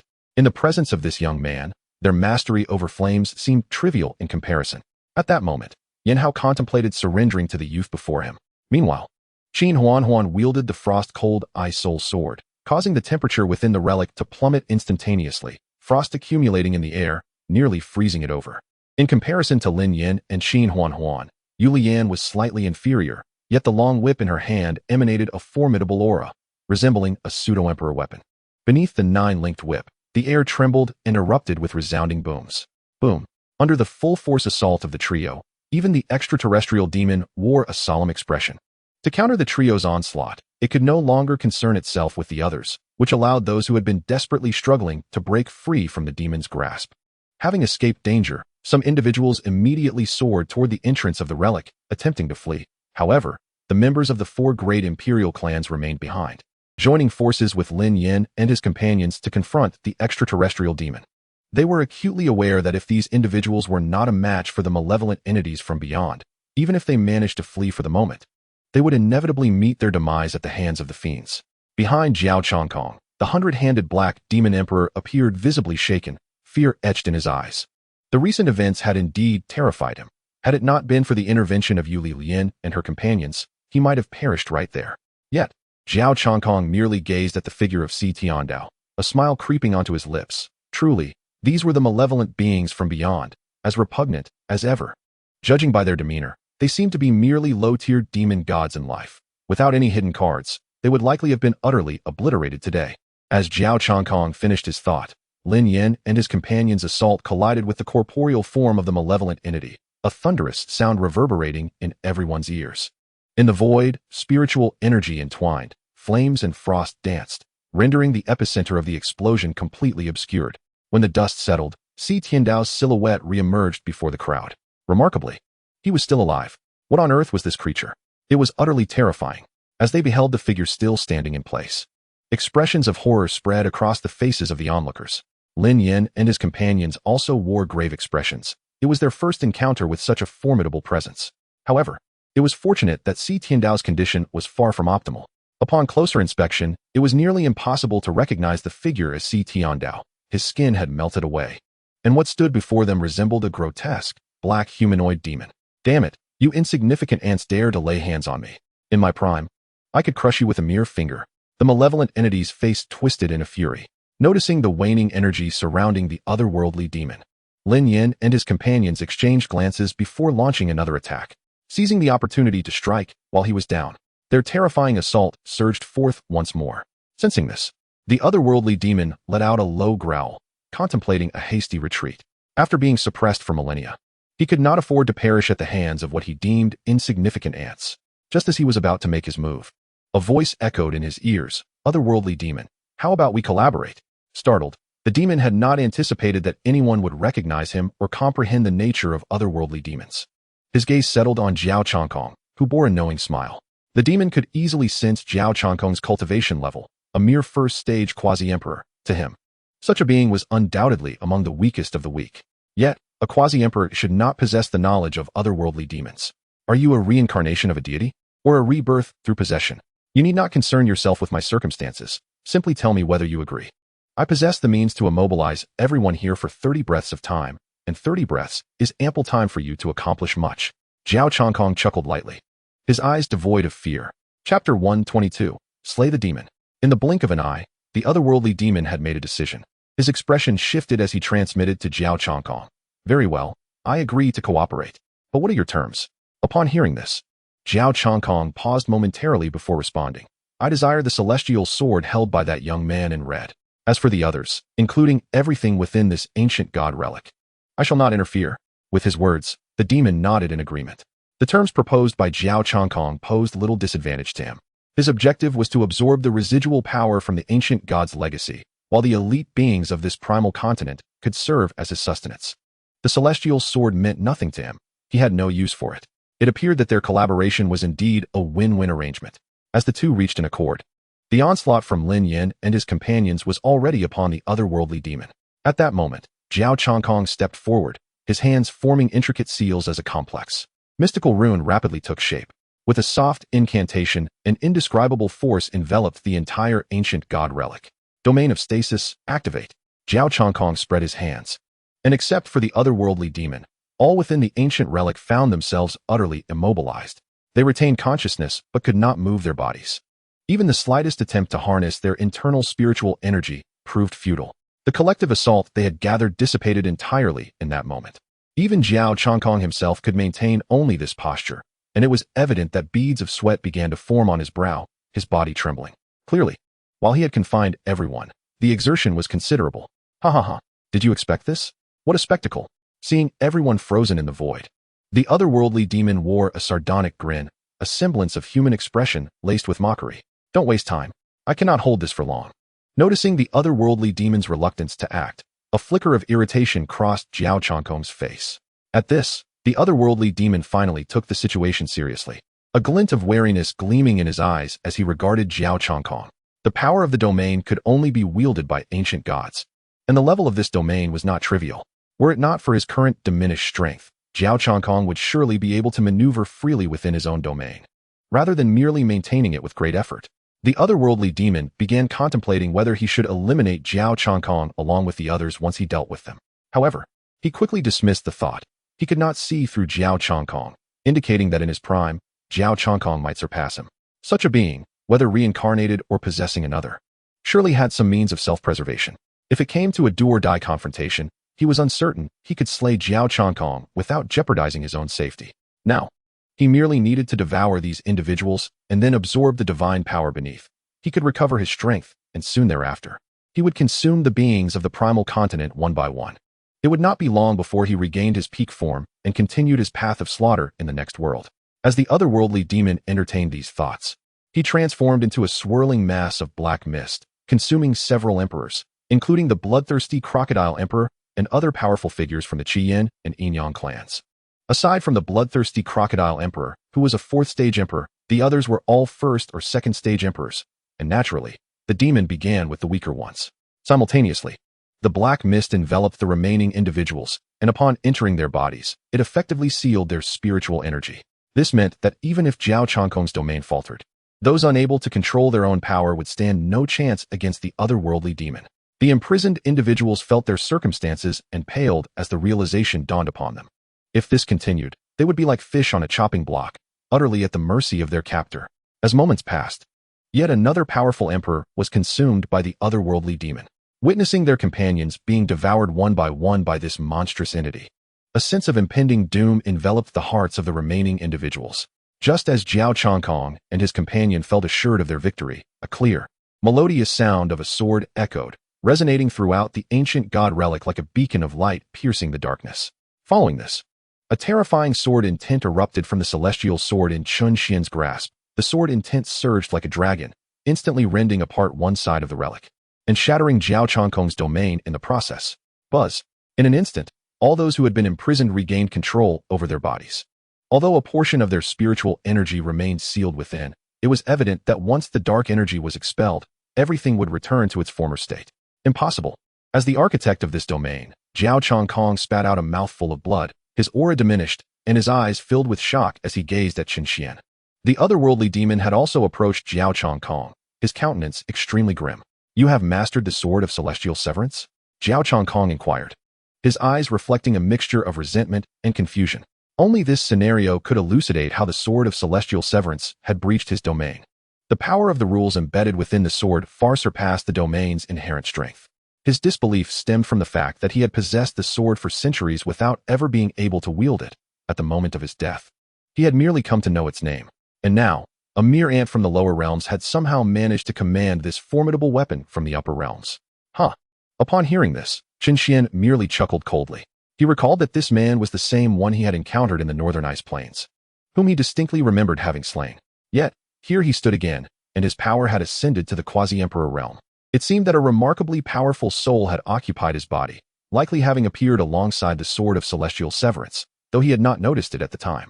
Thus, it was this individual who had orchestrated the Dragon Whale clan's attempt to reclaim the divine sword.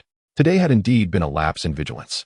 Had it not been for the sword of celestial severance's ability to breach this man's domain, he might have truly found himself in dire straits. Contemplating this, a chill deepened on Chen Xuan's face. Then, under the gaze of the two, he simply snapped his fingers, and the entire form of Xiao Chongkong was obliterated, even his spirit vanishing without a trace. No, the voice of Xiao Chongkong had barely escaped his lips before it fell silent once more. Meanwhile, the hundred-handed black demon emperor, witnessing the effortless obliteration of his revered presence by this young man in crimson, was filled with terror and immediately turned to flee. Observing this, Chen Xuan snapped his fingers again, causing the hundred-handed black demon emperor to evaporate into nothingness. The same fate befell the otherworldly demon, whose body began to disintegrate from the bottom up before transforming into dust, not having escaped far. "You wretched human race, when our army arrives, we shall utterly annihilate you all." As the words left his lips, the otherworldly demon vanished completely, this time for good. Chapter 123, The Truth. With the disappearance of the otherworldly demon, the perilous and frigid atmosphere of the ruins gradually subsided. The survivors present bore expressions tinged with lingering dread, casting grateful glances toward Chen Xuan. Aside from Lin Yin and his companions, who had sustained minimal injuries, the others bore various wounds. Moreover, the dark energy that had infiltrated their bodies not only sealed their spiritual power, but also siphoned their lifespans. In just this brief span of time, many had already lost a century of vitality. Had it not been for Chen Xuan's intervention, they would have succumbed to the depletion of their lifespans. In that moment, gratitude filled the gazes directed at Chen Xuan.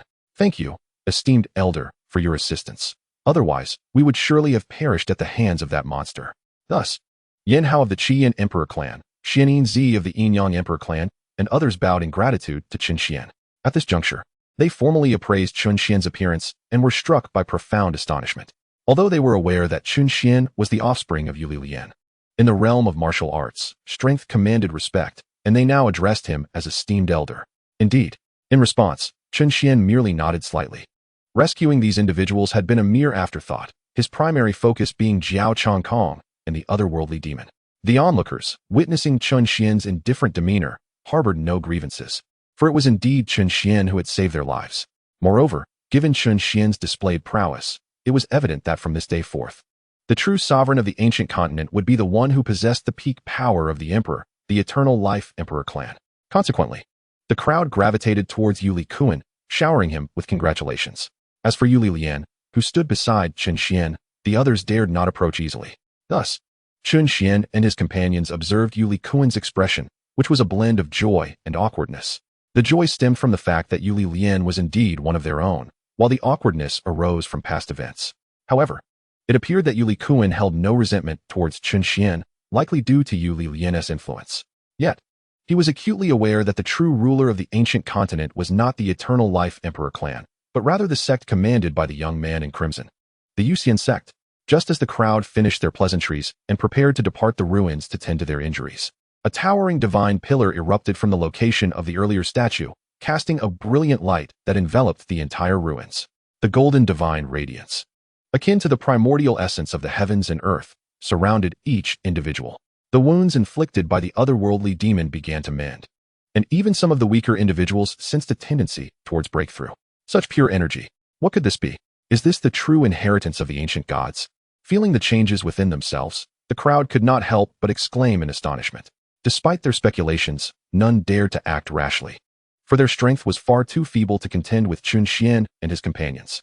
Receiving the blessings of the divine light to heal their injuries was already the best outcome they could hope for. While the crowd was lost in conjecture, a figure slowly emerged from the golden light. It was a young man clad in white, tall and graceful, with a complexion as fair as jade. Beneath his dark brows, his deep-set eyes held a calm demeanor. His moderately full lips curved into a gentle smile, evoking the impression of a refined gentleman, unparalleled in the world. I cannot believe that even after millennia of suppression, I was unable to erase it completely. It falls to later generations to eradicate it entirely. How shameful. The young man stood suspended in the air, exuding an intangible divine majesty, yet his tone was remarkably gentle, even tinged with a hint of apology. At this moment, it became clear to everyone present that this individual was likely the true master of the ruins, the last ancient god from millennia past. Millennia ago, an uninvited guest had suddenly appeared in the ancient continent, the very monster they had just encountered. These beings were not of our realm, but hailing from another dimension, known as the otherworldly demons.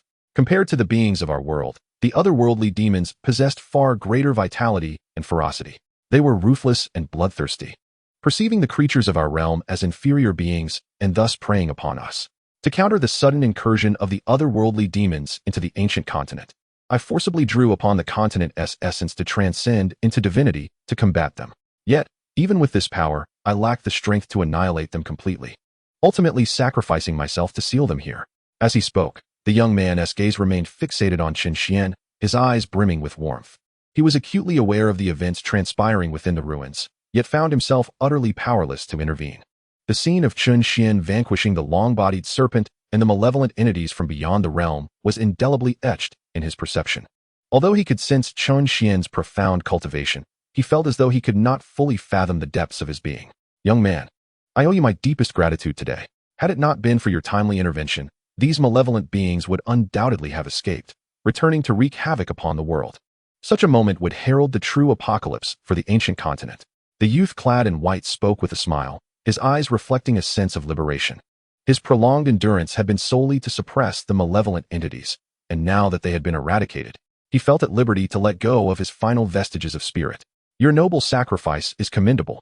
Had you not willingly subdued the evil beings back then, the ancient continent would surely have been plunged into chaos, with rivers of blood flowing endlessly. Chen Xuan held a profound admiration for such individuals. Given that this esteemed figure had already attained a divine realm, escaping would have posed no challenge.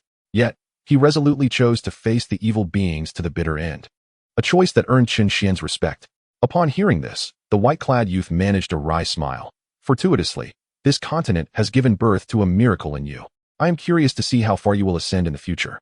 Alas, I suspect your arrival here is to seek my legacy. With a shift in tone, he gently raised his right hand, and a luminous orb of white light materialized within his palm. This is the primordial power, with your peak imperial strength. Absorbing this essence should enable you to ascend to the ancient divine realm. Once you succeed, the ancient continent will gradually rejuvenate, paving the way for the emergence of higher-tier emperors, perhaps even new ancient deities. As he spoke, the youth flung the orb directly towards Chen Xuan. The onlookers had no objections, nor dared to entertain such thoughts. My mission has reached its conclusion. Farewell. With those words, the figure of the white-clad youth began to dissolve, his gaze lingering on the world beyond the ruins. Buzz. Moments later, his form completely transformed into radiant starlight.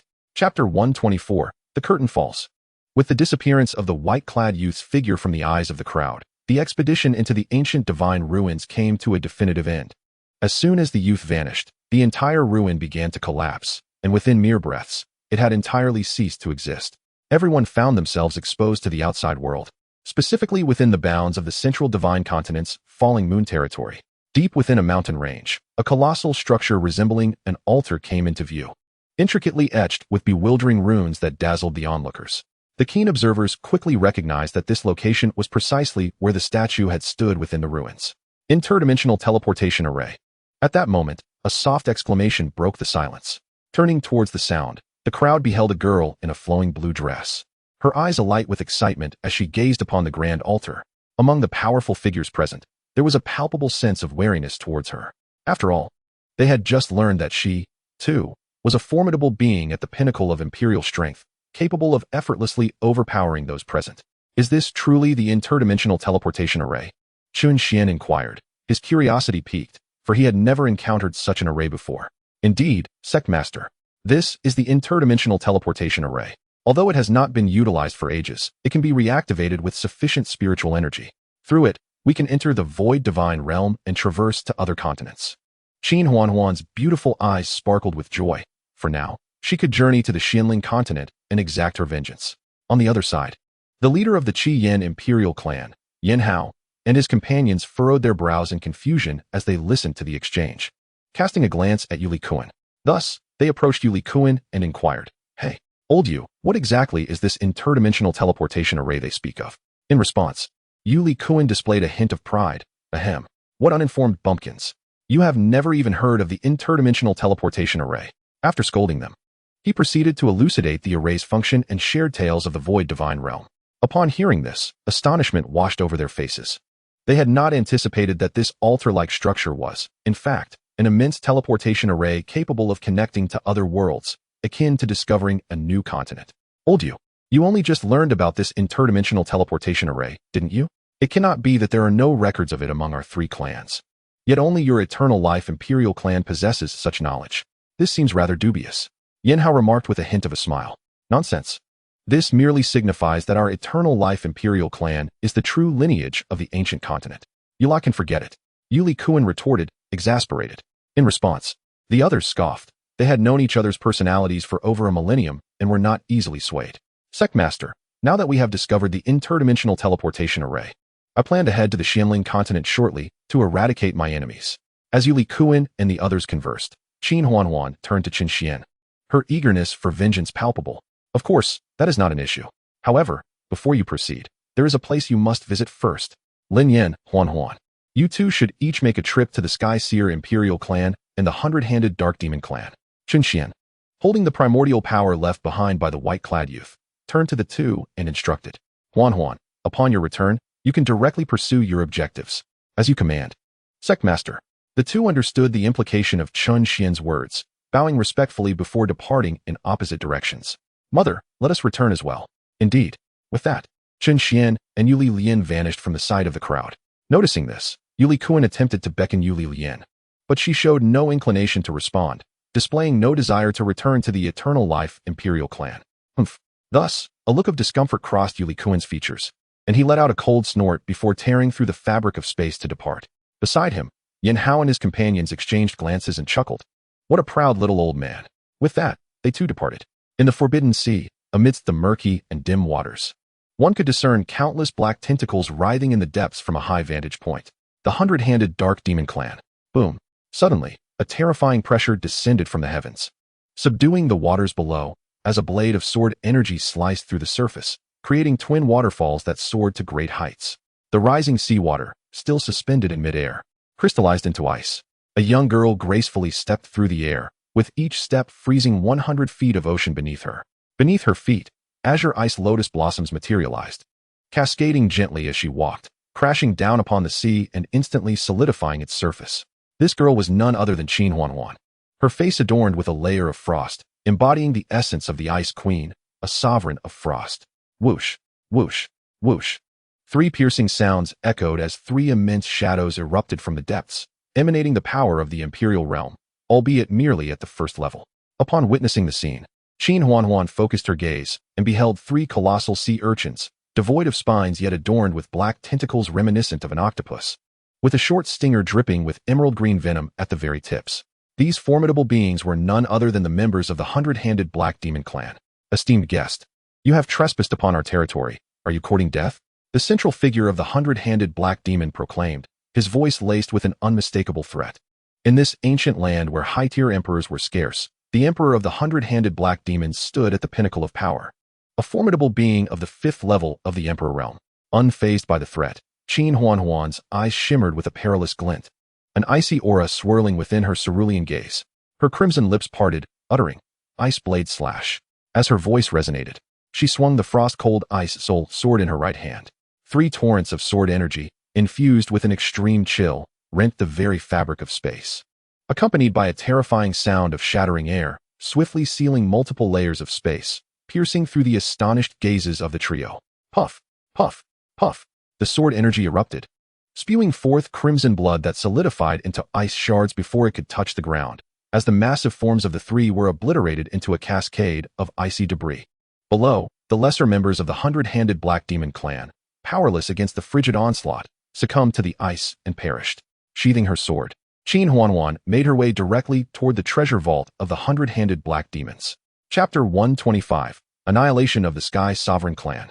The Sky Sovereign Clan, as the foremost of the four great imperial clans of the ancient continent, had always reigned supreme over other races and factions, with no one daring to challenge them openly, let alone invade their domain. At this moment, in the skies, a young man stood suspended in the void, his gaze icy and resolute, surveying the entirety of the Sky Sovereign Clan below like a divine deity. The clan had already activated their protective array, overwhelmed by the immense pressure emanating from the youth above. This sensation was akin to what they had only felt from their clan's patriarch, a formidable emperor. Even more daunting, the youth could very well be a superlative powerhouse rivaling their clan leader. Lightning crackled and surged within the protective formation, radiating a fierce might. The array, at its zenith, could withstand a sixth-level emperor and annihilate foes of the same realm. At the forefront of the crowd within the protective array stood a middle-aged man with a forbidding countenance, his eyes betraying deep apprehension as he regarded Lin Yan. This man was Xianxiang, the Grand Elder of the Sky Sovereign Clan, a first-level emperor. Friend, why do you assail my Sky Sovereign Clan? Do you not know we are the foremost imperial clan of the ancient continent? Our clan leader is an extraordinary genius, a once-in-a-millennium talent, now at the fourth level of the Emperor realm, with prospects of reaching higher realms in the future. Our ancestral elder is a peak powerhouse of the sixth level of the Emperor realm. Though you may possess great strength, opposing us is not a wise choice. Upon hearing this, a cryptic smile curled at the corners of Lin Yan's lips. A sixth-level emperor? Are you certain your clan leader remains unscathed? What do you mean? Xianxiang felt an inexplicable surge of panic. Just then, the communication stone on his person began to resonate, its urgency escalating, evidently signaling an urgent message he needed to receive. Recalling Lin Yan's earlier words, Xianxiang's heart raced wildly. His hands felt as if they were laden with lead, heavy and burdensome. Finally, under the watchful eyes of the crowd, he retrieved the communication stone, channeling a sliver of spiritual power into it. A figure clad in dark, form-fitting armor materialized on the stone's surface. Upon seeing this person, Xianxiang's expression hardened, an ominous feeling enveloping him, his heart pounding fiercely. This individual was the guardian of the Sky Sovereign Clan's ancestral shrine, where the life tokens of all clan members resided.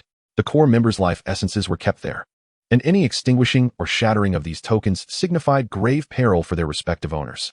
At this moment, the figure on the communication stone appeared pale as death, trembling uncontrollably, his eyes vacant as if he were a soulless husk. What has transpired? Speak. Xianxiang nearly roared, startling those behind him. His hands trembled with rage, veins bulging, bloodshot eyes blazing.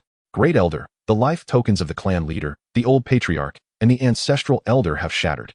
The voice from the communication stone grew increasingly faint as the words were uttered. In mere moments, those standing behind Xianxiang comprehended the catastrophic implications. The elite combat power of the Sky Sovereign Clan had been extinguished. Without these three, their clan would plummet from its esteemed position at the pinnacle of the four great imperial clans, vulnerable to being devoured by the other three. Impossible. Xianxiang bellowed in fury, crushing the communication stone in his grasp, his eyes gleaming with malice as they fixed upon Lin Yan. Though he vocalized disbelief, his actions betrayed his acceptance of the grim reality. Had those three remained unharmed, they would have long since emerged to confront the audacious intruder. Such timidity was not characteristic of the Sky Sovereign Clan. It is you. You are the cause of this, are you not? What means did you employ to bring them harm? All of you, lend me your strength. Channel every ounce into the protective array, slay this fiend, and avenge our clan leader. Xianxiang roared, his first-level emperor power surging into the protective formation as he sought to unleash its full potential. This protective array was reputed to withstand a sixth-level emperor. However, if fully activated, it could even contend with a seventh-level emperor. As Xianxiang's voice fell, the members of the Sky Sovereign Clan rallied, channeling their spiritual energy to assist him in empowering the array. Though deemed a protective formation, it could also launch attacks. Within mere moments, the array blazed with radiant light, violet lightning coursing through it. A massive violet lightning serpent, thousands of lengths long, ascended from the protective array, an indescribable aura enveloping the entire domain of the Sky Sovereign Clan. Within the array, the faces of the people grew increasingly pale. Sustaining and activating the protective formation drained their spiritual energy at an alarming rate. Even if Lin Yin chose not to intervene, it was likely they would collapse from exhaustion soon. Yet now, a serpent comparable to a 7th-level emperor had erupted, its form crackling with lightning as it lunged toward Lin Yin. Seeing this, Lin Yin merely shook his head slightly, a look of disdain in his eyes, an ant shaking a tree. You overestimate your capabilities. Then, to the astonishment of all, the youth in the skies languidly extended a hand, effortlessly grasping the massive serpent. With a gentle squeeze, the serpent, rivaling a 7th-level emperor, disintegrated into pure spiritual light, cascading downwards. Puff! As the serpent was obliterated, those within the protective barrier of the Sky Sovereign clan spewed blood, their bodies plummeting to the ground. Fire Law, 8 wheels. Following the destruction of the lightning serpent, Lin Yin commanded, and 8 flame beasts, each rivaling the size of the lightning serpent, surged across the skies. In an instant, the temperature of this realm surged dramatically, to the point where even the very fabric of space seemed to be ablaze, emitting hissing sounds. Impossible. Absolutely inconceivable. How could you be this formidable? Tianqing murmured to himself as he gazed at the terrifying assault coalescing in the sky. Go! At the flick of Lin Yan's hand, 8 colossal flame beasts descended from 8 directions, effortlessly shattering the protective barrier of the Tian Emperor clan, before engulfing the entire clan in a maelstrom of flames of varying hues. Within the protective formation, the members of the Tian Emperor clan scarcely had the chance to emit a cry of despair before being reduced to ash. After accomplishing this, Lin Yin moved and entered the treasure vault of the Tian Emperor clan. Far away in the other 3 directions of the Qinquan small world, several gazes pierced through space, fixated on the location of the Tian Emperor clan, vanishing only when tranquility returned to the clan. A whisper echoed through the atmosphere. What a magnificent Yusian sect! The strongest sovereign of the ancient continent has now emerged. Chapter 126, The Realm of the Ancient Gods. Suddenly, the ancient continent reverberated with thunderous roars. The once daylight-drenched landscape transformed into a pitch-black night in mere moments, resembling an inky void. What is happening? Is the apocalypse upon us? By the heavens! Who has angered the celestial forces? What the hell? The sky is collapsing. Flee! Don't come near. At this moment, whether it be the imperial clans of the small world, the various powers of the central divine province, or the myriad beings from both the inner and outer realms, all felt a profound sense of trepidation. It was as though a colossal stone weighed heavily upon their chests, rendering them breathless. It is no wonder that the crowd was thrown into disarray, perceiving an impending calamity. The abrupt transition from day to night was unprecedented, accompanied by the relentless thunder pealing from the heavens. Massive bolts of lightning flickered across the sky, as if ready to cleave the heavens apart at any moment. Following this, ominous dark clouds rapidly formed, exuding a chilling aura of annihilation. Under this oppressive atmosphere, the weak were already trembling in fear, prostrating themselves, overwhelmed with terror. Only a few figures among the 3 great imperial clans stood firm atop their protective formations, gazing contemplatively at the thunderous clouds above. The thunder tribulation of the ancient god realm? This is truly unprecedented. After today, the ancient continent shall witness the birth of its first ancient god in millennia. Within the Yusian sect, Chen Xuan sat cross-legged atop the tallest spiritual peak, his previously closed eyes gradually opening, revealing a glimmer of golden light. He exhaled a breath of murky air, his gaze directed skyward. Is this the divine tribulation? Upon returning from the ruins of the ancient gods, Chen Xuan had absorbed the primordial power left behind by an ancient god and successfully ascended to the ancient god realm. The extraordinary phenomena now unfolding across the ancient continent stemmed from Chen Xuan's breakthrough, triggering the divine tribulation. This knowledge had been imparted by the system. Only those who successfully withstand the divine tribulation can truly be deemed ancient gods. Furthermore, due to the unprecedented devastation wrought by the Great War of Yore, the ancient continent had suffered unparalleled damage. Only by Chen Xuan overcoming the divine tribulation could divine light and blessings be bestowed upon the continent itself. The beings of the continent are intrinsically linked to it. They draw spiritual power from the land for their cultivation. And the emergence of a successful ancient god would summon the heavenly path to shower the continent with divine blessings, enhancing its primordial essence. The more primordial power the continent possesses, the stronger it becomes, thereby facilitating the cultivation of its inhabitants. Boom! Another thunderous roar echoed from the heavens. This time, the crowd felt as though the sound reverberated directly beside them rather than from the sky. Following this, a massive, dark purple bolt of lightning, as thick as an ancient tree, surged forth, transforming into a purple dragon racing toward the Yusian sect. The dazzling lightning illuminated the pitch-black night, emanating an aura that sent shivers down the spines of all who beheld it. Should this bolt of lightning descend upon the ancient continent, it could obliterate the central divine province in an instant. The power of annihilation. Yet, as this fearsome lightning approached, Chen Xuan, the principal figure, displayed no fear.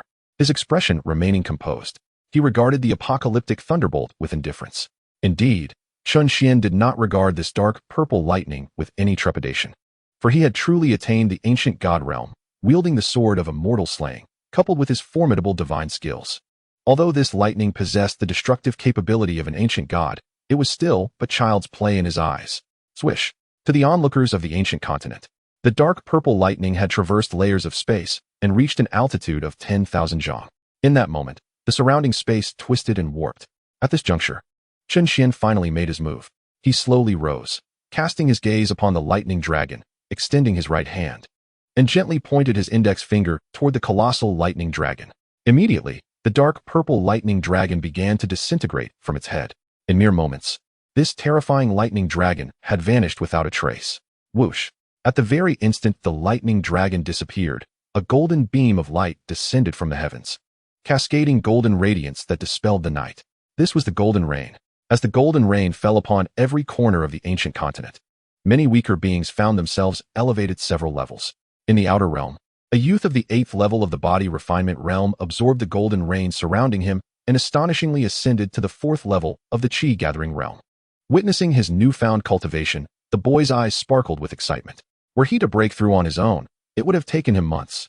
Yet now, he had jumped several minor realms in such a short time. Thank you for the divine grace. The boy promptly knelt, bowing to the heavens, believing this to be a divine intervention. Similar occurrences transpired across the ancient continent. Standing atop the spiritual peak, Chen Xuan could even sense every corner of the land with his divine consciousness. He perceived the golden rain as divine blessings, understanding that the vast majority ultimately fell to the ground, absorbed by the continent itself. Only a few beings absorbed the golden rain, and aside from enhancing cultivation, it also significantly improved the innate qualities of the continent's inhabitants. This enhancement was not immediate, but rather gradual and subtle. For instance, someone who was originally destined to reach the pinnacle of the heavenly martial realm might now have the potential to step into the divine martial realm after absorbing the golden rain. As Chen Xuan pondered, a droplet of golden liquid descended before him. Upon gentle contact, the liquid flowed into his body through his fingers. Instantly, a tingling sensation spread throughout him, and for a moment, he felt his strength amplifying. Thus, Chen Xuan inquired of the system, "System, what is this substance?" The system's voice promptly responded, "Beep, Master, this is Thunder Calamity Liquid. Surviving the divine tribulation will yield Thunder Calamity Liquid, which continuously refines the body, providing immense benefits to the Master." Upon hearing this, Chen Xuan suddenly understood. No wonder this substance entered his body and caused his cultivation to surge. If previously he was merely at the 1st level of the ancient god realm, he was now on the cusp of the 1st and 2nd levels, just one step away from attaining the 2nd level of the ancient god realm. Indeed, it was a wondrous substance, albeit regrettably scarce. After absorbing the Thunder Calamity Liquid, Chen Xuan felt an insatiable longing. Chapter 127, Wormhole Array. With Chen Xuan's tribulation concluded, the ancient continent returned to normalcy. He could sense the essence of the ancient continent rejuvenating itself through the divine light bestowed by his tribulation. If this trend continued, it would not be long before those elder figures at the 6th level of the Emperor realm among the 3 great imperial clans could potentially break through to the high-level Emperor realm. After all, they had lingered in this realm for many years. Had it not been for the defects in the essence of the ancient continent, they would have long ascended to the 7th level of the Emperor realm. Greetings, Sectmaster. These are all the resources of the 100-handed Black Demon clan. These are all the resources of the Sky Emperor clan. Upon witnessing Chen Xuan's completion of the tribulation, Lin Yin and Qin Huanhuan approached him, presenting the storage rings in their hands. Good. Excellent. Observing the floating storage rings, Chen Xuan nodded gently, a smile gracing his face. Initially intending to accumulate resources to enhance his cultivation, he found that the ancient god ruins had directly enabled him to attain the ancient god realm, saving him a considerable amount of resources. Sectmaster, the task has been completed. I wish to depart now and head to the Xianling continent, Qin Huanhuan said respectfully. Gazing at Chen Xuan, noticing her demeanor, Chen Xuan realized her fervent desire for vengeance, to personally exact retribution upon her enemies. Very well, proceed with confidence. Should anything arise, do not hesitate to contact me, or perhaps Lin Yin could accompany you. Upon hearing this, Chen Xuan hesitated. She believed her current strength was sufficient for revenge. Fully aware of her enemy's talents, it was likely they could not even reach a high-level Emperor realm at this point, let alone the pinnacle of the Emperor realm. Furthermore, she did not wish to burden others. Indeed, Sister Xuan, the sect master speaks wisely. After all these years, your adversaries have likely established a considerable network of connections, possibly even formidable allies. While not every ally may be genuine, money can indeed persuade even the most obstinate. Moreover, I have yet to explore other continents. It would be a splendid opportunity to see what they have to offer. Lin Yin chimed in with a smile. Very well then. I shall enlist your assistance on this journey. With that, Chen Xuan ceased her resistance. Since joining the Yusian sect and spending time with these individuals, she felt a profound sense of belonging. Here, there were no machinations, only mutual support and unity. Thus, her disdain for those two friends she had once aided deepened. She had expended considerable resources to help them enhance their cultivation, only to be betrayed and even jointly killed by them. Reflecting on this, a crimson hue emerged in her ice-blue eyes. All right, you two may go together. Should any issues arise, contact me promptly. With a wave of his hand, Chen Xuan collected the two storage rings and then vanished, returning to his residence. Yes, Chen Xuan and Lin Yin responded before making their way toward the dimensional transmission array.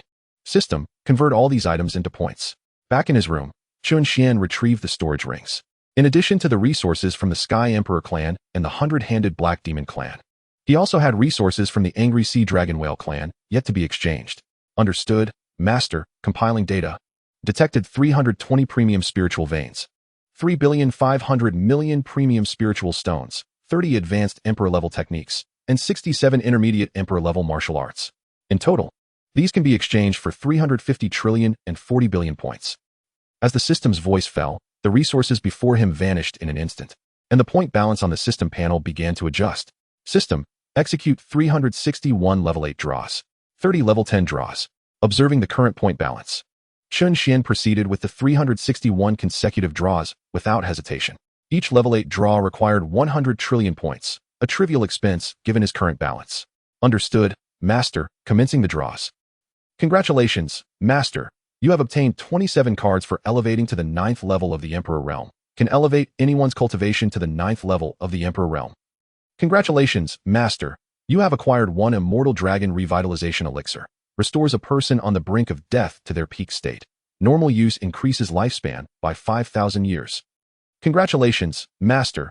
You have received one Spirit Mine Immortal Gold Mountain, a high-level material for forging immortal artifacts.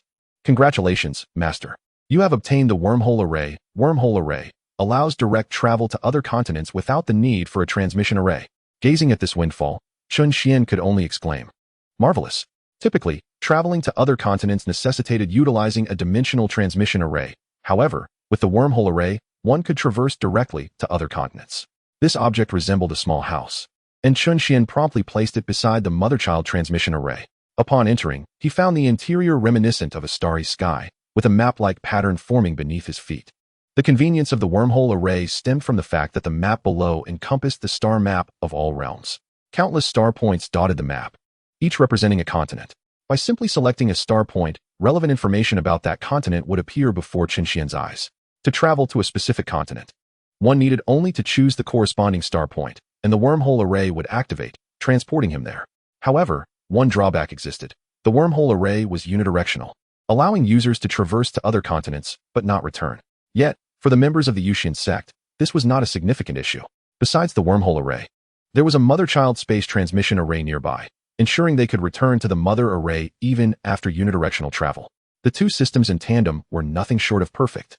After placing the Wormhole Array, Chen Xuan utilized the cards for elevating to the Emperor realm on everyone, nearly achieving a collective ascendance to the Emperor realm. Combined with the Wormhole Array and the mother-child space transmission array, as long as there were enough individuals, the Yusian sect could establish branches across all mortal realms. Subsequently, Chen Xuan assigned tasks to Ma La Xiaoyu, Paisai, Tiancan, and others, instructing them to travel to other continents and establish branches of the Yusian sect. He also advised them to recruit any exceptionally talented individuals they encountered. In the mortal realm, reaching the pinnacle of the Emperor realm represented the apex of power. Those attaining the ancient god realm would naturally choose to ascend to the higher realms rather than remain behind, as staying would mean they could no longer enhance their cultivation, with the mortal realm incapable of supporting ancient god-level cultivators. Thus, even if these individuals venture to other continents. Their formidable strength allows them to remain unperturbed by the imperial forces present there. Ding, it has been detected that the Yusian sect has annihilated an imperial-level power, leading to the emergence of ancient god-level experts, establishing the Yusian sect as the foremost sect in the primordial continent. Chapter 128, Summoning the Bull Demon King, Princess Iron Fan, and the Xianling continent.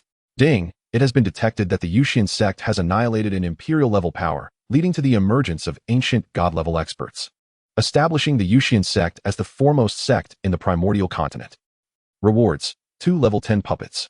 The sect's grand formation upgraded to divine level, capable of withstanding ancient god-level attacks, and a substitute puppet doll, infinite function, capable of absorbing lethal attacks. And after enduring a fatal blow, it will instantaneously teleport the host to a distance of 10,000 miles. Usage method: drip a drop of one's own blood into the substitute puppet doll.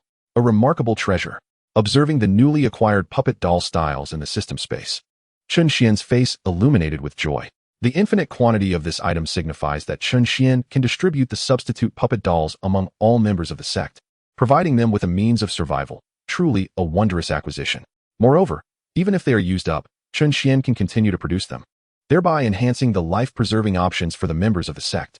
System: activate the level 10 puppet. After assimilating the substitute puppet doll, Chen Xuan's gaze fell upon the 2 puppets. Level 10 puppets are comparable to superlative experts at the Imperial realm, undoubtedly ranking among the elite in the primordial continent. With the use of these 2 puppets, the sect will gain 2 additional emperors. As Chen Xuan's words resonated, the system responded accordingly. Acknowledged. Master, proceeding to utilize the puppets. No sooner had he spoken than 2 figures materialized before Chen Xuan. One was a towering figure, easily exceeding 2 meters in height, clad in a simple hemp garment. His muscular arms, robust and well-defined, exuded an aura of formidable strength, embodying terrifying physical power. On his head sprouted 2 horns, resembling those of a bull. Beside him stood a graceful woman in a light dress, wielding a banana fan, her slender waist akin to that of a serpent, and her flowing black hair cascading down to her waist, her face adorned with a gentle smile. Upon their emergence, their identity information appeared before Chen Xuan. Character: Bull Demon King. Cultivation: 9th layer of the Emperor realm. Technique: Zhenshi Niuma Ju. Martial skills: Fa Tianxiang Di, Neo Mo Quan. Weapon: Mixed Iron Staff. Character: Princess Iron Fan. Cultivation: 9th layer of the Emperor realm. Technique: Sanju Xiangong. Martial skills: Ba Jiao Yishan. Utilizing the banana fan to unleash powerful attacks. Weapon: Banana Fan. Bull Demon King pays respects to the sect master. Princess Iron Fan pays respects to the sect master. Upon their arrival, both bowed respectfully to Chen Xuan. Very well, from this moment forth, you shall be members of the Yusian sect. You may select a spiritual peak to reside in and familiarize yourselves with the sect. In a few days, you will proceed to other continents to establish branch sects. Chen Xuan addressed them. Understood. Sect Master. They replied in unison before withdrawing. Ding, it has been detected that the Master has ascended to the ancient god realm. Shall you ascend to the heavenly realm? Upon hearing this, Chen Xuan was momentarily taken aback.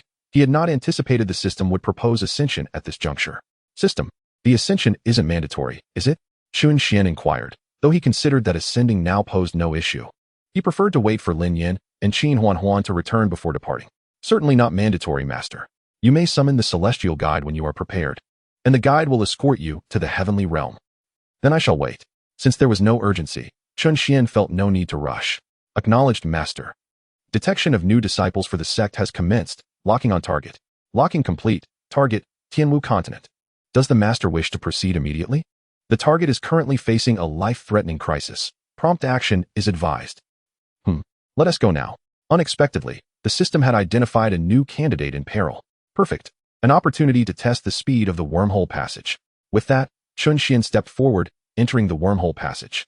After confirming the location of the Tianwu continent, a flash of light enveloped Chen Xuan, and he vanished from sight. Xianling continent. Domain teleportation array. Buzz. As a tremor resonated, the figures of Qin Huan and Lin Yin emerged in the domain teleportation array of the Xianling continent. Upon stepping out of the teleportation array, a rich spiritual energy enveloped them.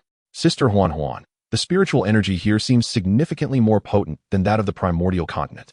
As soon as they arrived, Lin Yin felt the intensity of the spiritual energy in the air, which was incomparable to that of the primordial continent. Naturally, the primordial continent has suffered severe damage. Not even high-level emperors remain there. The Xianling continent, however, is home to genuine peak emperors, and their numbers exceed a mere handful. Chen Xuan replied, a hint of nostalgia flickering in her eyes. This was still the number of peak emperors that existed before her downfall, and now, over 1,000 years have passed. Perhaps the Xianling continent has seen the emergence of several new peak emperors, and now, she had finally returned to the place of her birth and demise. Let us proceed to the ice spirit realm. With that, Chen Xuan shot off in a specific direction, towards the site where she had once established the Xianbing Imperial Palace. Wait for me, Lin Yan called out, hastening after Chen Xuan. Just as the two departed, several powerful auras materialized at the spot where they had just stood. Each individual emanated a formidable presence, unmistakably of imperial caliber. Two unfamiliar emperors. In such a hurry, what business do they have in the Xianling continent? Could it be that someone has provoked a powerful force in the Void God realm, prompting them to come for reckoning? We must promptly inform the clan leader. Should anything arise, we must be prepared. These individuals were dispatched by several major imperial powers of the Xianling continent to monitor the domain teleportation array, aiming to detect any entries or exits immediately. As their words faded, several figures vanished without a trace. Ice Spirit Realm. Surrounded by mountains, countless pavilions and palaces stand tall. And at the forefront of the largest palace lies an expansive plaza. The plaza is ample enough to accommodate tens of thousands of people without difficulty. Adorning the palatial structures and mountainous terrains are vibrant red paper cuttings, and spiritual stones are artfully arranged. Additionally, numerous large red lanterns hang about. In the center of the plaza, 2 rows of seats are arranged from south to north, laden with an array of delicacies and exquisite dishes. Each plate of celestial fruit exhibiting diverse hues and exuding an enticing aroma. Amongst the banquet, several dozen dancers twirled gracefully, their ethereal forms reminiscent of delicate swallows. Colorful ribbons fluttering in the air, eliciting waves of applause from the seated guests. At the tables, patrons exchanged toasts, their faces radiating joy, the aroma of wine clouding their senses. At the pinnacle of the gathering, a man and a woman sat side by side, gazing into each other's eyes, filled with tenderness. Ha ha ha, the great Emperor Gongshu and the great Emperor Yaowang truly are the envy of all, an immortal couple, a model for us all. I raise a toast to both of you. You are indeed a match made in heaven, wishing you both harmony and unity. At this moment, a robust man stood up, looking towards the couple in the center, holding a goblet of fine wine, and offered his respects. Chapter 129, Gongshu So Li Mingyao. Thank you, great Emperor Guanghu. It is an immense honor for us that all of you have gathered to celebrate our millennial anniversary. May everyone indulge in fine food and drink to their heart's content today. As they raised their glasses to each other, both stood up, smiles gracing their faces. These two are none other than the protagonists of the day, Gongshu Su and Li Mingyao. It is said that great Emperor Gongshu recently ascended to the 6th tier of the Emperor realm. I extend my heartfelt congratulations in advance. As the robust man took his seat, a slender figure rose, a gentle expression adorning his face. This man was also a powerful emperor, having reached the 4th tier. And though he did not rival Gongshu Su, he was nonetheless a notable figure in the Xianling continent. Today marks the millennium anniversary of Gongshu Su and Li Mingyao's union, and they have specially invited the top forces from across the Xianling continent. Among them are several 7th-tier emperors, yet none from the 8th tier or the pinnacle level. The force that these two have established can be considered a rising star. Today, aside from hosting a feast for their guests, they aim to forge connections with the entrenched superpowers of the Xianling continent. Although the highest-ranking individuals were absent, at least they dispatched their clan's emperors. May the great Emperor of Opening Mountains offer his blessings. Gongshu Su replied with a smile. Just as the revelry reached its peak, a terrifying pressure descended upon them. With a thundering roar, the exquisite delicacies on the banquet table shattered, and 8 colossal ice swords shot down from the heavens, embedding themselves into the periphery of the square. From these ice swords emanated a formidable spiritual energy, coalescing into an imposing ice barrier. A chilling radiance erupted from the barrier. Whoosh, whoosh. Once the barrier was formed, 2 figures appeared outside of it. The crowd could clearly discern a man and a woman. Judging by the power radiating from the barrier, it was evident that they too were formidable emperors. Who are you, and why have you come to disturb my Howran Imperial Palace? Gongshu Su inquired, his voice laced with suppressed fury. Today was a carefully prepared banquet aimed at deepening ties with these forces. He aspired to advance further in the future and might need their assistance. Yet now, the gathering was being disrupted by these two, which incited his wrath. My husband, we must eliminate these two. Otherwise, after today, we will lose all face and become a laughingstock in the Xianling continent.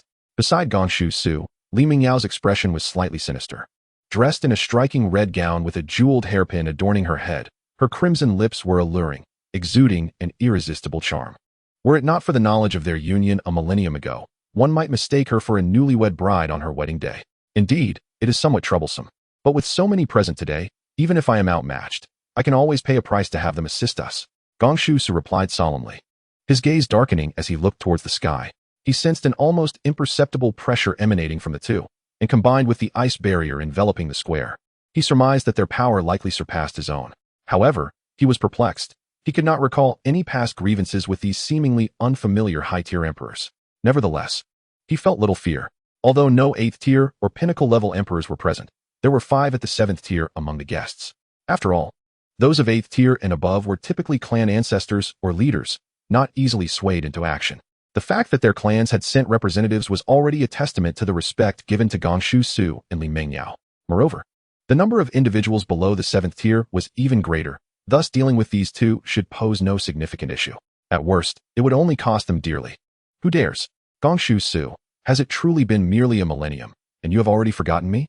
Were it not for my vast investment of resources in you two wretches, how could you have ascended to the Emperor realm so swiftly? After using me, you resorted to such despicable means to harm me and seize my Xianbing imperial palace. I have not forgotten. Chen Xuan's teeth ground together as boundless hatred erupted from her eyes, as if she wished to devour the two whole. In an instant, the temperature around them dropped yet again. Ice Spirit, is it you? Impossible, you were clearly. Upon hearing this, Gong Shusu's expression changed dramatically, a hint of fear flickering in his eyes. In that moment, an image of a woman flashed in his mind, one he had plunged a dagger into himself.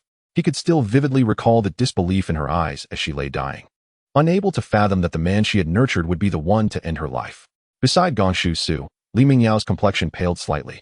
She knew well the prowess of that woman. Had they not acted against her when they first established the Xianbing imperial palace, she might have already reached the 8th tier or even the pinnacle level. Yet even so, that woman's final counterattack had left them severely wounded, taking nearly a century for them to fully recover.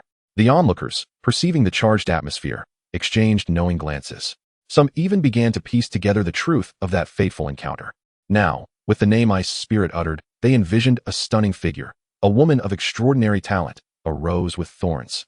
She had risen swiftly within the Xianling continent, establishing a powerful empire, only to vanish as if a fleeting illusion. Among this crowd, many were aware that the Howran Imperial Palace was once known as the Xianbing Imperial Palace, ruled by a woman who commanded the powers of ice, the Ice Empress. No one knew how she had disappeared, though rumors suggested she had succumbed to a demonic path, her essence extinguished. Yet now, the girl among the two figures was referred to as Ice Spirit by Gong Shusu. All unrelated personnel, leave at once. My target today is Gong Shusu and Li Mengyao. With that declaration, Chen Xuan erupted with the power of a pinnacle emperor. A terrifying pressure enveloped the area, leaving everyone gasping for breath. Observing this, those who had contemplated aiding Gong Shusu in hopes of favor or resources quickly retreated, soaring toward the barrier's edge. For a peak emperor was not something they could contend with. To put it frankly, even when combined, they would not stand a chance against Chen Xuan. They were all too aware of their own limitations, and as top-tier experts of the continent, they valued their lives. Chapter 130, Slaying Gong Shusu, Li Mengyao, and the Putuo Imperial Clan. Impossible. How could this be? I must be seeing things. My lord, this is merely her illusion, is it not? She has clearly been reduced to a mere wisp of her former self. Beside Gong Shus, Li Mengyao gazed vacantly at the girl in the sky, her complexion paling to a ghastly shade. At that moment, the girl in the heavens suddenly merged in Li Mengyao's mind with the image of the legendary Ice Empress. The two of them leaned on each other, their figures instinctively retreating, as a mounting dread enveloped their hearts. In their youth, they had been no match for Bingling, let alone now, when Chen Xuan was showcasing her peak imperial prowess. This was the zenith of the Xianling continent, in the absence of ancient deities. A peak imperial expert could easily dominate the realm. Today they faced calamity. Help us, please. Gong Shus still harbored hopes of seeking assistance from the numerous imperial experts who had gathered for the feast. Yet, these individuals were not foolish. Who would risk their lives in a hopeless endeavor? Many had already fled beyond the barrier, but a few lingered, evidently eager to witness the spectacle. In an instant, several departing emperors concealed themselves within the void, curious to observe the fate of the two. Emperor Linghai, please save us. We are willing to join the Sutra Imperial clan and serve as your loyal hounds. Suddenly, Gong Shus caught sight of an elder who had yet to vanish into the void. The elder was clad in a flowing azure robe, exuding the aura of a 7th-level emperor. This man, named Ling Hai of the Sutra clan, was among the most formidable of the Xianling continent, with no less than 3 peak imperial experts in his clan. His visit today was intended to incorporate Gong Shu's Haoran Imperial Palace as a subordinate force under the Sutra clan. Regrettably, Gong Shus had declined. Though he sought to ally with such a profound and transcendent power, he was unwilling to submit. To become a subordinate clan of the Sutra clan would mean being shackled to them for eternity, serving their every whim. Unless he could someday surpass the Sutra clan, he would remain merely a tool in their hands. However, the prospect of surpassing the Sutra clan seemed nearly unattainable. Yet, the situation had changed. If no one intervened today, both he and the Haoran Imperial Palace would be annihilated. Submitting to the Sutra clan would at least guarantee his survival. Upon hearing his plea, Ling Hai of the Sutra clan hesitated momentarily before turning to glance at Gong Shus and Li Mengyao, then addressing Chen Xuan. Might you be the renowned Ice Empress from a millennium ago? On behalf of my Sutra clan, I implore you to spare these two. We shall prepare a generous offering to apologize for their transgressions. Begone. Chen Xuan's dismissive retort sent Ling Hai reeling backward. Her inner energy surged, and her complexion paled slightly. This display evoked a flicker of fear within Ling Hai. What terrifying power! Is this the might of a peak emperor? He mused internally, astonished at his own vulnerability before such a formidable presence despite his status as a 7th-level emperor. As shock gave way to anger, Ling Hai's face darkened. Chen Xuan's actions clearly disrespected him, not merely disregarding his plea, but openly challenging the Sutra clan. Do you presume that your peak imperial strength grants you unchecked freedom? While you are indeed powerful, my Sutra clan boasts its own peak experts. More than one, I assure you. Are you truly prepared to provoke us? Chen Xuan's display of might was sufficient to confirm her status as a peak emperor, yet Ling Hai was not overly intimidated. Should they truly become enemies? Even a peak emperor like Chen Xuan could be subdued by the Sutra clan. Enough. Chen Xuan's words elicited a sardonic smile. It seemed the Sutra clan had grown tyrannical for far too long, mistakenly believing themselves the true rulers of the Xianling continent. They thought to intimidate her with their name alone, setting aside her allegiance to the Yusian sect. She possessed not only the strength of a 9th-level emperor, but also the backing of a sect incomparable to any mere imperial clan. Even in her past life, she had no fear, as she had the utmost confidence in reaching the peak emperor level, perhaps even ascending to the realm of the ancient gods. No sooner had she spoken than her figure vanished, reappearing behind Ling Hai in an instant. With a swift thrust, a long sword pierced through his heart, the blade stained crimson. As Chen Xuan withdrew her sword, the onlookers beheld Ling Hai transform into an ice statue, plummeting to the ground in countless shards. Ling Hai of the Sutra clan is dead. Witnessing this, those hidden in the void swallowed hard, astonishment etched upon their faces. So powerful. But does she truly not fear offending the Sutra clan? They are known for their ruthless nature. Should any member be harmed, the entire clan would mobilize to exact vengeance. With the death of a peak emperor, the Sutra clan shall not let this transgression go unpunished. Linger, this is all my fault. No, it is this wretched woman who seduced me. Had she not tempted me, I would never have laid a hand on you. Suddenly, Gong Shus forcefully pushed Li Mengyao aside and knelt before Chen Xuan.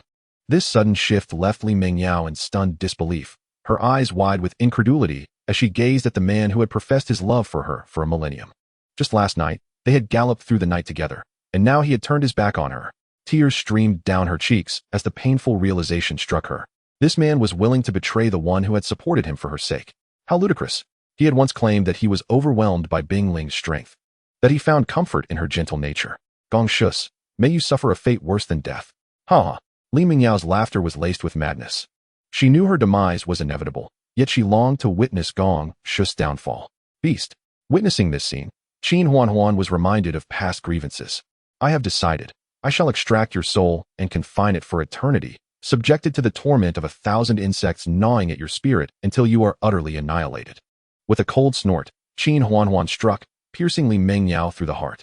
She then shattered Gong Shus' physical form, capturing his soul before making her way deeper into the imperial palace. In the early days of establishing her own power, she had a few trusted allies. But after her demise, it was likely that Gong Shus and Li Mengyao had eliminated them. She would not harm the others in the palace. After all, these two were the true culprits of her past suffering. However, she would seize the resources of the Haoran Imperial Palace. As she vanished from sight, Lin Yan felt a chill run down his spine. Goodness, women are truly formidable. After acquiring the resources, the two departed towards the domain's teleportation array. Not long after the two departed, a man clad in black robes descended upon the plaza.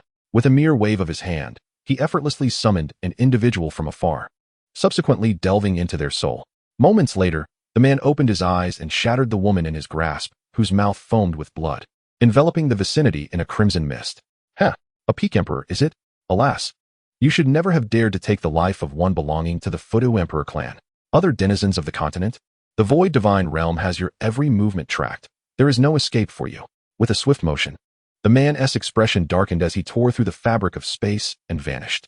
Chapter 131, The Life-Death Spirit Array. In the Tianwu continent, at the heart of the Tianxian Holy Hall, stood a colossal gray altar, intricately engraved with countless complex and mystical patterns. These designs resembled a unique form of runes, or perhaps special symbols, and as spiritual energy began to surge into the altar, the patterns appeared to come alive, pulsating with vitality. Streams of enigmatic lines began to swirl upon the altar, their contorted and serpentine forms evoking a sense of dread. At the altar's closest proximity stood several formidable figures, each exuding an overwhelming aura, unmistakably superlative beings from the Tianwu continent. Beside them was a young man clad in blue, appearing to be around 20 years of age, yet possessing a cultivation level equivalent to the 7th tier of the revered realm. His gaze was piercing, yet his countenance betrayed profound concern. Alongside him was an elderly woman, her age evident in her features, draped in a delicately embroidered white gown. Her face bore myriad wrinkles, and her disheveled gray hair cascaded down her back. Surprisingly, the young man held the frail and delicate arm of the elderly woman, so slender that it seemed they might snap at any moment. Yet, within his eyes for her was a tenderness, radiating love and an overwhelming sorrow. Within the elderly woman's countenance, one could still discern the remnants of youth that belied her years. The area beyond the altar was cordoned off by a barrier spanning over 100 meters, and beyond it stood a throng of people, densely packed and murmuring amongst themselves. This is the Life-Death Spirit Array. Why did the Hall Master and the elders choose to rescue that wretched woman? Is she not cursed by the gods? Indeed. Activating this legendary Life-Death Spirit Array incurs tremendous costs for the Hall Master and the elders. If other factions were to strike now, how could our Tianxian Holy Hall possibly withstand an assault? Enough. That Li Xuanhe has been recognized by the Hall Master as a prodigy destined to achieve the ancient divine realm. His calamity is his wife, and he will not abandon her. It is evident that the Hall Master holds Li Xuanhe in high regard. Otherwise, he would not take such risks to activate the Life-Death Spirit Array. What misfortune, had it not been for Li Xuanhe's emergence. The position of the Divine Son would undoubtedly belong to brother Xiao Ting. After all, Xiao Ting is the Hall Master's biological son. I cannot fathom the Hall Master's reasoning in allowing an outsider to assume the title of Divine Son in our Tianxian Holy Hall. Indeed, even if he is cultivated, he is nothing but an ingrate. What good can come from associating with a cursed one? Beyond the barrier, numerous young men and women voiced their grievances, their words laced with indignation. At the forefront stood a young man with waist-length purple hair, who appeared to be of similar age to Li Xuanhe within the barrier. Among the crowd, he stood out, his refined features reminiscent of a cultured scholar, as he calmly observed the two figures within the barrier. Though he too was at the revered realm, he was merely at the 3rd tier, falling short by a minor realm compared to the individual within, who was at the 4th tier. This young man was none other than Xiao Ting, the son of the Hall Master. Silence. The Hall Master and the elders have their reasons for their actions. We must not be short-sighted. The priority must always be the Tianxian Holy Hall. Indeed, Brother Xuanhe's strength is superior to mine. He is well deserving of the title of Divine Son. All discussions on this matter must cease. Xiao Ting spoke with a composed demeanor, his actions and manners exuding propriety. But we feel it is unjust for you, Brother Ting, someone murmured. But at a mere glance from Xiao Ting, all voices were stilled. Observe closely. The Life-Death Spirit Array is a marvel. Studying it may grant you insights. Rather than wasting time here. Within the barrier, several Emperor-level powerhouses had formed a 10-point formation, each standing at a designated position around the altar. Among them were 4 peak Emperor-level beings, while the remaining figures were also high-tier Emperors. Notably, one individual clad in a golden robe bore an aura that seemed to transcend even the Emperor realm, verging on invincibility. The blue-clad young man, Li Xuanhe, glanced at the elderly woman beside him, his eyes filled with compassion. On her forehead, the faint outline of a white flower pattern could still be discerned, at its center marked by a skull. According to the elite powerhouses of the Tianxian Holy Hall, this was a mark left by the ancient gods, said to be a curse that condemned the afflicted to perish before reaching 25 years of age. The elderly woman was, in fact, a 25-year-old maiden. Yet within a mere year, she had transformed from youthful beauty into the visage of an aged crone. In another month, she would completely wither away, turning to dust. Only the fabled life-death spirit array could shatter the divine curse, granting new life to the cursed. Xianer, hold on. Soon you will have a new life. And we will be together forever. The Hall Master has said that you will endure great suffering during this process. You must persevere, all right? If you leave, I shall not remain alone. We shall traverse the road to the underworld together. Li Xuanhe grasped the elderly woman's hand firmly, his expression grave yet imbued with hope. No, I will not falter. I will endure. The elderly woman's voice, though weary, brimmed with determination. For what lay ahead was the true trial. Should she succeed, she would be reborn. Should she fail, she would vanish completely, separated from the young man before her. All right, let us pledge. You know that I shall fulfill my promise. The youth's eyes sparkled with resolve. Yes, for your sake, I shall not give up. The young man's words seemed to imbue her with immense courage, and in that moment, she felt invigorated with strength. She understood that if she were to succumb in the life-death spirit array, the young man would undoubtedly follow her into the abyss. He had vowed, from the moment they met, to never let her be alone. Even in death, he would resolutely accompany her, with someone waiting for her. She felt her life was worth living.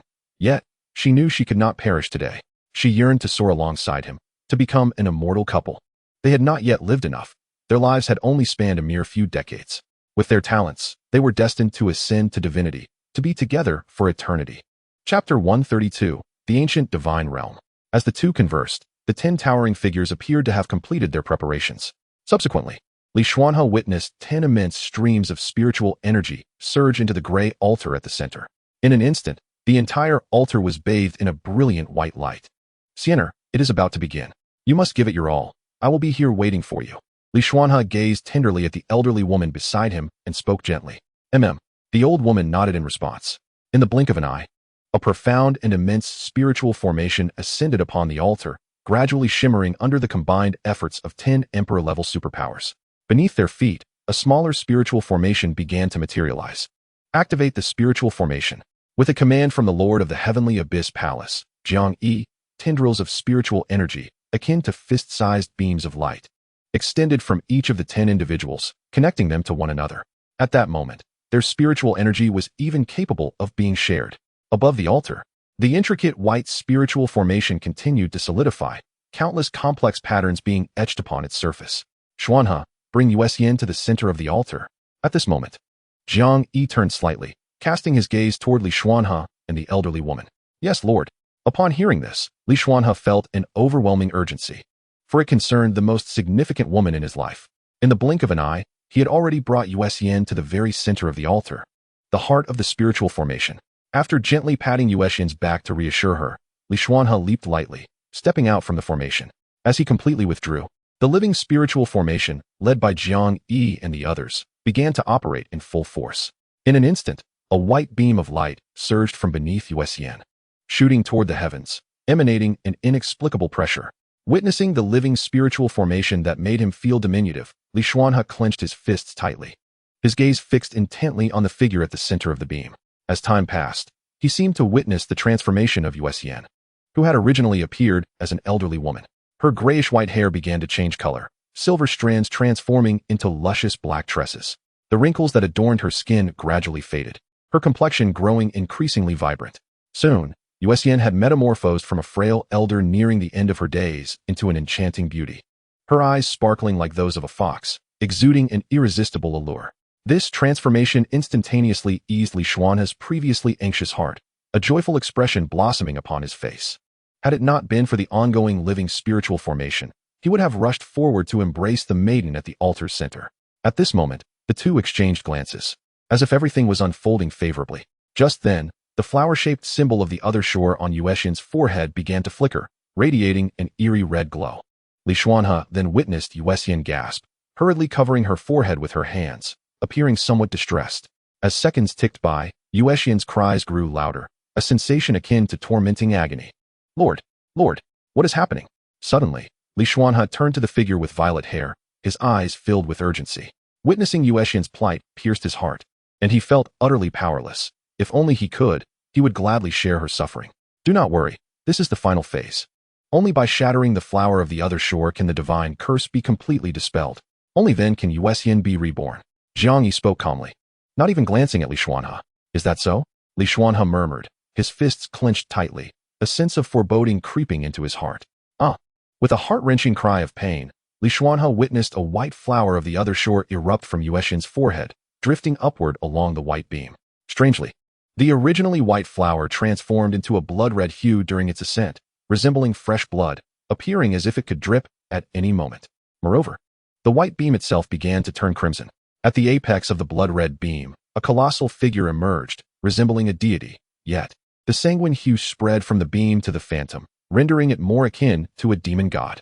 Before this apparition, a massive stone door slowly materialized, gradually solidifying. Its surface marred with splattered blood. At the center of the two doors lay a recess, shaped like a flower. Tingu, what is this thing? It looks frightening. Aren't they supposed to be saving that wretched woman? Why does it seem like things are becoming increasingly bizarre? What is that phantom, and what about that stone door? Just a glance makes me feel as though I'm about to lose myself in it. Outside the barrier, a youth glanced at the violet-haired boy, Xiao Ting. Confusion evident in his eyes. Safe.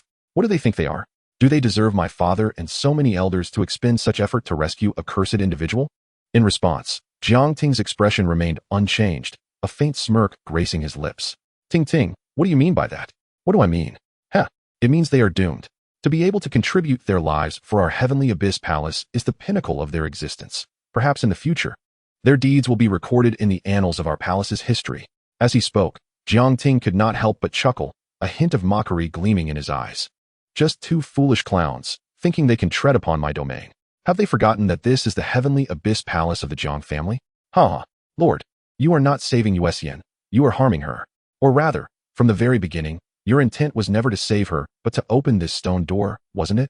Li Xuanhe bellowed furiously at Jiang, for he had seen the blood-red flower land upon the stone door, and Yuxian's body was similarly being drawn towards it.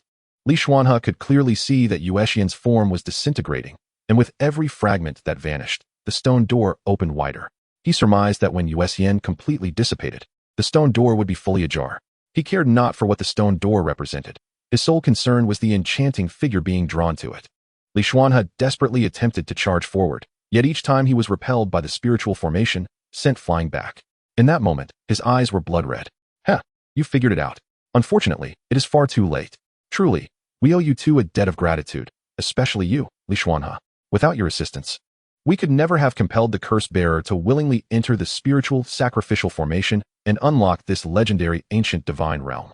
As he spoke, Jiang Yi's eyes were filled with a complex mix of fervor, joy, and even madness, his entire being exuding an unusual excitement. Chapter 133, Eternal Contributors. Spiritual Sacrificial Formation. Ancient Divine Realm. Upon hearing these unfamiliar terms, combined with Yuxian's agonized expression and her gradually dissipating form, the unease that had resided within Li Xuanhe transformed into a chilling reality. A crisis. A conspiracy. An immense conspiracy. It seemed that from the moment they stepped into the heavenly abyss palace, they had already fallen into the trap that this group had long prepared. Reflecting on the prior nurturing and kindness, all of their intentions had culminated in this moment, to unlock this so-called ancient divine realm. In this dire moment, the fate of Yusian hangs by a thread, while Li Xuanhe finds himself utterly powerless before this assembly of long-established superpowers. Perhaps sensing that their scheme had reached fruition, the leader of the Tianxian Palace, Jiang Yi, openly acknowledged their nefarious deeds.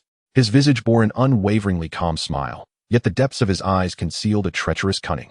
To him, the lives of Li Xuanhe and Yusian appeared trifling, akin to ants crushed underfoot, entirely disregarded.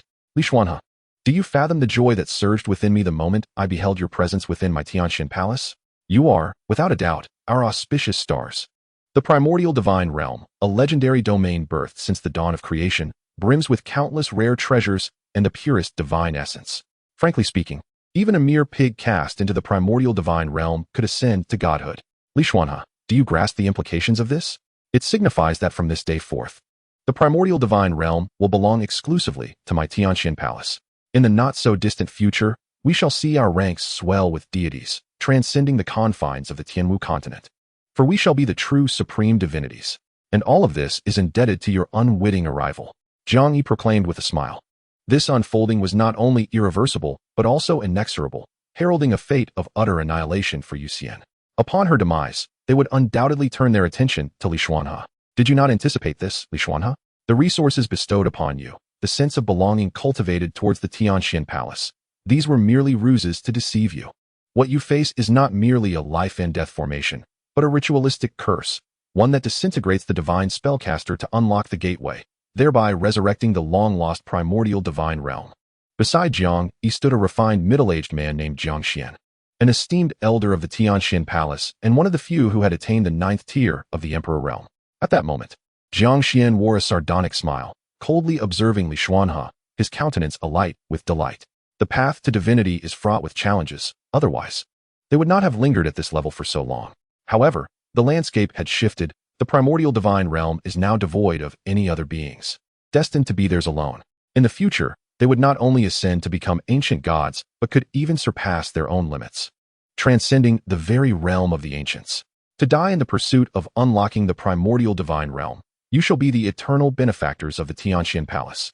Your grand legacies forever enshrined, worthy of veneration by our descendants. Adjacent to the elder Jiang Xian was a beautiful woman, her lips curling into a smirk. Thus, it became evident that from the very beginning, they had no intention of rescuing Yusian. Rather, they sought to exploit her to access the primordial divine realm. Fortune favors our Tianxian Palace, does it not, Li Xuanhe? The legends of the primordial divine realm are solely inscribed within our annals, and the key to unlocking it lies with the divine spellcaster. Moreover, she must willingly enter the ritualistic curse formation. This divine spellcaster, an enigma to us all, is merely referenced in fragments, yet bears a distinct mark, a flower of the afterlife upon her brow, destined to perish before the age of 25. Can you fathom the elation that coursed through me upon witnessing Yusian's rapid decline? We are on the verge of opening the fabled primordial divine realm, and you, my friends, are the illustrious benefactors of the Tianxian Palace's legacy spanning 100 millennia. Your name shall be immortalized in our history. Jiang Yi chuckled derisively, and thus, the truth unraveled. They had likely devised this fatal trap upon discovering the existence of the primordial divine realm. Perhaps they had been preparing for millennia, or even longer. Now that they had succeeded, no one would mourn the demise of Li Xuanhe and Yusian. In this moment, they resembled mere jesters, trampled underfoot. Everything lay firmly within their grasp. Li Xuanhe and Yusian were far too inexperienced to contend with these ancient beings who had survived for countless epochs. Fear not, for you have pledged to share in life and death, have you not? Thus, you, Li Xuanhe, shall witness the death of your beloved, and then follow suit. We, the Tianxian Palace, are profoundly grateful for your contributions, for though we are the true beneficiaries, the beings of the Tianwu continent shall glean some light from your sacrifice. Thus your deaths will not be in vain. As Li Xuanhe regarded the 10 faces before him, a wave of revulsion surged within him, a congregation of hypocrites, cloaking their vile intentions in a guise of nobility. Each word they uttered pierced his heart like a dagger, rendering him nearly breathless. The truth had been laid bare.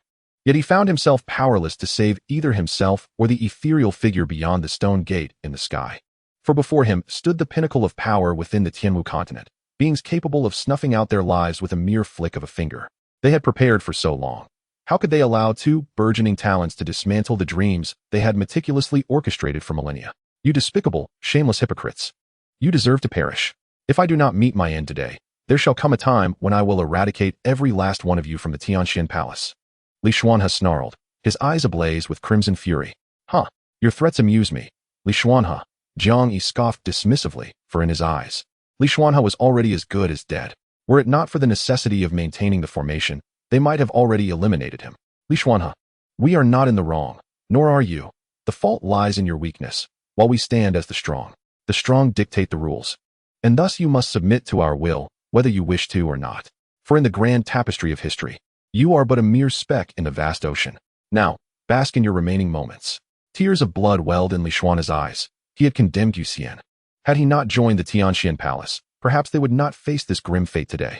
Above in the heavens, the silhouette upon the stone gate seemed to dwindle to naught but a head. Soon, she would vanish entirely, forever barred from rebirth. We made a pact, Xianer. Tread slowly on the road to the underworld, and wait for me. Li Xuanhe gritted his teeth, kneeling, his gaze fixated on the sky. At that moment, a surge of spiritual energy descended, striking the altar amidst the startled gazes of Jiang Yi and the others. With a resounding boom, the colossal formation upheld by 10 emperor-level powers shattered violently. The divine apparition vanished. The stone gate disintegrated. The 10 figures led by Jiang Yi were violently cast back, crashing into the surrounding barrier. Who dares? Jiang Yi was the first to rise, his eyes wide with rage.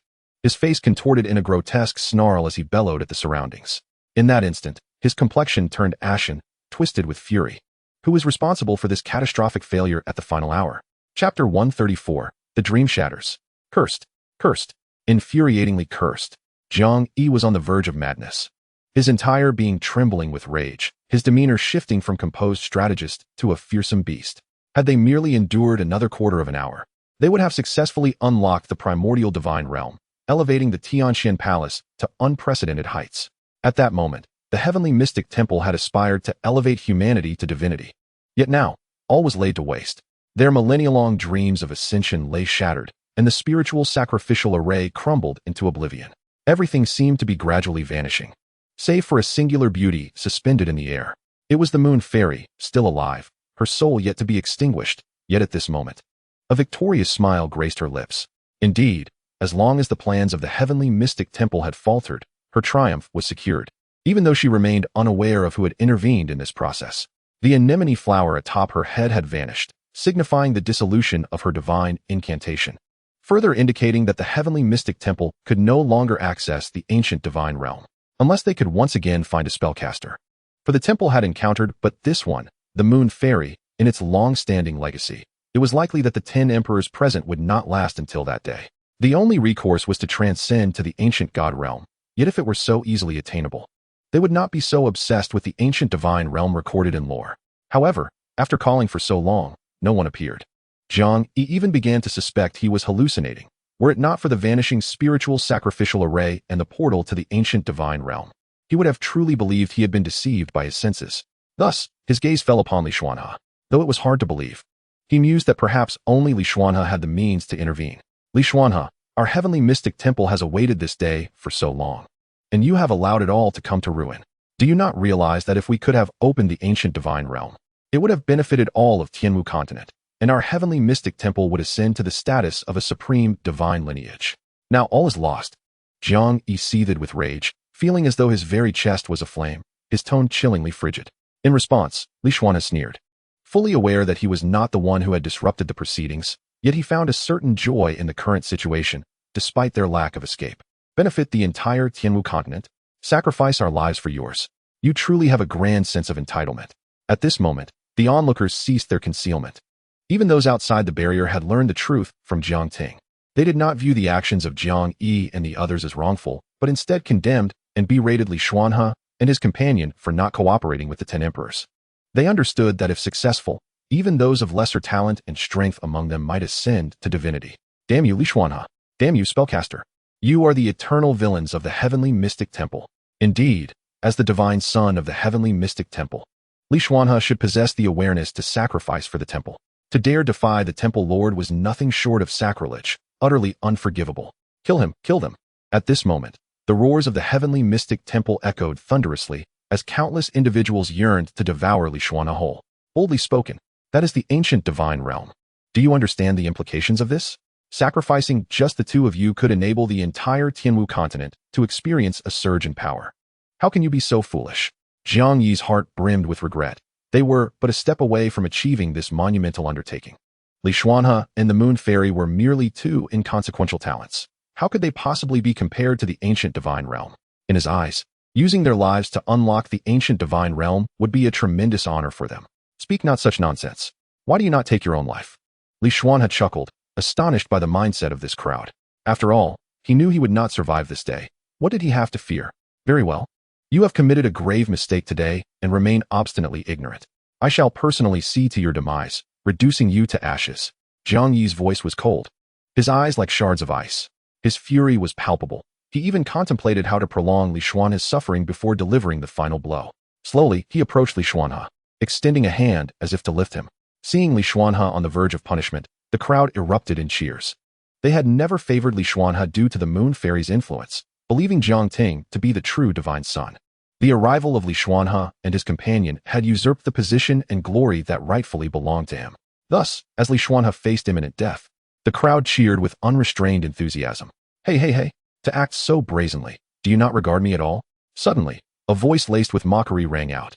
Following the sound, they beheld a dark, 18-story black pagoda, and atop it stood a youth clad in red, a subtle smile playing upon his lips. The newcomer was none other than Chen Xuan. Who are you? Jiang Yi's pupils constricted at the sight of this unfamiliar youth who had suddenly appeared in the heavenly mystic temple. As the strongest present, he had failed to notice when the youth had arrived, nor could he fathom his essence. So, it was not Li Xuanhe who interrupted, but this mysterious youth? In the blink of an eye, Chen Xuan had reached Li Xuanhe's side and lightly flicked Jiang Yi's forehead with his right hand. Then, the crowd witnessed the formidable Jiang Yi shatter into fragments, a soul escaping from the blood mist, fleeing for its life. Humph! A cold snort sent several other emperors reeling back, their forms retreating 1,000 meters. Who are you? This is impossible. Have you truly reached that realm? The soul of Jiang Yi trembled, his eyes filled with disbelief. He had nearly achieved the status of the strongest beneath the ancient god, even among equals. It was inconceivable for someone to effortlessly obliterate his physical form with a mere flick. Moreover, he sensed that the youth had held back, otherwise, not only his body, but his very soul would have been annihilated. Above the emperors lay the ancient god realm, a pinnacle he had longed to attain in his dreams. Thank you, senior, for your assistance. At this moment, Li Xuanhe comprehended who had intervened to aid them. Chen Xuan nodded slightly, then retrieved a celestial fruit from the system space and tossed it towards the moon fairy in the sky. The instant the celestial fruit made contact with the moon fairy, it dissolved into a large, snow-white cocoon, emanating a misty aura. Having completed this, Chen Xuan breathed a sigh of relief. Fortunately, he had arrived in time. Otherwise, the moon fairy might have truly perished at the stone gate. The moon fairy was indeed his goal for this journey. As for these people, Chen Xuan deliberately spared them. Since this was a personal feud between the two of them and the heavenly mystic temple, he would allow them to resolve it once the moon fairy emerged. Chapter 135, The Rebirth of the Divine. Ding! Congratulations, Master, on successfully bringing the moon fairy into the Yusian sect. Rewards are being distributed. Imperial Tier Supreme Technique. Illusory Enchantment Scripture. Imperial Tier Supreme Martial Art. Illusory Soul Technique. Ultimate Imperial Weapon. Heavenly Fox Armor. Items have been distributed to the system space. Please check, Master. Ding. Master has successfully interrupted the heavenly mystic temple's opening of the ancient divine realm. Due to the ancient divine realm being shattered and sealed millions of years ago, the Master is rewarded with a subspace of the ancient divine realm. At this moment, the voice of the system resounded within Chen Xuan's mind. After digesting this information, a look of joy appeared on Chen Xuan's face. This indicated that the ancient divine realm had already collapsed billions of years ago, leaving only fragmented remnants. The small world of Shumi can be simply described as a simplified version of the ancient divine realm. It similarly possesses an extraordinarily rich divine aura, which is linked to Chen Xuan's strength. The stronger his power grows, the higher the level of this small world, and the more potent the divine aura within it becomes. Thus, this small world can serve as a training ground for the disciples of the sect. As for the other rewards, after Chen Xuan interrupted the spirit ritual spell array, he had already contacted Yusian through sound transmission, and she agreed to join the Yusian sect. Naturally, these rewards were also highly compatible with Yusian. Subsequently, Chen Xuan tossed the rewards, including the techniques, martial skills, and extreme Dao imperial armaments, into the enormous cocoon above. As time passed, the giant cocoon began to emanate powerful energy fluctuations, enough to astonish even Chen Xuan. In just a few breaths, the aura within the cocoon had ascended from the realm of a venerable to that of a great emperor. Great Emperor, 1st level. Great Emperor, 2nd level. Great Emperor, 3rd level. Great Emperor, 4th level. Great Emperor, 9th level. And it did not end there. It ultimately surged forth to reach the realm of the ancient god. Boom. As Yusian broke through to the ancient god realm, the thunderclouds roiled above. Crack. With a light sound, the immense white cocoon enveloping Yusian shattered, and a graceful figure emerged slowly from within.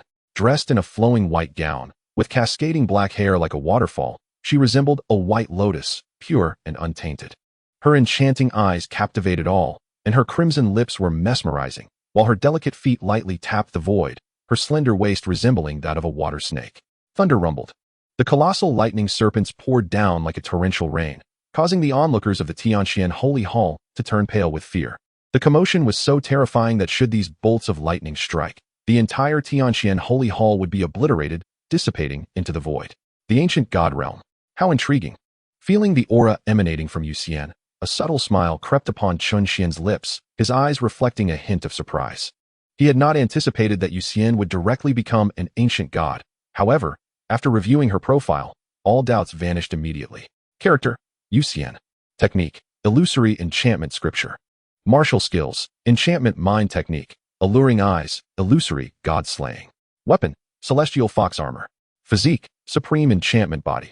Description, a naturally enchanting body, possessing a trace of celestial fox bloodline.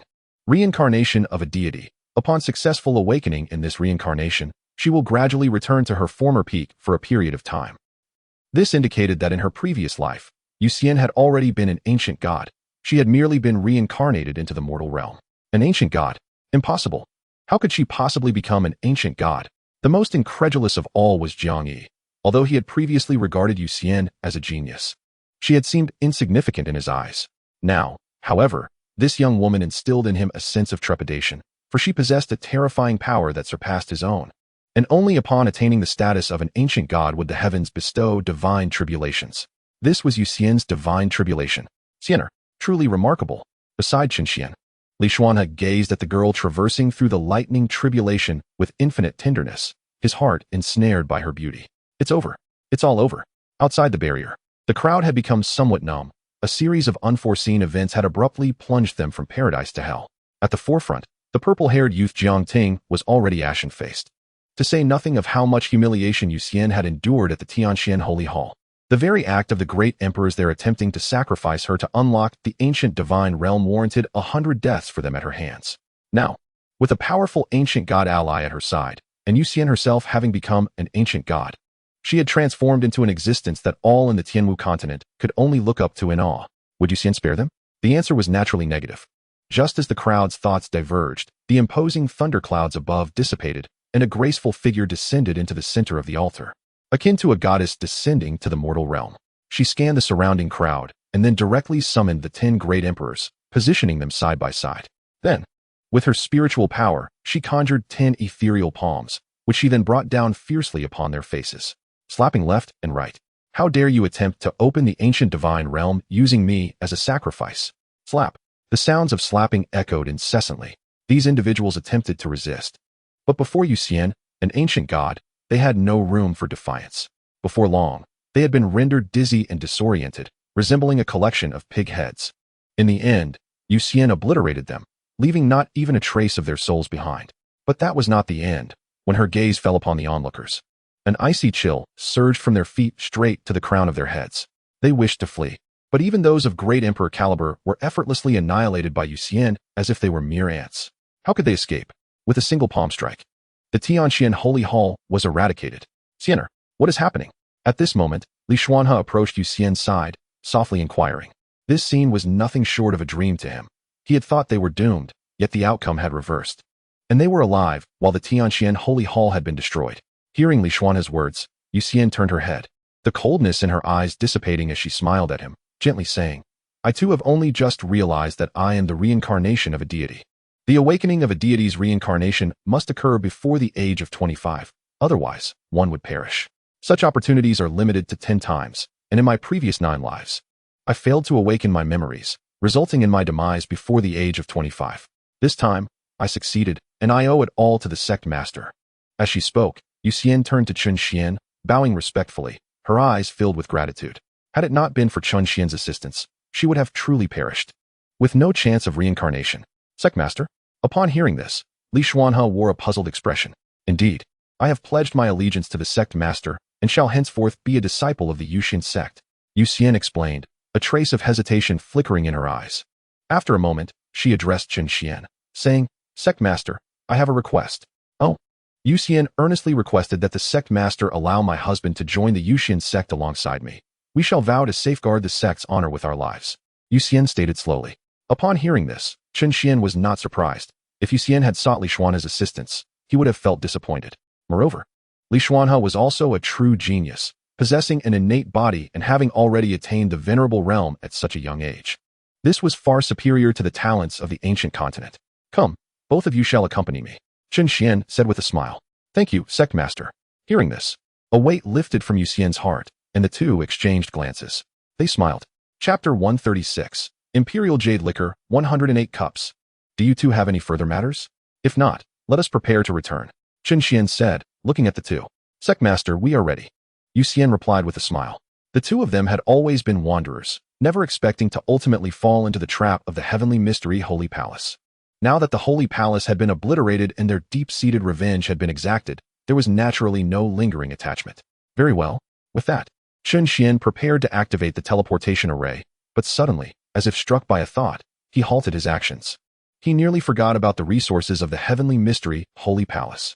The Heavenly Mystery Holy Palace is undoubtedly one of the most formidable powers in the Tianwu continent. Their cultivation resources and spiritual veins must be abundant, Chen Xuan remarked, as he utilized his divine sense to probe around, swiftly locating the treasure vault of the Holy Palace. With a flicker of his form, he vanished from sight. Xianer, from this day forth, you shall be a divine being. It appears that I can no longer protect you. Li Xuanhe murmured softly, holding onto Yusian's hand. A hint of melancholy laced his words. Until now, he had always shielded Yusian. His prior entrance into the Heavenly Mystery Holy Palace was solely to resolve the issues haunting her. During this time, aside from Xiao Ting, the son of the Holy Palace, others, including the offspring of various elders, had never shown Yusian any kindness, deeming her a cursed being whose presence would surely bring misfortune upon them. However, Li Xuanhe, endowed with exceptional talent and formidable strength, had forcefully suppressed Xiao Ting, thus rising to the status of the divine son of the Holy Palace. Although the divine son held no real authority, none dared to openly challenge him, despite harboring considerable resentment towards him due to Yusian's predicament. Yet, this was the consensus of the Holy Palace's master and numerous elders, leaving them no room to argue. It was also due to Li Xuanhe's intervention that Yusian experienced less distress. At the very least, they dared not openly insult them in front of one another. However, it seemed that Xiao Ting's behavior was intentionally orchestrated. It could only be said that he had remarkable patience. He likely already knew of the plans laid by the master of the Holy Palace and his associates, thus enduring humiliation for the sake of the Holy Palace's glorious future. Moreover, with this connection, the members of the Holy Palace would grow increasingly disdainful of both Li Xuanhe and Yusian, for Xiao Ting was one of their own. While they were ultimately outsiders. Fear not, for I shall protect you from now on, Yusian replied with a charming laugh. In that moment, Li Xuanhe felt something soft and fragrant press firmly against his lips. The fragrance wafted into his nostrils, refreshing and delightful. But I am a man. It is I who should be protecting you, Li Xuanhe retorted, unwilling to yield, as he wrapped his arms around Yusian's back. Ahem. At that moment, a cough interrupted them. Startled, the two quickly released their embrace, a flush of crimson sweeping across their faces. Let us depart. Chen Xuan observed the scene with a sense of incredulity. He had only just left, and already these two were entangled in affection. With that, he activated the teleportation array. In a flash, a beam of white light enveloped them, as if they had entered a spatial corridor. Feeling a bit awkward, the two exchanged glances. Indeed, your current strength is somewhat lacking.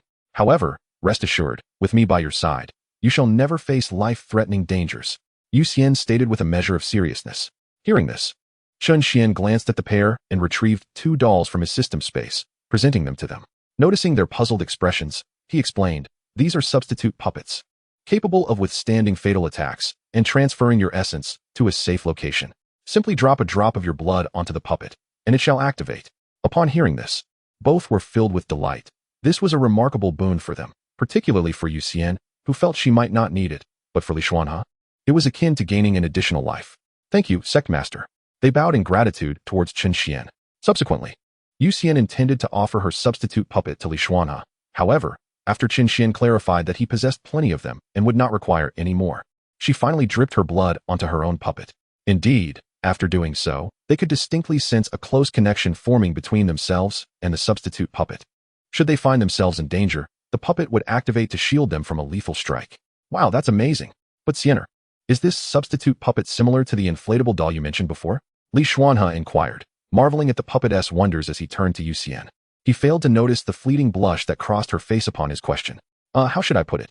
Yusian had not anticipated Li Xuanhe would ask such a question. She had merely mentioned it in passing, never expecting him to remember.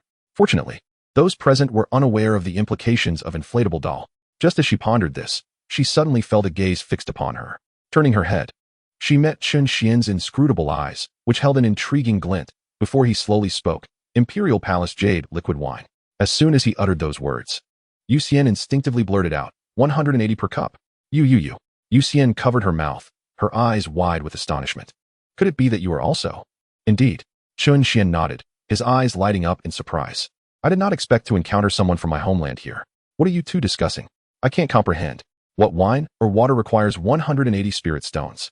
Li Xuanhe questioned, perplexed by their conversation, his confusion growing deeper. Could it be that Sect Master, you are the fortunate one? A traveler from another world? Yusian suddenly considered this possibility, recalling the many novels she had read about time travel and golden fingers, conquering fantastical realms. She never imagined she would witness it firsthand. No wonder she found Chen Xuan so inscrutable. She had once been at the pinnacle of power, far beyond the realm of ancient gods, able to easily dispatch large groups with a mere slap. Thus, you are also a traveler? Chen Xuan inquired, puzzled, as the system had not explicitly stated this. Not exactly. I previously mentioned that I am a reincarnation. In my first life, I was undoubtedly a superpower in relation to ancient gods, but I was subsequently forced to reincarnate. Among my 10 reincarnations, one was in a place called Blue Star, where I graduated and became an accountant. However, at the age of 25, I was struck and killed by an overloaded and speeding dump truck. In hindsight, that was surely the calamity of reincarnation from that life. After that, I reincarnated several more times, and as you can see, this current existence is my final reincarnation, born in the Tianwu continent. Yusian slowly recounted. I see. Thankfully, you ultimately succeeded. Chen Xuan smiled. Indeed, it is all thanks to the sect master. Yusian expressed her gratitude again, feeling a closer bond with him. Now that she was aware of Chen Xuan being a traveler, she felt they had firmly latched onto a powerful ally. Xiener, what are you two talking about? And what exactly is an inflatable doll? Li Xuanhe asked, looking utterly bewildered. Seeing this, Yusian smiled. I'll explain later. There's no rush. As your elder sister, I have certainly set my sights on you, my little cabbage. She said this because Yusian had already reincarnated 10 times. In reality, she was much older than Li Xuanhe, and in her eyes, he was merely a young pup. As the conversation unfolded, several individuals had already materialized within the primary teleportation array of the Yuxian sect. In the realm of Luoyue, the dimensional teleportation array shimmered with an ominous aura. 3 men, exuding an aura of terrifying power, emerged from the array. The foremost among them was a man clad in black robes, flanked by 2 elderly figures, all 3 radiating an overwhelming presence characteristic of peak emperors. Is this the primordial continent? How could such a barren land give rise to peak emperor-level powerhouses? The leading man surveyed the surrounding space, his voice laden with skepticism. Perhaps that fellow merely stumbled upon some fortuitous circumstance. Taiji, once we have dealt with that enigmatic emperor, we must investigate the overall strength of this continent. If feasible, we can subjugate it, incorporating it as a vassal territory of our Putoar Emperor clan, and send our people to govern this land in due course. One of the elders, leaning on a cane, interjected. Indeed, the black-clad man nodded, and in an instant, the trio vanished from sight. Chapter 137, The Demise of Putoar Taiji. At last, they had returned. Upon stepping out from the mother-son teleportation array, Chen Xuan could not help but stretch lazily. There was a comfort in remaining within the sect, especially as he sensed that Qin Huanhuan and Lin Yin had also returned, indicating that Huanhuan's affairs had been successfully concluded. Now, he could contemplate relocating the sect to the celestial realm. However, before that, Chen Xuan intended to consult Yu Lixian regarding her thoughts, for she had once been the divine maiden of the Eternal Life Emperor clan, groomed to become the future ruler of the clan. With her departure, the Eternal Life Emperor clan had lost its chance to contend with the other 2 emperor clans of her generation. After much deliberation, Chen Xuan entrusted Yu Lixian with the elixirs and other techniques he had obtained from the lottery, instructing her to take them back to the Eternal Life Emperor clan. With these resources, the clan would gain several new emperor-level powerhouses, and both Yu Lixian and the slumbering elder Yu Liao would be able to break through to peak emperor status. Thus, even with Yu Lixian's departure, the Eternal Life Emperor clan would remain the strongest on the primordial continent. Even if the other 2 emperor clans teamed up, they would not pose a threat. Moreover, following the relic incident, thanks to Yu Lixian's connections with the Yuxian sect, they would likely refrain from provoking the Eternal Life Emperor clan. In addition, Chen Xuan provided Qin Huanhuan with a substantial number of elixirs and several spiritual veins. Given that her parents were still within the inner domain, these resources could enable the Qin clan to evolve into a top-tier force on the primordial continent. As for Li Xuanhe, Chen Xuan directly applied the remaining emperor-level cultivation enhancement cards to him, elevating his cultivation to peak emperor status. This act left Li Xuanhe in awe, revering Chen Xuan as an idol. In contrast to Li Xuanhe, Yusian was less astonished, clearly aware that such feats were Chen Xuan's unique talents. Furthermore, having joined the Yuxian sect, she could expedite her recovery of strength, enabling her to return with vengeance. After all, she had once met her demise at the hands of a coordinated attack. Fortunately, she had utilized the reincarnation tribulation before her death, a process fraught with peril. Had it not been for Chen Xuan's intervention, she would have undoubtedly failed her 10 lifetimes of reincarnation, vanishing completely from existence. Prepared for the journey ahead, Chen Xuan declared, "Let us depart for the celestial realm." Just as he finished speaking, a tremendous sound reverberated from outside. Boom, boom, boom. Outside the Yusian sect, the three figures hovered in the air, gazing solemnly at the sect. The leading black-clad man still bore remnants of spiritual energy fluctuations in his hands, and before them stood a grand sect, enveloped in a golden barrier. These three were none other than emissaries from the Putuo Emperor clan of the Xianling continent, led by the current clan leader, Putuo Taiji. Behind him were two elder ancestors of the clan. To ensure stability, the Putuo Emperor clan had dispatched 3 peak emperor-level powerhouses. This formidable assembly could easily obliterate any major power on the primordial continent, let alone confront a single emperor. Based on their deductions throughout their journey, they believed that in such an environment as the primordial continent, even high-level emperors were scarce, making the appearance of a single emperor a remarkable feat.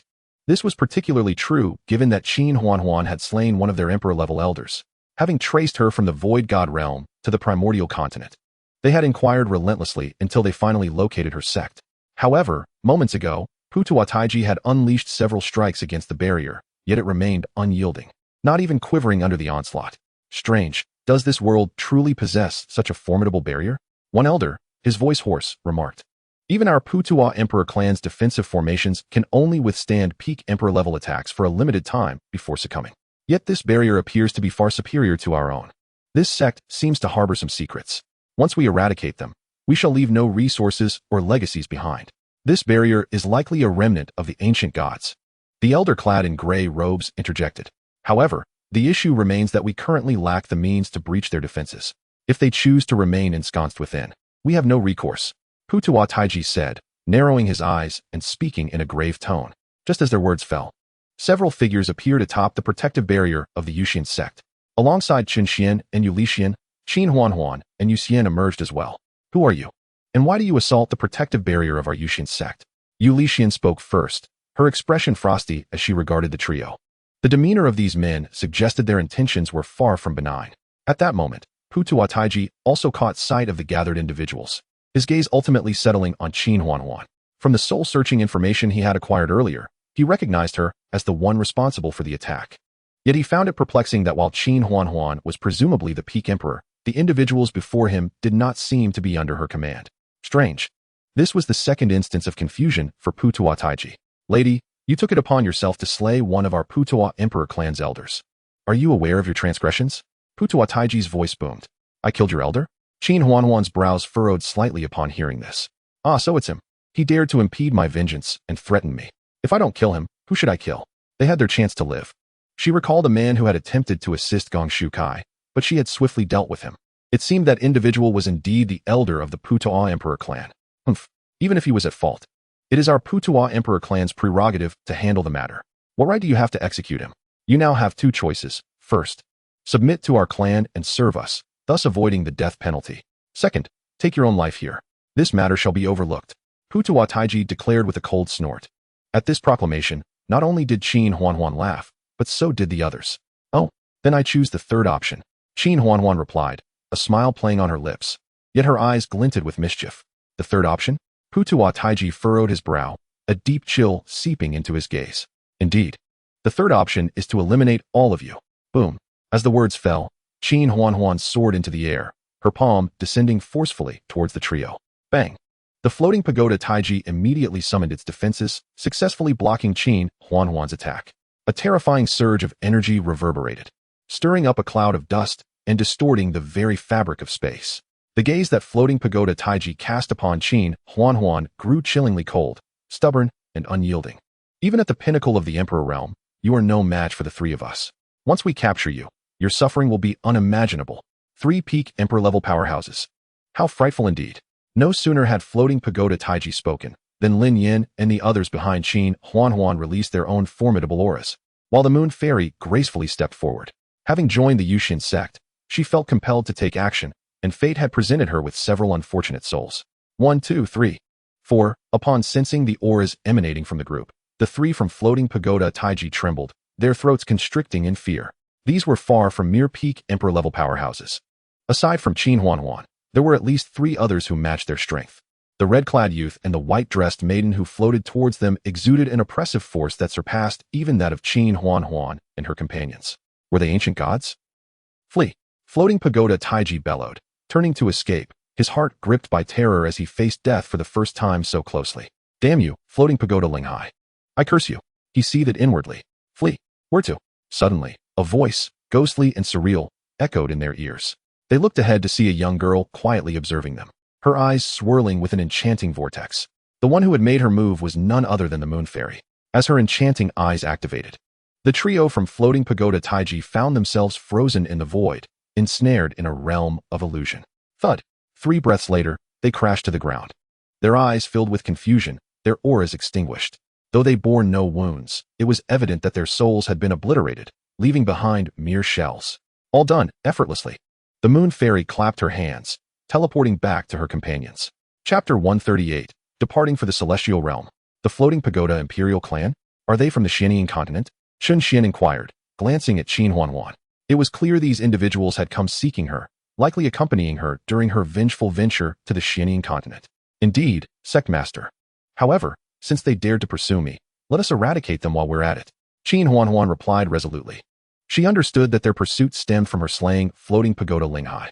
Yet, she had previously granted them the chance to retreat, their refusal to leave, coupled with their attempt to intimidate her with the name of the Floating Pagoda Imperial Clan, left no room for mercy. Very well, go swiftly. Return just as quickly. Chen Xuan pondered briefly before responding. With the wormhole routes now available for rapid traversal between the ancient continent and other realms, the plan to ascend to the celestial realm could simply be postponed. The resources of the Floating Pagoda Imperial Clan should not be underestimated. They would be advantageous to claim. Having said that, Chen Xuan instructed the Moon Fairy to accompany Chen Xuan, for with her ancient god-level strength, the Floating Pagoda Imperial Clan would stand no chance against them. Approximately half an hour later, the two emerged from the subspace transmission array, presenting several storage rings to Chen Xuan. System, prepare for ascension to the celestial realm. Chen Xuan commanded. Understood, Master. Selecting location, location selected. Commencing journey. Buzz. As the system's voice echoed, the entire sect quaked, followed by a brilliant white light enveloping the Yusian sect, which then ascended into the void. It felt as though the sect was traversing through the starry sky, with countless stars twinkling around them. After about a quarter of an hour, a loud bang resounded, as if the Yusian sect had crash-landed in a new location, finally stabilizing. As the white light dissipated, the surroundings came into view. The Yusian sect found itself nestled within a mountainous region. The area around it cleared for several dozen miles, an evident feat of the system's handiwork. System, could you not make such a commotion next time? Chen Xuan remarked with some dissatisfaction. Understood, Master. The system will exercise caution next time. What place is this? Chen Xuan inquired further. Master, this is the Tianyuan mountain range, located in the Two Instruments realm. Let us proceed and let the name of the Yusian sect resound throughout the realm. Great rewards await. As the protective array of the sect activated, an influx of spiritual energy surged forth, causing Lin Yen and the others to feel their cultivation levels rise. They could sense that this was no ordinary spiritual energy. It could be classified as divine energy. In this brief moment, Chen Xuan noticed the Moon Fairy's aura soaring dramatically, at least several minor realms higher. He turned to her and asked, "Have you broken through?" In response, the Moon Fairy shook her head, rather than a breakthrough. It is more akin to restoration. After all, my past cultivation far surpassed that of an ancient god. Upon hearing this, Chen Xuan could only think of how boastful she sounded. It seemed that the Moon Fairy might not even require his assistance to enhance her cultivation. Her progression was undoubtedly the swiftest among them all. As she had stated, as long as there was sufficient divine energy, it was not a breakthrough, but a restoration. However, with his own system, Chen Xuan felt no envy toward the Moon Fairy. Her restoration, after all, would eventually hit a limit, whereas his system could grow stronger with enough resources. At least for now, the Moon Fairy could handle matters with others. With these thoughts, Chen Xuan redirected his attention to the system. Originally, there had been 10 levels of rewards, now reduced to 7. System, how is combat power classified in the celestial realm? Chen Xuan inquired.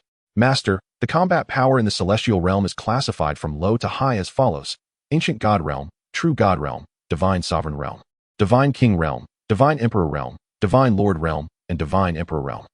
Upon hearing this, Chen Xuan understood that these 7 rewards corresponded to the 7 levels. From the 1st to the 7th being the Yao Guang level, Kai Yang level, Yu Heng level, Tian Quan level, Tian Ji level, Tian Xian level, and Tian Shu level. Clarifying these details gave Chen Xuan a sense of direction.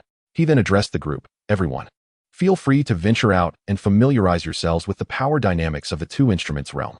Do not hesitate to contact us should anything arise. With that, he distributed the substitute puppet dolls to the others, for they were no longer in the realm of mortals. Even the emergence of ancient god-level powerhouses was entirely plausible. With the substitute dolls, Chen Xuan felt assured of their safety. Additionally, with the subspace transmission array, they could swiftly return if faced with an insurmountable challenge. Understood. The group responded, making swift preparations before departing from the Yusian sect, their curiosity about the celestial realm palpable. Before long, everyone had set off. Even Lilian tugging Chen Kanglin along to explore. At that moment, only the Moon Fairy and Li Xuanhe remained. Observing this, Chen Xuan curiously asked, "Moon Fairy, are you not too going out?" Upon finishing his words, Chen Xuan recalled that Yusian was, in fact, the reincarnation of a powerful being from the divine realm, which perhaps rendered her more acquainted with the celestial realm. "Were you once a denizen of the celestial realm?" he inquired. In response, Yusian shook her head, "Not quite. The celestial realm is, at best, a mere minor divine domain. My previous existence resided in a true divine realm, where both the level of divisions and the caliber of powerful beings far surpass what the celestial realm can offer. I merely sense that I can still recover several levels of power. I shall wait until I regain the true divine state before venturing out." Intrigued by her statement, Chen Xuan pressed further. "What do you mean by the celestial realm being a minor divine domain? Is there, then, a greater divine domain?" "One could indeed say that. The celestial realm is akin to a minor divine domain, while the divine realm I hailed from is known as the Heavenly Radiance Divine Realm, the pinnacle of divine domains. The Heavenly Radiance Divine Realm oversees thousands of minor divine domains, akin to realms such as the celestial realm," Yusian elucidated. Upon hearing this, Chen Xuan shook his head with a wry smile, having thought he had arrived in a true divine realm, only to discover it was merely a small locale beneath the true divine realm. Observing Chen Xuan's expression, Yusian seemed to discern his thoughts and remarked with a smile, "There is no need for you to be so astonished, Sect Master. With your potential, it is merely a matter of time before you reach the true divine realm." Chen Xuan found her reasoning sound, considering that from the outer domain of the primordial ancient continent, through the inner domain and central divine prefecture, to the present celestial realm, the time taken had scarcely exceeded a year.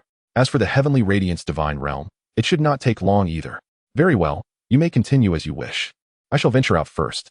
With that, Chen Xuan vanished from their sight in the blink of an eye. Chapter 139, The Young Lord of Shunnan City. After Chen Xuan's departure, the Yusian sect fell into a profound silence, as Yusian chose not to venture out for the time being, prompting Li Xuanhe to remain within the sect.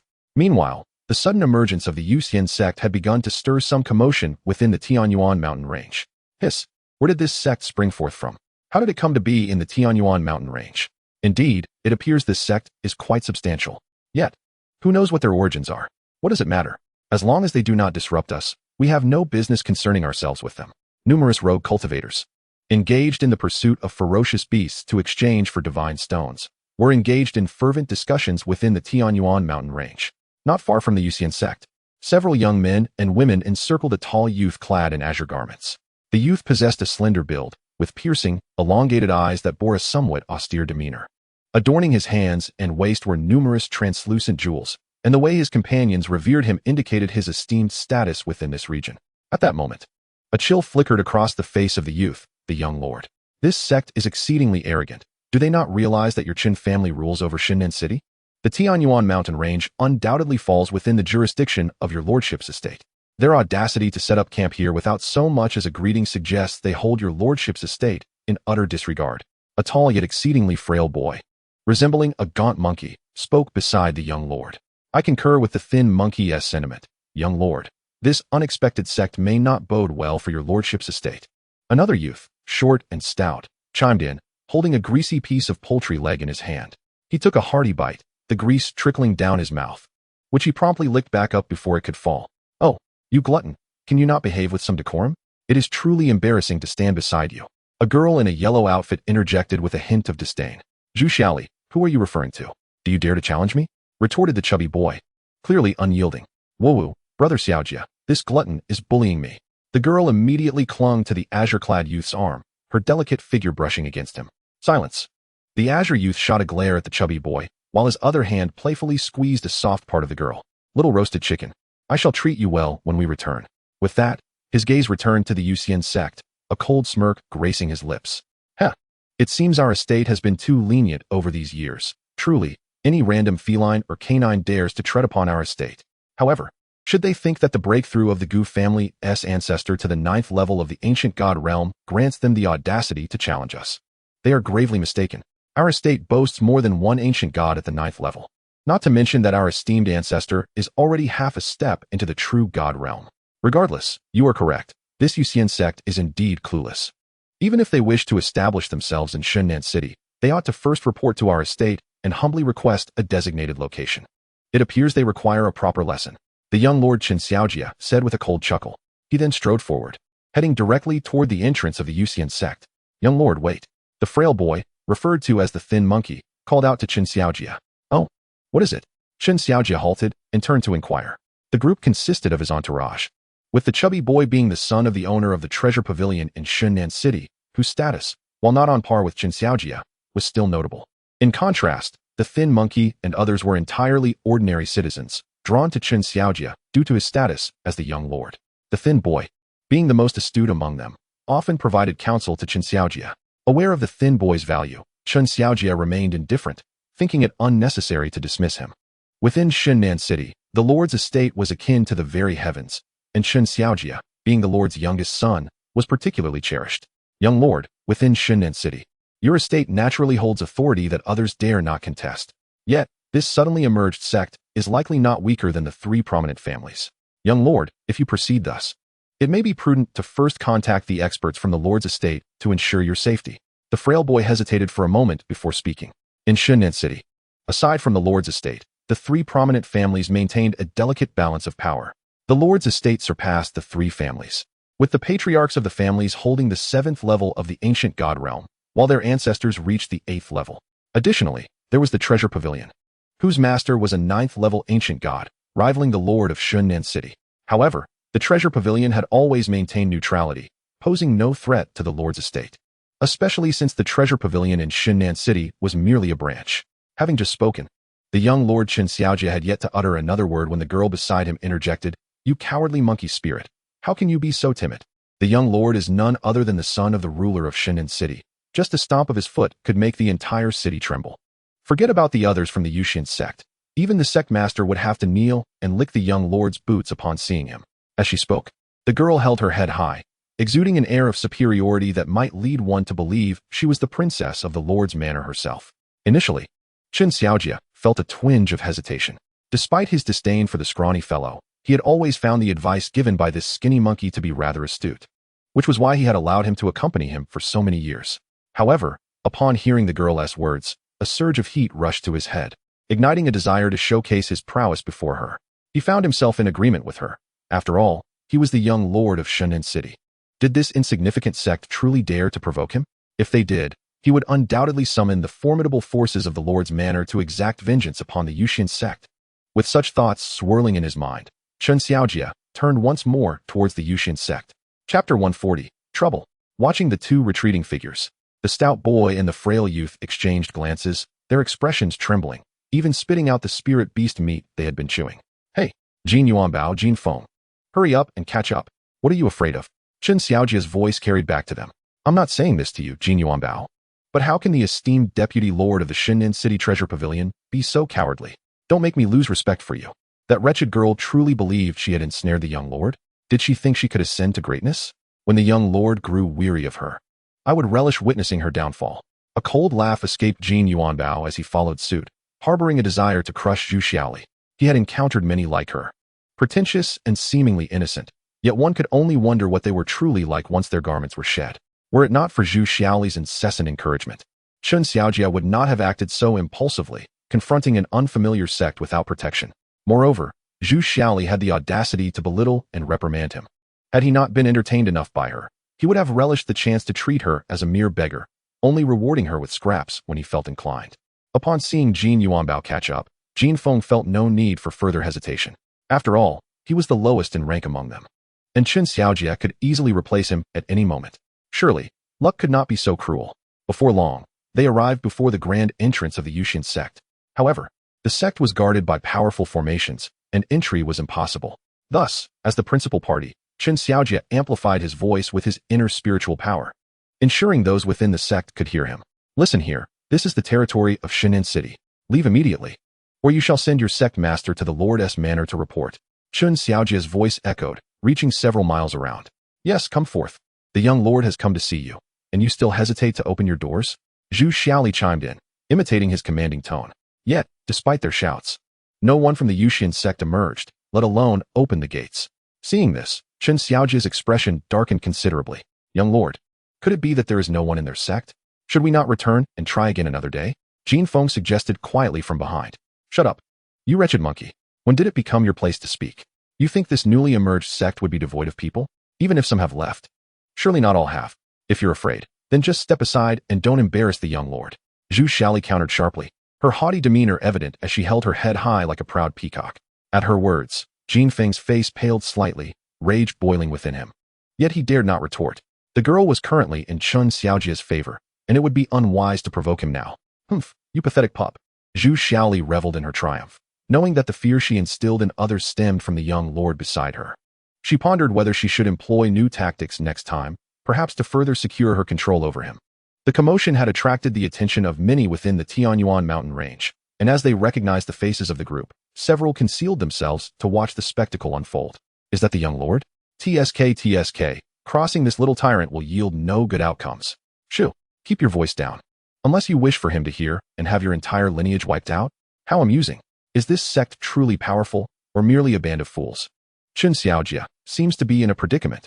Bro, you have some nerve to curse the young lord like that. Aren't you afraid he'll have your whole family killed? Hey, don't say that.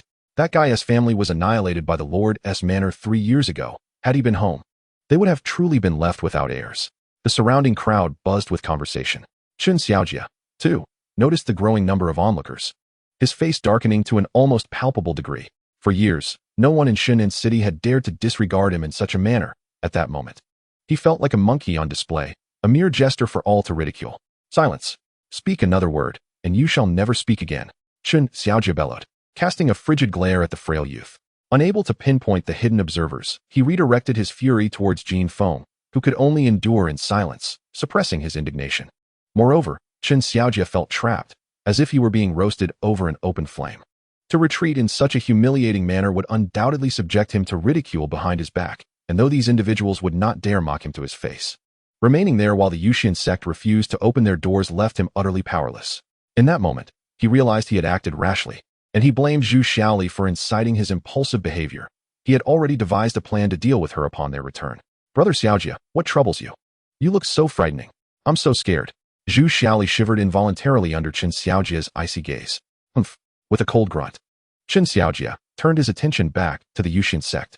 Zhu Xiaoli was at fault, but the greater blame lay with the sect. Had they opened their doors promptly, he would not have found himself in such an embarrassing predicament. Since they refused to recognize his authority, they should not blame him for what was to come. With that thought, Chen Xiaojia retrieved a talisman from his hand, a cold smirk gracing his lips. This was one of the life-saving measures bestowed upon him by his father, capable of unleashing the power of a great emperor at the 7th level when activated. In Xinan City, possessing the cultivation of a great emperor was no small feat. Though Chen Xiaojia was merely 16, his cultivation had already reached the pinnacle of the Saint Realm, nearing the threshold of the quasi-emperor level. This was a result of his infrequent training, for he had the protection of his forebears in Xinan City, and his elder brother had even joined the Yunxiao sword sect. He merely needed to indulge his whims. Xinan City was his playground, and one might even say it was akin to his own private garden. Despite the numerous dissenters towards him and the Lord's manor within the city, no individual or faction dared to openly challenge the authority of the Lord's manor. The only outcome for failure was utter annihilation. As Chen Xiaoji pondered this, he found several more talismans in his grasp, and with a flick of his wrist, he hurled them towards the gates of the Yusian sect. Bang, bang, bang. The series of explosions erupted, emanating a powerful wave of energy that caused the surrounding space to tremble slightly, forcing several onlookers to retreat a few steps. Humph. I doubt you'll remain hidden any longer. Chen Xiaoji sneered. Indeed, as soon as he uttered those words, the gates of the Yusian sect swung open with a thunderous crash, and a figure slowly emerged. Chapter 141, A Minor Lesson. Tap, tap, tap. As the gates of the Yusian sect were pushed ajar, a youth appeared before the group. The one who stepped forth was none other than Li Shuangge. Although such an attack could not breach the protective barrier of the Yusian sect, it was becoming untenable for this group to linger here. Moreover, this was an open provocation of the sect, and as a disciple, he felt compelled to impart a lesson to these audacious individuals. Heh, finally emerged. I thought you would remain like turtles hiding in their shells. Upon seeing someone emerge, Chen Xiaoji's gaze sharpened, and he inwardly exhaled a sigh of relief. As long as someone had stepped out, everything could be negotiated. He trusted that with the prowess of the Lord's Manor, they could compel this so-called sect to bow before them, much like the three most powerful families in Shunnan City. Who are you? And why have you trespassed upon the Yusian sect? Li Shuangge inquired. Being new to the area, Li Shuangge was unfamiliar with the circumstances and spoke with a somewhat indifferent tone, though he did not express fear of these individuals, merely a desire to avoid trouble. After all, others had already emerged, and even Yusian was in the midst of a breakthrough. Listen closely. I am Chen Xiaoji, the young lord of Shunnan City, and you should promptly summon your sect master. The Tianyuan mountain range falls under the jurisdiction of my lord's manor, and it is quite audacious of you to establish your sect here without our consent. Chen Xiaoji placed his hands on his hips, adopting a severe demeanor. Given such a declaration, one could expect that the people of the Yusian sect, if they were wise, would know how to respond. Imagining that the sect master would soon emerge to apologize and accompany him back to the Lord's manor for judgment, Chen Xiaoji felt a wave of satisfaction wash over him, the corners of his mouth curving into a smirk. We are unaware of your Lord's manor. Our sect master has already departed. Please leave. Any matters can be discussed upon their return. With that, Li Shuangge turned and walked back into the sect. What? Chen Xiaoji was taken aback. Why was the situation not unfolding as he had envisioned? Shouldn't he, their sect master, have emerged to apologize and obediently return with him to face punishment? After a brief moment of shock, a surge of fury replaced his astonishment. In his view, this so-called Yusian sect was not just audacious, it was utterly brazen. How dare they? In the realm of Shunnan City, who would dare utter a word of defiance against the Lord's manor? But now it had happened. Chen Xiaoji glared at Li Shuangge's retreating figure, his fury boiling over. He vowed to eliminate this impudent youth who dared to embarrass him publicly and to sever his head, hanging it at the gates of Shunnan City as a grim reminder of the consequences of offending the Lord's manor. Stop! Chen Xiaoji bellowed, producing another talisman and unhesitatingly flinging it at Li Shuangge's back. In an instant, the power of the 7th level of the Emperor realm surged from the talisman, causing not just Chen Xiaoji's companions, but also the onlookers to change their expressions.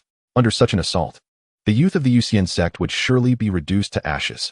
In Shunnan City, those at the ancient god realm were already considered top-tier powerhouses, though numerous. They were not commonplace. It was the emperor-level individuals who formed the backbone of the prominent families. Generally, ancient god powerhouses would not act unless in major conflicts. To the spectators, Li Shuangge appeared to be around 20 years old, likely at the level of a quasi-emperor. A caliber of genius that matched the strongest prodigies among the three major families of Shunnan City. Die, you wretched creature, daring to provoke my lord's manor? Chen Xiaoji's eyes glinted with malice. Beside him, the girl Zhu Xiaoli snickered, not forgetting to flatter Chen Xiaoji. Brother Xiaoji, you are so impressive. Of course, I possess many remarkable qualities. Once we return, you shall have the pleasure of experiencing them fully. Oh, you naughty one, I quite like it. Zhu Xiaoli's cheeks flushed crimson at his words, revealing a bashful demeanor. Observing this, the simmering anger within Chen Xiaoji dissipated significantly, his gaze unabashedly roving over Zhu Xiaoli's form. It must be said that Zhu Xiaoli had indeed developed quite well, otherwise he would not have lingered so long. She had become the one he had enjoyed the longest. The thought of such pleasures left him yearning for more. Suddenly, a jolt of alarm coursed through Chen Xiaoji. He had already launched the talisman, yet why had he not heard any explosion? Raising his gaze towards Zhu Xiaoli and the others, he found them fixated on the Yusian sect, their expressions trembling with disbelief. Following their line of sight, he beheld the youth, who should have been obliterated by his talisman, calmly extending his hand to grasp the talisman. In the next moment, with a firm grip, he crushed the talisman capable of unleashing the power of a 7th-level emperor. Opening his palm, a few strands of gray ash drifted down gently. Impossible. This cannot be. Chen Xiaoji gasped, his eyes wide in horror. This youth was of similar age to his older brother, yet even his brother would not withstand the force of that talisman. That was a strike comparable to a 7th-level emperor, a force that would not be considered weak even within the Lord's manor. You seek death? Li Shuangge brushed the ashes from his hand, his gaze icy as he fixed it upon Chen Xiaoji and his companions. What do you intend to do? I am the young lord of the Lord's manor. If you dare to harm me, I will have my father sever your head. A hint of fear flickered in Chen Xiaoji's eyes. How could the Yusian sect possess such a level of genius? Behind Chen Xiaoji, Jin Yuanbao and his companion had regained their wits and attempted to pull him away, realizing that a 7th-level emperor was beyond their capacity to contend against. Smack! Before they could even move, Li Shuangge delivered a resounding slap to Chen Xiaoji's face, sending him and his companions crashing into a nearby tree. This strike was tempered by Li Shuangge's restraint. Yet even so, Chen Xiaoji's face contorted in agony as blood gushed from his mouth, and every tooth was knocked out, leaving him unconscious. Due to the primary focus being on Chen Xiaojia, Jin Yuanbao and his companions were barely able to sustain their bodies, even though they suffered considerable injuries. This serves as a small lesson for you. Li Shuan has scoffed coldly before turning to enter the grand doors. With a resounding thud, the gates of the Yusian sect closed, and Li Shuan's figure vanished from the sight of the onlookers. It's over. Jin Yuanbao, rising to his feet, gazed at the pitiful state of Chen Xiaojia, his complexion paling. You wretched fool, you're doomed. You dared to incite the young lord to suffer such severe injuries. You too should pray for your safety. I may only endure a scolding. But as for you, Jin Yuanbao's eyes glinted with mockery as he glanced at Zhu Xiaoli, then pulled Chen Xiaojia towards the exit of the Tianyuan Mountains. Chapter 142, Chen Nantian, Jin Dahai. It's over. What do we do now? Ooh-hoo. Upon hearing Jin Yuanbao's words, Zhu Xiaoli's already pale face turned ashen. He was right. Without Chen Xiaojia's protection, Zhu Xiaoli was hardly superior to Jin Feng. Now that Chen Xiaojia had sustained such grievous injuries, it was perhaps the first time in his life he had been so severely harmed. Even if Chen Xiaojia were to overlook the incident, the lord of Shinan City, Chen Nantian, would surely want her to pay dearly. Dead monkey Jin Feng, what are we going to do? Are we going to die? In her panic, Zhu Xiaoli cast a pleading glance at the frail youth. She could hardly believe that just moments ago, she had been ridiculing him. Yet, how much better could Jin Feng fare? Given the circumstances, even if he had warned Chen Xiaojia beforehand, he could not escape the consequences. Not only was death a possibility, but even wishing for it seemed futile, for the means of the lord's estate were beyond his imagination. He trembled all over. Wretched girl, if it weren't for you, we wouldn't have fallen to this state. Jin Feng shouted at Zhu Xiaoli in anger before fleeing for his life. He could only hope to escape the clutches of the lord's estate before they became aware of the situation. Once outside of Shinan City's reach, it would not be so easy for them to pursue him. At worst, he would never return. TSK, TSK, TSK. This is intriguing. It seems this sect possesses some capabilities. They dare to act against the young lord of Shinan City. Hee. But I wonder if they can withstand the wrath of the lord's estate. Everyone knows how much the lord dotes on his son. Now that the Yusian sect has injured Chen Xiaojia so severely, if they lack the strength to contend with the lord's estate, they will surely face annihilation. Hee. It seems a good show is about to unfold. I hope the Yusian sect can defeat the lord's estate. Are you mad? How dare you utter such words without fear of the lord's estate taking your head? Ha ha. Serves you right. The damned lord's estate. Yusian sect. I, Zhou Yang, fully support you. Uproot the lord's estate. The surrounding crowd witnessed Chen Xiaojia's grievous injuries inflicted by Li Shuanhe, and their thoughts diverged. In the lord's palace, a stout young man stood in the center, a flicker of fear evident on his face. Beside him knelt a man clad in gray robes, his forehead pressed to the ground, trembling all over. At the head of the hall sat a middle-aged man, tall and straight, with slightly graying hair, clad in dark robes. His hands rested upon the armrests, one gently tapping, exuding an aura of formidable authority. This man was Chen Nantian, the lord of Shinan City. To his right, seated in the first chair of a row, was a short and stout man, his belly protruding, wearing a casual garment. To underestimate this man would be a grave mistake. He was Jin Dahai, the head of the Baoga branch in Shinan City, possessing strength comparable to that of the city lord himself. Chen Nantian would accord him a measure of respect.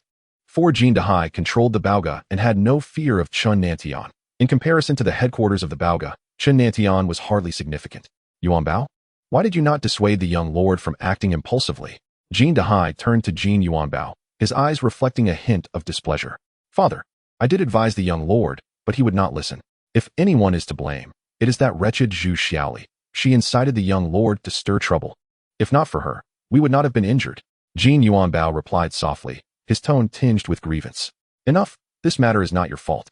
Jin brother need not be so harsh. Chen Nantian interjected. He was well aware that Jin Dahai spoke intentionally, and he would not direct his anger toward Jin Yuanbao, for he knew well the nature of the son he had indulged for over a decade.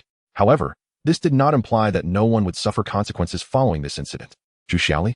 Although Chen Nantian did not know her personally, he understood his son well enough to assume she was merely a fleeting whim, an object of diversion. Yet, this plaything had caused such a grave error, and she would undoubtedly pay with her life. With that, Chen Nantian beckoned, and a figure clad in armor entered the hall. Greetings, Lord. The man knelt on one knee, expressing his respect. You, go and kill that girl named Zhu Xiaoli. Chen Nantian commanded coldly, his words devoid of any emotion. As you command, Lord. The man promptly exited the hall. Muli, at your service, the kneeling man replied. I ordered you to protect the young lord closely. What were you doing at that moment? Chen Nantian directed his gaze toward the man beside Jin Yuanbao, who had not lifted his head the entire time. Replying to the lord, it was the young lord who said I need not follow him, so. Slap. Before the man could finish speaking, a gust of wind swept through, and in that moment, Jin Yuanbao felt as though he had brushed against the gates of death. Turning to look, he found that the kneeling man had been struck dead, leaving no trace behind. Worthless trash. Useless beings should remain among the useless. You are nothing but a waste of resources. Humph. That man was a peak-level emperor, yet before this lord, he was akin to refuse, summarily executed. After this display, Chen Nanshan's expression remained unperturbed as he turned to Jin Dahai, a hint of curiosity on his face. Jin brother, what is your view on this suddenly emerging Yusian sect? Upon hearing this, Jin Dahai smiled slightly. In this two instruments realm, only the three major sects can surpass the Lord's estate, I believe. However, nothing is absolute. If we wish to comprehend the Yusian sect, I think it would be prudent for the Lord to investigate further. As his words fell, a brief silence enveloped the room. Oh dear, I'm feeling a bit fatigued. Lord Nantian, I shall take my leave for now and come by another day for tea. Yuanbao, let us go. Jin Dahai stated, vanishing from the hall in a flash, with Jin Yuanbao closely following. Observing their departing figures, Chen Nanshan's gaze flickered slightly. Yusian sect? Hee. How dare you disturb the peace beneath the Tai Sui? You truly do not know how to write the word death. With that, Chen Nantian rose. A communication stone appearing in his hand. After a flash of light, he too vanished from the hall. Chapter 143, Chen Nantian arrives. Yusian sect. At this moment, the moon fairy was still in the Shumi space, utilizing divine power to restore her cultivation. Ever since the system rewarded this miniature version of the primordial divine realm, Chen Xian had placed it within the sect and utilized it as a training room for everyone. Just then, Chen Xian had returned from the outside, and Li Xuanhe had promptly conveyed the events that had transpired. Observing Chen Xian's silence, Li Xuanhe felt a wave of unease wash over him. Convinced that Chen Xian was undoubtedly angered by his actions, he blamed himself for taking the initiative to injure those individuals. Considering that they had just arrived at this location and the identities of those youths were likely of significant stature within this region, this incident had essentially attracted formidable adversaries to the Yusian sect. Sectmaster, I was wrong. I should not have acted against them directly and brought such calamity upon the sect. Li Xuanhe spoke cautiously, his tone laced with trepidation. You are indeed mistaken. Chen Xian's voice resonated, heavy with gravity. Hearing this, Li Xuanhe grew even more anxious, yet before he could utter a word, Chen Xian's next statement left him utterly dumbfounded. Your error lies not merely in injuring them, but in not eliminating them entirely. Chen Xian furrowed his brow, fixing his gaze upon Li Xuanhe. Upon hearing this, Li Xuanhe even questioned whether he had misheard. We do not seek trouble, yet we are not afraid of it. Since they have provoked us, we must strike them down decisively. As for the consequences, you need not worry. Setting aside the fact that the Moon Fairy possesses the strength to annihilate their Lord's mansion, we have our own capabilities as well. We are a unified entity, now that you have joined the Yusian sect. Remember that the entirety of the sect stands behind you. You are no longer isolated. Seeing Li Xuanhe's expression, Chen Xian felt a sense of frustration. During his time outside, he had gathered plenty of information, such as the fact that Shinnan City was merely one of many cities within the Two Instruments realm. The strength of the city lords generally hovers around the 9th level of the ancient god realm. Of course, this is merely an average. Thus, it is evident that even the young lord of Shunnan City would not pose a challenge to the Yusian sect, let alone the city lord himself. Although Chen Xian currently only possessed the cultivation of the 2nd level of the ancient god realm, he could effortlessly eliminate adversaries of the 2nd level of the true god realm and below. Therefore, there was no need to fear the Lord's mansion. Understood, Sectmaster. At this moment, Li Xuanhe finally felt a sense of relief. It turned out that the Sectmaster was not blaming him for injuring a few individuals, but rather for failing to establish the Yusian sect's reputation. Continuing down this path might lead others to perceive the Yusian sect as a pushover, easily manipulated. As soon as the words left his mouth, Li Xuanhe felt a surge of enlightenment. Even his thoughts regarding cultivation began to clarify. With a powerful sect as their backing, he indeed should not cower in fear. They had been confronted head-on, and his prior retaliation had felt akin to striking the opponent with a ball of cotton, ineffectual and harmless. Sectmaster, I understand what to do now, Li Xuanhe declared, his eyes filled with determination. Witnessing this, Chen Xian nodded in satisfaction. Excellent. This is how it should be. At that moment, as the two conversed, a sudden commotion erupted from outside, a buzzing sound resonating throughout the entire sect. In an instant, Chen Xuan's expression hardened. He was all too familiar with this disturbance, as it was evident that someone was attacking the protective barrier of the Yusian sect. Having just arrived, they had yet to interact with other forces in this heavenly realm, and now someone had already come seeking trouble. It was clear that the individuals were from the Lord's mansion. Evidently, the people from the Lord's mansion had come to avenge their young lord. In the next moment, the two had appeared atop the protective barrier, where the entire barrier trembled, exuding an aura of precariousness. Ever since the protective barrier had been upgraded, it could withstand attacks from those at the 9th level of the ancient god realm.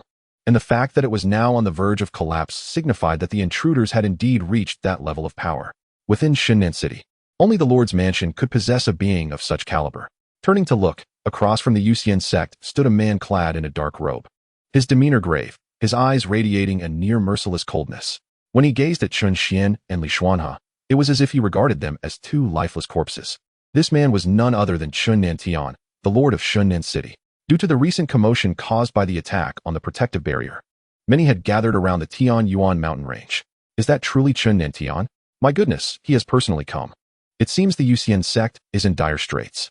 Indeed, Chen Xuan was a superlative powerhouse at the 9th level of the ancient god realm, and he might even ascend to the true god realm in the future. It was evident that the injury inflicted upon the young lord had thoroughly enraged this top-tier powerhouse of Xianxian City.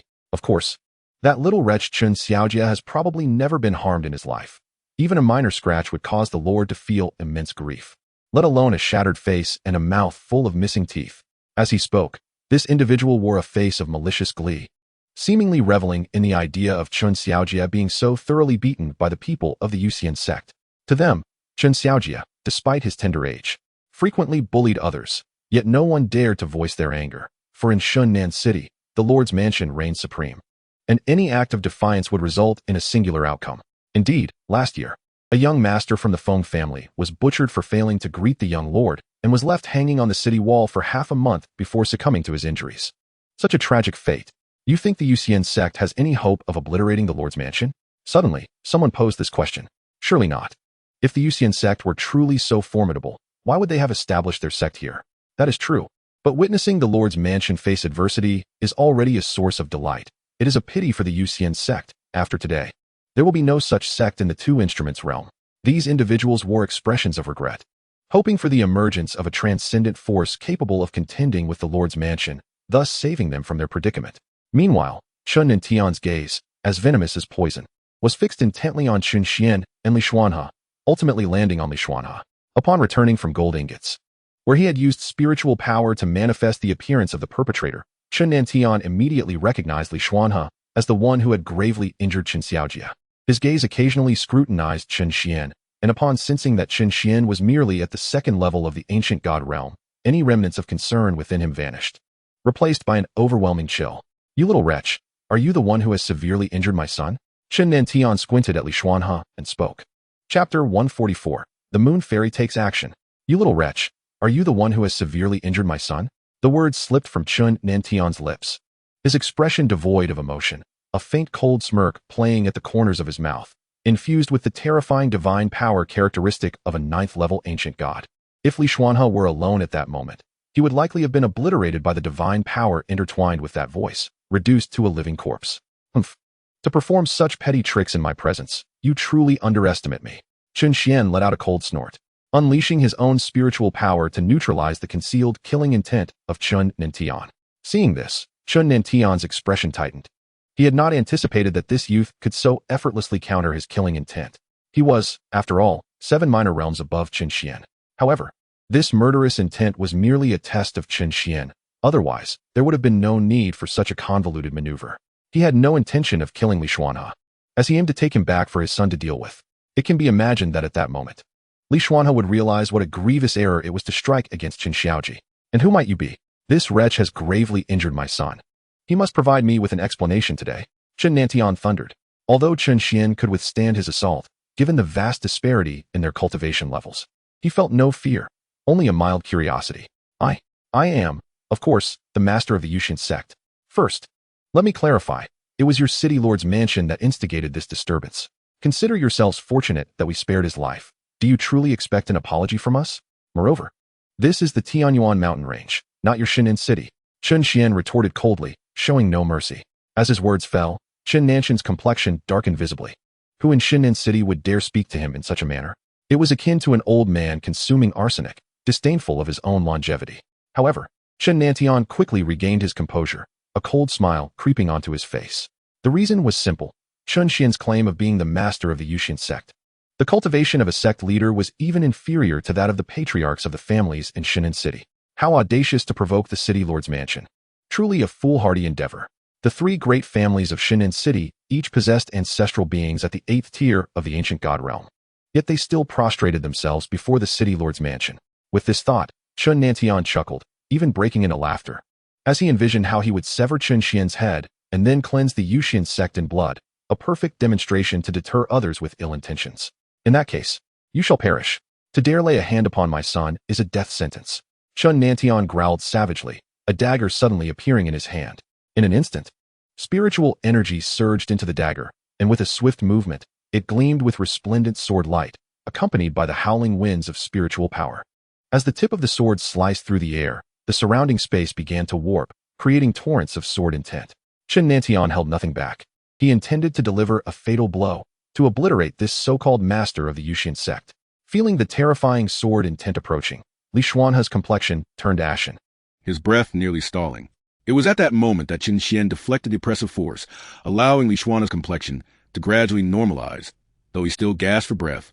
Glancing at Chen Nantian with a hint of trepidation. So this is the power of an ancient god? Indeed, it is terrifying.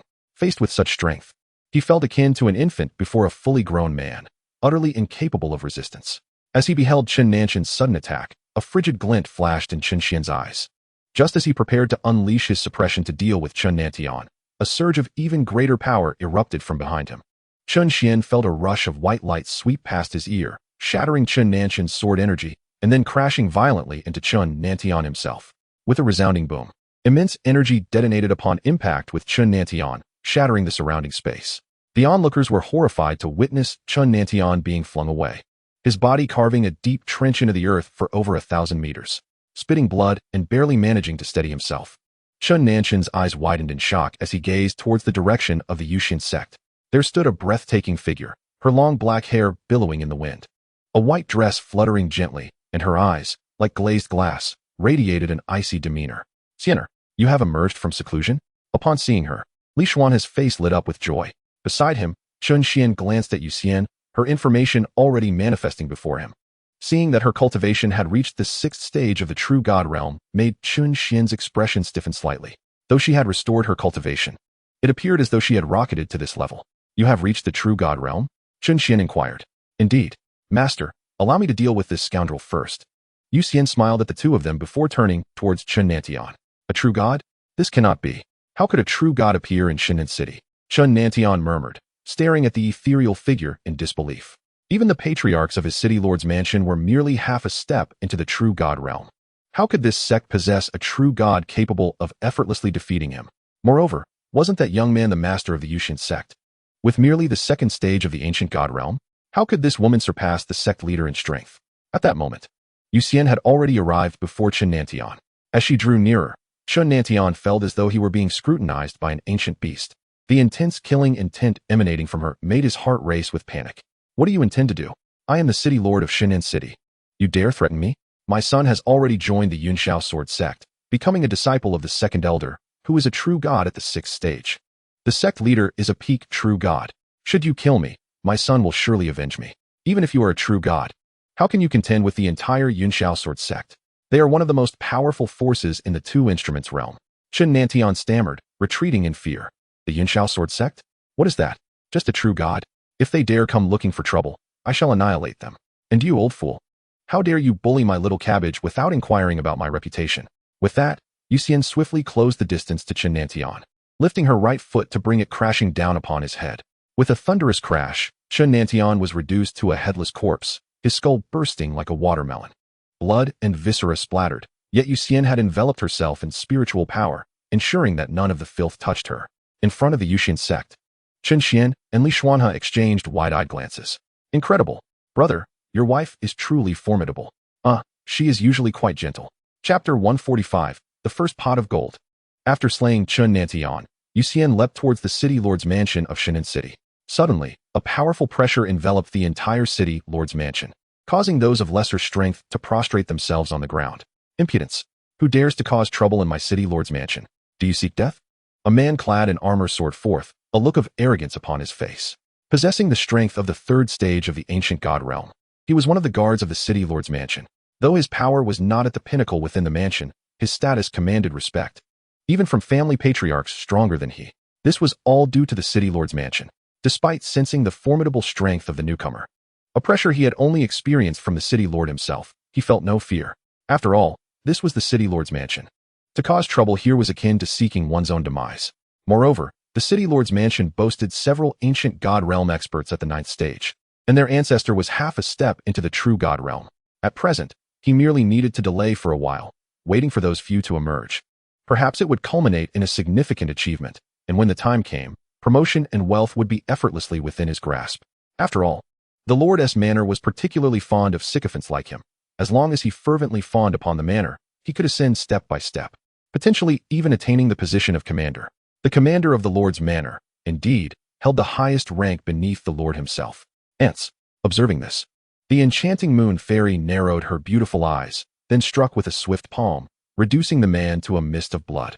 In the fleeting moments of consciousness fading, the man could hardly believe his fate. He never anticipated that someone would dare to commit murder within the Lord's Manor. In his last moment, all he saw was a colossal shadow barreling towards him. This strike not only claimed the man's life, but also obliterated a nearby pavilion into fragments. What transpired? Someone dared to assault the Lord's Manor? Impossible. Who would be audacious enough to provoke the Lord's Manor in Divine South City? Are you blind? A whole building has been demolished. This is undoubtedly a confrontation with the Lord's Manor. A calamity has befallen us. Chen Xuan is dead. Are you still dreaming? Are you saying someone has slain the Lord? Believe it or not, I just returned from the Tianyuan mountain range, and it is indeed true. Chen Xuan was crushed to death by a single stomp. The commotion at the Lord's Manor was considerable, and soon those in the vicinity began to hide, whispering in hushed tones. It appeared that some had just rushed over, panting heavily, their faces etched with shock. Initially skeptical, witnessing the man's condition alongside the unfolding violence at the Lord's Manor, they began to entertain the possibility. How splendid it would be if all the people of the Lord's Manor perished. Many wept bitterly. Only they knew the depths of suffering endured under the oppression of the Lord's Manor over the years. Within the Lord's Manor, several figures soon appeared, for in total, 3 appeared to be of similar age to Chen Xuan, all at the 9th level of the ancient god realm. The last was an elder whose aura surpassed the 3, having evidently reached the true god realm. Humph, my esteemed guest. As the group prepared to speak, 2 beams of divine light erupted from Moon Fairy's eyes, sweeping across them. Before they could react, their eyes dimmed, and they plummeted downward. With her soul-devouring eyes retracted, Moon Fairy proceeded toward the treasury of the Lord's Manor, extracting all its contents and obliterating the souls of any ancient god-level adversaries present. She then soared towards the Tianyuan mountain range. At the Yusian Sect, a storage ring hung suspended before Chen Xuan, filled with treasures obtained from the Lord's Manor treasury, marking his first fortune since arriving in the celestial realm. System: convert all resources within into Wushuang crystals. Chen Xuan instructed the system. Received.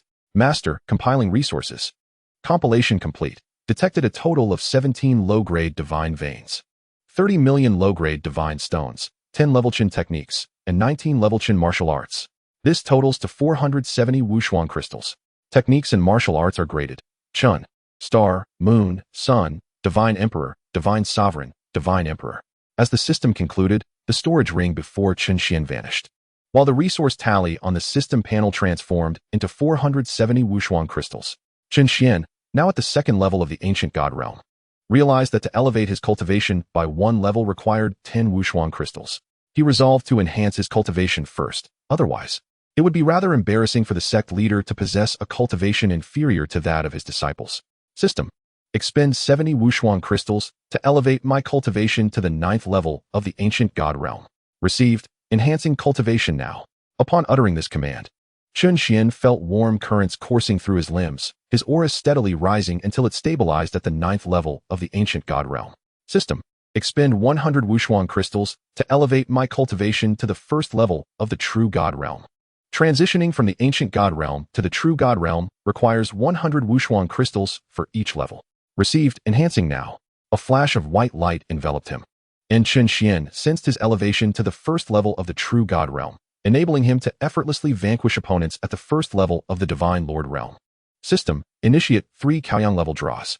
Each draw requires 100 Wuxuan crystals, thus I can currently conduct 3.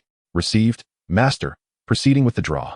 Draw complete. Congratulations, Master, on obtaining 3 true God 9th level elevation cards, which can elevate any individual's cultivation to the true God 9th level. Seeing this, Chen Xuan nodded in satisfaction, ultimately utilizing the elevation cards on Yu Li, Xiao Dong, and Lin Yan.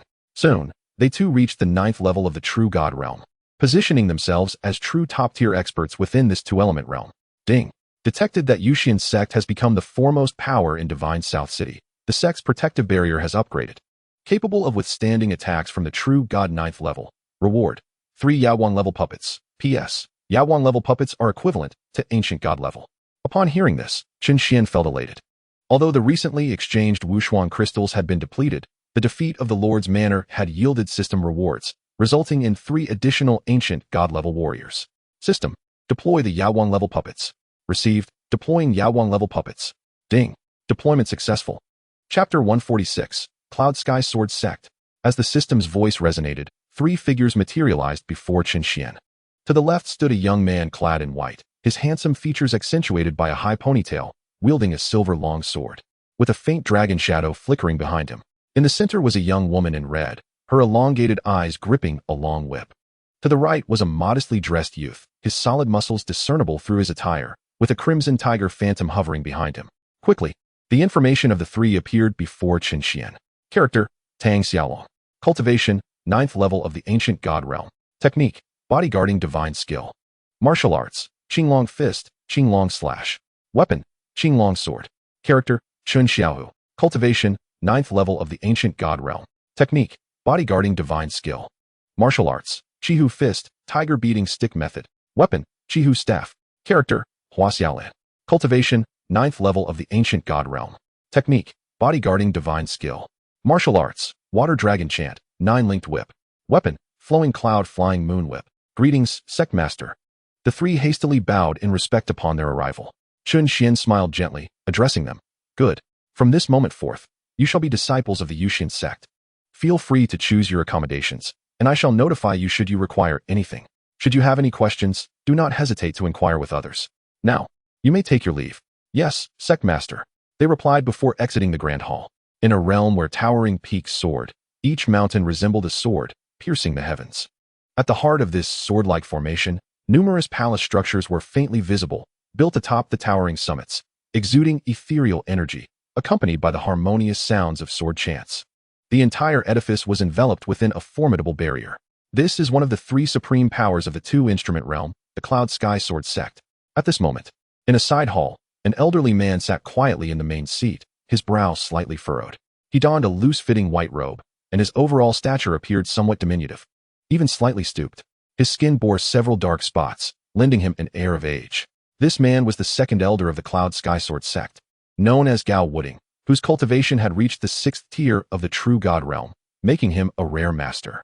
Suddenly, he picked up a steaming cup of tea from the table beside him and took a gentle sip, his gaze shifting to a young boy before him. The boy's eyes brimmed with tears, his entire body trembling slightly. Upon closer inspection, one could discern a striking resemblance between him and Chun Nantian, the lord of Shenan City.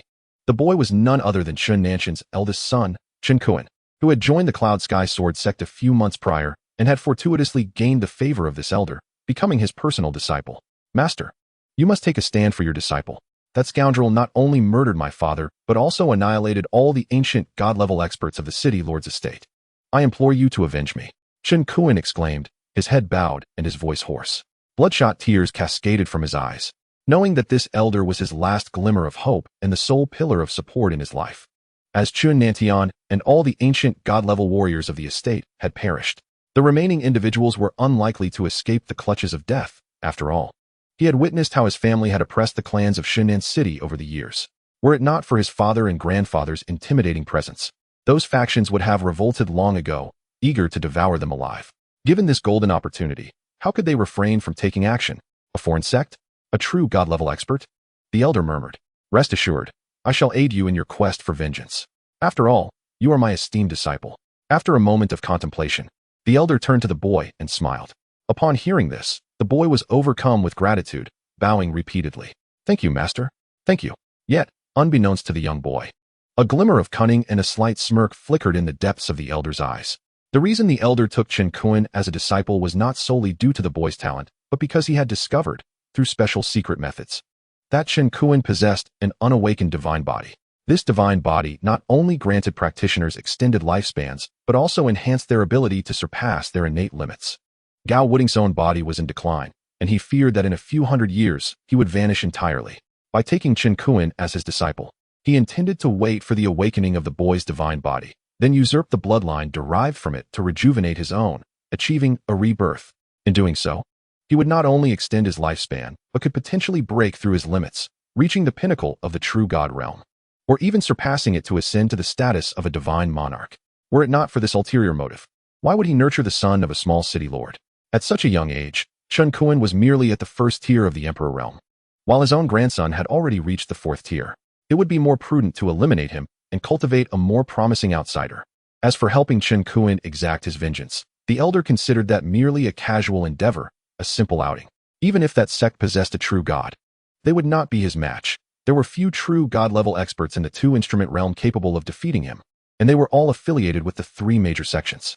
Ordinary cultivators seldom surpass the fifth tier of the true god realm, and if external forces possessed top-tier true gods, what reason would they have to come to the two-instrument realm? After all, even a first-tier true god could easily obliterate the city lord's estate, and he himself was already a sixth-tier true god. Therefore, until Chen Xuan's divine body awakened, he naturally needed to keep him stable. Otherwise, if he were to perish or harbor resentment, it would be a grave loss. Disciple, come, lead the way. Today, I shall accompany you. I want to see who dares to lay hands on my disciple's kin. The elder snorted coldly, rising from his chair, his aura as a sixth-tier true god manifesting. Yes, master, please follow me. Chen Xuan's face revealed a sinister smile as he sensed the elder's formidable presence. A sixth-tier true god was immensely powerful even within the Cloud Sky Sword sect. Dealing with a sect from Xinan City would be a trivial matter. Master, once we subdue them, I wish to take matters into my own hands, to personally slay my enemies. I want to carve their flesh piece by piece, to honor the spirits of my fallen kin. Oh, very well. The choice is yours. Ha. Chapter 147. The Arrival of the Sword Sect. Boom. Suddenly, two figures appeared in the skies above Xinan City, their overwhelming presence instantly enveloping the entire city. Under this oppressive force, everyone trembled. Even the top experts among the three major families of Xinan City were drenched in cold sweat, their hearts quaking. For they sensed that the owners of this aura had undoubtedly surpassed the ancient god realm, being true god-level experts. For the current Xinan City, true god-level beings were undeniably invincible. In an instant, panic spread among the populace, their hearts racing with trepidation. Who are these two? What brings them to Xinan City? I've heard that one of them is a true god-level expert. Could it be that someone has offended him? Nay, look, that young boy appears to be Chen Xuan, the city lord's son. Indeed, that is him. I heard he joined the Cloud Sky Sword sect a few months ago and caught the attention of the second elder, becoming his personal disciple. So, he has returned for vengeance? Absolutely. With a true god by his side, the Yusian sect is surely in peril. How could they possibly contend with one of the three supreme powers of the two-instrument realm? Perhaps with the elder's arrival, the Yusian sect members have already bowed in submission. It is regrettable that a loose end remains. As long as Chen Xuan lives, the city lord's estate will undoubtedly rise from the ashes. We, the people of Xinan City, will ultimately remain under their control. Meanwhile, in the main hall of the Gu family, one of the three major families in Xinan City, an elderly man with white hair sat solemnly in the central seat. Beside him stood a middle-aged man, his face still showing signs of trepidation. These two were Gu Hong, the family patriarch, and Gu Juanxiong, the clan leader. Father, it is fortunate we did not act against the remaining members of the city lord's estate. Otherwise, today could have marked the end of our Gu family. Gu Juanxiong whispered, his eyes still reflecting fear. A true god-level expert could effortlessly annihilate their family. Indeed, it is fortunate you did not act impulsively. Although the top experts of the city lord's estate have perished, the other two families may have long been lying in wait. Even without Chen Xuan, the other two remain our greatest obstacle to subduing the city lord's estate. The elder murmured, stroking his long beard thoughtfully. Shall we truly abandon the fight? Years ago, the second brother met a tragic end at the hands of Chun Nantian. Their audacity led him to believe that this would be the perfect opportunity for revenge. Yet he found an expression of reluctance etched upon Gu Juanxiong's face. Although the elite forces of the City Lord's mansion had perished, what he truly desired was the complete annihilation of the City Lord's mansion, leaving not a single soul behind, thus honoring his brother's spirit in the heavens. Patience is required. With a formidable true god standing forth, we have lost our chance to strike unless this so-called Yusian sect dares to challenge the Yunxiao sword sect. How could that be possible? Upon hearing this, Gu Juanxiong could not help but exclaim in astonishment. In his eyes, the mere existence of a true god within Yusian sect was a remarkable feat, let alone contending against the Yunxiao sword sect, which undoubtedly boasted multiple true gods, including those at the pinnacle of their realm. If the Yusian sect were indeed so powerful, they would not have stationed their sect at the Tianyuan Mountains, would they? Hence, one must believe in miracles, otherwise, it is best to abandon this notion. Under the leadership of Chen Xuan, who had joined the Yunxiao sword sect, the future City Lord's mansion would only grow stronger. Alas, above Shinan City, the two figures were none other than the second elder of the Yunxiao sword sect, Gao Wuding, and Chen Xuan, the son of the City Lord of Shinan City. Ah, so this is Shinan City? Gao Wuding squinted his eyes, employing his spiritual sense to survey the city, yet he found no presence of a true god. There was indeed one at the ancient goddess ninth layer, but that could not possibly be the one who attacked the City Lord's mansion. Master, according to the message, that sect is located in the northern Tianyuan Mountains. Chen Xuan exclaimed excitedly, pointing toward the north. With his master personally intervening, he was certain that this so-called sect would be obliterated. Very well, lead the way. Yes, master. Upon finishing, the two transformed into streaks of light, racing toward the Tianyuan Mountains. Simultaneously, many spectators speculated on the intentions of the two, eager to follow and uncover the truth, for what was to unfold was a battle of true god caliber, a sight they may never witness again in their lifetimes. Before long, they arrived at the gates of the Yusian sect. Throughout their journey, the elder's aura remained unrestrained, causing all beasts and monsters in the vicinity to scatter in fright. Yusian sect? Huh, what audacity to name themselves after the immortals, beings that exist only in legends. The elder Gao Wuding stared at the sect's plaque, a glimmer of derision in his eyes. However, this sect possessed a certain intrigue. Today's visit was not in vain. Observing the plaque, the elder's face reflected a desire, for he sensed that this inscription was no ordinary object, its calligraphy reminiscent of a dragon in flight, exuding an imposing presence. He felt that acquiring this plaque could significantly enhance his cultivation, perhaps even allowing him to break through the long-standing shackles of the true god's sixth layer and ascend to the seventh.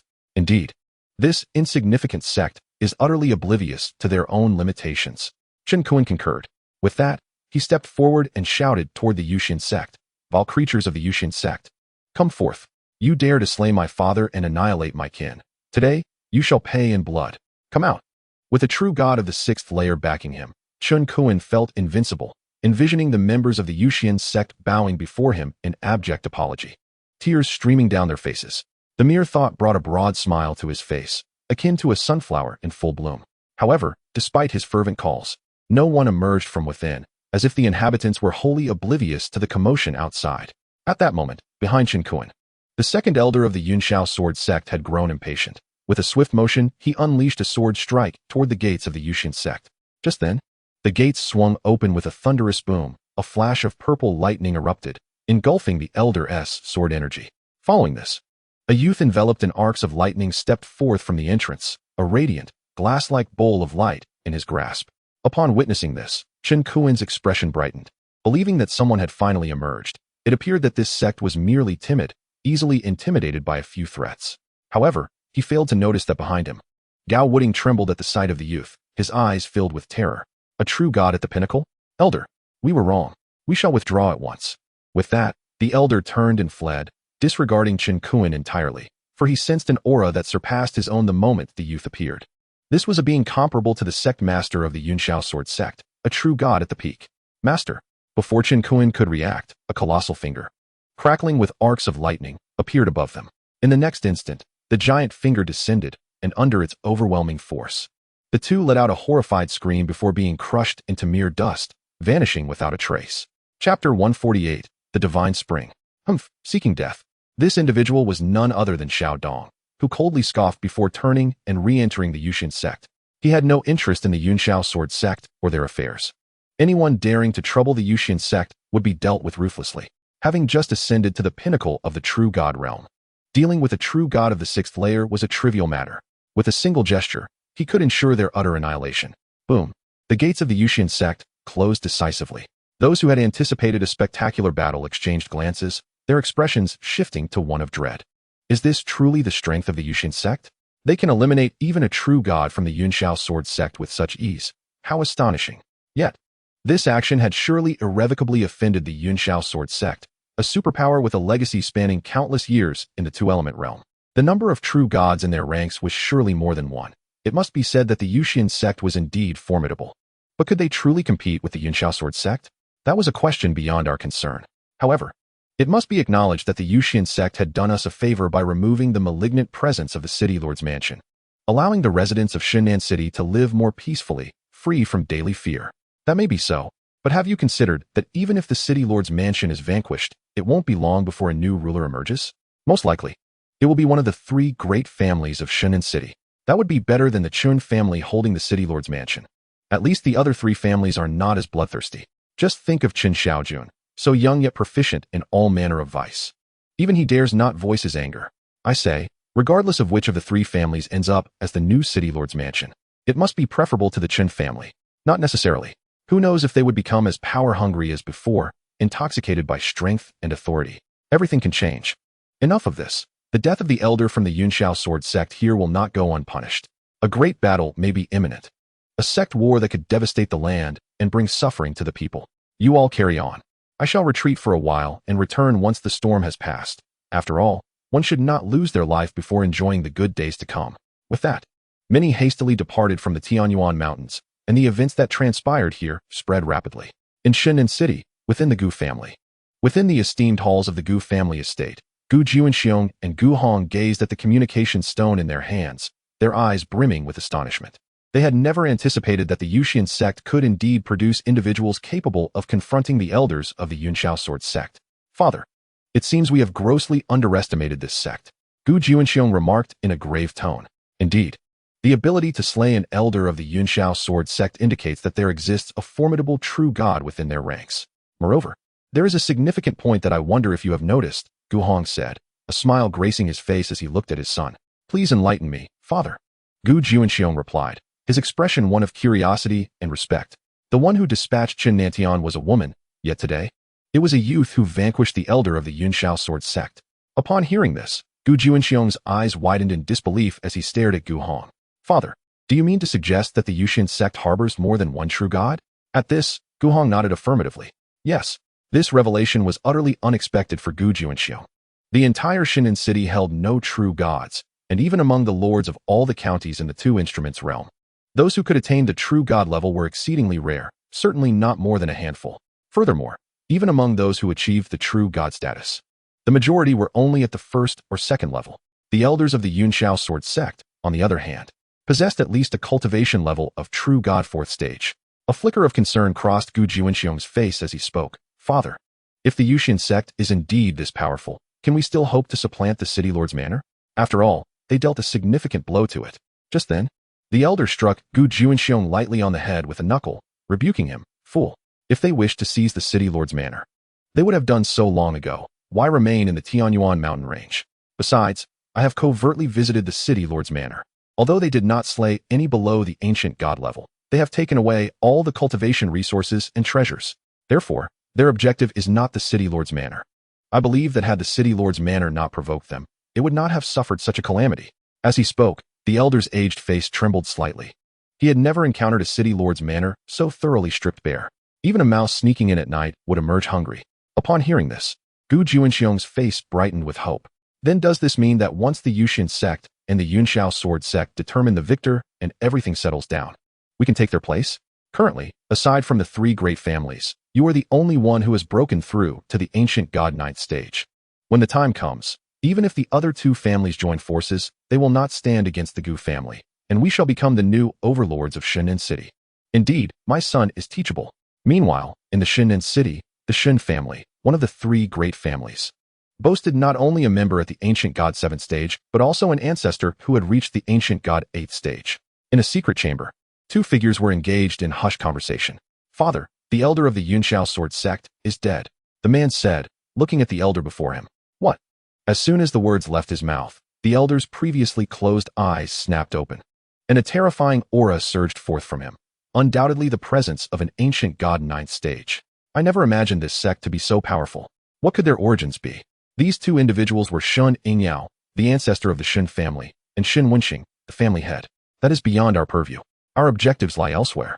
Neither the Yuxian sect nor the Yunxiao sword sect are forces we can afford to provoke. You should know what our plan entails, Shun Yingyao spoke solemnly, his words carrying a note of admonition. Yes, father, I was mistaken. However, they likely never anticipated that you had already ascended to the ancient god ninth stage. While everyone thought only Gu Hong of the Gu family had achieved that feat, unaware that you had done so even before him, Shen Wenxing replied with a smile. Withdraw for now and make early arrangements. Once this matter is settled, we shall initiate the battle for the city lord's manor, and the victor will claim the title of the new city lord of Shinan City. Understood, father. With that, the man slowly exited the secret chamber, a hint of a smile playing on his lips. At the Yuxian sect, Chun Xian sat cross-legged atop Lingfeng, when suddenly, the communication stone began to resonate. Upon connecting, the figure of Medusa materialized before him. What is it? Reporting to the sect master, it is said that 3 days hence, a divine spring will emerge in the Shun Duan mountain. Shall we participate in the contest for it? It is rumored that the 3 major powers of the 2 instruments realm will all make an appearance. Medusa stated, gazing at Chen Xuan. The divine spring? Chen Xuan mused. Momentarily taken aback, but through the system's explanation, he quickly grasped its significance.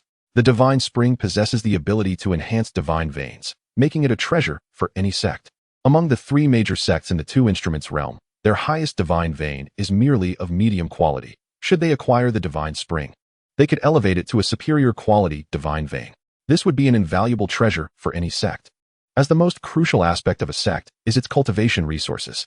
Whichever sect claims the divine spring will undoubtedly surpass the other 2, emerging as the strongest force within the 2 instruments realm. In 3 days, you say? Yes, sect master. Very well, I shall personally attend in 3 days. With that, Chen Xian severed the connection and vanished from Lingfeng.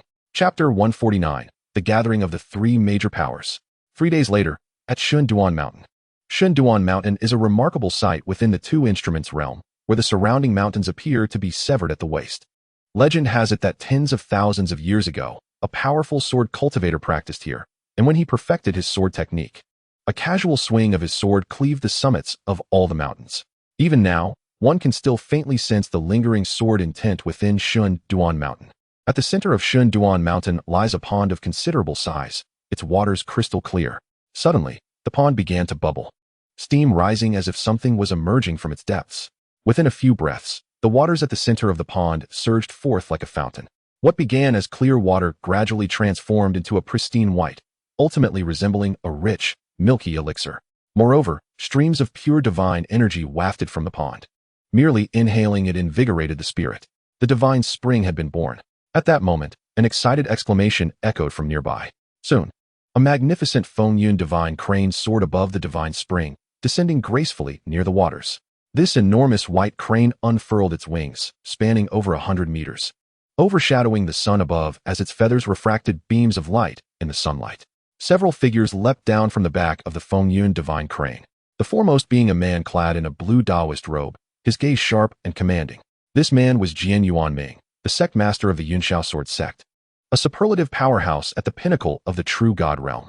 Only one sect in the 2 instruments realm could afford to travel via the Fengyun divine crane, that being the Yunxiao sword sect, one of the 3 most formidable powers. Just as the members of the Yunxiao sword sect alighted, 2 other factions approached from different directions. One was a group clad in uniform blue robes, adorned with the emblem of an ice crystal flower on their chests. Beneath the feet of the crowd lay a majestic purple-winged bat dragon, its form adorned with a pair of colossal wings reminiscent of a bat's. Its head bore a resemblance to that of a dragon, adorned with a sharp horn and lined with formidable teeth and claws. Its long tail trailed behind, resembling that of a lion. Ha ha ha, old sword, you truly arrived with remarkable swiftness. Standing at the forefront of the dragon's head was a youthful and handsome man, wielding a folding fan, projecting the image of a scholar. Yet, from his lips emerged a rugged voice that starkly contrasted with his appearance. This individual was Tian Xiaotai, the leader of the Tianhan sect, a formidable being at the pinnacle of the true god realm. With a resounding thud, the purple-winged bat dragon landed on the opposite side, prompting the assembly of Tian Xiaotai's followers to leap down. Among them were not only the middle-aged members of the Tianhan sect, but also several young men and women. You lot are simply too slow. The leader of the Yunxiao sword sect cast a disdainful glance at Tian Xiaozai with a cold snort. Concurrently, the last faction arrived at the scene. A colossal golden tiger charged from afar, its form shimmering with golden starlight. Towering at over 3 meters in height and stretching over 10 meters in length, it bore a sharp horn atop its head, gleaming with a golden sheen, exuding a potent piercing force.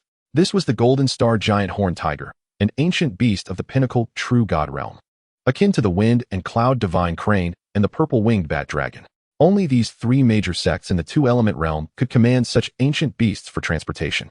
Upon the back of the golden tiger stood a dozen robust men, their bodies radiating with vigorous vitality, clad in simple cloth garments that barely concealed their muscular outlines. At their appearance, Jian Yuanming, the leader of the Yunxiao sword sect, wore a somber expression. This was due to the long-standing ideological discord between the Yunxiao sword sect and the newly arrived sect. This sect was known as the Black Tiger sect, led by the imposing figure of Hu Xiaotian, a true god powerhouse on par with the other 2 leaders. The moment the 2 sects came face to face, a palpable tension hung in the air. Without delay, Hu Xiaotian's gaze fell on Jian Yuanming, a smirk dancing upon his lips. Jian Yuanming, I hear that your second elder, Gao Wuding, met his demise in the Tianyuan mountains of Shenan City. Shenan City is within your Yunxiao sword sect's domain. Who would have dared to openly defy you? It appears your sect lacks the requisite deterrent power. Hu Xiaotian's laughter rang out unabashedly, wholly indifferent to the Yunxiao sword sect's dignity. Given their history of friction, he seized the opportunity to mock Jian Yuanming over the news of Gao Wuding's death. Upon hearing Hu Xiaotian's words, Jian Yuanming's face darkened. His displeasure directed not only at Hu Xiaotian, but also fueled by his fury over Gao Wuding's demise. The esteemed true god 6th layer powerhouse had fallen in the Tianyuan mountains, a disgrace to the Yunxiao sword sect. However, the audacious individual who dared to kill their elder would not escape his wrath. Once the ownership of the divine spirit spring was determined, he would personally venture to Shenan City to uncover the true nature of this so-called Yusian sect. The ability to slay Gao Wuding indicated that the perpetrator likely possessed a cultivation level of at least true god 6th layer, if not even true god 7th layer. Should they be willing to submit to the Yunxiao sword sect, it might offset the loss of Gao Wuding. If not, he would not hesitate to demonstrate what a top sect in the two-element realm truly entailed. Hu Xiaotian, when has it ever been your place to meddle in Yunxiao sword sect's affairs? A mere Yusian sect is hardly a challenge for us. Obliterating it is but a trivial task, Jian Yuanming retorted with a cold smirk. He had resolved that once this matter concluded, he would immediately set off for Shenan City to destroy the Yusian sect, sending a clear message to deter any future nuisances. Oh, is that so? Then I wish you smooth travels. Just be wary of stumbling in the gutter. It would be quite amusing if, after our prolonged rivalry, you were to fall to an insignificant sect. Hu Xiaotian burst into laughter, his tone mocking. Such nonsense. If your Black Tiger sect cannot handle us, what chance does a mere minor sect have? Or are you itching for a spar? Jian Yuanming's eyes glinted coldly. With that, he unleashed the aura of a true god pinnacle powerhouse, causing the surrounding space to tense. Ha ha, come on. Hu Xiaotian, refusing to back down, unleashed his own surging energy. Enough. Tian Xiaozai, the leader of the Tianhan sect, intervened hastily as the 2 appeared ready to clash. You 2 can settle your matters after the ownership of the divine spirit spring is determined. With that, both men quelled their auras and turned their attention to the divine spirit spring before them. Chapter 150, Seizing the Divine Spirit Spring. Though the 2 appeared poised to battle, Tian Xiaozai understood that, at least until the ownership of the divine spirit spring was established, no actual conflict would erupt. His words served as a gracious exit for both parties, considering many disciples and elders from the 3 major sects were observing. Nevertheless, the rivalry between them remained palpable. Very well, the divine spirit spring has manifested, so shall we adhere to the old custom? Each sect will dispatch 3 disciples to compete, and the victor shall claim the rights to the divine spirit spring. Tian Xiaozai contemplated. The rationale for allowing the younger generation to contend lay in their comparable strength. Should a true battle ensue, it would likely last for 3 days and nights. Any unforeseen events could spell disaster for the entire sect. Historically, in the two-element realm, the acquisition of treasures had typically been resolved in this manner. Agreed, as the sect leader suggests, both Jian Yuanming and Hu Xiaotian concurred. Soon thereafter, each of the 3 major sects sent forth a young champion, evidently the foremost individuals of their respective sects, each exuding the aura of a great emperor at the 7th layer. Just as the 3 prepared to commence their contest, a figure swiftly approached from the distance, ultimately hovering above the divine spirit spring. Thanks to the system's influence, Chen Xuan easily discerned the identities and strengths of those present. The assembly, in turn, cast their wary gazes upon Chen Xuan, their eyes betraying malice. Initially irked by the earlier interruption, both Jian Yuanming and Hu Xiaodian were further incensed at the arrival of this newcomer. Consequently, Hu Xiaodian, leader of the Black Tiger sect, was the first to speak. His tone icy. "You insolent brat. Who are you? From what faction do you hail? And what brings you here?" In response, Chen Xian's expression turned frosty as he replied, "My purpose here is undoubtedly to claim the divine spirit spring. Do you presume I am here merely for amusement? As for who I am, why should I disclose that to you? What authority do you possess?" Upon hearing this, Hu Xiaoyan's fury ignited. He sensed that Chen Xian was likely a true god warrior, probably a recent breakthrough into the true god realm. Typically, those who achieved such a level would be swiftly recruited by their three major factions, which adhered to the philosophy of prosperity for allies and demise for foes. Thus, upon discovering a rogue cultivator reaching the true god tier within the two-element realm, they would hastily extend an invitation. Refusal often led to dire consequences. I advise you to be wise. You should possess the self-awareness of what can and cannot be trifled with. Our three major sects represent the most formidable forces within the two instruments realm, and the divine spirit spring is, naturally, allocated among us. Although you are a true deity, it would be prudent not to seek your own demise." As Hu Xiaodian spoke, a subtle threat underlined his tone. Upon hearing this, Chen Xian merely smiled.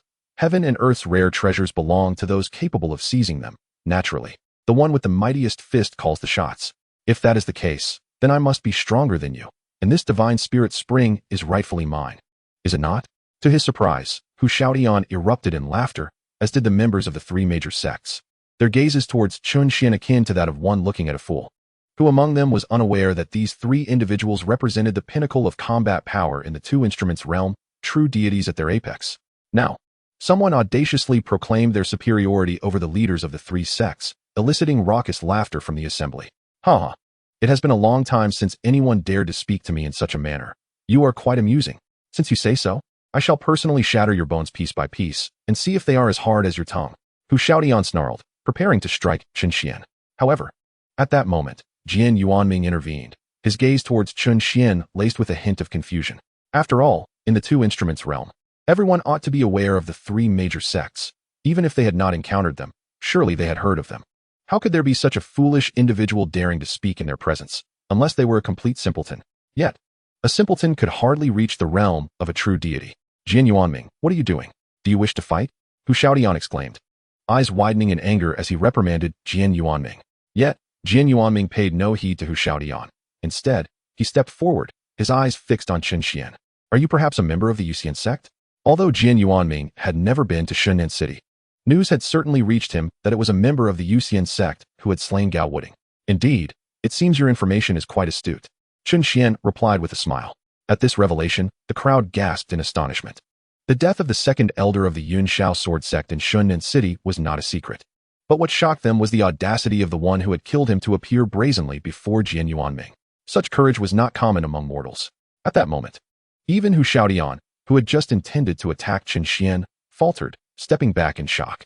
With Chen Xian's identity revealed, Jian Yuanming would undoubtedly take action. Hu Xiaodian could only quietly observe as the two engaged in their verbal sparring. "Humph, you have slain my sect's elder, and I had yet to seek you out. Yet you have come knocking at my door. Moreover, you dare to act so brazenly before me. You are truly courting death, and I shall personally escort you to your demise."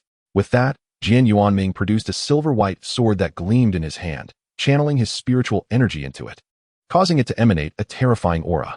"Prepare to meet your end." As he spoke, a sword aura infused with the oppressive force of a true deity surged towards Chen Xian, the blade slicing through the air with a series of explosive sounds. Upon witnessing the sudden assault from Jian Yuanming, Hu Xiaodian and Tian Shoucai quickly summoned their defenses to shield their disciples. For even the residual shockwaves could severely injure these young acolytes. As Jian Yuanming struck, Chen Xian let out a cold snort, extending his finger to point at the void before him. Boom! Even before Jian Yuanming and his horrifying sword aura could reach him, they detonated, dissolving into fine particles that drifted downwards. How could this be? This spectacle left the crowd, especially Hu Xiaodian and Tian Shoucai, utterly stunned. Their powers were on par with Jian Yuanming's. If Chen Xian could effortlessly annihilate him, it implied he could similarly obliterate them. In that instant, both men felt a chilling dread rise from their very cores. "Just now, you seemed eager to strike at me, did you not?" Chen Xian's gaze shifted to Hu Xiaodian. Upon meeting his gaze, Hu Xiaodian's body trembled, and he promptly knelt, his forehead striking the ground heavily. "My lord, please spare me. I acknowledge my mistakes." In that moment, Xiao Ting cast aside all notions of pride, recognizing the urgency of preserving his life. "Humph. The divine spirit spring now belongs to me. Do you have any objections?" "And no. It is rightfully yours." Xiao Ting and Tian Xiaozai nodded vigorously, their heads bobbing like rattles. Having spoken, Chen Xuan swiftly claimed the divine spirit spring, then turned to Xiao Ting once more. "Though your life may be spared, your sins cannot go unpunished. Within 3 days, you are to deliver all resources from your sect and the Yun Shao Sword Sect to the Yusian Sect. Otherwise, I shall not hesitate to pay your sect a visit." With that, Chen Xuan transformed into a streak of light, vanishing from their sight. Only after confirming his departure did Xiao Ting dare to lift his head, his expression contorted in despair. The loss of all resources would inevitably lead to the dissolution of the Black Tiger Sect. Yet, failing to comply could mean the loss of his very life. Thus, despite his reluctance, he had no choice but to acquiesce. In that moment, he deeply regretted his earlier bravado, realizing that a few ill-chosen words had cost him his sect. As for Tian Xiaozai, he had long since departed with the members of his sect. Chapter 151. The Lottery, Summoning the Kaiyang-class Puppet. System. Convert all these resources into Wushuang crystals. Chen Xuan commanded as he gazed at the numerous storage rings before him. After returning from Shun Duan Mountain, Chen Xuan had granted Xiao Ting 3 days to deliver all resources from the Black Tiger Sect and the Yun Shao Sword Sect to the Yusian Sect. Remarkably, Xiao Ting completed the task in just 2 days. Although obstacles arose, he managed to intimidate the Yun Shao Sword Sect with his formidable tactics. After all, without Jin Yuanming, the Yun Shao Sword Sect stood no chance against the Black Tiger Sect. More importantly, Xiao Ting was gripped by fear of Chen Xuan. An entity capable of effortlessly slaying a true deity at its peak must have reached the realm of the Divine Lord. The aura he sensed from Chen Xuan earlier, in his opinion, was undoubtedly intentional. This individual was no ordinary foe, and certainly not a mere minor sect from Shunnin City. He might even hail from the ancient Divine Kingdom. Received, Master. Compiling resources now. Detected. 2 medium-grade Divine Veins, 1 million medium-grade Divine Stones, 110 low-grade Divine Veins, 30 million low-grade Divine Stones, 30 volume of Chun-grade Techniques, 56 volumes of Chun-grade Martial Arts, 25 volumes of Star-grade Techniques, and 37 volumes of Star-grade Martial Arts. Total convertible to 100 Wushuang crystals. Viewing the substantial increase in his balance on the system panel, Chen Xuan felt elated. Indeed, the top sects within the 2 instruments realm were remarkable. System. Expend 800 Wushuang crystals to elevate my cultivation to the 9th level of true deity. Chen Xuan instructed the system. Received. Initiating resource consumption to enhance cultivation. As the system's voice faded, Chen Xuan distinctly felt his cultivation surge within him. 2nd level of true deity, 3rd level of true deity, 4th level of true deity, and finally, halting at the 9th level of true deity. Observing the remaining balance, Chen Xuan decisively opted to elevate his cultivation to the realm of the Divine Lord. System. Consume 1,000 Wushuang crystals to elevate my cultivation to the Divine Lord realm. Chen Xuan commanded the system. Received. Initiating consumption of Wushuang crystals to enhance cultivation. No sooner had he spoken than a muffled groan escaped Chen Xuan's lips, followed by an overwhelming surge of power flooding his body. A sensation exponentially more potent than before. Yes, this is excellent. Upon witnessing the scene, Chen Xuan nodded with satisfaction. Having ascended to the 1st level of the Divine Sovereign Realm, he could effortlessly vanquish even those at the 1st level of the Divine King tier. Now that he had fortified his own strength, it was time to consider the others, not only those who would ascend to the heavenly realm alongside him, but also those who would establish branch sects in the mortal realm. Contemplating this, Chen Xuan stated, System. Initiate 100 draws at the Kaiyang level and 2 draws at the Yuheng level. Each Kaiyang level draw required the expenditure of 100 Wushuang crystals, while each Yuheng level draw necessitated 1,000. Consequently, following this round of draws, only 10,000 Wushuang crystals would remain on the system panel. However, Chen Xuan was unconcerned. Resources could always be regained. Received, Master, commencing the draws. Congratulations, Master. You have obtained a True God Realm Level 9 cultivation card, which can elevate any individual's cultivation to True God Level 9. Congratulations, Master. You have acquired 10 True God Pills, which can elevate a True God level individual by 1 minor realm. Congratulations, Master. You have gained 14 God-breaking pills. Congratulations, Master. You have received 5-star level alchemy furnaces. Congratulations, Master. You have obtained 10 Void Spirit Herbs. Congratulations, Master. You have secured 2 Divine Sovereign Realm Level 9 cultivation cards, which can elevate any individual's cultivation to Divine Sovereign Level 9. Upon reviewing the acquired items, Chen Xuan wasted no time applying the True God Realm cultivation cards to the individuals around him, thereby elevating everyone's cultivation to the True God Realm. The final 2 Divine Sovereign Realm cultivation cards were bestowed upon Lin Yin and Medusa. After accomplishing this, Chen Xuan nodded approvingly, realizing that they would be nearly invincible within the 2 instruments realm, and even capable of self-preservation when venturing into stronger territories. Beep. The Yusian sect has successfully slain the master of the Yunxiao Sword sect, instilling fear in the Black Tiger sect and the Tianhan sect. It has become the strongest sect in the 2 instruments realm. Reward. Yusian sect's barrier has been upgraded, now capable of withstanding attacks from divine sovereigns. And 4 Kaiyang level puppets. As the system's voice faded, Chen Xuan felt the barrier of the sect hum with energy, indicating its successful enhancement. Observing the puppets within the system space, he was pleasantly surprised to discover that he had been rewarded with 4. Without hesitation, Chen Xuan instructed the system, deploy the Kaiyang level puppets. Received, deploying puppets. Please hold for successful activation. Following this, 4 beams of white light flickered before him, revealing 4 figures standing in unison, each wielding a sword. Character, Dodo. Cultivation, True God Realm Level 9. Technique, Rainflower Sword Technique. Martial Skill, Heavy Rainfall. Weapon, Rainflower Sword. Character, Deben. Cultivation, True God Realm Level 9. Technique, Thunderbolt Sword Technique. Martial Skill, Thunderous Charge, Dual Peaks Piercing the Ears. Weapon, Thunderbolt Sword, Thunderbolt Staff. Character, Tiao. Cultivation, True God Realm Level 9. Technique, Azure Light Sword Technique. Martial Skill, Azure Dragon Subduing Demons, 9-1. Weapon, Azure Light Sword. Character, Dida. Cultivation, True God Realm Level 9. Technique, Whirlwind Sword Technique. Martial Skill, Whirlwind Slash, Heaven and Earth Spin. Weapon, Whirlwind Sword. Greetings, Sect Master. The 4 exclaimed, bowing deeply. Well done. From this day forth, you shall be disciples of the Yusian sect. You may choose a spirit peak to reside in and familiarize yourselves. In due time, you will venture forth to establish branch sects in other realms. Chen Xuan addressed them, noting that they were currently situated in the 2 instruments realm, part of the Eastern Victory continent within the Heavenly Realm.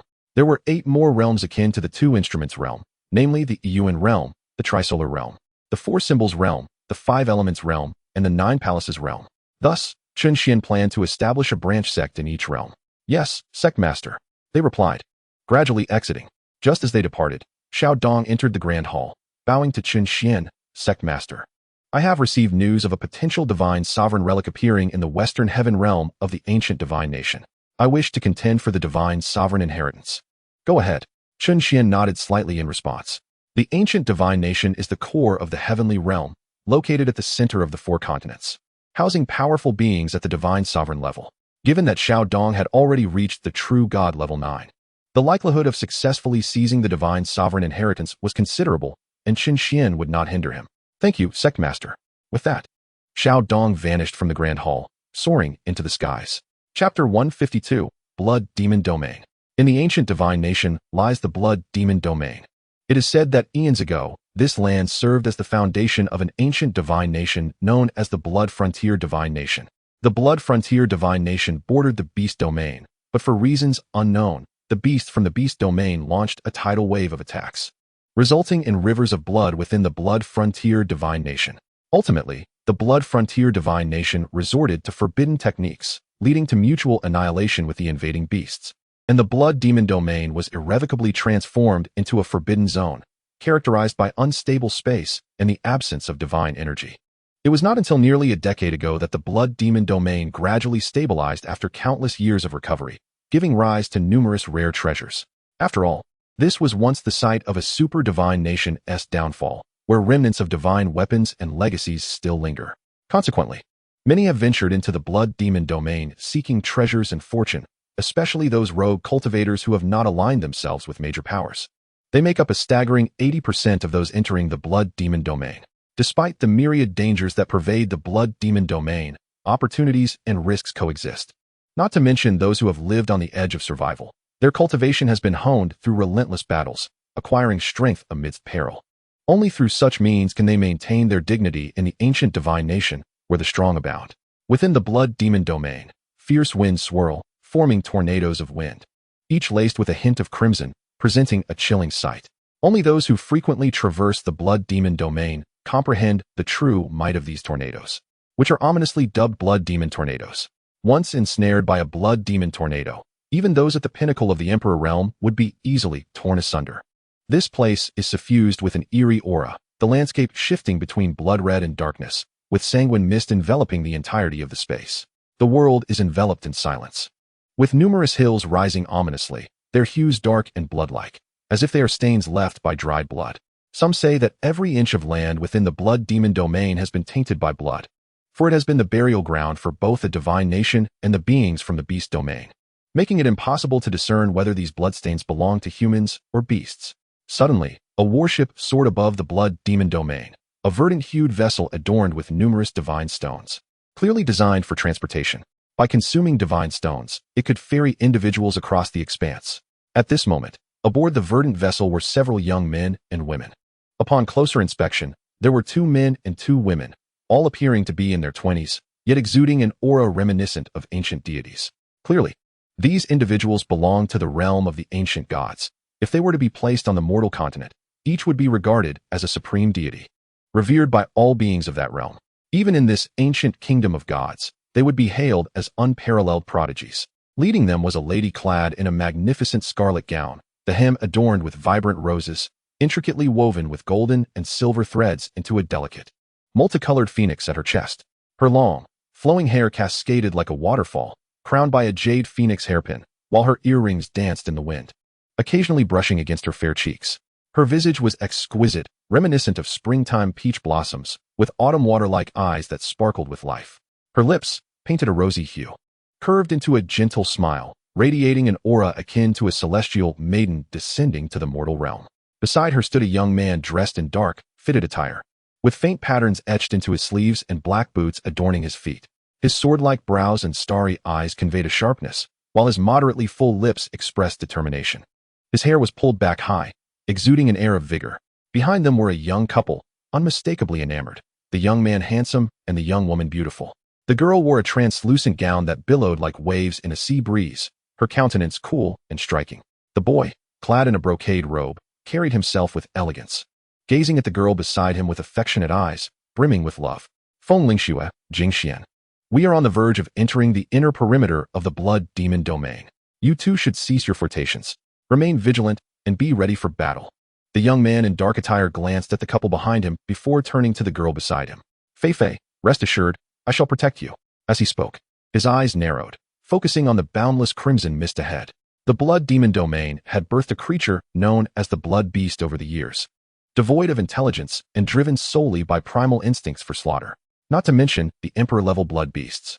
Even those of ancient gods or true gods could be found in abundance. For those who ventured into the blood demon domain seeking treasures, these beasts posed a significant threat.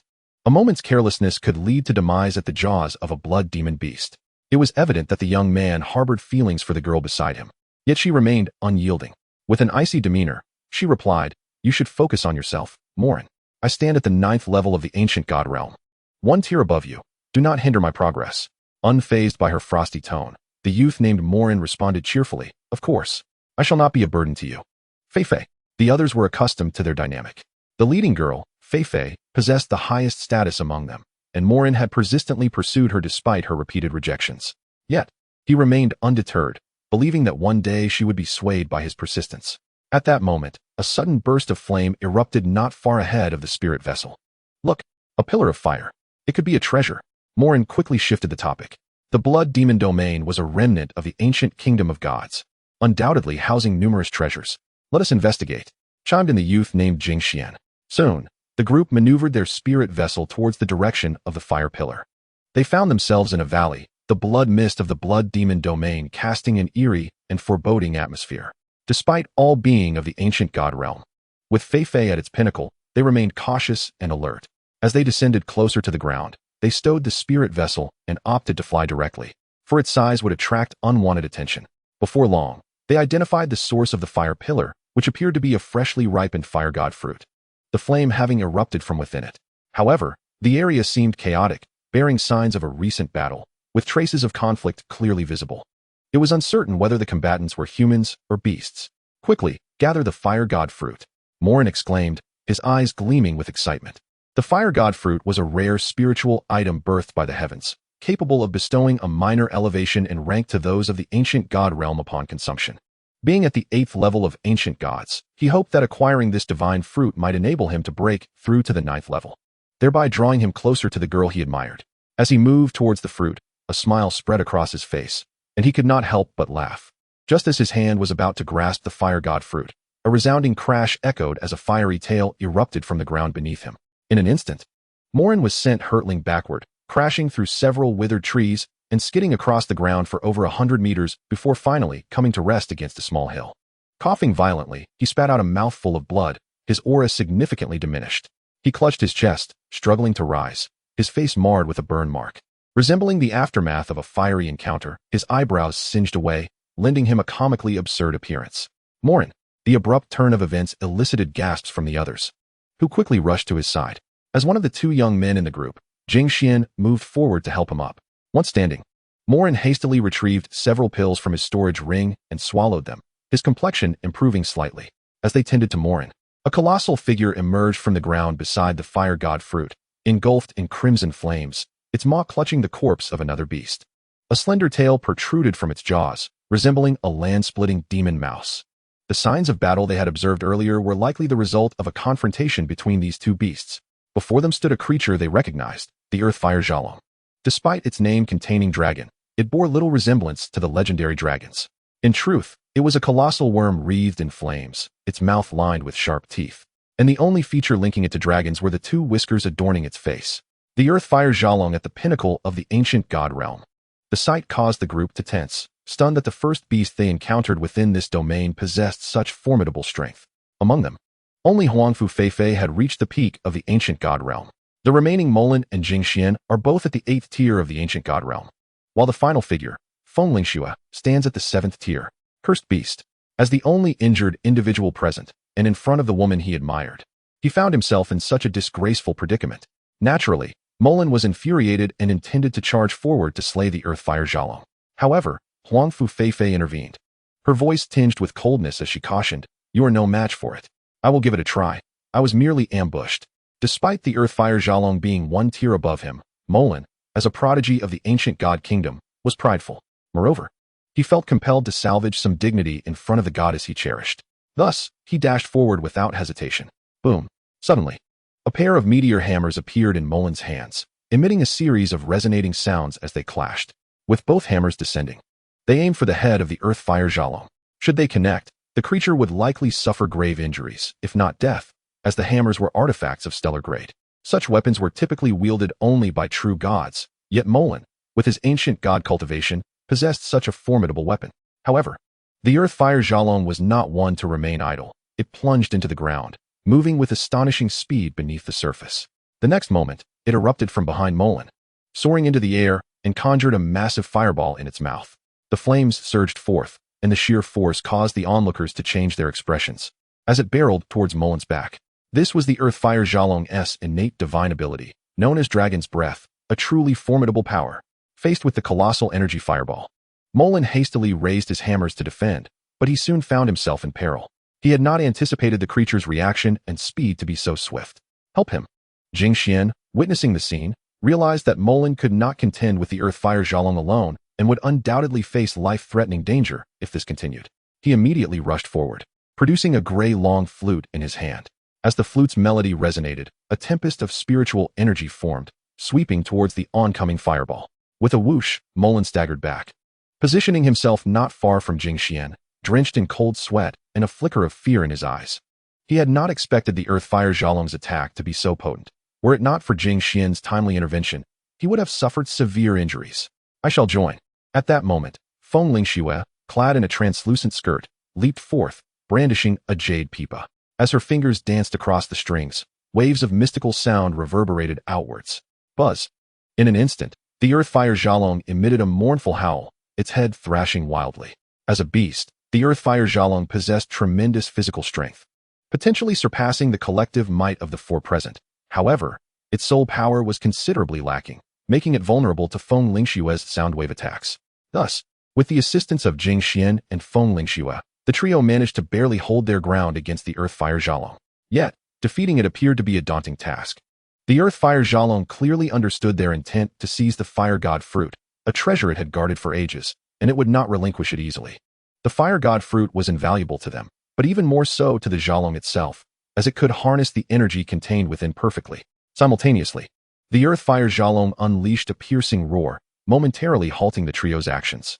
In the next heartbeat, it swung its body, igniting more crimson flames, transforming into a veritable dragon of fire, and charged towards the three. In this state, its power surged, its gaze fixated sharply on Feng Lingxue. Though she was the weakest among them, she alone possessed the ability to inflict soul damage. Therefore, it aimed to subdue her first, intending to strangle her. Seeing Feng Lingxue in peril, Wrongful, who had been observing, finally sprung into action. Chapter 154, The Corrupted Spirit Sect. In an instant, Wrongful darted forward. Taken aback by the ferocity of the Earth-Fire Xiaolong, even the combined efforts of Molan and his companions were faltering. In her hand, a light sword materialized, as delicate as a cicada's wing, its blade exuding an unmistakable sharpness. With a swift strike, she extinguished the fireball expelled by the Earth-Fire Xiaolong. Roar! Roar! The creature continued to howl, only to find that Wrongful Feifei's subsequent strike cleaved it in two, severing its massive form. Thud! The two halves plummeted from the sky, sending a shower of crimson dust into the air. Humph! Abominable beast! Wrongful Feifei scoffed, sheathing her light sword. With a flicker of her figure, she approached the Fire God Fruit, claiming it within her storage ring. Behind her, Molan and the others remained shaken. Upon witnessing Wrongful Feifei retrieve the Fire God Fruit, they dared not voice any dissent. Had it not been for her, they might have faced dire consequences. Let us proceed. We cannot afford to delay. With that, Wrongful Feifei summoned a spiritual vessel and leaped aboard, followed swiftly by the three others. Shortly after their departure, a figure emerged at their previous location, flickering with faint arcs of lightning. The newcomer was Xiao Dong. Although he had learned of the Divine Monarch's legacy manifesting in the Blood Demon Domain, he was still unaware of its precise location. The Blood Demon Domain was vast, akin to searching for a needle in a haystack. The signs of battle here suggested that these individuals might also be after the Divine Monarch's legacy. Indeed, Xiao Dong murmured. He then moved, following the lingering aura left by the group ahead. Within a canyon, several figures descended from the sky, halting before a small lake. They were clad in matching gray-black robes, with one individual donning a mask resembling a grotesque face, clearly the leader of this faction. This group appeared quite aged, exuding an eerie aura, as if they were out of place in this world. Furthermore, they were all ancient gods, with many at the 8th tier and even a few at the 9th, while the masked leader stood out among them, exuding an aura that far surpassed the others at the same tier. Ha ha ha. This truly is the site of a fallen ancient divine kingdom. I never anticipated such a bountiful harvest. The masked leader exclaimed. Guardian, we owe you our gratitude. Without you, my brothers and I might not have been able to acquire so many treasures, and we could have faced grave danger. Of course, after all, we were once a supreme power in the heavenly realm, and the Blood Demon Domain has only recently reopened after nearly 10,000 years. There must still be plenty of valuable items within. Moreover, our objective this time is the Divine Monarch's legacy, for this individual was a top-tier Divine Monarch, the ruler of the Blood Border Divine Kingdom. If one could inherit such a legacy, not only would it be possible to attain the realm of true gods, but even the level of Divine Monarchs would not be beyond reach. Suddenly, it seemed that a few individuals sensed something, and their conversation came to an abrupt halt. As both parties drew nearer, this group discerned the appearance of the newcomers. Clearly, the later arrivals also recognized these individuals, who were none other than Wrongful Feifei and her companions. This is dire. They are members of the Corrupted Spirit Sect, standing at the forefront of the spiritual vessel. Wrongful Feifei quickly identified the identities of the crowd, her expression darkening in an instant. Upon hearing this, Feng Lingxue's delicate face turned pale, and she instinctively shrank behind Jing Xian. Even Molan and Jing Xian felt their bodies tense at the mention of this sect. The infamy of this sect is well known. They are notorious for their nefarious deeds, acting without restraint or regard for consequences. Indeed, the top powers of the celestial realm even suspect a connection between the Corrupted Spirit Sect and dark forces. Of course, this does not imply that they themselves are dark forces. Rather, they employ the powers of such entities through some means. True dark forces are far more difficult to contend with. Nonetheless, the celestial realm has repeatedly attempted to eradicate members of the Corrupted Spirit Sect, achieving some success. Yet they have consistently failed to pinpoint the location of the sect's main stronghold. Thus, even when a portion of their members is slain. Other adherents of the dark sect inevitably emerge. What exquisite specimens!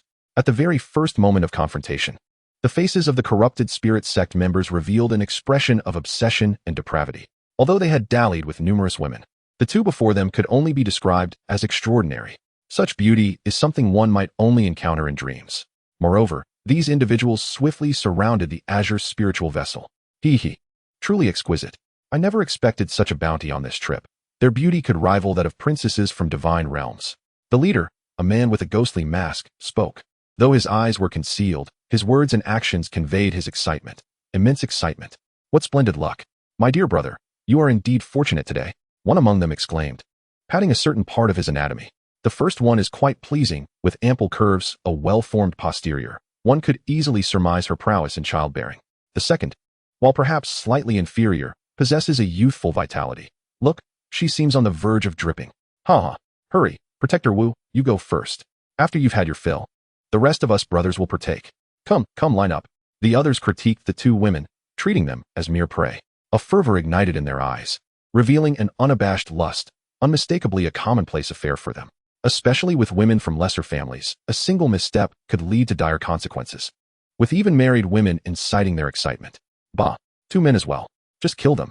Wait, these two fellows are rather delicate. They appear somewhat enticing. Finding a darker corner wound to be amiss, it might even add to the thrill. Their gazes nearly devoured the four, a dozen pairs of eyes incessantly scrutinizing them, revealing lewd expressions. Seeing this, the strongest among them, Wrongful Feifei, wore a grim countenance, her spiritual energy surging. Who is she? The princess of the divine wind ancient kingdom. Her status is extraordinarily elevated. Those who encounter her bow in reverence. When had she ever faced such a situation? At that moment, she felt akin to a clown stripped bare, as the beasts leered at her with depraved eyes. In an instant, her murderous intent surged. Yet, she was wise. The opposition was not only numerous, but emanated a palpable aura of danger from several of them. Definitely not weaker than herself. Ancient gods at their peak. What to do? Feng Lingxue spoke in a panic, for within this place, their communication stones were rendered useless, meaning they could not contact their elders. Alone, they knew they were no match for this group. Chapter 155, The Celestial Bell. You truly are audacious. Do you know our identities? This lady is a princess of the divine wind ancient kingdom, the daughter of the sovereign of the divine wind. Even our parents are superlative beings at the level of divine monarchs. Should you dare lay a hand on us, no matter how far you flee, death will undoubtedly follow. Molin pointed at Wrongful Feifei, addressing the dozen or so individuals before them. At this moment, fear flickered in his eyes. Within the divine wind ancient kingdom, they commanded the winds and rains. As the offspring of supreme divine monarchs, they had never encountered such threats. They were accustomed to being revered from on high. Yet, the individuals before them were no ordinary foes. Members of the corrupted spirit sect are ruthless and audacious, showing no qualms even against the elite of the divine wind ancient kingdom. Moreover, this was the blood demon domain. Here, communication stones were utterly ineffective. This only served to heighten their excitement. After all, outside, they might have been more cautious, yet they would never have had the opportunity to act against such a group. Now, it was a fortuitous opportunity for them. Thus, the members of the corrupted spirit sect sought no further discourse with the four, eager to resolve the situation swiftly and savor their prize. After all, these two were clearly the CR de la CRME. Once this opportunity was lost, it would be gone forever. As they spoke, the members of the corrupted spirit sect had already encircled the four. Wrongful Feifei, the strongest among them, despite her fury bubbling to the surface, was quick to draw her weapon, an exquisitely slender sword as delicate as cicada wings. It must be said, Wrongful Feifei was formidable.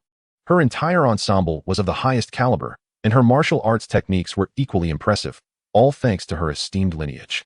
Even so, she alone could not contend with a dozen adversaries, let alone 3 ancient gods at her level. Hence, Wrongful Feifei confronted Protector Wu and the other 2 ancient gods of the 9th rank, while the remaining members closed in on Molin and the others. The clashing of blades and swords reverberated in the air, and the terrifying energy exploded, worsening the already murky surroundings. Be careful, this little wench possesses something. The weapon she wields is a star-grade divine armament. Indeed, she is worthy of being a princess of the divine kingdom. Such treasures are abundant. Just this single star-grade divine armament already far exceeds all the gains of my brothers on this trip. Double happiness.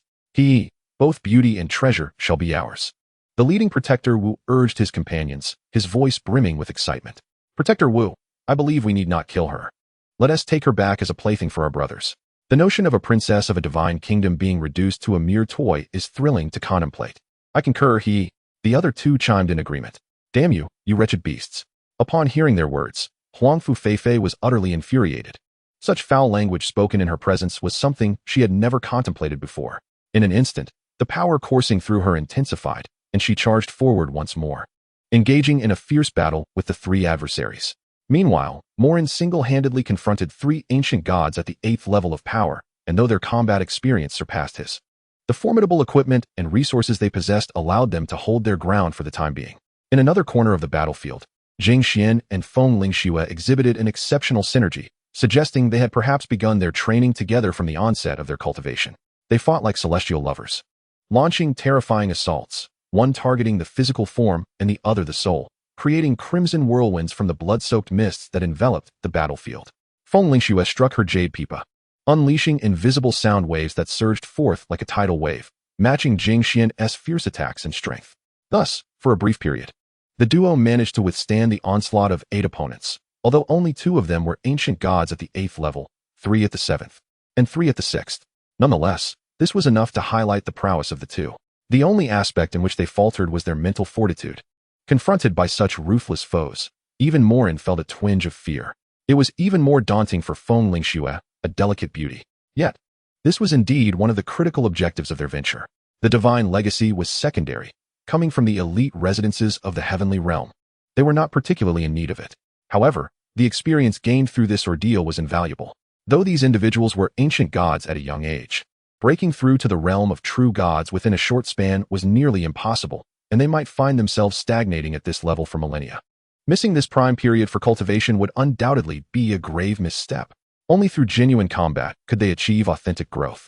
Among the 4, Wrongful Feifei's performance was evidently the most remarkable. Following this trend, once they fully adapted, they might find a way to turn the tide and achieve a counterattack. After all, the divine weapons in their possession were extraordinary, and with Wrongful Feifei's formidable strength, they had begun to gain an upper hand.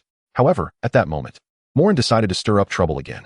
He swung his meteor hammer with great force, propelling his opponent back a considerable distance before directing his charge towards Wrongful Feifei.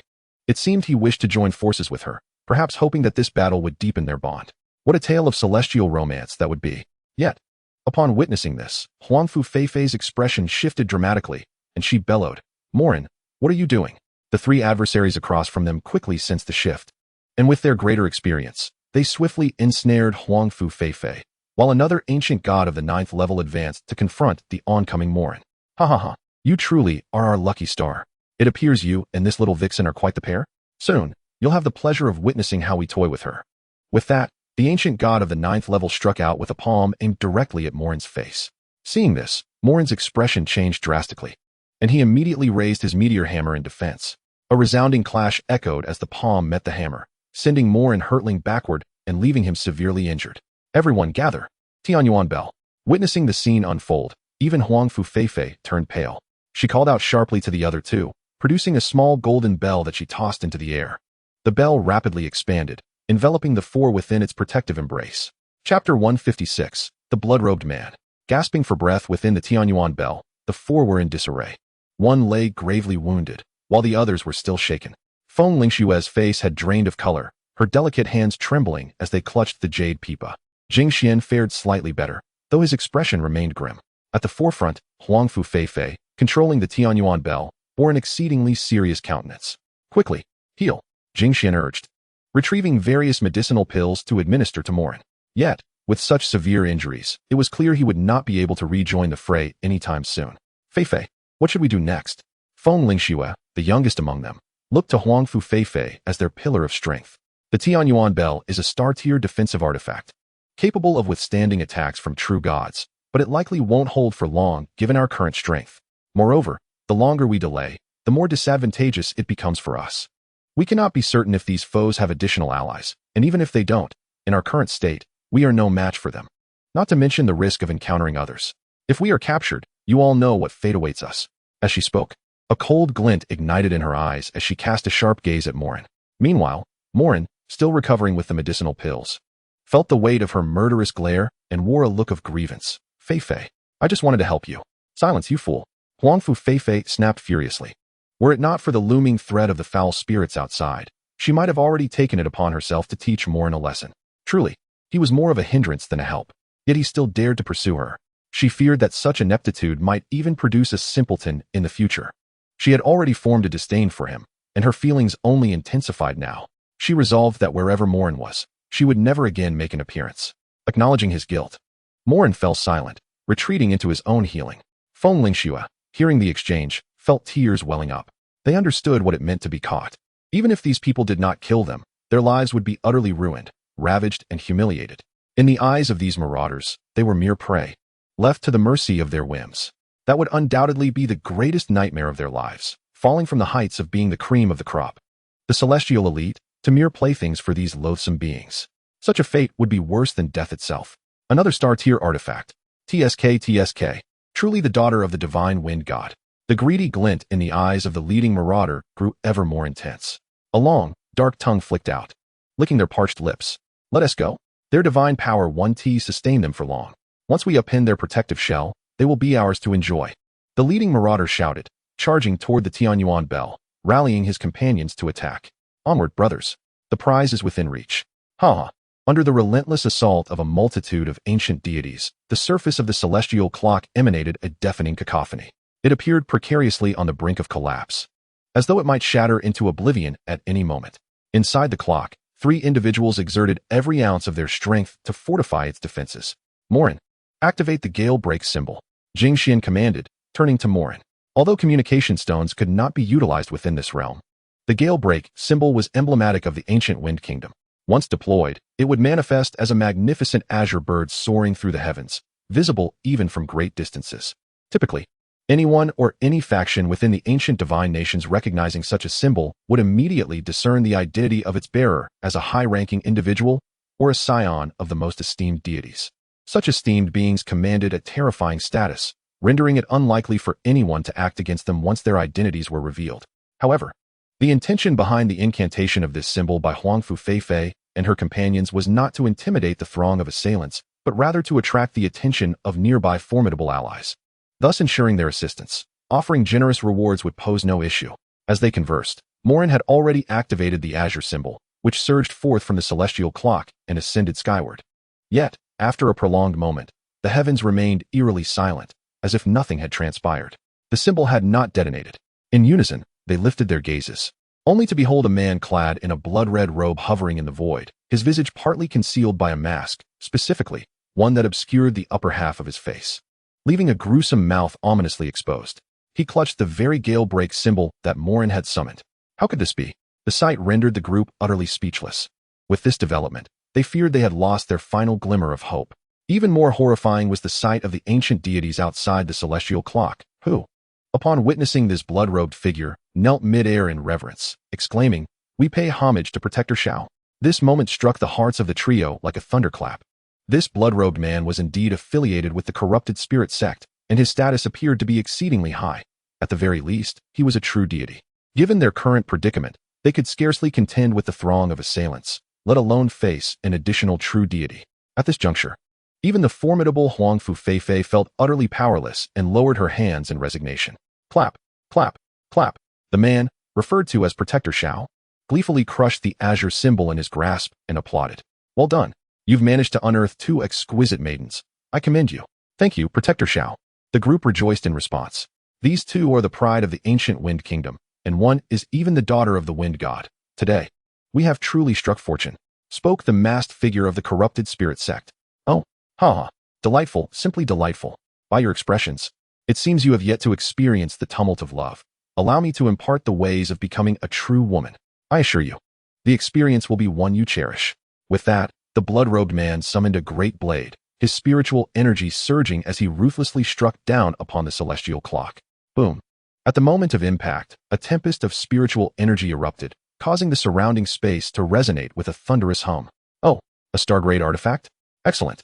It shall soon be mine, exclaimed the blood-robed man, taken aback that he had not immediately shattered the celestial clock. He then struck down once more. Chapter 157. Xiao takes action. This fellow is at least of the second tier of true deity. Within the celestial clock, Wrongful Feifei's brows furrowed deeply as she spoke, her voice trembling. Faced with a dozen assailants was already a daunting challenge. Now, an additional true deity loomed over them. Even the gale break symbol proved ineffectual. Should the celestial clock be toppled or destroyed, a grim fate awaited them. It's over. I refuse to die. Feng Lingshue's voice quivered with the onset of tears. Boom. Another clash resounded, and this time the entire celestial clock was shoved back several dozen meters. The occupants within were thrown into disarray, tumbling helplessly. Charge! This time we shall surely overturn their defenses, shouted the blood-robed man, rallying his comrades. Overturn their defenses. Overturn their defenses. With that, the group unleashed a terrifying surge of ancient divine energy and true divine power, illuminating the crimson sky. All their combined assaults struck the celestial clock simultaneously. With a resounding clang, this artifact, capable of withstanding true divine attacks, was abruptly overturned, rolling through the air several times before crashing down to the ground. The force of the impact sent shockwaves through Wrongful Feifei and her companions, leaving them utterly exposed to the corrupted spirit sect. No, I refuse to die. I refuse to die. For Feng Lingxue, the scene was the epitome of horror. She was now weeping uncontrollably. The other two youths, Jing Xian and Morin, were in no better condition, their faces pale and panic-stricken. Notably, a trickle of yellow liquid could be seen seeping from Morin's lower garments. As for Wrongful Feifei, who outwardly maintained a semblance of composure, her eyes brimmed with despair, her delicate sword pressed against her throat. Feifei, what are you doing? Stop! Her companions urged in alarm. At this point, death may be the best outcome. If we are captured, we will surely suffer unspeakable fates. Upon hearing this, they all fell silent.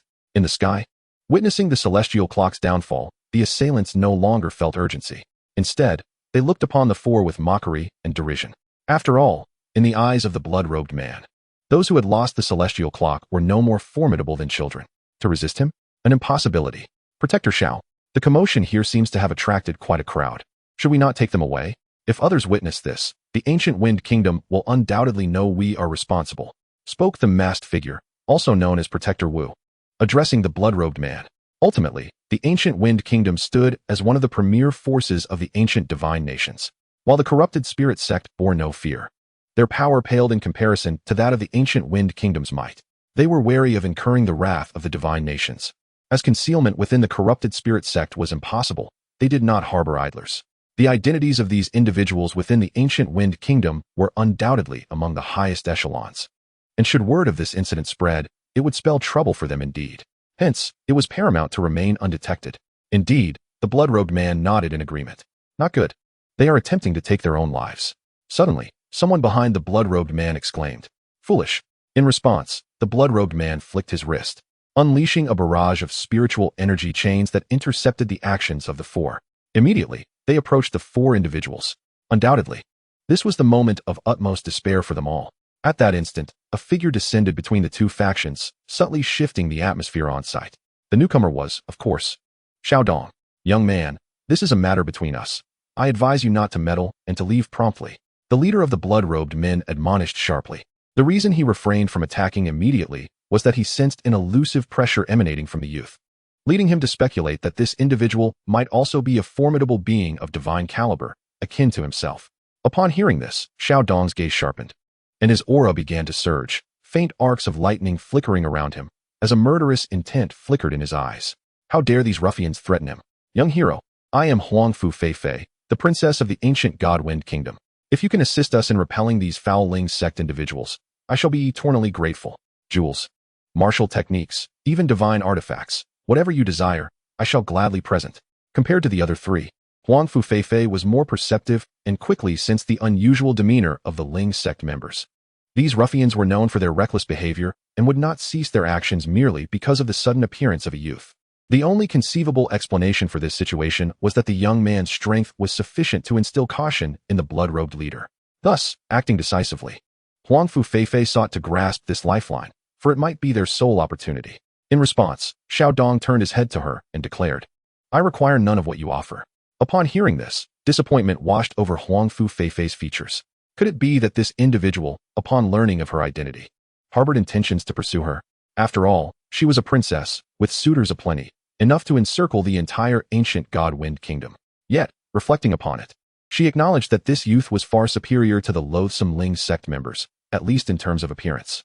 Moreover, he might have reached the realm of true divinity. And he did not seem excessively aged. Such talent was undoubtedly among the pinnacle of the heavenly realm. Even if he could not rival her brother, he was still formidable. Her brother was regarded as the most gifted individual in millennia, destined to become a god king.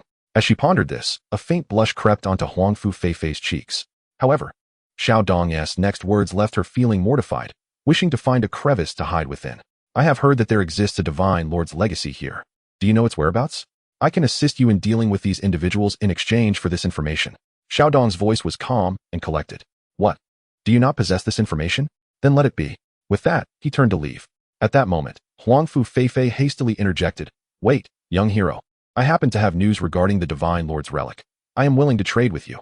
Very well, Xiao Dong nodded. Humph. You think you can challenge us, brat? Even if you are a true god, what of it? We number over a dozen. And I am a true god of the third tier.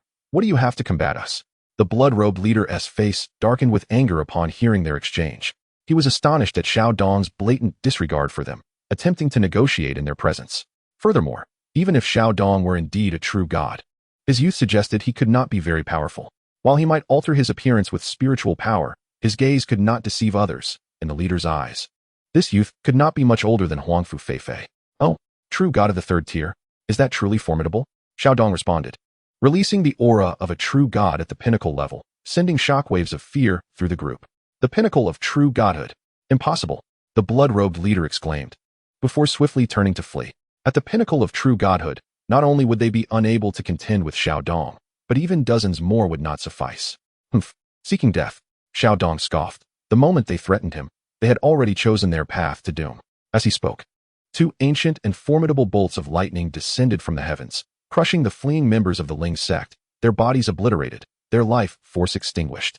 Chapter 158, Jealousy. Are they all dead? Wrongful Feifei and her companions stared in disbelief at the fact that the Liyang Sect members, who had previously pushed them to the brink of self-harm, had fallen before this young man's might without even a single exchange of blows. Surely, I am not dreaming? Feng Lingxue murmured. Ah, Xiaoxua, why are you pinching me? Jing Xian exclaimed, hurriedly clutching his side where a mark had begun to show. It's nothing. I merely wished to confirm whether we were dreaming. I can now ascertain we are not dreaming. We have truly been saved. We are safe. Feng Lingxue wept tears of joy, recalling how they had narrowly escaped being defiled by the Liyang Sect. Now, those very individuals lay dead before them. But couldn't you just pinch yourself instead? Jing Xian mumbled, still holding his side. What did you say? Feng Lingxue turned her gaze toward Jing Xian, her voice growing louder as her fear dissipated. Pinnacle of true godhood. Only Wrongful Feifei's beautiful eyes remained fixed on Xiao Dong, an inscrutable expression flickering within them. She had overheard the blood-robed leader's words, stating that Xiao Dong was a true god at the pinnacle level. Initially, she had believed him to be at most a true god of the first or second tier. Yet, the pinnacle of true godhood was a level of talent that did not even exist within the ancient Godwind kingdom. Feifei, you cannot genuinely believe he is only in his 20s, can you? What nonsense. Not only in our ancient Godwind kingdom, but even among the other top-tier forces in the heavenly realm, there is no such genius. He must be concealing his age somehow. At that moment, Mo Lin began to come to terms with the situation, even discreetly changing out of his soiled garments, while the others remained in shock over Xiao Dong's prowess. If his goddess were to see him in such a state, he would have no chance whatsoever. What troubled him more was the different emotions he observed in Wrongful Feifei's gaze. It was the sort of sentiment that blossomed between a man and a woman in mutual admiration. This indicated that Wrongful Feifei had, to some extent, developed feelings for the young man who had saved them, albeit subtly, so much so that even she herself was unaware. It could potentially impede his own pursuit of her in the future. However, Mo Lin sensed this change, having pursued her for so many years. He was all too familiar with the nuances in her gaze. Be quiet. Were it not for you, we might have been able to repel those individuals and would not have been cornered by the blood-robed man who arrived later. Wrongful Feifei glared coldly at Mo Lin, a hint of disdain flashing in her eyes. Perhaps previously she merely found him bothersome, but after this incident, her feelings had morphed into genuine dislike. Although their parents were friends, what did that matter? At her words, Mo Lin's face flushed crimson, his head bowed in shame. Yet, no one noticed the fleeting hatred that flickered in his eyes.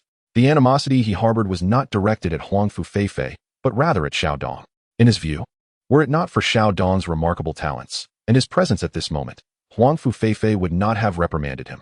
He had completely forgotten that had it not been for Xiao Dong's intervention, they would likely be queuing to be humiliated by the followers of the filth spirit cult.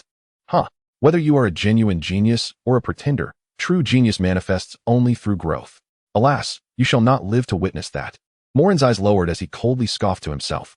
Although their messages could not be sent out, and outsiders could not enter, indeed, powerful gods from their Shunfeng ancient nation were waiting outside.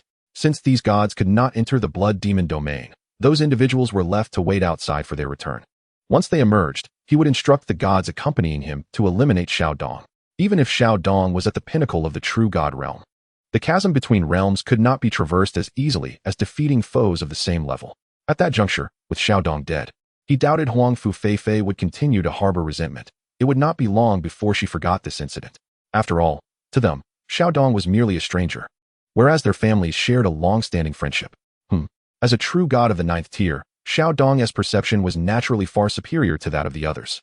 Thus, while the others remained oblivious to Morin's anomaly, he was acutely aware of it. Moreover, this hatred was genuinely directed at him. However, he paid it no mind. The strength of these individuals was far below his own. With a mere flick of his hand, he could extinguish them without concern for any tricks they might attempt. Now, tell me what you know about the Godlord's relics. Xiao Dong descended from the air, standing before them with a tone that was somewhat frigid. This matter is rather lengthy. Why not accompany us? And I shall personally share all that we know during our journey. Wrongful Feifei extended an invitation upon hearing Xiao Dong's words. For her, the events that had just transpired represented the most valuable gain from their expedition into the blood demon domain. Here, there were those who cared little for their status. Without strength, they were merely prey. Everything that had occurred had trampled her former pride and dignity into insignificance. She had even gained some understanding of her path to becoming a true god, even without the God Lord's inheritance. It would not be long before she successfully broke through to the true god realm. Very well, Xiao Dong nodded in response, for he was unfamiliar with the blood demon domain. The individuals before him clearly held significant status, and it was likely they possessed more knowledge about the area. Wrongful Feifei's face lit up with a fleeting expression of joy upon hearing this. Young hero, please join us aboard the spirit vessel. As she spoke, Wrongful Feifei produced an azure spirit vessel and cast it skyward. In an instant, it transformed into a spacious vessel capable of accommodating a dozen individuals. Feifei, I believe we should directly inform him of the relic's whereabouts. One cannot discern a person's true intentions merely by their face. Morin contorted with disdain at Wrongful Feifei's invitation for Xiao Dong to accompany them. What did you say? Are you out of your mind? The young hero has just saved our lives. How can you say such a thing?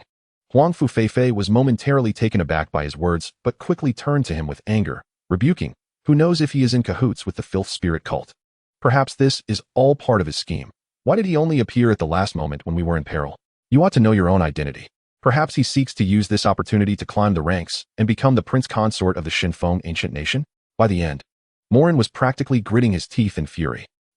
Even Wrongful Feifei was momentarily stunned by this line of reasoning. However, she quickly dismissed the notion, contemplating whether someone of Xiao Dong's caliber would truly covet the position of prince consort in the Shunfeng ancient nation. That was uncertain. The celestial realms had existed for far too long. It was plausible that somewhere lay a powerful ancient clan that cared little for power and chose to remain hidden from the world. Perhaps this young man before her hailed from such a mysterious lineage. Such information had been imparted to her by her father, the ruler of the Shunfeng ancient nation, who would not deceive her. Young hero, do not pay him any mind. Let us board the ship. With that, the group leapt lightly onto the spirit vessel. This is my ship. I shall invite whomever I choose. If you do not wish to board, then fly on your own. Wrongful Feifei declared, disregarding Morin as she steered the vessel away into the distance. Damn it, boy, let us see how long you can survive. Morin's fury was palpable as he watched. His face contorted in rage. Subsequently, with a sinister grin, he leaped onto the spirit vessel. Chapter 159, The God Lord's Relic. Boom. The azure spirit vessel dashed through the skies above the blood demon domain. Throughout the journey, Morin glowered at Wrongful Feifei, who was explaining the situation of the blood demon domain to Xiao Dong with an almost affectionate demeanor. He felt a surge of madness, but dared not act out. For Xiao Dong's cultivation was sufficient to crush him effortlessly. And what is the name of our young hero? Wrongful Feifei inquired with a smile directed at Xiao Dong. Xiao Dong, I am Wrongful Feifei, the daughter of the ruler of the Shunfeng ancient nation. These are the sons and daughters of high-ranking officials of our nation, Feng Lingxue, Jingxian, and Morin. Wrongful Feifei introduced them. Xiao Dong nodded in acknowledgement. Observing this, Wrongful Feifei's expression briefly flickered with disappointment. It appeared that Xiao Dong showed little interest in their status, nor was he astonished by it. This only deepened her suspicion that he might indeed belong to one of those reclusive clans. Thus, she chose not to linger on the topic and turned to discuss the god Lord's relics instead. Young hero Xiao, the blood demon domain, is, in fact, the site of an ancient godly kingdom's demise, which has transformed over several 100,000 years into what we now know as the blood demon domain. The blood border god lord from that ancient kingdom was said to have one foot in the realm of god kings. Yet, ultimately, he too perished in the flow of time. We are headed to a place called the Suspended Spirit Valley, which is the location of the blood border god kingdom's palace. Approximately half a day's journey later, the group arrived at a valley. Although referred to as a valley, it resembled a cavern, with peaks hanging inverted from above. Stained with blood, and in some areas, crimson liquid dripped down. Upon passing through, they were confronted with a wall, and nothing else. The sight left them all momentarily dumbfounded. This place appeared to bear little connection to the so-called inheritance. How peculiar, it shouldn't be like this, Wrongful Feifei murmured. These were the details her father had conveyed to her. They must be correct, for he had obtained this information at considerable expense. Seeing Wrongful Feifei so resolute, Xiao Dong felt she was unlikely to deceive him.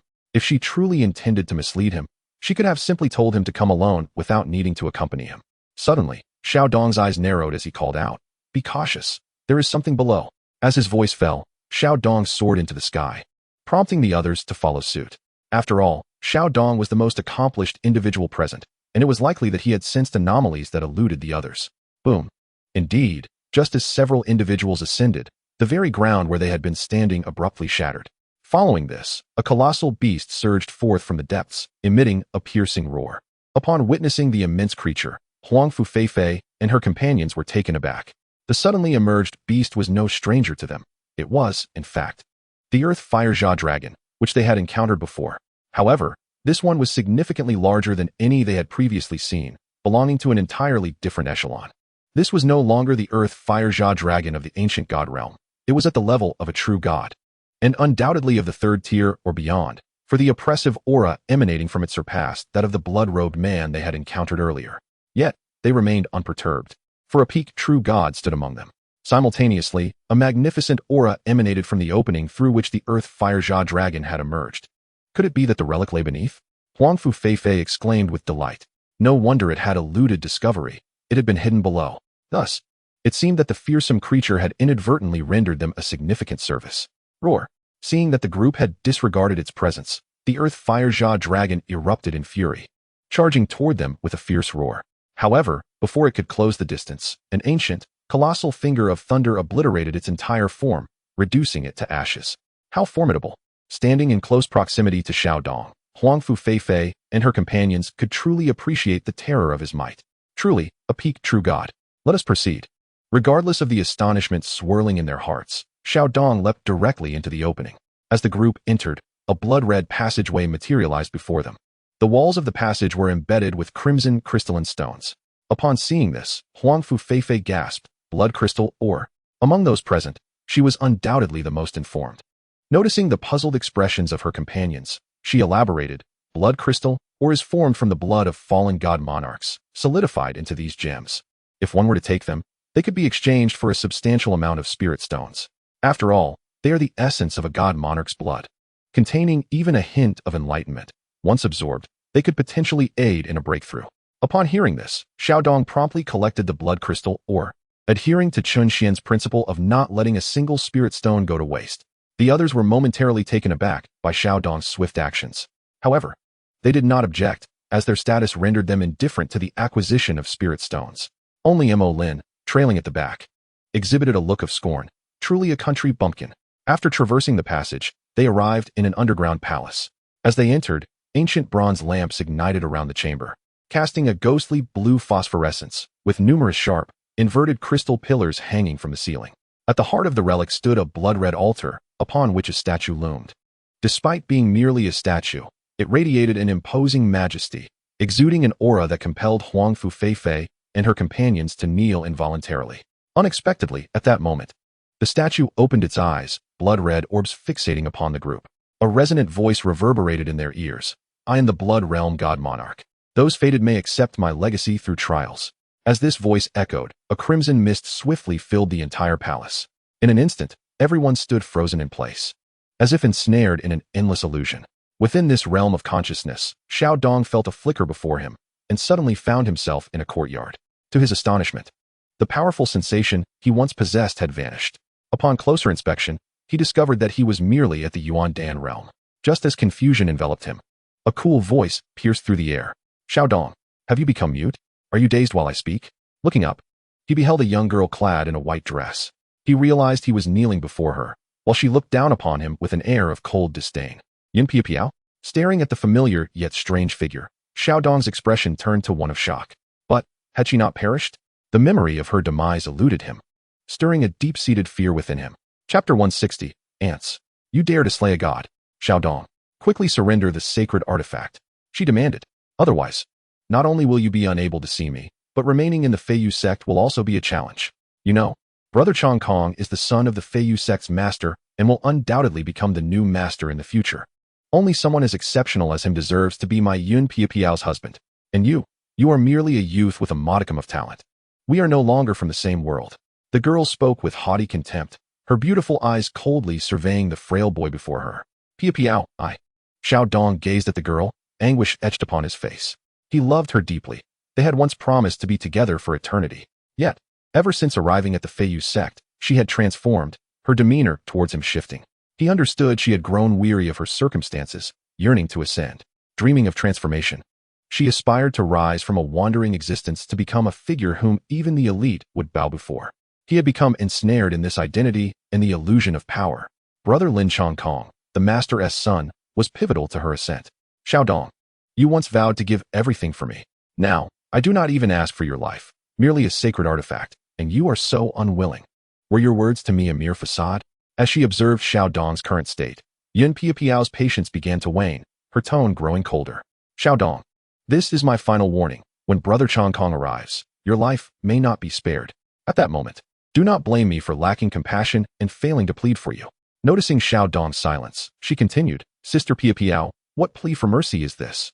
Suddenly, a gentle voice emerged from a distance. Soon, a youth, roughly the same age as Xiao Dong, appeared in view. Upon hearing this voice, Yun Piapiao's demeanor shifted from icy to warm, a smile gracing her face as she rushed to the young man's side, entwining her arm with his. Brother Chongkong, you have finally arrived. It is this fellow who, despite knowing that Piapiao is already yours, continues to cling to me. Brother Chongkong, this man has acquired a sacred artifact. Piapiao asked him to surrender it, but he stubbornly refuses. I intended to surprise you, but now you must retrieve it yourself. Yun Piapiao explained. Oh, is that so? Upon hearing those words, Lin Chongkong could not contain his amusement. He was acutely aware of the dynamics between the two. It was evident that Yun Piapiao had sought to distance herself from Xiao Dong in her quest to align herself with him. However, considering that Yun Piapiao had once been a novice under his tutelage, Lin Chongkong, while not harboring any particular animosity towards Xiao Dong, found it rather commonplace to jest about him with his other close friends. Yet, the circumstances had drastically shifted. That was a sacred artifact, a treasure of immense value. Xiao Dong, do hand over the sacred artifact at once. You are now a disciple of the Feiyu sect. Surely, you understand the principle of surrendering treasures to the sect. How can you hide it away for yourself? Lin Chongkong squinted at Xiao Dong, his body trembling slightly with excitement. Soon he would possess a sacred artifact. Observing the interaction between the two, Xiao Dong felt an overwhelming sense of despair. Yun Piapiao was nestled against Lin Chongkong like a bird in its nest, and he found the situation exceedingly ironic. For once, Yun Piapiao had nestled close to him, both envisioning a bright future together. Yet, now, everything seemed utterly ridiculous. You wish for the sacred artifact? Not a chance. From this moment forward, I, Xiao Dong, shall withdraw from the Feiyu sect. Henceforth, I shall have no ties to you or the sect. With that, Xiao Dong sprang to his feet, intent on departing the mountain gate. Initially, Lin Chongkong assumed that his intervention would instill fear in Xiao Dong, compelling him to obediently surrender the artifact. However, it soon became apparent that events were not unfolding as he had anticipated. Lin Chongkong quickly regained his composure, his anger surging. Xiao Dong, you court death. Do you truly believe that the Feiyu sect is a place you can enter and exit at will? Today, you shall surrender it, whether you like it or not. If you comply voluntarily, you may suffer less pain. As he spoke, Lin Chongkong shook off Yun Piapiao and pursued Xiao Dong. Cloud Fist, realizing Xiao Dong's obstinacy, Lin Chongkong unleashed a force that erupted with the power of the 6th level of the Yuan Dan realm. A massive fist of cloud and mist surged toward Xiao Dong's back. To Lin Chongkong's estimation, Xiao Dong was merely at the 1st level of the Yuan Dan realm. He stood 5 minor realms above him. Even without exerting his full strength, he could severely injure Xiao Dong. Humph. In response, Xiao Dong issued a cold snort. Summoning a magnificent golden halberd into his grasp, the coveted Songyuan halberd he had fortuitously acquired. Although he could not fully harness its power, it would suffice to deal with Lin Chongkong. With that, Xiao Dong swung that Songyuan halberd, unleashing a formidable surge of spiritual energy that clashed with the incoming fist. Boom! With a resounding explosion, the fist was torn asunder, and the residual energy continued its trajectory, ultimately colliding with Lin Chongkong's chest. The force of the strike sent Lin Chongkong hurtling backward, crashing into a nearby hill. Spitting blood, he succumbed to unconsciousness. Brother Chongkong. Witnessing Lin Chongkong's perilous state, Yun Piapiao's expression shifted dramatically as she rushed to support him. Xiao Dong, how dare you lay a hand on Brother Chongkong? You are doomed, she hissed vehemently. Although Lin Chongkong had not been injured by her own hand, she could not escape the repercussions of his injuries. Doomed. You two wretches shall perish first. With that declaration, Xiao Dong propelled himself toward them. Since they intended to eliminate him, he would preemptively strike. Resolute in his decision, he contemplated killing them both. Even if he could not escape the Feiyu sect afterward, at least he would have 2 scapegoats. No, Xiao Dong, you dare. As the impending power bore down upon her, Yun Piapiao's complexion turned pale. If even Lin Chongkong was no match for Xiao Dong, she stood no chance. Just as Xiao Dong approached them, a terrifying pressure descended upon him, a pressure emanating from the Tongtian realm. You audacious fool. You dare harm the son of Lin Ritian. You seek death. In an instant, a middle-aged man appeared before them. This man was none other than the sect leader of Feiyu, Lin Ritian, and Lin Chongkong's father. The sacred artifact. Lin Ritian's gaze immediately fixated on the Songyuan halberd in Xiao Dong's possession. With a swift gesture, he drew it toward himself. Meanwhile, Xiao Dong found himself immobilized beneath the weight of the Tongtian realm's pressure, his very flesh beginning to tear apart. Young man. You have delivered a splendid treasure to me. In that case, I shall grant you a swifter demise. Go to your end. Clutching the Songyuan halberd with glee, Lin Ritian conjured a surge of spiritual energy, intent on eradicating Xiao Dong. No, even in death, I shall take you down with me. Xiao Dong struggled, attempting to self-destruct. Just as the spiritual energy was about to strike him, an unparalleled force erupted from within Xiao Dong, sending Lin Ritian and his companions flying. As they regained their footing, they beheld Xiao Dong levitating in the void, akin to a deity. Ants, you dare to slay a god. Xiao Dong's voice thundered, imbued with a divine resonance. In the next moment, Lin Ritian and the entirety of the Feiyu sect were obliterated beneath that singular utterance. Chapter 161, Departure. As Lin Ritian and the Feiyu sect vanished before Xiao Dong's eyes, the surrounding environment began to shift rapidly, enveloping him in a world of blinding white. He could feel the peak of true, god-level power coursing through him, a stark contrast to the Yuan Dan realm he had previously occupied. It appeared that he had indeed passed the trial set by the remnants of the divine monarch. Given the circumstances, I must have succeeded. Xiao Dong murmured as he observed the shifting scenery. Simultaneously, a figure clad in red materialized before him, a young man of striking features, exuding a radiant aura. Despite not being a living entity, the presence he emanated caused Xiao Dong to tremble. This aura transcended even that of a true god. For above the true gods stood the divine monarch. Thus, the identity of this figure was not difficult to deduce. He was the master of this relic. Junior Xiao Dong pays respects to the elder. Xiao Dong bowed respectfully, recognizing the figure as a divine monarch and aware that he had come seeking the legacy left behind. It was only fitting to address him as elder. You are not of the Bloodjiang imperial clan? It seems that the Bloodjiang dynasty has utterly fallen. The man merely cast a glance at Xiao Dong before speaking, a hint of melancholy lacing his voice.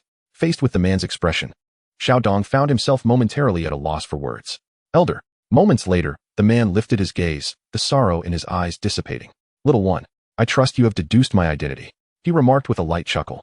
You are the sovereign of the Bloodjiang divine kingdom from 300,000 years ago. The Bloodjiang divine monarch. Indeed. Alas, even becoming a pinnacle divine monarch does not grant immunity from eventual demise. I am aware of your purpose for coming here. It is for my legacy, is it not? Yes. Xiao Dong nodded. Since you have passed my trial, you shall undoubtedly receive my legacy. The younger generation is truly remarkable, with one so young, merely around 20, having already reached the pinnacle of true divinity. It appears that your future shall not be confined to the realm of divine lords, but rather ascend to the exalted status of a divine king. That level is one I have yet to attain despite dedicating my entire life to the pursuit. My legacy is now the only remnant I can leave in this world. Thus, let him bear witness to the day you step into the realm of the divine king. As the words fell, a figure materialized before Xiao Dong. Immediately, he touched Xiao Dong's forehead with his finger. In an instant, Xiao Dong felt a surge of immense energy flooding into his body, accompanied by waves of invaluable insights into cultivation. Simultaneously, he sensed the surroundings shifting once more. Upon focusing, he realized that his gaze had returned to the altar, where he stood at the center once again. However, the divine statue that had once loomed before him had vanished, and Wrongful and the others lay sprawled on the ground. They are your friends, are they not? They are merely ensnared within an illusion.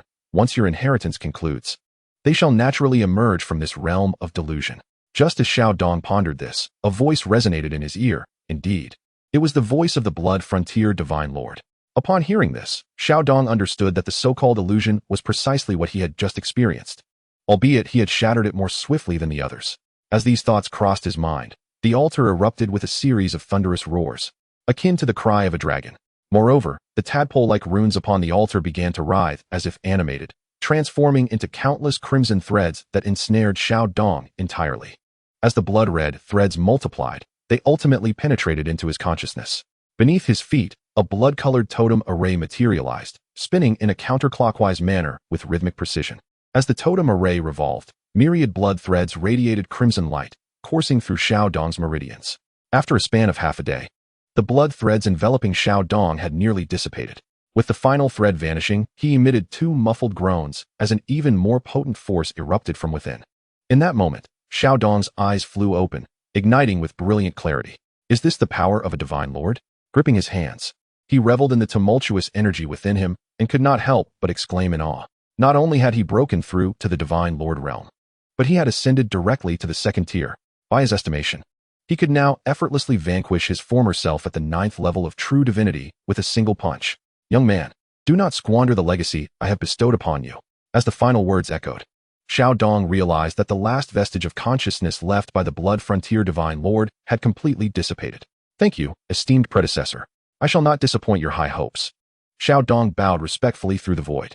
At that moment, Wrongful and the others awakened from the illusion. The entire underground palace trembled violently. Observing this, Xiao Dong swiftly gathered his companions and soared out of the palace, emerging onto the surface. Just as they departed, the entire palace collapsed, reducing to mere ruins. What has happened to us?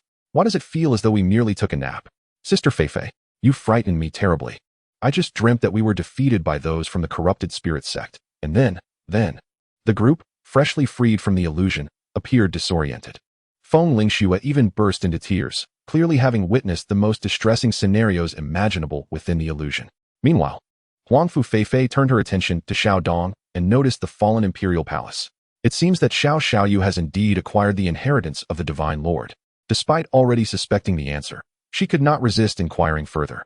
Indeed, Xiao Dong nodded affirmatively, confirming Wrongful Feifei's speculation. Congratulations, Xiao Xiaoyu, on stepping into the realm of the Divine Lord. Upon hearing this, Wrongful Feifei extended her congratulations to Xiao Dong. In that moment, she sensed an aura of oppression akin to that emanating from the most formidable beings of the Divine Wind Ancient Kingdom. Of course, this did not imply that Xiao Dong's strength had reached parity with theirs. Rather, it symbolized a state of being, the realm of the Divine Lord. I must also express my gratitude to you for guiding me. My purpose in coming here was to obtain the Divine Lord's inheritance, and I have been richly rewarded. It is time for me to take my leave. Farewell, everyone. With that, Xiao Dong turned to depart towards the entrance of the Blood Demon Domain. Wait, Xiao Xiaoyu. We, too, intend to leave the Blood Demon Domain. Why not accompany us? Upon hearing this, Xiao Dong hesitated but eventually nodded. Very well, I shall impose upon you, Miss Feifei. After some contemplation, he agreed, as declining would feel akin to being discarded once he was no longer useful. Not at all. Not at all. Wrongful Feifei's face lit up with joy upon receiving Xiao Dong's agreement, and she promptly retrieved the spirit vessel. Once everyone boarded the vessel, they sped towards the entrance of the Blood Demon Domain. At the rear of the vessel, Mo Lin's expression twisted into a grotesque grimace. Initially disappointed that Xiao Dong had not chosen to accompany them, he had intended to confront him once they exited. However, the current situation drove him to a frenzy, as he sensed that Wrongful Feifei seemed to harbor different emotions towards Xiao Dong. What fortuitous luck! What does it matter if you become a divine lord? You shall soon meet your end. Haha. Chapter 162. Stop him. What force does Xiao hail from? At such a tender age, how can he possess such formidable strength? On the spirit vessel, Wrongful Feifei inquired of Xiao Dong. The Yusian sect. Wrongful Feifei was momentarily taken aback. She had assumed Xiao Dong might belong to one of the reclusive ancient clans, only to discover he was from a sect. Nevertheless, a sect of such caliber would likely possess overall strength that could rival their divine wind ancient kingdom. Yet, why had she never heard of it? Are you from one of those hidden sects? Why have I never heard of the Yusian sect within the ancient divine kingdom? Wrongful Feifei continued her questioning. Our Yusian sect is not part of the ancient divine kingdom, nor is it a major sect. Our sect resides within the realm of the two instruments. Xiao Dong replied slowly. Given that few members of the Yusian sect currently exist within the realm of the two instruments, Xiao Dong felt it was indeed not large compared to those numerous major sects or ancient kingdoms. The two instruments? I understand now. The two instruments realm is but a desolate land beneath our divine wind ancient kingdom's domain, exclaimed Feng Lingxue with incredulity. For her, the two instruments realm represented a barren wasteland. As they resided in the imperial city, their status and position were naturally exalted. Yet, in such an inconspicuous place, a talent of Xiao Dong's caliber had emerged. Hearing this, the others were elated, albeit with varying thoughts. Wrongful Feifei's joy stemmed from the realization that Xiao Dong's status was not high, which provided her a perfect opportunity to recruit him. She envisioned bringing Xiao Dong to the imperial city, the very heart of the ancient divine kingdom. Behind them, Mo Lin wore a cold smile. He had originally planned to take action against Xiao Dong once they exited. Now, armed with the knowledge of Xiao Dong's circumstances, he felt even less restraint. A mere small sect within the two instruments realm, devoid of profound backing and lacking formidable strength as a foundation. Is it not a trivial matter to eliminate a genius? Such actions, while not commonplace for top-tier forces, can certainly be executed flawlessly, causing not even a ripple. Young Master Xiao, why not consider coming to my divine wind ancient kingdom? With your exceptional talents, remaining in the two instruments realm would be a disservice to your potential. Only by arriving at this most prosperous and flourishing place, the ancient divine nation, can your gifts be fully realized. Wrongful Feifei's eyes sparkled as she extended her invitation. Upon hearing this, Xiao Dong was taken aback. He had not anticipated that Wrongful Feifei would invite him to the divine wind ancient kingdom. However, without a moment's hesitation, Xiao Dong naturally declined her offer. To these individuals, the divine wind ancient kingdom represented the pinnacle of power in the celestial realm, but in Xiao Dong's eyes, it bore no comparison to the Yusian sect whatsoever. Thank you for your kind offer, Miss Feifei, but I, Xiao Dong, have declared that in life I am of the Yusian sect, and in death, I shall remain a ghost of the Yusian sect. I appreciate your kindness. Xiao Dong's words utterly astonished the group. They had never considered that he would refuse Wrongful Feifei's invitation. Setting aside the fact that Wrongful Feifei was the princess of the divine wind ancient kingdom, the mere news of an opportunity to cultivate within the kingdom would undoubtedly cause a sensation. The divine wind kingdom boasted an academy dedicated to nurturing the younger generation, known as the Divine Wind Academy. Within its walls, not only royalty and noble offspring studied, but it also attracted numerous talented youths from common backgrounds. These young individuals would ultimately be meticulously selected and would fight, bleed, and even sacrifice for the Divine Wind ancient kingdom. However, the privilege of entering the Divine Wind Academy for training not only benefited them personally, but also conferred immense honor upon their families. Thus, the group stood in shock upon hearing Xiao Dong's refusal. Young Master Xiao, do you not comprehend what entering the Divine Wind Academy signifies? Jian Xin inquired, assuming that Xiao Dong had misunderstood Wrongful Feifei's words. Nearby, Feng Lingxue nodded in agreement, believing that such an invitation would be one that no one would dare to refuse. Brother Jian, I am aware of its significance, but I shall never forsake the Yusian sect. My apologies, Xiao Dong asserted. At his words, a flicker of disappointment crossed Wrongful Feifei's face. Nevertheless, since Xiao Dong had expressed himself thus, she refrained from pressing further, lest she provoke his disdain. Before long, the spiritual vessel reached the exit of the blood demon domain. As it passed through a barrier, the crimson world vanished, replaced by a clear blue sky. Not far away, several figures observed the emerging spiritual vessel, swiftly appearing beside it. Princess, young master, you have finally emerged. Upon seeing Wrongful Feifei and the others unharmed, the figures sighed in relief. These individuals were all-powerful beings at the divine monarch level, having come specifically to protect Wrongful Feifei and her companions. Had anything untoward occurred to them within, their own lives would have been at stake. Thankfully, all were safe. Aunt Ling, you frightened me to death. Feng Lingxue exclaimed as she leaped into the embrace of a beautiful woman, her face a picture of grievance. Xiaoxue, what happened? Were you bullied inside? The woman, known as Aunt Ling, revealed a hint of coldness in her expression. Consequently, Feng Lingxue promptly recounted the events that had transpired. Upon hearing this, fury surged upon Aunt Ling's countenance as she cast a sharp glance at Xiao Dong. Humph. The corrupted spirit sect grows bolder by the day. Upon our return, we must dispatch more powerful warriors to hunt them down. However, I must extend my gratitude to young friend Xiao. In response, Xiao Dong merely nodded slightly. For his motivation to rescue Wrongful Feifei and the others was solely for the sake of the divine monarch relic. To him, there was no debt owed between them, and thus no thanks were necessary. Turning to bid farewell to the group, he stated, Miss Feifei, now that we have emerged, I shall take my leave. With that, Xiao Dong leapt from the spiritual vessel. At that moment, the previously silent Mo Lin suddenly shrieked, Uncle Chen Xuan, that brat has stolen our divine monarch relic. Upon hearing this, a middle-aged man immediately flashed in front of Xiao Dong, blocking his path. The others were taken aback, anger swiftly replacing their surprise. Mo Lin, what are you doing? If it weren't for young Master Zhao's intervention, we might have been defiled or even killed by the corrupted spirit sect. Are you truly intending to attack young Master Xiao now? Besides, the divine monarch legacy was acquired by young Master Xiao through his own merit. Why do you seek to obstruct him? Wrongful Feifei was infuriated, having originally hoped to leave a good impression on Xiao Dong. Even if she failed to recruit him today, there might be opportunities in the future. Yet, she was taken aback by Mo Lin's foolish command to his accompanying divine monarch expert to target Xiao Dong. At that moment, she wished she could eliminate Mo Lin. Chapter 163, Killing Mo Lin. Seeing Wrongful Feifei reprimanding him due to Xiao Dong, Mo Lin's ire reached a boiling point. Feifei. He is merely a disciple of a small sect within the Two Instruments realm. Who are we? We are the offspring of the most noble and powerful in the divine wind ancient kingdom. His chance to save us is merely a stroke of luck. How dare he negotiate with us? He ought to relinquish the divine monarch legacy willingly rather than absorb it himself. What is a genius from the Two Instruments realm worth under the rule of the divine wind ancient kingdom? Mo Lin seethed. You fool. You Lao. Restrain Mo Chen Xuan. As Mo Lin remained unmoved, Wrongful Feifei directed an elder beside her to take action. Aunt Ling, please assist young Master Xiao. On the other side, Feng Lingxue and Jian Xian also urged their companions to intervene. In an instant, the four parties stood in confrontation. Uncle Chen Xuan, act swiftly. This is the territory of the divine wind ancient kingdom. We cannot allow this brat to run rampant, or else we may be looked down upon. Mo Lin urged impatiently. He was eager to eliminate Xiao Dong, for Wrongful Feifei seemed to grow increasingly irritated with him. Though she had been somewhat impatient before, she would never have rebuked him. Now, however, not only had she chastised him, but he also sensed her disdain in her gaze. This was utterly intolerable to him. Therefore, no matter what, Xiao Dong must die. Esteemed ones, are you truly willing to obstruct me for the sake of an irrelevant individual? Mo Chen Xuan addressed the group.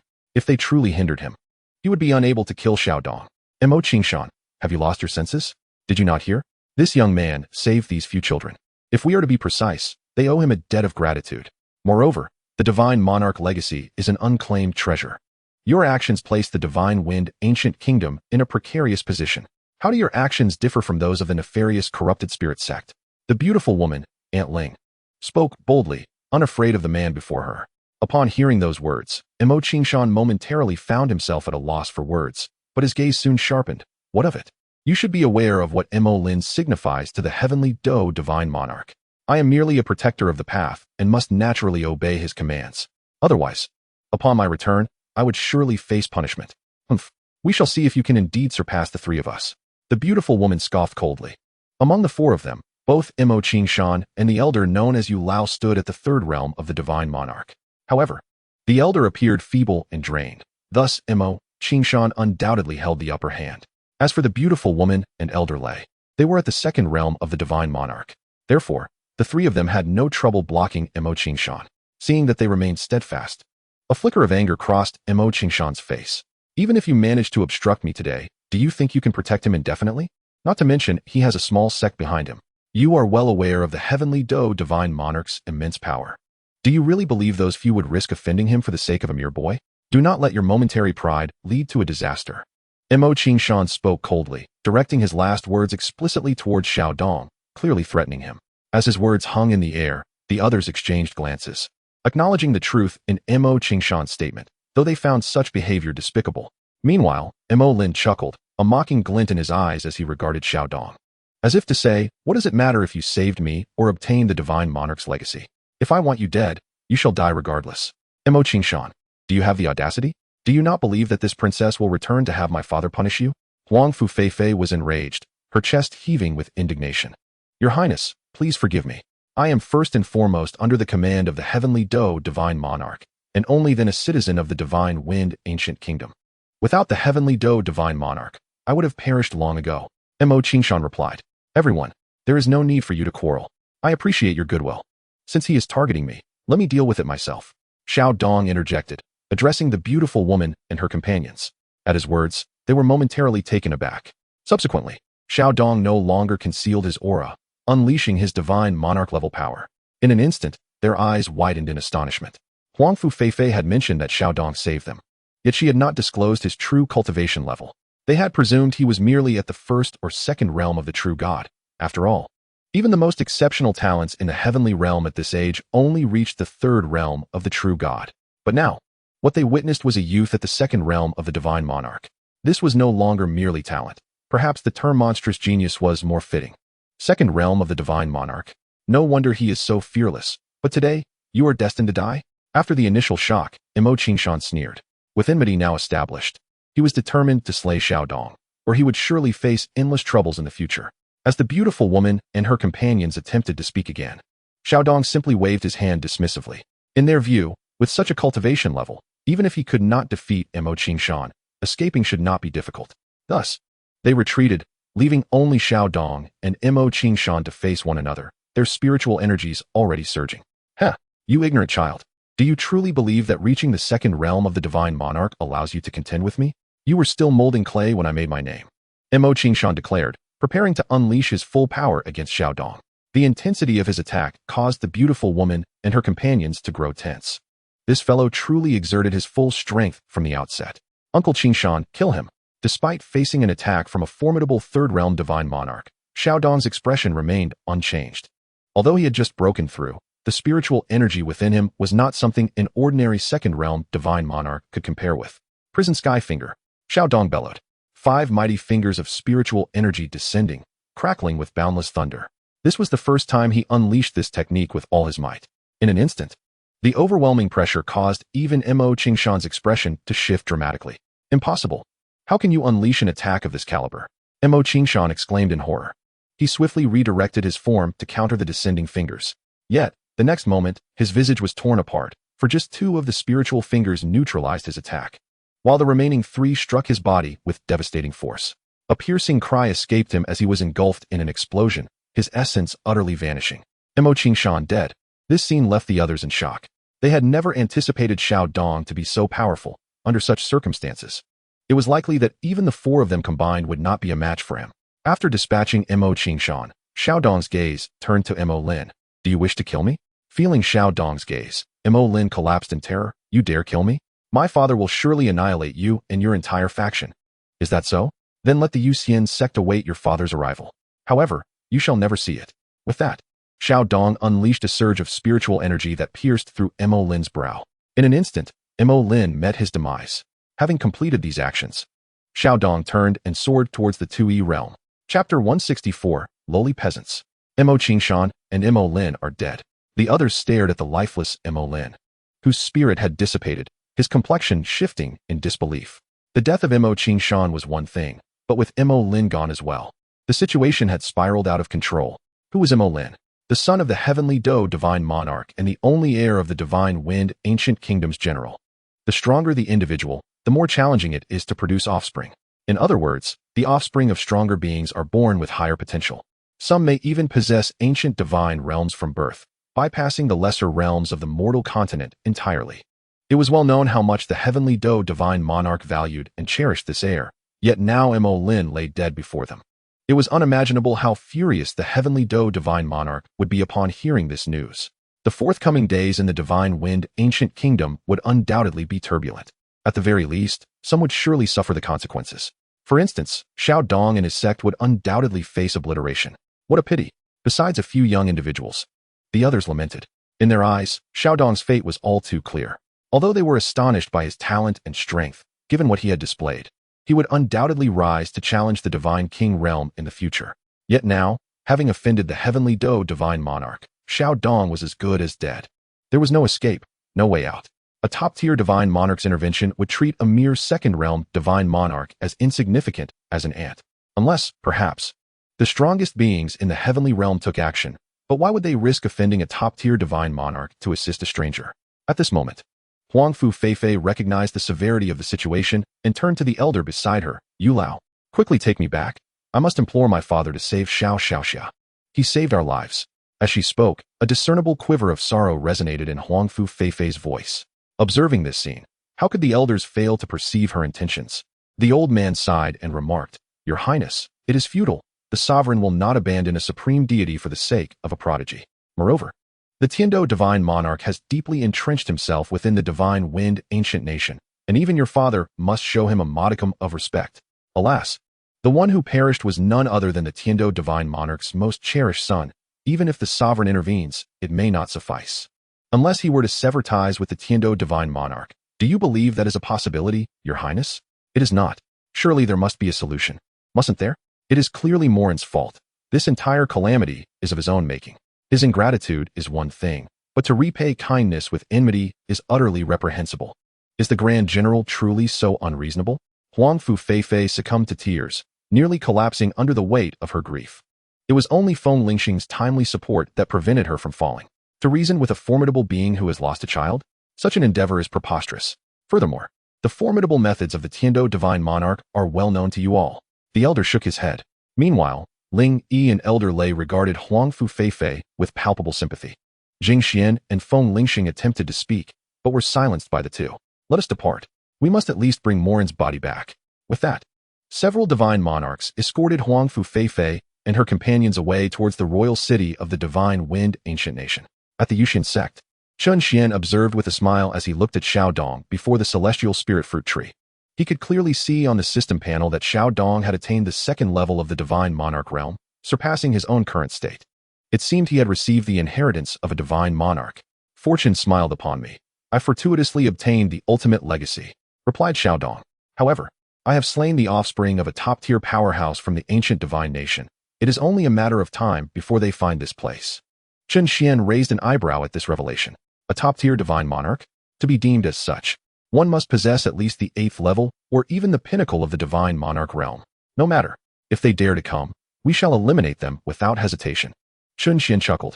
With his current cultivation, he could easily dispatch those at the first level of the Divine King realm. Moreover, Lin Yin and the others had reached the pinnacle of the Divine Monarch realm. With their exceptional physiques, equipment, and combat prowess, they might even stand against novice Divine Kings. Lastly, there was the formidable Yusian, who had returned to the 3rd level of the Divine King realm. Although Chen Xuan had not inquired about Yusian's peak level, given her origins from a supreme divine domain, it was reasonable to assume she was at least at the pinnacle of the Divine King realm or even the Divine Emperor level. Ding. Detecting candidates for sect disciples. Locking in lock complete. Target location, Ancient Divine Nation, Reincarnation Star C. The system's voice caught Chen Xuan off guard, surprising him with the timing of this task. He turned to Xiao Dong and said, "You should remain at the sect for now. If anyone comes seeking trouble, direct them to Lin Yin and the others." Understood. After this exchange, Chen Xuan soared towards the direction of the Ancient Divine Nation. At the Grand General's residence in the Ancient Divine Nation, within a magnificent and imposing estate, a robust man clad in silver armor stood in the center of the great hall. Before him lay the lifeless body of a young boy. At that moment, a plump and beautiful woman was weeping over the boy's corpse, her voice hoarse from grief as she struggled not to faint. Surrounding them were numerous individuals, all kneeling on the ground, their foreheads pressed to the earth, trembling uncontrollably. The atmosphere was thick with an oppressive silence, as if the very air had become stagnant, suffocating. The imposing man was none other than Mo Tianhai, the Grand General of the Divine Wind ancient nation, a formidable warrior at the 9th level of the Divine Monarch realm, whose true power was only slightly inferior to that of Huang Fuke, the nation's sovereign. What else did they say? Grand General Mo Tianhai inquired, his voice imbued with an ineffable authority. A trembling individual managed to reply. They claimed it was because young master had unjustly compelled Mo Qingshan to act against that boy, resulting in his demise. As soon as the words left his mouth, the grieving woman, still on her knees, screamed, "You lie. Even if that were the case." "What of it? How dare a mere commoner take the life of my son? I demand the annihilation of his entire lineage. My husband, you must kill that audacious wretch. A foolhardy child, emboldened by a modicum of talent, dared to take the lives of those associated with him. Avenge our child. My poor baby. The woman turned to the man beside her, her eyes bloodshot and brimming with fury. At this moment, the Grand General of the Divine Wind Ancient Nation began to piece together the events that had transpired. He was well aware of his son's conduct and character. It was, at most, a youthful infatuation. Wrongful had never held much regard for his son, particularly now that a youth who surpassed all the talents of the Divine Wind Ancient Nation had emerged. The Divine Monarch Realm. What an unattainable height, where many remained forever trapped at the pinnacle of the true God realm. The girl's admiration for such a genius was understandable. Regrettably, the originally inferior Morin had been directly eliminated. With such a dazzling young man in the fray, Morin would find no favor in Wrongful Feifei's eyes. It was clear that this situation could not be laid at her feet. They dared not. Especially considering that Wrongful Feifei's father was the most formidable being in the Divine Wind Ancient Nation. Hence, while Mo Tianhai could comprehend Morin's desire to kill Xiao Dong, he also recognized that Morin was in the wrong. Yet, who could blame him when Morin was his only son? Rest assured, I will annihilate that boy and all the forces behind him. Moreover, I shall extract their souls and burn them in soul fire for a millennium until their essence is utterly extinguished. Mo Tianhai declared coldly. In the next moment, he burst from the hall, racing towards the direction of the Tui realm. In the capital of the Divine Wind Ancient Nation, within a resplendent palace, a middle-aged man garbed in a golden dragon robe stood at the entrance of the grand hall, gazing into the distance. From that direction, he sensed a familiar aura swiftly approaching the city. Father, surely you cannot refrain from intervening?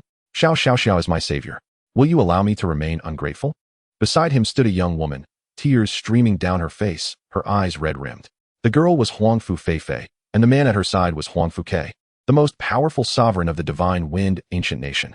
I could save him, but I cannot. Wrongful Ke replied coolly. Hearing this, Wrongful Feifei appeared incredulous. Why?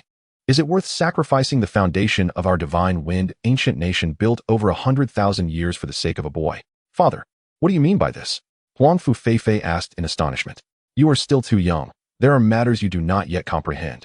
The young man you speak of is indeed remarkable, possessing talents unparalleled in history.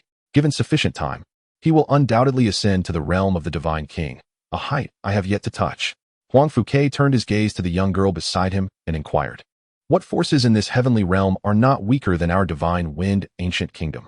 Wrongful Feifei, uncertain of her father's intentions, nonetheless replied, the reincarnation star sea, the chaotic demon domain. And what else? What else? Upon hearing this, Wrongful Feifei was momentarily taken aback. Then, an idea struck her, and she said, the Purity Spirit Sect? Precisely. It appears that the Purity Spirit Sect is not as conspicuous as the other two great powers, yet they are the most perilous. Do you truly believe that our current days are peaceful? Beneath this calm, tumultuous currents are already stirring. The four great powers are in a precarious balance. And should any side show a flaw, they could very well become the first target for the other three to divide. Setting aside your connection with that young man, even if he were the prince consort of the Divine Wind Ancient Kingdom, he would still require a considerable amount of time to reach our level. If I were to rescue him, Mo Tianhai would certainly not let it go easily, and it could even lead to internal strife within our Divine Wind Ancient Kingdom. Consequently, our kingdom would become the primary target for the other three forces. At that point, the Divine Wind Ancient Kingdom could very well face annihilation, with billions of souls relegated to the realm of the dead. So, do you still wish for me to save that young man? Mo Tianhai's strength is already approaching mine. Unless I can reach the Divine King realm and possess absolute power to suppress him, he would never dare to confront me for the sake of a single son. Yet, by that time, the other three forces would be groveling at my feet. Would I truly concern myself with a mere divine lord? In this heavenly realm, there exists but one true divine king, the genuine sovereign of all gods. I am still far from that. Upon hearing this, Wrongful Feifei fell silent, hesitating. She yearned to save Xiao Dong, but the cost might very well be the destruction of the Divine Wind Ancient Kingdom. In the end, she could only helplessly close her eyes. Boom. Within a spiritual peak, Xiao Dong was seated in his chamber, solidifying the cultivation he had just achieved. Suddenly, a tremendous commotion reverberated throughout the Yusian sect. Have they finally arrived? Sensing the presence of someone stronger than himself, Xiao Dong realized that it must be someone from the Divine Wind Ancient Kingdom. He stepped out of his room, eager to discover the source of the disturbance. At that moment, Lin Yin, Yusian, Medusa, and several others stood outside Xiao Dong's courtyard, having arrived at his side. You didn't expect us to act faster than you, did you? Xiao Dong noted. He had previously informed Lin Yin and the others of the situation. What's ours is ours. Let's go see who dares to create trouble at our Yusian sect. As he spoke, the group soared into the air, appearing beyond the barrier. Not far from the barrier stood a burly man, his icy gaze fixed upon them, emanating a fierce aura, a presence belonging to one who frequently engages in battle. Residual spiritual energy lingered on his right hand, indicating that he had just attacked the protective barrier of the Yusian sect. This man was none other than Mo Tianhai, who had rushed over from the divine wind ancient kingdom. You are the one who killed my son, aren't you? Mo Tianhai coldly addressed Xiao Dong. It would not be difficult for him to discern Xiao Dong's appearance. Are you here to avenge that fool who does not know his own mortality? Xiao Dong retorted defiantly. After all, Lin Yin and Medusa alone could slay Mo Tianhai, not to mention the presence of the already restored divine King Yusian. Haha. Still boasting even at death's door. Mo Tianhai laughed. He had initially believed that someone with Xiao Dong's talent would be wise. But now he perceived him as a reckless youth. No wonder he dared to kill his son. Leave him to me. It has been a long time since I have fought. No way, it's not just you who hasn't fought in ages. I haven't either. Well, I shall join in the fun too. A divine lord at the 9th level? Is that all? Before Mo Tianhai could make a move, Lin Yin and the others clamored to take action themselves, clearly underestimating him. Mo Tianhai's expression turned incredulous. Chapter 166. Could it be that you two are also divine kings? It seems I am the one being hunted. He had not even made a move. And this group of individuals, among the strongest in the entire heavenly realm, was already bickering over who would strike first. It was not merely a matter of disregarding him. In his view, they were ignorant and narrow-minded, completely unaware of the vastness of the heavens and the depth of the earth. Did they truly believe that being a minor overlord in a small realm could allow them to act wantonly before him? Even the one who killed his son was just as ignorant and foolish, a great waste of such potential. Suddenly, the divine lord of the heavenly duel narrowed his eyes. He recalled having acquired a soul-capturing technique in a certain secret realm. If he could control this young man who killed his son and make him a puppet of the heavenly dual divine lord, then once this young man ascended to the divine king realm, he could use him to overthrow the divine wind ancient kingdom and establish his own divine realm. No, more than that, with the power of the divine king realm, he could unify the entire heavenly realm, including the other two great powers and even the mysterious purity spirit sect. As these thoughts coursed through his mind, the previously cold gaze of the heavenly dual divine lord grew increasingly fervent. However, the young man could live. The foolish crowd before him, along with their sect, must be obliterated. Enough of your bickering. Let us strike together. The heavenly dual divine lord declared after regaining his composure. Shut up. You shut up. You shut up. To his astonishment, as soon as he spoke, Lin Yin and the others simultaneously ordered him to be silent. Mo Tianhai was taken aback, and soon veins bulged on his forehead. Anyone familiar with him would recognize that this top divine lord had become thoroughly enraged. Haha. You truly live up to your sect's reputation. Even your foolishness is cast from the same mold. Excellent. Excellent. I am quite bored. And I shall enjoy crushing each of you. As he spoke, the heavenly dual divine lord radiated immense spiritual energy, and a blood-red curved blade appeared in his hand. Enough. Let us not quarrel. He has asked us to strike together. Yusian interjected. Strike together? Is such a request even possible? Lin Yin responded. Then let us indulge him in a bit of fun. A man with a simple mind and strong limbs dares to call me a fool? Today, he shall learn what a true fool is. Medusa's tone shifted, her voice growing cold as her round pupils transformed into slitted ones. Insect. Die. Boom. The heavenly dual divine lord swung his blood-red, curved blade toward the group. At the moment he made his move, everyone except Yusian scattered beneath the sanguine blade. It seemed as though the next moment could cleave the celestial maiden, Yusian, in twain. Huh. I had thought your unity was formidable. Yet here I am, merely having made my move, and already each of you scurries away with remarkable swiftness. The god of heaven sneered. However, as he drew nearer to Yusian, an unsettling premonition surged within him. For in the depths of her gaze, there was not a trace of fear. Nay, not even the faintest hint. Indeed, within the reflection of his eyes, he could discern a playful smile gracing the countenance of the woman clad in a flowing white gown. Furthermore, a cursory glance revealed that those he had assumed had fled were merely standing a short distance away, silently observing him. Each of their lips seemed to curl with an enigmatic smile, their expressions peculiar. What sorcery is this? The crimson blade in his hand surged forth like a bolt from a crossbow, aimed directly at Yusian's brow. Clang.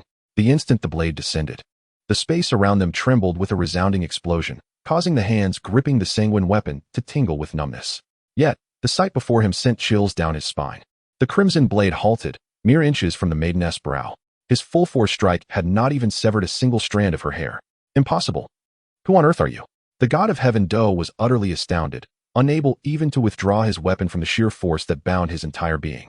This power was so overwhelming that not even the ruler of the divine wind ancient kingdom, Wrongful, could have withstood such an attack with such ease. Could it be that the person before him was not merely a deity, but a god-king transcending even that? Is this all? With such meager strength, do you dare to cause a ruckus in our Yusian sect? Yuxian's lips parted slightly as she spoke.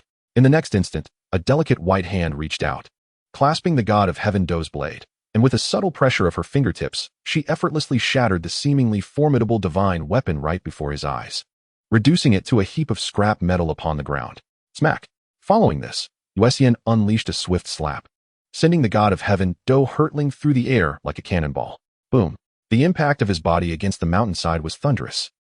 Truly a god-king. Blood spewed from the mouth of the god of heaven Do as he gazed at the enchanting silhouette suspended in the void, terror flooding his features. He had witnessed this caliber of power once before. That figure had been so imposing that even as a top-tier deity, he felt as insignificant as an ant in her presence. That figure was the sovereign of the celestial realm, the god-king of wind, the sole god-king of the celestial domain. In that moment, the god of heaven Do was bereft of any courage to fight. Faced with a true god-king, he realized that even if the four great powers united against her, they would all perish. Swish! Observing that she had not made another move, the god of heaven Do turned to flee for his life. If he could escape this place and return to the divine wind ancient kingdom to contact the one god-king of the celestial realm, perhaps he could survive. Only a god-king could contend with such power. Though he fled, his peripheral vision remained fixated on the enigmatic maiden. Noting that the unfamiliar god-king showed no intention of attacking, he breathed a silent sigh of relief. However, before he could fully relish this moment, a youth radiating a searing aura obstructed his path. Seeing this, the god of heaven Do had no choice but to halt. All these individuals belonged to the same sect. Should he slay this youth, the woman would undoubtedly intervene. At that juncture, he would be as good as dead. The god of heaven Do declared, "Boy, I have no desire to engage you. Kindly step aside. I concede defeat today." To this, Lin Yan replied with a smile, "Rest assured, she will not intervene. If you can surpass our trial, you may leave unimpeded today." Simultaneously, Medusa's figure appeared beside Lin Yan. The god of heaven Do furrowed his brow, uncertain of the intentions of this group. However, he felt assured that as long as the woman refrained from acting, he could easily repel these two. After all, they appeared to be no older than the boy who had slain his son. Even if they were formidable, could they truly surpass him? Could it be that they too were god-kings? Chapter 167, Slaying the God of Heaven Do. Could it be that you too are also god-kings? Unable to fathom the actions of the Yusian sect members, the god of heaven Do voiced his suspicions. Deep down, he did not genuinely believe these two to be god-kings. After all, he had encountered but one true god-king in his lifetime prior to the appearance of that woman. And since he had not sensed the power of that female god-king, he felt emboldened to speak. Upon hearing this, Lin Yan and his companion shook their heads. God-kings? Not at all. At this, a weight lifted from the god of heaven Do's heart. If these two were indeed god-kings, fleeing would be futile, as escape would be impossible. It would be swifter to end his own life than to endure a beating before his demise. He had thought as much. If ascension to god-king were so simple, figures like Wrongful would have reached that realm long ago. Yet, before he could rejoice, the overwhelming aura emanating from Lin Yan and his companion shattered his defenses. For it was unmistakably the presence of peak-level deities, even more oppressive than that of Wrongful, the ruler of the divine wind ancient kingdom. In other words, these two might very well surpass Wrongful. You wretches! The god of heaven Do gazed at the two, whose expressions bore faint smiles, feeling as though the heavens were collapsing around him. We are indeed not god-kings. We still have some distance to traverse before reaching that pinnacle, merely being peak-level deities. Lin Yan spoke coolly. Simultaneously, a myriad of flames of various hues erupted from within him. Very well, let this god-king experience your prowess. Despite knowing that his chances of survival were slim, the god of heaven Do resolved to give it his all. Two deities, he indeed had no hope of prevailing against. Yet, what if he could somehow escape their grasp? Of course, this was contingent upon that woman who had ascended to god-king status not intervening. Otherwise, even self-detonation would yield no hope of survival. The disparity between a god-king and a deity, even one at the peak of their power, was insurmountable. At that moment, the only solace was that the woman seemed disinclined to act. As he contemplated this, he launched an assault against Lin Yan and his companion, the Three Yang Heavy Fist. Deprived of his weapon, the god of heaven Do resorted to barehanded combat. He unleashed a massive fist imprint, imbued with boundless spiritual energy, accompanied by 2 shadowy punches. It appeared to be a single strike, yet it was in fact a union of 3, with the outermost punch detonating upon impact to yield an unexpected effect. In the god of heaven Do's estimation, even if this blow failed to severely injure them, it would at least occupy them long enough for him to escape. As this formidable punch surged towards them, Lin Yan remained still, while Medusa made the first move. In an instant, a colossal serpent, stretching 1,000 fathoms, manifested before him. Under the astonished gaze of the celestial toad god, this magnificent creature devoured the full force of a formidable punch, along with the energy it harbored. This nearly lethal strike, capable of obliterating even an 8th-tier deity, elicited no response from the serpent as it vanished into its maw. A creature of the demon race, the celestial toad god, who had intended to leverage this blow for his escape, found himself momentarily paralyzed at the sight of the serpent. Within the celestial realm, there existed only one demon of peak divine lord caliber, the chaotic demon lord of the chaotic demon domain. Its true form was a titan ape, possessing not only a mastery at the pinnacle of divine lord power, but also an incredibly formidable physique.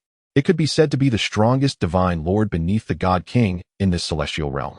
Even the most enigmatic leader of the Blight Spirit sect might not stand a chance against the chaotic demon lord. Where had this enormous serpent come from? However, now was not the time for such ponderings. Although perplexed, he took to his heels. Before he could cover much ground, he suddenly felt enveloped by a wave of scorching heat. The very next moment, the space before him fractured slightly, and 8 flames of varying hues erupted from the rift. They coalesced into 8 fiery behemoths, each radiating the aura of a peak divine lord. This sight sent a tremor through the celestial toad goddess' heart. It was that youth. He turned to glance back, locking eyes with Lin Yan, whose gaze shimmered like crystal, and a slight smirk graced his lips. Flame of departure. 8 wheels go. Lin Yan commanded sharply, and in an instant, the 8 fiery behemoths surrounded the celestial toad god. A tremendous surge of energy reverberated through the air, accompanied by thunderous explosions. Moments later, the cacophony began to wane, and the flames in the sky gradually faded. When the fiery behemoths vanished entirely, so too did the celestial toad god, leaving not even a trace of his garments behind, utterly incinerated to nothingness by Lin Yan's infernal creations. Next would be his stronghold. Wouldn't he it? Shall we proceed together? After vanquishing the celestial toad god, Lin Yan turned to the others and spoke softly. Ultimately, it was decided that Moon Fairy and the rest would join, providing an excellent opportunity to explore the ancient divine kingdom. In the Grand General S mansion, a beautiful woman stood in anguish beside a crystal coffin at the center of the grand hall, tears cascading from her eyes. Inside the coffin lay the lifeless body of a young man. This woman was none other than the matriarch of the Grand General S mansion, the celestial toad goddess wife, the divine monarch Ling Xian. Though her strength paled in comparison to the celestial toad god, she still possessed a 5th-tier divine lord cultivation. Lin, rest assured, your father will soon slay the murderer who took your life, along with the forces behind him. May you find peace. As she spoke, she placed her hand gently upon the crystal coffin, caressing it slowly.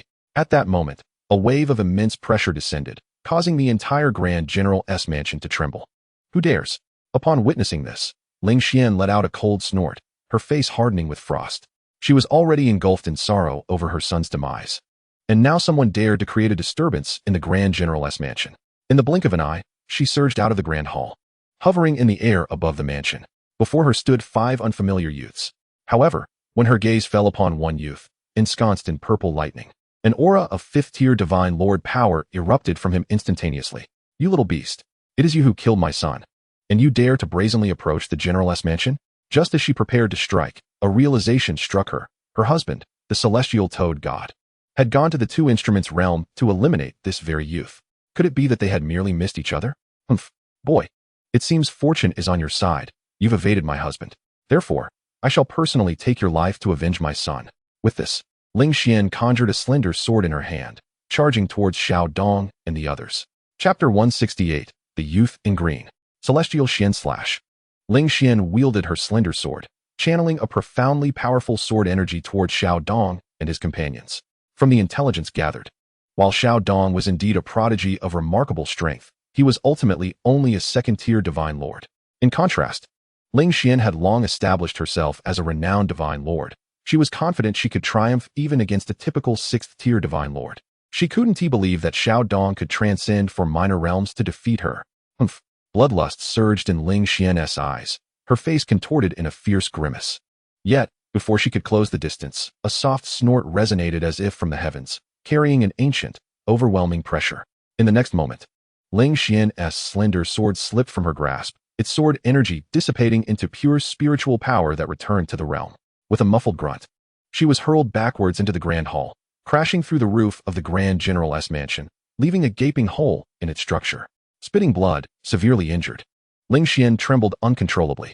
This aura, a mere whisper, had inflicted such grievous harm upon her. It seemed to surpass the realm of divine lords.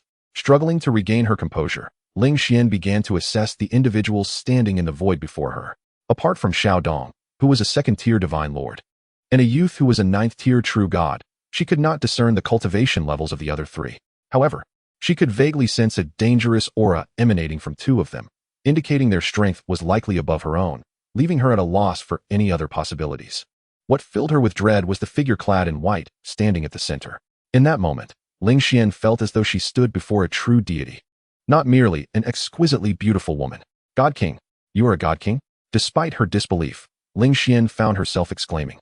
For surely, only a God King, transcending the divine lords, could effortlessly inflict such harm upon her. Congratulations.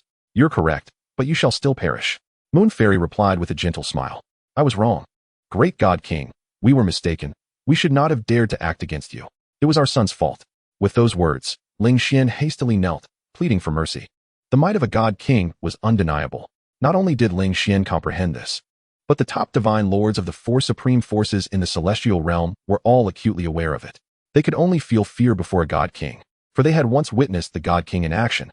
Prior to this, the celestial realm had not been limited to 4 major forces, but had included 5. This 5th force was known as the War God Hall. The Hall Master of the War God Hall had even 1 foot in the God King realm, making him the strongest in the celestial realm. His half-step God King power had fueled his ambition, provoking the sovereign of the celestial realm, the elusive God King of Winds. Subsequently, the God King of Winds descended in person, effortlessly annihilating the War God Hall with a single blow. Since then, the celestial realm has been free of the War God Hall. Despite the Wind God King remaining elusive in public, no one dared to challenge his supremacy any longer. Upon hearing this, Yusian raised her brow slightly, exuding an air of captivating charm. You see, it's not that you were unaware of your mistakes, but rather that you comprehend the gravity of your impending demise. I have encountered many like you before. Are you not curious why, despite others having ventured forth to confront us, we still stand here? I trust you now grasp the answer. At these words, Ling Xian, the divine monarch, appeared to lose all her strength, collapsing to the ground. Previously, she had believed her husband, the Tian-Do divine monarch, merely missed these individuals. However, it now seemed evident that he had perished right before her eyes. As this realization dawned upon her, tears of blood escaped her eyes, and she turned to lay upon the crystal coffin at the center of the grand hall. It appeared that everything was instigated by the young man within the coffin. Yet, she could not hold him responsible. He was her only son, and even if he had committed a grave transgression, as a mother, she must bear the consequences for him. Regrettably, this time would likely be her last. At that moment, Ling Xian observed her own body gradually fading from existence. She understood this was the handiwork of the God King. In the presence of a God King, not only she, but the entire heavenly realm lacked any force capable of resistance. Unless, of course, the King of Gods chose to intervene. Yet, how could he possibly do so? No one in the heavenly realm even knew his current whereabouts. After a few moments, Ling Xian completely vanished from the fabric of existence. What shall we do with the others? Yusian inquired. Enough, this ends here. The others within the general's mansion are innocent, after extracting all resources from their estate. Let us return, Xiao Dong stated. Upon hearing this, the others nodded in agreement. After all, these individuals posed no threat to them, rendering the notion of letting a tiger return to the mountain irrelevant. To Yusian and her companions, these individuals were at best akin to harmless kittens. Thus, a mere quarter of an hour later, the group transformed into streaks of light, soaring towards the 2 instruments realm. Shortly after their departure, a middle-aged man clad in a golden dragon robe appeared above the general's mansion. Gazing at the shattered estate, he extended his hand into the void, astonishment flickering in his eyes. From the lingering aura in the air, he sensed 3 presences stronger than his own. One of these auras even made him feel utterly powerless. A true God King? When did another god, king arise in the heavenly realm?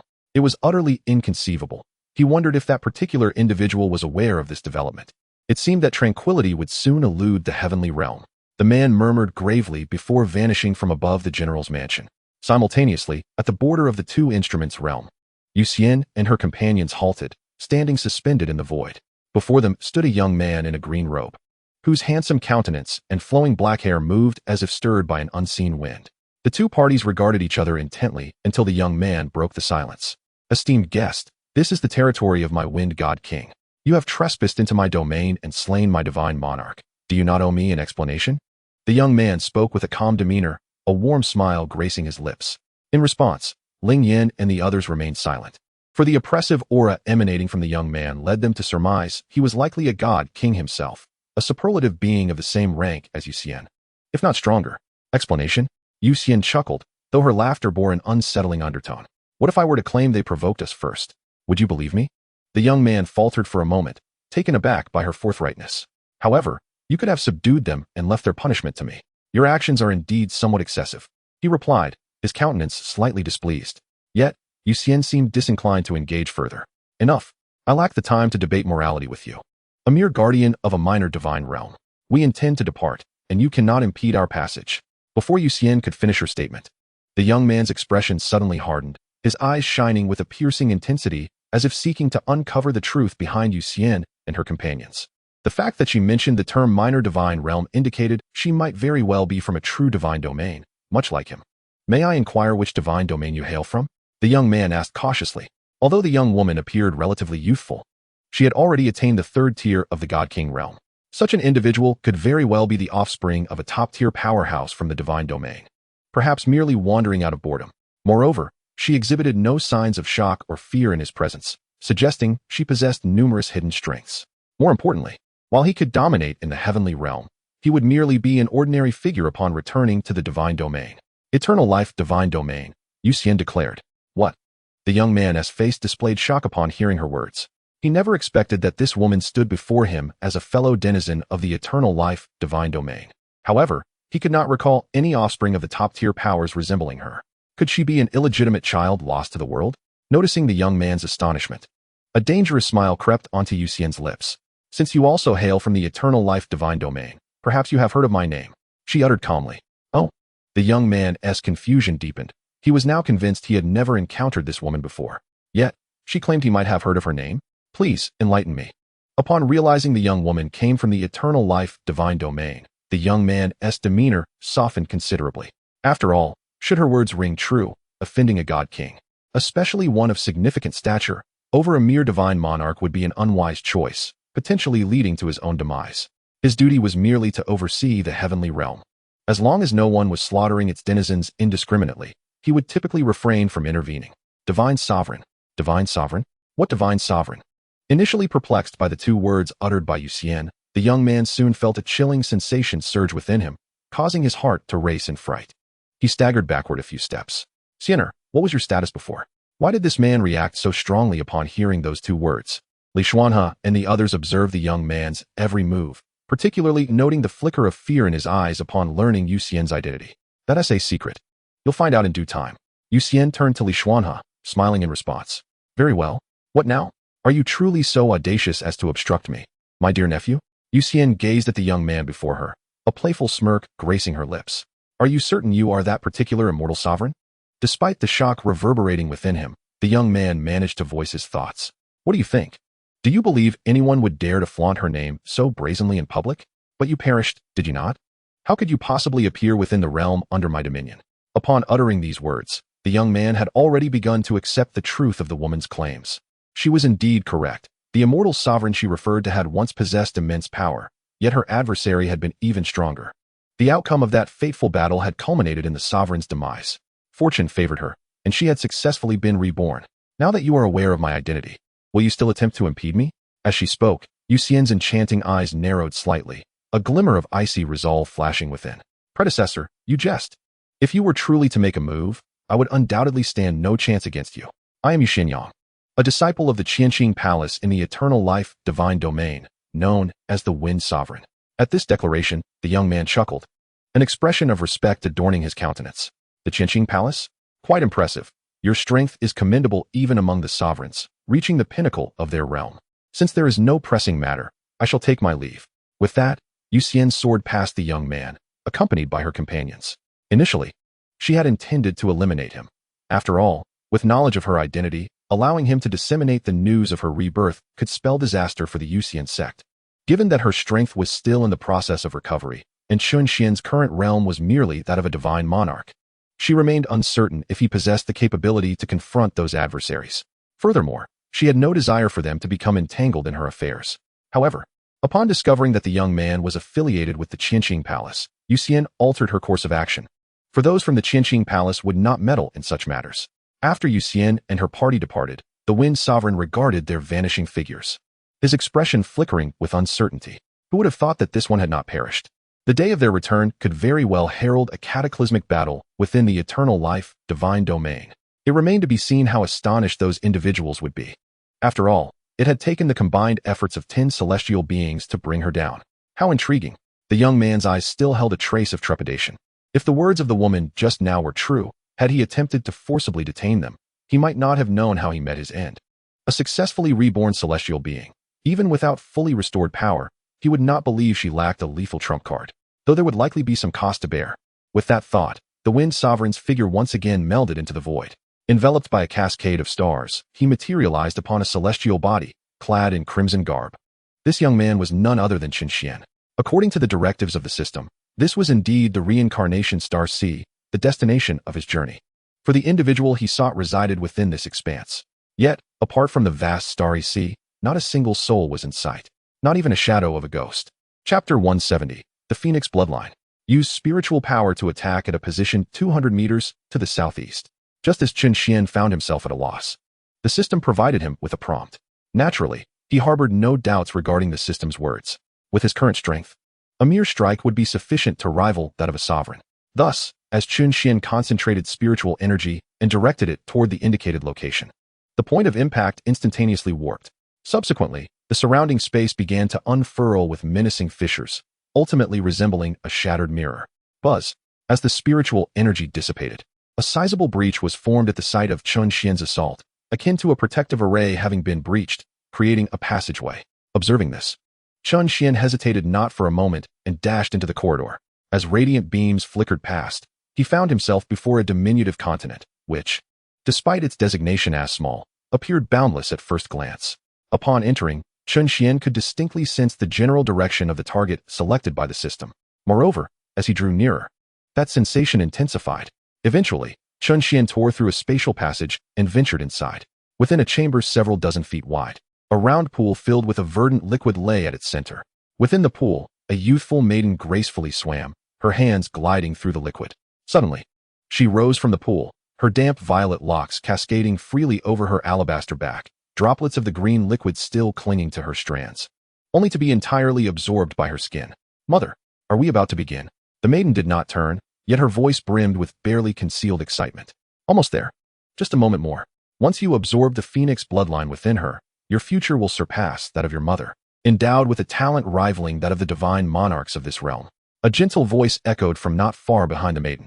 Upon closer inspection, a beautiful matron clad in a purple gown beamed at the maiden swimming in the pool. The matron also possessed flowing violet tresses, yet her allure was unparalleled. Before her lay a broad stone bed, upon which lay a young girl clad in a pale golden gown, her scarlet locks restrained, her limbs bound to the bed, rendering her completely immobile. The maiden's wrists bore gashes, crimson blood oozing forth, shimmering with faint golden glimmers. As the blood continued to flow, the young girl on the stone bed grew increasingly pale. The matron, however, displayed no hint of compassion in her gaze. The blood coursed through grooves carved into the stone, flowing directly into the verdant pool. Sensing the changes within the pool, the violet maiden crouched once more, her head the only part of her above the surface. She then turned to the girl on the stone bed and spoke. "Yunxi, do not hold it against me. Blame instead your lack of a noble lineage. For possessing a bloodline too powerful for your status, a commoner is guilty for harboring treasures beyond their worth." Unmoved by the violet maiden's words, the crimson-haired girl kept her eyes shut, seemingly unwilling to engage with her.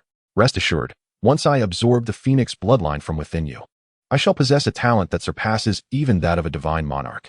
At that time, I will personally send your mother and your brother on their way." allowing your family to reunite. No longer will I be reminded of your visage. Do you know how overjoyed I was when I discovered your potent bloodline? For from the moment it manifested, it ceased to belong to you, but became mine, the little princess of the reincarnation star sea. Ha ha ha. It was only when the violet maiden reached this point that the crimson-haired girl finally opened her eyes, her fists clenched in rage, only to relax them once more. Release them. They shall never pose a threat to you. The crimson-haired maiden seemed to have resigned herself completely, only able to plead. A solitary tear glistened as it slipped down her cheek. Are you begging me? It appears they are indeed your greatest vulnerability. Alas, I shall not acquiesce. Today, you shall perish, and they shall meet the same fate. I intend to bring you to the brink of despair. Weakness is the original sin, and your talent surpassing mine is an even greater transgression. Your lofty, proud demeanor fills me with revulsion. As her agitation peaked, the violet-haired girl felt a tumultuous surge of energy within her, causing the waters of the pool to churn violently. You are stronger than I. Hence your words must be deemed infallible. After uttering her final words, the crimson-haired maiden fell silent, for she understood that her pleas were in vain. Regrettably, she could no longer seek vengeance. Soon, even the last two kin she had in this world would meet their demise. All of this was due to her, because she had joined this so-called reincarnation star sea, one of the most powerful factions in the celestial realm, because she had revealed her formidable bloodline without possessing adequate strength. Thus, she had drawn the attention of the master of the reincarnation star sea, the Lord of the Star Sea. The Lord of the Star Sea was, of course, the beautiful woman beside the stone bed, while the violet-haired girl in the pool was the Lord's daughter, the little princess of the reincarnation star sea. And now, they were employing a special method to transfer the phoenix bloodline from their own bodies into that of the violet-haired girl. Once the blood within her ran dry, she would be utterly worthless to them. In the future, only one would possess the phoenix bloodline, the little princess of the reincarnation star sea. There would be no more of her, Yunxi. Mother, her bloodline power is overwhelming. I feel I shall soon transcend to the true god realm, perhaps even beyond that. In the pool, the violet-haired girl was continuously absorbing the incoming blood. With each drop she absorbed, the color of the water lightened. The initial verdant hue was a result of precious materials added to facilitate the melding of the phoenix bloodline. When the water in the pool became clear, it would signify her monumental success. As time passed, the crimson-haired maiden felt her eyelids grow heavier. Just as she was on the verge of succumbing to slumber, she suddenly perceived a blinding light before her eyes. She even sensed a wave of warmth. Simultaneously, a spatial rift tore open on the other side of the stone bed. Moments later, a figure emerged from within. It was Chen Xuan. He cast a brief glance before producing a celestial fruit and placing it by the crimson-haired maiden's lips. With a hum, the celestial fruit transformed into a liquid that flowed into the girl's mouth, subsequently forming a colossal golden-red cocoon. Chapter 171. Save me, quickly. The sudden turn of events startled both violet-haired beauties, particularly the violet-haired matron, the lord of the reincarnation star sea, whose pupils dilated in shock. This was her domain. Yet, this unfamiliar young man had managed to infiltrate her territory without her slightest awareness. Moreover, he had located them within this secret chamber. Who are you to dare intrude upon my reincarnation star sea? The Lord of the Star Sea inquired, her voice laced with caution. To achieve such a feat, his strength must not be inferior to hers. However, she had no recollection of such a figure within the celestial realm. Meanwhile, the girl in the pool gasped as she beheld the sudden appearance of an unfamiliar man, instinctively retreating within the verdant waters. Fortunately, she had only just begun to absorb the essence. Otherwise, once the medicinal power was fully consumed, the waters would clear, exposing her entire alabaster form to this young man's gaze. Observing this, the Lord of the Star Sea swiftly moved to the edge of the pool, positioning herself protectively before Chen Xuan. Esteemed guest, this is the domain of the Lord of the Star Sea. If you depart peacefully, I shall overlook this transgression. Noticing Chen Xuan's silence, she continued, her tone less forceful, yet still imbued with an icy undertone. She was both unable to gauge the young man's capabilities and acutely aware that today was of paramount importance to them. Should they succeed, the reincarnation star sea could potentially ascend to become the most formidable power in the celestial realm, unparalleled. Mother, look, that wretched girl, behind the Lord of the Star Sea. The violet-haired girl had somehow donned a gown.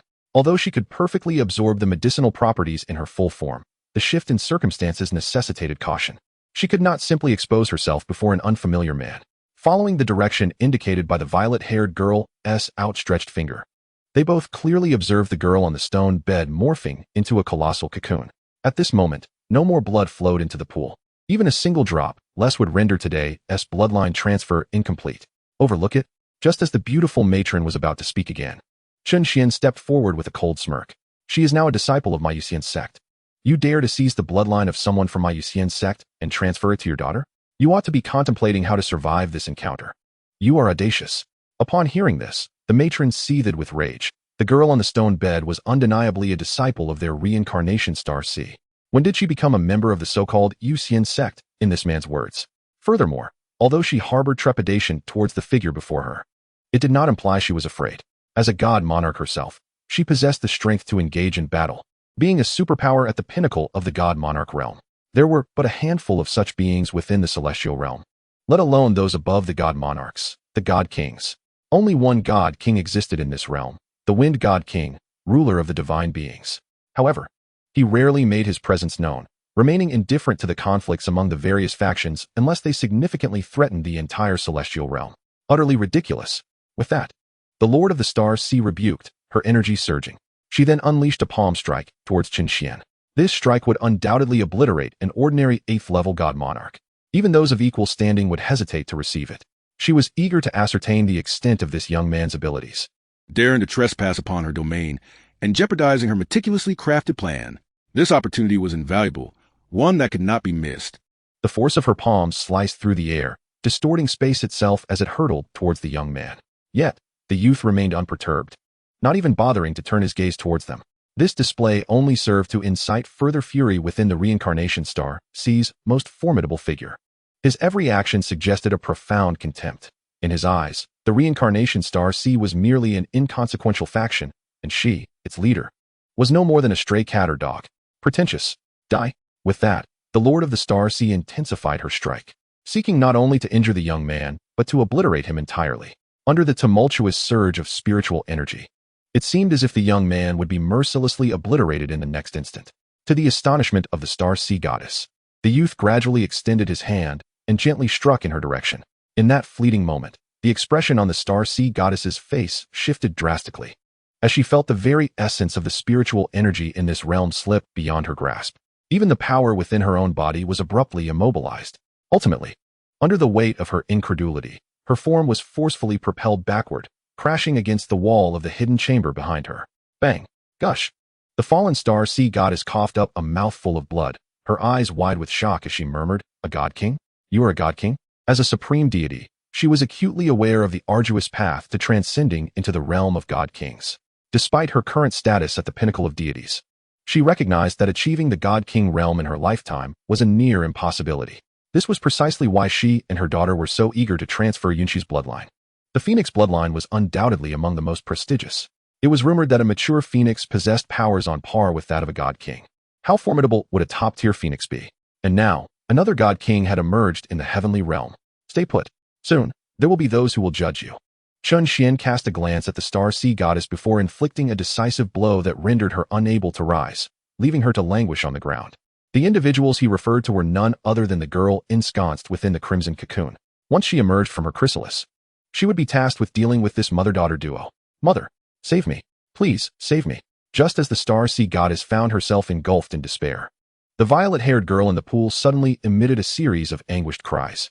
A glance revealed that she was being lifted by an inexplicable force emanating from the colossal cocoon atop the stone bed. Not only that, but the medicinal essence within the pool and even the blood she had absorbed were being drawn out by this very power. The sensation was akin to having one's bones forcibly shattered. Mother, quickly save me. It hurts so much.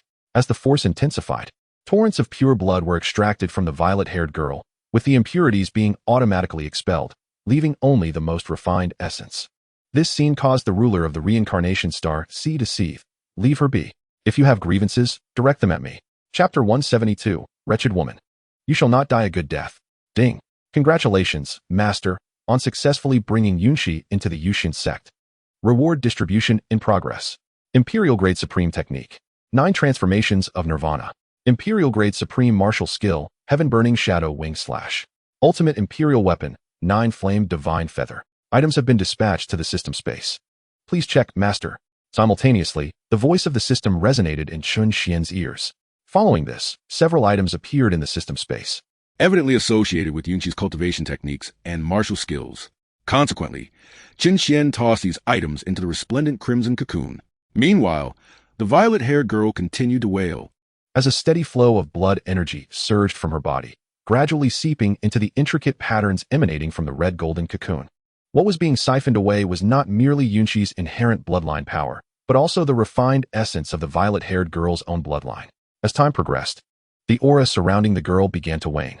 Her cultivation, which had already reached the true god realm, regressed within a short span back to the 9th layer of the ancient god realm. This decline showed no signs of abating. As she began to slip further towards the 8th and 7th layers of the ancient god realm, it was entirely possible that by the time Yunqi emerged from her chrysalis, the violet-haired girl would plummet into the ranks of the ancient gods. It hurt so much. I was wrong. Yunqi, I was wrong. Please, I beg you, spare me. As time went on, the violet-haired girl's cries grew weaker, her sanity spiraling into chaos as she curled into a tight ball. No, please, you mustn't do this. As the mother of the violet-haired girl and the ruler of the reincarnation Star Sea, the Star Sea goddess was consumed with rage, yet in this moment, she could do nothing but witness her daughter endure such excruciating torment. Though the scene was dire, Chen Xuan felt no sympathy for them. Had he not intervened, it would have been Yunqi facing this grim fate today. I may not know why you have appeared in this world, but have you considered your options? Although we may not be your match, we are ultimately beings of the heavenly realm, governed by the Wind God King. The entire heavenly realm falls under the dominion of the Wind God King. Our internal strife may be inconsequential, but you, as an outsider, will surely face the pursuit and potential execution by the Wind God King. Cease your actions now, and perhaps you may secure a sliver of hope. Upon witnessing the young man unleash power rivaling that of a god king, she understood that victory was no longer within her grasp. Her only recourse was to cling to the mantle of the Wind God King. As her words fell, Chen Xuan revealed a chilling smile. Even at death's door, you still dare to threaten me? I suggest you contemplate whether you will continue to exist after this. Just as Chen Xuan's words concluded, an overwhelming surge of energy erupted from the gilded crimson cocoon. This energy escalated from the 7th layer of the ancient god realm to the deity realm within mere breaths, ultimately stabilizing at the 2nd layer of the deity realm. When this energy settled, the crimson cocoon abruptly vanished, revealing a maiden clad in a pale golden gown before the trio. Compared to before, the girl now exuded an air of nobility and an ethereal grace, clearly a testament to the awakening of her bloodline. In the very moment the girl appeared, her information materialized before Chen Xuan. Character: Yunqi. Technique: 9 transformations of Nirvana. Cultivation: 2nd layer of the deity realm. Martial skill: Heaven-burning shadow wing slash. Weapon: 9 flame divine feather. Physique: eternal phoenix body. Description: a bloodline born of the human race and the Phoenix clan, possessing the potential for bloodline reversion, allowing transformation between the human race and the Phoenix clan. Yunqi, do you wish to join my Yusian sect? I am Chen Xuan, the sect master of Yusian. Chen Xuan addressed the girl with a smile. Given her youth, she appeared even younger than Xiao Dong and the others, indeed a remarkable find. Upon hearing this, Yunqi exhibited a hint of hesitation, seemingly resistant. However, she quickly realized that her reluctance stemmed from her previous entanglement with the reincarnation Star Sea. She had anticipated gaining more resources within the reincarnation Star Sea, only to discover she had walked into a den of wolves. Not only did they covet her bloodline power, but they also intended to harm her family. Had it not been for the timely arrival of the young man before her, she might very well have met her demise. Moreover, should they kill her, her grandmother and younger brother would undoubtedly suffer the same fate. As for the young man before her, if he truly intended her harm, he would not have rescued her, let alone bestowed upon her techniques and martial skills. She could feel that these things were not within her usual capabilities. Yunqi pays her respects to the sect master. Yunqi bowed deeply to Chen Xuan. Good. You may handle these two as you see fit. Chen Xuan had not only severely injured the sea god, but had also completely sealed the spiritual power within her, rendering her no different from an ordinary person. Upon hearing this, Yunqi turned to the mother and daughter of the sea god. The purple-haired girl leaned dazedly against the sea god, drooling slightly from the corner of her mouth, appearing to possess the intellect of a mere 2- or 3-year-old child. Mother, I want to eat, she cried out, lunging towards the sea god's chest. Seeing her beloved daughter in such a state, the sea god was naturally heartbroken. Her eyes filled with resentment as she glared at Chen Xuan. You dare to act against us in the territory of the God King? The God King will not spare you. Perhaps sensing her impending doom, the sea god pointed a trembling finger at Chen Xuan, her voice laced with malice. She then turned to Yunqi, saying, You little wretch, we of the reincarnation sea have nurtured your cultivation, allowing you to rise from a mere ant with no divine realm to an ancient god. Shouldn't you repay us? Is it not merely a matter of seizing your bloodline? How dare someone of your lowly status resist? Repay you? What a joke. I still remember that every spiritual stone I possess was earned through my own efforts.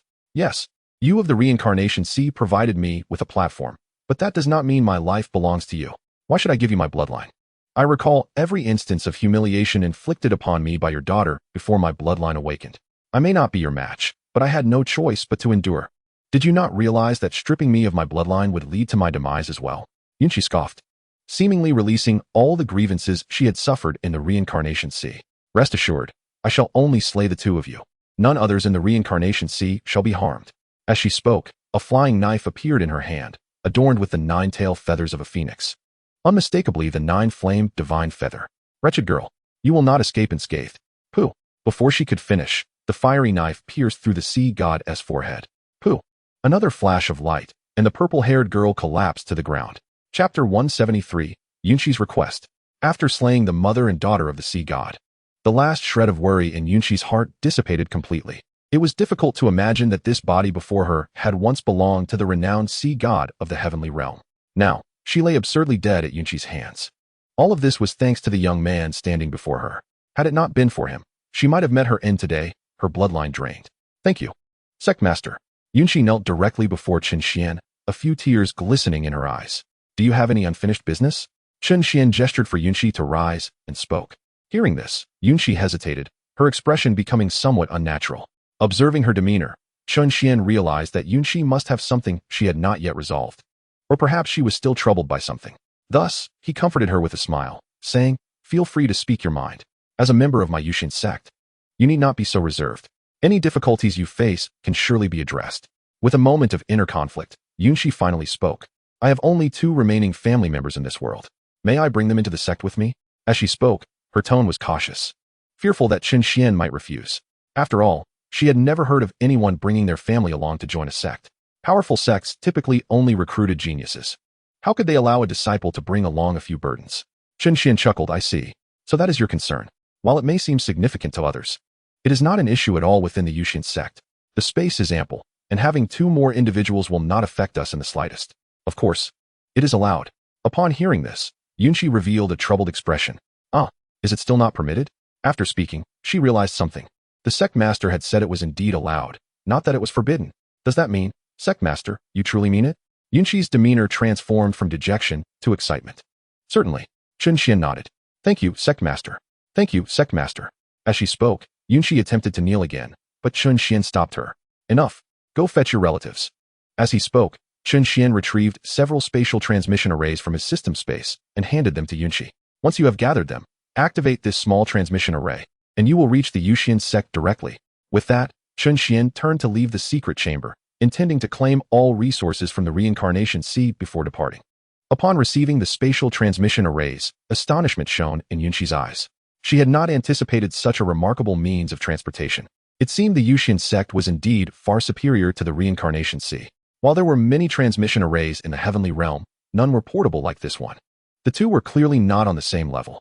Yes, sect master. Yunxi exclaimed before disappearing in the direction Chen Xuan had departed. Come, come, come. Enter. In the treasury of the Reincarnation Sea, Chen Xuan gazed at the overflowing treasures of gold, silver, jewels, weapons, and spiritual stones, his eyes dazzled by the sight. Without hesitation, he began to collect everything into his storage ring. Just as he was about to leave after thoroughly looting the place, he suddenly turned his head in a particular direction. Since you are here, why hide in the shadows? However, it appeared that there was indeed no one else present.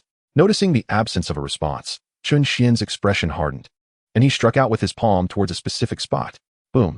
A tremendous sound echoed within the treasury, and the anticipated collapse of the wall ensued. A cyan figure emerged from the point of impact in the void, its gaze fixed on Chen Xuan, revealing a grave expression. Second realm of the God Lord? To be able to unleash an attack comparable to that of a God King with such ease? Clearly, Chen Xuan's previous strike had been blocked by the young man before him. Yet, the mere act of blocking it left him looking serious. This individual was none other than the Wind God King of the heavenly realm. He could sense that under this force, even a first or second realm God King would stand no chance of resistance. When had such an enigmatic figure surfaced in the heavenly realm? If the previous one was indeed a reincarnation of an immortal, it could be understood. But this one seemed even more terrifying. Do not say that it is in this heavenly realm, even in the domain of eternal life. She has never heard of anyone capable of defying a god king with the cultivation of a second-level deity. A god king? Sensing the surging aura emanating from the man before him, Chen Xuan began to ascertain the identity of this individual. He must be the king of all gods, the sovereign of the heavenly realm. As mentioned by the Sea of Stars god monarch. Your Excellency, do you also hail from the upper realm? With the example of the moon fairy in mind, the wind sovereign cautiously sought to probe the background of this young man. Meanwhile, he was troubled. How was it that one after another had been reincarnated into this world under his purview? If trouble were to arise, he would be unable to evade responsibility. Upper realm? No. Chen Xuan shook his head. Then who are you? The entire heavenly realm is under my jurisdiction, with your strength. You should not be present in this minor divine domain. Upon hearing that Chen Xuan was not from the upper realm, the worry in the wind sovereign's eyes lessened somewhat. There is not just one eternal life domain in this world. What if he is from another divine domain, a prodigy born within it? If he were to inadvertently kill him, it would surely invite trouble. Just the leader of a minor sect.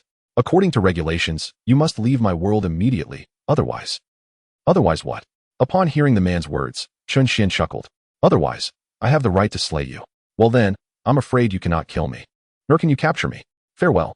After uttering his final words, Chen Xuan activated the spatial transmission array in his hand. In an instant, a white light enveloped Chen Xuan's body, tearing through space as he departed. Chen Xuan was aware that with his current strength, he could barely contend with a third or fourth level god king, but he was still somewhat lacking against a peak god king. Therefore, he chose not to waste time and directly activated the transmission array to leave. This turn of events also exceeded the Wind Sovereign's expectations, just as he attempted to intervene. Chen Xuan's figure had already vanished before him. Alas, the Wind Sovereign shook his head, gazing at the spot where Chen Xuan had disappeared. As long as Chen Xuan refrained from engaging in actions that could endanger the heavenly realm, such as directly annihilating a faction, he would not interfere. Furthermore, as Chen Xuan had stated, he truly could not detain him. If Chen Xuan had wished to destroy the Sea of Reincarnation, he could have done so long before the Wind Sovereign's arrival. With that, the Wind Sovereign turned and tore open a passage to depart from the location. Chapter 174, Summoning the Heavenly Authority Puppets. System, convert all these resources into unparalleled crystal stones. Upon returning to the Yusian sect, Chen Xuan immediately retrieved all the resources. The haul, combined with what Xiao Dong and his companions had acquired from the Grand General's residence, far exceeded the total he had previously obtained from the two major sects in the two instruments realm. Received. Master, compiling statistics now. Detected a total of 200 medium-grade divine veins, 100 million medium-grade divine stones, 20 star-level techniques, 29 star-level martial arts, 15 moon-level techniques, and 21 moon-level martial arts. In total, these can be exchanged for 120,000 unparalleled crystal stones. As the system's voice faded, the storage ring in front of Chen Xuan vanished. Simultaneously, the balance of unparalleled crystals on the system panel surged from 10,000 to 130,000. System. Expend 7,000 unparalleled crystal stones to elevate my cultivation to the 9th level of deity. Received. Elevating cultivation using unparalleled crystal stones.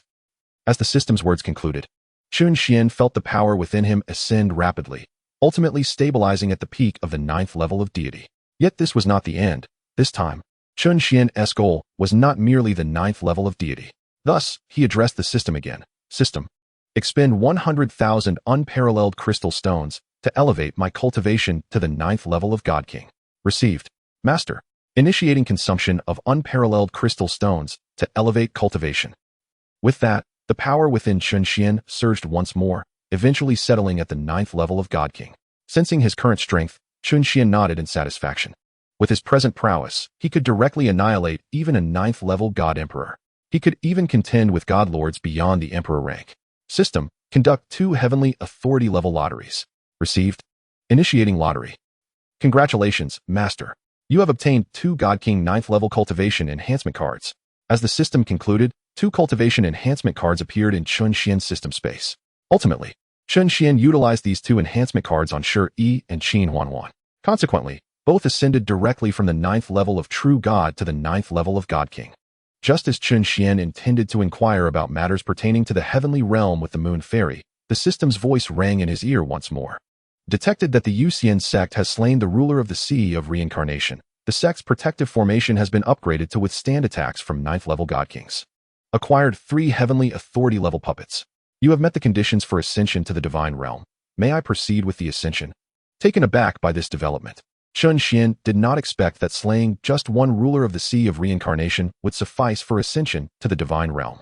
However, upon reflection, it seemed quite reasonable, as the most formidable forces in the heavenly realm currently included the Godwind ancient nation and its several factions, with the Sea of Reincarnation being one among them. System. Utilize the heavenly authority-level puppets. We can discuss ascension later. Summon the puppets first. Received. Utilizing puppets. Success. As the words fell, 3 figures materialized before Chen Xuan. Their information swiftly appeared on the system panel. Character, Rainbow Cat. Cultivation, 9th level of God King. Technique, Long Rainbow Sword Technique. Martial Art, Long Rainbow pierces the sun. Weapon, Long Rainbow Sword. Character, Blue Rabbit. Cultivation, 9th level of God King. Technique, Ice Soul Sword Technique. Martial Art, Ice and Snow, Celestial Maiden Scatter Flowers. Weapon, Ice Soul Sword. Character, Sally. Cultivation, 9th level of God King. Technique, Purple Cloud Sword Technique. Martial Art, Purple Energy arises from the east, purple tree blossoms. Weapon, Purple Cloud Sword. Greetings, Sect Master. Upon their appearance, the 3 bowed deeply to Chen Xuan. Excellent. From this day forth, you 3 shall be disciples of the Yusian sect. You may select a spiritual peak for residence, and if there are matters to attend to, they will summon you. Chen Xuan smiled at the trio. Yes, Sect Master. With that, the trio departed from the Grand Hall. System, can I ascend to the divine realm now? After arranging matters for the others, Chen Xuan inquired of the system. Ding. The system is selecting a location. Ascension will be possible in half a day. Upon hearing this, Chen Xuan nodded, as it was just enough time for Yulixian and Chun Kanglin to return from outside. Half a day would suffice for their return. With that, Chen Xuan turned and vanished from the Grand Hall. Chapter 175, The Titan Demon Ape. Boom. In a chaotic expanse of ruins, suddenly, a towering ape, reaching hundreds of feet in height, leapt down from an unknown location, with a single landing on a mountain peak. The entire mountain was instantly shattered by the brute strength of the ape's robust form. Amidst the tumult of shattered stone and swirling sand, the mighty ape unleashed a tremendous force, creating a profound chasm several tens of yards wide within the mountain. With a resounding roar, the creature transformed into a brawny man, his physique radiating a deep, obsidian sheen. His massive muscles, adorned with prominent veins, exuded an explosive power that was unmistakable. As his thunderous cry echoed, countless beasts within a radius of several hundred miles trembled in fear, their bodies shaking uncontrollably. Weaker creatures collapsed to the ground, utterly paralyzed, as an unknown yellow liquid seeped from their lower bodies. Moments later, as the surroundings settled into silence, a gaunt, skeletal middle-aged man with shifty eyes and a furtive demeanor appeared before the towering figure.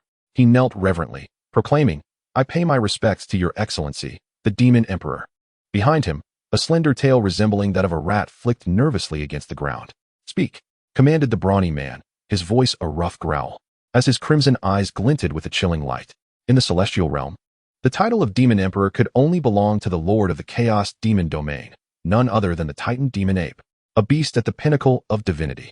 "My lord, a subordinate has discovered a serpent demon in the realm of the ancient divine wind kingdom. To be precise, it is a member of the serpent human race, likely the legendary Queen Medusa." Boom. As these words were uttered, a divine aura erupted from the Titan Demon Ape, sending the frail man soaring over 100 meters away. Before he could hit the ground, powerful hands seized his throat, lifting him effortlessly into the air. Is this true? The Titan Demon Ape's coarse, gravelly voice resonated painfully in the man's ears, contorting his expression. Yet, the excitement radiating from the Titan was palpable. His crimson pupils quivered with an inexplicable fervor. Indeed, the man gasped, his face turning a deep red as he struggled to utter the words. The grip around his neck suddenly loosened, allowing him to fall to the ground, where he erupted into a fit of violent coughs. "Ha! Excellent! Wonderful!" The Titan Demon Ape laughed heartily, his expression brimming with exhilaration. The Chaos Demon Domain had once housed the serpent human race, yet never had a figure as illustrious as Queen Medusa emerged. Over time, they had been purged and annihilated during the upheavals among demon clans. Legends spoke of Medusa possessing a beauty that could ensnare all living beings, her bloodline extraordinarily potent. Having ruled the Chaos Demon Domain for far too long, the Titan now longed for a counterpart worthy of his might. He had grown weary of the demonesses within the domain, and the news of Medusa's existence thrilled him to no end. "Continue. Reveal all that you know." With a sudden rush, the Titan Demon Ape reappeared before the man, his foot crashing down upon the man's chest. The immense pressure contorted the man's features. Yet he dared not voice any dissent, fully aware of the Titaness temperament. A mere misstep could lead to him being torn apart or crushed into pulp. They say that the entity resembling Medusa seems to have reached the realm of divinity, but her exact level remains uncertain. After all, we dared not draw too close. However, as the man hesitated, contemplating whether to divulge further, the weight on his chest intensified. A cold glint flickered across the Titaness' face. But what? Speak. However, it appears that Medusa has joined a human sect known as the Yusian sect. The man's voice dwindled to a whisper, sensing the overwhelming malice emanating from the Titan, warping the space around him. Where is that sect located? In the Divine Wind Kingdom. Within the confines of the Two Elements realm, in the city of Shunnan. The frail man stammered. The Yusian sect? Just a minor sect that dares to recruit members of my demon race. They seek death. The Titan demon ape snorted disdainfully. He was acutely aware of the celestial realm's hierarchy, having existed far longer than the history of the Divine Wind Kingdom. The lifespan of demon beasts far surpassed that of humans. In the celestial realm, only a handful of powers were worthy of his attention. With his cultivation, he could confidently claim the title of the strongest in the celestial realm. Aside from the enigmatic leader of the Corpse Spirit sect, whom he had never encountered, he believed he could overpower the rulers of the Divine Wind Kingdom and the Reincarnation Star Sea. Of course, this did not include the sovereign of the Wind God, whose strength was formidable enough to annihilate him with ease. He had witnessed that being's wrath, effortlessly obliterating a force that rivaled the Chaos Demon domain while he was still but a young ape. Thus, in his eyes, the Yusian sect was merely an inconsequential faction. Yet, he harbored a flicker of curiosity. If Medusa possessed divine power, why would she willingly join a minor sect? Surely, if she were to align with the humans, it would be within the royal city of the Divine Wind Kingdom, not in some insignificant territory. Is there any other news? The Titan demon ape inquired, lowering his gaze to the frail man. None, Your Excellency. Begone. With that, the Titan demon ape kicked the man away, sending him tumbling hundreds of meters through the air. Humph, I shall see what this Yusian sect is truly about, daring to recruit members of my demon race. Medusa shall belong to me alone. With that declaration, the Titan demon ape leaped into the distance. Chapter 176, Arrival. Whoosh. A streak of light sliced through the sky. Within the palace, Huang Fuke furrowed his brow. In the next moment, his figure appeared atop the palace, gazing at the distant, rapidly retreating aura, his expression shifting in uncertainty. The Titan demon ape? What business does this fellow have in the Divine Wind Kingdom? As these words left his lips, his figure vanished, pursuing the distant presence. In Shunnan City, once basked in clear skies, the atmosphere suddenly darkened. The crowd looked up, their eyes widening as a colossal beast shadow glided over the city, its overwhelming aura causing the very ground beneath them to tremble. Those of weaker stature succumbed, collapsing to the ground in terror, their bodies quaking uncontrollably. As the colossal beast in the sky gradually receded into the distance, the crowd struggled to rise, their faces painted with terror. What manner of creature is this? How could it exude such a horrifying aura? A beast of the demon race. This is undoubtedly a creature of the demon tribe. How could such a formidable beast appear in Shunnan City? Shouldn't these demonic beasts reside in the chaotic demon domain? Even though the giant had vanished, chaos had already engulfed Shunnan City, with many citizens turning pale. At the city lord's manor, a middle-aged man and an elderly figure stood before the estate, their eyes betraying their apprehension. These two were the patriarch and the elder of the Gu family, one of the three prominent families of Shunnan City, Gu Hong and Gu Juanxiu. Following the destruction of the city lord's manor, it was evident that during the power struggle, the Gu family had emerged victorious, thereby replacing the Chen family as the new rulers of the city. Father, what is happening? How could such a powerful demon beast come to Shunnan City? Should we report this? Gu Juanxiu inquired, glancing at the receding silhouette of the beast, concern etched in his features. This appears to be the legendary Titan demon ape, the ruler of the chaotic demon domain. Gu Hong responded. What? The Titan demon ape? Does that not imply an existence comparable to that of the sovereign of the Divine Seal Kingdom? Gu Juanxiu's face was a tableau of shock. Indeed, I have previously ventured into the ancient Divine Kingdom. While I had heard of such a being, I had never witnessed it myself. For such entities typically do not manifest in our humble locales. It seems the Titan demon ape is heading towards the Tianyuan mountain range. Could it be that something there is drawing its attention? As soon as these words left his lips, both Gu Juanxiu and his father seemed to realize something and exclaimed in unison, the Yusian sect. Since the emergence of the Yusian sect in the Tianyuan mountain range, the dynamics of Shunnan City had shifted considerably. It was an entity that even the Gu family would not dare provoke. Furthermore, they had recently heard that the leader of the Sword sect, one of the three major sects in the Two Instruments realm, had been slain, and the assailant was none other than the mysterious leader of the Yusian sect. They were unfamiliar with the Yusian sect, but they certainly knew of the Sword Sect. The Sword Sect's leader was a genuine peak true god-level powerhouse. To have slain the Sword Sect's leader meant that the Yusian sect's leader might possess powers equivalent to that of a divine monarch. A divine monarch. Such beings were only born in the ancient divine kingdom. You stay here and observe the situation. I will contact our superiors, Gu Hong declared, turning to vanish into thin air. He was unconcerned whether the Titan demon ape sought trouble with the Yusian sect, but since it had appeared within the bounds of Shunnan City, it posed a substantial threat. The Gu family was now the ruling house of Shunnan City, and any ensuing turmoil would undoubtedly implicate them first. Thus, he was determined to reach out to individuals from the ancient divine kingdom to relay the news of the Titan demon ape's arrival. Boom. Not far from the Yusian sect, the Titan demon ape finally came to a halt, suspended in midair. Nevertheless, the tremendous force of its descent created a vast crater beneath it. Almost instantly, its form shifted and morphed into that of a towering man.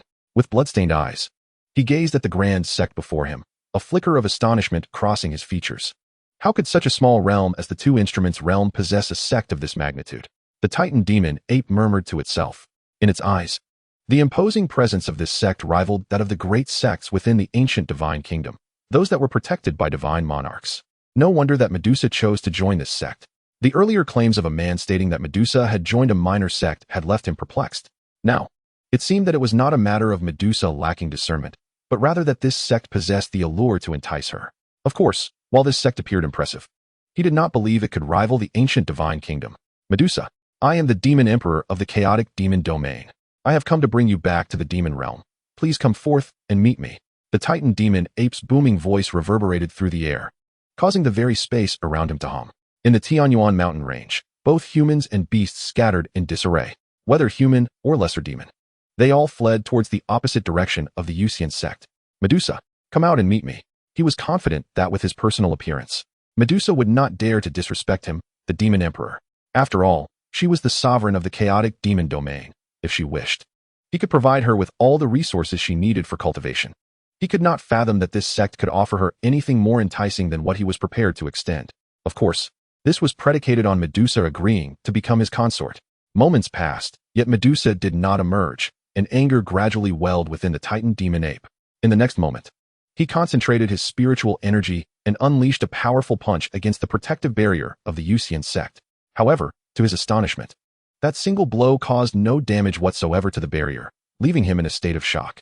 What kind of barrier is this? So formidable? While that strike may not have been his strongest, it should have inflicted some degree of harm. The current situation exceeded his expectations. Surely, even the ancient divine kingdom did not possess such a barrier? How could a sect within such a small realm have a barrier of this caliber? As he pondered this, several figures suddenly emerged from within the Yusian sect. With a mere glance, the Titan demon ape recognized Medusa among them, momentarily casting aside his thoughts about the barrier. Four individuals stepped forward: Yusian, Medusa, Lin Yan, and Li Xuanha. Who are you? What business do you have with me? Medusa inquired.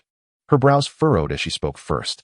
She had heard the commotion outside, and this man was calling her name, yet she was certain she did not know him. Moreover, having only recently ascended to the celestial realm, how could she possibly know anyone from the outside world? Chapter 177, Slaying the Titan Demon Ape. Oh, allow me to introduce myself. I am the Titan Demon Emperor, the sovereign of all demonkind in the celestial realm. I have come expressly for you today. As he spoke, a faint smile played upon the Titan Demon Ape's lips, and after a brief pause, he continued, You are a member of the Serpent People, inherently one of our demon kin, and moreover, the queen of the Serpent People, Medusa. Thus, I believe the demon realm is the most suitable place for you. I have come to bring you back to the demon realm. There, you shall bear no burdens, nor need to heed the commands of these humans. You may do as you wish. Furthermore, you could become the demon empress of the entire chaotic demon domain. Upon finishing his proclamation, the Titan demon ape cast a hopeful glance at Medusa and the others. In his view, having made such an offer, Medusa should be wise enough to recognize the best choice. Begone. However, as the Titan demon ape eagerly awaited Medusa's response, she merely uttered a chilling command to leave. In the blink of an eye, the Titan demon ape's expression darkened profoundly. The atmosphere around grew tense, and the temperature plummeted. An aura of terrifying malice emanated from his entire being. Truly, one who invites disaster upon themselves. Did you genuinely believe I was imploring you? This is a command. A notification.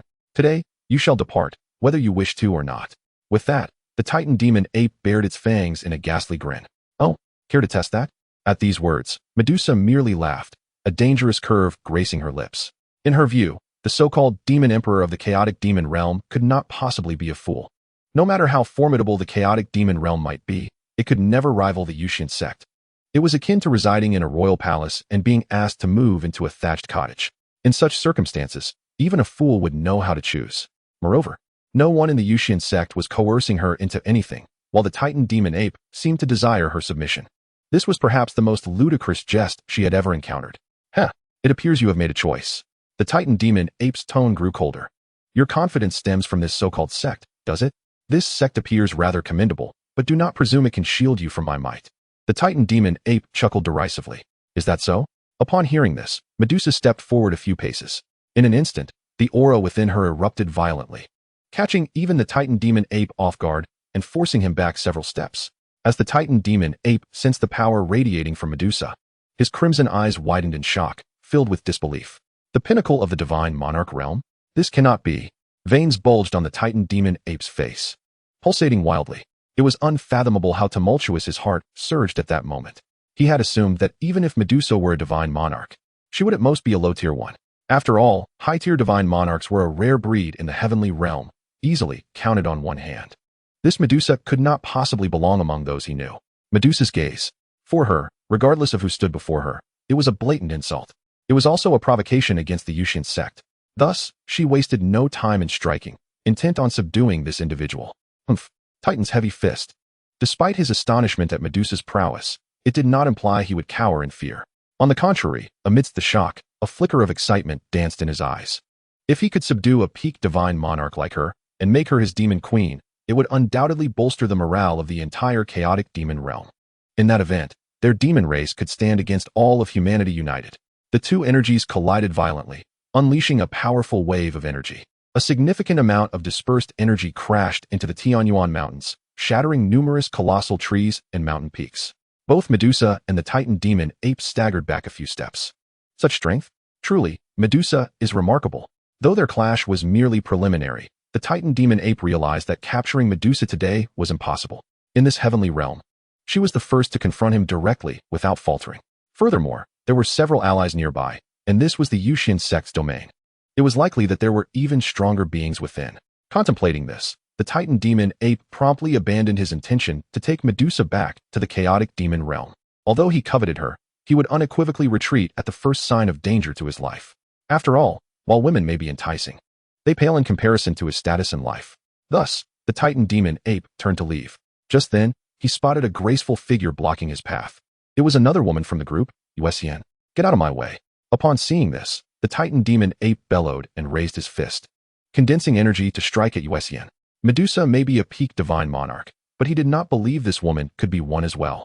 However, just as he thought his energy-infused fist would crush the woman before him, she miraculously appeared in front of him in an instant, then slapped him across the face. Slap. In that moment, the Titan demon ape felt as if his entire head was ringing. His body was sent flying, crashing into the ground and creating a sizable crater. The ordeal was not over. As the Titan demon ape struggled to rise, an overwhelming pressure exceeding that of a divine monarch descended upon him, making it nearly impossible for him to stand. Above the divine monarch, are you a divine king? Impossible. There is only one divine king in this heavenly realm. Who on earth are you? At that moment, fear flickered in the Titan demon ape's eyes. With a divine king in action, even defying the heavens would lead him to a certain demise today. Just as he attempted to speak further, Yusian effortlessly obliterated him with a single strike. Thus, the chaotic demon lord met his end. After vanquishing the Titan demon ape, Yusian and Medusa ventured into the chaotic demon realm, intending to reclaim all the resources from the Titan demon ape's imperial palace. Several dozen miles away in the Tianyuan mountains, a man clad in golden robes displayed a look of horror. This man was none other than Wrongful, the sovereign of the divine wind kingdom, who had come along to observe the Titan demon ape's intentions. It seemed he was the mysterious divine king who had slain Mo Tianhai that day. With that, Wrongful turned and departed without delay. He had merely intended to observe the Titan demon ape's actions, but witnessing the latter's utter defeat left him acutely aware of the terrifying power of a divine king. He did not wish to linger even a second longer, fearing he too might suffer the same fate. Extra 1. ascending to the divine realm, the immortal celestial. A short while later, Yusian and Medusa returned triumphantly. They presented the resources acquired from the chaotic demon realm and the titan demon ape's lair to Chen Xuan before returning to their residence at Lingfeng. At that moment, Yu Li and Chen Kanglin had also returned, and the system had already locked onto their location in the divine realm, allowing them to ascend together. Ding! Master, the destination has been selected. Shall we ascend now? The system's voice echoed in Chen Xian's ear, with everyone now gathered. It was the perfect opportunity to embark on their journey to the divine realm. However, prior to this, Chen Xuan had instructed Tiao and the others to establish a branch of the Yusian sect in the heavenly realm. Ascend. As Chen Xian's words fell, the entire Yusian sect began to rumble and quake, rising from the ground as if propelled skyward. Approximately 15 minutes later, the tremors of the Yusian sect gradually subsided until they finally came to rest. Clearly, at this moment, the Yusian sect had completely transitioned from the heavenly realm to the divine realm. Under Chen Xian's prior instructions, everyone had already prepared themselves, eagerly rushing out to explore the conditions of the divine realm. They sought to clarify the power dynamics surrounding the Yusian sect. Just as Chen Xian was contemplating stepping outside to take a look, he suddenly beheld Yusian standing atop the sect's protective barrier, her eyes trembling as they surveyed the world before her. Observing this, Chen Xian descended to Yusian's side and inquired, "What is it? Do you recognize this world? Could it be that this divine realm is the very one from which you have descended?" Upon reflection, Chen Xian recalled that Yusian had previously mentioned she was reincarnated from a divine realm. Given her current demeanor, it was evident that her emotions were somewhat askew. Perhaps this truly was the divine realm where Yusian had been born in her past life. Indeed, this is the world of my first existence, the eternal divine realm. It is also one of the 81 super divine realms, a grand divine realm. Yusian replied, her voice calm yet laden with significance. A grand divine realm is akin to the eternal divine realm, while a lesser divine realm refers to the heavenly realm. Countless lesser divine realms orbit around a grand divine realm.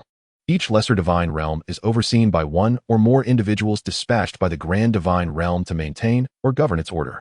For instance, the Wind Sovereign is responsible for upholding the heavenly realm's stability. So your enemies reside within this eternal divine realm, or perhaps in its vicinity. Chen Xian probed further. They indeed dwell within the eternal divine realm, but not in this very place. If my perception serves me correctly, we are merely on the periphery of the eternal divine realm, akin to a backwater town, a mere small city. My adversaries, however, possess their ancestral domain at the core of the eternal divine realm, which is truly the heart of it. They nearly monopolize all resources of the divine realm and consider themselves superior, viewing all living beings as insignificant as ants, their lives utterly expendable. As she spoke, Yusian's expression hardened, a flash of anger igniting within her silver eyes. Upon hearing this, Chen Xian began to grasp the gravity of the situation. Although he was unaware of the specific might of these individuals, it was clear they occupied a position at the pinnacle of the divine realm. Indeed, they could be deemed the rulers of the eternal divine realm, judging all living beings. What are their strengths? Or rather, to what level must one ascend to seek vengeance? Chen Xian inquired. Strength? At the very least, one must reach the pinnacle of the celestial god realm.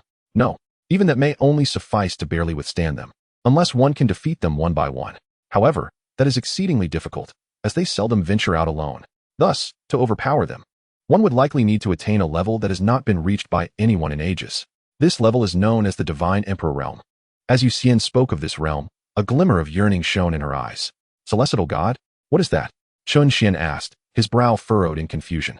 The information provided by the system did not mention the celestial god realm. The so-called celestial god is essentially the divine sovereign realm. It is referred to as such because the pinnacle of current divine realm strength is the peak of the divine sovereign. Achieving the divine sovereign realm is akin to possessing boundless life and longevity. Unless one dies in battle, one can potentially live forever. Hence, they are revered as celestial gods. Yusian elucidated.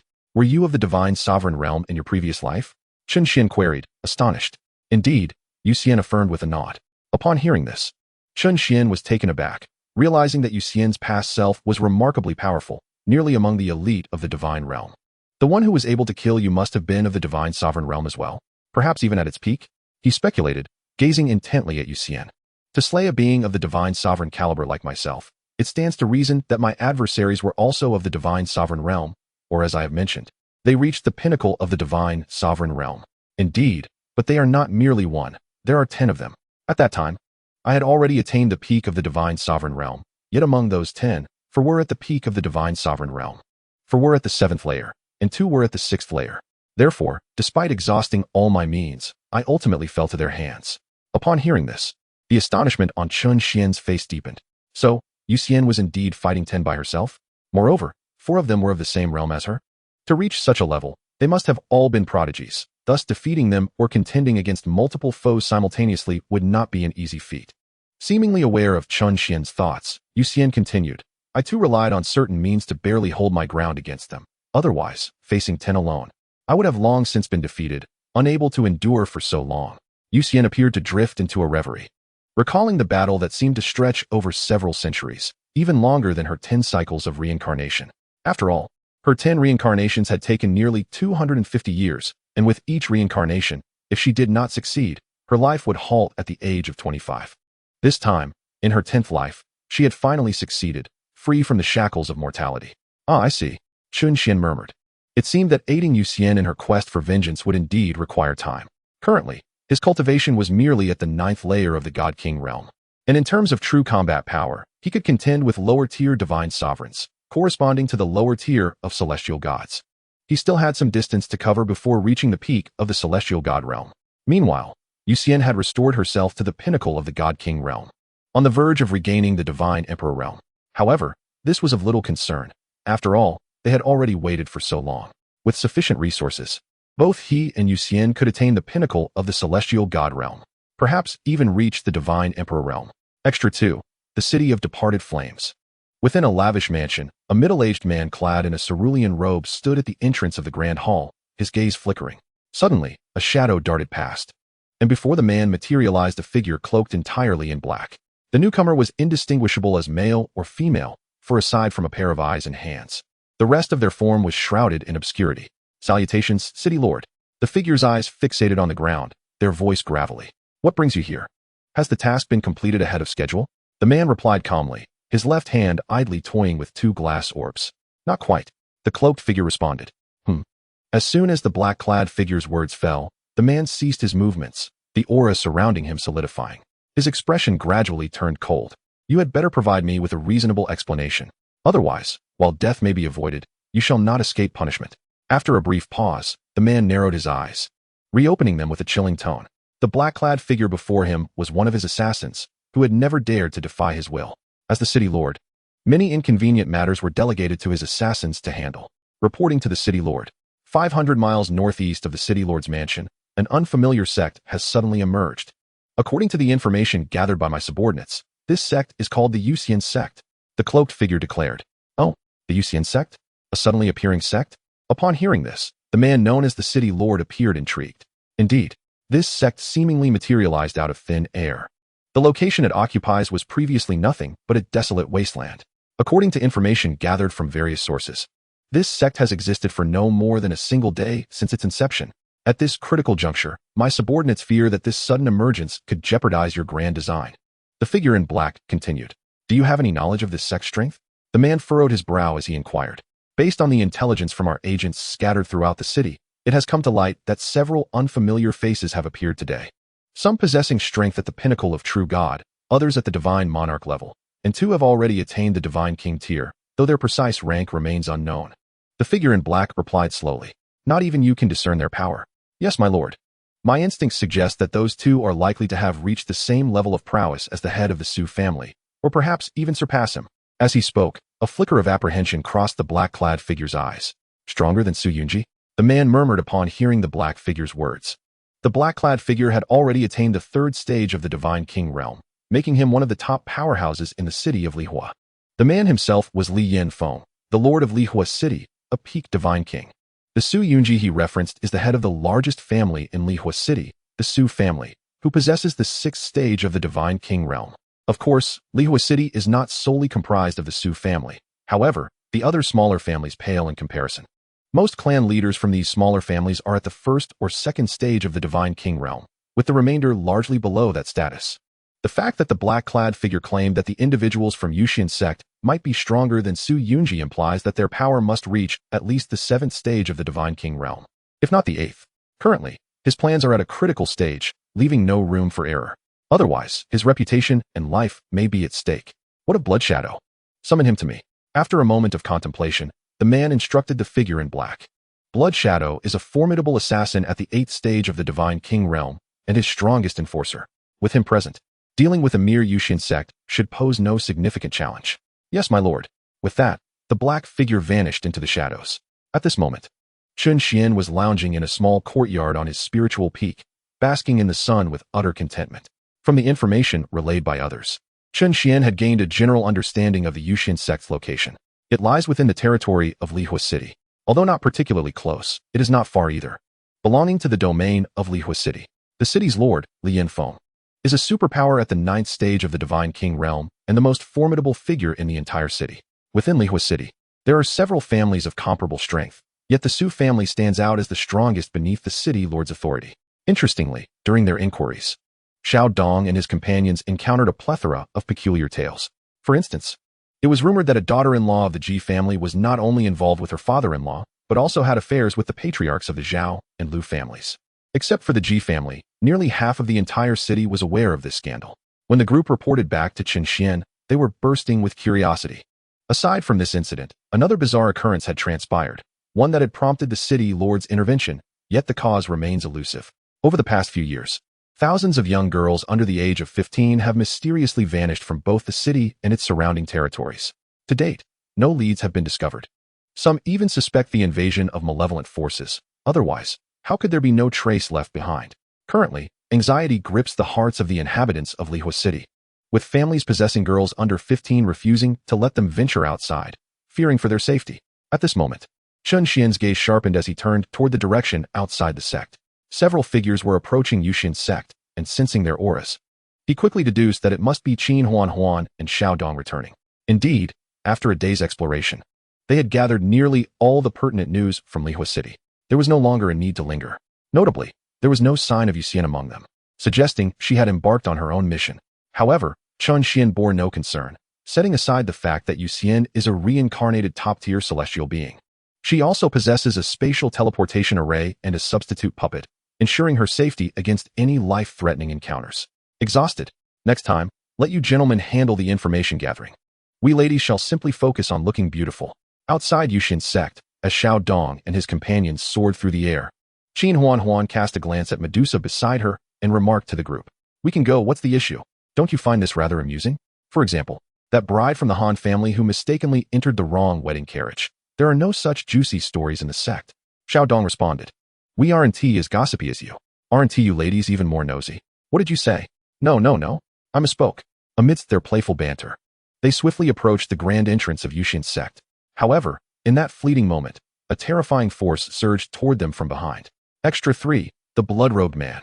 The situation unfolded so abruptly, and the assailant's power was formidable. In an instant, even Medusa and Xiao Dong, who had reached the 9th stage of the divine monarch realm, were taken aback. Their bodies momentarily froze. Yet, aside from them, there was also Qin Huan, who had reached the pinnacle of the 9th stage of the divine king realm. In that instant, she reacted first. Her gaze turning icy as a barrier of spiritual energy swiftly formed to intercept the incoming attack. Bang! The energies collided with a resounding crash, unleashing a tremendous shockwave that shattered the surrounding trees and rocks. A single strike failed to eliminate the group, leaving the assailant momentarily stunned. It was at this moment that Qin Huan and her companions caught sight of their attacker, a man shrouded in crimson, clad in a blood-colored robe, his features obscured. They could only discern his face, highlighted by a pair of crimson eyes, resembling those of a beast rather than a human. "Who are you? How dare you ambush us here?" Qin Huan demanded coldly, her face etched with frost. Given the circumstances, it seemed this individual had been lying in wait, covertly preparing to launch an ambush against them. Yet they had only just arrived in the divine realm, making it impossible for them to have any enmity or grudges with anyone.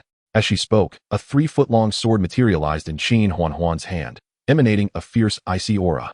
Simultaneously, the aura of a peak divine king erupted from her being. The moment the blood-robed figure felt this overwhelming pressure, his eyes abruptly narrowed, revealing an expression of disbelief. The pinnacle of the divine king realm? How can this be? The man in the blood-stained robe spoke, his voice hoarse and tinged with shock. As his words echoed, he turned and fled. Upon witnessing Qin Huan's manifestation of peak divine king prowess, he realized that his mission had already faltered. Thus, he could only hastily escape. Otherwise, should he fall into the hands of these individuals, dire consequences would surely ensue. Moreover, it appeared that he had employed some arcane technique, allowing him to surpass even the speed of Chen Xuan, who stood at the pinnacle of divine kings. Infuriating, this scoundrel was willing to burn his own essence for the sake of escape. No sooner had he dashed away than Chen Xuan could sense the man's velocity increasing, far exceeding her own. Reluctantly, she was compelled to halt, just as they contemplated returning to the sect to report this incident to Chen Xuan. A familiar aura erupted from the sect's barrier. In an instant, it surged toward the direction of the fleeing man in the blood-stained robe. It was the sect leader. Upon sensing this presence, Chen Xuan and her companions were filled with joy. If Chen Xuan intervened personally, the man in the blood-stained robe would undoubtedly be unable to evade capture. Meanwhile, the man in the blood-stained robe cast a furtive glance behind him, and upon confirming that no one was in pursuit, he exhaled in relief. The lengths he had gone to for this escape, burning his own essence, meant that a complete recovery would require at least several years. The paramount concern was to relay the events that transpired here. Among those he had randomly attacked was a peaked divine king. Who could say whether there were beings in the Yusian sect that surpassed even that level? If such individuals existed, it would spell tremendous trouble, for they had inadvertently offended the Yusian sect with their actions. Should his identity be revealed, it would lead to genuine calamity. Upon returning, he would ensure that the city lord dealt harshly with the bloodline descendants. The information provided had been egregiously erroneous. If it jeopardized the city lord's grand designs, it would cost him his life tenfold. The man in the blood-stained robe scoffed. At that moment, he abruptly noticed a figure clad in red appearing not far ahead, directly obstructing his path, seeking death. Witnessing this, the man's eyes narrowed, transforming into the sharpness of venomous serpents. With a surge of spiritual energy, he unleashed a powerful strike. In an instant, a colossal blood-colored serpent of spiritual energy roared forth toward the figure in red. However, the anticipated scene of bloodshed did not materialize. Instead, the figure merely waved their hand, causing the formidable blow capable of grievously wounding a seventh-layer divine king to dissipate with a thunderous crash. In an instant, the man's pupils constricted, and he swiftly altered his course in a bid to flee. In that fleeting moment, he discerned that this individual was likely another powerhouse, not inferior to the previous peak divine king woman. Damn it, how could the Yusian sect possess so many peak divine kings? Amidst his astonishment, he couldn't help but wonder, for their city lord's residence had only ever boasted one divine king at the 9th layer. This served as a testament to the immense difficulty of attaining such heights. He himself was at the 8th layer of divine kings, yet he had stagnated at this last step for countless years. In the blink of an eye, the man in the blood-stained robe was compelled to burn his essence once more. Although his face remained obscured, the skin around his eyes was visibly paling at an alarming rate, clearly indicating that the consecutive burns had inflicted severe harm upon him. However, just when he believed he could escape, the figure in red suddenly materialized before him, standing less than a meter away. This was a youth who appeared to be in his 20s, and at such close proximity, the man in the blood-stained robe could truly sense the terrifying power emanating from him. In the next moment, the red-clad youth delivered a resounding slap to the face of the man in the blood-stained robe. Slap. Instantly, the man was sent hurtling uncontrollably backward, ultimately crashing against the protective barrier of the Yusian sect, producing a thunderous impact.